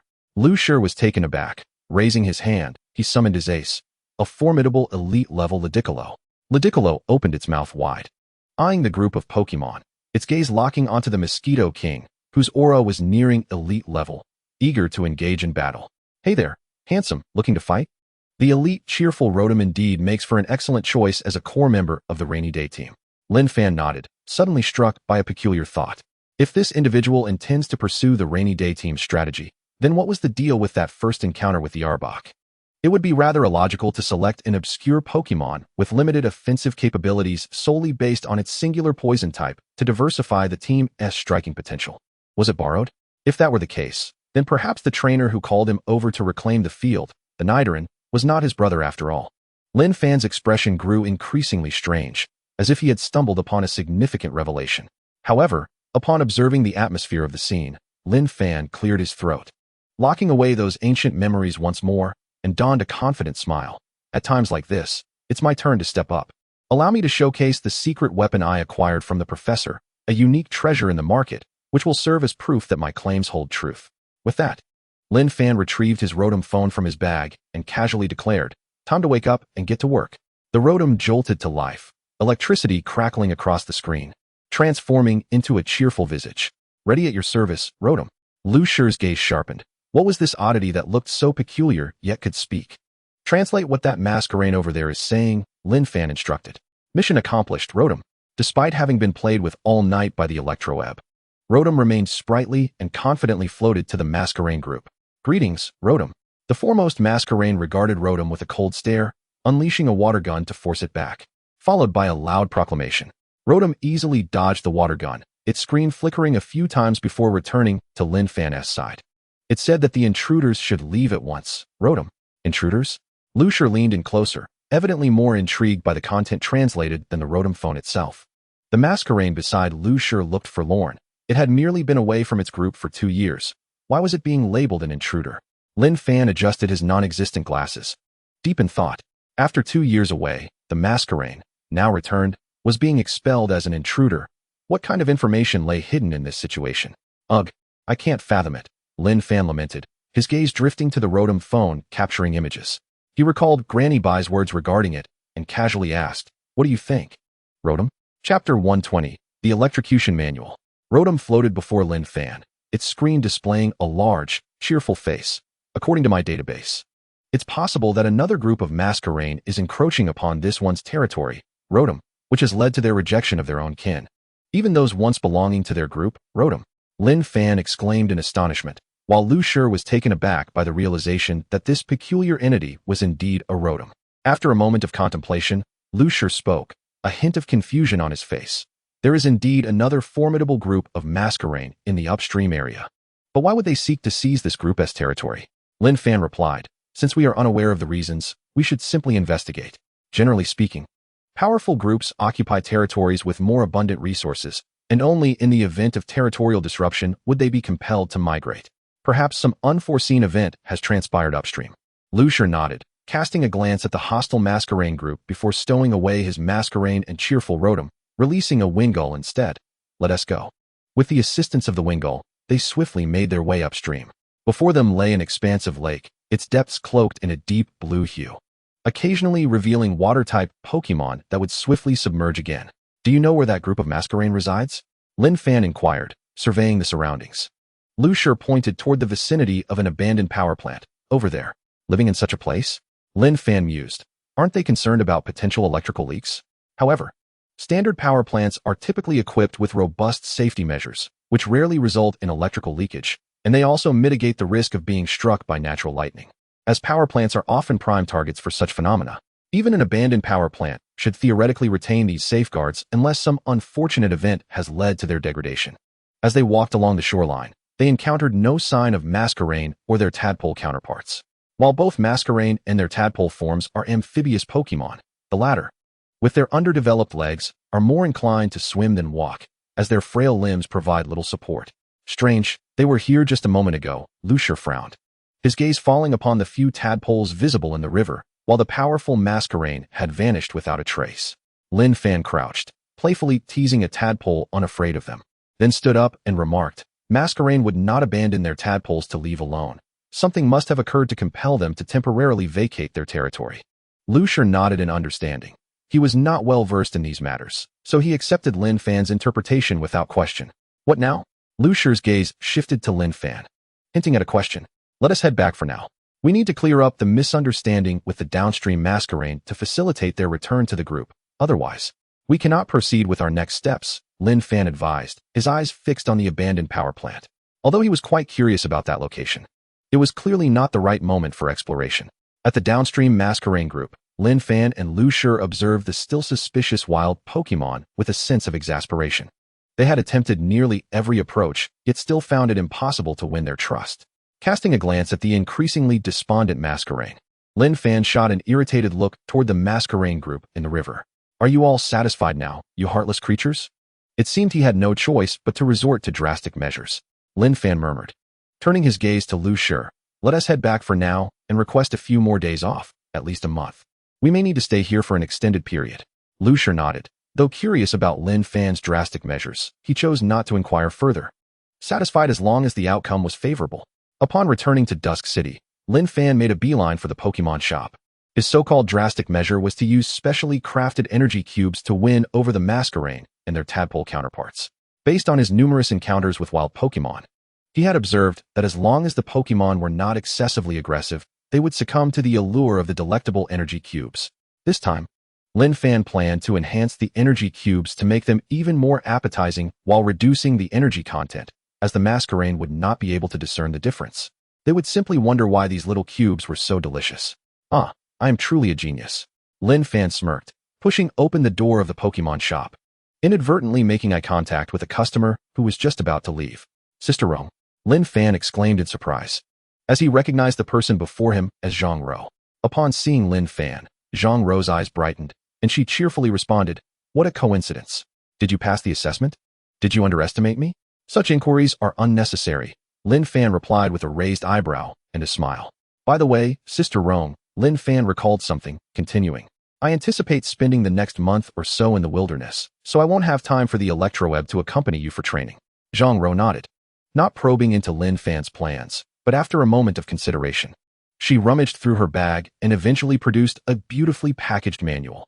I've already taught the usage of the charge beam to the Electroweb. Although the little one cannot utilize it yet, with diligent practice, it shouldn't be a problem. This is the learning manual for the electrocution skill. I no longer have use for it, so I'll leave it with you. Just remember to return it when the Electroweb learns it. It's quite precious.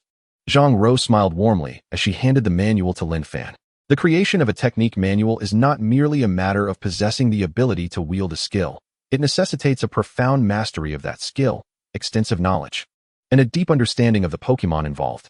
For instance, Lin Fan's direct charge drill manual originated from a professional trainer, yet its true author was a former gym leader. It is highly likely that the same circumstances apply to this electricity discharge manual. Lin Fan felt a surge of emotion and, without hesitation, carefully stowed away the manual. By the way, once you return from the wild, let's embark on a business trip together. It's time to wrap up the Pokemon battle we had previously arranged, Zhang Ro added, suddenly recalling something as she prepared to leave. A confident smile graced Lin Fan's lips. Rest assured, Sister Ro, I will ensure a resounding victory. Oh dear. Do not be so violent. We are going for a friendly spar, not seeking revenge, Zhang Ro chuckled, covering her mouth with amusement. Although the sparkle in her eyes betrayed her satisfaction. All right, carry on with your business. I hope to see you next time. And I trust that the electric bug has made significant progress. Zhang Ro waved her hand, maneuvering around Lin Fan as she exited the shop. Chapter 121, The Sequence of Events. Lin Fan retracted his gaze and swiftly acquired all necessary supplies before returning home, bringing along everything that might be of use. Without delay, he commenced the production of energy cubes. The basic energy cubes were quite simple to create, requiring little effort, especially since Lin Fan was not overly concerned with quality. His production speed was remarkably fast. 2 days later, at the territory of the downstream Mosquito King, Lin Fan set down his heavy backpacks, pitched his tent, and, under Lu Shi's curious gaze, retrieved a Pokemon fishing rod, using broken energy cubes as bait as he leisurely began to fish. Glub, glub. Soon enough, the first Pokemon was caught, a small mosquito tadpole, its round, shiny eyes fixed on Lin Fan, devoid of any fear of being captured, only harboring a desire for another. Be good. Wait over there for a moment, Lin Fan said, flicking the plump body of the mosquito tadpole and placing it on the ground behind him, continuing his fishing. The leader of this Mosquito King clan was a particularly stubborn Mosquito King, easily identifiable by its larger-than-usual eyes. Under its direction, the group of Mosquito Kings and mosquito tadpoles refrained from engaging with the outside world, preferring to remain hidden behind their leader. Lin Fan could not guarantee that they would be enticed by the energy cubes. However, it mattered little. As long as he employed a strategy of taking them down one by one, by the time the Mosquito King leader realized what was happening, it would already be too late. I truly am a genius, Lin Fan mused. Lu Shi approached Lin Fan, scrutinizing a piece of energy cube closely. It's unlike those available on the market. Did you make this? Of course I did. What do you think? I can mass-produce high-quality basic energy cubes. If you're interested, I can offer you a discount of 20%, Lin Fan replied. Lu Shi glanced at the stumbling yet determined mosquito tadpole attempting to return to Lin Fan's side. Let me test the product first. If the quality is satisfactory, I'll take it. Not a problem. Lin Fan beamed, sensing the first sale was within reach. As the two conversed, Lin Fan had already caught several mosquito tadpoles, including 2 seemingly dazed Mosquito Kings. Finally, the surface of the water erupted with countless bubbles, and the Mosquito King leader surged to the surface, glaring intently at Lin Fan. Just as it was about to let out an angry cry, a water-blue energy cube flew directly into its throat. The Mosquito King leader choked, rolling its eyes while clutching at what was ostensibly its neck, fingers trembling as it pointed accusingly at Lin Fan. You despicable human. Lin Fan awkwardly cleared his throat, nonchalantly retracting his fishing rod and tossing a few energy cubes to appease the eager Pokemon behind him, his gaze fixed on the Mosquito King leader, which had regained its composure and was instinctively chewing on the energy cube. Was this how its kin had been lured away? Truly, a cunning human. Yet how delicious. If only I could have another. Licking its lips, the Mosquito King leader's demeanor softened slightly upon seeing the crowd of well-fed Mosquito Kings and tadpoles behind Lin Fan. It hopped to the shore, confronting Lin Fan. Yubo. Observing the Mosquito King leader's lingering wariness, Lin Fan extended a somewhat higher quality energy cube, speaking kindly, we mean no harm. We merely wish to allow the Mosquito King to visit its clan and assist in its evolution. The Mosquito King leader accepted the energy cube, glancing at Lin Fan's well-fed kin and the Mosquito King beside Lu Shi before giving a slight nod. Yubo. Success. The Mosquito King belonging to Lu Shi let out a joyful cry, rushing to bump fists with the Mosquito King leader, signifying mutual recognition between the two Pokemon. You truly are impressive, Lu Shi remarked, a hint of admiration crossing his face. If it came down to strength, he could subdue the entire Mosquito King clan single-handedly. Yet he did not wish to sever his Mosquito King's ties with its kin. Lin Fan smiled, turning his attention back to the Mosquito King leader while also summoning Rotom to assist. Why were you so resistant to us initially? Was it because another clan of Mosquito Kings sought to invade your territory? The Mosquito King leader nodded, beginning to explain. Several days ago, a torrential downpour struck this area, accompanied by several bolts of lightning that inexplicably struck the upstream region. For water-type Pokemon, such lightning is a natural disaster, often causing them harm. And the upstream Mosquito Kings were among the victims. Moreover, following that storm and the lightning, a new clan of Pokémon appeared upstream, disturbing the entire waterway. With their sights set on the territory of the upstream Mosquito King clan. The leader of that group was a particularly robust mosquito warrior, who, naturally, was unwilling to concede its territory after years of habitation. However, with its clan's overall strength inferior to that of the invaders, they were forced to retreat. On one hand, the mosquito warrior did not wish to relinquish the land it had inhabited for so long. On the other hand, it had to consider the well-being of its clan. Seeking refuge in the territory of the downstream Mosquito Kings. Faced with this situation, the Mosquito King leader was understandably displeased. Although they were all Mosquito Kings, the different clans had no interactions, and only the Mosquito Frog King could command all nearby Mosquito Kings and tadpoles with absolute authority. However, lacking the strength to contend with the Mosquito Warrior, the Mosquito King leader found solace in the fact that the latter was still preoccupied with battling the invading Pokémon, allowing the downstream Mosquito Kings to continue residing here. Upon hearing this account, Lucia's Mosquito King jumped up first, indignant, as it cried out, "Yubo! Yubo! Yubo!" Lin Fan turned to Rotom, "Translate that." Rotom's screen flickered, relaying the message with enthusiasm. "My original partner was taken away by an upstream Mosquito King, and now they dare to invade our territory. Unforgivable. I had no idea your Mosquito King had such a backstory," Lin Fan said, raising an eyebrow at Lucia. After a moment of teasing, he continued, "The current situation is quite clear. To grant your Mosquito King sufficient prestige, leading its clan to repel the upstream Mosquito Kings is the optimal choice. Therefore, you will train this group of Mosquito Kings while I investigate the situation upstream. What do you think?" Lucia nodded in silence. "No problem." With that, Lucia strode over to his Mosquito King, issuing a straightforward challenge to the Mosquito King leader. "Let us have a battle. If I win, I'll train you all." The Mosquito King leader snorted, voluntarily hopping into an open space, signifying its acceptance of the challenge. Seeing this, Lin Fan did not linger any longer and turned to head upstream. He intends to first examine the conditions within the abandoned power plant, followed by an exploration of the so-called foreign tribe.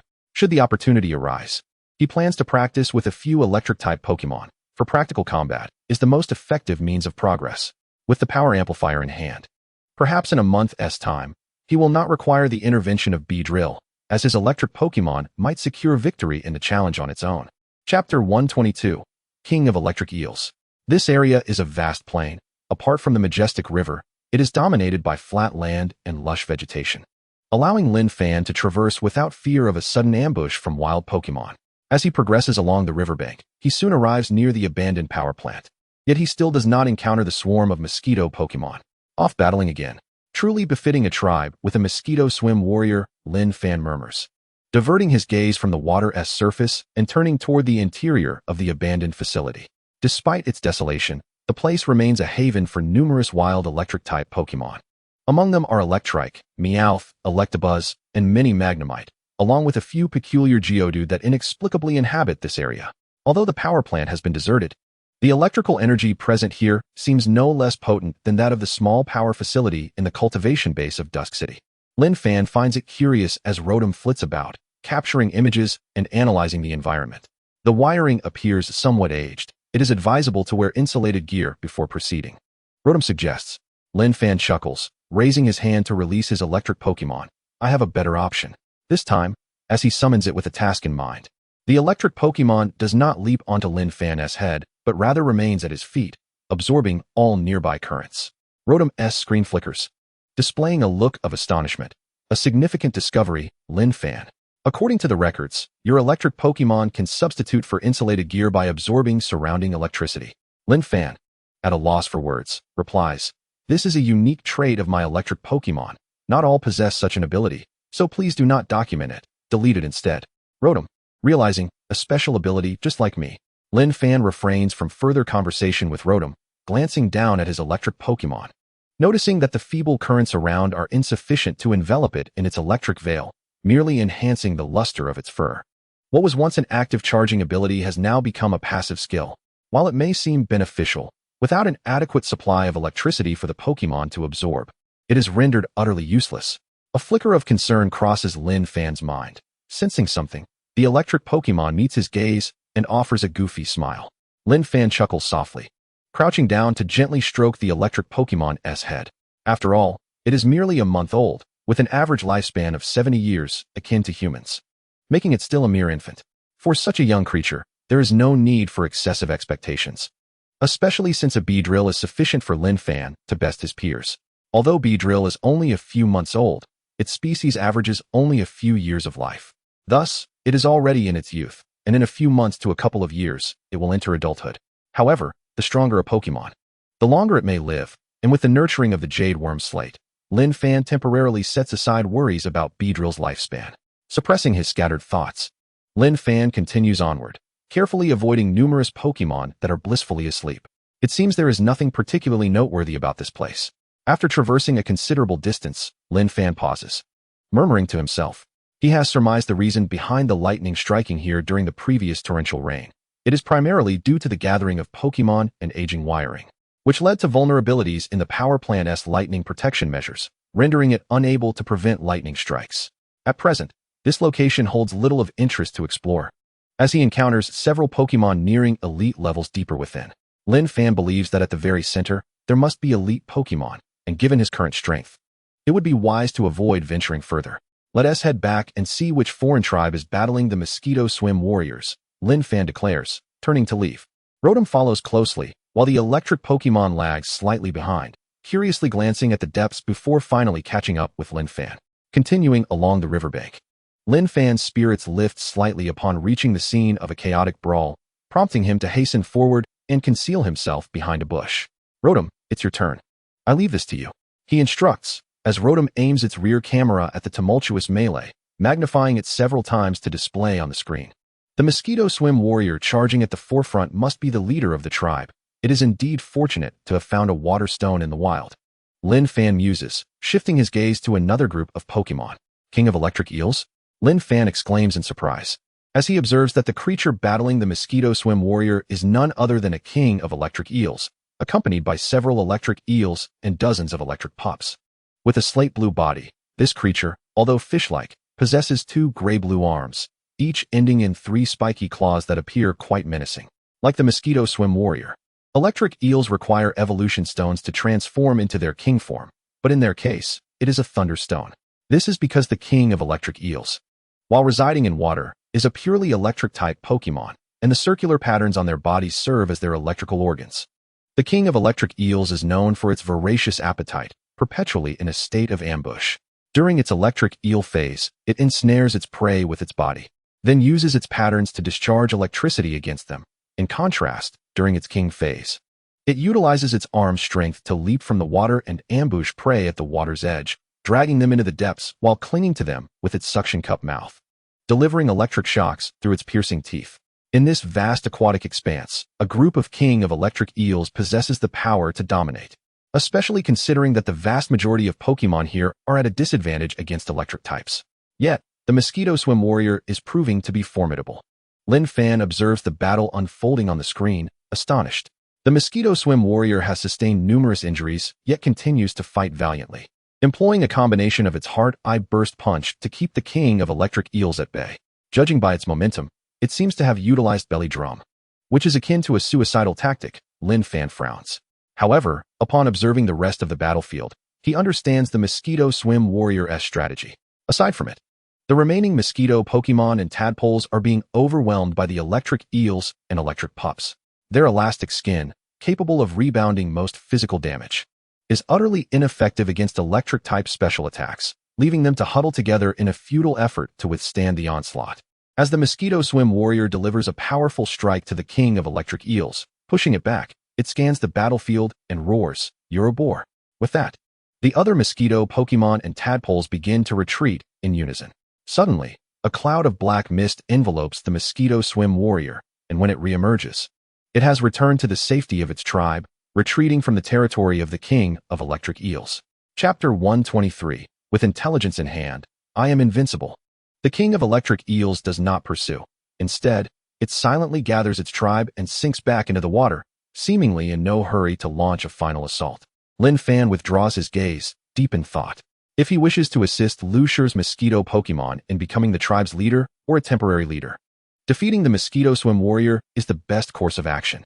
However, this would force the Mosquito Swim Warrior's tribe to relocate once more, an undoubtedly arduous process. Unless, of course, the king of electric eels can be dealt with first, preventing them from coveting the territory of the mosquito swim warrior. After all, these creatures are outsiders. And it is evident that they were not expelled.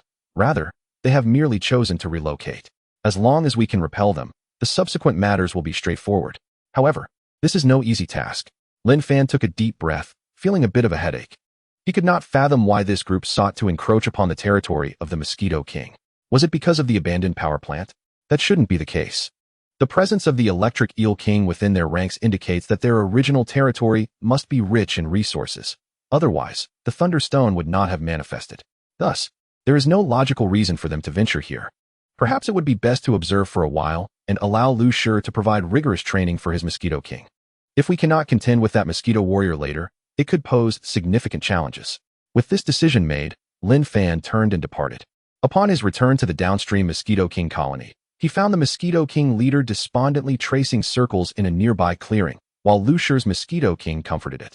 Lin Fan chuckled. In instances where the paper statistics are closely matched, Pokémon directed by trainers often surpass wild ones in strength. Thus, it was within his expectations that Lu Shi's Mosquito King would emerge victorious. However, the outcome against that Mosquito Warrior remained uncertain, as the latter was the evolved form of the Mosquito King and possessed an additional fighting type, rendering it resistant to water types and naturally advantageous. What is the situation? Lu Shi inquired. It appears to be a group of foreign electric eel kings, likely drawn here during the previous torrential rains, either by lightning or the abandoned power plant. Lin Fan succinctly explained, his gaze turning serious as he looked at Lu Shi. That Mosquito Warrior is quite formidable, although it may not be elite.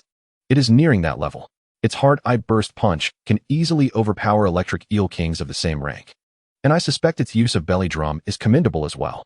Lu Shi frowned slightly, clearly aware that, given the current strength of the Mosquito King, overcoming such a Mosquito Warrior would be quite challenging. After a brief moment of silence, Lu Shi looked at Lin Fan and asked, "What kind of specialized training do you think I should pursue to counter it?" Lin Fan raised an eyebrow, surprised that Lu Shi would seek his counsel, perhaps believing his theoretical knowledge to be superior.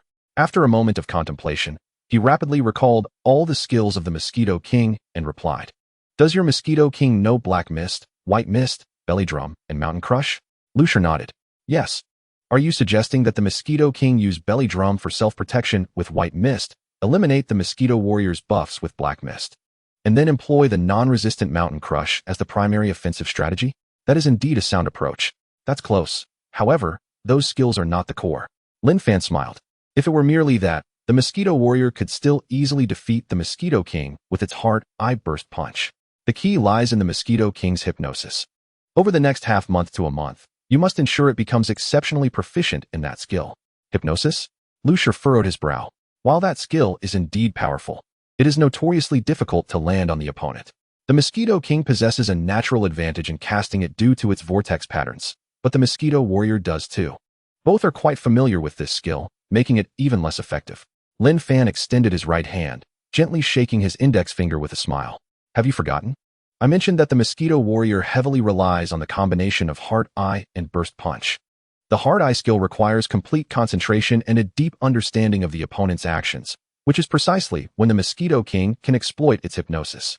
As long as your Mosquito King executes it swiftly, there is no need to worry about its effectiveness. The fully focused Mosquito Warrior will inevitably hypnotize itself." Lin Fan concluded. Lu Shi was taken aback. So there is such a synergy between Hard Eye and hypnosis. I had previously lacked understanding of these two skills, merely scratching the surface of their effects. Truly impressive, as expected of you. Lu Shi sighed in admiration. I must never engage in a duel with someone like you. It is far too terrifying. Lin Fan chuckled softly. Well then, time is of the essence. We can commence training right away. The Electric Eel King group seems in no rush to seize the Mosquito Warrior's territory, as if they are waiting for something. This indicates that the Mosquito Warrior will not prematurely drive away the Mosquito King colony. This interval is precious, and we must seize the opportunity. Lu Shi nodded and approached the two Mosquito Kings huddled together. Lin Fan found a clear space to sit, releasing his B-drill with a wave of his hand. Flicking the pristine dual stingers and smiling, "In a while, we shall face a formidable challenge. My safety rests entirely upon you." A glimmer of confidence flashed in B-drill's eyes. With it by his side, Lin Fan felt assured that he would not fall into peril. Lin Fan chuckled. casting his gaze toward the horizon where the electric eel kings resided. He intended to inquire about their purpose for coming here once they had recovered. He refrained from approaching them immediately due to their injuries, which might lead them to perceive him as an intruder and provoke an immediate assault from the entire group. However, based on Lin Fan's understanding of electric eel kings, it was likely they would ignore him and attempt to drag him into the water as prey, making a confrontation inevitable. Interestingly, electric eel kings could learn both charge beam and discharge. If he could recruit one as a sparring partner for his electric bug, it would indeed be a splendid choice, Lin Fan mused. Although it posed challenges, one could never know the outcome without trying. After a moment, Lin Fan stood and stretched his limbs. The time had come. Let us proceed, Beedrill. When dealing with ferocious wild Pokémon, it is crucial to assert one's presence from the outset, lest we be underestimated. A fierce grin spread across Beedrill's face. The electric eel king might be a tyrant of the water, but Beedrill was equally a tyrant of the woods. When it came to intimidation, it would not yield. Excellent spirit, Lin Fan praised, making his way toward their destination. Although Lu Shi could potentially handle the electric eel king, the latter was no fool. The moment it sensed the strength of the cheerful river sprite, it would likely plunge into deeper waters, feigning death, or rally its entire group for an assault, which even the river sprite would find overwhelming. Thus, the optimal strategy would be to lure the electric eel king out first, and then allow the speed-oriented Beedrill to strike when the opponent was at its most vulnerable.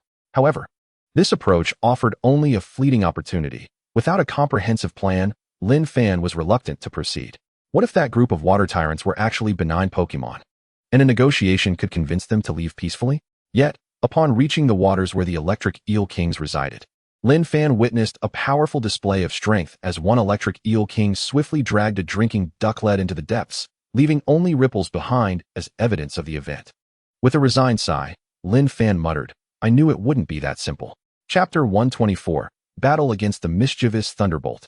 After a brief exhalation of frustration, Lin Fan produced several universal energy cubes. Since the electric eel kings were currently in a feeding state, this was an opportune moment to entice them.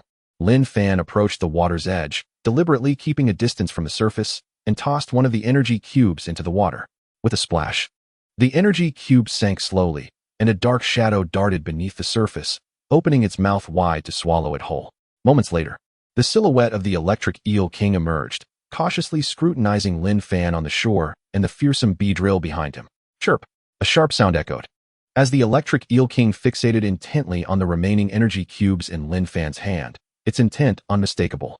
Lin Fan tossed the energy cube up and down, asking, "Tell me your purpose for coming here, and I shall offer you this food." The electric eel king's eyes flickered slightly, its mouth opening wide. Chirp!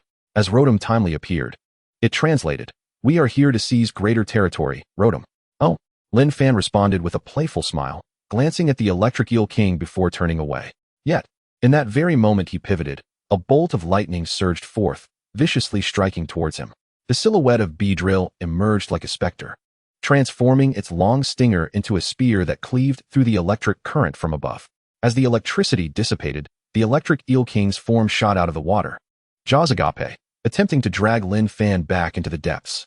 Beedrill regarded the electric eel king's attempt to circumvent it with indifference. To Beedrill, the creature's movements appeared in slow motion. Energy of the flying type gathered in its right hand, and with a powerful strike, it slammed into the electric eel king. Though this acrobatic maneuver inflicted little damage, it successfully diverted the electric eel king's trajectory, thwarting its assault. Lin Fan halted, casting a glance back. The electric eel king had already retreated into the water, cunningly observing Lin Fan and Beedrill by its side. Behind it, several electric eels and dozens of smaller eels emerged, all fixated on Lin Fan. TCH, Lin Fan scoffed, turning away once more. This time, however, the electric eel king refrained from launching another ambush, silently leading its kin back beneath the surface. After a distance, Lin Fan paused, turning to Rotom. "Have you recorded and analyzed everything?"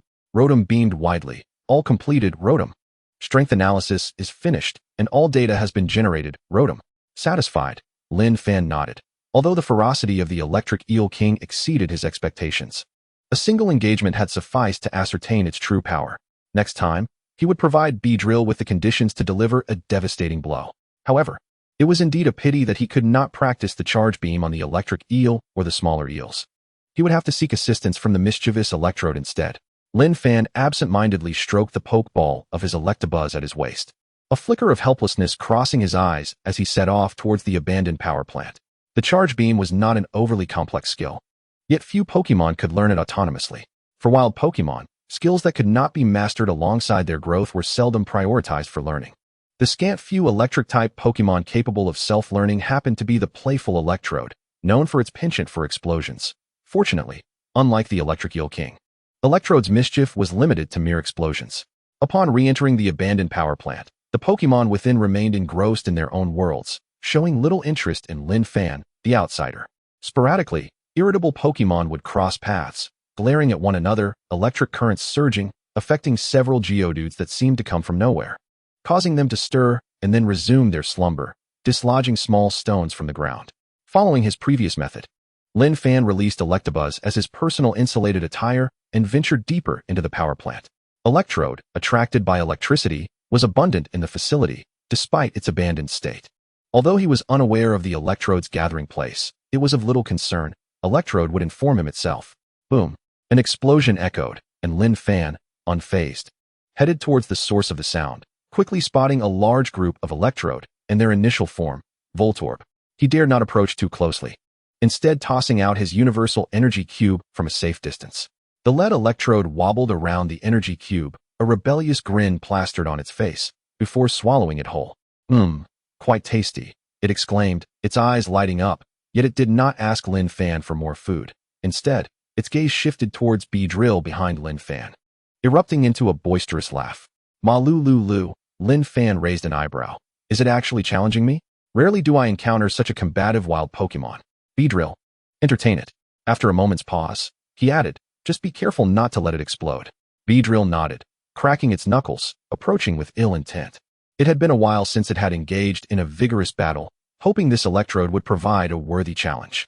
Surrounded by a throng of Electrode and Voltorb, Lin Fan felt the pressure mount, retreating a few steps while clearing his throat. Beedrill, fight autonomously. I trust in your abilities. Even without my commands, you should manage just fine.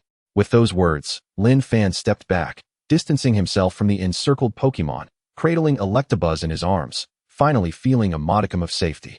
The Electrode remained as tempestuous as ever, launching an attack with dazzling lightning, the sheer force of its widespread electric move preventing Beedrill from closing the gap.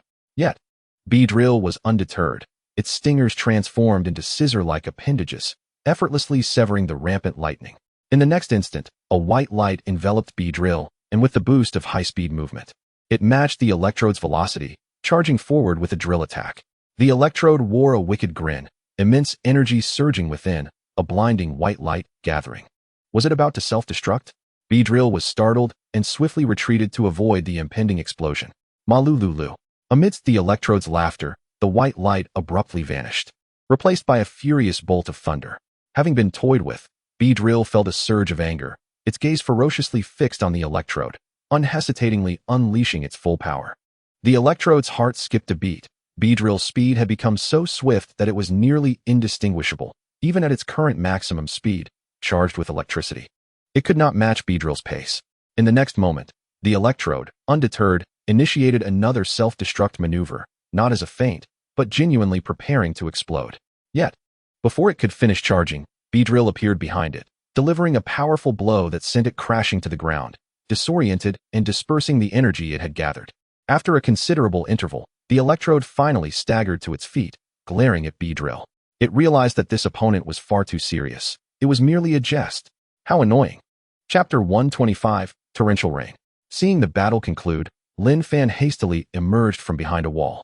He had been genuinely startled by the Electrode's self-destruct intentions. Under normal circumstances, one Pokémon's explosion posed little threat, but with countless Electrode and Voltorb congregated, if even one were to explode, a chain reaction would ensue, culminating in a collective detonation among all the Pokémon. Beedrill could escape due to its speed, but had he not fled in advance, he might not have evaded the explosion's epicenter. However, it appeared Beedrill had improved. Since acquiring that black sludge, its previously slow progress had shown signs of acceleration, nearing the threshold of elite rank. Perhaps when its companion, Mosquito Frog, evolved into Mosquito Frog King, Beedrill would similarly achieve a breakthrough. Attaining elite status in less than half a year was akin to riding a rocket. Taking a deep breath, Lin Fan turned his gaze to the Electrode, which had approached. flashing a grin before opening its mouth. Malululu. Lin Fan offered it an energy cube, which it accepted with satisfaction. Well, the battle's done, and you've eaten. Now, can you assist me? Lin Fan inquired, holding up Electabuzz. Help me train Electabuzz' charge beam skill. The electrode swayed, revealing its bright white teeth. Malululu. Leave it to me. As the words fell, the mischievous Thunderbolt summoned several thunder orbs to encircle the electric bug. Lin Fan felt a twinge of confusion. Is this a new training method? The playful Thunderbolt chuckled. Malululu. They are all wild spirits. They don't know any skills to teach. Normally, they just shock each other, and after receiving enough electricity, they naturally learn the corresponding abilities. Rest assured, electric-type spirits can resist each other's attacks. There won't be any harm. Lin Fan's gaze turned towards the bewildered electric bug, which was being simultaneously struck by the charging beams of the surrounding thunder orbs. After a moment of silence, he nodded thoughtfully. What a splendid training method. If the electric bug were to be struck by lightning every day, wouldn't it learn to summon thunder in no time? Yet, observing the electric bug shivering in fear, Lin Fan smiled and said, "All right, I was just joking. With the strength of these thunder orbs, they indeed won't cause you any harm." Moreover, Lin Fan's gaze shifted to the electric bug's body, where resplendent golden electric filaments had formed, a result of its absorption of the thunder orb's charging beams. It seems your charging ability also has the effect of mitigating electric-type damage. Converting others' energy for your own use is indeed a powerful skill, though it remains unclear how to apply it. Lin Fan pondered over the electric bug for a moment before diverting his attention to the self-entertaining Thunderbolt. By the way, why don't you settle deeper inside? The electric energy there should be even more abundant, right? The Thunderbolt lazily replied, Malululu. There's a powerful electric beast there that won't allow them to approach, and I'm too lazy to fight with that fellow. A wild electric beast? Lin Fan exclaimed. Such creatures, which required special items to evolve, were rarely seen in the wild. Yet, their presence meant they possessed extraordinary power. What could be so special about this place to attract an electric beast to reside here? Lin Fan felt perplexed, but also unwilling to provoke a formidable electric beast. For now, he prioritized enhancing the strength of the electric bug and bee drill. Half a month swiftly passed. During this time, Lin Fan's daily routine became quite fixed. He began each morning with physical training alongside the electric bug and bee drill, followed by training sessions with the electric bug at Thunderbolt's side, while bee drill practiced its poison sting nearby, occasionally sparring with Thunderbolt. In the afternoons, he would investigate the conditions of the mosquito swimmer and the mama eel king, then engage in practice battles with Lushur's cheerful river ghost, as well as review the latter's progress with the mosquito prince's hypnosis techniques. Evenings were reserved for summarizing the day's training outcomes and allowing bee drill and the electric bug to absorb energy from the black sludge and power amplifiers. As for Lushur, his mosquito prince had become quite adept at utilizing hypnosis, accelerating its casting speed to the utmost without prioritizing the effectiveness of hypnosis, making it sufficient to contend with the mosquito swimmer. The weather forecast indicated that a torrential downpour was imminent. Rotom floated in the air, delivering the latest weather news to Lin Fan. Is that so? Then I should prepare some waterproof measures, Lin Fan said in surprise, though his hands continued to examine the electric bug's body. Strange, it seemed perfectly healthy, yet while it had learned to discharge electricity, it had not mastered the charging beam. After the inspection, Lin Fan released the electric bug, somewhat puzzled. Theoretically, it should not have been able to learn the charging beam. Yet conversely, it also shouldn't have learned to charge. These two skills bore many similarities, but the electric bug had persistently failed to grasp the charging beam's application. Perhaps it would be better to abandon the attempt? After all, it wasn't a crucial skill for the electric bug. Lin Fan contemplated, but soon shook his head.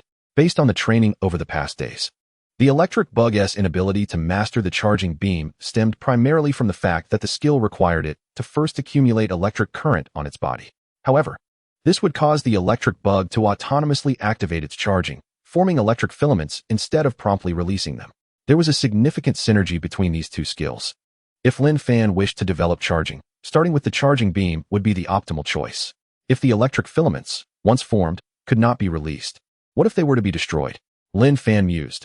Although the current capabilities of the electric filaments provided substantial resistance against electric-type attacks, the electric bug itself already resisted electric-type skills, thus it was not a considerable enhancement overall. Never mind, let us not dwell on this. Lin Fan gathered his thoughts and called Lushur to set up waterproof measures around them. He could already feel the raindrops beginning to descend from the sky. If it truly was a torrential downpour, it would soon pour down in sheets, leaving no time for reaction. Just as Lin Fan had anticipated, in mere minutes, the sky plunged into darkness, thick clouds obscuring the sun, and torrential raindrops fell from the heavens, creating countless ripples.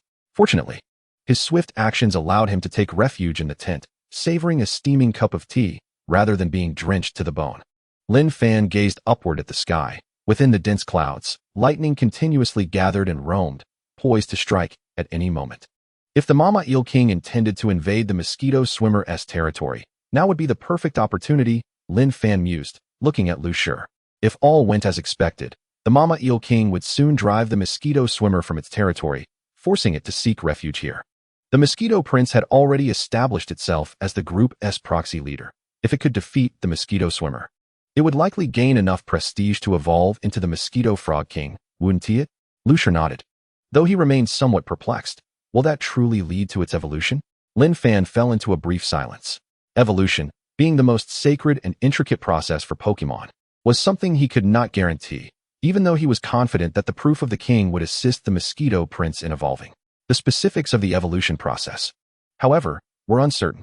As a rare, king-type Pokémon, the evolution conditions were closely tied to the proof of the king. Theoretically, if it could perform actions befitting a leader or gain the group's recognition as a leader, it could complete the evolution. Assisting the group in repelling the invading mosquito swimmer should qualify as a fitting act, right? Chapter 126, The Onslaught of the Gyarados. The information about the Mosquito Frog King surged in Lin Fan's mind, and suddenly, a bolt of realization struck him. Oh no, he seemed to have made a mistake. The Mosquito Frog King was the leader of all mosquito tadpole groups, including both the Mosquito Prince and the Mosquito Swimmer, and was not confined to a specific group. This meant that the Mosquito Swimmer was also its subject. How could it transform into a true king after defeating its own subjects? Lin Fan furrowed his brow, swiftly making a decision.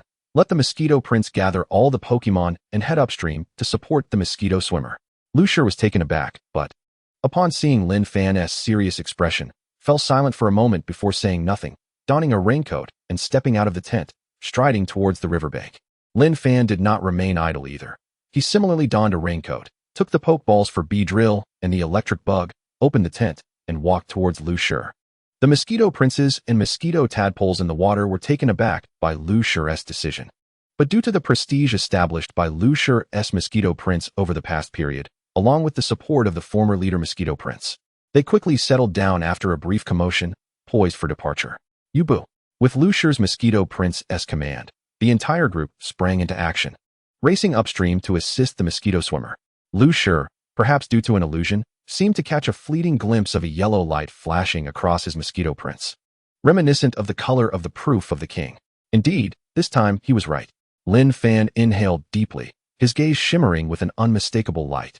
That glimmer signified the resonance between the token of kingship and the Mosquito King. Setting aside past grievances in favor of the greater good of their kin was indeed the mark of a worthy sovereign. Upon hearing Lin Fan's words, Lu Shi's eyes sparkled with excitement, a smile breaking across his face. Does this mean we only need to defeat the Mama Eel King? Lin Fan nodded.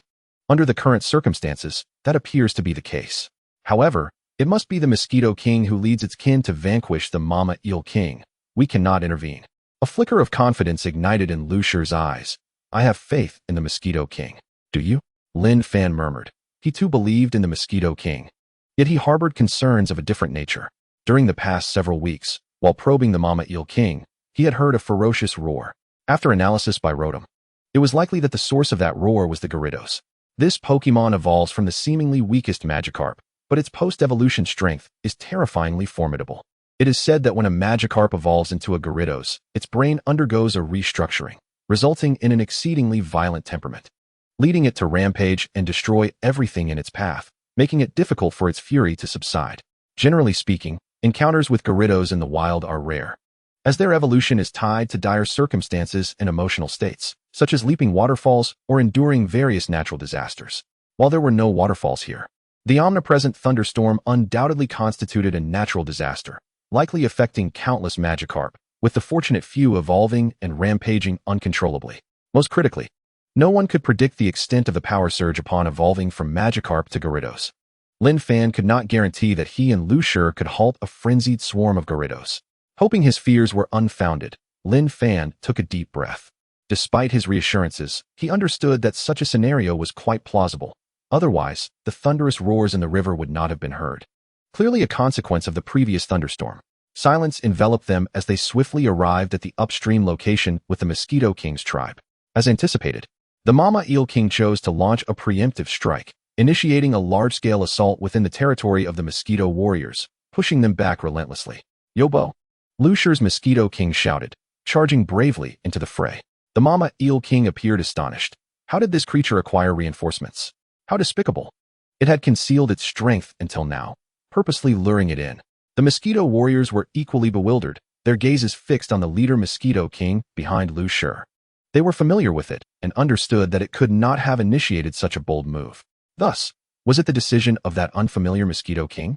Despite the varied responses from the two factions, it was undeniable that, following Lusher's Mosquito King leading its tribe into battle, the previously suppressed Mosquito Warriors rallied for a counterattack, while the once arrogant Mama Eel King was forced to retreat, establishing a barrier of electrical currents to thwart the Mosquito King's advance.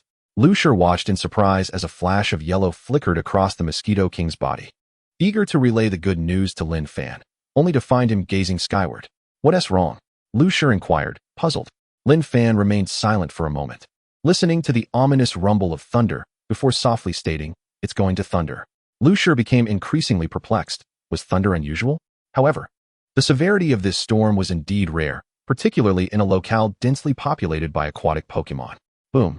A bolt of lightning cleaved the sky, illuminating the earth with a resonant boom. This lightning seemed to serve as a signal, as successive strikes cascaded down, most landing directly on the abandoned power plant center, while some splashed into the water, instantly creating countless ripples.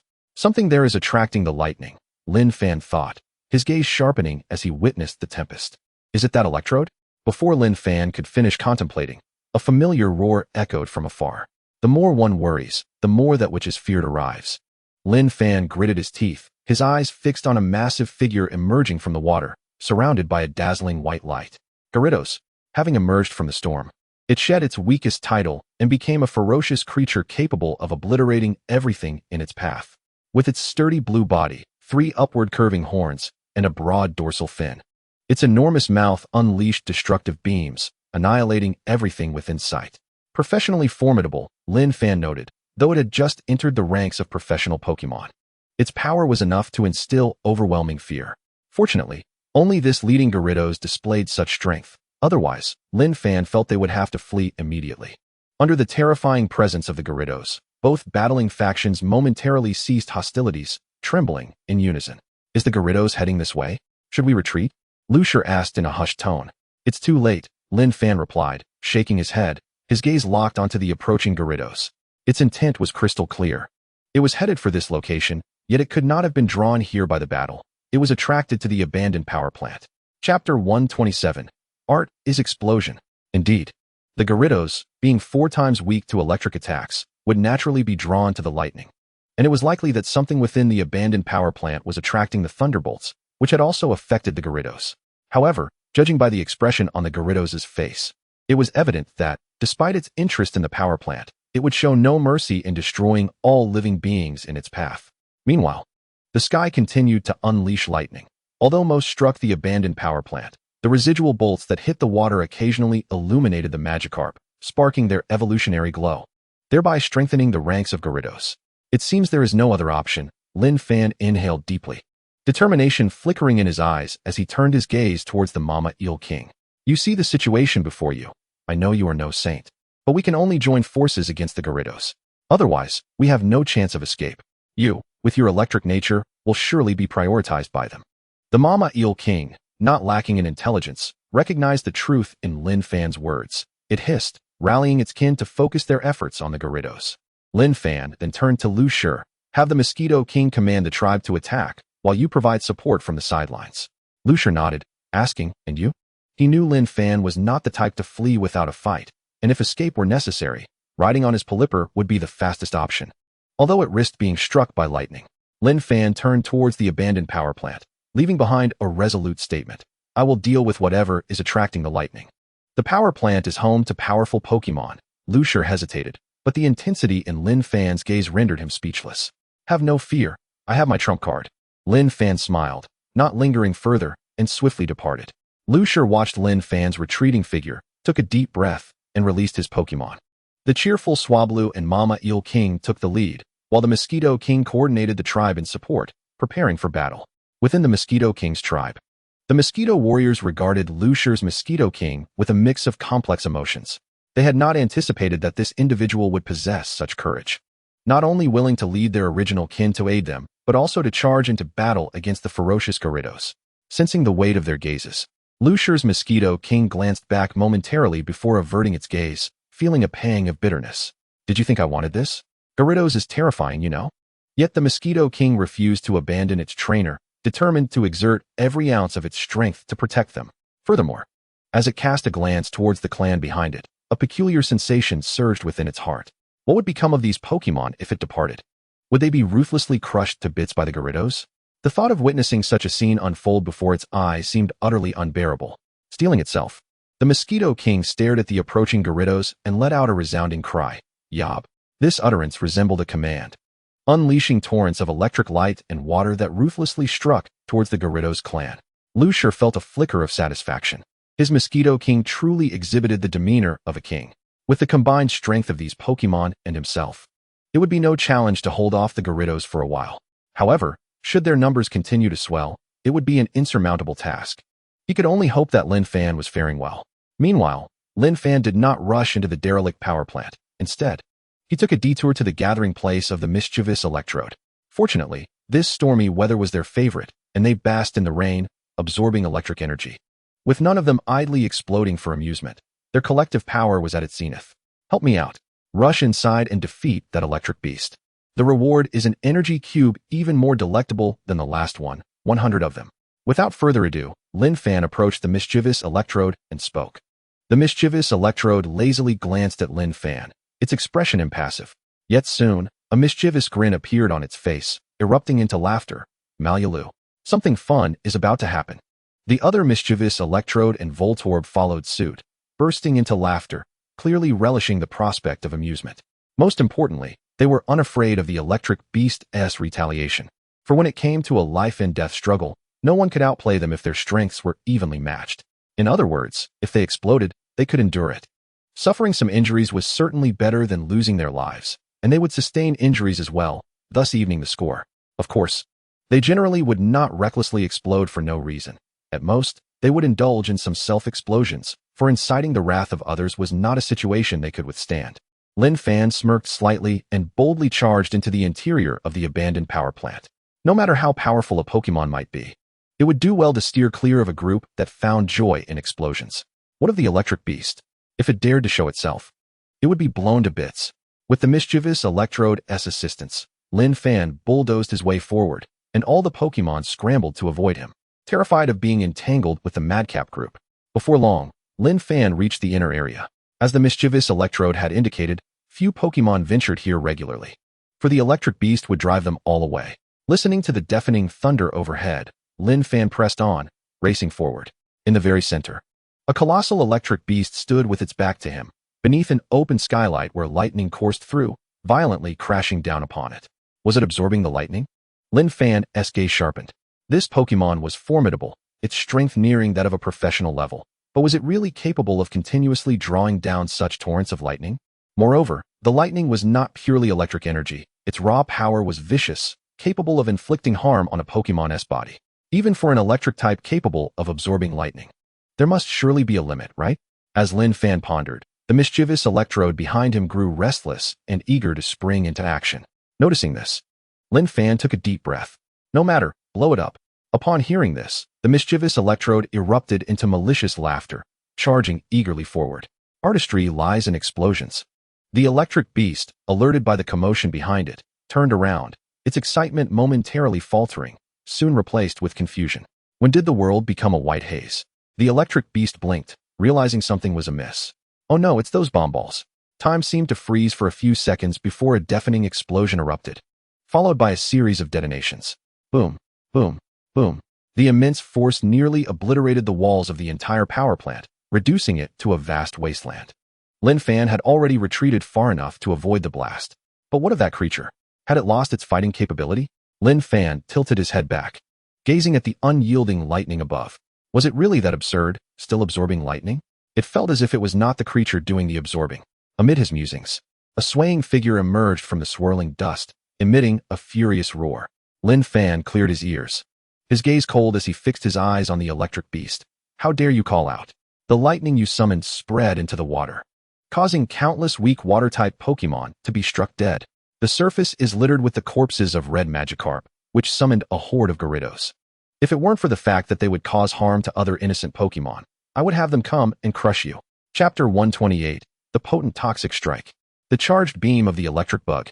The electric beast remained silent, merely glaring at Lin Fan with a menacing glint in its eyes. The lightning ceased to strike it and instead targeted the area behind it.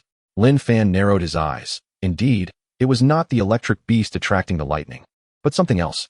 A gentle breeze swept through, dispersing the remaining dust, and the electric beast roared, leaping from the ground, its electrified fist striking fiercely toward Lin Fan. Clang! The Beedrill intervened just in time, its twin needle colliding with the electrified fist, unleashing a fierce burst of electric light, sending both combatants reeling. Although the electric beast's strength was approaching professional level, it had suffered significantly from the explosions caused by the mischievous Electrode and Voltorb, leaving it barely able to match the Beedrill, which held a slight advantage. The Beedrill shook its hand and unhesitatingly began a sword's dance. The principle behind all enhancement techniques is to stimulate the body, activating cells, which places high demands on a Pokémon's physical condition and cannot be infinitely stacked. Given the Beedrill's current state, it could only endure one sword's dance and one agility enhancement. However, even that was sufficient to contend with the severely wounded electric beast before it. Hiss! The Beedrill let out a cry, its form vanishing like a wraith, rivaling the speed of electric light, as it launched a frenzied assault on the electric beast. In pursuit of ultimate offensive speed, the Beedrill did not employ high-power techniques like Twin Needle or Drill Run, instead opting only to use Poison Sting, relentlessly injecting its toxin into every part of the electric beast's body, gradually eroding its defensive capabilities. The electric beast roared in fury, unleashing a torrent of electric light, drawing down the lightning from the sky, which crashed down upon the unsuspecting Beedrill, enveloping it in wisps of white smoke. Lin Fan frowned slightly, astonished that this electric beast had already learned to use thunder.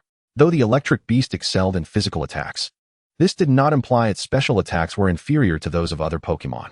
In such stormy weather, where lightning was abundant, the thunder technique could be unleashed almost instantaneously, and its range was significantly greater than under normal conditions. The Beedrill could not react in time.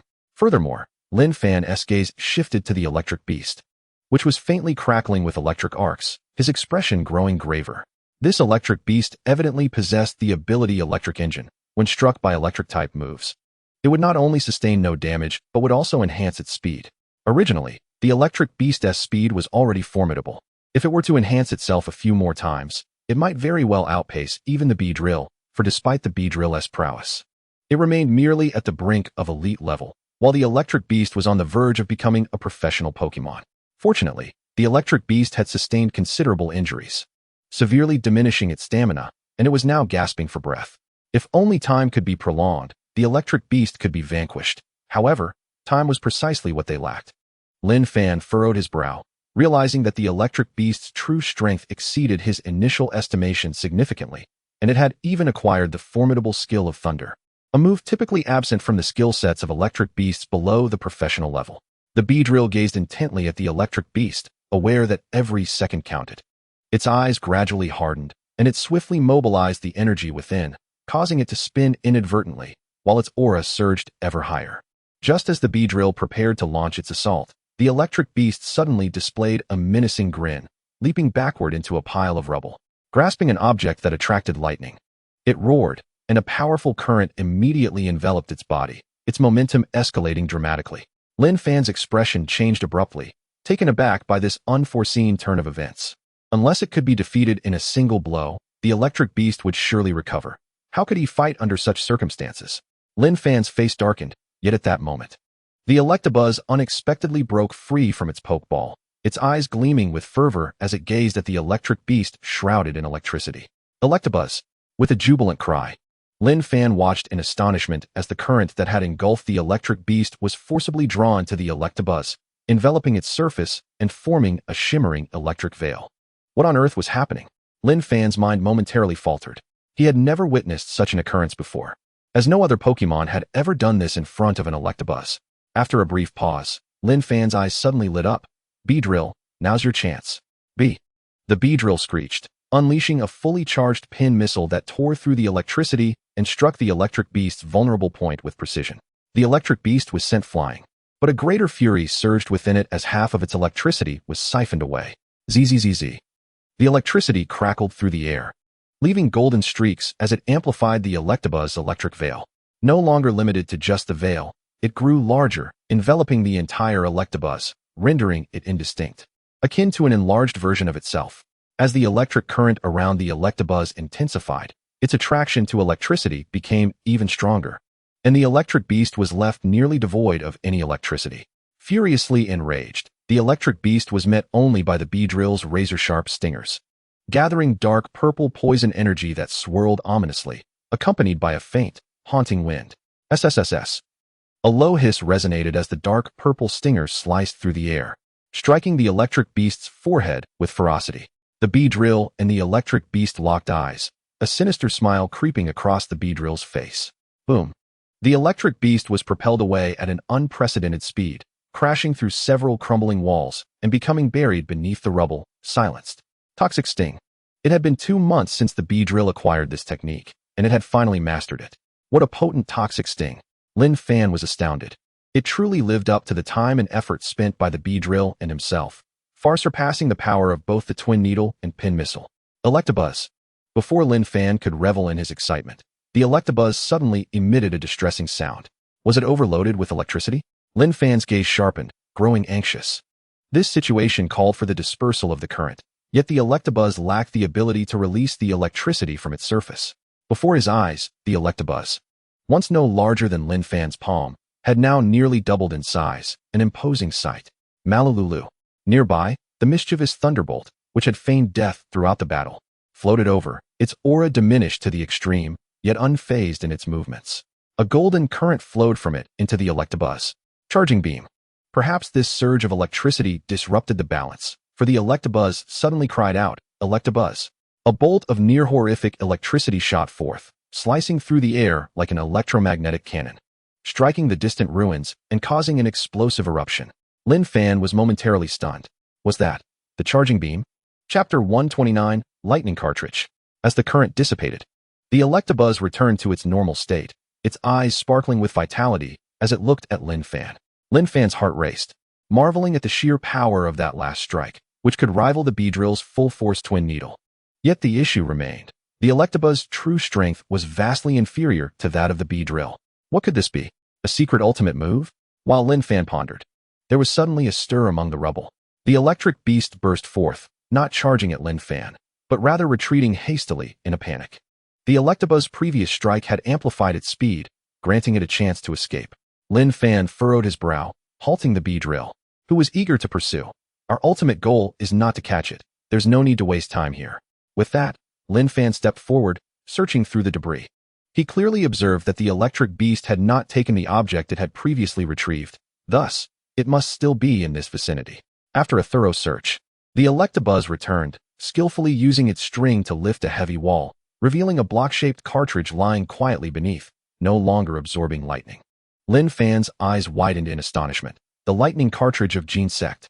How could such an item possibly be found here, and in the possession of an electric beast, no less? The cartridge belonged to Gene Sect, a technological marvel with 4 types: water, fire, ice, and lightning, corresponding to 4 attributes. Capable of altering Genesect's form and the attributes of its high-tech beam attack, Gene Sect, a bug steel-type mythical Pokémon, did not possess uniform stats like other legendaries, as it had existed over 300 million years ago as a colossal ancient insect, later modified by human organizations. Its body encased in purple armor that allowed it to assume a high-speed flight form, equipped with an immensely powerful cannon that could accept different attribute cartridges to change its form and the properties of its high-tech beam. Recalling the details of the cartridge and Gene Sect, Lin Fan began to piece things together. The cartridge was an artificial product, as was the electric amplifier, and both were electric-type items. It seemed plausible that they had coincidentally been brought together and acquired by the electric beast. Yet, Lin Fan suddenly realized something was amiss. If these items were artificial, Why were they present here? There had never been any signs of human existence in this secret realm. Never mind. I must return to support Lu Shi. Lin Fan tucked the lightning cartridge away, noting that the thunder had ceased falling from the sky, indicating that no new members would appear on the side of the Gyarados. They merely needed to drive them away. I hope Lu Shi can hold on. Taking a deep breath, Lin Fan hurried towards that direction. On the other side, Lu Shi was struggling to fend off the wrath of the Gyarados with a host of Pokémon.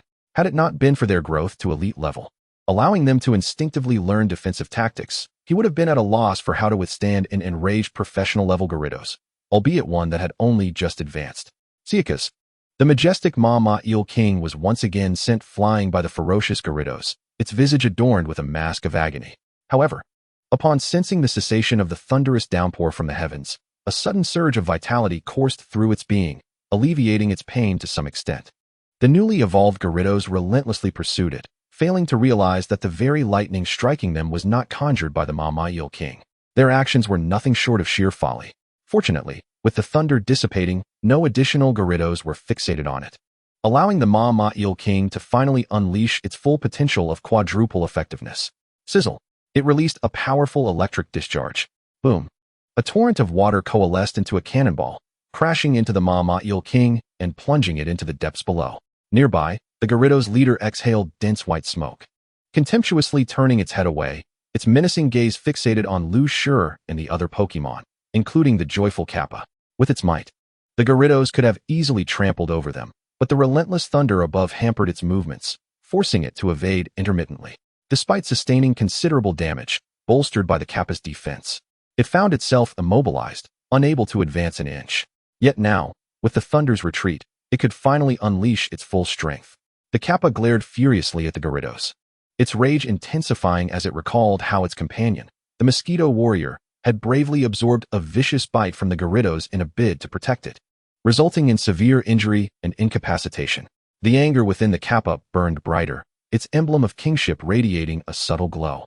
Lu Shi took a deep breath, his expression stoic as he stared at the Gyarados. After this prolonged battle, a flicker of irritation ignited within him.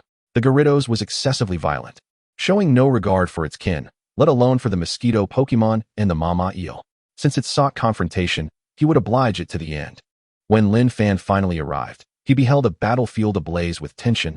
Lu Shi's ace, the Kappa, was face-to-face with the Gyarados, delivering a retaliatory blow that sent the Gyarados crashing backward into the water with a resounding splash, albeit at the cost of significant damage to the Kappa. Luckily, remnants of the Kappa's earlier used seed bomb glimmered with a greenish light, drifting from the water back to the Kappa, restoring a measure of its vitality. Was the battle evenly matched? While the exchange between the two sides appeared tit for tat, Lin Fan instinctively sensed an unsettling dissonance, a shadow of unease creeping into his heart. His gaze fell upon the water's surface. The Gyarados, having fallen into the depths, remained submerged for an unusually long time. Suddenly, he was struck by a revelation. Beedrill. Save him. The Gyarados had been covertly charging its energy amidst the chaotic waves of residual power, the storm making detection nearly impossible. The perceptive Beedrill darted swiftly to Lu Shi's side, but the Gyarados, fully charged, rose with a sinister grin. A terrifying beam shot forth at incredible speed, its immense power causing the surrounding air to heat up, creating billowing clouds of steam upon contact with the ring. Boom! A mighty wave surged, enveloping Lu Shi within its tumultuous embrace. As the waters receded, Lu Shi's silhouette vanished without a trace.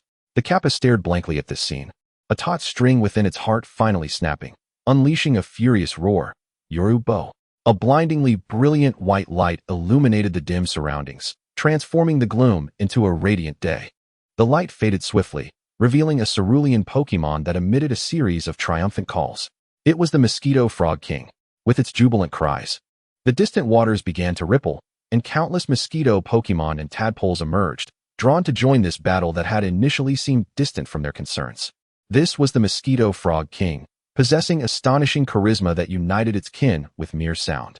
Lin Fan marveled at the sight, while beside him, Lu Shi stood unharmed, his waist adorned with the unique purple threads of the Beedrill. That was close, Lu Shi exhaled, glancing at Lin Fan. Thank goodness you arrived in time. Have you handled the situation over there?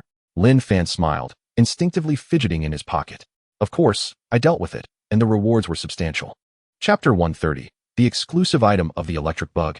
As the Mosquito Frog King let out its long cry, a multitude of mosquito Pokémon and tadpoles converged, including several mosquito warriors.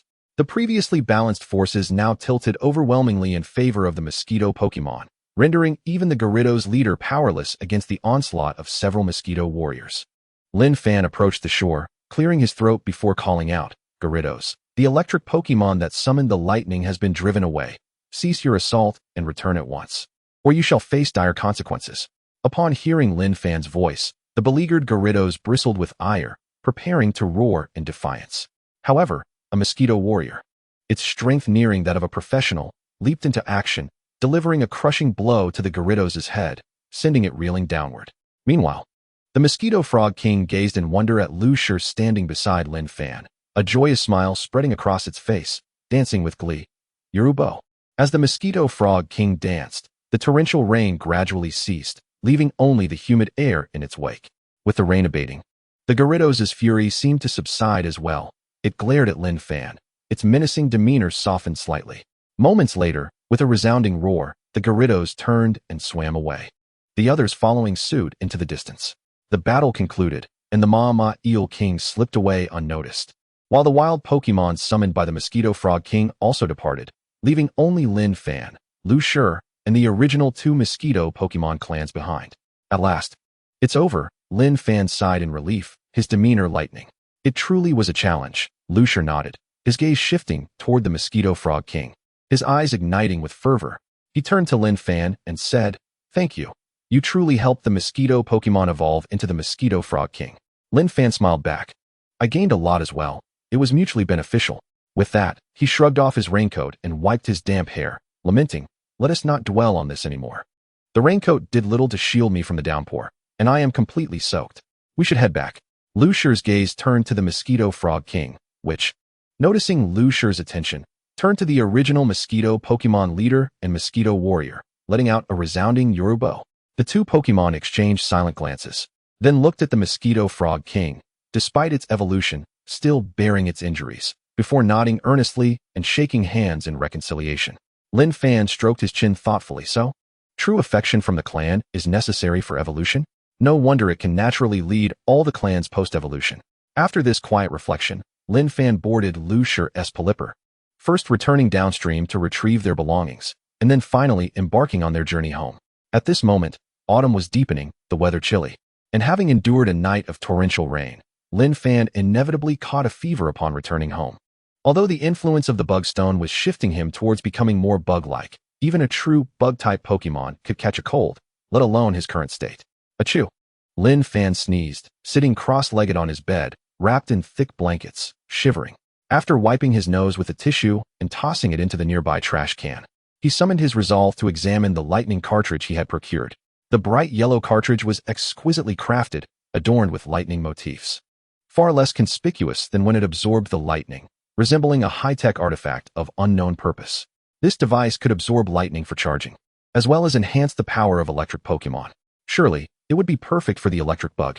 Lin Fan sniffed, his nasal tone pronounced, as he cast his gaze towards the quietly resting electric bug beside him. Previously, the electric bug had demonstrated its remarkable ability to absorb the currents from the lightning card, forming a formidable electric aura around its body. Furthermore, after mastering the charging beam skill, it could expend this energy in a single surge, transforming it into a powerful electric beam, a perfect synergy. Lin Fan toyed with the lightning card, lost in contemplation. Upon reflection, it seemed that the exclusive skill of Jean's sect, the high-tech laser, was indeed powered through a card, a process akin to the electric bug's absorption of electricity. No, it wasn't just similar, it was practically identical.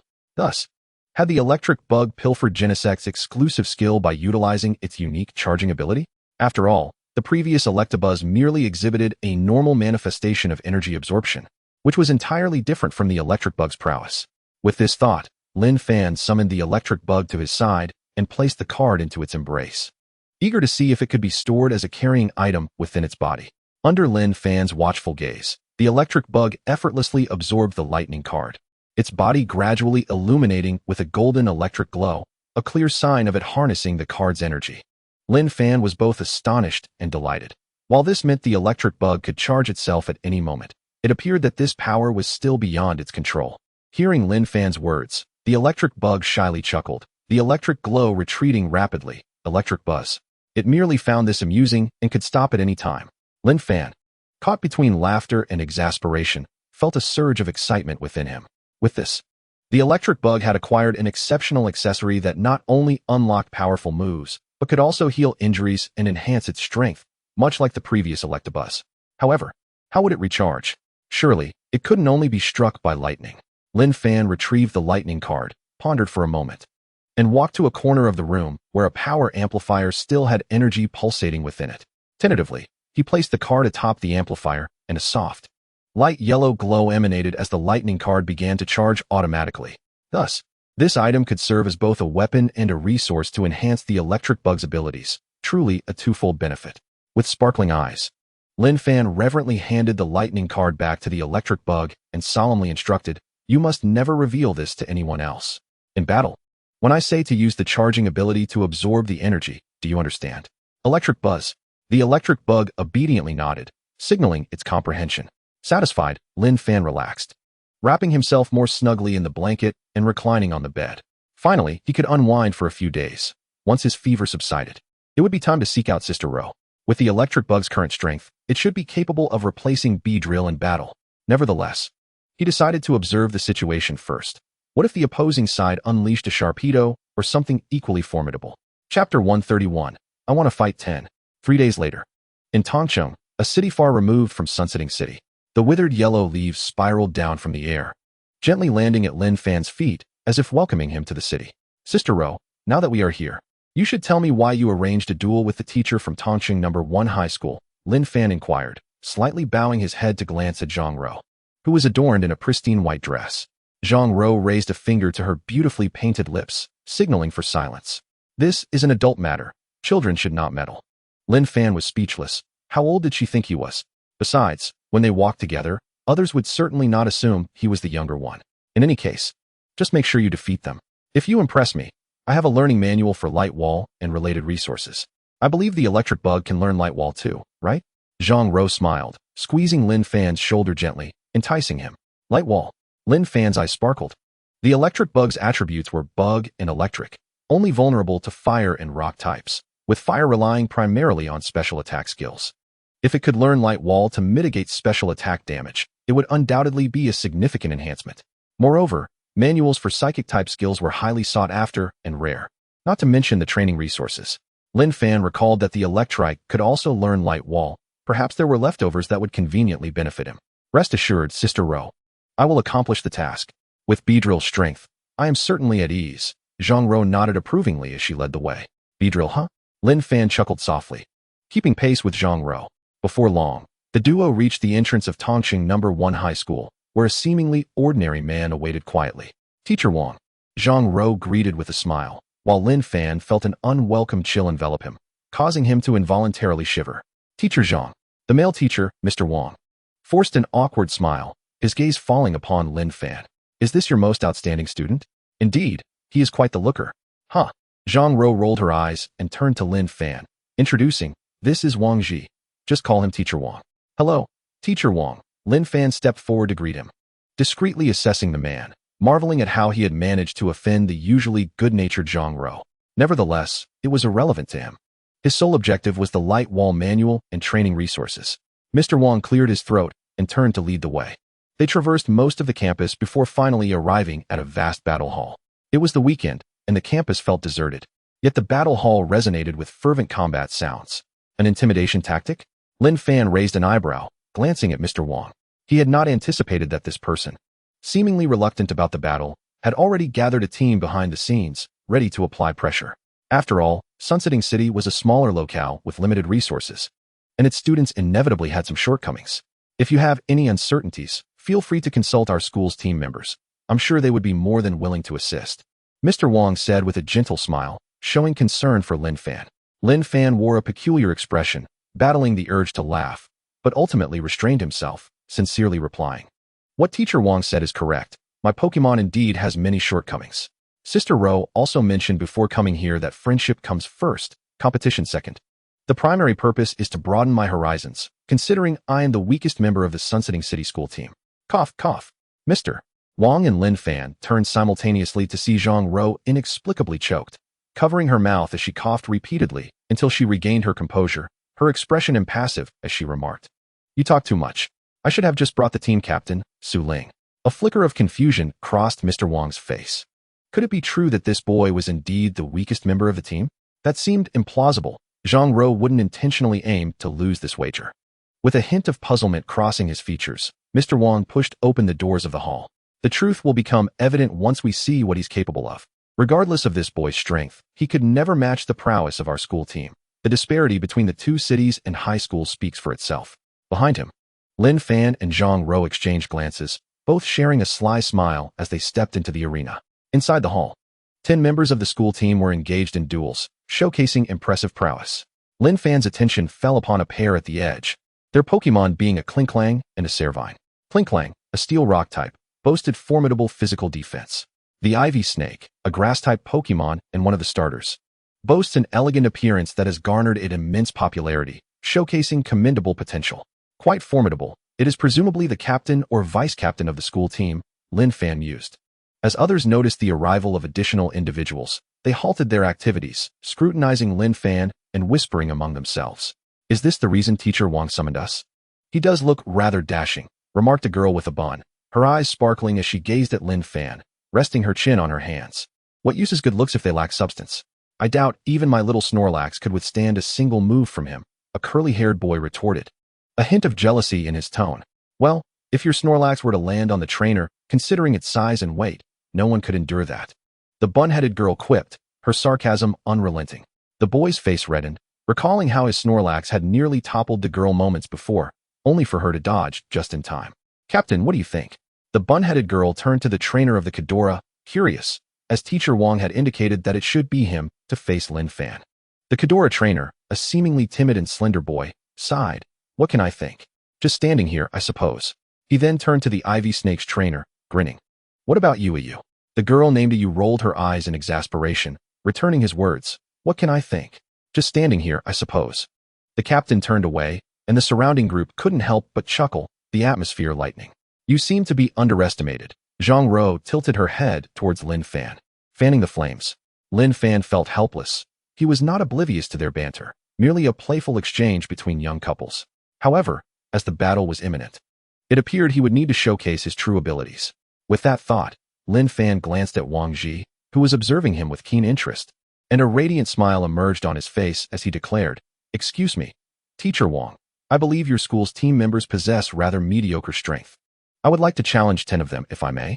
The proclamation sent shockwaves throughout the venue. Wang Ji could hardly believe his ears, bewildered. "What?" "I said, I want to fight 10, Lin Fan reiterated. This audacity was beyond the pale. The curly-haired boy's anger surged, and he couldn't resist rolling up his sleeves to confront Lin Fan, only to be halted by Wang Ji's hand. "Teacher Zhang, aren't you going to intervene with your student?" Wang Ji inquired. Zhang Rou remained by the sidelines, smiling, her eyes sparkling with intrigue. What is there to intervene in? Youth should be spirited. However, 10 challengers might be a bit excessive. How about this? Let's organize a tournament instead. Lin Fan can be the challenger. Are you serious? The curly-haired boy was not the only one whose expression tightened. Even Wang Ji struggled to maintain composure, gritting his teeth as he looked at the restless curly-haired boy. "Since the other party has proposed it, let us entertain him. Liang Jie, you go first." Upon receiving the command, Liang Jie promptly stepped onto the battlefield, provocatively beckoning Lin Fan. "Let me see what you're made of." As Lin Fan approached the arena, he shyly remarked, "Then I look forward to your guidance, classmate Liang." After both parties took their positions, Lin Fan suddenly added, "By the way, I noticed your Pokémon is a Snorlax, quite impressive. Therefore, I've decided to use my second Pokémon to battle you." Liang Jie scoffed, "You caught 2 Pokémon right from the start? You must be someone who aims high without understanding that having more Pokémon doesn't necessarily mean better." Lin Fan humbly replied, "Thank you for your advice, Liang. However, I must clarify, I didn't catch them from the beginning. The electric bug hatched from an egg I received in September." Liang Jie's face paled slightly. 2 months old? How audacious. "Teacher Wang, please announce the start of the match." Liang Jie's chest heaved as he managed to squeeze out the words, fearing that further discussion might lead to an all-out brawl between trainers. Wang Ji hesitated, glancing at Zhang Rou, who, though equally surprised, remained silent, simply watching Lin Fan with a trusting smile. Taking a deep breath, Wang Ji clenched his teeth, Then, I declare the battle begins. As the words fell, Lin Fan and Liang Jie swiftly unleashed their Pokémon. Electric Bug versus Snorlax. Lin Fan observed the plump Snorlax across from him, a smile gracing his features. Had the opponent not chosen Snorlax as their Pokémon, he would have had to ponder whether to send out Electric Bug, for winning the battle was paramount. He could not afford to stumble at this juncture. Snorlax, known for its sluggishness, consumes food equal to its weight in a single gulp daily, hardly chewing, making it the undisputed glutton. This trait grants it exceptional stamina and strength, which, when evolved into a cabbie, is maximized to its fullest potential. However, the costs associated with its food consumption would be daunting for an average household. Nevertheless, no matter how impressive the opponent's endurance and strength, if they are hindered by their poor speed, they would merely serve as a plaything for Electric Bug to charge up. This was not to say Electric Bug was exceedingly swift. Its speed was decent, yet the charging process required time, which, due to its current inexperience, took approximately 5 to 10 minutes to complete. Once fully charged, it could unleash 3 separate bursts of charging beams, or a single powerful one. Thus, as long as the opponent could not interrupt Electric Bug in time, the battle's outcome was already predetermined. However, given that Snorlax was chosen as the Pokémon, it was likely that Liang Jie had undergone specialized training to address this significant speed flaw. It remained to be seen whether he could successfully impede Electric Bug. Liang Jie glared furiously at Lin Fan, shouting, "Snorlax, roll into a ball and use rollout." Was this their training focus? Transforming into a sphere not only enhances defensive capabilities, but, when combined with rollout, also increases speed and power, a commendable strategy. Alas, against this maneuver, it sufficed to halt it before it could stack up, and Electric Bug possessed the means to do just that. Lin Fan commanded, "Electric Bug, use Electroweb, charge up." A golden electric current enveloped Snorlax, who had only just begun to roll, moving sluggishly and feebly, ultimately ensnared by the web, unable to escape. Liang, a Pokémon like Snorlax, which possesses exceptional stamina but poor speed, should not initiate an attack, even with a move like rollout that requires time to accumulate, Lin Fan remarked with a grin. The true potential of Snorlax lies in its ability to leverage its remarkable stamina and minimal weaknesses, adapting to opponents' moves to respond effectively. After all, given Snorlax's slow speed, changing tactics is no easy feat, and the time spent could afford the opponent an opportunity to strike. Liang Jie's face flushed crimson. He had not anticipated Lin Fan would critique his use of Snorlax. Though the latter's assertions were undeniably correct, did he not consider the matter of face? Snorlax bite. Liang Jie let out a furious roar, prompting the small Snorlax in the arena to respond. It opened its mouth wide and bit down fiercely on the electric net, showing no regard for the surging currents above, ultimately tearing it apart. Such remarkable stamina and special defensive capabilities, Lin Fan marveled. Now, Electroworm, use electromagnetic wave. A slender current surged across half the battlefield, precisely striking the stationary Snorlax. The barely perceptible current spread across Snorlax's body, rendering it paralyzed and significantly reducing its speed.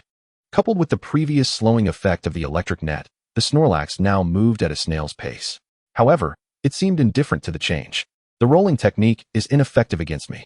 If you lack any other means, then the victory of this battle shall be mine, Lin Fan kindly reminded.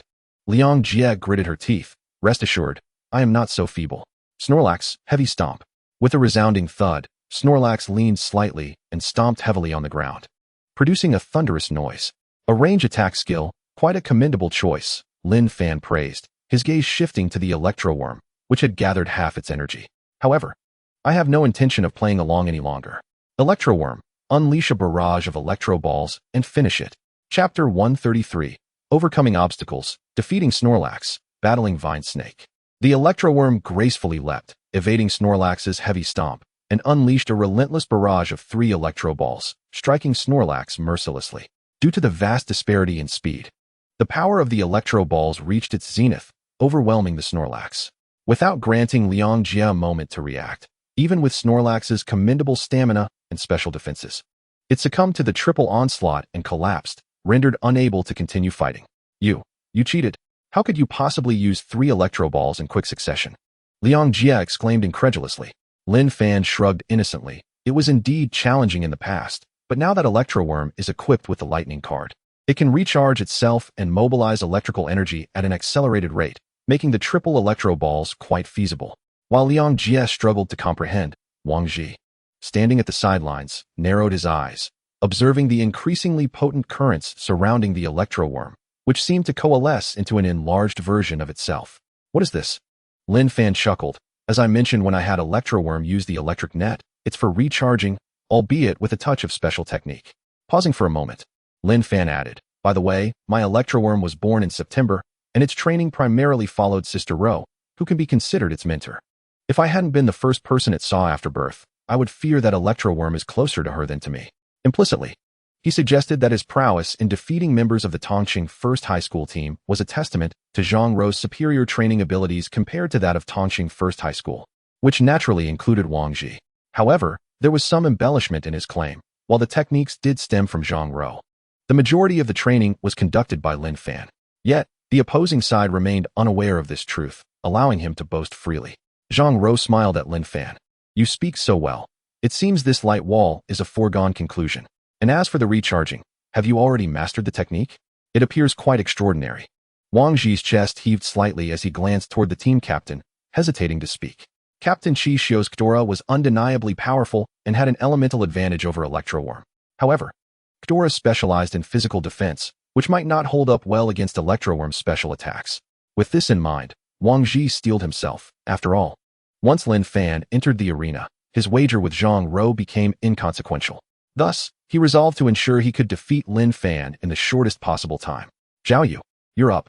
Zhao Yu, the girl with the vine snake, hesitated at first about participating in a tag battle, but ultimately stepped forward to replace the still incredulous Liang Jia. She looked at Lin Fan, her voice clear. Even if I win in a tag battle, it wouldn't feel fair, so why don't you take a moment to rest before we fight? Lin Fan chuckled. No need for that.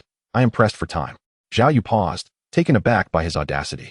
Her Pokémon was a vine snake, which had a clear advantage over Electroworm, being a grass type that countered Electroworm's electric type moves. Furthermore, the vine snake was not a sluggish creature like Snorlax. It was swift and unafraid of Electroworm.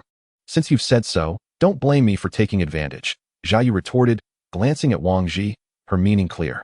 Wang Ji, snapping back to reality, took a deep look at the intensifying currents surrounding Electroworm, feeling a vague sense of unease, though he could not pinpoint its source, and finally said, then, let the battle begin.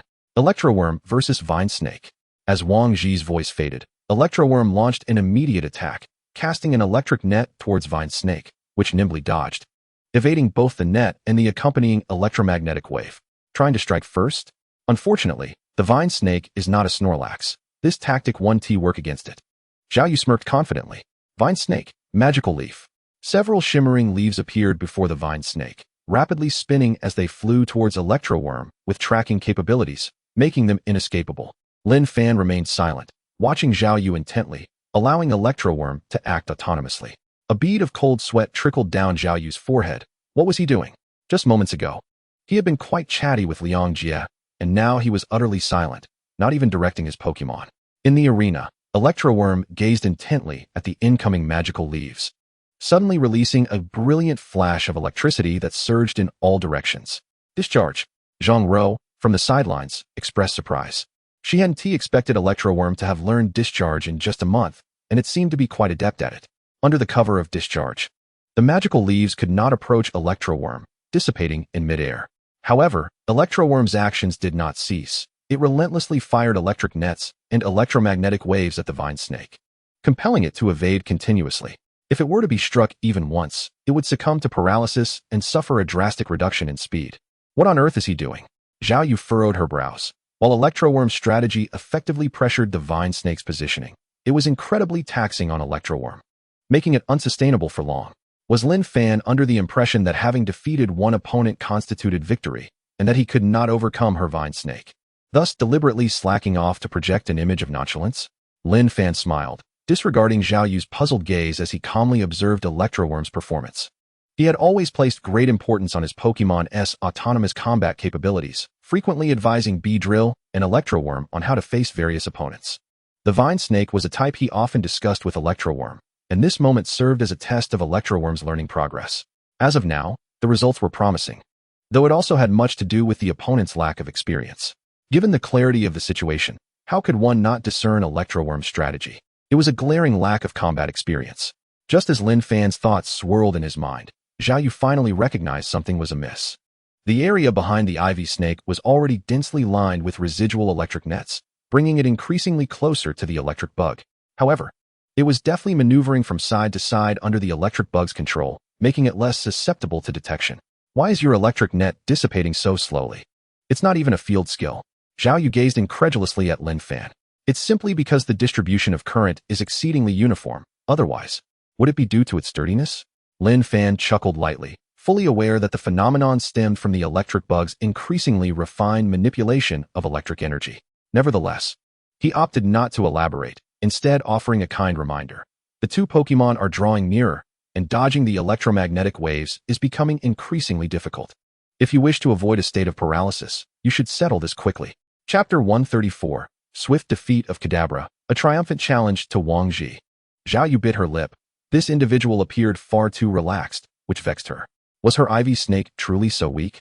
You aim to impede the ivy snake's speed advantage, forcing it closer to the electric bug, yet this also serves my purpose. Zhao Yu's gaze was fixed intently on Lin Fan, seeking any sign of vulnerability. Given that the grass-type moves were resisted by the electric bug, she had no intention of relying on long-range moves like Magical Leaf to secure victory.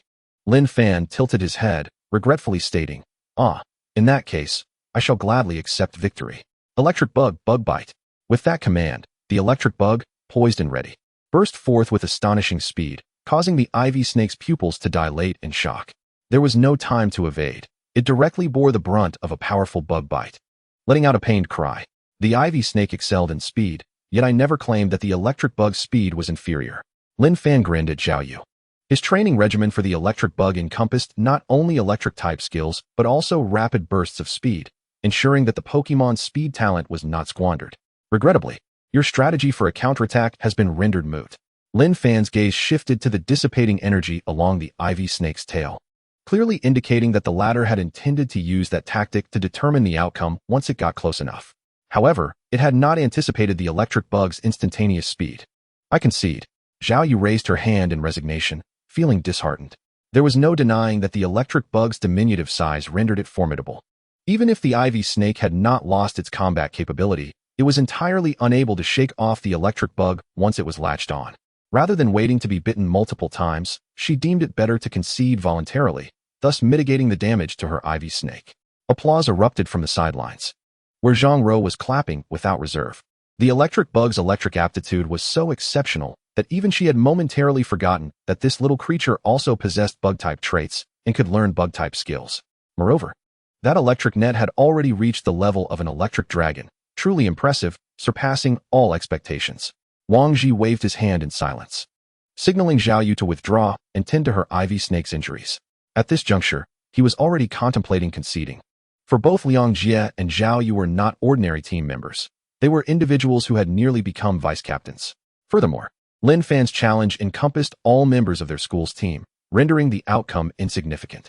Just as Wang Ji was becoming increasingly hesitant, Lin Fan suddenly raised his hand, a serious expression on his face. Teacher Wang, the electric bug's stamina is nearing its limit, so I can only engage in one more battle. Wang Ji was taken aback. Was this a gesture of goodwill from the opponent? Feeling inexplicably touched, he was about to select the least formidable member to face Lin Fan when he noticed Lin Fan's finger pointing towards the captain, Qi Xiu. Therefore, I wish to face him directly. He must be the captain of the team, correct? What an extraordinary high school student. Wang Ji gritted his teeth, forcibly redirecting his hand towards Qi Xiu. In that case, Qi Xiu, you take the stage. The electric bug, having fought consecutively in 2 matches, was now challenging the strongest member, Kadabra. Kadabra possessed the inherited top-tier rock-type physical move, Head Smash. A single hit could easily defeat the electric bug. Given the audacity of this individual, Qi Xiu felt compelled to respond accordingly. He was somewhat conflicted, akin to Zhao Yu, not wishing to exploit an opportunity against a weakened opponent, especially considering that Kadabra had a far greater advantage over the electric bug than the ivy snake did. However, the current situation left him with little choice. He resolved to instruct Kadabra to hold back. Just then, Qi Xiu noticed something amiss. Isn't that electric bug's charging skill a bit exaggerated? Can it really form an enlarged version of itself on its surface? Moreover, why is it taking so long to dissipate? Qi Xiu muttered, instinctively becoming more cautious. As he scrutinized the electric bug, Lin Fan spoke with a hint of apology. Classmate, I'm pressed for time. so I may strike a bit harder. I apologize in advance. Huh, what is this guy talking about? Qi Xiu was momentarily bewildered, releasing his Kadabra just as Wang Ji announced the beginning of the battle. In the next instant, an astonishing electric beam surged forth with extraordinary speed, enveloping Kadabra entirely. Kadabra! Qi Xiu's expression changed dramatically.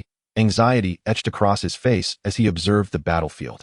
As Qi Xiu shouted, the current gradually dissipated, revealing Kadabra's form. After a brief moment of stillness, Kadabra collapsed with a thunderous crash, kicking up a cloud of dust. The spectators erupted in disbelief, Liang Jie staring wide-eyed in astonishment. The captain's Kadabra was defeated in an instant? What kind of joke is this? Zhao Yu's expression tightened. Such power meant that even the ivy snake, resistant to electric-type moves, might not withstand the onslaught. Where did this anomaly come from? Was there truly someone so formidable as to launch an unrelenting assault on ordinary trainers? Yet, one who chose the electric bug as their Pokémon did not seem to stem from a wealthy or powerful lineage.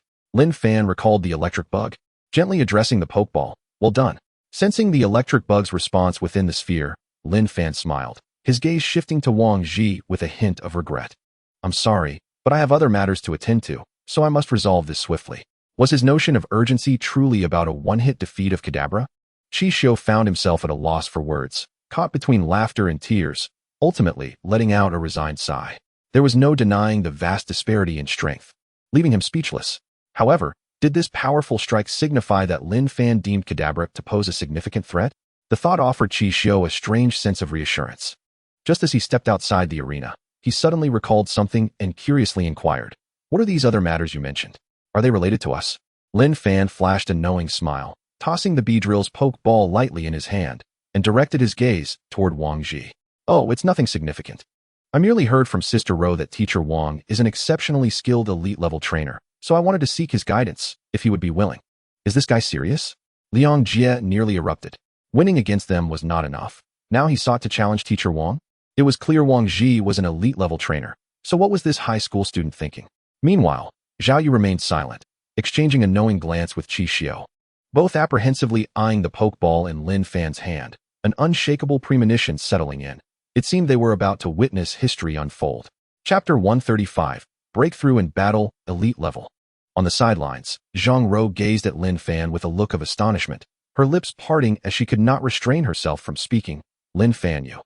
Before she could finish her sentence, Lin Fan cast her a reassuring glance. Did he possess absolute confidence? Zhang Ro pressed her lips together, ultimately deciding to place her trust in Lin Fan. The previously silent Wang Ji finally spoke up. "Since you have put it that way, I cannot refuse."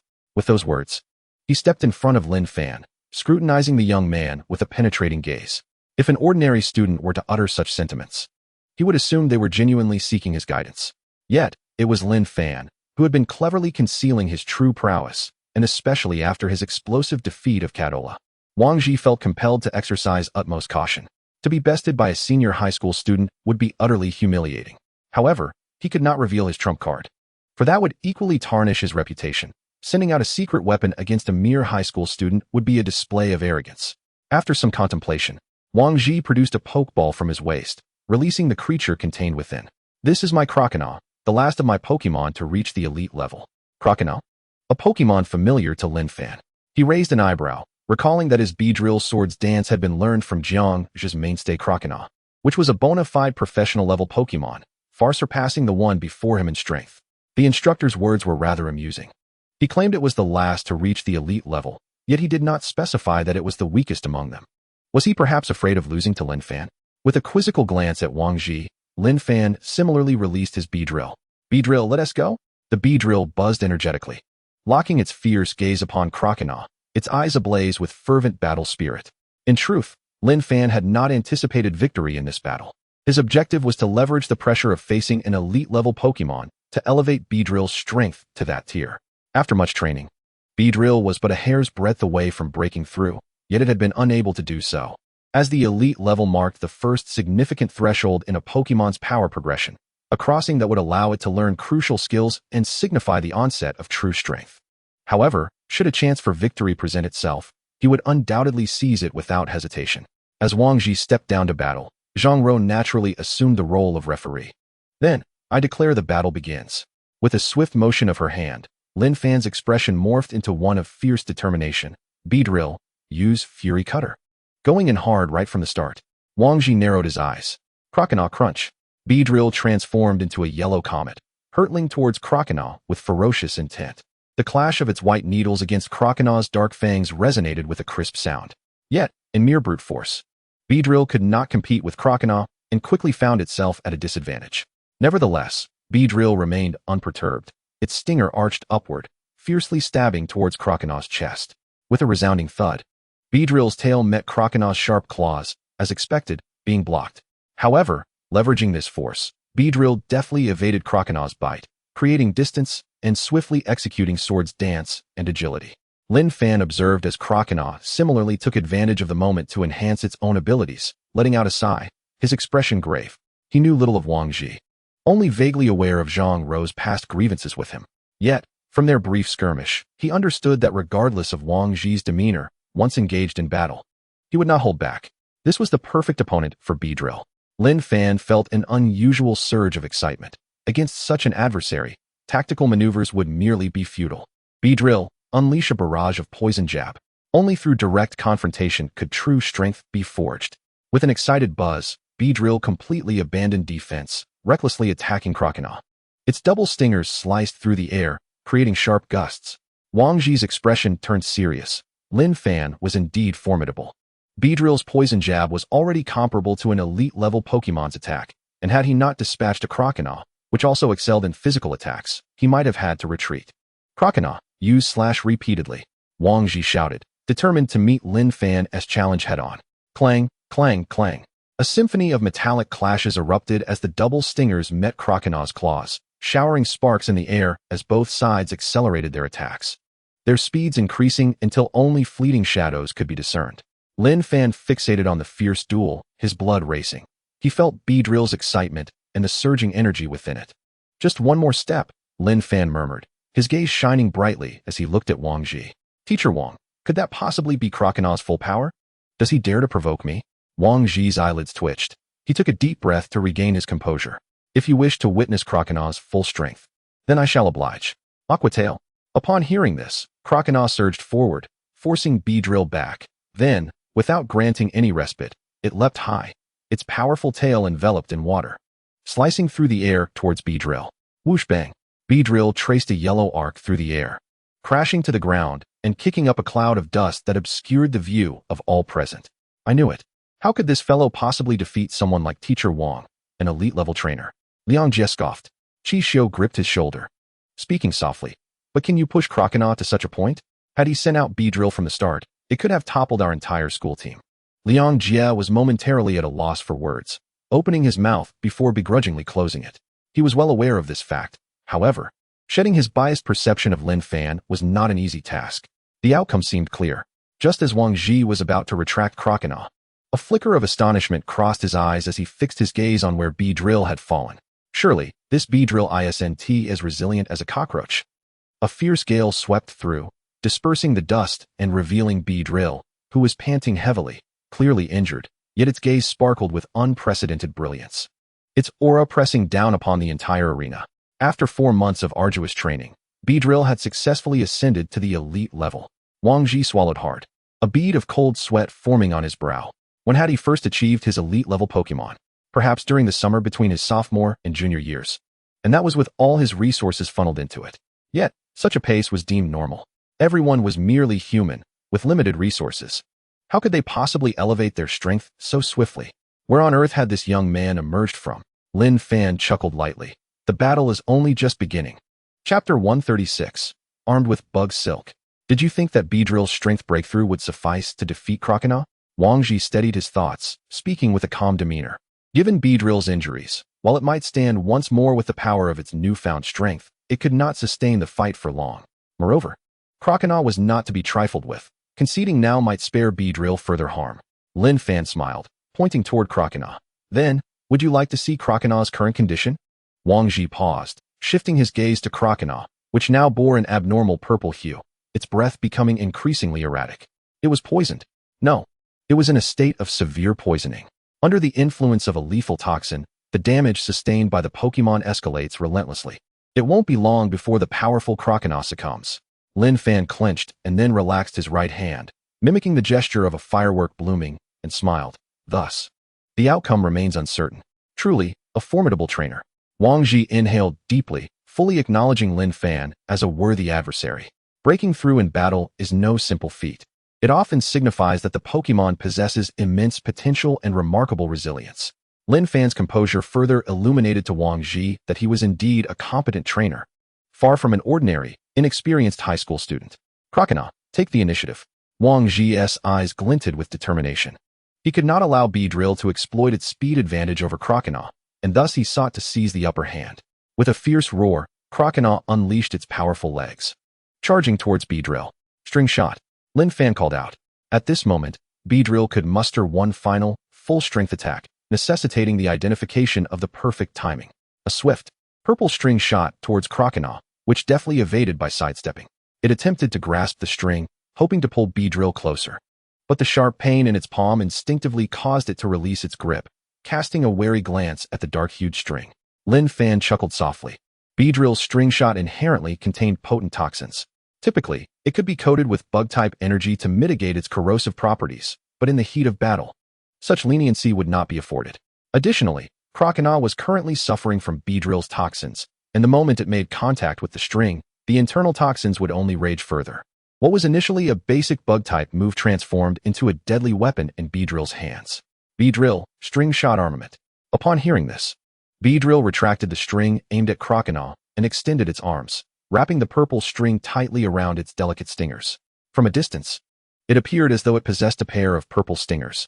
The string is a product of bug-type Pokémon, its strength augmenting with the Pokémon's prowess. Long ago, when Beedrill first demonstrated the toxic nature of its string, Lin Fan had envisioned such an armament. After tentatively testing Croconaw with the string, he realized that it could not easily shred it, thus inspiring his initial experimentation. Offensively, he could utilize the toxins to corrode the opponent without the necessity of deploying specific poison-type moves, while defensively, it would provide a layer of protection for Beedrill's stingers. Though currently seemingly inconsequential, it would undoubtedly become a significant asset as Beedrill's strength grew.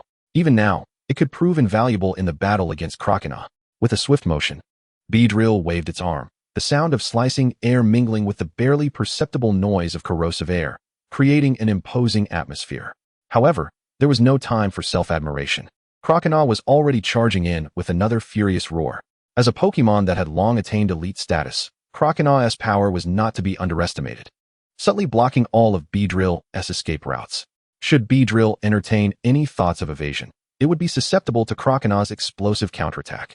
Croconaw, water jet, Wang Ji commanded. And with a resounding roar, Croconaw was enveloped in a torrent of water, its speed surging as it charged ferociously towards Beedrill. Here it comes. Lin Fan's eyes sharpened. Poison sting. As the command was issued, Beedrill also lunged at Croconaw. A head-on clash? Amidst the tense gazes from the onlookers, just before the inevitable collision, Wang Ji and Lin Fan spoke in unison. Croconaw water tail. Beedrill, double team. With a whoosh, Croconaw's tail obliterated numerous illusions of Beedrill. Yet an overwhelming sense of danger surged within as it abruptly turned to face the grinning Beedrill behind it. Bang! Beedrill's stinger was firmly clamped in Croconaw's jaws. Unable to advance an inch, yet the wafting toxins began to seep into Croconaw's body, sapping its strength further. It's over. Cleave. Wang Ji bellowed. Croconaw raised its palm high, preparing to strike down with ferocity. As the reflection of Croconaw's lethal claws loomed larger in Beedrill's vision. Just as the gust from the impending blow approached, Beedrill eerily slipped free from Croconaw's jaws, a cold glint flashing in its eyes. Indeed, it was over.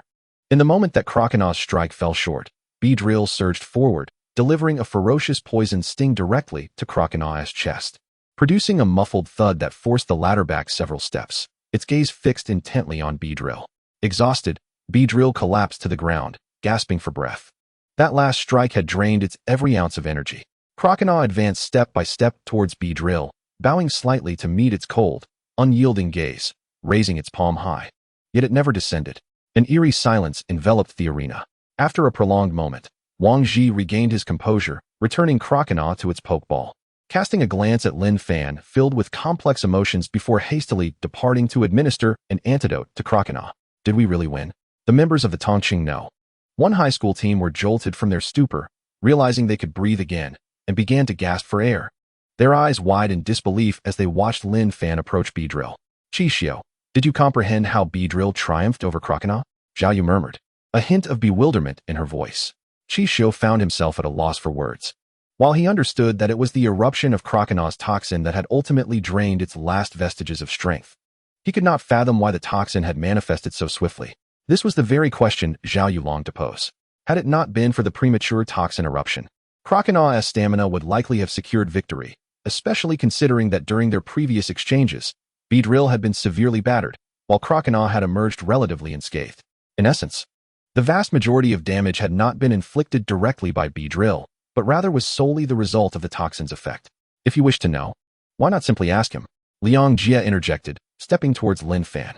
Previously somewhat unconvinced, he was now wholly persuaded.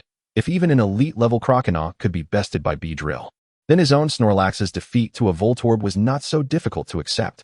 Upon reflection, Lin Fan, though somewhat verbose during battle, was clearly employing a tactical approach. And everything he had said was indeed sound advice.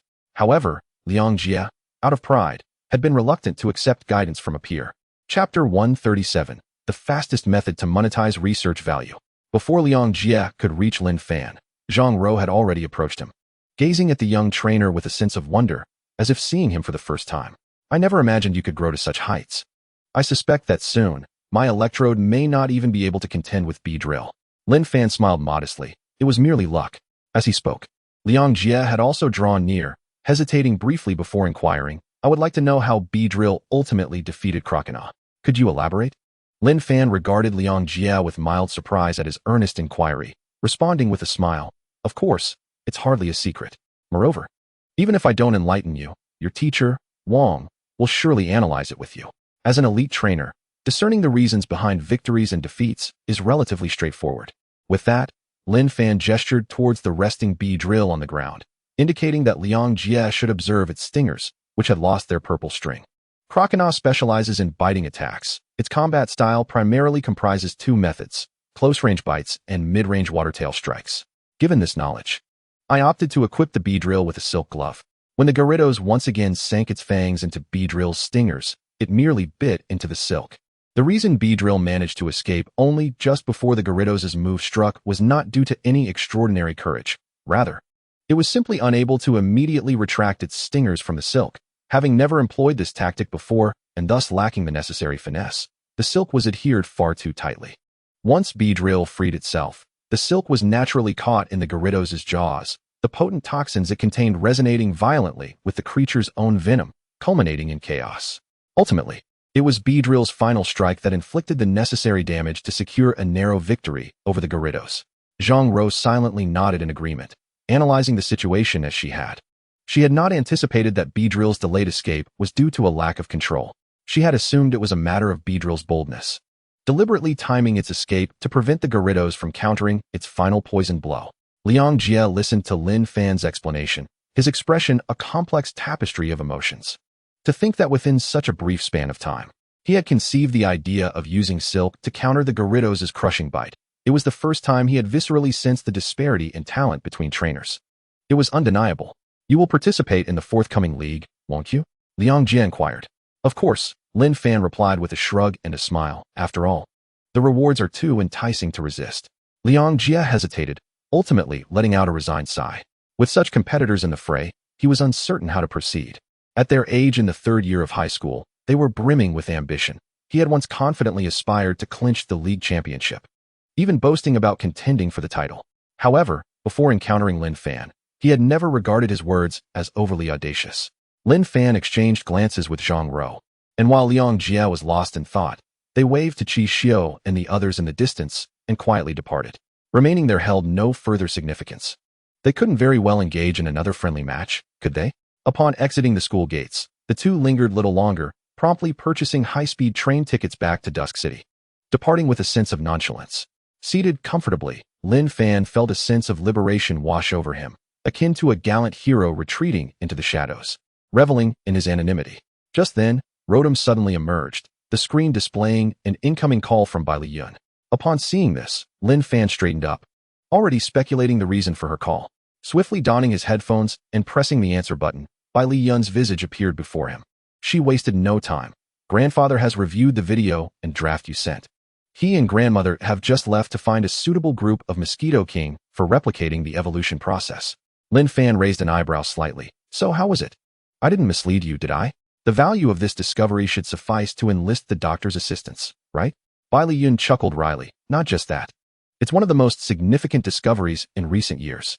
Unless something unexpected occurs, this finding could elevate you directly to a senior researcher position. Even without grandfather, this paper would be enough for you to attend the scientific conference. Lin Fan smiled lightly. Indeed, the stable evolutionary path of the Mosquito Frog King is no trivial matter. As one of the few Pokémon with the rainfall characteristic, it signifies the emergence of an entire tactical system. Its value far surpasses that of ordinary evolutionary paths. In contrast, even the Ditto, which also evolves using the Proof of Kings, pales in comparison, despite its coveted psychic attributes. Regarding Bai Liyun's assertion that he could attend the scientific conference based on this paper, Lin Fan remained noncommittal. Wherever there are people, there will be conflicts of interest, and the Summer Kingdom was no exception. Without the credibility of Dr. Bai Li, he would genuinely be concerned. Especially given his prior knowledge of a researcher who had been kidnapped, he certainly did not wish to follow in their footsteps. However, in comparison to this, Lin Fan was more keenly interested in another matter. Rubbing his hands together, he eagerly turned to Bai Liyun. What about the collection of the Proof of Kings? How many have we amassed so far? Bai Liyun also wore a smile. We've secured 10 so far, with many more on the way. By the time your paper is published, we should have at least 100 proofs of kings. 100. Lin Fan's smile blossomed instantly. It was plain to see that when his paper was released, the price of the Proof of Kings would undoubtedly skyrocket, making it far from difficult to sell them for exorbitant prices of 200,000 each. Moreover, there would inevitably be a significant initial markup. Once he sold off the stockpile of proofs he had amassed, he could easily pocket millions in profit. It is often said that a well-crafted paper can yield substantial rewards. And Lin Fan wholeheartedly agreed. The scientific conference is still a month away. We can reconnect then, Bai Liyun stated, signaling the end of the call. A month. Lin Fan mused, stroking his chin. He had no particular plans for the time being. He intended to take his newly evolved Elite Beedrill into the wild to challenge various elite-level Pokémon, and also to have his Electroworm learn the light screen skill. Lin Fan placed great importance on this skill, unlike others who valued its ability to reduce special attack damage. He recognized that the light screen could serve as a platform in midair, providing Electroworm with a point of leverage. The ability to fly was incredibly practical, as evidenced by Beedrill. Although Electroworm could not fly, mastering the use of light screen, combined with its silk, could allow it to become a real-life Spider-Man. A true Spider-Man. Chapter 138. A visit to Magic University. A month later, in a certain location within the Magic City, Lin Fan wrapped his coat tighter around himself, sipping his hot tea, a contented expression gracing his face. His past month had been exceptionally fulfilling. He had spent nearly every day outdoors, traversing the wilderness surrounding Dusk City, forests, rivers, plains, and mountains, all bearing his footprints. It must be said, the arrival of the Secret Realm has rendered Blue Star remarkably different, with its terrain far more diverse and complex than in his previous life. Of course, this increased diversity also came with heightened dangers. For wild Pokémon were far more perilous than wild animals. As his thoughts drifted, a familiar figure suddenly appeared, smiling warmly at Lin Fan. Apologies for the delay. Traffic was a bit congested. Lin Fan gazed at Bai Liyun, smiled slightly, and rose to his feet. No problem. After all, I will soon rely on you to take me into Magic University. With only a few days remaining before the scientific conference, Lin Fan had arrived early in the Magic City to prepare. Bai Liyun had suggested a tour of the university campus, allowing Lin Fan to experience the atmosphere of a top-tier institution firsthand. Seizing such an opportunity, Lin Fan was eager to learn what made the students of Magic University so exceptional. Let us proceed. Bai Liyun tilted her head, indicating the car behind her. By the way, how many people have sat in this passenger seat? Am I the first boy to occupy this spot? Lin Fan fastened his seatbelt and teased. Bai Liyun chuckled softly. Not only are you the first boy to sit here, but you're also the first human. This spot was previously exclusively for Eevee. Lin Fan feigned shock, covering his mouth. Wouldn't little Eevee be jealous of me? You rascal. Bai Liyun shook her head in exasperation, choosing not to engage further with Lin Fan's banter. With a press of the accelerator, she sped off toward the Magic University. December marked the end of the semester, and many disciplines had entered exam month. Even Magic University was no exception. The campus was bustling with students, most of whom were preoccupied with their own agendas, lost in their individual worlds. Occasionally, students who recognized Bai Liyun would approach to greet her, clearly indicating her prominence within the university. So what do you think? Magic University is not too shabby, is it? Bai Liyun smiled brightly. Lin Fan glanced around, nodding in admiration. It truly is vast. Even riding a flying-type Pokémon would take quite some time to circle the school, wouldn't it? But what is size without the facilities and resources within? Bai Liyun led the way, heading towards a certain location within the campus. As they passed by the artificial lake within the Magic University, Lin Fan blinked. He seemed to catch a glimpse of a Gyarados at the center of the lake, not to mention the elusive sight of a Dratini. Nothing could more vividly illustrate the profound heritage of Magic University than this. Taking a deep breath, Lin Fan withdrew his gaze and matched the pace of Bai Liyun ahead of him.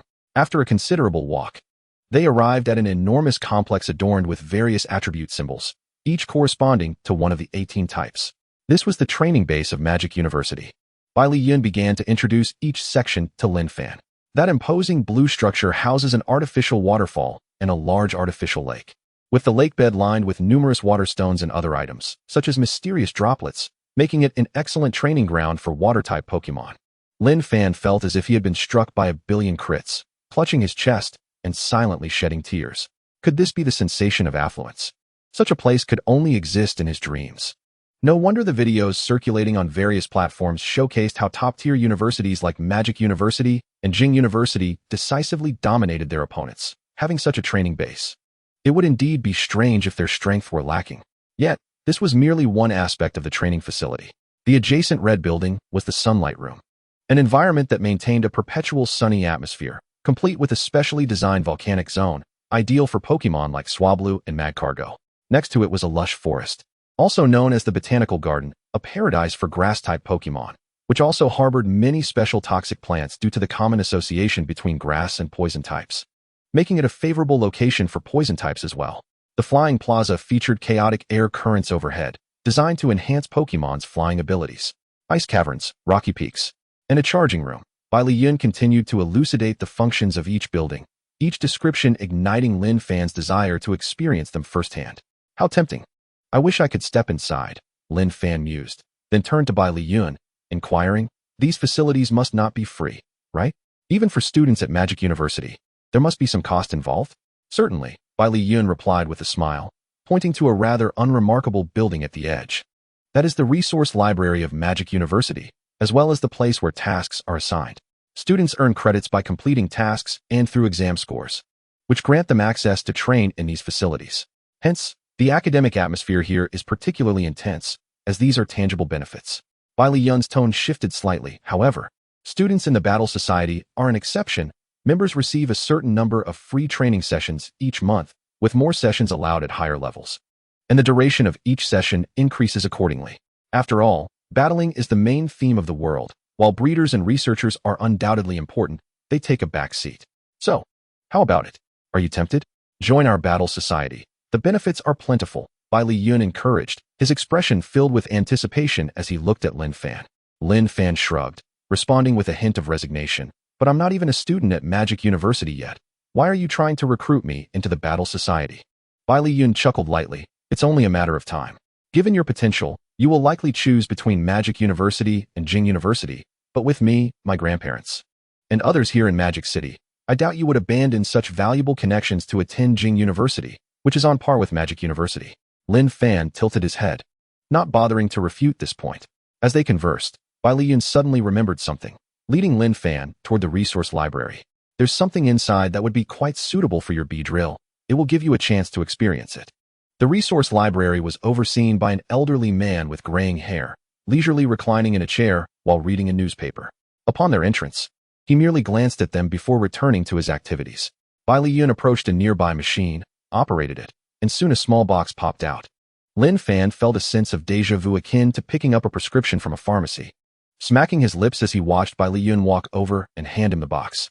Chapter 139, Ointment and Light Wall. Opening the box revealed a metallic-hued ointment. This is a special ointment crafted by the breeding teachers at the school when applied to a Pokemon's body. It enhances their physical strength and improves their sensitivity to Steel-type energy. Although it seems rather unnecessary for B-drill, Lin Fan noted.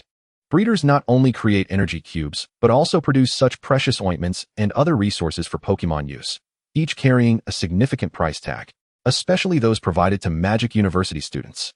Doesn't this require a considerable number of credits? Lin Fan asked, unwilling to accept gifts without merit. Credits mean little to me, and this ointment doesn't hold much value for me. Once exchanged, it cannot be returned. So please accept it as a welcome gift in advance for your arrival at Magic University. Bai Liyun insisted with a smile, his demeanor resolute. All right then, thank you. Lin Fan pressed his lips together, accepting the box. It could indeed be useful for Beedrill, as its attacks relied heavily on its sharp stingers. Is this the conclusion of our tour of Magic University? Lin Fan inquired, for the training base should be the most captivating aspect for trainers, while the teachers within the school could be considered later upon enrollment. Why the rush? Don't you want to personally experience the training facilities? Bai Liyun asked, watching Lin Fan leisurely. Lin Fan's eyes brightened. Did you not say that credits were required to enter? Is it possible that credits can be waived? Not exactly. Bai Liyun clarified, leading Lin Fan away from the resource library toward another location. The strength, energy, and physique of Pokémon are interconnected. What I just introduced were places to enhance the energy within Pokémon, but there's another universally beneficial location for physical training that I haven't mentioned. It's quite special. Thus it doesn't require credits, only a prior reservation. A place for physical training? Lin Fan pondered as they quickly arrived at the entrance of a building constructed from unique materials. The gravity room? Lin Fan stared at the sign outside, realization dawning upon him. Gravity indeed serves as an excellent aid for physical training. With sufficient gravitational force, even champions would find it challenging to stand. However, reaching such levels is no small feat. This facility does not require credits because the gravity inside is generated by cutting-edge technology. Unlike other facilities that consume vast resources, gravity is a form of pressure that can be provided to everyone on a large scale, Bai Liyun elucidated.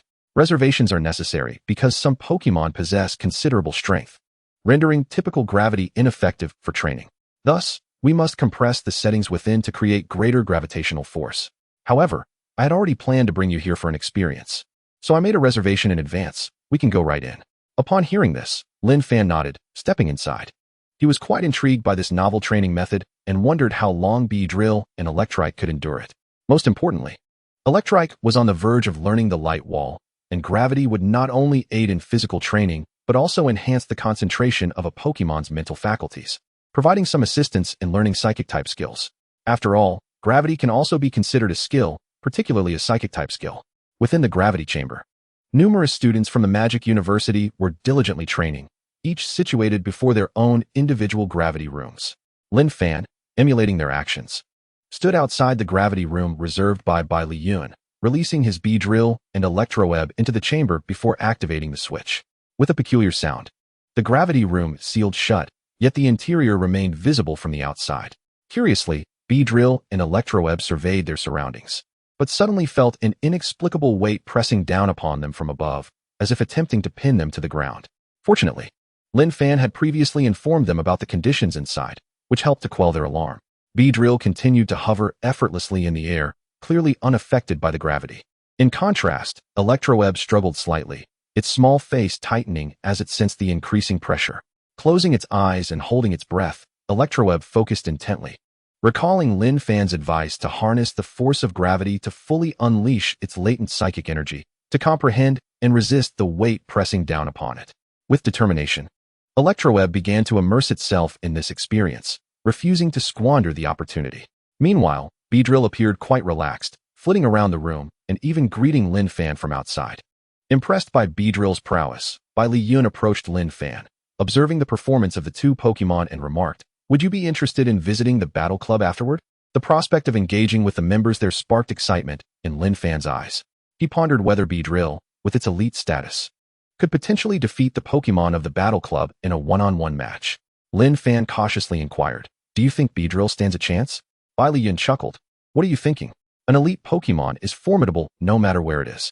Even in the Battle Club, they wouldn't dismiss an elite Pokémon lightly. While Beedrill alone might not suffice for a full team battle, in a one-on-one scenario, I believe it could triumph over a significant portion of their elite Pokémon." Lin Fan raised an eyebrow, surprised at Bai Liyun's confidence, given that Beedrill had only recently ascended to elite status. However, he recognized that strength does not always correlate with rank on paper, recalling how Beedrill had previously defeated Wang Zhi's powerful Crocodile. This realization filled Lin Fan with a sense of pride, reflecting on how he had grown into a capable trainer. Suddenly, Lin Fan's ears perked up at a strange sound, and he turned in surprise. To his amazement, a translucent yellow wall materialized above Electroweb's head, and under its protection, Electroweb appeared much more at ease. A light screen, Lin Fan exclaimed, his heart swelling with joy at the sight, even though he had anticipated it. As gravity continued to increase, it soon escalated to 4 times the base value.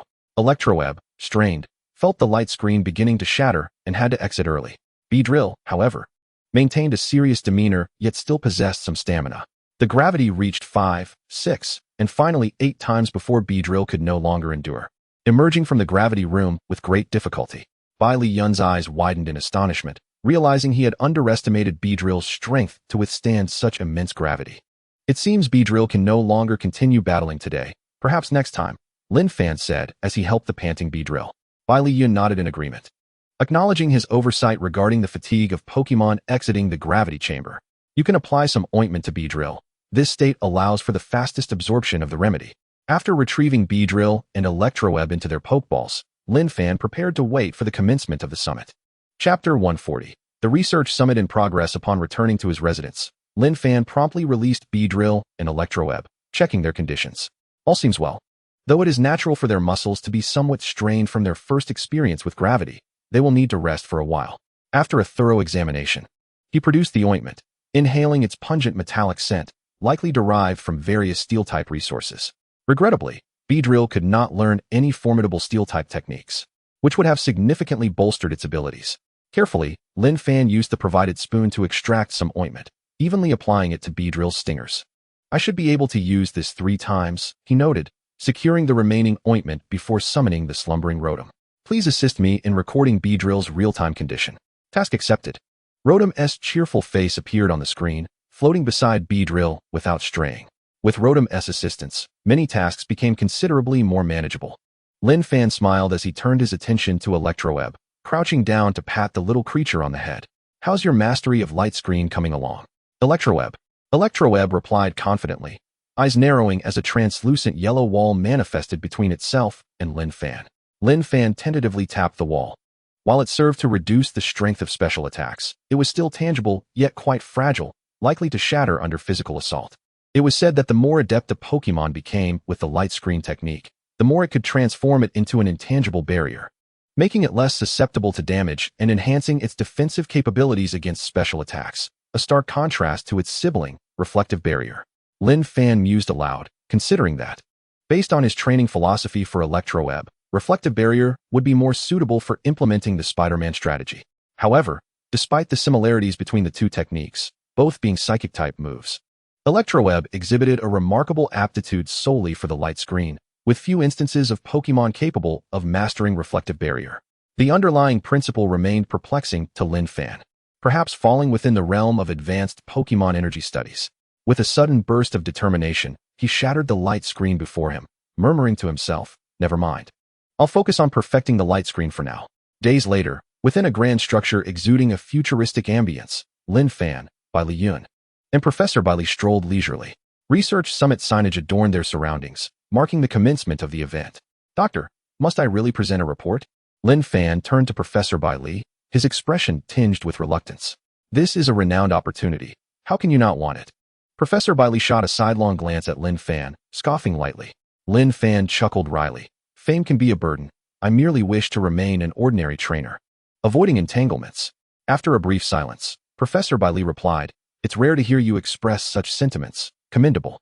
Unfortunately, this is your paper. And coincidentally coinciding with the research summit, those old-timers will not let you off the hook. You simply cannot avoid this report." "All right then."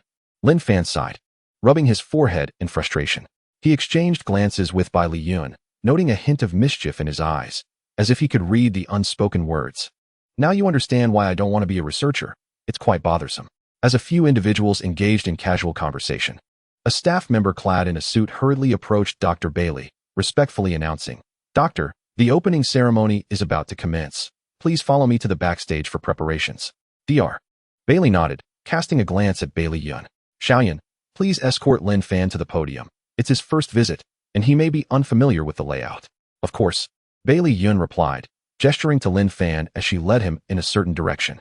Dr. Bailey proceeded in another direction, and Lin Fan faintly overheard a comment about not wanting to be seated next to that old man.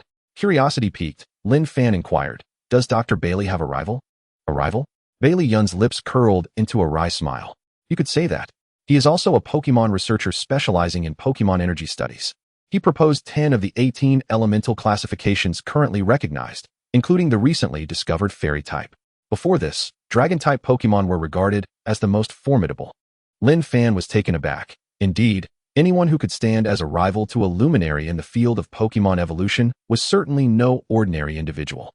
The Fairy type, wasn't it true that the conditions for EV to evolve into Sylveon were related to Fairy-type skills? If that esteemed predecessor and Dr. Bailey weren't adversaries, perhaps they could have collaborated, and Sylveon would have been unveiled long ago. Bowing his head slightly to conceal the peculiar glimmer in his eyes, Lin Fan followed Bailey Yun to a tiered seating area. The backs of the chairs bore no names indicating the upcoming presenters, so Lin Fan and Bailey Yun chose seats at random, curiously surveying the surrounding attendees. There were elderly gentlemen with graying hair, disheveled uncles with unkempt beards, and some rather youthful researchers seated upright, their faces displaying a palpable tension, evidently as new to the research summit as Lin Fan himself. Suddenly, a peculiar sound broke the air, drawing the attention of the crowd. Lin Fan cast a bewildered glance at the Magikarp that had leapt into his arms, silently attempting to suppress the creature that was trying to slap him in the face with its tail. Turning around, he observed the man behind him, who was being unceremoniously smacked by his own Magikarp. The man frantically cradled the fish, then gingerly placed it into a small fishbowl, puzzlingly scrutinizing the bowl after closing the lid. "Where's the other one? Are you looking for it?" Lin Fan inquired, gripping the Magikarp's tail.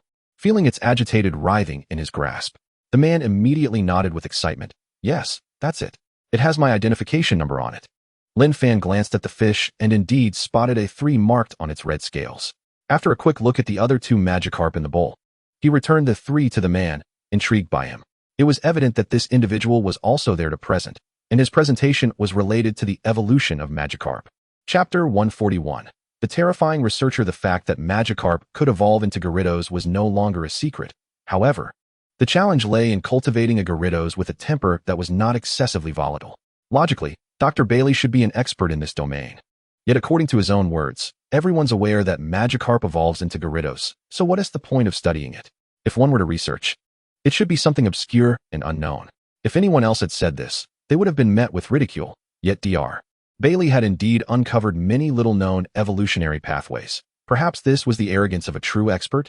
Shaking off his thoughts, Lin Fan's gaze fell upon the 3 Magikarp swimming in the bowl. An inexplicable sensation washed over him.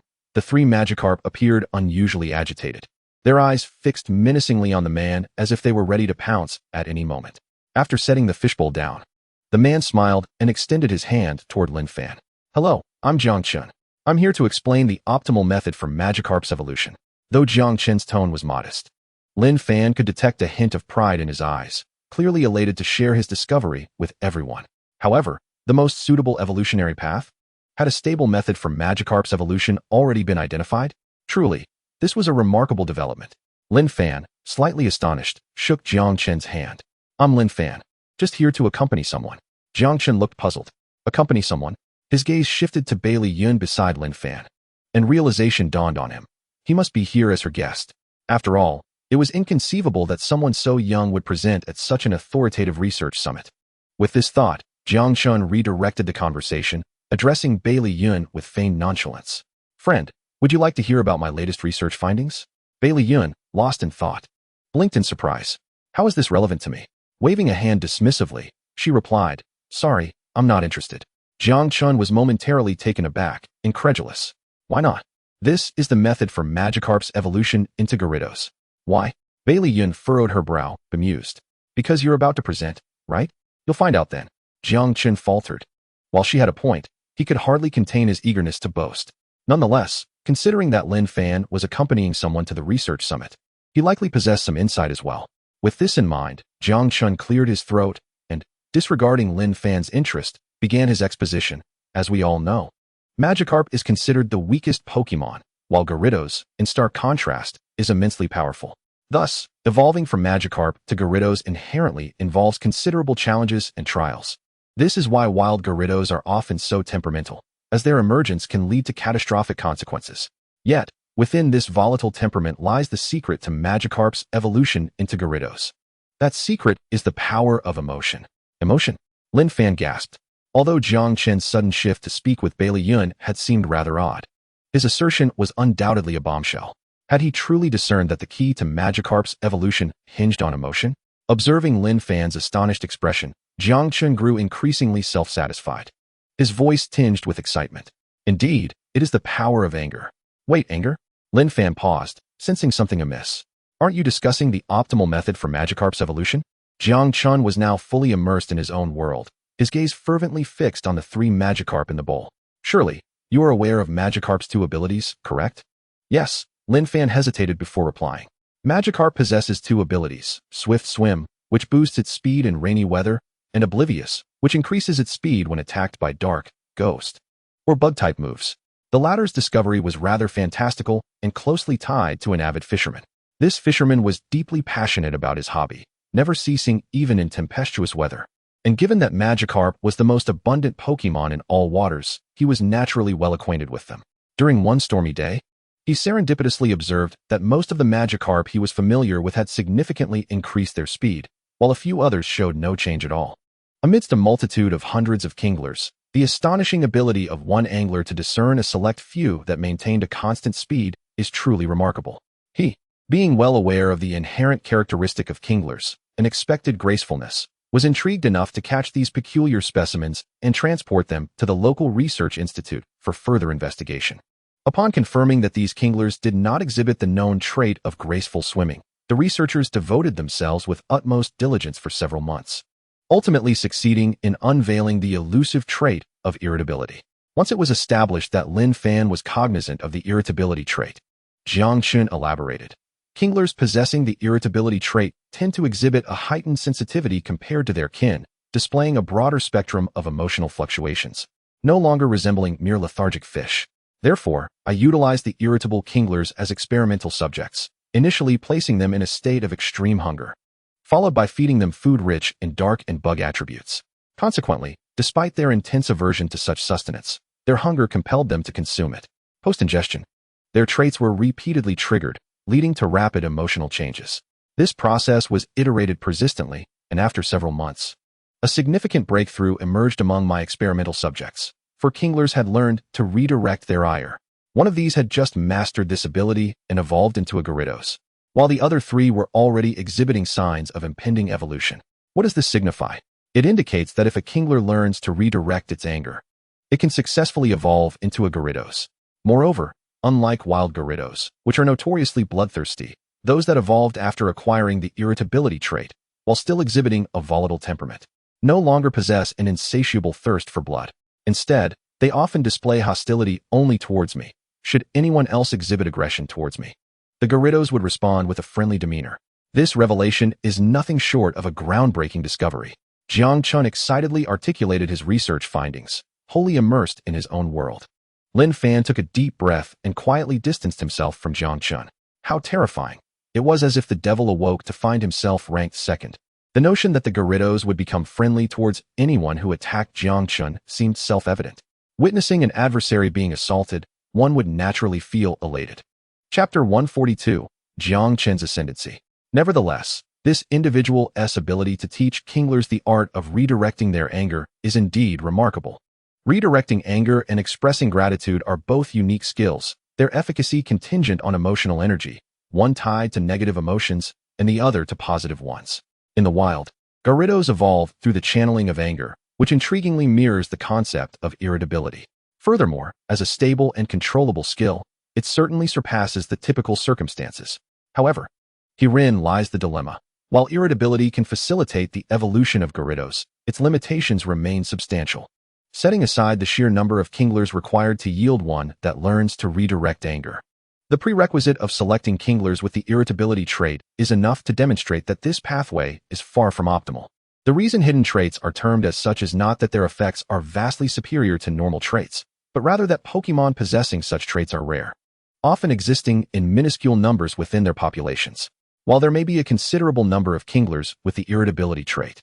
The popularity of research into the evolution of Kinglers into Gyarados stems from the sheer volume of Kinglers available, coupled with the formidable power they exhibit post-evolution, thus rendering them highly valuable.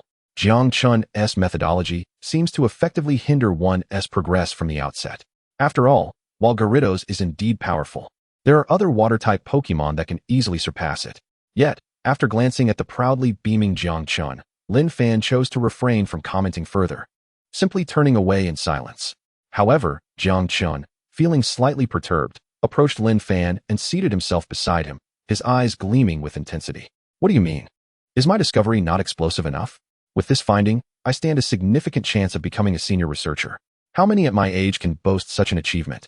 Lin Fan sighed and retorted, how many Kinglers with the irritability trait did you use as experimental subjects? And from how many regular Kinglers were these irritable ones selected? Furthermore, among all those irritable Kinglers, how many individuals learned to redirect their anger? Jiang Chun faltered momentarily, fully aware of the implications of Lin Fan's inquiries. Otherwise, he wouldn't have merely claimed a substantial chance of achieving the status of senior researcher. Despite this, Jiang Chun resolutely maintained his stance. That does not diminish the fact that my discovery is currently the most suitable method for Kinglers to evolve. Even if the cost is considerable, it undeniably allows for the stable cultivation of Gyarados for trainers' use. In light of this, Lin Fan nodded contemplatively, smiling at Jiang Chun. Indeed, it is a remarkable discovery. You are a formidable researcher. After all, Lin Fan had never encountered another individual capable of teaching Kinglers to redirect their anger. However, Lin Fan's sincere praise left Jiang Chun feeling somewhat uneasy, as if the young man before him were mocking him. How infuriating, Jiang Chun muttered under his breath, clenching his fists. Does being handsome make one exceptional? Clearly, he is an outsider, completely oblivious to the weight of my research findings. Just wait. I shall undoubtedly secure the best research award at this summit. Jiang Chun shot Lin Fan a glare before angrily returning to his seat, exchanging disgruntled glances with the three Kinglers in his small aquarium.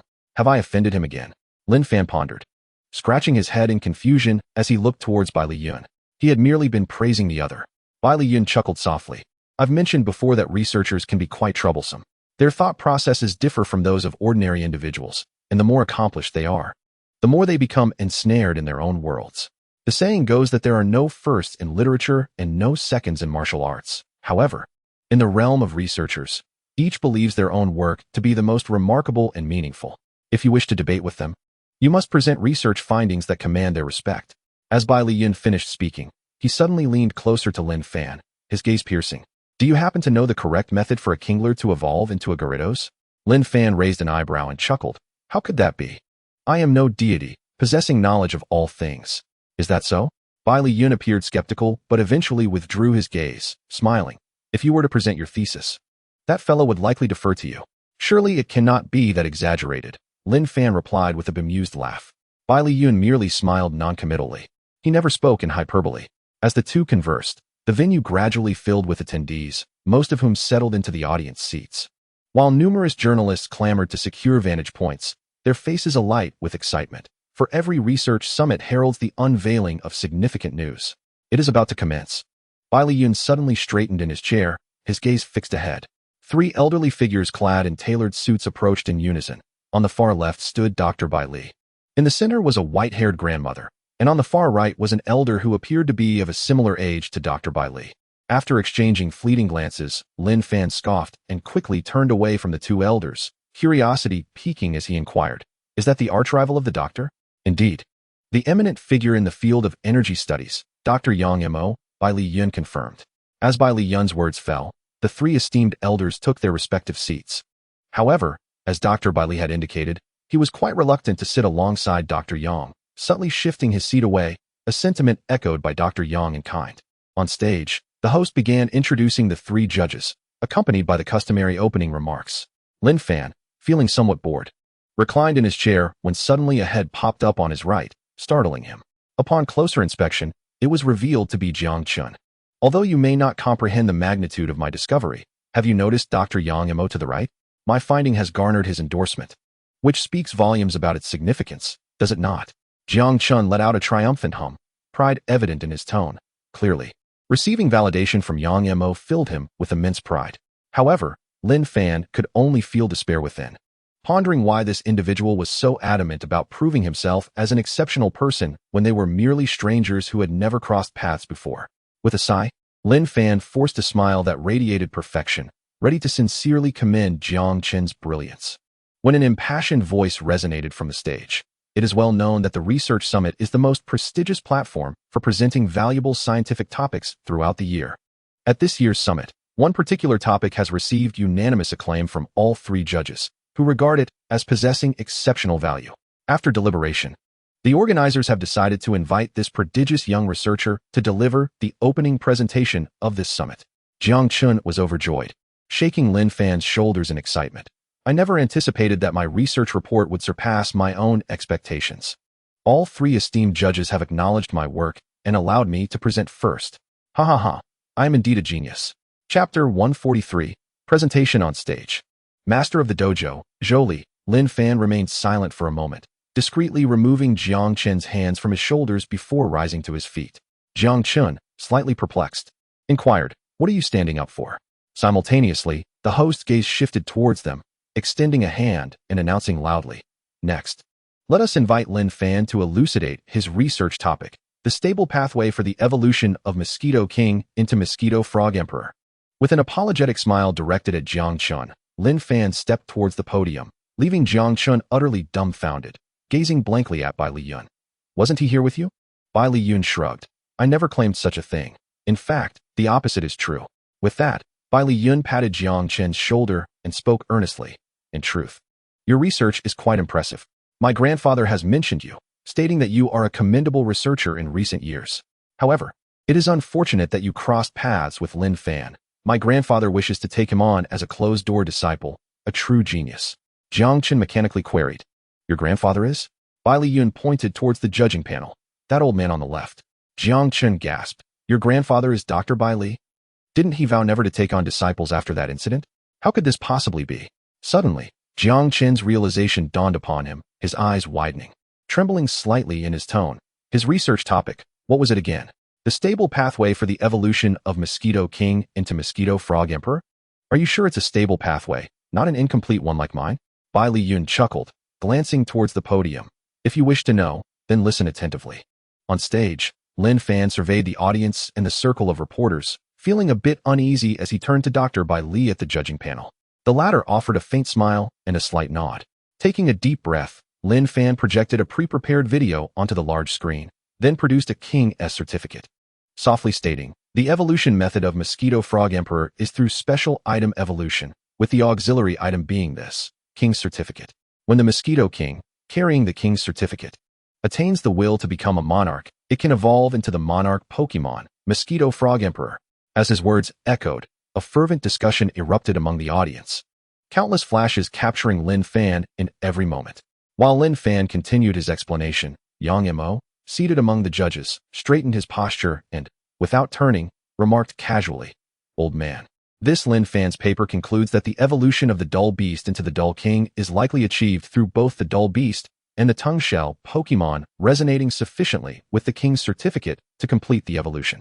Have you attempted this?" Dr. Bai Li scoffed. "Of course, I have tried it, and just 2 days ago, it was successfully accomplished, precisely as Lin Fan described." Yang Mo responded nonchalantly, "Given that we know Mosquito King evolves into Mosquito Frog Emperor through the King's certificate, even a fool would deduce that the Dull Beast follows suit. Therefore, I ask you, was the evolution method of Mosquito Frog Emperor conceived by him, or did you assist him?" Upon finishing, Yang Mo turned to Dr. Bai Li, his gaze piercing. Dr. Bai Li chuckled derisively. "Do you truly believe I would engage in such blatant favoritism towards a newcomer?" Yang Mo scrutinized Dr. Bai Li for a moment before averting his gaze, now regarding Lin Fan, who spoke confidently on stage, with a hint of admiration. "What a genius. Perhaps I should take him under my wing." Dr. Bai Li rolled his eyes. "You're dreaming again." Yang Mo smirked, disdainfully stating, "Even if I am aware that Lin Fan's discovery has no ties to you, do you think others will believe that?" A luminary in the field of Pokemon evolution coincidentally connected to a young upstart with a remarkable revelation, especially considering this upstart was previously not even a researcher and is so young. Dr. Bai Li fell silent, wishing to refute but acknowledging the truth in Yang Mo's words. If Lin Fan were to follow Yang Mo, such doubts would dissipate. Their mutual animosity was well known, thus Lin Fan's research could not possibly be associated with him. However, Dr. Bailey suddenly chuckled, casually remarking, "Actually, you could ask Lin Fan yourself if he wishes to accompany you. Don't say I didn't warn you. That boy isn't concerned with fame. In fact, he might even relish the misunderstanding that his discovery is related to me." Pausing, Dr. Bailey added, "Just ensure that he isn't deprived of his rewards." Yang Mo paused. "Why? Are there researchers in this world who do not seek fame? Curious to know?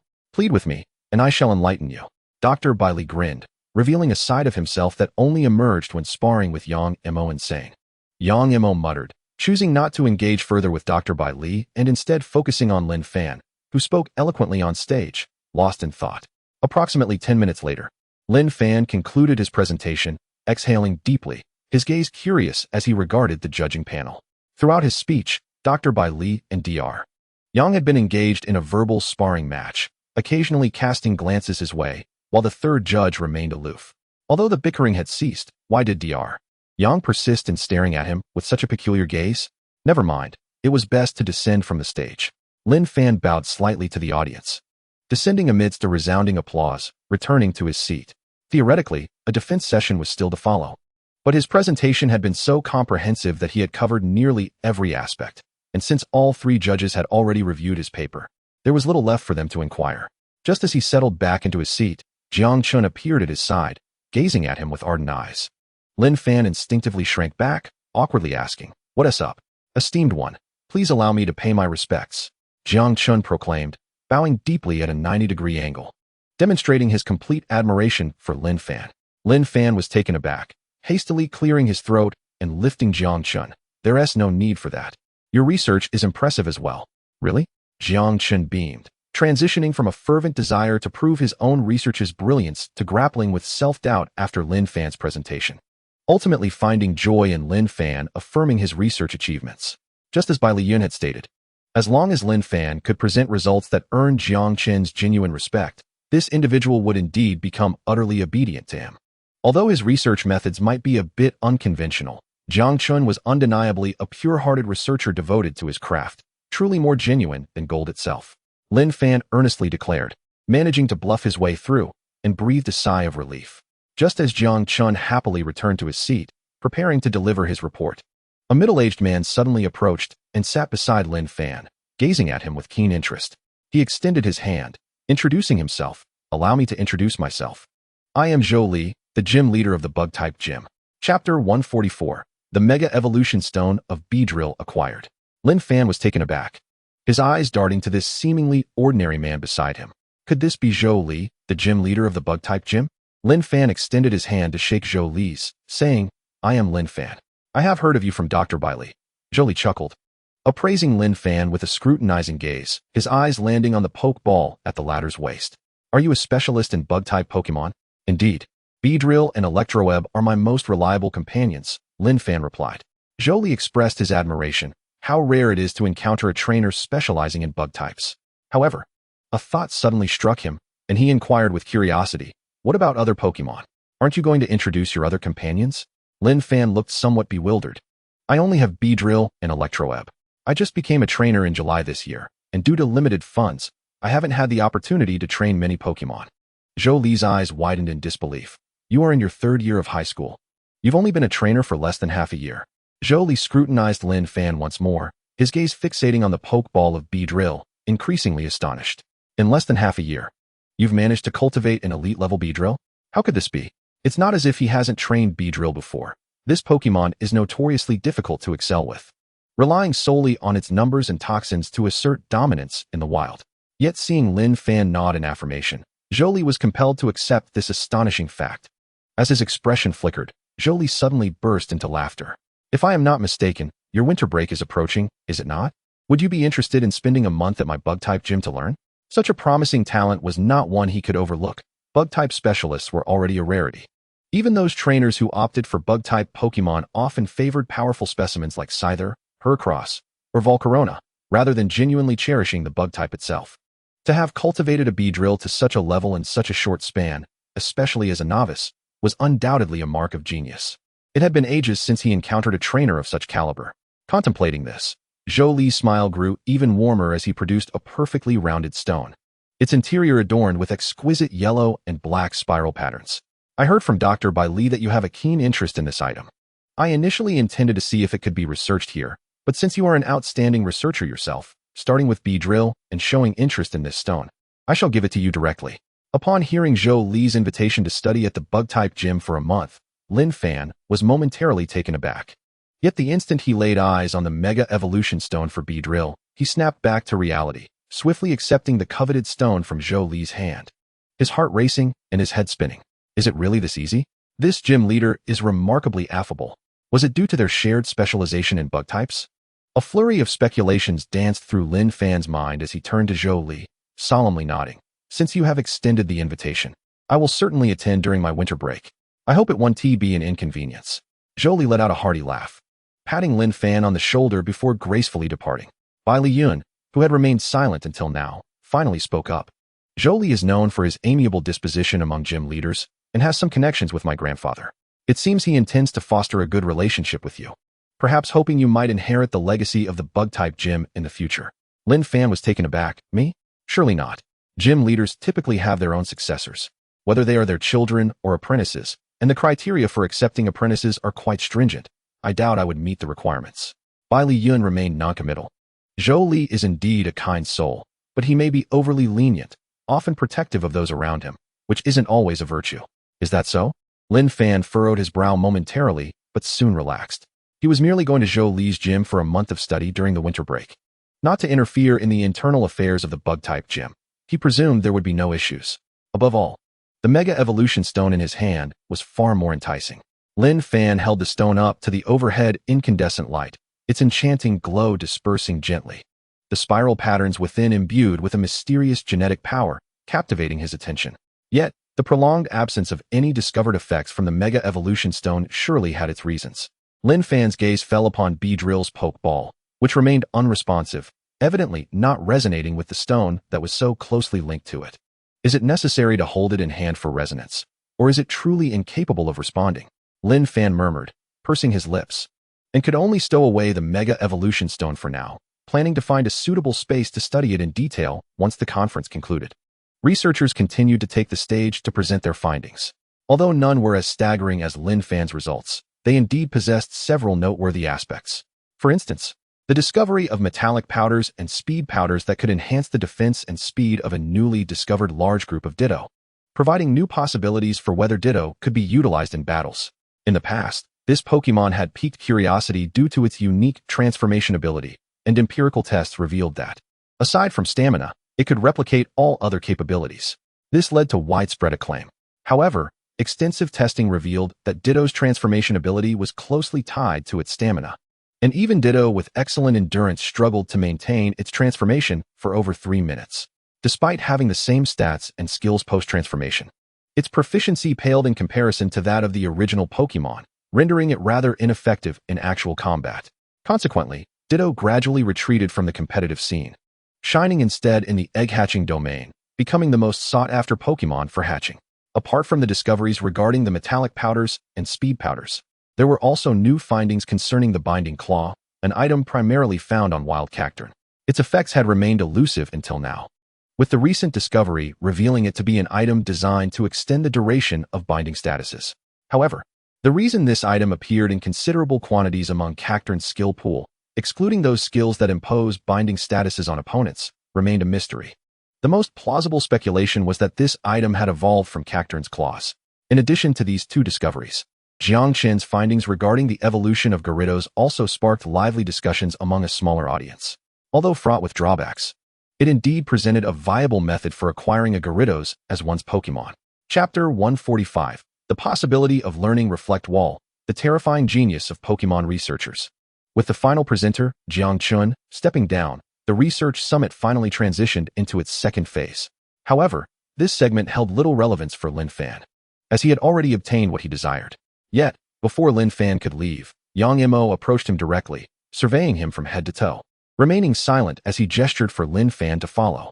Lin Fan was taken aback, glancing toward Dr. Bai Li, who gave a slight nod, encouraging him to follow Yang Mo. After a moment's hesitation, observing Yang Mo about to walk away, Lin Fan disregarded his thoughts on the man's intentions and hurriedly followed, ultimately stopping in a spacious, quiet room. "Have a seat," Yang Mo said, taking the lead and sitting down. Once Lin Fan was seated, Yang Mo wasted no time and got straight to the point. "Would you be interested in developing your career in Kyoto, working with me on research?" Lin Fan was momentarily taken aback. Upon confirming that Yang Mo was not jesting, he pondered for a moment before responding. "Thank you for your kind offer, Doctor. But I have yet to decide where I wish to go."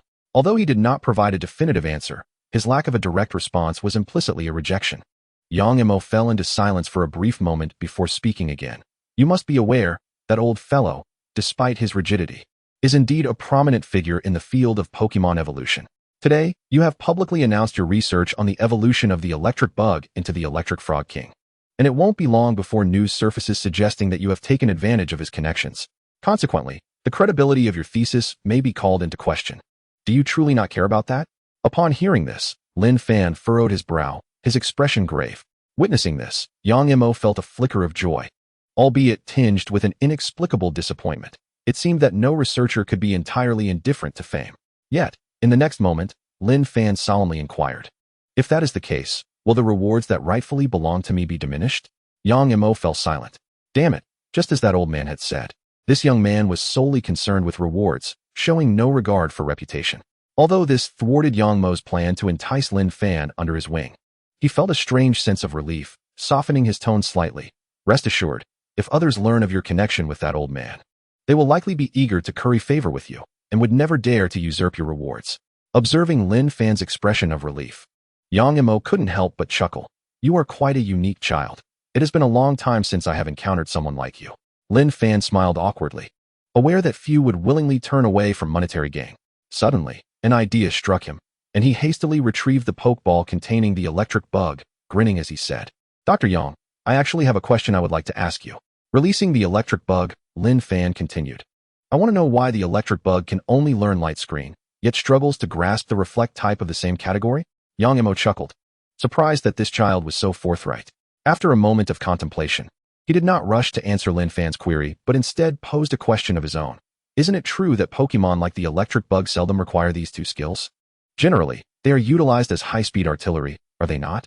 True to his title as a doctor, Yang Mo exhibited a profound understanding of even lesser-known Pokémon like the electric bug.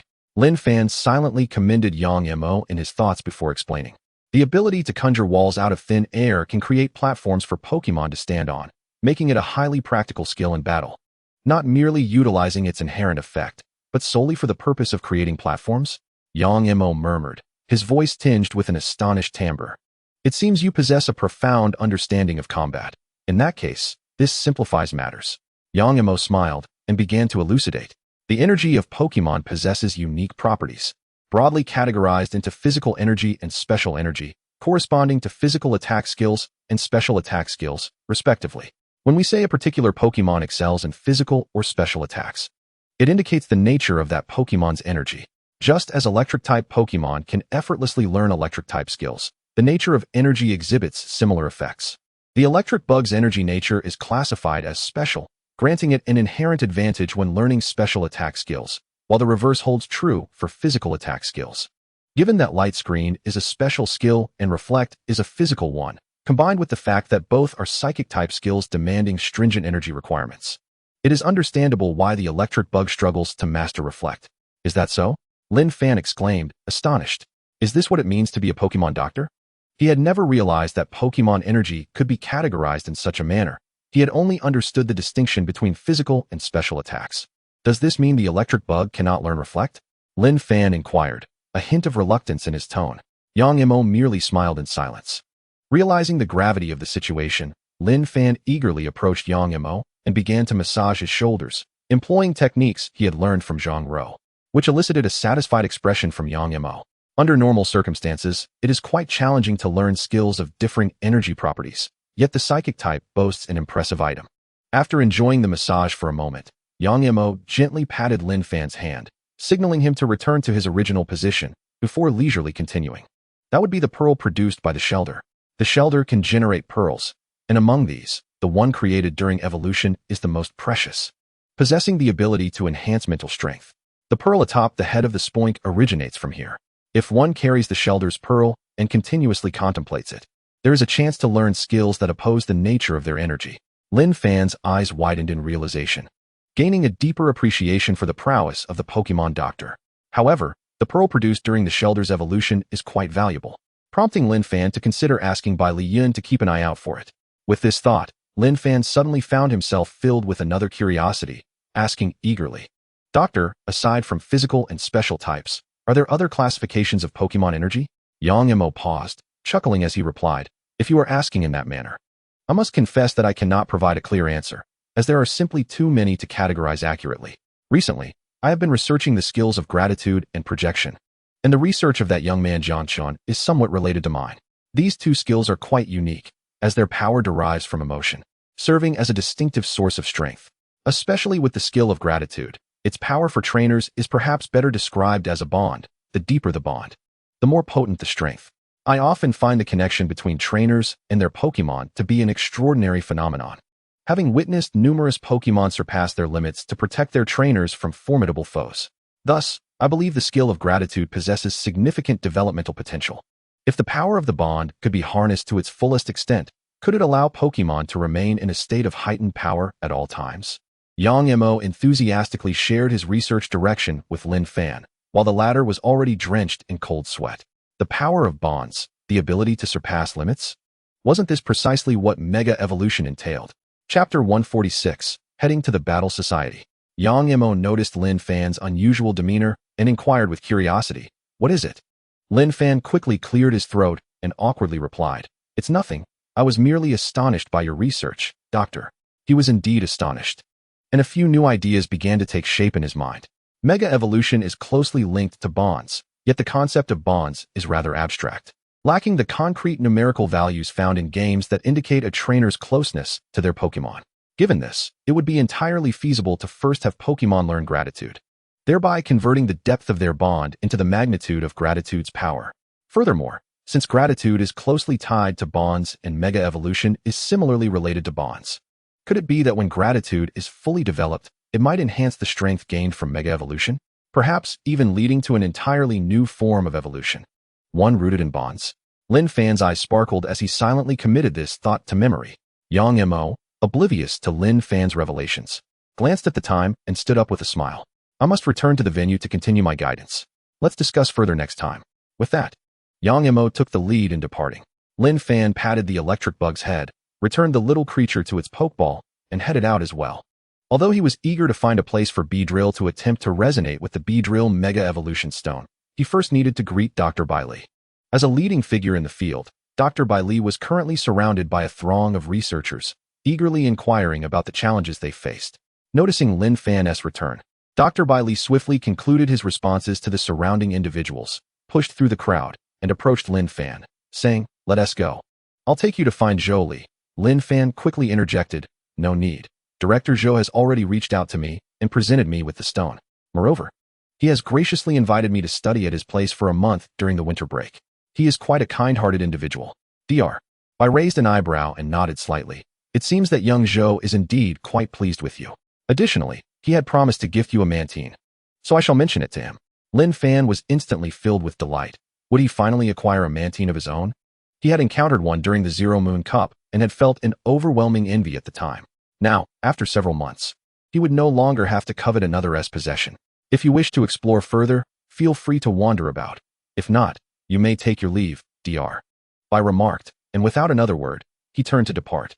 Upon hearing this, Lin Fan hesitated no longer. As his gaze swept across the room, he soon spotted Bai Yun, who was engrossed in play with her EV in an unoccupied seat. "Is everything settled?" Bai Yun glanced at Lin Fan, cradling her EV, and smiled. Lin Fan nodded and said, "I heard from Dr. Yang that the pearl produced during the evolution of a Shelder enhances mental strength. Do you know where I might procure one?" The pearl from a Shelder. A glimmer of thought flickered in Bai Yun's eyes as she recalled something. "I actually know someone who might have an extra pearl. It's from one of our team members. He has a spoink. When it was in its bouncing stage, it lost its pearl, and in desperation, he had to buy a new one. To be safe, he purchased two, so the extra one should still be with him." "Already news so soon?" Lin Fan exclaimed in surprise. "Is that person currently on the Magic University campus?" "Of course," Bai Yun chuckled. "It's not yet vacation, so he must be attending classes." At this, Lin Fan cast a peculiar glance at Bai Yun. Then why are you outside the campus every day? Bai Yun paused, a light laugh escaping her lips. Did I not mention? If one possesses sufficient strength, one can forego attending classes as long as one passes the final exams.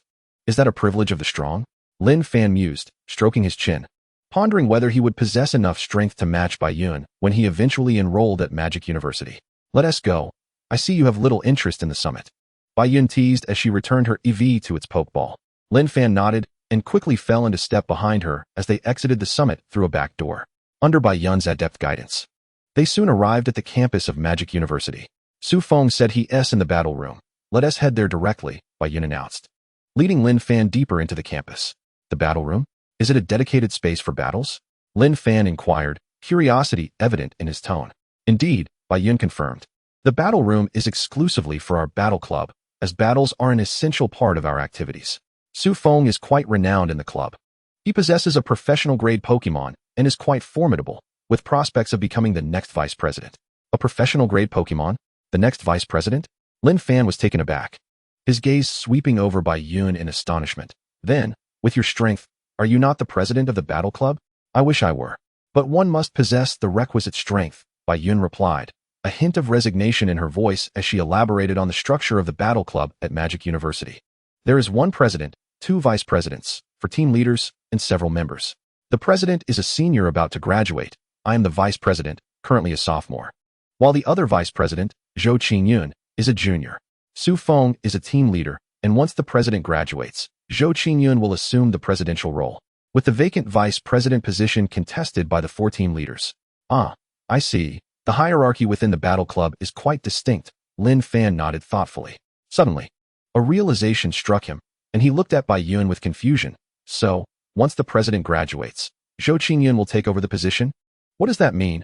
Aren't you also a vice president? Is the president's position appointed by the previous president? If Lin Fan recalled correctly, among Bai Yun's 6 Pokémon, her strongest EV was professional grade, and her Vaporeon was also professional grade. The remaining Jolteon and Flareon were on the cusp of reaching professional grade as well. It was likely that by the time Bai Yun progressed from sophomore to junior, she would achieve a breakthrough, and the final 2 EVs would significantly increase in strength upon evolving into Leafeon and Glaceon, potentially reaching professional grade. In summary, by her junior year, Bai Yun would possess a full team of professional-grade Pokémon. Given her prowess, Lin Fan found it difficult to believe she would concede the chance for the presidency to another vice president based on assumptions of inferiority. Yet often, reality is indeed astonishingly absurd. Chapter 147, The Battle with Su Feng. Bai Yun shook her head in mild exasperation. Since this is the battle club, everything is naturally determined by strength. In fact, it's not that Zhou Qingyun can only become president after ousting the current one. It's just that he has been away training and hasn't had the time to return and defeat the president.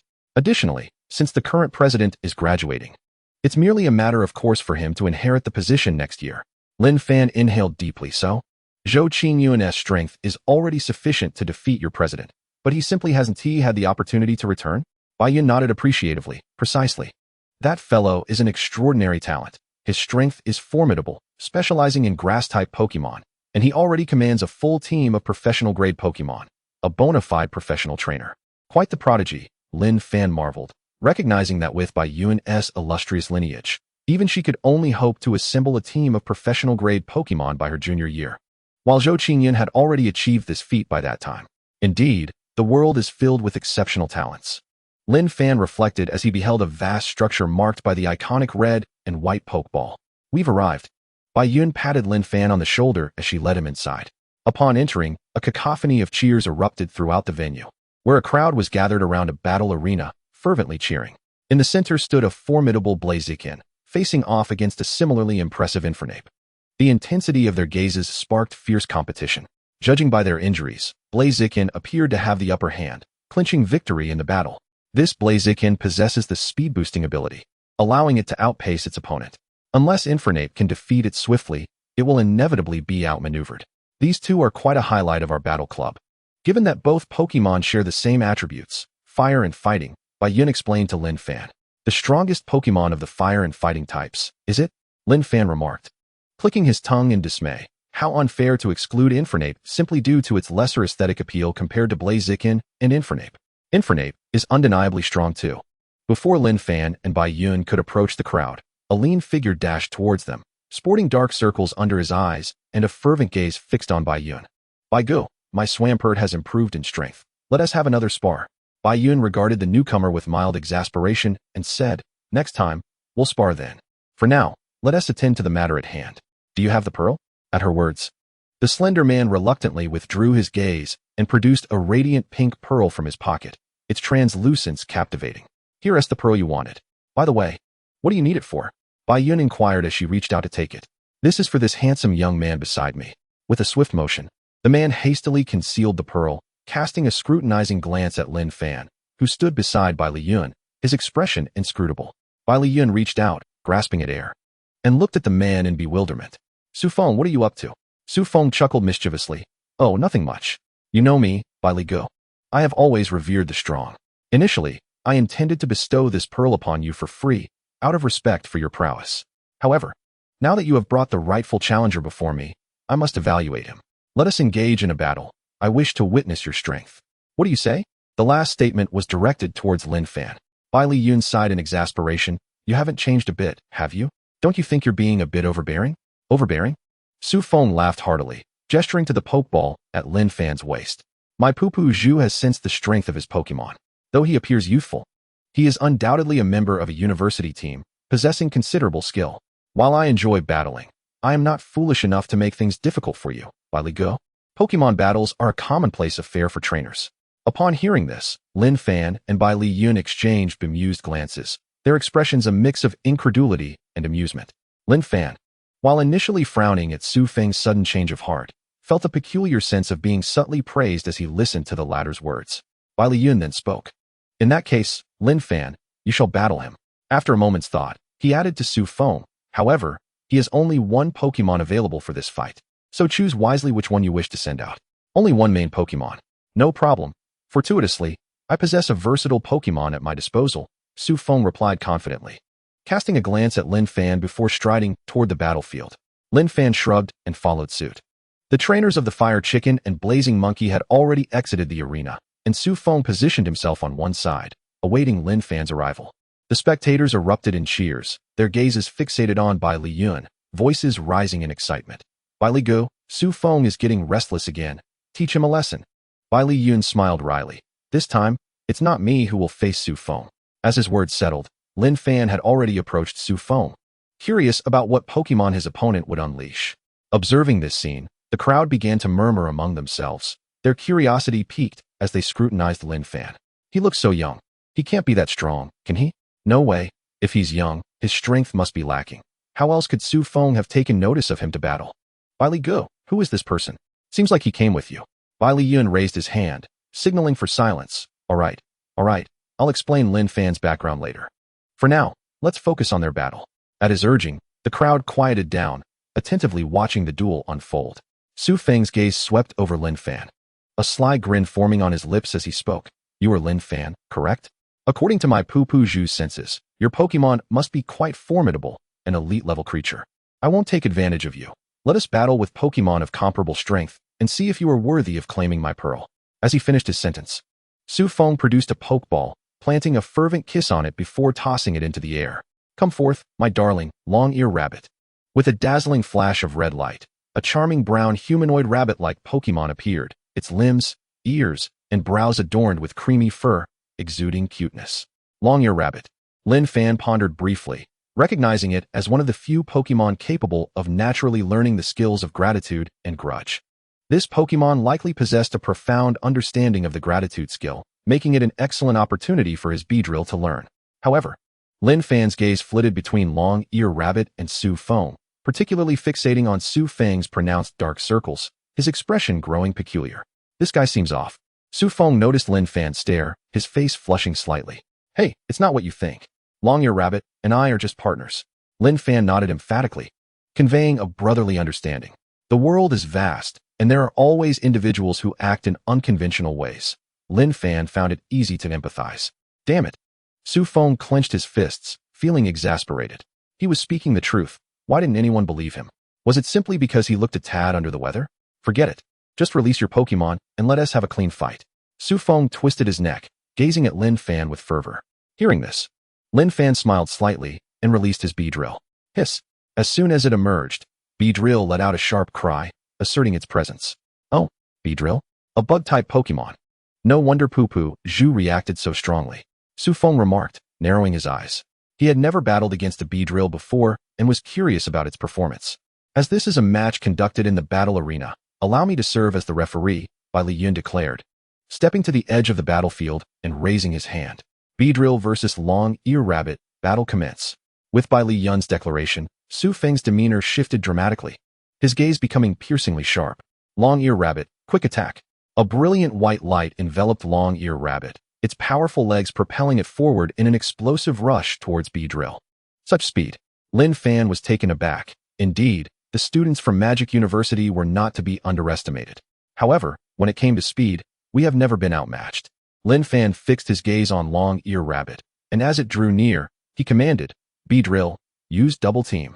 In an instant, 10 duplicates of Beedrill materialized, encircling Long Ear Rabbit and disrupting its judgment.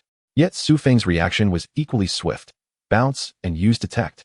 Long Ear Rabbit leveraged the residual energy from quick attack, springing off the ground in a graceful leap, its eyes sharpening as it scanned the 10 Beedrills below, zeroing in on the one on the far right. Quick reflexes. Lin Fan muttered, smirking. Now let us stack up some sword dances.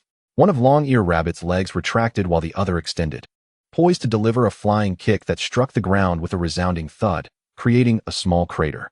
Meanwhile, the real Beedrill had already repositioned itself several meters away, its aura intensifying. 2 enhancements at once? You do realize the cost, right? Su Feng quipped, tilting his head.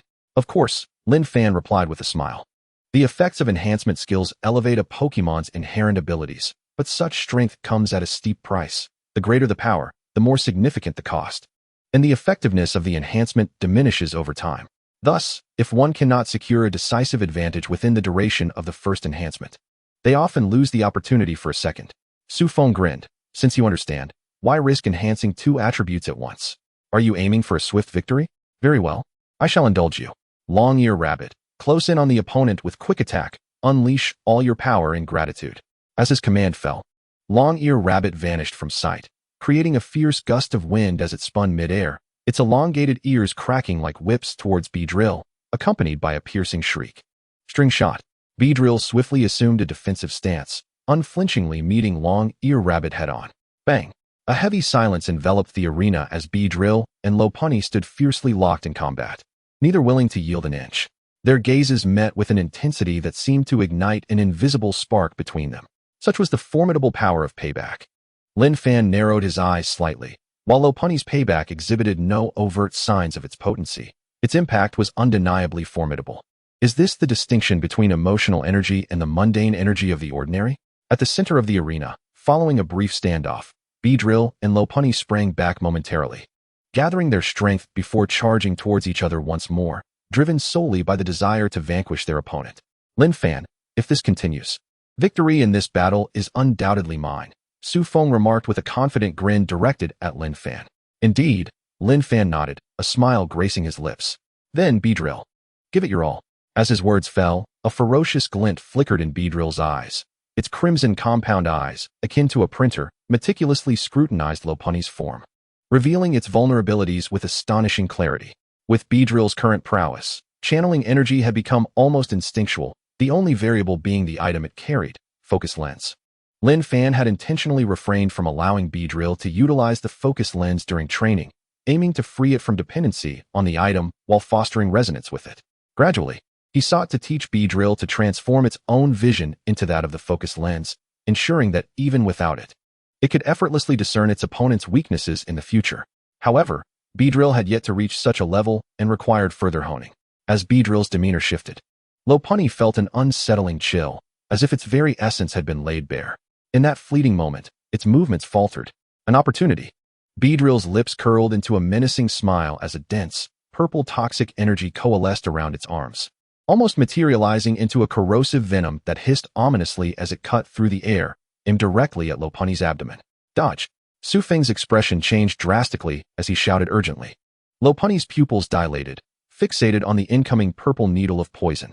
With a powerful thrust, it arched backward, nearly folding its body in half, evading Beedrill's toxic strike. In a swift counter, it executed a fierce upward kick aimed directly at Beedrill. Beedrill had no choice but to confront the attack head-on.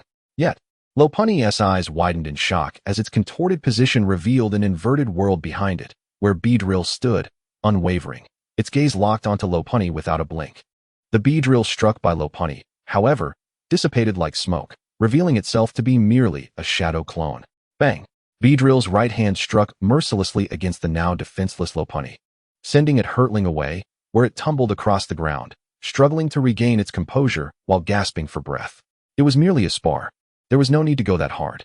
Nevertheless, I believe this battle can be deemed a victory for me, Lin Fan remarked, glancing at Su Feng with a smile.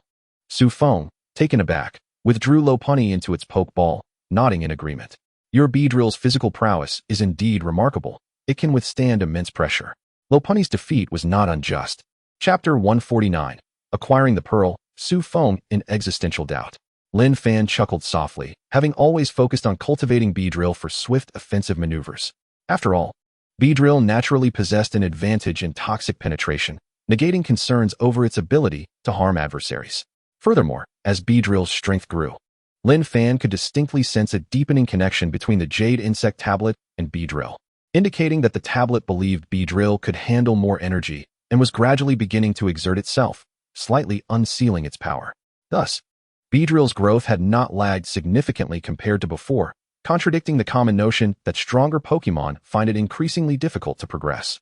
Beside him, Bai Liyun was not particularly surprised. He had recognized Beedrill's exceptional physique when it withstood 8 times the gravitational force in the gravity chamber. Su Feng did not rush to the healing room for Lopunny, but instead handed its Pokeball to a bespectacled boy among the onlookers, who appeared harmless.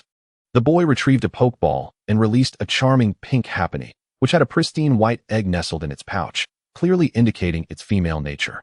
Happiny pressed the button on Lopunny's Pokeball, releasing it before offering the egg, which Lopunny gratefully consumed. Then, Happiny extended its short, chubby hand, unleashing a soothing wave of healing energy. With Happiny's assistance, Lopunny quickly regained its health, affectionately giving Happiny a peck on the cheek before returning to Su Feng's side and linking arms with him. Lin Fan feigned ignorance, moving next to Su Feng and Bai Liyun as they stepped aside to clear the battlefield for others, casually accepting the pearl Su Feng handed over. The pearl felt exquisite in his hand, warm and smooth, reminiscent of jade. After a brief moment of contemplation, Lin Fan pocketed it and turned his gaze to Su Feng, inquiring, "The power of Lopunny's payback is quite formidable. I wonder if it could be imparted to Beedrill?" Payback? A trivial matter. It's not a particularly rare skill. Su Feng readily agreed, though a hint of confusion crossed his face as he looked at Lin Fan. Does Beedrill really need to learn payback? Well, it's just a personal curiosity of mine regarding the skill, Lin Fan replied with a smile, deflecting the question. Su Feng thought nothing of it, understanding that expanding one's skill pool was a common practice, albeit few sought to learn payback for that purpose. Lopunny, please teach Beedrill, Su Feng said, gently patting Lopunny's ears. Lopunny's ears twitched in response as it obediently nodded, hopping beside Beedrill to explain the essence of payback. Despite Beedrill having injured it moments ago, Lopunny dismissed the minor wound as a common occurrence in battle, and Beedrill had shown restraint. Lin Fan cast a sidelong glance at the two Pokémon, observing that Lopunny's application of payback relied primarily on its ears, which were sensitive emotional conduits. Indeed, since the power of payback was intertwined with emotion, utilizing its most cherished attribute would undoubtedly yield greater potency. There was no need for concern regarding Beedrill, as its attacks predominantly relied on its sharp stingers, which it held a deep emotional connection to. Lin Fan, which university are you from? I've never heard of such a figure before, Su Feng inquired, his curiosity piqued. Su Feng assumed Bai Liyun was a native of Modu, and by extension, Lin Fan was likely from the same city. Yet he had never encountered Lin Fan among the members of other university teams in Modu. Was he perhaps a hidden gem? Lin Fan withdrew his gaze from Lopunny and Beedrill, hesitating briefly before clarifying. I am from the First High School of Sunsetting City. Sunsetting City First High School? Is there really a university with such an unusual name in Modu? Su Feng's expression reflected confusion, but upon seeing Bai Liyun's incredulous glare, realization dawned upon him. His eyes widened in disbelief as he stared at Lin Fan. You're a high school student. Are you kidding me? This must be a joke. I, Lin Fan. Never deceive, Lin Fan replied, his expression unwavering as he affirmed his honesty. So you mean to say that a senior high school student, having obtained an initial Pokémon just in early July, has, in a mere 5 months, already acquired an elite-level Beedrill capable of defeating my Lopunny. Su Feng inhaled sharply, momentarily bewildered as to whether Lin Fan's talent was extraordinarily exceptional or if his own ability was lamentably deficient. After all, the meticulously nurtured long-eared rabbit paled in comparison to a newcomer's Beedrill, which had only been trained for 5 months. Do you have a hidden treasure at home? Su Feng, reluctant to concede defeat, concocted the most plausible hypothesis. Lin Fan found the remark both amusing and perplexing. It was the first time anyone had suggested such a thing about him. He had no hidden riches and came from an ordinary background. Otherwise, he would not have chosen a Beedrill as his first Pokémon. Upon hearing this, Su Feng silently clutched his heart, gazing up at the sky in existential doubt. Who truly is the exceptional student of the magical university? At that moment of despair, Beedrill and long-eared rabbit returned to their respective trainers. The former radiated confidence. Why did you return so soon? Lin Fan was somewhat taken aback. However, the Beedrill merely smiled proudly, patting its chest as if to imply that repaying kindness was a trivial matter. In the Beedrill's heart, no one or Pokémon could rival Lin Fan's esteemed position. Its past experiences had fostered a profound reliance and trust, making the act of expressing gratitude effortless. Yet, Beedrill's exuberance was akin to the final straw for Su Feng, who sighed deeply, his face etched with dismay as he walked away, comforted by long-eared rabbit at his side. Have I perhaps exerted too much pressure on him?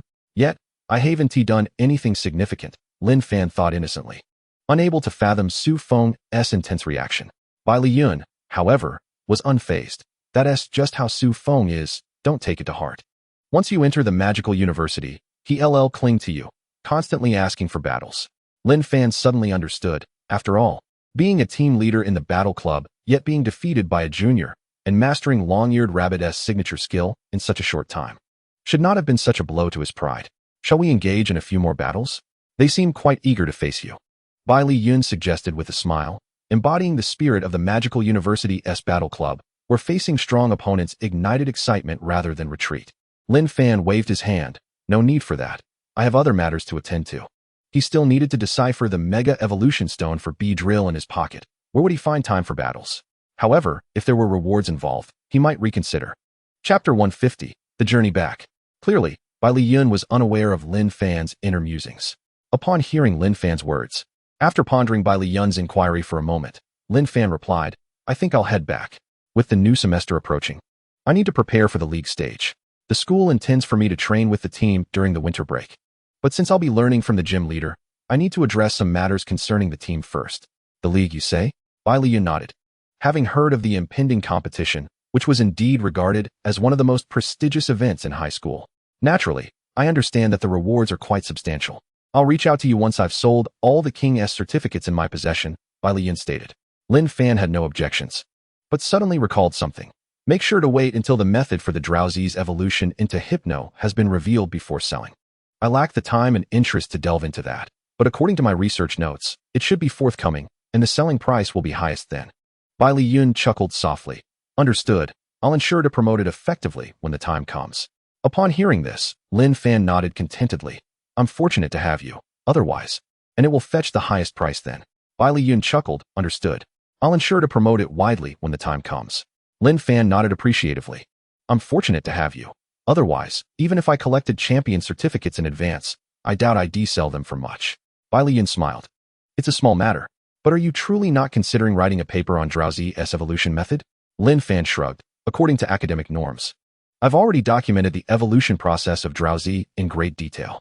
Although I did not conduct the experiments myself, once the results are published, I will still benefit. Besides, I've been quite busy with research lately, so letting someone else take it on isn't a big deal. It's better to share the joy than to hoard it. After all, this is what is meant by the rich aiding the less fortunate. He silently added to himself, mainly because he didn't particularly need this research outcome. Bai Liyun felt a twinge of admiration. Indeed, Lin Fan was a unique individual, unlike anyone else he had met. Then I shall see you next time. When the league commences, I'll be there to spectate, so don't falter along the way. In response to Bai Liyun's teasing, Lin Fan merely smiled gently. That would only be if they possessed the capability. Given Beedrill's current strength, it would be challenging to find a peer capable of matching it, barring an exceptionally rare talent from an obscure family or top-tier lineage, which, fortunately, feeling utterly relaxed, This journey to the magical metropolis had yielded abundant rewards. The Beedrill Mega Evolution Stone, the Pearl from the Shellmet, the Skill of Gratitude, and the pre-ordered Scyther. Having reaped so much in both trips to the magical city, it was no wonder it offered countless opportunities. Lin Fan sighed, glancing in the direction of home, but hesitated, opting instead to seek out a private training room nearby. After all, at this hour, his parents were likely still hard at work. However, once Lin Fan's share of the King's certificates and research paper rewards arrived, it wouldn't be long before his parents could retire and enjoy a leisurely life. "I'm suffocating here, Rotom," as Lin Fan entered the designated training room. The familiar voice of Rotom burst forth, exuberantly emerging from his backpack and swirling excitedly in the air. During his time in the magical metropolis, since Rotom smartphones had yet to become widespread, Lin Fan had prudently kept Rotom hidden in his backpack to avoid drawing attention. However, for the talkative and inherently adventurous Rotom, as the Rotom phone had yet to gain widespread use, Lin Fan had prudently kept Rotom nestled within his backpack to avoid drawing attention. However, for the talkative and inherently adventurous Rotom, this had been a considerable ordeal. "Just in time, let us see what this item can do in your database," Lin Fan said, brandishing the Mega Evolution Stone for Beedrill before Rotom. After a brief scan, Rotom's screen displayed a large question mark. Unknown item, effect unknown. However, the database indicated that each stone corresponded to a specific Pokémon. When the respective Pokémon's strength was sufficiently formidable, it could resonate with the stone to some extent. "Does resonance yield any special effects?" Lin Fan inquired, his eyes shimmering with curiosity. "None whatsoever," Rotom replied, shaking its body, the screen displaying a large cross. "Alas, no effect." Lin Fan sighed, returning Beedrill to its Pokeball. "Let us see if it can sense the energy within." Beedrill carefully cradled the Mega Evolution Stone, closing its eyes and attuning its senses to the maximum. 1 minute, 3 minutes, 5 minutes time ticked by, and Lin Fan waited patiently. Since Beedrill had not chosen to give up, it must have sensed something. At the 10-minute mark, Beedrill suddenly opened its eyes wide, the Mega Evolution Stone in its grasp flickering softly, emitting a faint glow that rapidly dissipated into nothingness. "Is this what they call resonance? Is this a success or a failure?" Lin Fan pondered in astonishment, glancing at Rotom hovering in the air. "Half a success," Rotom clarified. "A complete resonance would keep the stone illuminated indefinitely, although it would be utterly useless." Rotom swayed its body, concluding its explanation. However, it promptly added, "According to the information, only when a Pokémon reaches a professional level can it resonate." The Beedrill has refreshed the data of Rotom. "I see," Lin Fan nodded, realizing that in the real world, Mega Evolution requires not only a keystone, a Mega Stone, and the bond between Pokémon and trainer, but also a certain level of strength from the Pokémon. As for the Beedrill refreshing the data, Lin Fan was indifferent. After all, complete resonance was impossible, and even if the record was refreshed, it held little significance. Yet, this did hint to Lin Fan that he might have some connection with the tablet, as this was a condition that others completely lacked. "Wait a moment. Does this mean that activating the keystone also requires the trainer to reach a certain level of strength?" Lin Fan's eyes widened as he contemplated this possibility. However, Lin Fan lowered his gaze to his fists, slightly clenched, and suddenly swung them out, creating a gust of air. "My physical condition is already quite formidable, comparable to those martial arts masters, and I can even defeat ordinary small Pokémon. Surely, I meet the requirements, right?" Lin Fan murmured to himself, exhaling softly, and turned his gaze towards the Mega Stone. After a brief contemplation, he chose to put it away. For now, the Beedrill remained focused on resonating with the focal lens within, and once it reached professional level, it would likely break free from the constraints of the lens, achieving a natural critical hit rate. Chapter 151, Internal Match of the School Team. "Beedrill, how is your learning of the gratitude skill coming along?" Lin Fan inquired, looking at the Beedrill. The Beedrill remained silent, extending its right hand, gathering energy before suddenly thrusting it forward, creating a sharp, whooshing sound. The fierce wind swept through, shattering the training post in front of the Beedrill into pieces. "You have indeed mastered it, though you are still somewhat unrefined and unable to control the force properly." Lin Fan nodded, a look of approval on his face. However, to be honest, although he had instructed the Beedrill to learn gratitude, Lin Fan lacked a clear strategy for training and tapping into it. "Well, as long as you've mastered it, let us practice gradually." Shaking his head in resignation, Lin Fan recalled the Beedrill and stowed Rotom into his backpack, turning to leave. After exiting the training room, Lin Fan headed straight for the school. It had been quite a while since he had last visited. Initially, he had only arranged with the homeroom teacher to opt out of cultural classes. But as he grew closer to Zhang Ro, and she acknowledged his abilities, he became one of the few students in his senior year who could completely skip classes. One must admit, being outside during class hours, regardless of the activity, brought an inexplicable sense of exhilaration. Moments later, Lin Fan stood before the school gate, taking a deep breath as he stepped inside. Fortunately, the gatekeeper recognized him, so he stopped at the entrance. He wondered how the others were faring, how much they had improved. As he walked towards the training ground, he muttered to himself. As the captain of the school team, it felt somewhat negligent not to be aware of his teammates' strengths. However, it didn't matter. As long as he could lead them to victory, everything would be fine. Compared to the vast expanse of the magical university campus, Lin Fan hardly took a few steps before arriving at the training area, where he immediately spotted Su Ling and others preparing for the internal competition. The two sides were distinctly divided into two teams, with Su Ling and two unfamiliar faces grouped together, while the opposing team consisted of the Li brothers, Li Hongbao and Li Hongjia, along with another classmate Lin Fan did not recognize. What were their names again? Lin Fan tapped his head, straining to recall his classmates' names, but to no avail. He could only give up in frustration. I'll observe a bit before approaching. After some thought, Lin Fan decided to conceal himself and watch the strength of these individuals first. On the field, Su Ling took the initiative, stepping forward and releasing her Pokémon. Her earlier arm thrust had successfully evolved into a Machoke, characterized by its gray skin and muscular physique, now adorned with a signature golden belt and black triangular patterns at the waist. Su Ling's opponent was Li Hongbao, whose Electabuzz had also evolved into a formidable Electivire, covered in lightning-patterned black stripes. Without any unnecessary banter, the two, familiar with each other, launched their attacks. Machoke, Brick Break. It quickly retaliated with a powerful discharge. Machoke, undeterred, knowing it lacked defensive skills, opted for an all-out offensive, closing in on Electivire while enduring the discharge.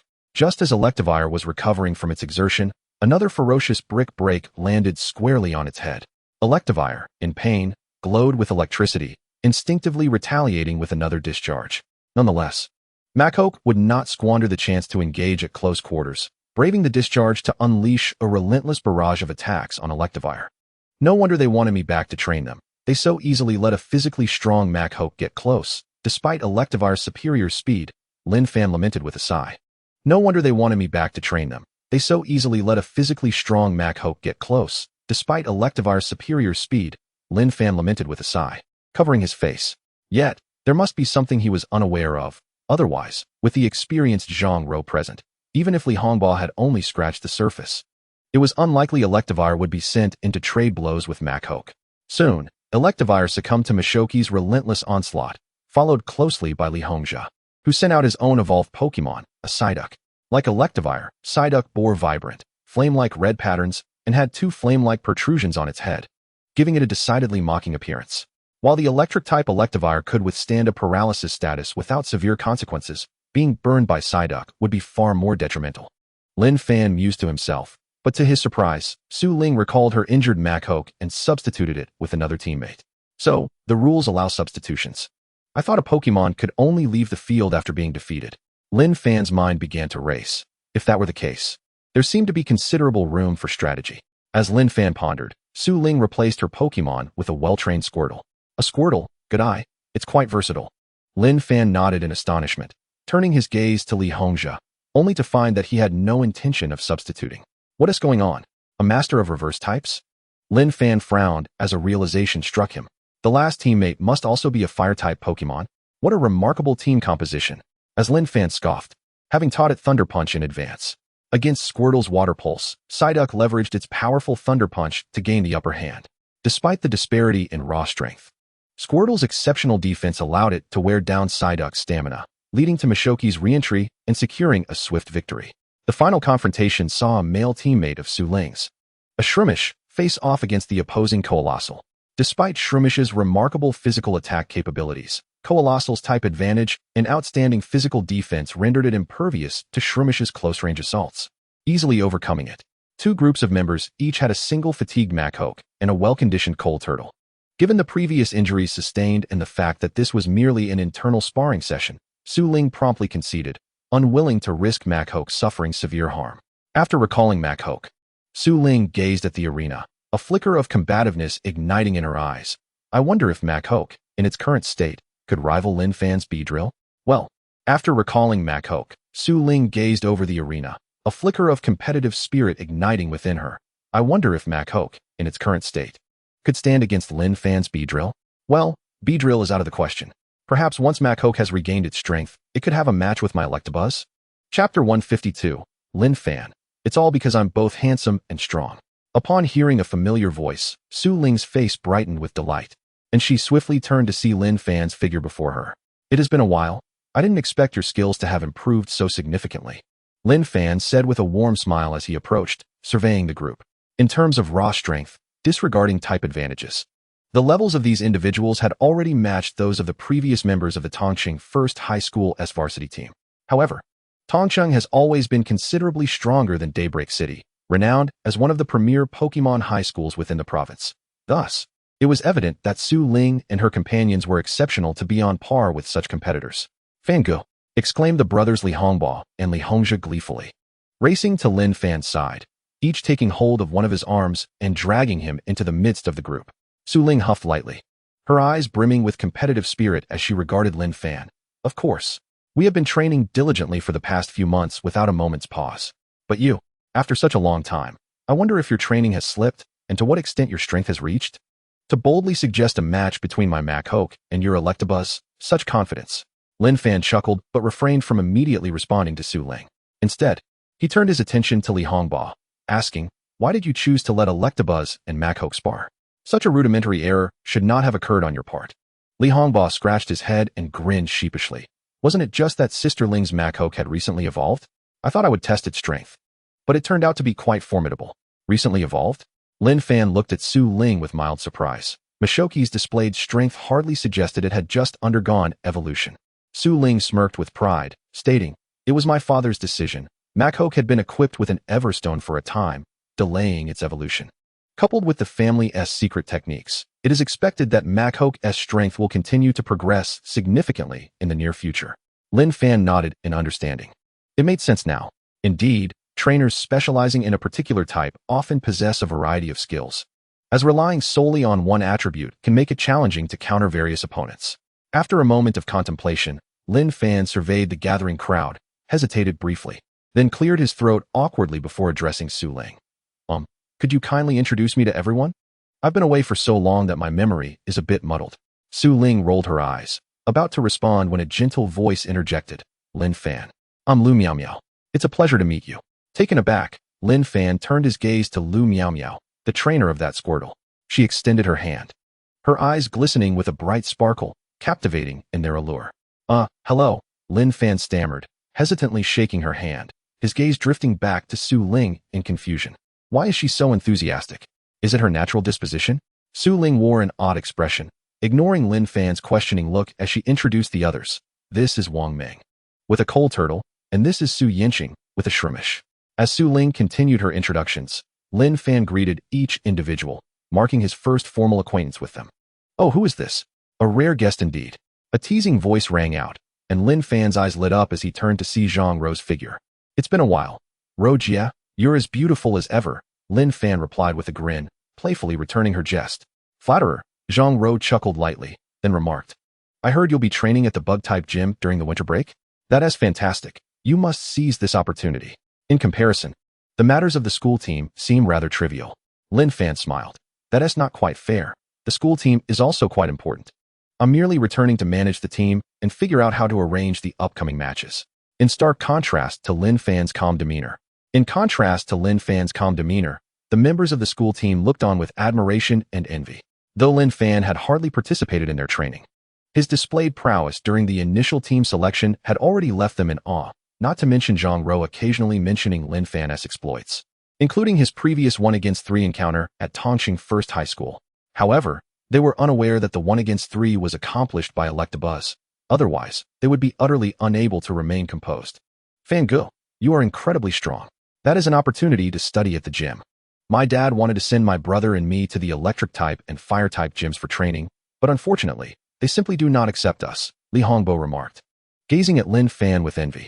Although the two brothers came from affluent families, the electric and fire types were exceedingly popular, and the gyms were among the strongest, not lacking in funding or willingness to train newcomers.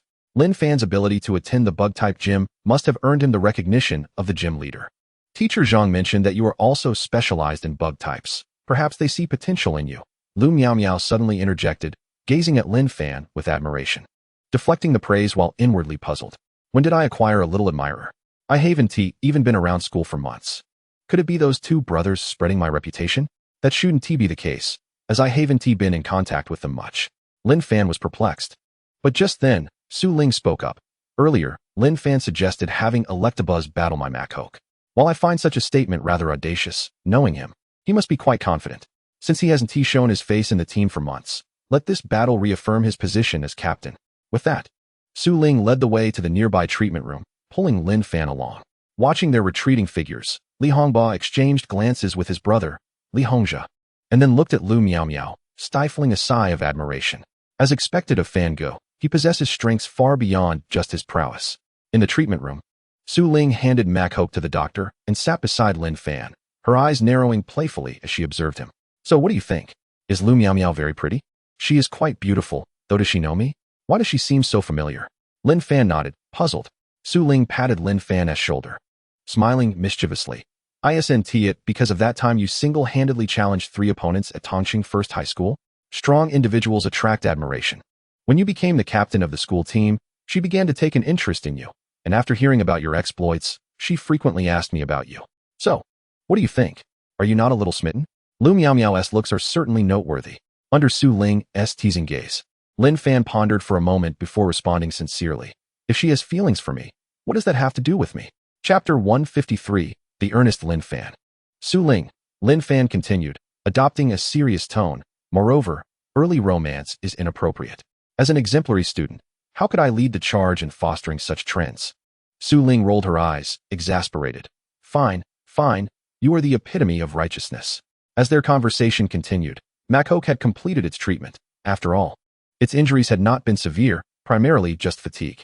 After taking the Pokeball, Su Ling shot Lin Fan a glare and haughtily huffed. I shall see if your little bug, which you've only trained for 3 months, can defeat my Machoke. With that, she turned on her heel and strode away. Lin Fan shrugged and followed her pace. Indeed, this was the sort of dialogue that should exist between trainers. Mutual challenges and taunts represent the essence of being a trainer. Indulging in romantic affections only hinders one's progress. Besides, having Pokémon is sufficient. What more could one desire in a partner? Moments later, the two returned to the arena. Li Hongba and Li Hongzhe, the two brothers, had somehow procured small flags and were cheering for Lin Fan. Go, Brother Fan! Defeat the Demon King Su Ling. Lin Fan's lips twitched as he glanced at the seething Su Ling, stifling a chuckle. He was aware that Su Ling came from a martial arts family and held herself to exceptionally high standards, but he hadn't anticipated that during his absence, she would impose this same rigorous standard upon the team as the vice-captain. The brothers had always lived in comfort, while they lacked any bad habits. They had never faced such hardship. Though they felt aggrieved, they were simply no match for Su Ling, be it in Pokémon battles or physical confrontations, and thus had to begrudgingly acquiesce to her commands. However, they seemed to have forgotten that Lin Fan would soon depart, while Su Ling would remain to rigorously train them throughout the winter break. All right, enough of them. Let us begin, Lin Fan said, suppressing his laughter as he positioned himself at one side of the battle arena. Su Ling shot a fierce glance at the two brothers before angrily stepping opposite Lin Fan, her fighting spirit fully ignited. Go, Machoke. Show Lin Fan the results of our training. With Su Ling's command, Machoke's robust form reappeared before the crowd, striking a pose that showcased its brawn and releasing a fierce roar. Cool. Lin Fan inwardly marveled at the impressive aura, and he released his own Pokémon, the little bug. Electrike. Compared to Machoke's imposing presence, Electrike appeared remarkably harmless, tilting its head and curiously observing the hulking figure before it. Teacher Zhang, do you think Brother Fan's Electrike can stand up to Sister Ling's Machoke? Despite his confidence in Lin Fan's abilities, Li Hongba couldn't help but express concern. Electrike. Compared to Machoke's imposing presence, Electrike appeared remarkably harmless, tilting its head and curiously observing the hulking figure before it. Teacher Zhang, do you think Brother Fan's Electrike can stand up to Sister Ling's Machoke? Despite his confidence in Lin Fan's abilities, Li Hongba couldn't help but express concern. Given the short training time for Electrike, several team members nearby, especially Lu Miao Miao, leaned in, eager to hear Teacher Zhang's response. With a knowing smile, Zhang Ro replied leisurely. Oh, I forgot to mention earlier that Lin Fan's Pokémon, which he used to take on 3 opponents at Tongqing No. 1 High School, is not Beedrill. Not Beedrill. Li Hongbao blinked in confusion, still processing the information when Lu Miao Miao gasped. Does that mean he used Electrike to face 3 opponents? That seems excessively exaggerated. A wave of astonishment rippled through the crowd, but it did not distract the 2 combatants in the arena.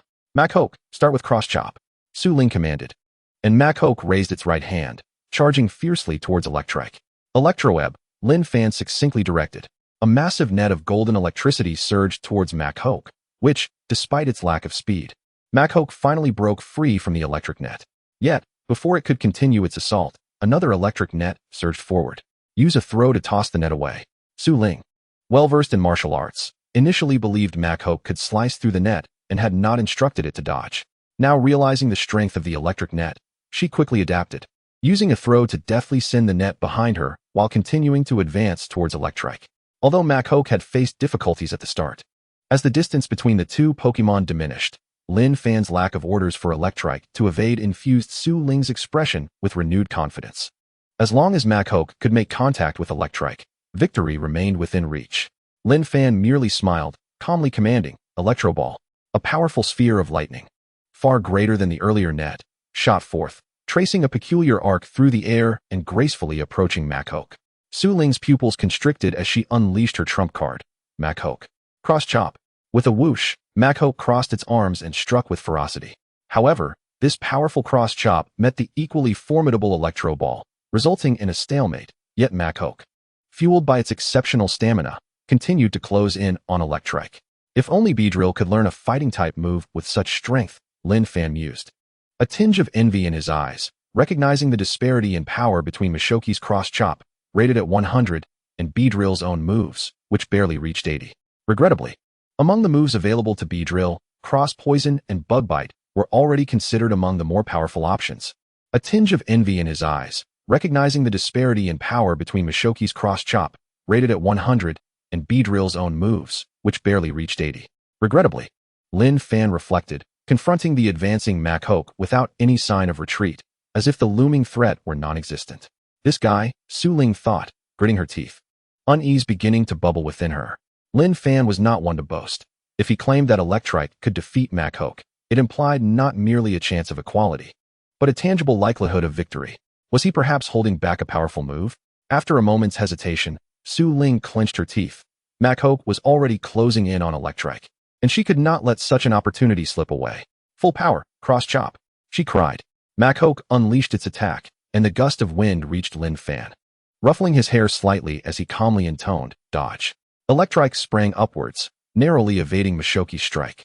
However, this left it vulnerable to the next attack.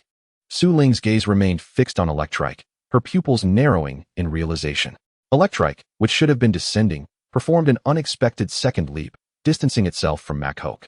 Under the sunlight, a pink wall shattered, revealing the secret behind Electrike's double jump. Unfortunately, the wall's strength was insufficient, preventing a more substantial leap. Had it been a reflective barrier, such limitations would not have occurred. Lin Fan shook his head in regret, but soon wore a faint smile. Nevertheless, this was merely a minor test.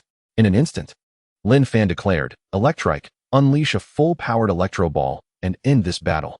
At his command, 4 electric spheres materialized around Electrike, arranged in a line, radiant yet intensely perilous. Almost instantaneously, the 4 spheres were released, striking Mac-Hoke below with precision. Despite Mishoki's desperate attempts to block, it struggled even to fend off a single sphere, let alone 4.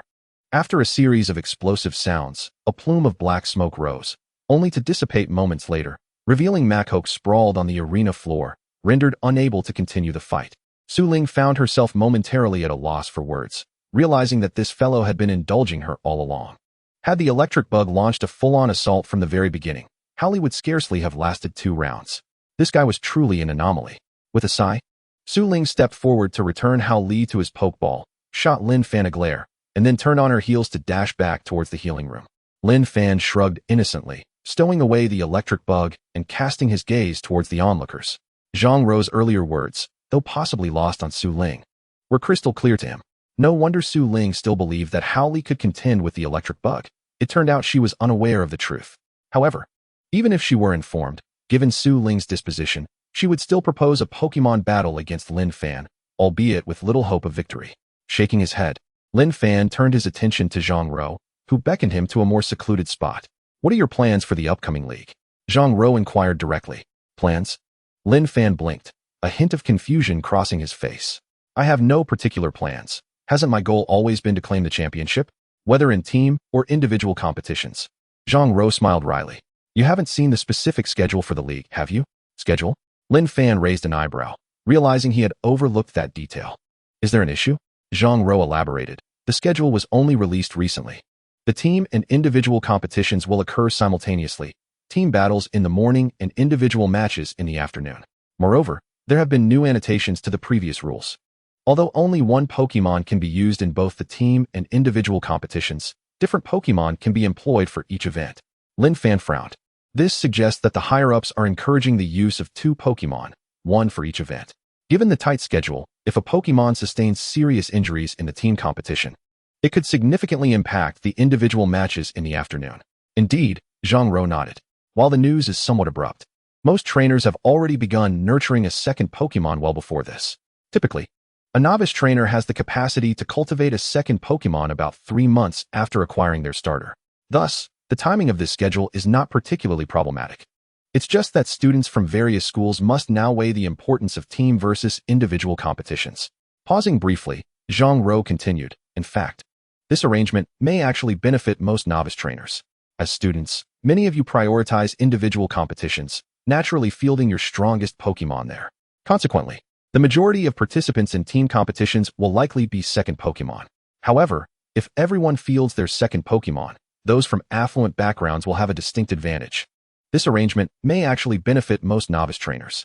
As students, many of you prioritize individual competitions, naturally fielding your strongest Pokémon there. Consequently, the majority of participants in team competitions will likely be second Pokémon. However, if everyone fields their second Pokémon, those from affluent backgrounds will have a distinct advantage. As their resources are virtually limitless, both Pokémon can receive equal and high-quality training, whereas many novice trainers from less privileged backgrounds will prioritize their starter Pokémon, resulting in their second Pokémon receiving comparatively lesser resources and slower progress. Yet, if we consider the opposite approach, Lin Fan mused, ordinary students could forego the intensely competitive individual matches and instead dedicate their strongest Pokémon to team competitions, potentially holding their own against those better-resourced second Pokémon, given the additional months of training. Therefore, Lin Fan concluded, this new rule effectively turns individual competitions into a battleground for those from affluent backgrounds, who typically possess greater strength, while team competitions may become a viable pathway for ordinary trainers. Lin Fan stroked his chin, lost in thought. Are they deliberately segregating trainers of different tiers? This indeed grants more opportunities for common trainers to shine. Suddenly, he realized something and directly asked, so, Rojia, are you suggesting that my electric bug participate in the team competition, while my Beedrill enters the individual matches? Zhang Rou nodded affirmatively. Exactly. The school strategy is to have your Beedrill participate in the team competition at the cost of the individual matches, aiming for the team championship. They believe that the deciding factor will still rest upon my shoulders. Thus, I will certainly field my Beedrill in the individual competition. As for the team event, Lin Fan hesitated, prompting Zhang Rou to seamlessly continue. Let's send the electric bug for the team competition. I understand your concerns. After all, Wu Heng's team from CNO. One high school is renowned for its rock-type Pokémon, which often pairs with ground types, making it difficult for the electric bug to fully unleash its potential. Coupled with the presence of Wu Heng, a trainer with formidable backing, this complicates matters further. But have you considered, she continued, that Wu Heng will undoubtedly deploy his ace in the individual competition? By the time the league commences, his Onix will likely have evolved into Steelix, whose steel and ground attributes are almost a perfect counter to your Beedrill. This battle will already be challenging, and if Beedrill sustains even minor injuries in the team competition, it could be catastrophic for you. Lin Fan fell silent for a moment, reluctantly acknowledging the truth in Zhang Rou's words. Beedrill was indeed powerful, but Wu Heng's Onix was no slouch either, especially with the resources at his disposal, bolstered by the legendary strength of his gym leader father. Once Onix evolved into Steelix, it could harness the energy from its evolution to further amplify its strength. Taking a deep breath, Lin Fan finally spoke, understood. I will have the electric bug compete in the team event. After a pause, he met Zhang Rou's gaze earnestly.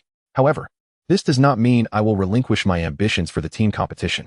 I will seize the championship in the individual event as well. and I will not overlook the team championship.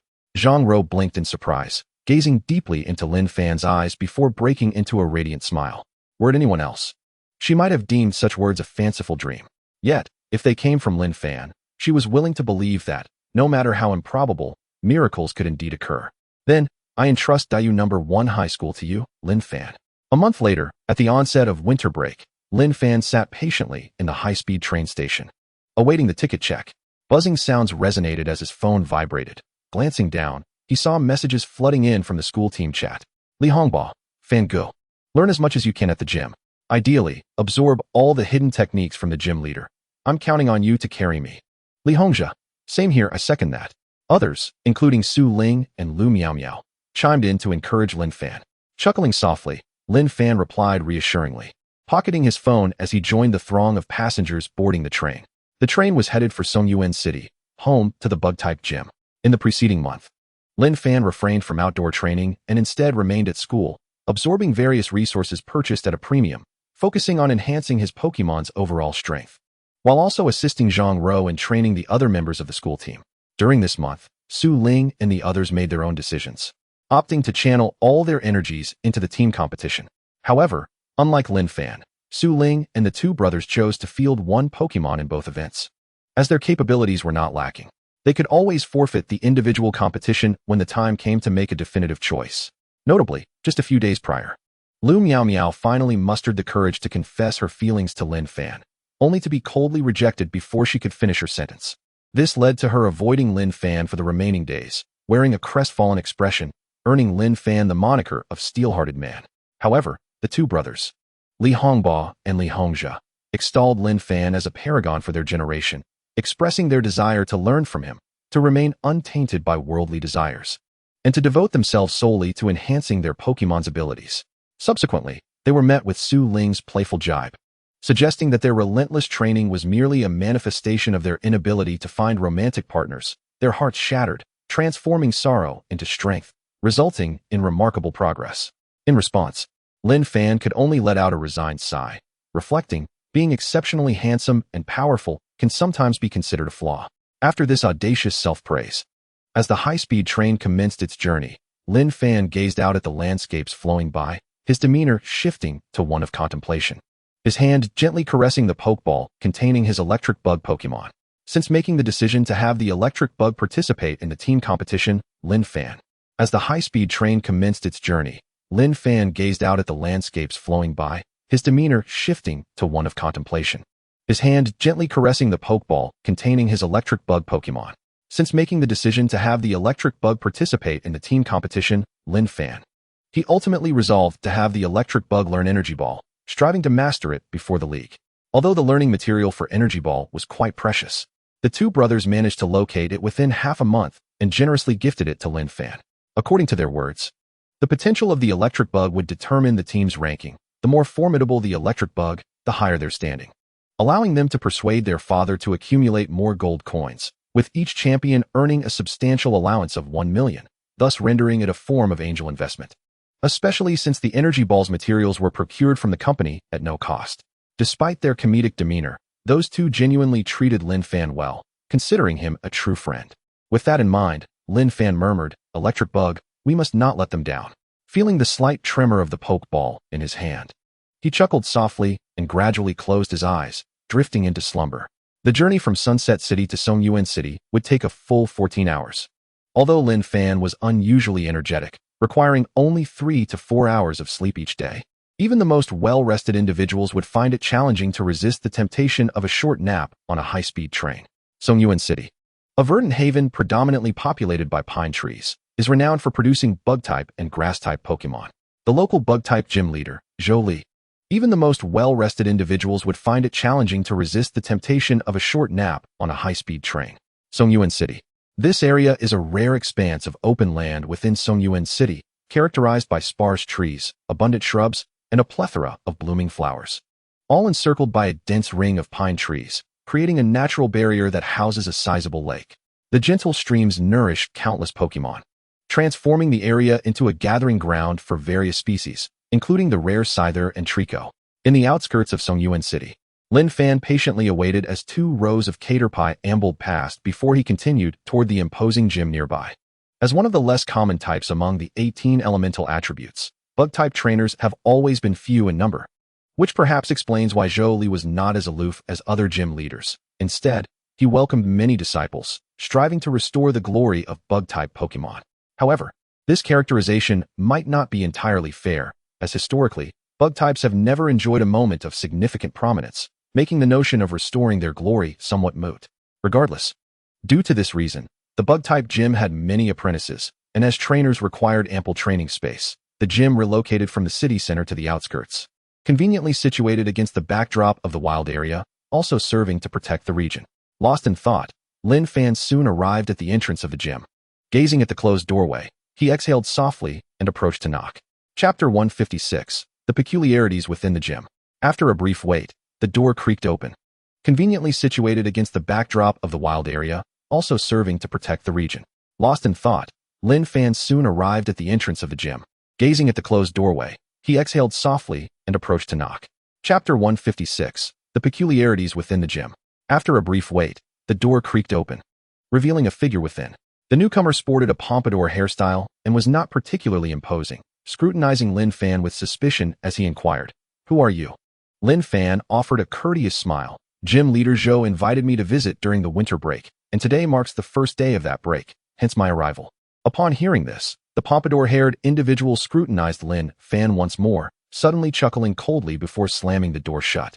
Lin Fan stood there, bewildered, a mixture of surprise and amusement crossing his face as he stared at the door mere inches away from him. After a moment, he knocked again.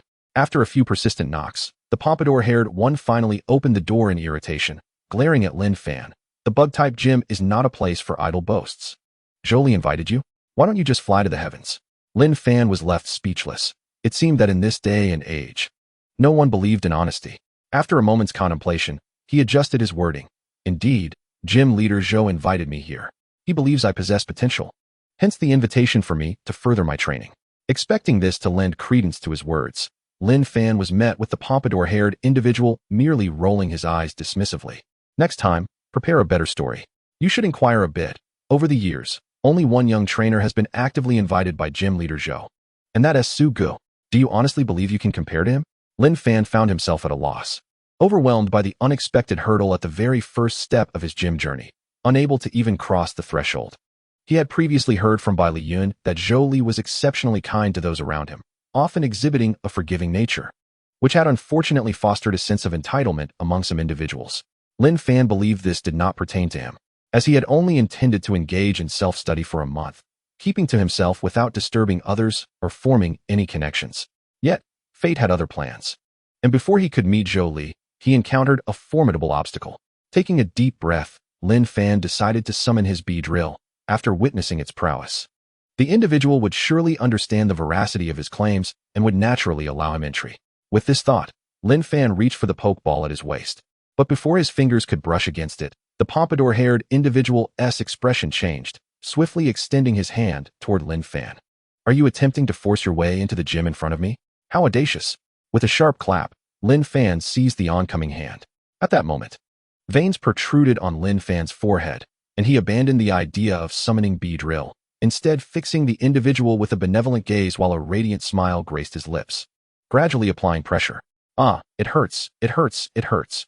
The pompadour-haired one gasped, contorting his body in anguish, his face morphing into a mask of pain, teeth bared in a vivid display of emotion. "Take me inside, or else." Lin Fan smirked ominously, his left hand poised threateningly near the individual's vulnerable area, gradually applying pressure. "Ah, it hurts, it hurts, it hurts." The pompadour-haired one gasped, contorting his body in anguish, his face morphing into a mask of pain. A look of sheer terror etched on his face as he slightly crossed his legs, adopting a submissive stance. "I'll take you in right now. Don't harm me." With that, the pompadour-haired individual hastily turned and led the way. Lin Fan sighed in relief. He had not anticipated that, after becoming a trainer, he would need to resort to physical means to resolve an issue. "It seems that the Dragon Claw technique has its merits," Lin Fan murmured, realizing that no man wished to endure the humiliation of a futile struggle. The pompadour-haired individual trembled slightly, quickening his pace. What is your name?" Lin Fan blurted out. Then, realizing the lack of politeness, cleared his throat and inquired. The head of the dojo quietly spoke up. My name is Su Chongwon. Chongwon, a splendid name. No wonder you excel in martial prowess. Lin Fan nodded in agreement. Su Chongwon gritted his teeth, indignantly thinking, what trainer competes solely on their martial ability? Moreover, you, with grip strength rivaling that of a brute, would make any comparison seem unfair. He was undeniably skilled. Amidst Su Chongwon's internal lamentations, the two entered the dojo. Upon entering, they were greeted by a vast courtyard where numerous individuals diligently trained. Su Chongwon led Lin Fan into the midst of the crowd and, suddenly accelerating, turned to shout, Brothers, someone is here to stir trouble, rally to me. As his words echoed, the crowd gradually halted their activities, gazing at Su Chongwon in bewilderment. The latter's eye twitched. He forcefully patted the back of a nearby individual, nudging him forward, and shouted again, What are you standing there for? This person is here to cause a ruckus. Someone is here to stir trouble, rally to me. As his words echoed, the crowd gradually halted their activities, gazing at Su Chongwon in bewilderment. The latter's eye twitched.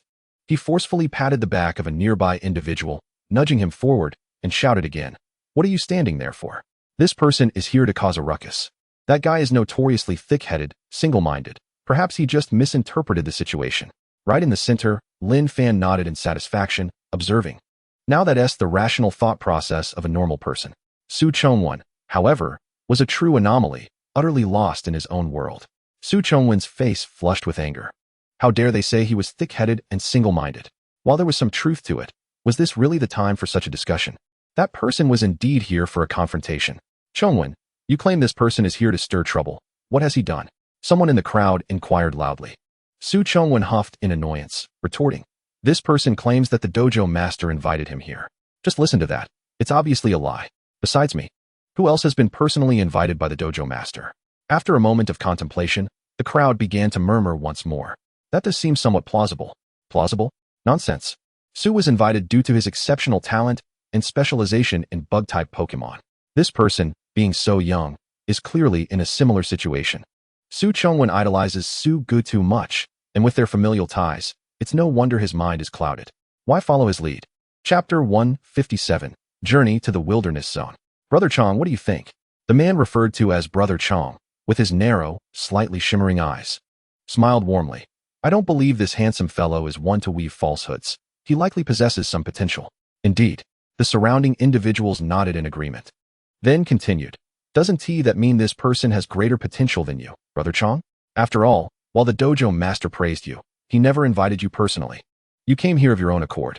Brother Chong's expression stiffened slightly, as if lost in thought, and he fell silent. Lin Fan surveyed the crowd, feeling a slight headache. He cleared his throat, about to speak, when he noticed a figure emerging from the inner building, frowning as he observed the throng. What is everyone doing gathered here? Has today's training concluded? The crowd turned to greet the newcomer, and Su Chongwon rushed forward, exclaiming, Su Gu, someone has come to challenge your position. Although Su Chongwon was usually slow to catch on, he gradually realized he might have misunderstood the situation. However, he soon grew anxious. If this newcomer truly sought to compete for the dojo master's attention, then what was the dojo master thinking? Su Gu wore a puzzled expression, furrowing his brow again as his gaze scanned through the crowd, first glancing at the silent Brother Chong, then locking eyes with Lin Fan. His eyes subtly lowered, scrutinizing the pokeball at Lin Fan's waist, narrowing slightly. Then, Su Gu turned back to Su Chongwon, stating coolly, There's no status to contend for. We are all simply students of the dojo master. Oh, Su Chongwon pouted, looking somewhat aggrieved. After a moment's thought, Su Gu made his way through the crowd, stepping toward Lin Fan. After a brief exchange of glances, Su Gu extended his right hand, introducing himself. I am Su Yunfeng. Do forgive Chongwon for his brashness. Lin Fan likewise extended his hand to shake Su Yunfeng's. It's a trivial matter. Isn't the dojo master absent? Su Yunfeng nodded slightly, choosing not to elaborate further, and turned to disperse the crowd. Why aren't you training? Is it so captivating to gaze upon? Instantly, the crowd scattered like birds, returning to their training routines. Lin Fan watched Su Yunfeng's departing figure, narrowing his eyes slightly. This individual appeared to be a favored disciple of the dojo master, distinct from the other apprentices, with commendable strength. However, his demeanor seemed tinged with a hint of arrogance, exuding an air that brooked no refusal. Sighing, Lin Fan chose not to dwell on Su Yunfeng any longer. After all, the other's disposition had little bearing on him.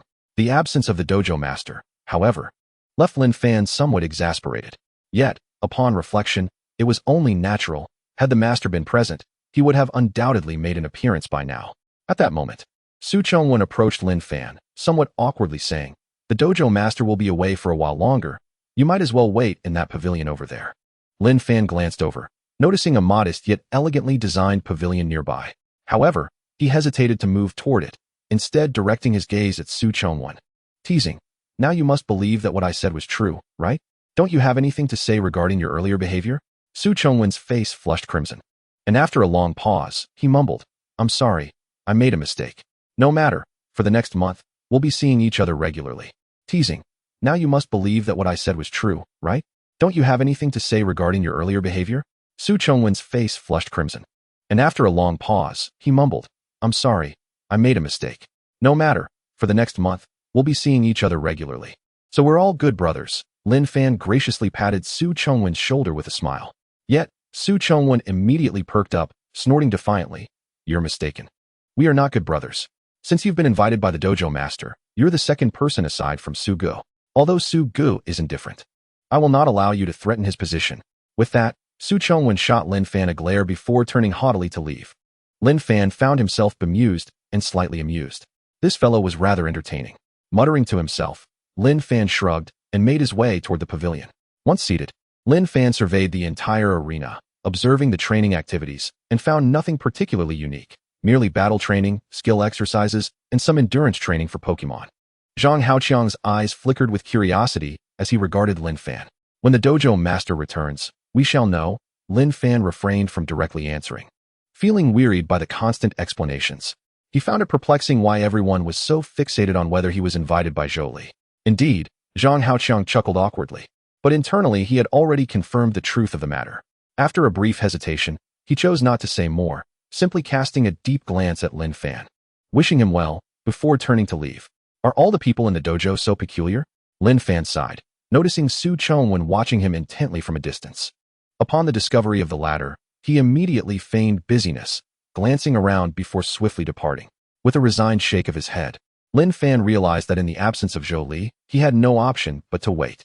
Fortunately, it was not long before he caught sight of Zhou Li's figure in the distant sky. Beneath Zhou Li hovered an ancient giant dragonfly, adorned in military green with numerous red spots, possessing 3 pairs of legs and wings, the tips of which were also red. Its formidable mandibles and fierce gaze betrayed its nature as an ancient dragonfly of the bug and flying type, previously known as Mikyangma. The ancient dragonfly, a rare specimen among bug-type Pokémon capable of carrying humans, was an opportunity Lin Fan yearned to seize. As he mused, Zhou Li's silhouette drew nearer. Its formidable mandibles and fierce gaze betrayed its nature as an ancient dragonfly of the bug and flying type, previously known as Mikyangma. The ancient dragonfly, a rare specimen among bug-type Pokémon capable of carrying humans, was an opportunity Lin Fan yearned to seize. As he mused, Zhou Li's silhouette drew nearer. The ancient dragonfly landed gracefully, and Zhou Li dismounted, recalling the creature with a beaming smile as he approached Lin Fan. "Why didn't you inform me upon your arrival?" Lin Fan, momentarily silent, awkwardly replied, "Zhou Guanju, we haven't exchanged contact details, so I couldn't reach you." Zhou Li's smile faltered slightly, yet he adeptly shifted the topic. "Come," Lin Fan asserted. "Where's the abruptness in that? It was clearly my oversight in not requesting your contact information. It has nothing to do with the amiable Zhou Guanju. Such sentiments are certainly not a result of Scyther's influence on me." Chapter 158, News Beyond Profession, Scyther in the Wilds. Thus, without pausing for breath, Zhou Li led Lin Fan to the ancient dragonfly's side, taking flight towards the wilds. Inside the gym, Su Yunfeng had just emerged, only to witness Zhou Li and Lin Fan departing into the distance. Frowning slightly, he suddenly cast his gaze towards Zhang Haoqiang, who met his eyes with a warm smile. Su Yunfeng quietly withdrew his gaze, once again fixating on the ancient dragonfly, now a mere speck in the distance, before re-entering the gym. In the sky, the fierce winds howled, yet the protective shield emitted by the ancient dragonfly firmly repelled the onslaught. This was a manifestation of its flying-type abilities. Although the ancient dragonfly possessed the bug and flying attributes, allowing it to soar even without the skill of flight, a failure to utilize this ability would expose the trainer on its back to the fierce winds, risking a precarious fall. At this moment, the utility of the flying skill became evident. Not only could it facilitate human transport, but it also served as a formidable physical offensive skill of the flying type. Boasting commendable power, Zhou Guanju, Lin Fan began, only to be interrupted by Zhou Li. Address me as Zhou Shu. Calling me Zhou Guanju feels too distant. Zhou Shu. Lin Fan paused before continuing. I wish to inquire about the disparity in strength between a gym leader and an ordinary professional trainer. Furthermore, how is the strength of Pokémon classified post-professional level? Is it merely through various competitions that one earns titles? Such information was not publicly available online, and Lin Fan's curiosity was piqued. Zhou Li regarded Lin Fan with mild surprise, not expecting such inquiries. He had anticipated questions concerning bug-type Pokémon instead.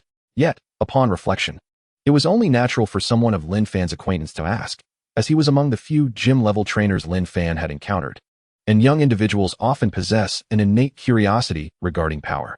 Contemplating for a moment, Zhou Li responded, the distinction between a gym leader and a trainer of equivalent strength is significant.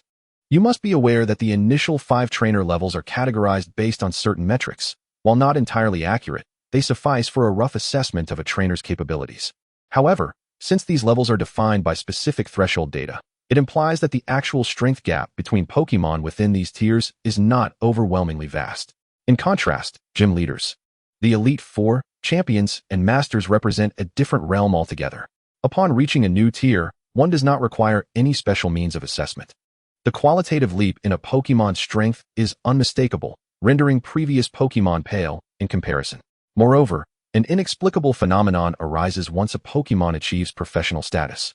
The Elite Four, champions, and masters represent a different realm altogether.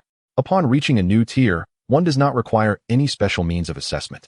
The qualitative leap in a Pokémon's strength is unmistakable, rendering previous Pokémon pale in comparison. Moreover, an inexplicable phenomenon arises once a Pokémon achieves professional status. It gradually establishes a connection with its trainer, transmitting a certain energy that significantly enhances the trainer's neural reflexes and physical condition. As there are variations among gym leaders themselves, the title of gym leader is merely a designation. Some of the top-tier leaders have already attained the prowess of an Elite Four member. However, I can tell you this. An ordinary gym trainer can typically defeat at least 3 Pokémon of a standard professional trainer with their primary Pokémon. Gym leaders, without a doubt, rank among the elite among gym trainers. Do you comprehend this? Lin Fan absorbed Zhou Li's words, nodding silently as a glimmer of understanding illuminated his gaze. This was his first encounter with information beyond the realm of professional trainers, although that level seemed distant. Lin Fan firmly believed that the day when Beedrill reached gym leader status would not be far off. Zhou Li observed Lin Fan's increasingly resolute expression and smiled faintly. Given the boy's talents, it was conceivable that within a few years, he might grasp the threshold of a gym leader. Perhaps, the bug type could indeed flourish in his hands. As thoughts whirled, the ancient dragonfly suddenly dove downward. Lin Fan peered below, and they had arrived at a vast area enveloped by dense pine forests, teeming with lush vegetation and vibrant life. Is this the wilds? Lin Fan murmured. Zhou Li nodded with a smile.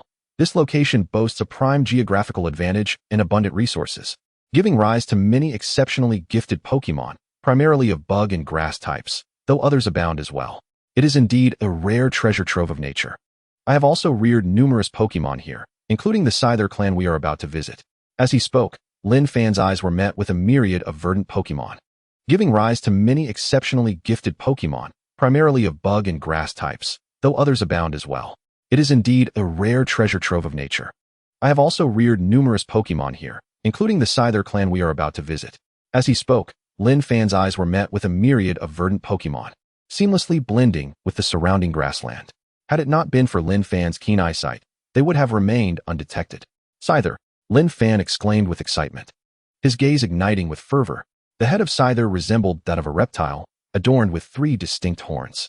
Its scythe-like arms were as sharp as divine weaponry, complemented by 2 pairs of small wings that were seldom used for flight.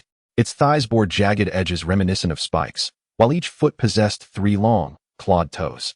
As one of the few assertive Pokémon among the bug types, Scyther was a combative creature, perpetually seeking battles with other Pokémon or using its prowess to sever great trees as a means of training. Thus, while traversing the wilderness, Zhou Li recalled the ancient dragonfly and strode towards the gathering of Scyther, with Lin Fan closely following. Just then, a robust Scyther approached.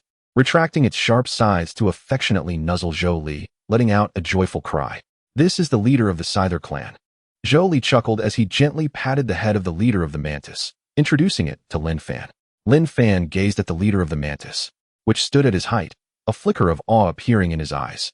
True to its rank, it was notably taller than its kin, its scythes gleaming with a piercing sharpness, shimmering coldly as if poised to sever his throat at any moment. Chapter 159. An excess of comfort behind the leader of the Mantis. A dozen or so adult mantises were either standing, sitting, or reclining. The fragrant aroma of wildflowers mingled with the earthy scent of the verdant grassland, occasionally stirred by a gentle breeze that rippled through the grass, bringing a sense of ease to the mantises as they basked in the warm sunlight. Are they all mantises? Lin Fan murmured. Zhou nodded, explaining. The mantis requires a metallic membrane to evolve into a scyther, and this place does not produce such membranes. As wild Pokémon, they can only retain their mantis form. The image of the crimson scyther flashed through Lin Fan's mind, leading him to recall another evolutionary form of the mantis, the cleaver mantis. This Pokémon, with its bug and rock attributes, evolves from the mantis using the black stone, boasting formidable strength, with its sharp characteristics complemented by its signature move, Rock Axe. However, without any trace of the black stone to be found, the prospect of this unique evolution remained elusive.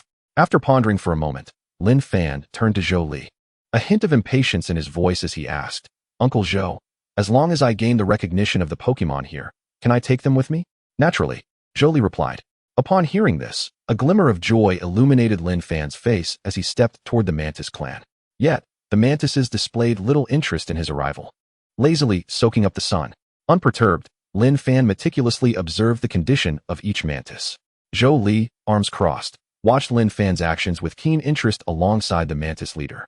He held high hopes for Lin Fan, which is why he had invited him to the dojo for training. Even without Dr. Bai Li's request, he would gladly gift Lin Fan a mantis. Leader of the Mantis, if Lin Fan finds favor with your offspring, would you permit it to accompany him? Zhou inquired softly, tilting his head. Indeed, the Mantis leader nodded in agreement, showing no signs of resistance.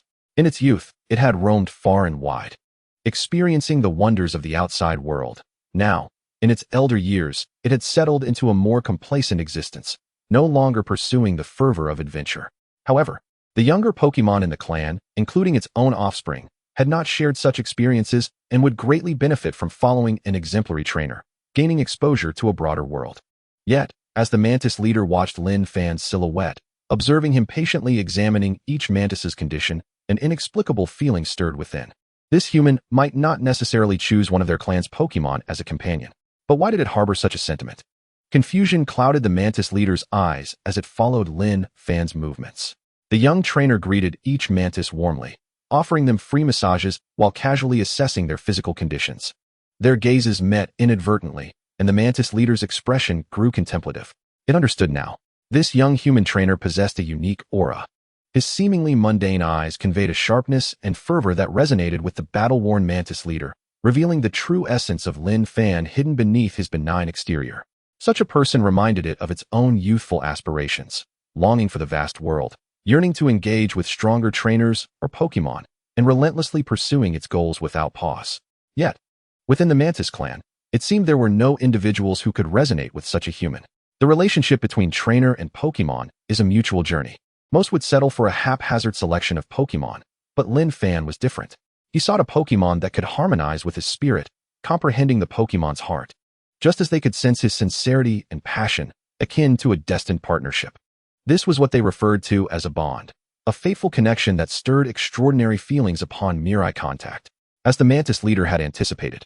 Just as they could sense his sincerity and passion, akin to a destined partnership. This was what they referred to as a bond, a fateful connection that stirred extraordinary feelings upon mere eye contact, as the Mantis leader had anticipated. After observing the entire Mantis clan, Lin Fan bit his lip, hesitating slightly before ultimately shaking his head and returning to Zhou Li's side. Uncle Zhou, it seems there are no mantises here that I desire. Shall we explore other bug-type Pokémon? Perhaps Heracross or Beedrill? Oh, Zhou Li expressed surprise. Under his careful nurturing, I have always regarded the mantis as a unique entity among bug-type Pokémon, one of the few that thrives in battle. Thus, their eyes should exhibit sharpness and intensity. However, I have not witnessed such individuals here. They seem rather too comfortable. Too comfortable, Zhou Li mused, turning his gaze toward the Mantis leader, suddenly falling into a contemplative silence. Recalling their first encounter, he remembered how the mantis had unhesitatingly brandished its scythes, eager for a vigorous duel, even while still nursing injuries. Understanding dawned upon him. Zhou inhaled deeply, exhaling slowly, a complex expression adorning his face. I had thought my understanding of bug-type Pokémon was quite profound. But who would have guessed that on your very first day, you would teach me a lesson? How could I care for a clan of warriors belonging to nature using the same approach suited for the more docile Heracross? The Wild Zone is meant to protect these rare Pokémon, yet it is not suitable for mantises, as I cannot permit casualties to occur during battles. Lin Fan felt bewildered. What was happening? Was Zhou implying that the Mantis clan would be relocated outside the Wild Zone simply because he had remarked they were too comfortable?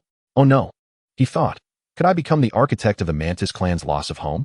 With a long sigh, Zhou turned to Lin Fan, stating, If you wish to see Heracross or Beedrill, I can take you. However, I believe there is a place where you can find a mantis that suits you. Lin Fan, he thought. Could I become the architect of the Mantis clan's loss of home? With a long sigh, Zhou turned to Lin Fan, stating, If you wish to see Heracross or Beedrill, I can take you. However, I believe there is a place where you can find a mantis that suits you. Lin Fan, disregarding the potential fate of the mantises, eagerly inquired, What place? The most mysterious place in the world, the Secret Realm. Chapter 160. News of the Secret Realm and Zhou Li's invitation. Lin Fan's pupils constricted slightly in shock as he looked at Zhou Li. The Secret Realm. Uncle Zhou? I have the freedom to enter and exit the Secret Realm, and as the main force for exploring it, I possess the authority to bring others inside. Although the resources within the Secret Realm are abundant, they are also fraught with danger. Currently, we have only explored a portion of it, and even after a preliminary sweep, no one can guarantee that it is devoid of peril. Originally, I intended to take several of the most formidable children from the dojo into the Secret Realm for an enlightening experience.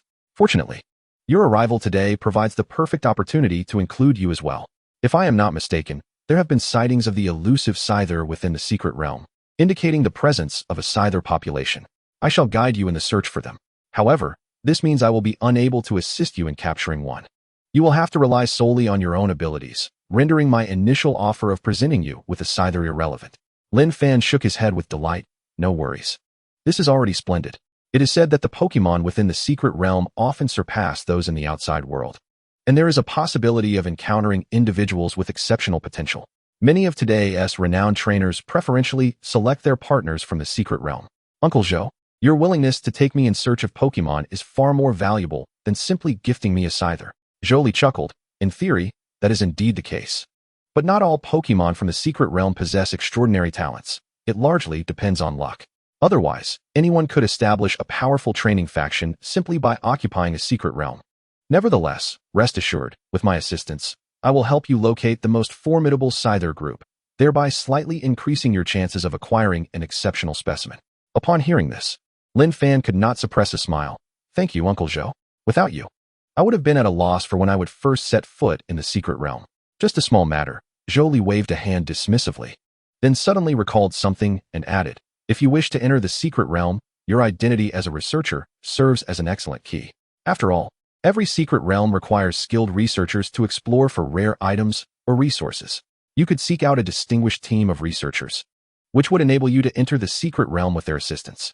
Moreover, you would have powerful trainers to protect you, enhancing your safety significantly compared to venturing alone. Is it really possible?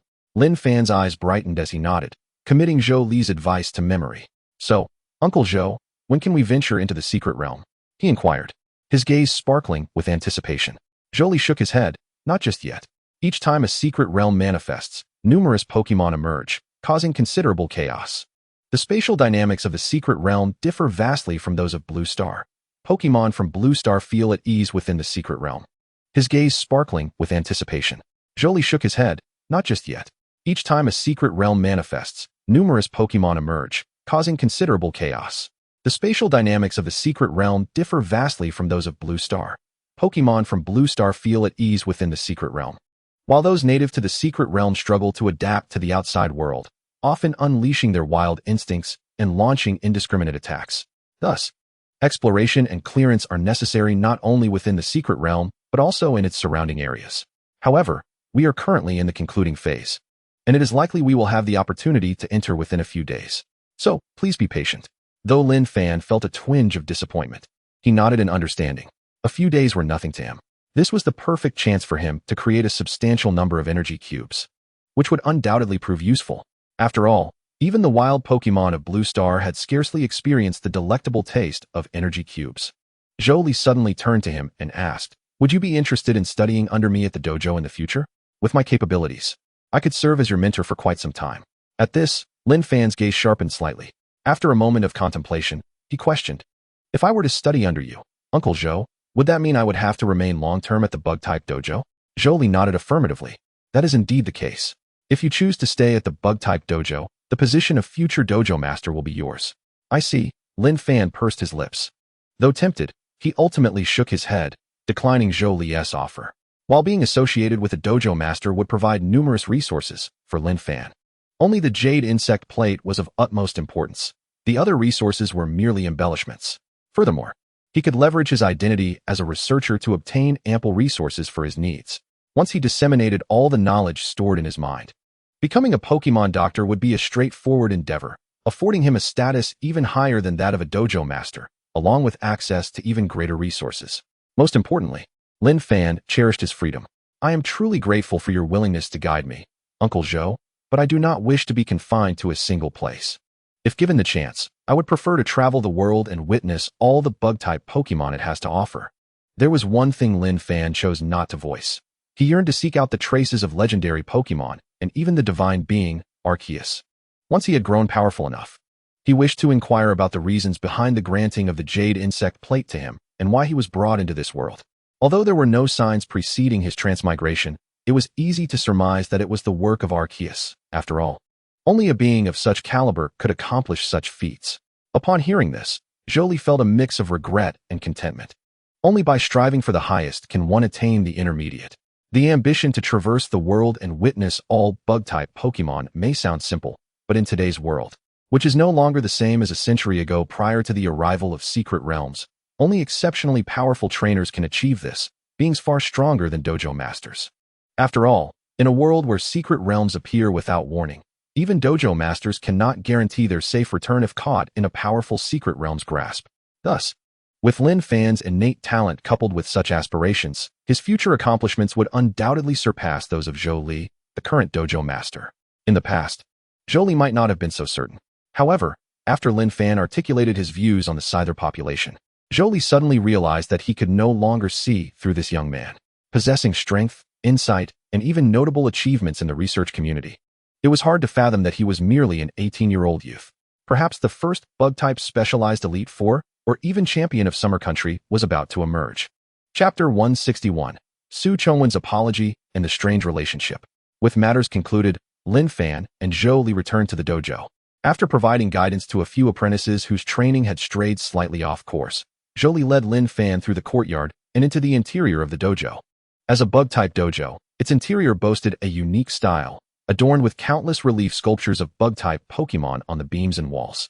At the center stood a statue of Zhou Li's ace Pokémon, the Volcarona. Lin Fan gazed at the elegantly powerful Pokémon, his eyes shimmering with admiration. "Do you desire it?" Zhou Li inquired with a smile, glancing at Lin Fan. Lin Fan nodded openly. Indeed. Any trainer specializing in bug-type Pokémon would find it hard not to covet a Volcarona of their own. True enough, Zhou Li sighed. I too expended considerable effort to acquire it. As one of the top-tier bug-type Pokémon, the rarity of Volcarona rivals that of semi-divine Pokémon, thriving only in the harsh environments of volcanoes. If you have the opportunity, you might try your luck in those volcanic regions. Lin Fan nodded, committing this information to memory. During their conversation, Su Yunfeng emerged from a nearby room, casting a glance at Zhou Li and greeting him unhurriedly before momentarily hesitating to acknowledge Lin Fan as well. Well, he doesn't seem overly arrogant, Lin Fan chuckled, responding amiably. Xiaofeng, please fetch Hao Chong and Chongwen, Zhou Li instructed. Su Yunfeng nodded and stepped out, soon returning with the two individuals in tow. As the gathering concluded, Zhou Li approached Lin Fan and introduced him, saying, "This is Lin Fan, a remarkably talented youth who will be training under my guidance for the next month. However, it is highly likely he will not remain at our dojo thereafter. So I hope you all will look out for him during this time." "What? He won't stay at our dojo?" Su Chongwen exclaimed, his expression a mix of confusion and disbelief. Zhou Li nodded affirmatively. After a brief pause, he added, somewhat astonished, "Have you all met before?" Su Chongwen opened his mouth, his face flushing slightly as he hesitated to meet Lin Fan's gaze. He had presumed that Lin Fan would, like Su Yunfeng, remain at the dojo, which would inevitably challenge Su Yunfeng's standing. Thus, he had spoken to Lin Fan with a certain edge. However, hearing the dojo master's assertion that Lin Fan would not be staying changed everything. Clenching his teeth, Su Chongwen suddenly rushed in front of Lin Fan, avoiding direct eye contact, and bowed deeply, exclaiming, "I'm sorry." This unexpected action left Zhou Li bewildered, as he glanced back and forth between Lin Fan and Su Chongwen in confusion. Hearing the dojo master's assertion that Lin Fan would not be staying changed everything. Clenching his teeth, Su Chongwen suddenly rushed in front of Lin Fan, avoiding direct eye contact, and bowed deeply, exclaiming, "I'm sorry." This unexpected action left Zhou Li bewildered, as he glanced back and forth between Lin Fan and Su Chongwen in confusion. Lin Fan chuckled softly and placed a reassuring hand on Su Chongwen's shoulder, saying generously, "Rise. We are all brothers here." Upon hearing this, Su Chongwen stood up, his face still slightly flushed with embarrassment as he retreated behind Su Yunfeng, contemplating his past actions. Su Yunfeng, feeling somewhat helpless, subtly shifted his position to shield Su Chongwen from view. Zhou Li regarded Su Chongwen with suspicion before turning to Lin Fan, asking, "Did Chongwen insult you?" Lin Fan smiled, replying, "It's nothing, just a little playful banter." "Is that so?" Zhou Li nodded thoughtfully. After a moment's hesitation, he approached Lin Fan and whispered, "Chongwen was abandoned by his parents at a young age and often bullied by his peers. Su Yunfeng has always protected him." Lin Fan, slightly taken aback, nodded in acknowledgement. He had anticipated Su Chongwen's troubled past, which explained his initial overreaction upon learning that Zhou Li had invited Lin Fan. The root of his concern lay in the fear that Lin Fan might undermine Su Yunfeng's position, thereby jeopardizing the latter's interests. Nonetheless, Lin Fan had never taken Su Chongwen's actions to heart. He was inherently a laid-back individual who preferred to avoid unnecessary conflict unless his own interests were at stake. Moreover, given the number of witnesses present, he knew he could not afford to retaliate against Su Chongwen publicly. Naturally, as a model student of virtue, Lin Fan would never resort to such drastic measures against another, considering it was hardly akin to cooking. Consequently, Su Chongwen's willingness to apologize in Zhou Li's presence suggested that his nature was not inherently malicious, and Lin Fan saw no reason to harbor resentment against someone like him. Zhou Li continued, "The purpose of gathering you all today is to prepare for your upcoming expedition into the secret realm. Please gather essential supplies for a week's duration. Generally speaking, aside from Su Yunfeng, none of you are entitled to enter the secret realm, so your stay there will be limited." Upon hearing this, Lin Fan glanced at Su Yunfeng, who maintained a serene demeanor. Their eyes met momentarily, and Su Yunfeng subtly nodded before redirecting his attention back to Zhou Li. "Generally speaking, aside from Su Yunfeng, none of you are entitled to enter the secret realm, so your stay there will be limited." Upon hearing this, Lin Fan glanced at Su Yunfeng, who maintained a serene demeanor. Their eyes met momentarily, and Su Yunfeng subtly nodded before redirecting his attention back to Zhou Li. From Zhou Li's words, it was evident that Su Yunfeng had already acquired a professional-level Pokémon, meeting the minimum requirement for entering the secret realm. Lin Fan marveled silently. He could confirm that Su Yunfeng possessed at least one professional-level Pokémon. "Ah, Hao Chong." Zhou Li suddenly turned to Zhang Hao Chong, saying, "You will no longer need to monitor the Sky Mantis colony at the Wild Zone on a schedule." Upon hearing this, Zhang Hao Chong, who had been observing Lin Fan closely, was struck with alarm, a bead of cold sweat trickling down his forehead. His fingertips whitened as he nervously gulped and inquired, "Master, why? Did I do something wrong?" Zhou Li regarded the visibly tense Zhang Hao Chong with curiosity and shook his head. "Not at all. Based on Lin Fan's suggestion, I have decided to allow the Sky Mantis to roam free, rather than overly concern myself with their safety. It's time for them to return to their natural habitat. That said, we should still check on them occasionally." Relieved by this clarification, Zhang Hao Chong exhaled softly and forced a smile, saying, "All right, I will follow your lead, Master. I know you have a deep bond with the Sky Mantis, but Lin Fan is right. They have become too comfortable. Releasing them into the wild is ultimately for their benefit, so don't be too disheartened," Zhou Li reassured him. Understanding that Zhang Hao Chong had been responsible for the Sky Mantis care until now, and his reaction indicated his struggle to accept this change. Meanwhile, Lin Fan's attention shifted to Su Yunfeng, who was calmly observing Zhang Hao Chong, lost in thought, a glimmer of light flickering in his eyes. Understanding that Zhang Hao Chong had been responsible for the Sky Mantis care until now, and his reaction indicated his struggle to accept this change. Meanwhile, Lin Fan's attention shifted to Su Yunfeng, who was calmly observing Zhang Haochong, lost in thought, a glimmer of light flickering in his eyes. Lin Fan tilted his head in confusion, sensing an unusual dynamic in their relationship. Chapter 162, Training in the Dense Woods. The following morning, as the sun had yet to rise, Lin Fan awoke as usual, having completed his morning routine, and stepped outside to stretch his limbs. After Zhou Li's remarks the previous day, he had departed the dojo to assist with the sweep of the secret realm. In truth, as the dojo master, Zhou Li spent little time at the dojo, dedicating most of his days to external affairs. Consequently, the responsibilities of managing the dojo and caring for the Pokémon in the wild zone were delegated to the apprentices. Once Zhou Li left, the remaining 3 apprentices found their conversation dwindling. After assigning Lin Fan his accommodations, they dispersed to attend to their respective tasks. Life in the dojo seemed devoid of novelty, with some areas where trees grew so closely together that they were nearly inseparable, an ideal setting for Pokémon speed training. As Lin Fan trod upon the soft, earthy ground layered with needles, he quickly located a suitable area for his activities. "Let us get some fresh air," Lin Fan proclaimed as he tossed 2 Pokeballs into the sky, releasing Beedrill and Electrike. He then retrieved Rotom from his backpack, gently rousing the slumbering Pokémon. With a crackle of electricity, Rotom sprang to life, full of vigor, and greeted Lin Fan enthusiastically. "Good morning, Rotom." "Good morning," Rotom replied. Lin Fan nodded, adding, "Today, your task is to assist Beedrill in its training, recording the variations in its physical exertion to help it discover its optimal power output." "Understood," Rotom responded eagerly. Lin Fan then turned his attention to Beedrill, instructing, "Beedrill, your objective today is to navigate through the forest at maximum speed, avoiding collisions with the trees without utilizing any skills, otherwise, it wouldn't be a challenge." Beedrill paused, surveying the densely packed pine trees around, casting a doubtful glance at Lin Fan. What grievance or animosity could possibly compel one to insist upon a collision leading to demise at this very spot? Lin Fan felt a twinge of awkwardness under the gaze of the Beedrill and cleared his throat. "Alas, there's little choice in the matter. You should be aware from your experiences with high-speed movement that excessive velocity significantly diminishes bodily coordination. Often, executing precise maneuvers becomes an arduous task. Indeed, with even the slightest movement, one may find themselves propelled far from their intended position. Thus, your immediate priority must be to engage in training focused on this aspect.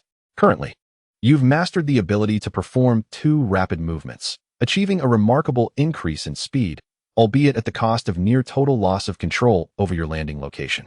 While your previous encounter against Su Feng's Buniri may have appeared flawless, you are well aware that luck played a considerable role. Otherwise, you could not have accurately positioned yourself behind the Buniri. Once you can navigate through the dense forest at full speed, you shall advance to the next phase of training, which entails executing a rapid movement followed by a repetition of prior maneuvers. Though the process may seem simple, the results are indeed significant. This training method was derived from my consultations with Uncle Zhou, who employed it effectively while training his scyther. With a reluctant nod, Beedrill acquiesced. "Very well. Considering the trainer's rationale, I shall endeavor to try this evidently chaotic training regimen. After all, where is training devoid of hardship?" As Beedrill contemplated this, Lin Fan turned to the Electabuzz. "Little one, your training objective today is to master the energy ball as swiftly as possible, ideally within the next fortnight. The remaining half-month should be dedicated to refining your skills. Once you have mastered it, you will attempt to strike the high-speed Beedrill with your energy ball, thereby honing your predictive abilities, as well as the speed and angle of your projectile." A question mark slowly materialized above Beedrill's head. The preceding conversation had seemed quite reasonable. However, how had it devolved into a situation where it bore the brunt of the training? Was it destined to endure all the hardship? Beedrill glared fiercely at Lin Fan, who appeared to sport 2 little devilish horns atop his head. "You selfish creature. How could you be so self-absorbed?" After venting its frustrations at Lin Fan's retreating figure, Beedrill cast a menacing glance at Rotom, flexed its limbs, and flew aside to prepare for training. Rotom trembled in its presence, acutely aware of its precarious predicament. Lin Fan discreetly glanced back and, upon observing Beedrill's seething resentment and readiness to train, a wicked smile crept across his face. His words had been deliberately crafted for Beedrill's ears. The power of emotions is profound, and by stirring Beedrill's feelings, the training efficacy would undoubtedly improve. Much like how humans experience a surge of adrenaline in moments of anger or excitement, rendering them impervious to pain, Beedrill would similarly benefit from this emotional impetus. However, the cost might entail a couple of stealthy stings upon his return. Thus, Precautions must be taken. Lin Fan pondered thoughtfully, stroking his chin, and turned to see Electabuzz gazing at him with utmost seriousness, seemingly absorbing his words, genuinely contemplating using Beedrill for training in the future. Oh, this little one is commendable in many ways, though perhaps a bit too earnest. Patting Electabuzz on the head, Lin Fan sighed. I was merely jesting, to strike Beedrill. Even your most proficient electric-type moves would struggle, let alone the energy ball you have yet to learn. Upon hearing this, Electabuzz blinked in surprise, nodding obediently. Lin Fan exhaled in relief and smiled. Now that you comprehend, let us commence our training. Remember the essentials of the energy ball. Attune yourself to the life energy of the surrounding nature, transform it into your own power, condense it into a sphere, and finally, release it. Electabuzz nodded earnestly, synchronizing its training with Beedrill not far away. Time flew during their practice, and soon a significant portion of the morning had passed. Lin Fan glanced at the sky, noticing the gathering clouds, hinting at impending rain. Shall we head back? He murmured, calling the still diligently training Beedrill and Electabuzz. Lin Fan observed Beedrill, brushing off the remnants of bark and pine needles from its body. Evidently, Beedrill had collided with trees during training. Beedrill shot Lin Fan a disgruntled glare, turning away haughtily, yet it would occasionally sneak glances at Lin Fan to see if he was watching. Lin Fan observed Beedrill, brushing off the remnants of bark and pine needles from its body. Evidently, Beedrill had collided with trees during training. Beedrill shot Lin Fan a disgruntled glare, turning away haughtily, yet it would occasionally sneak glances at Lin Fan to see if he was watching.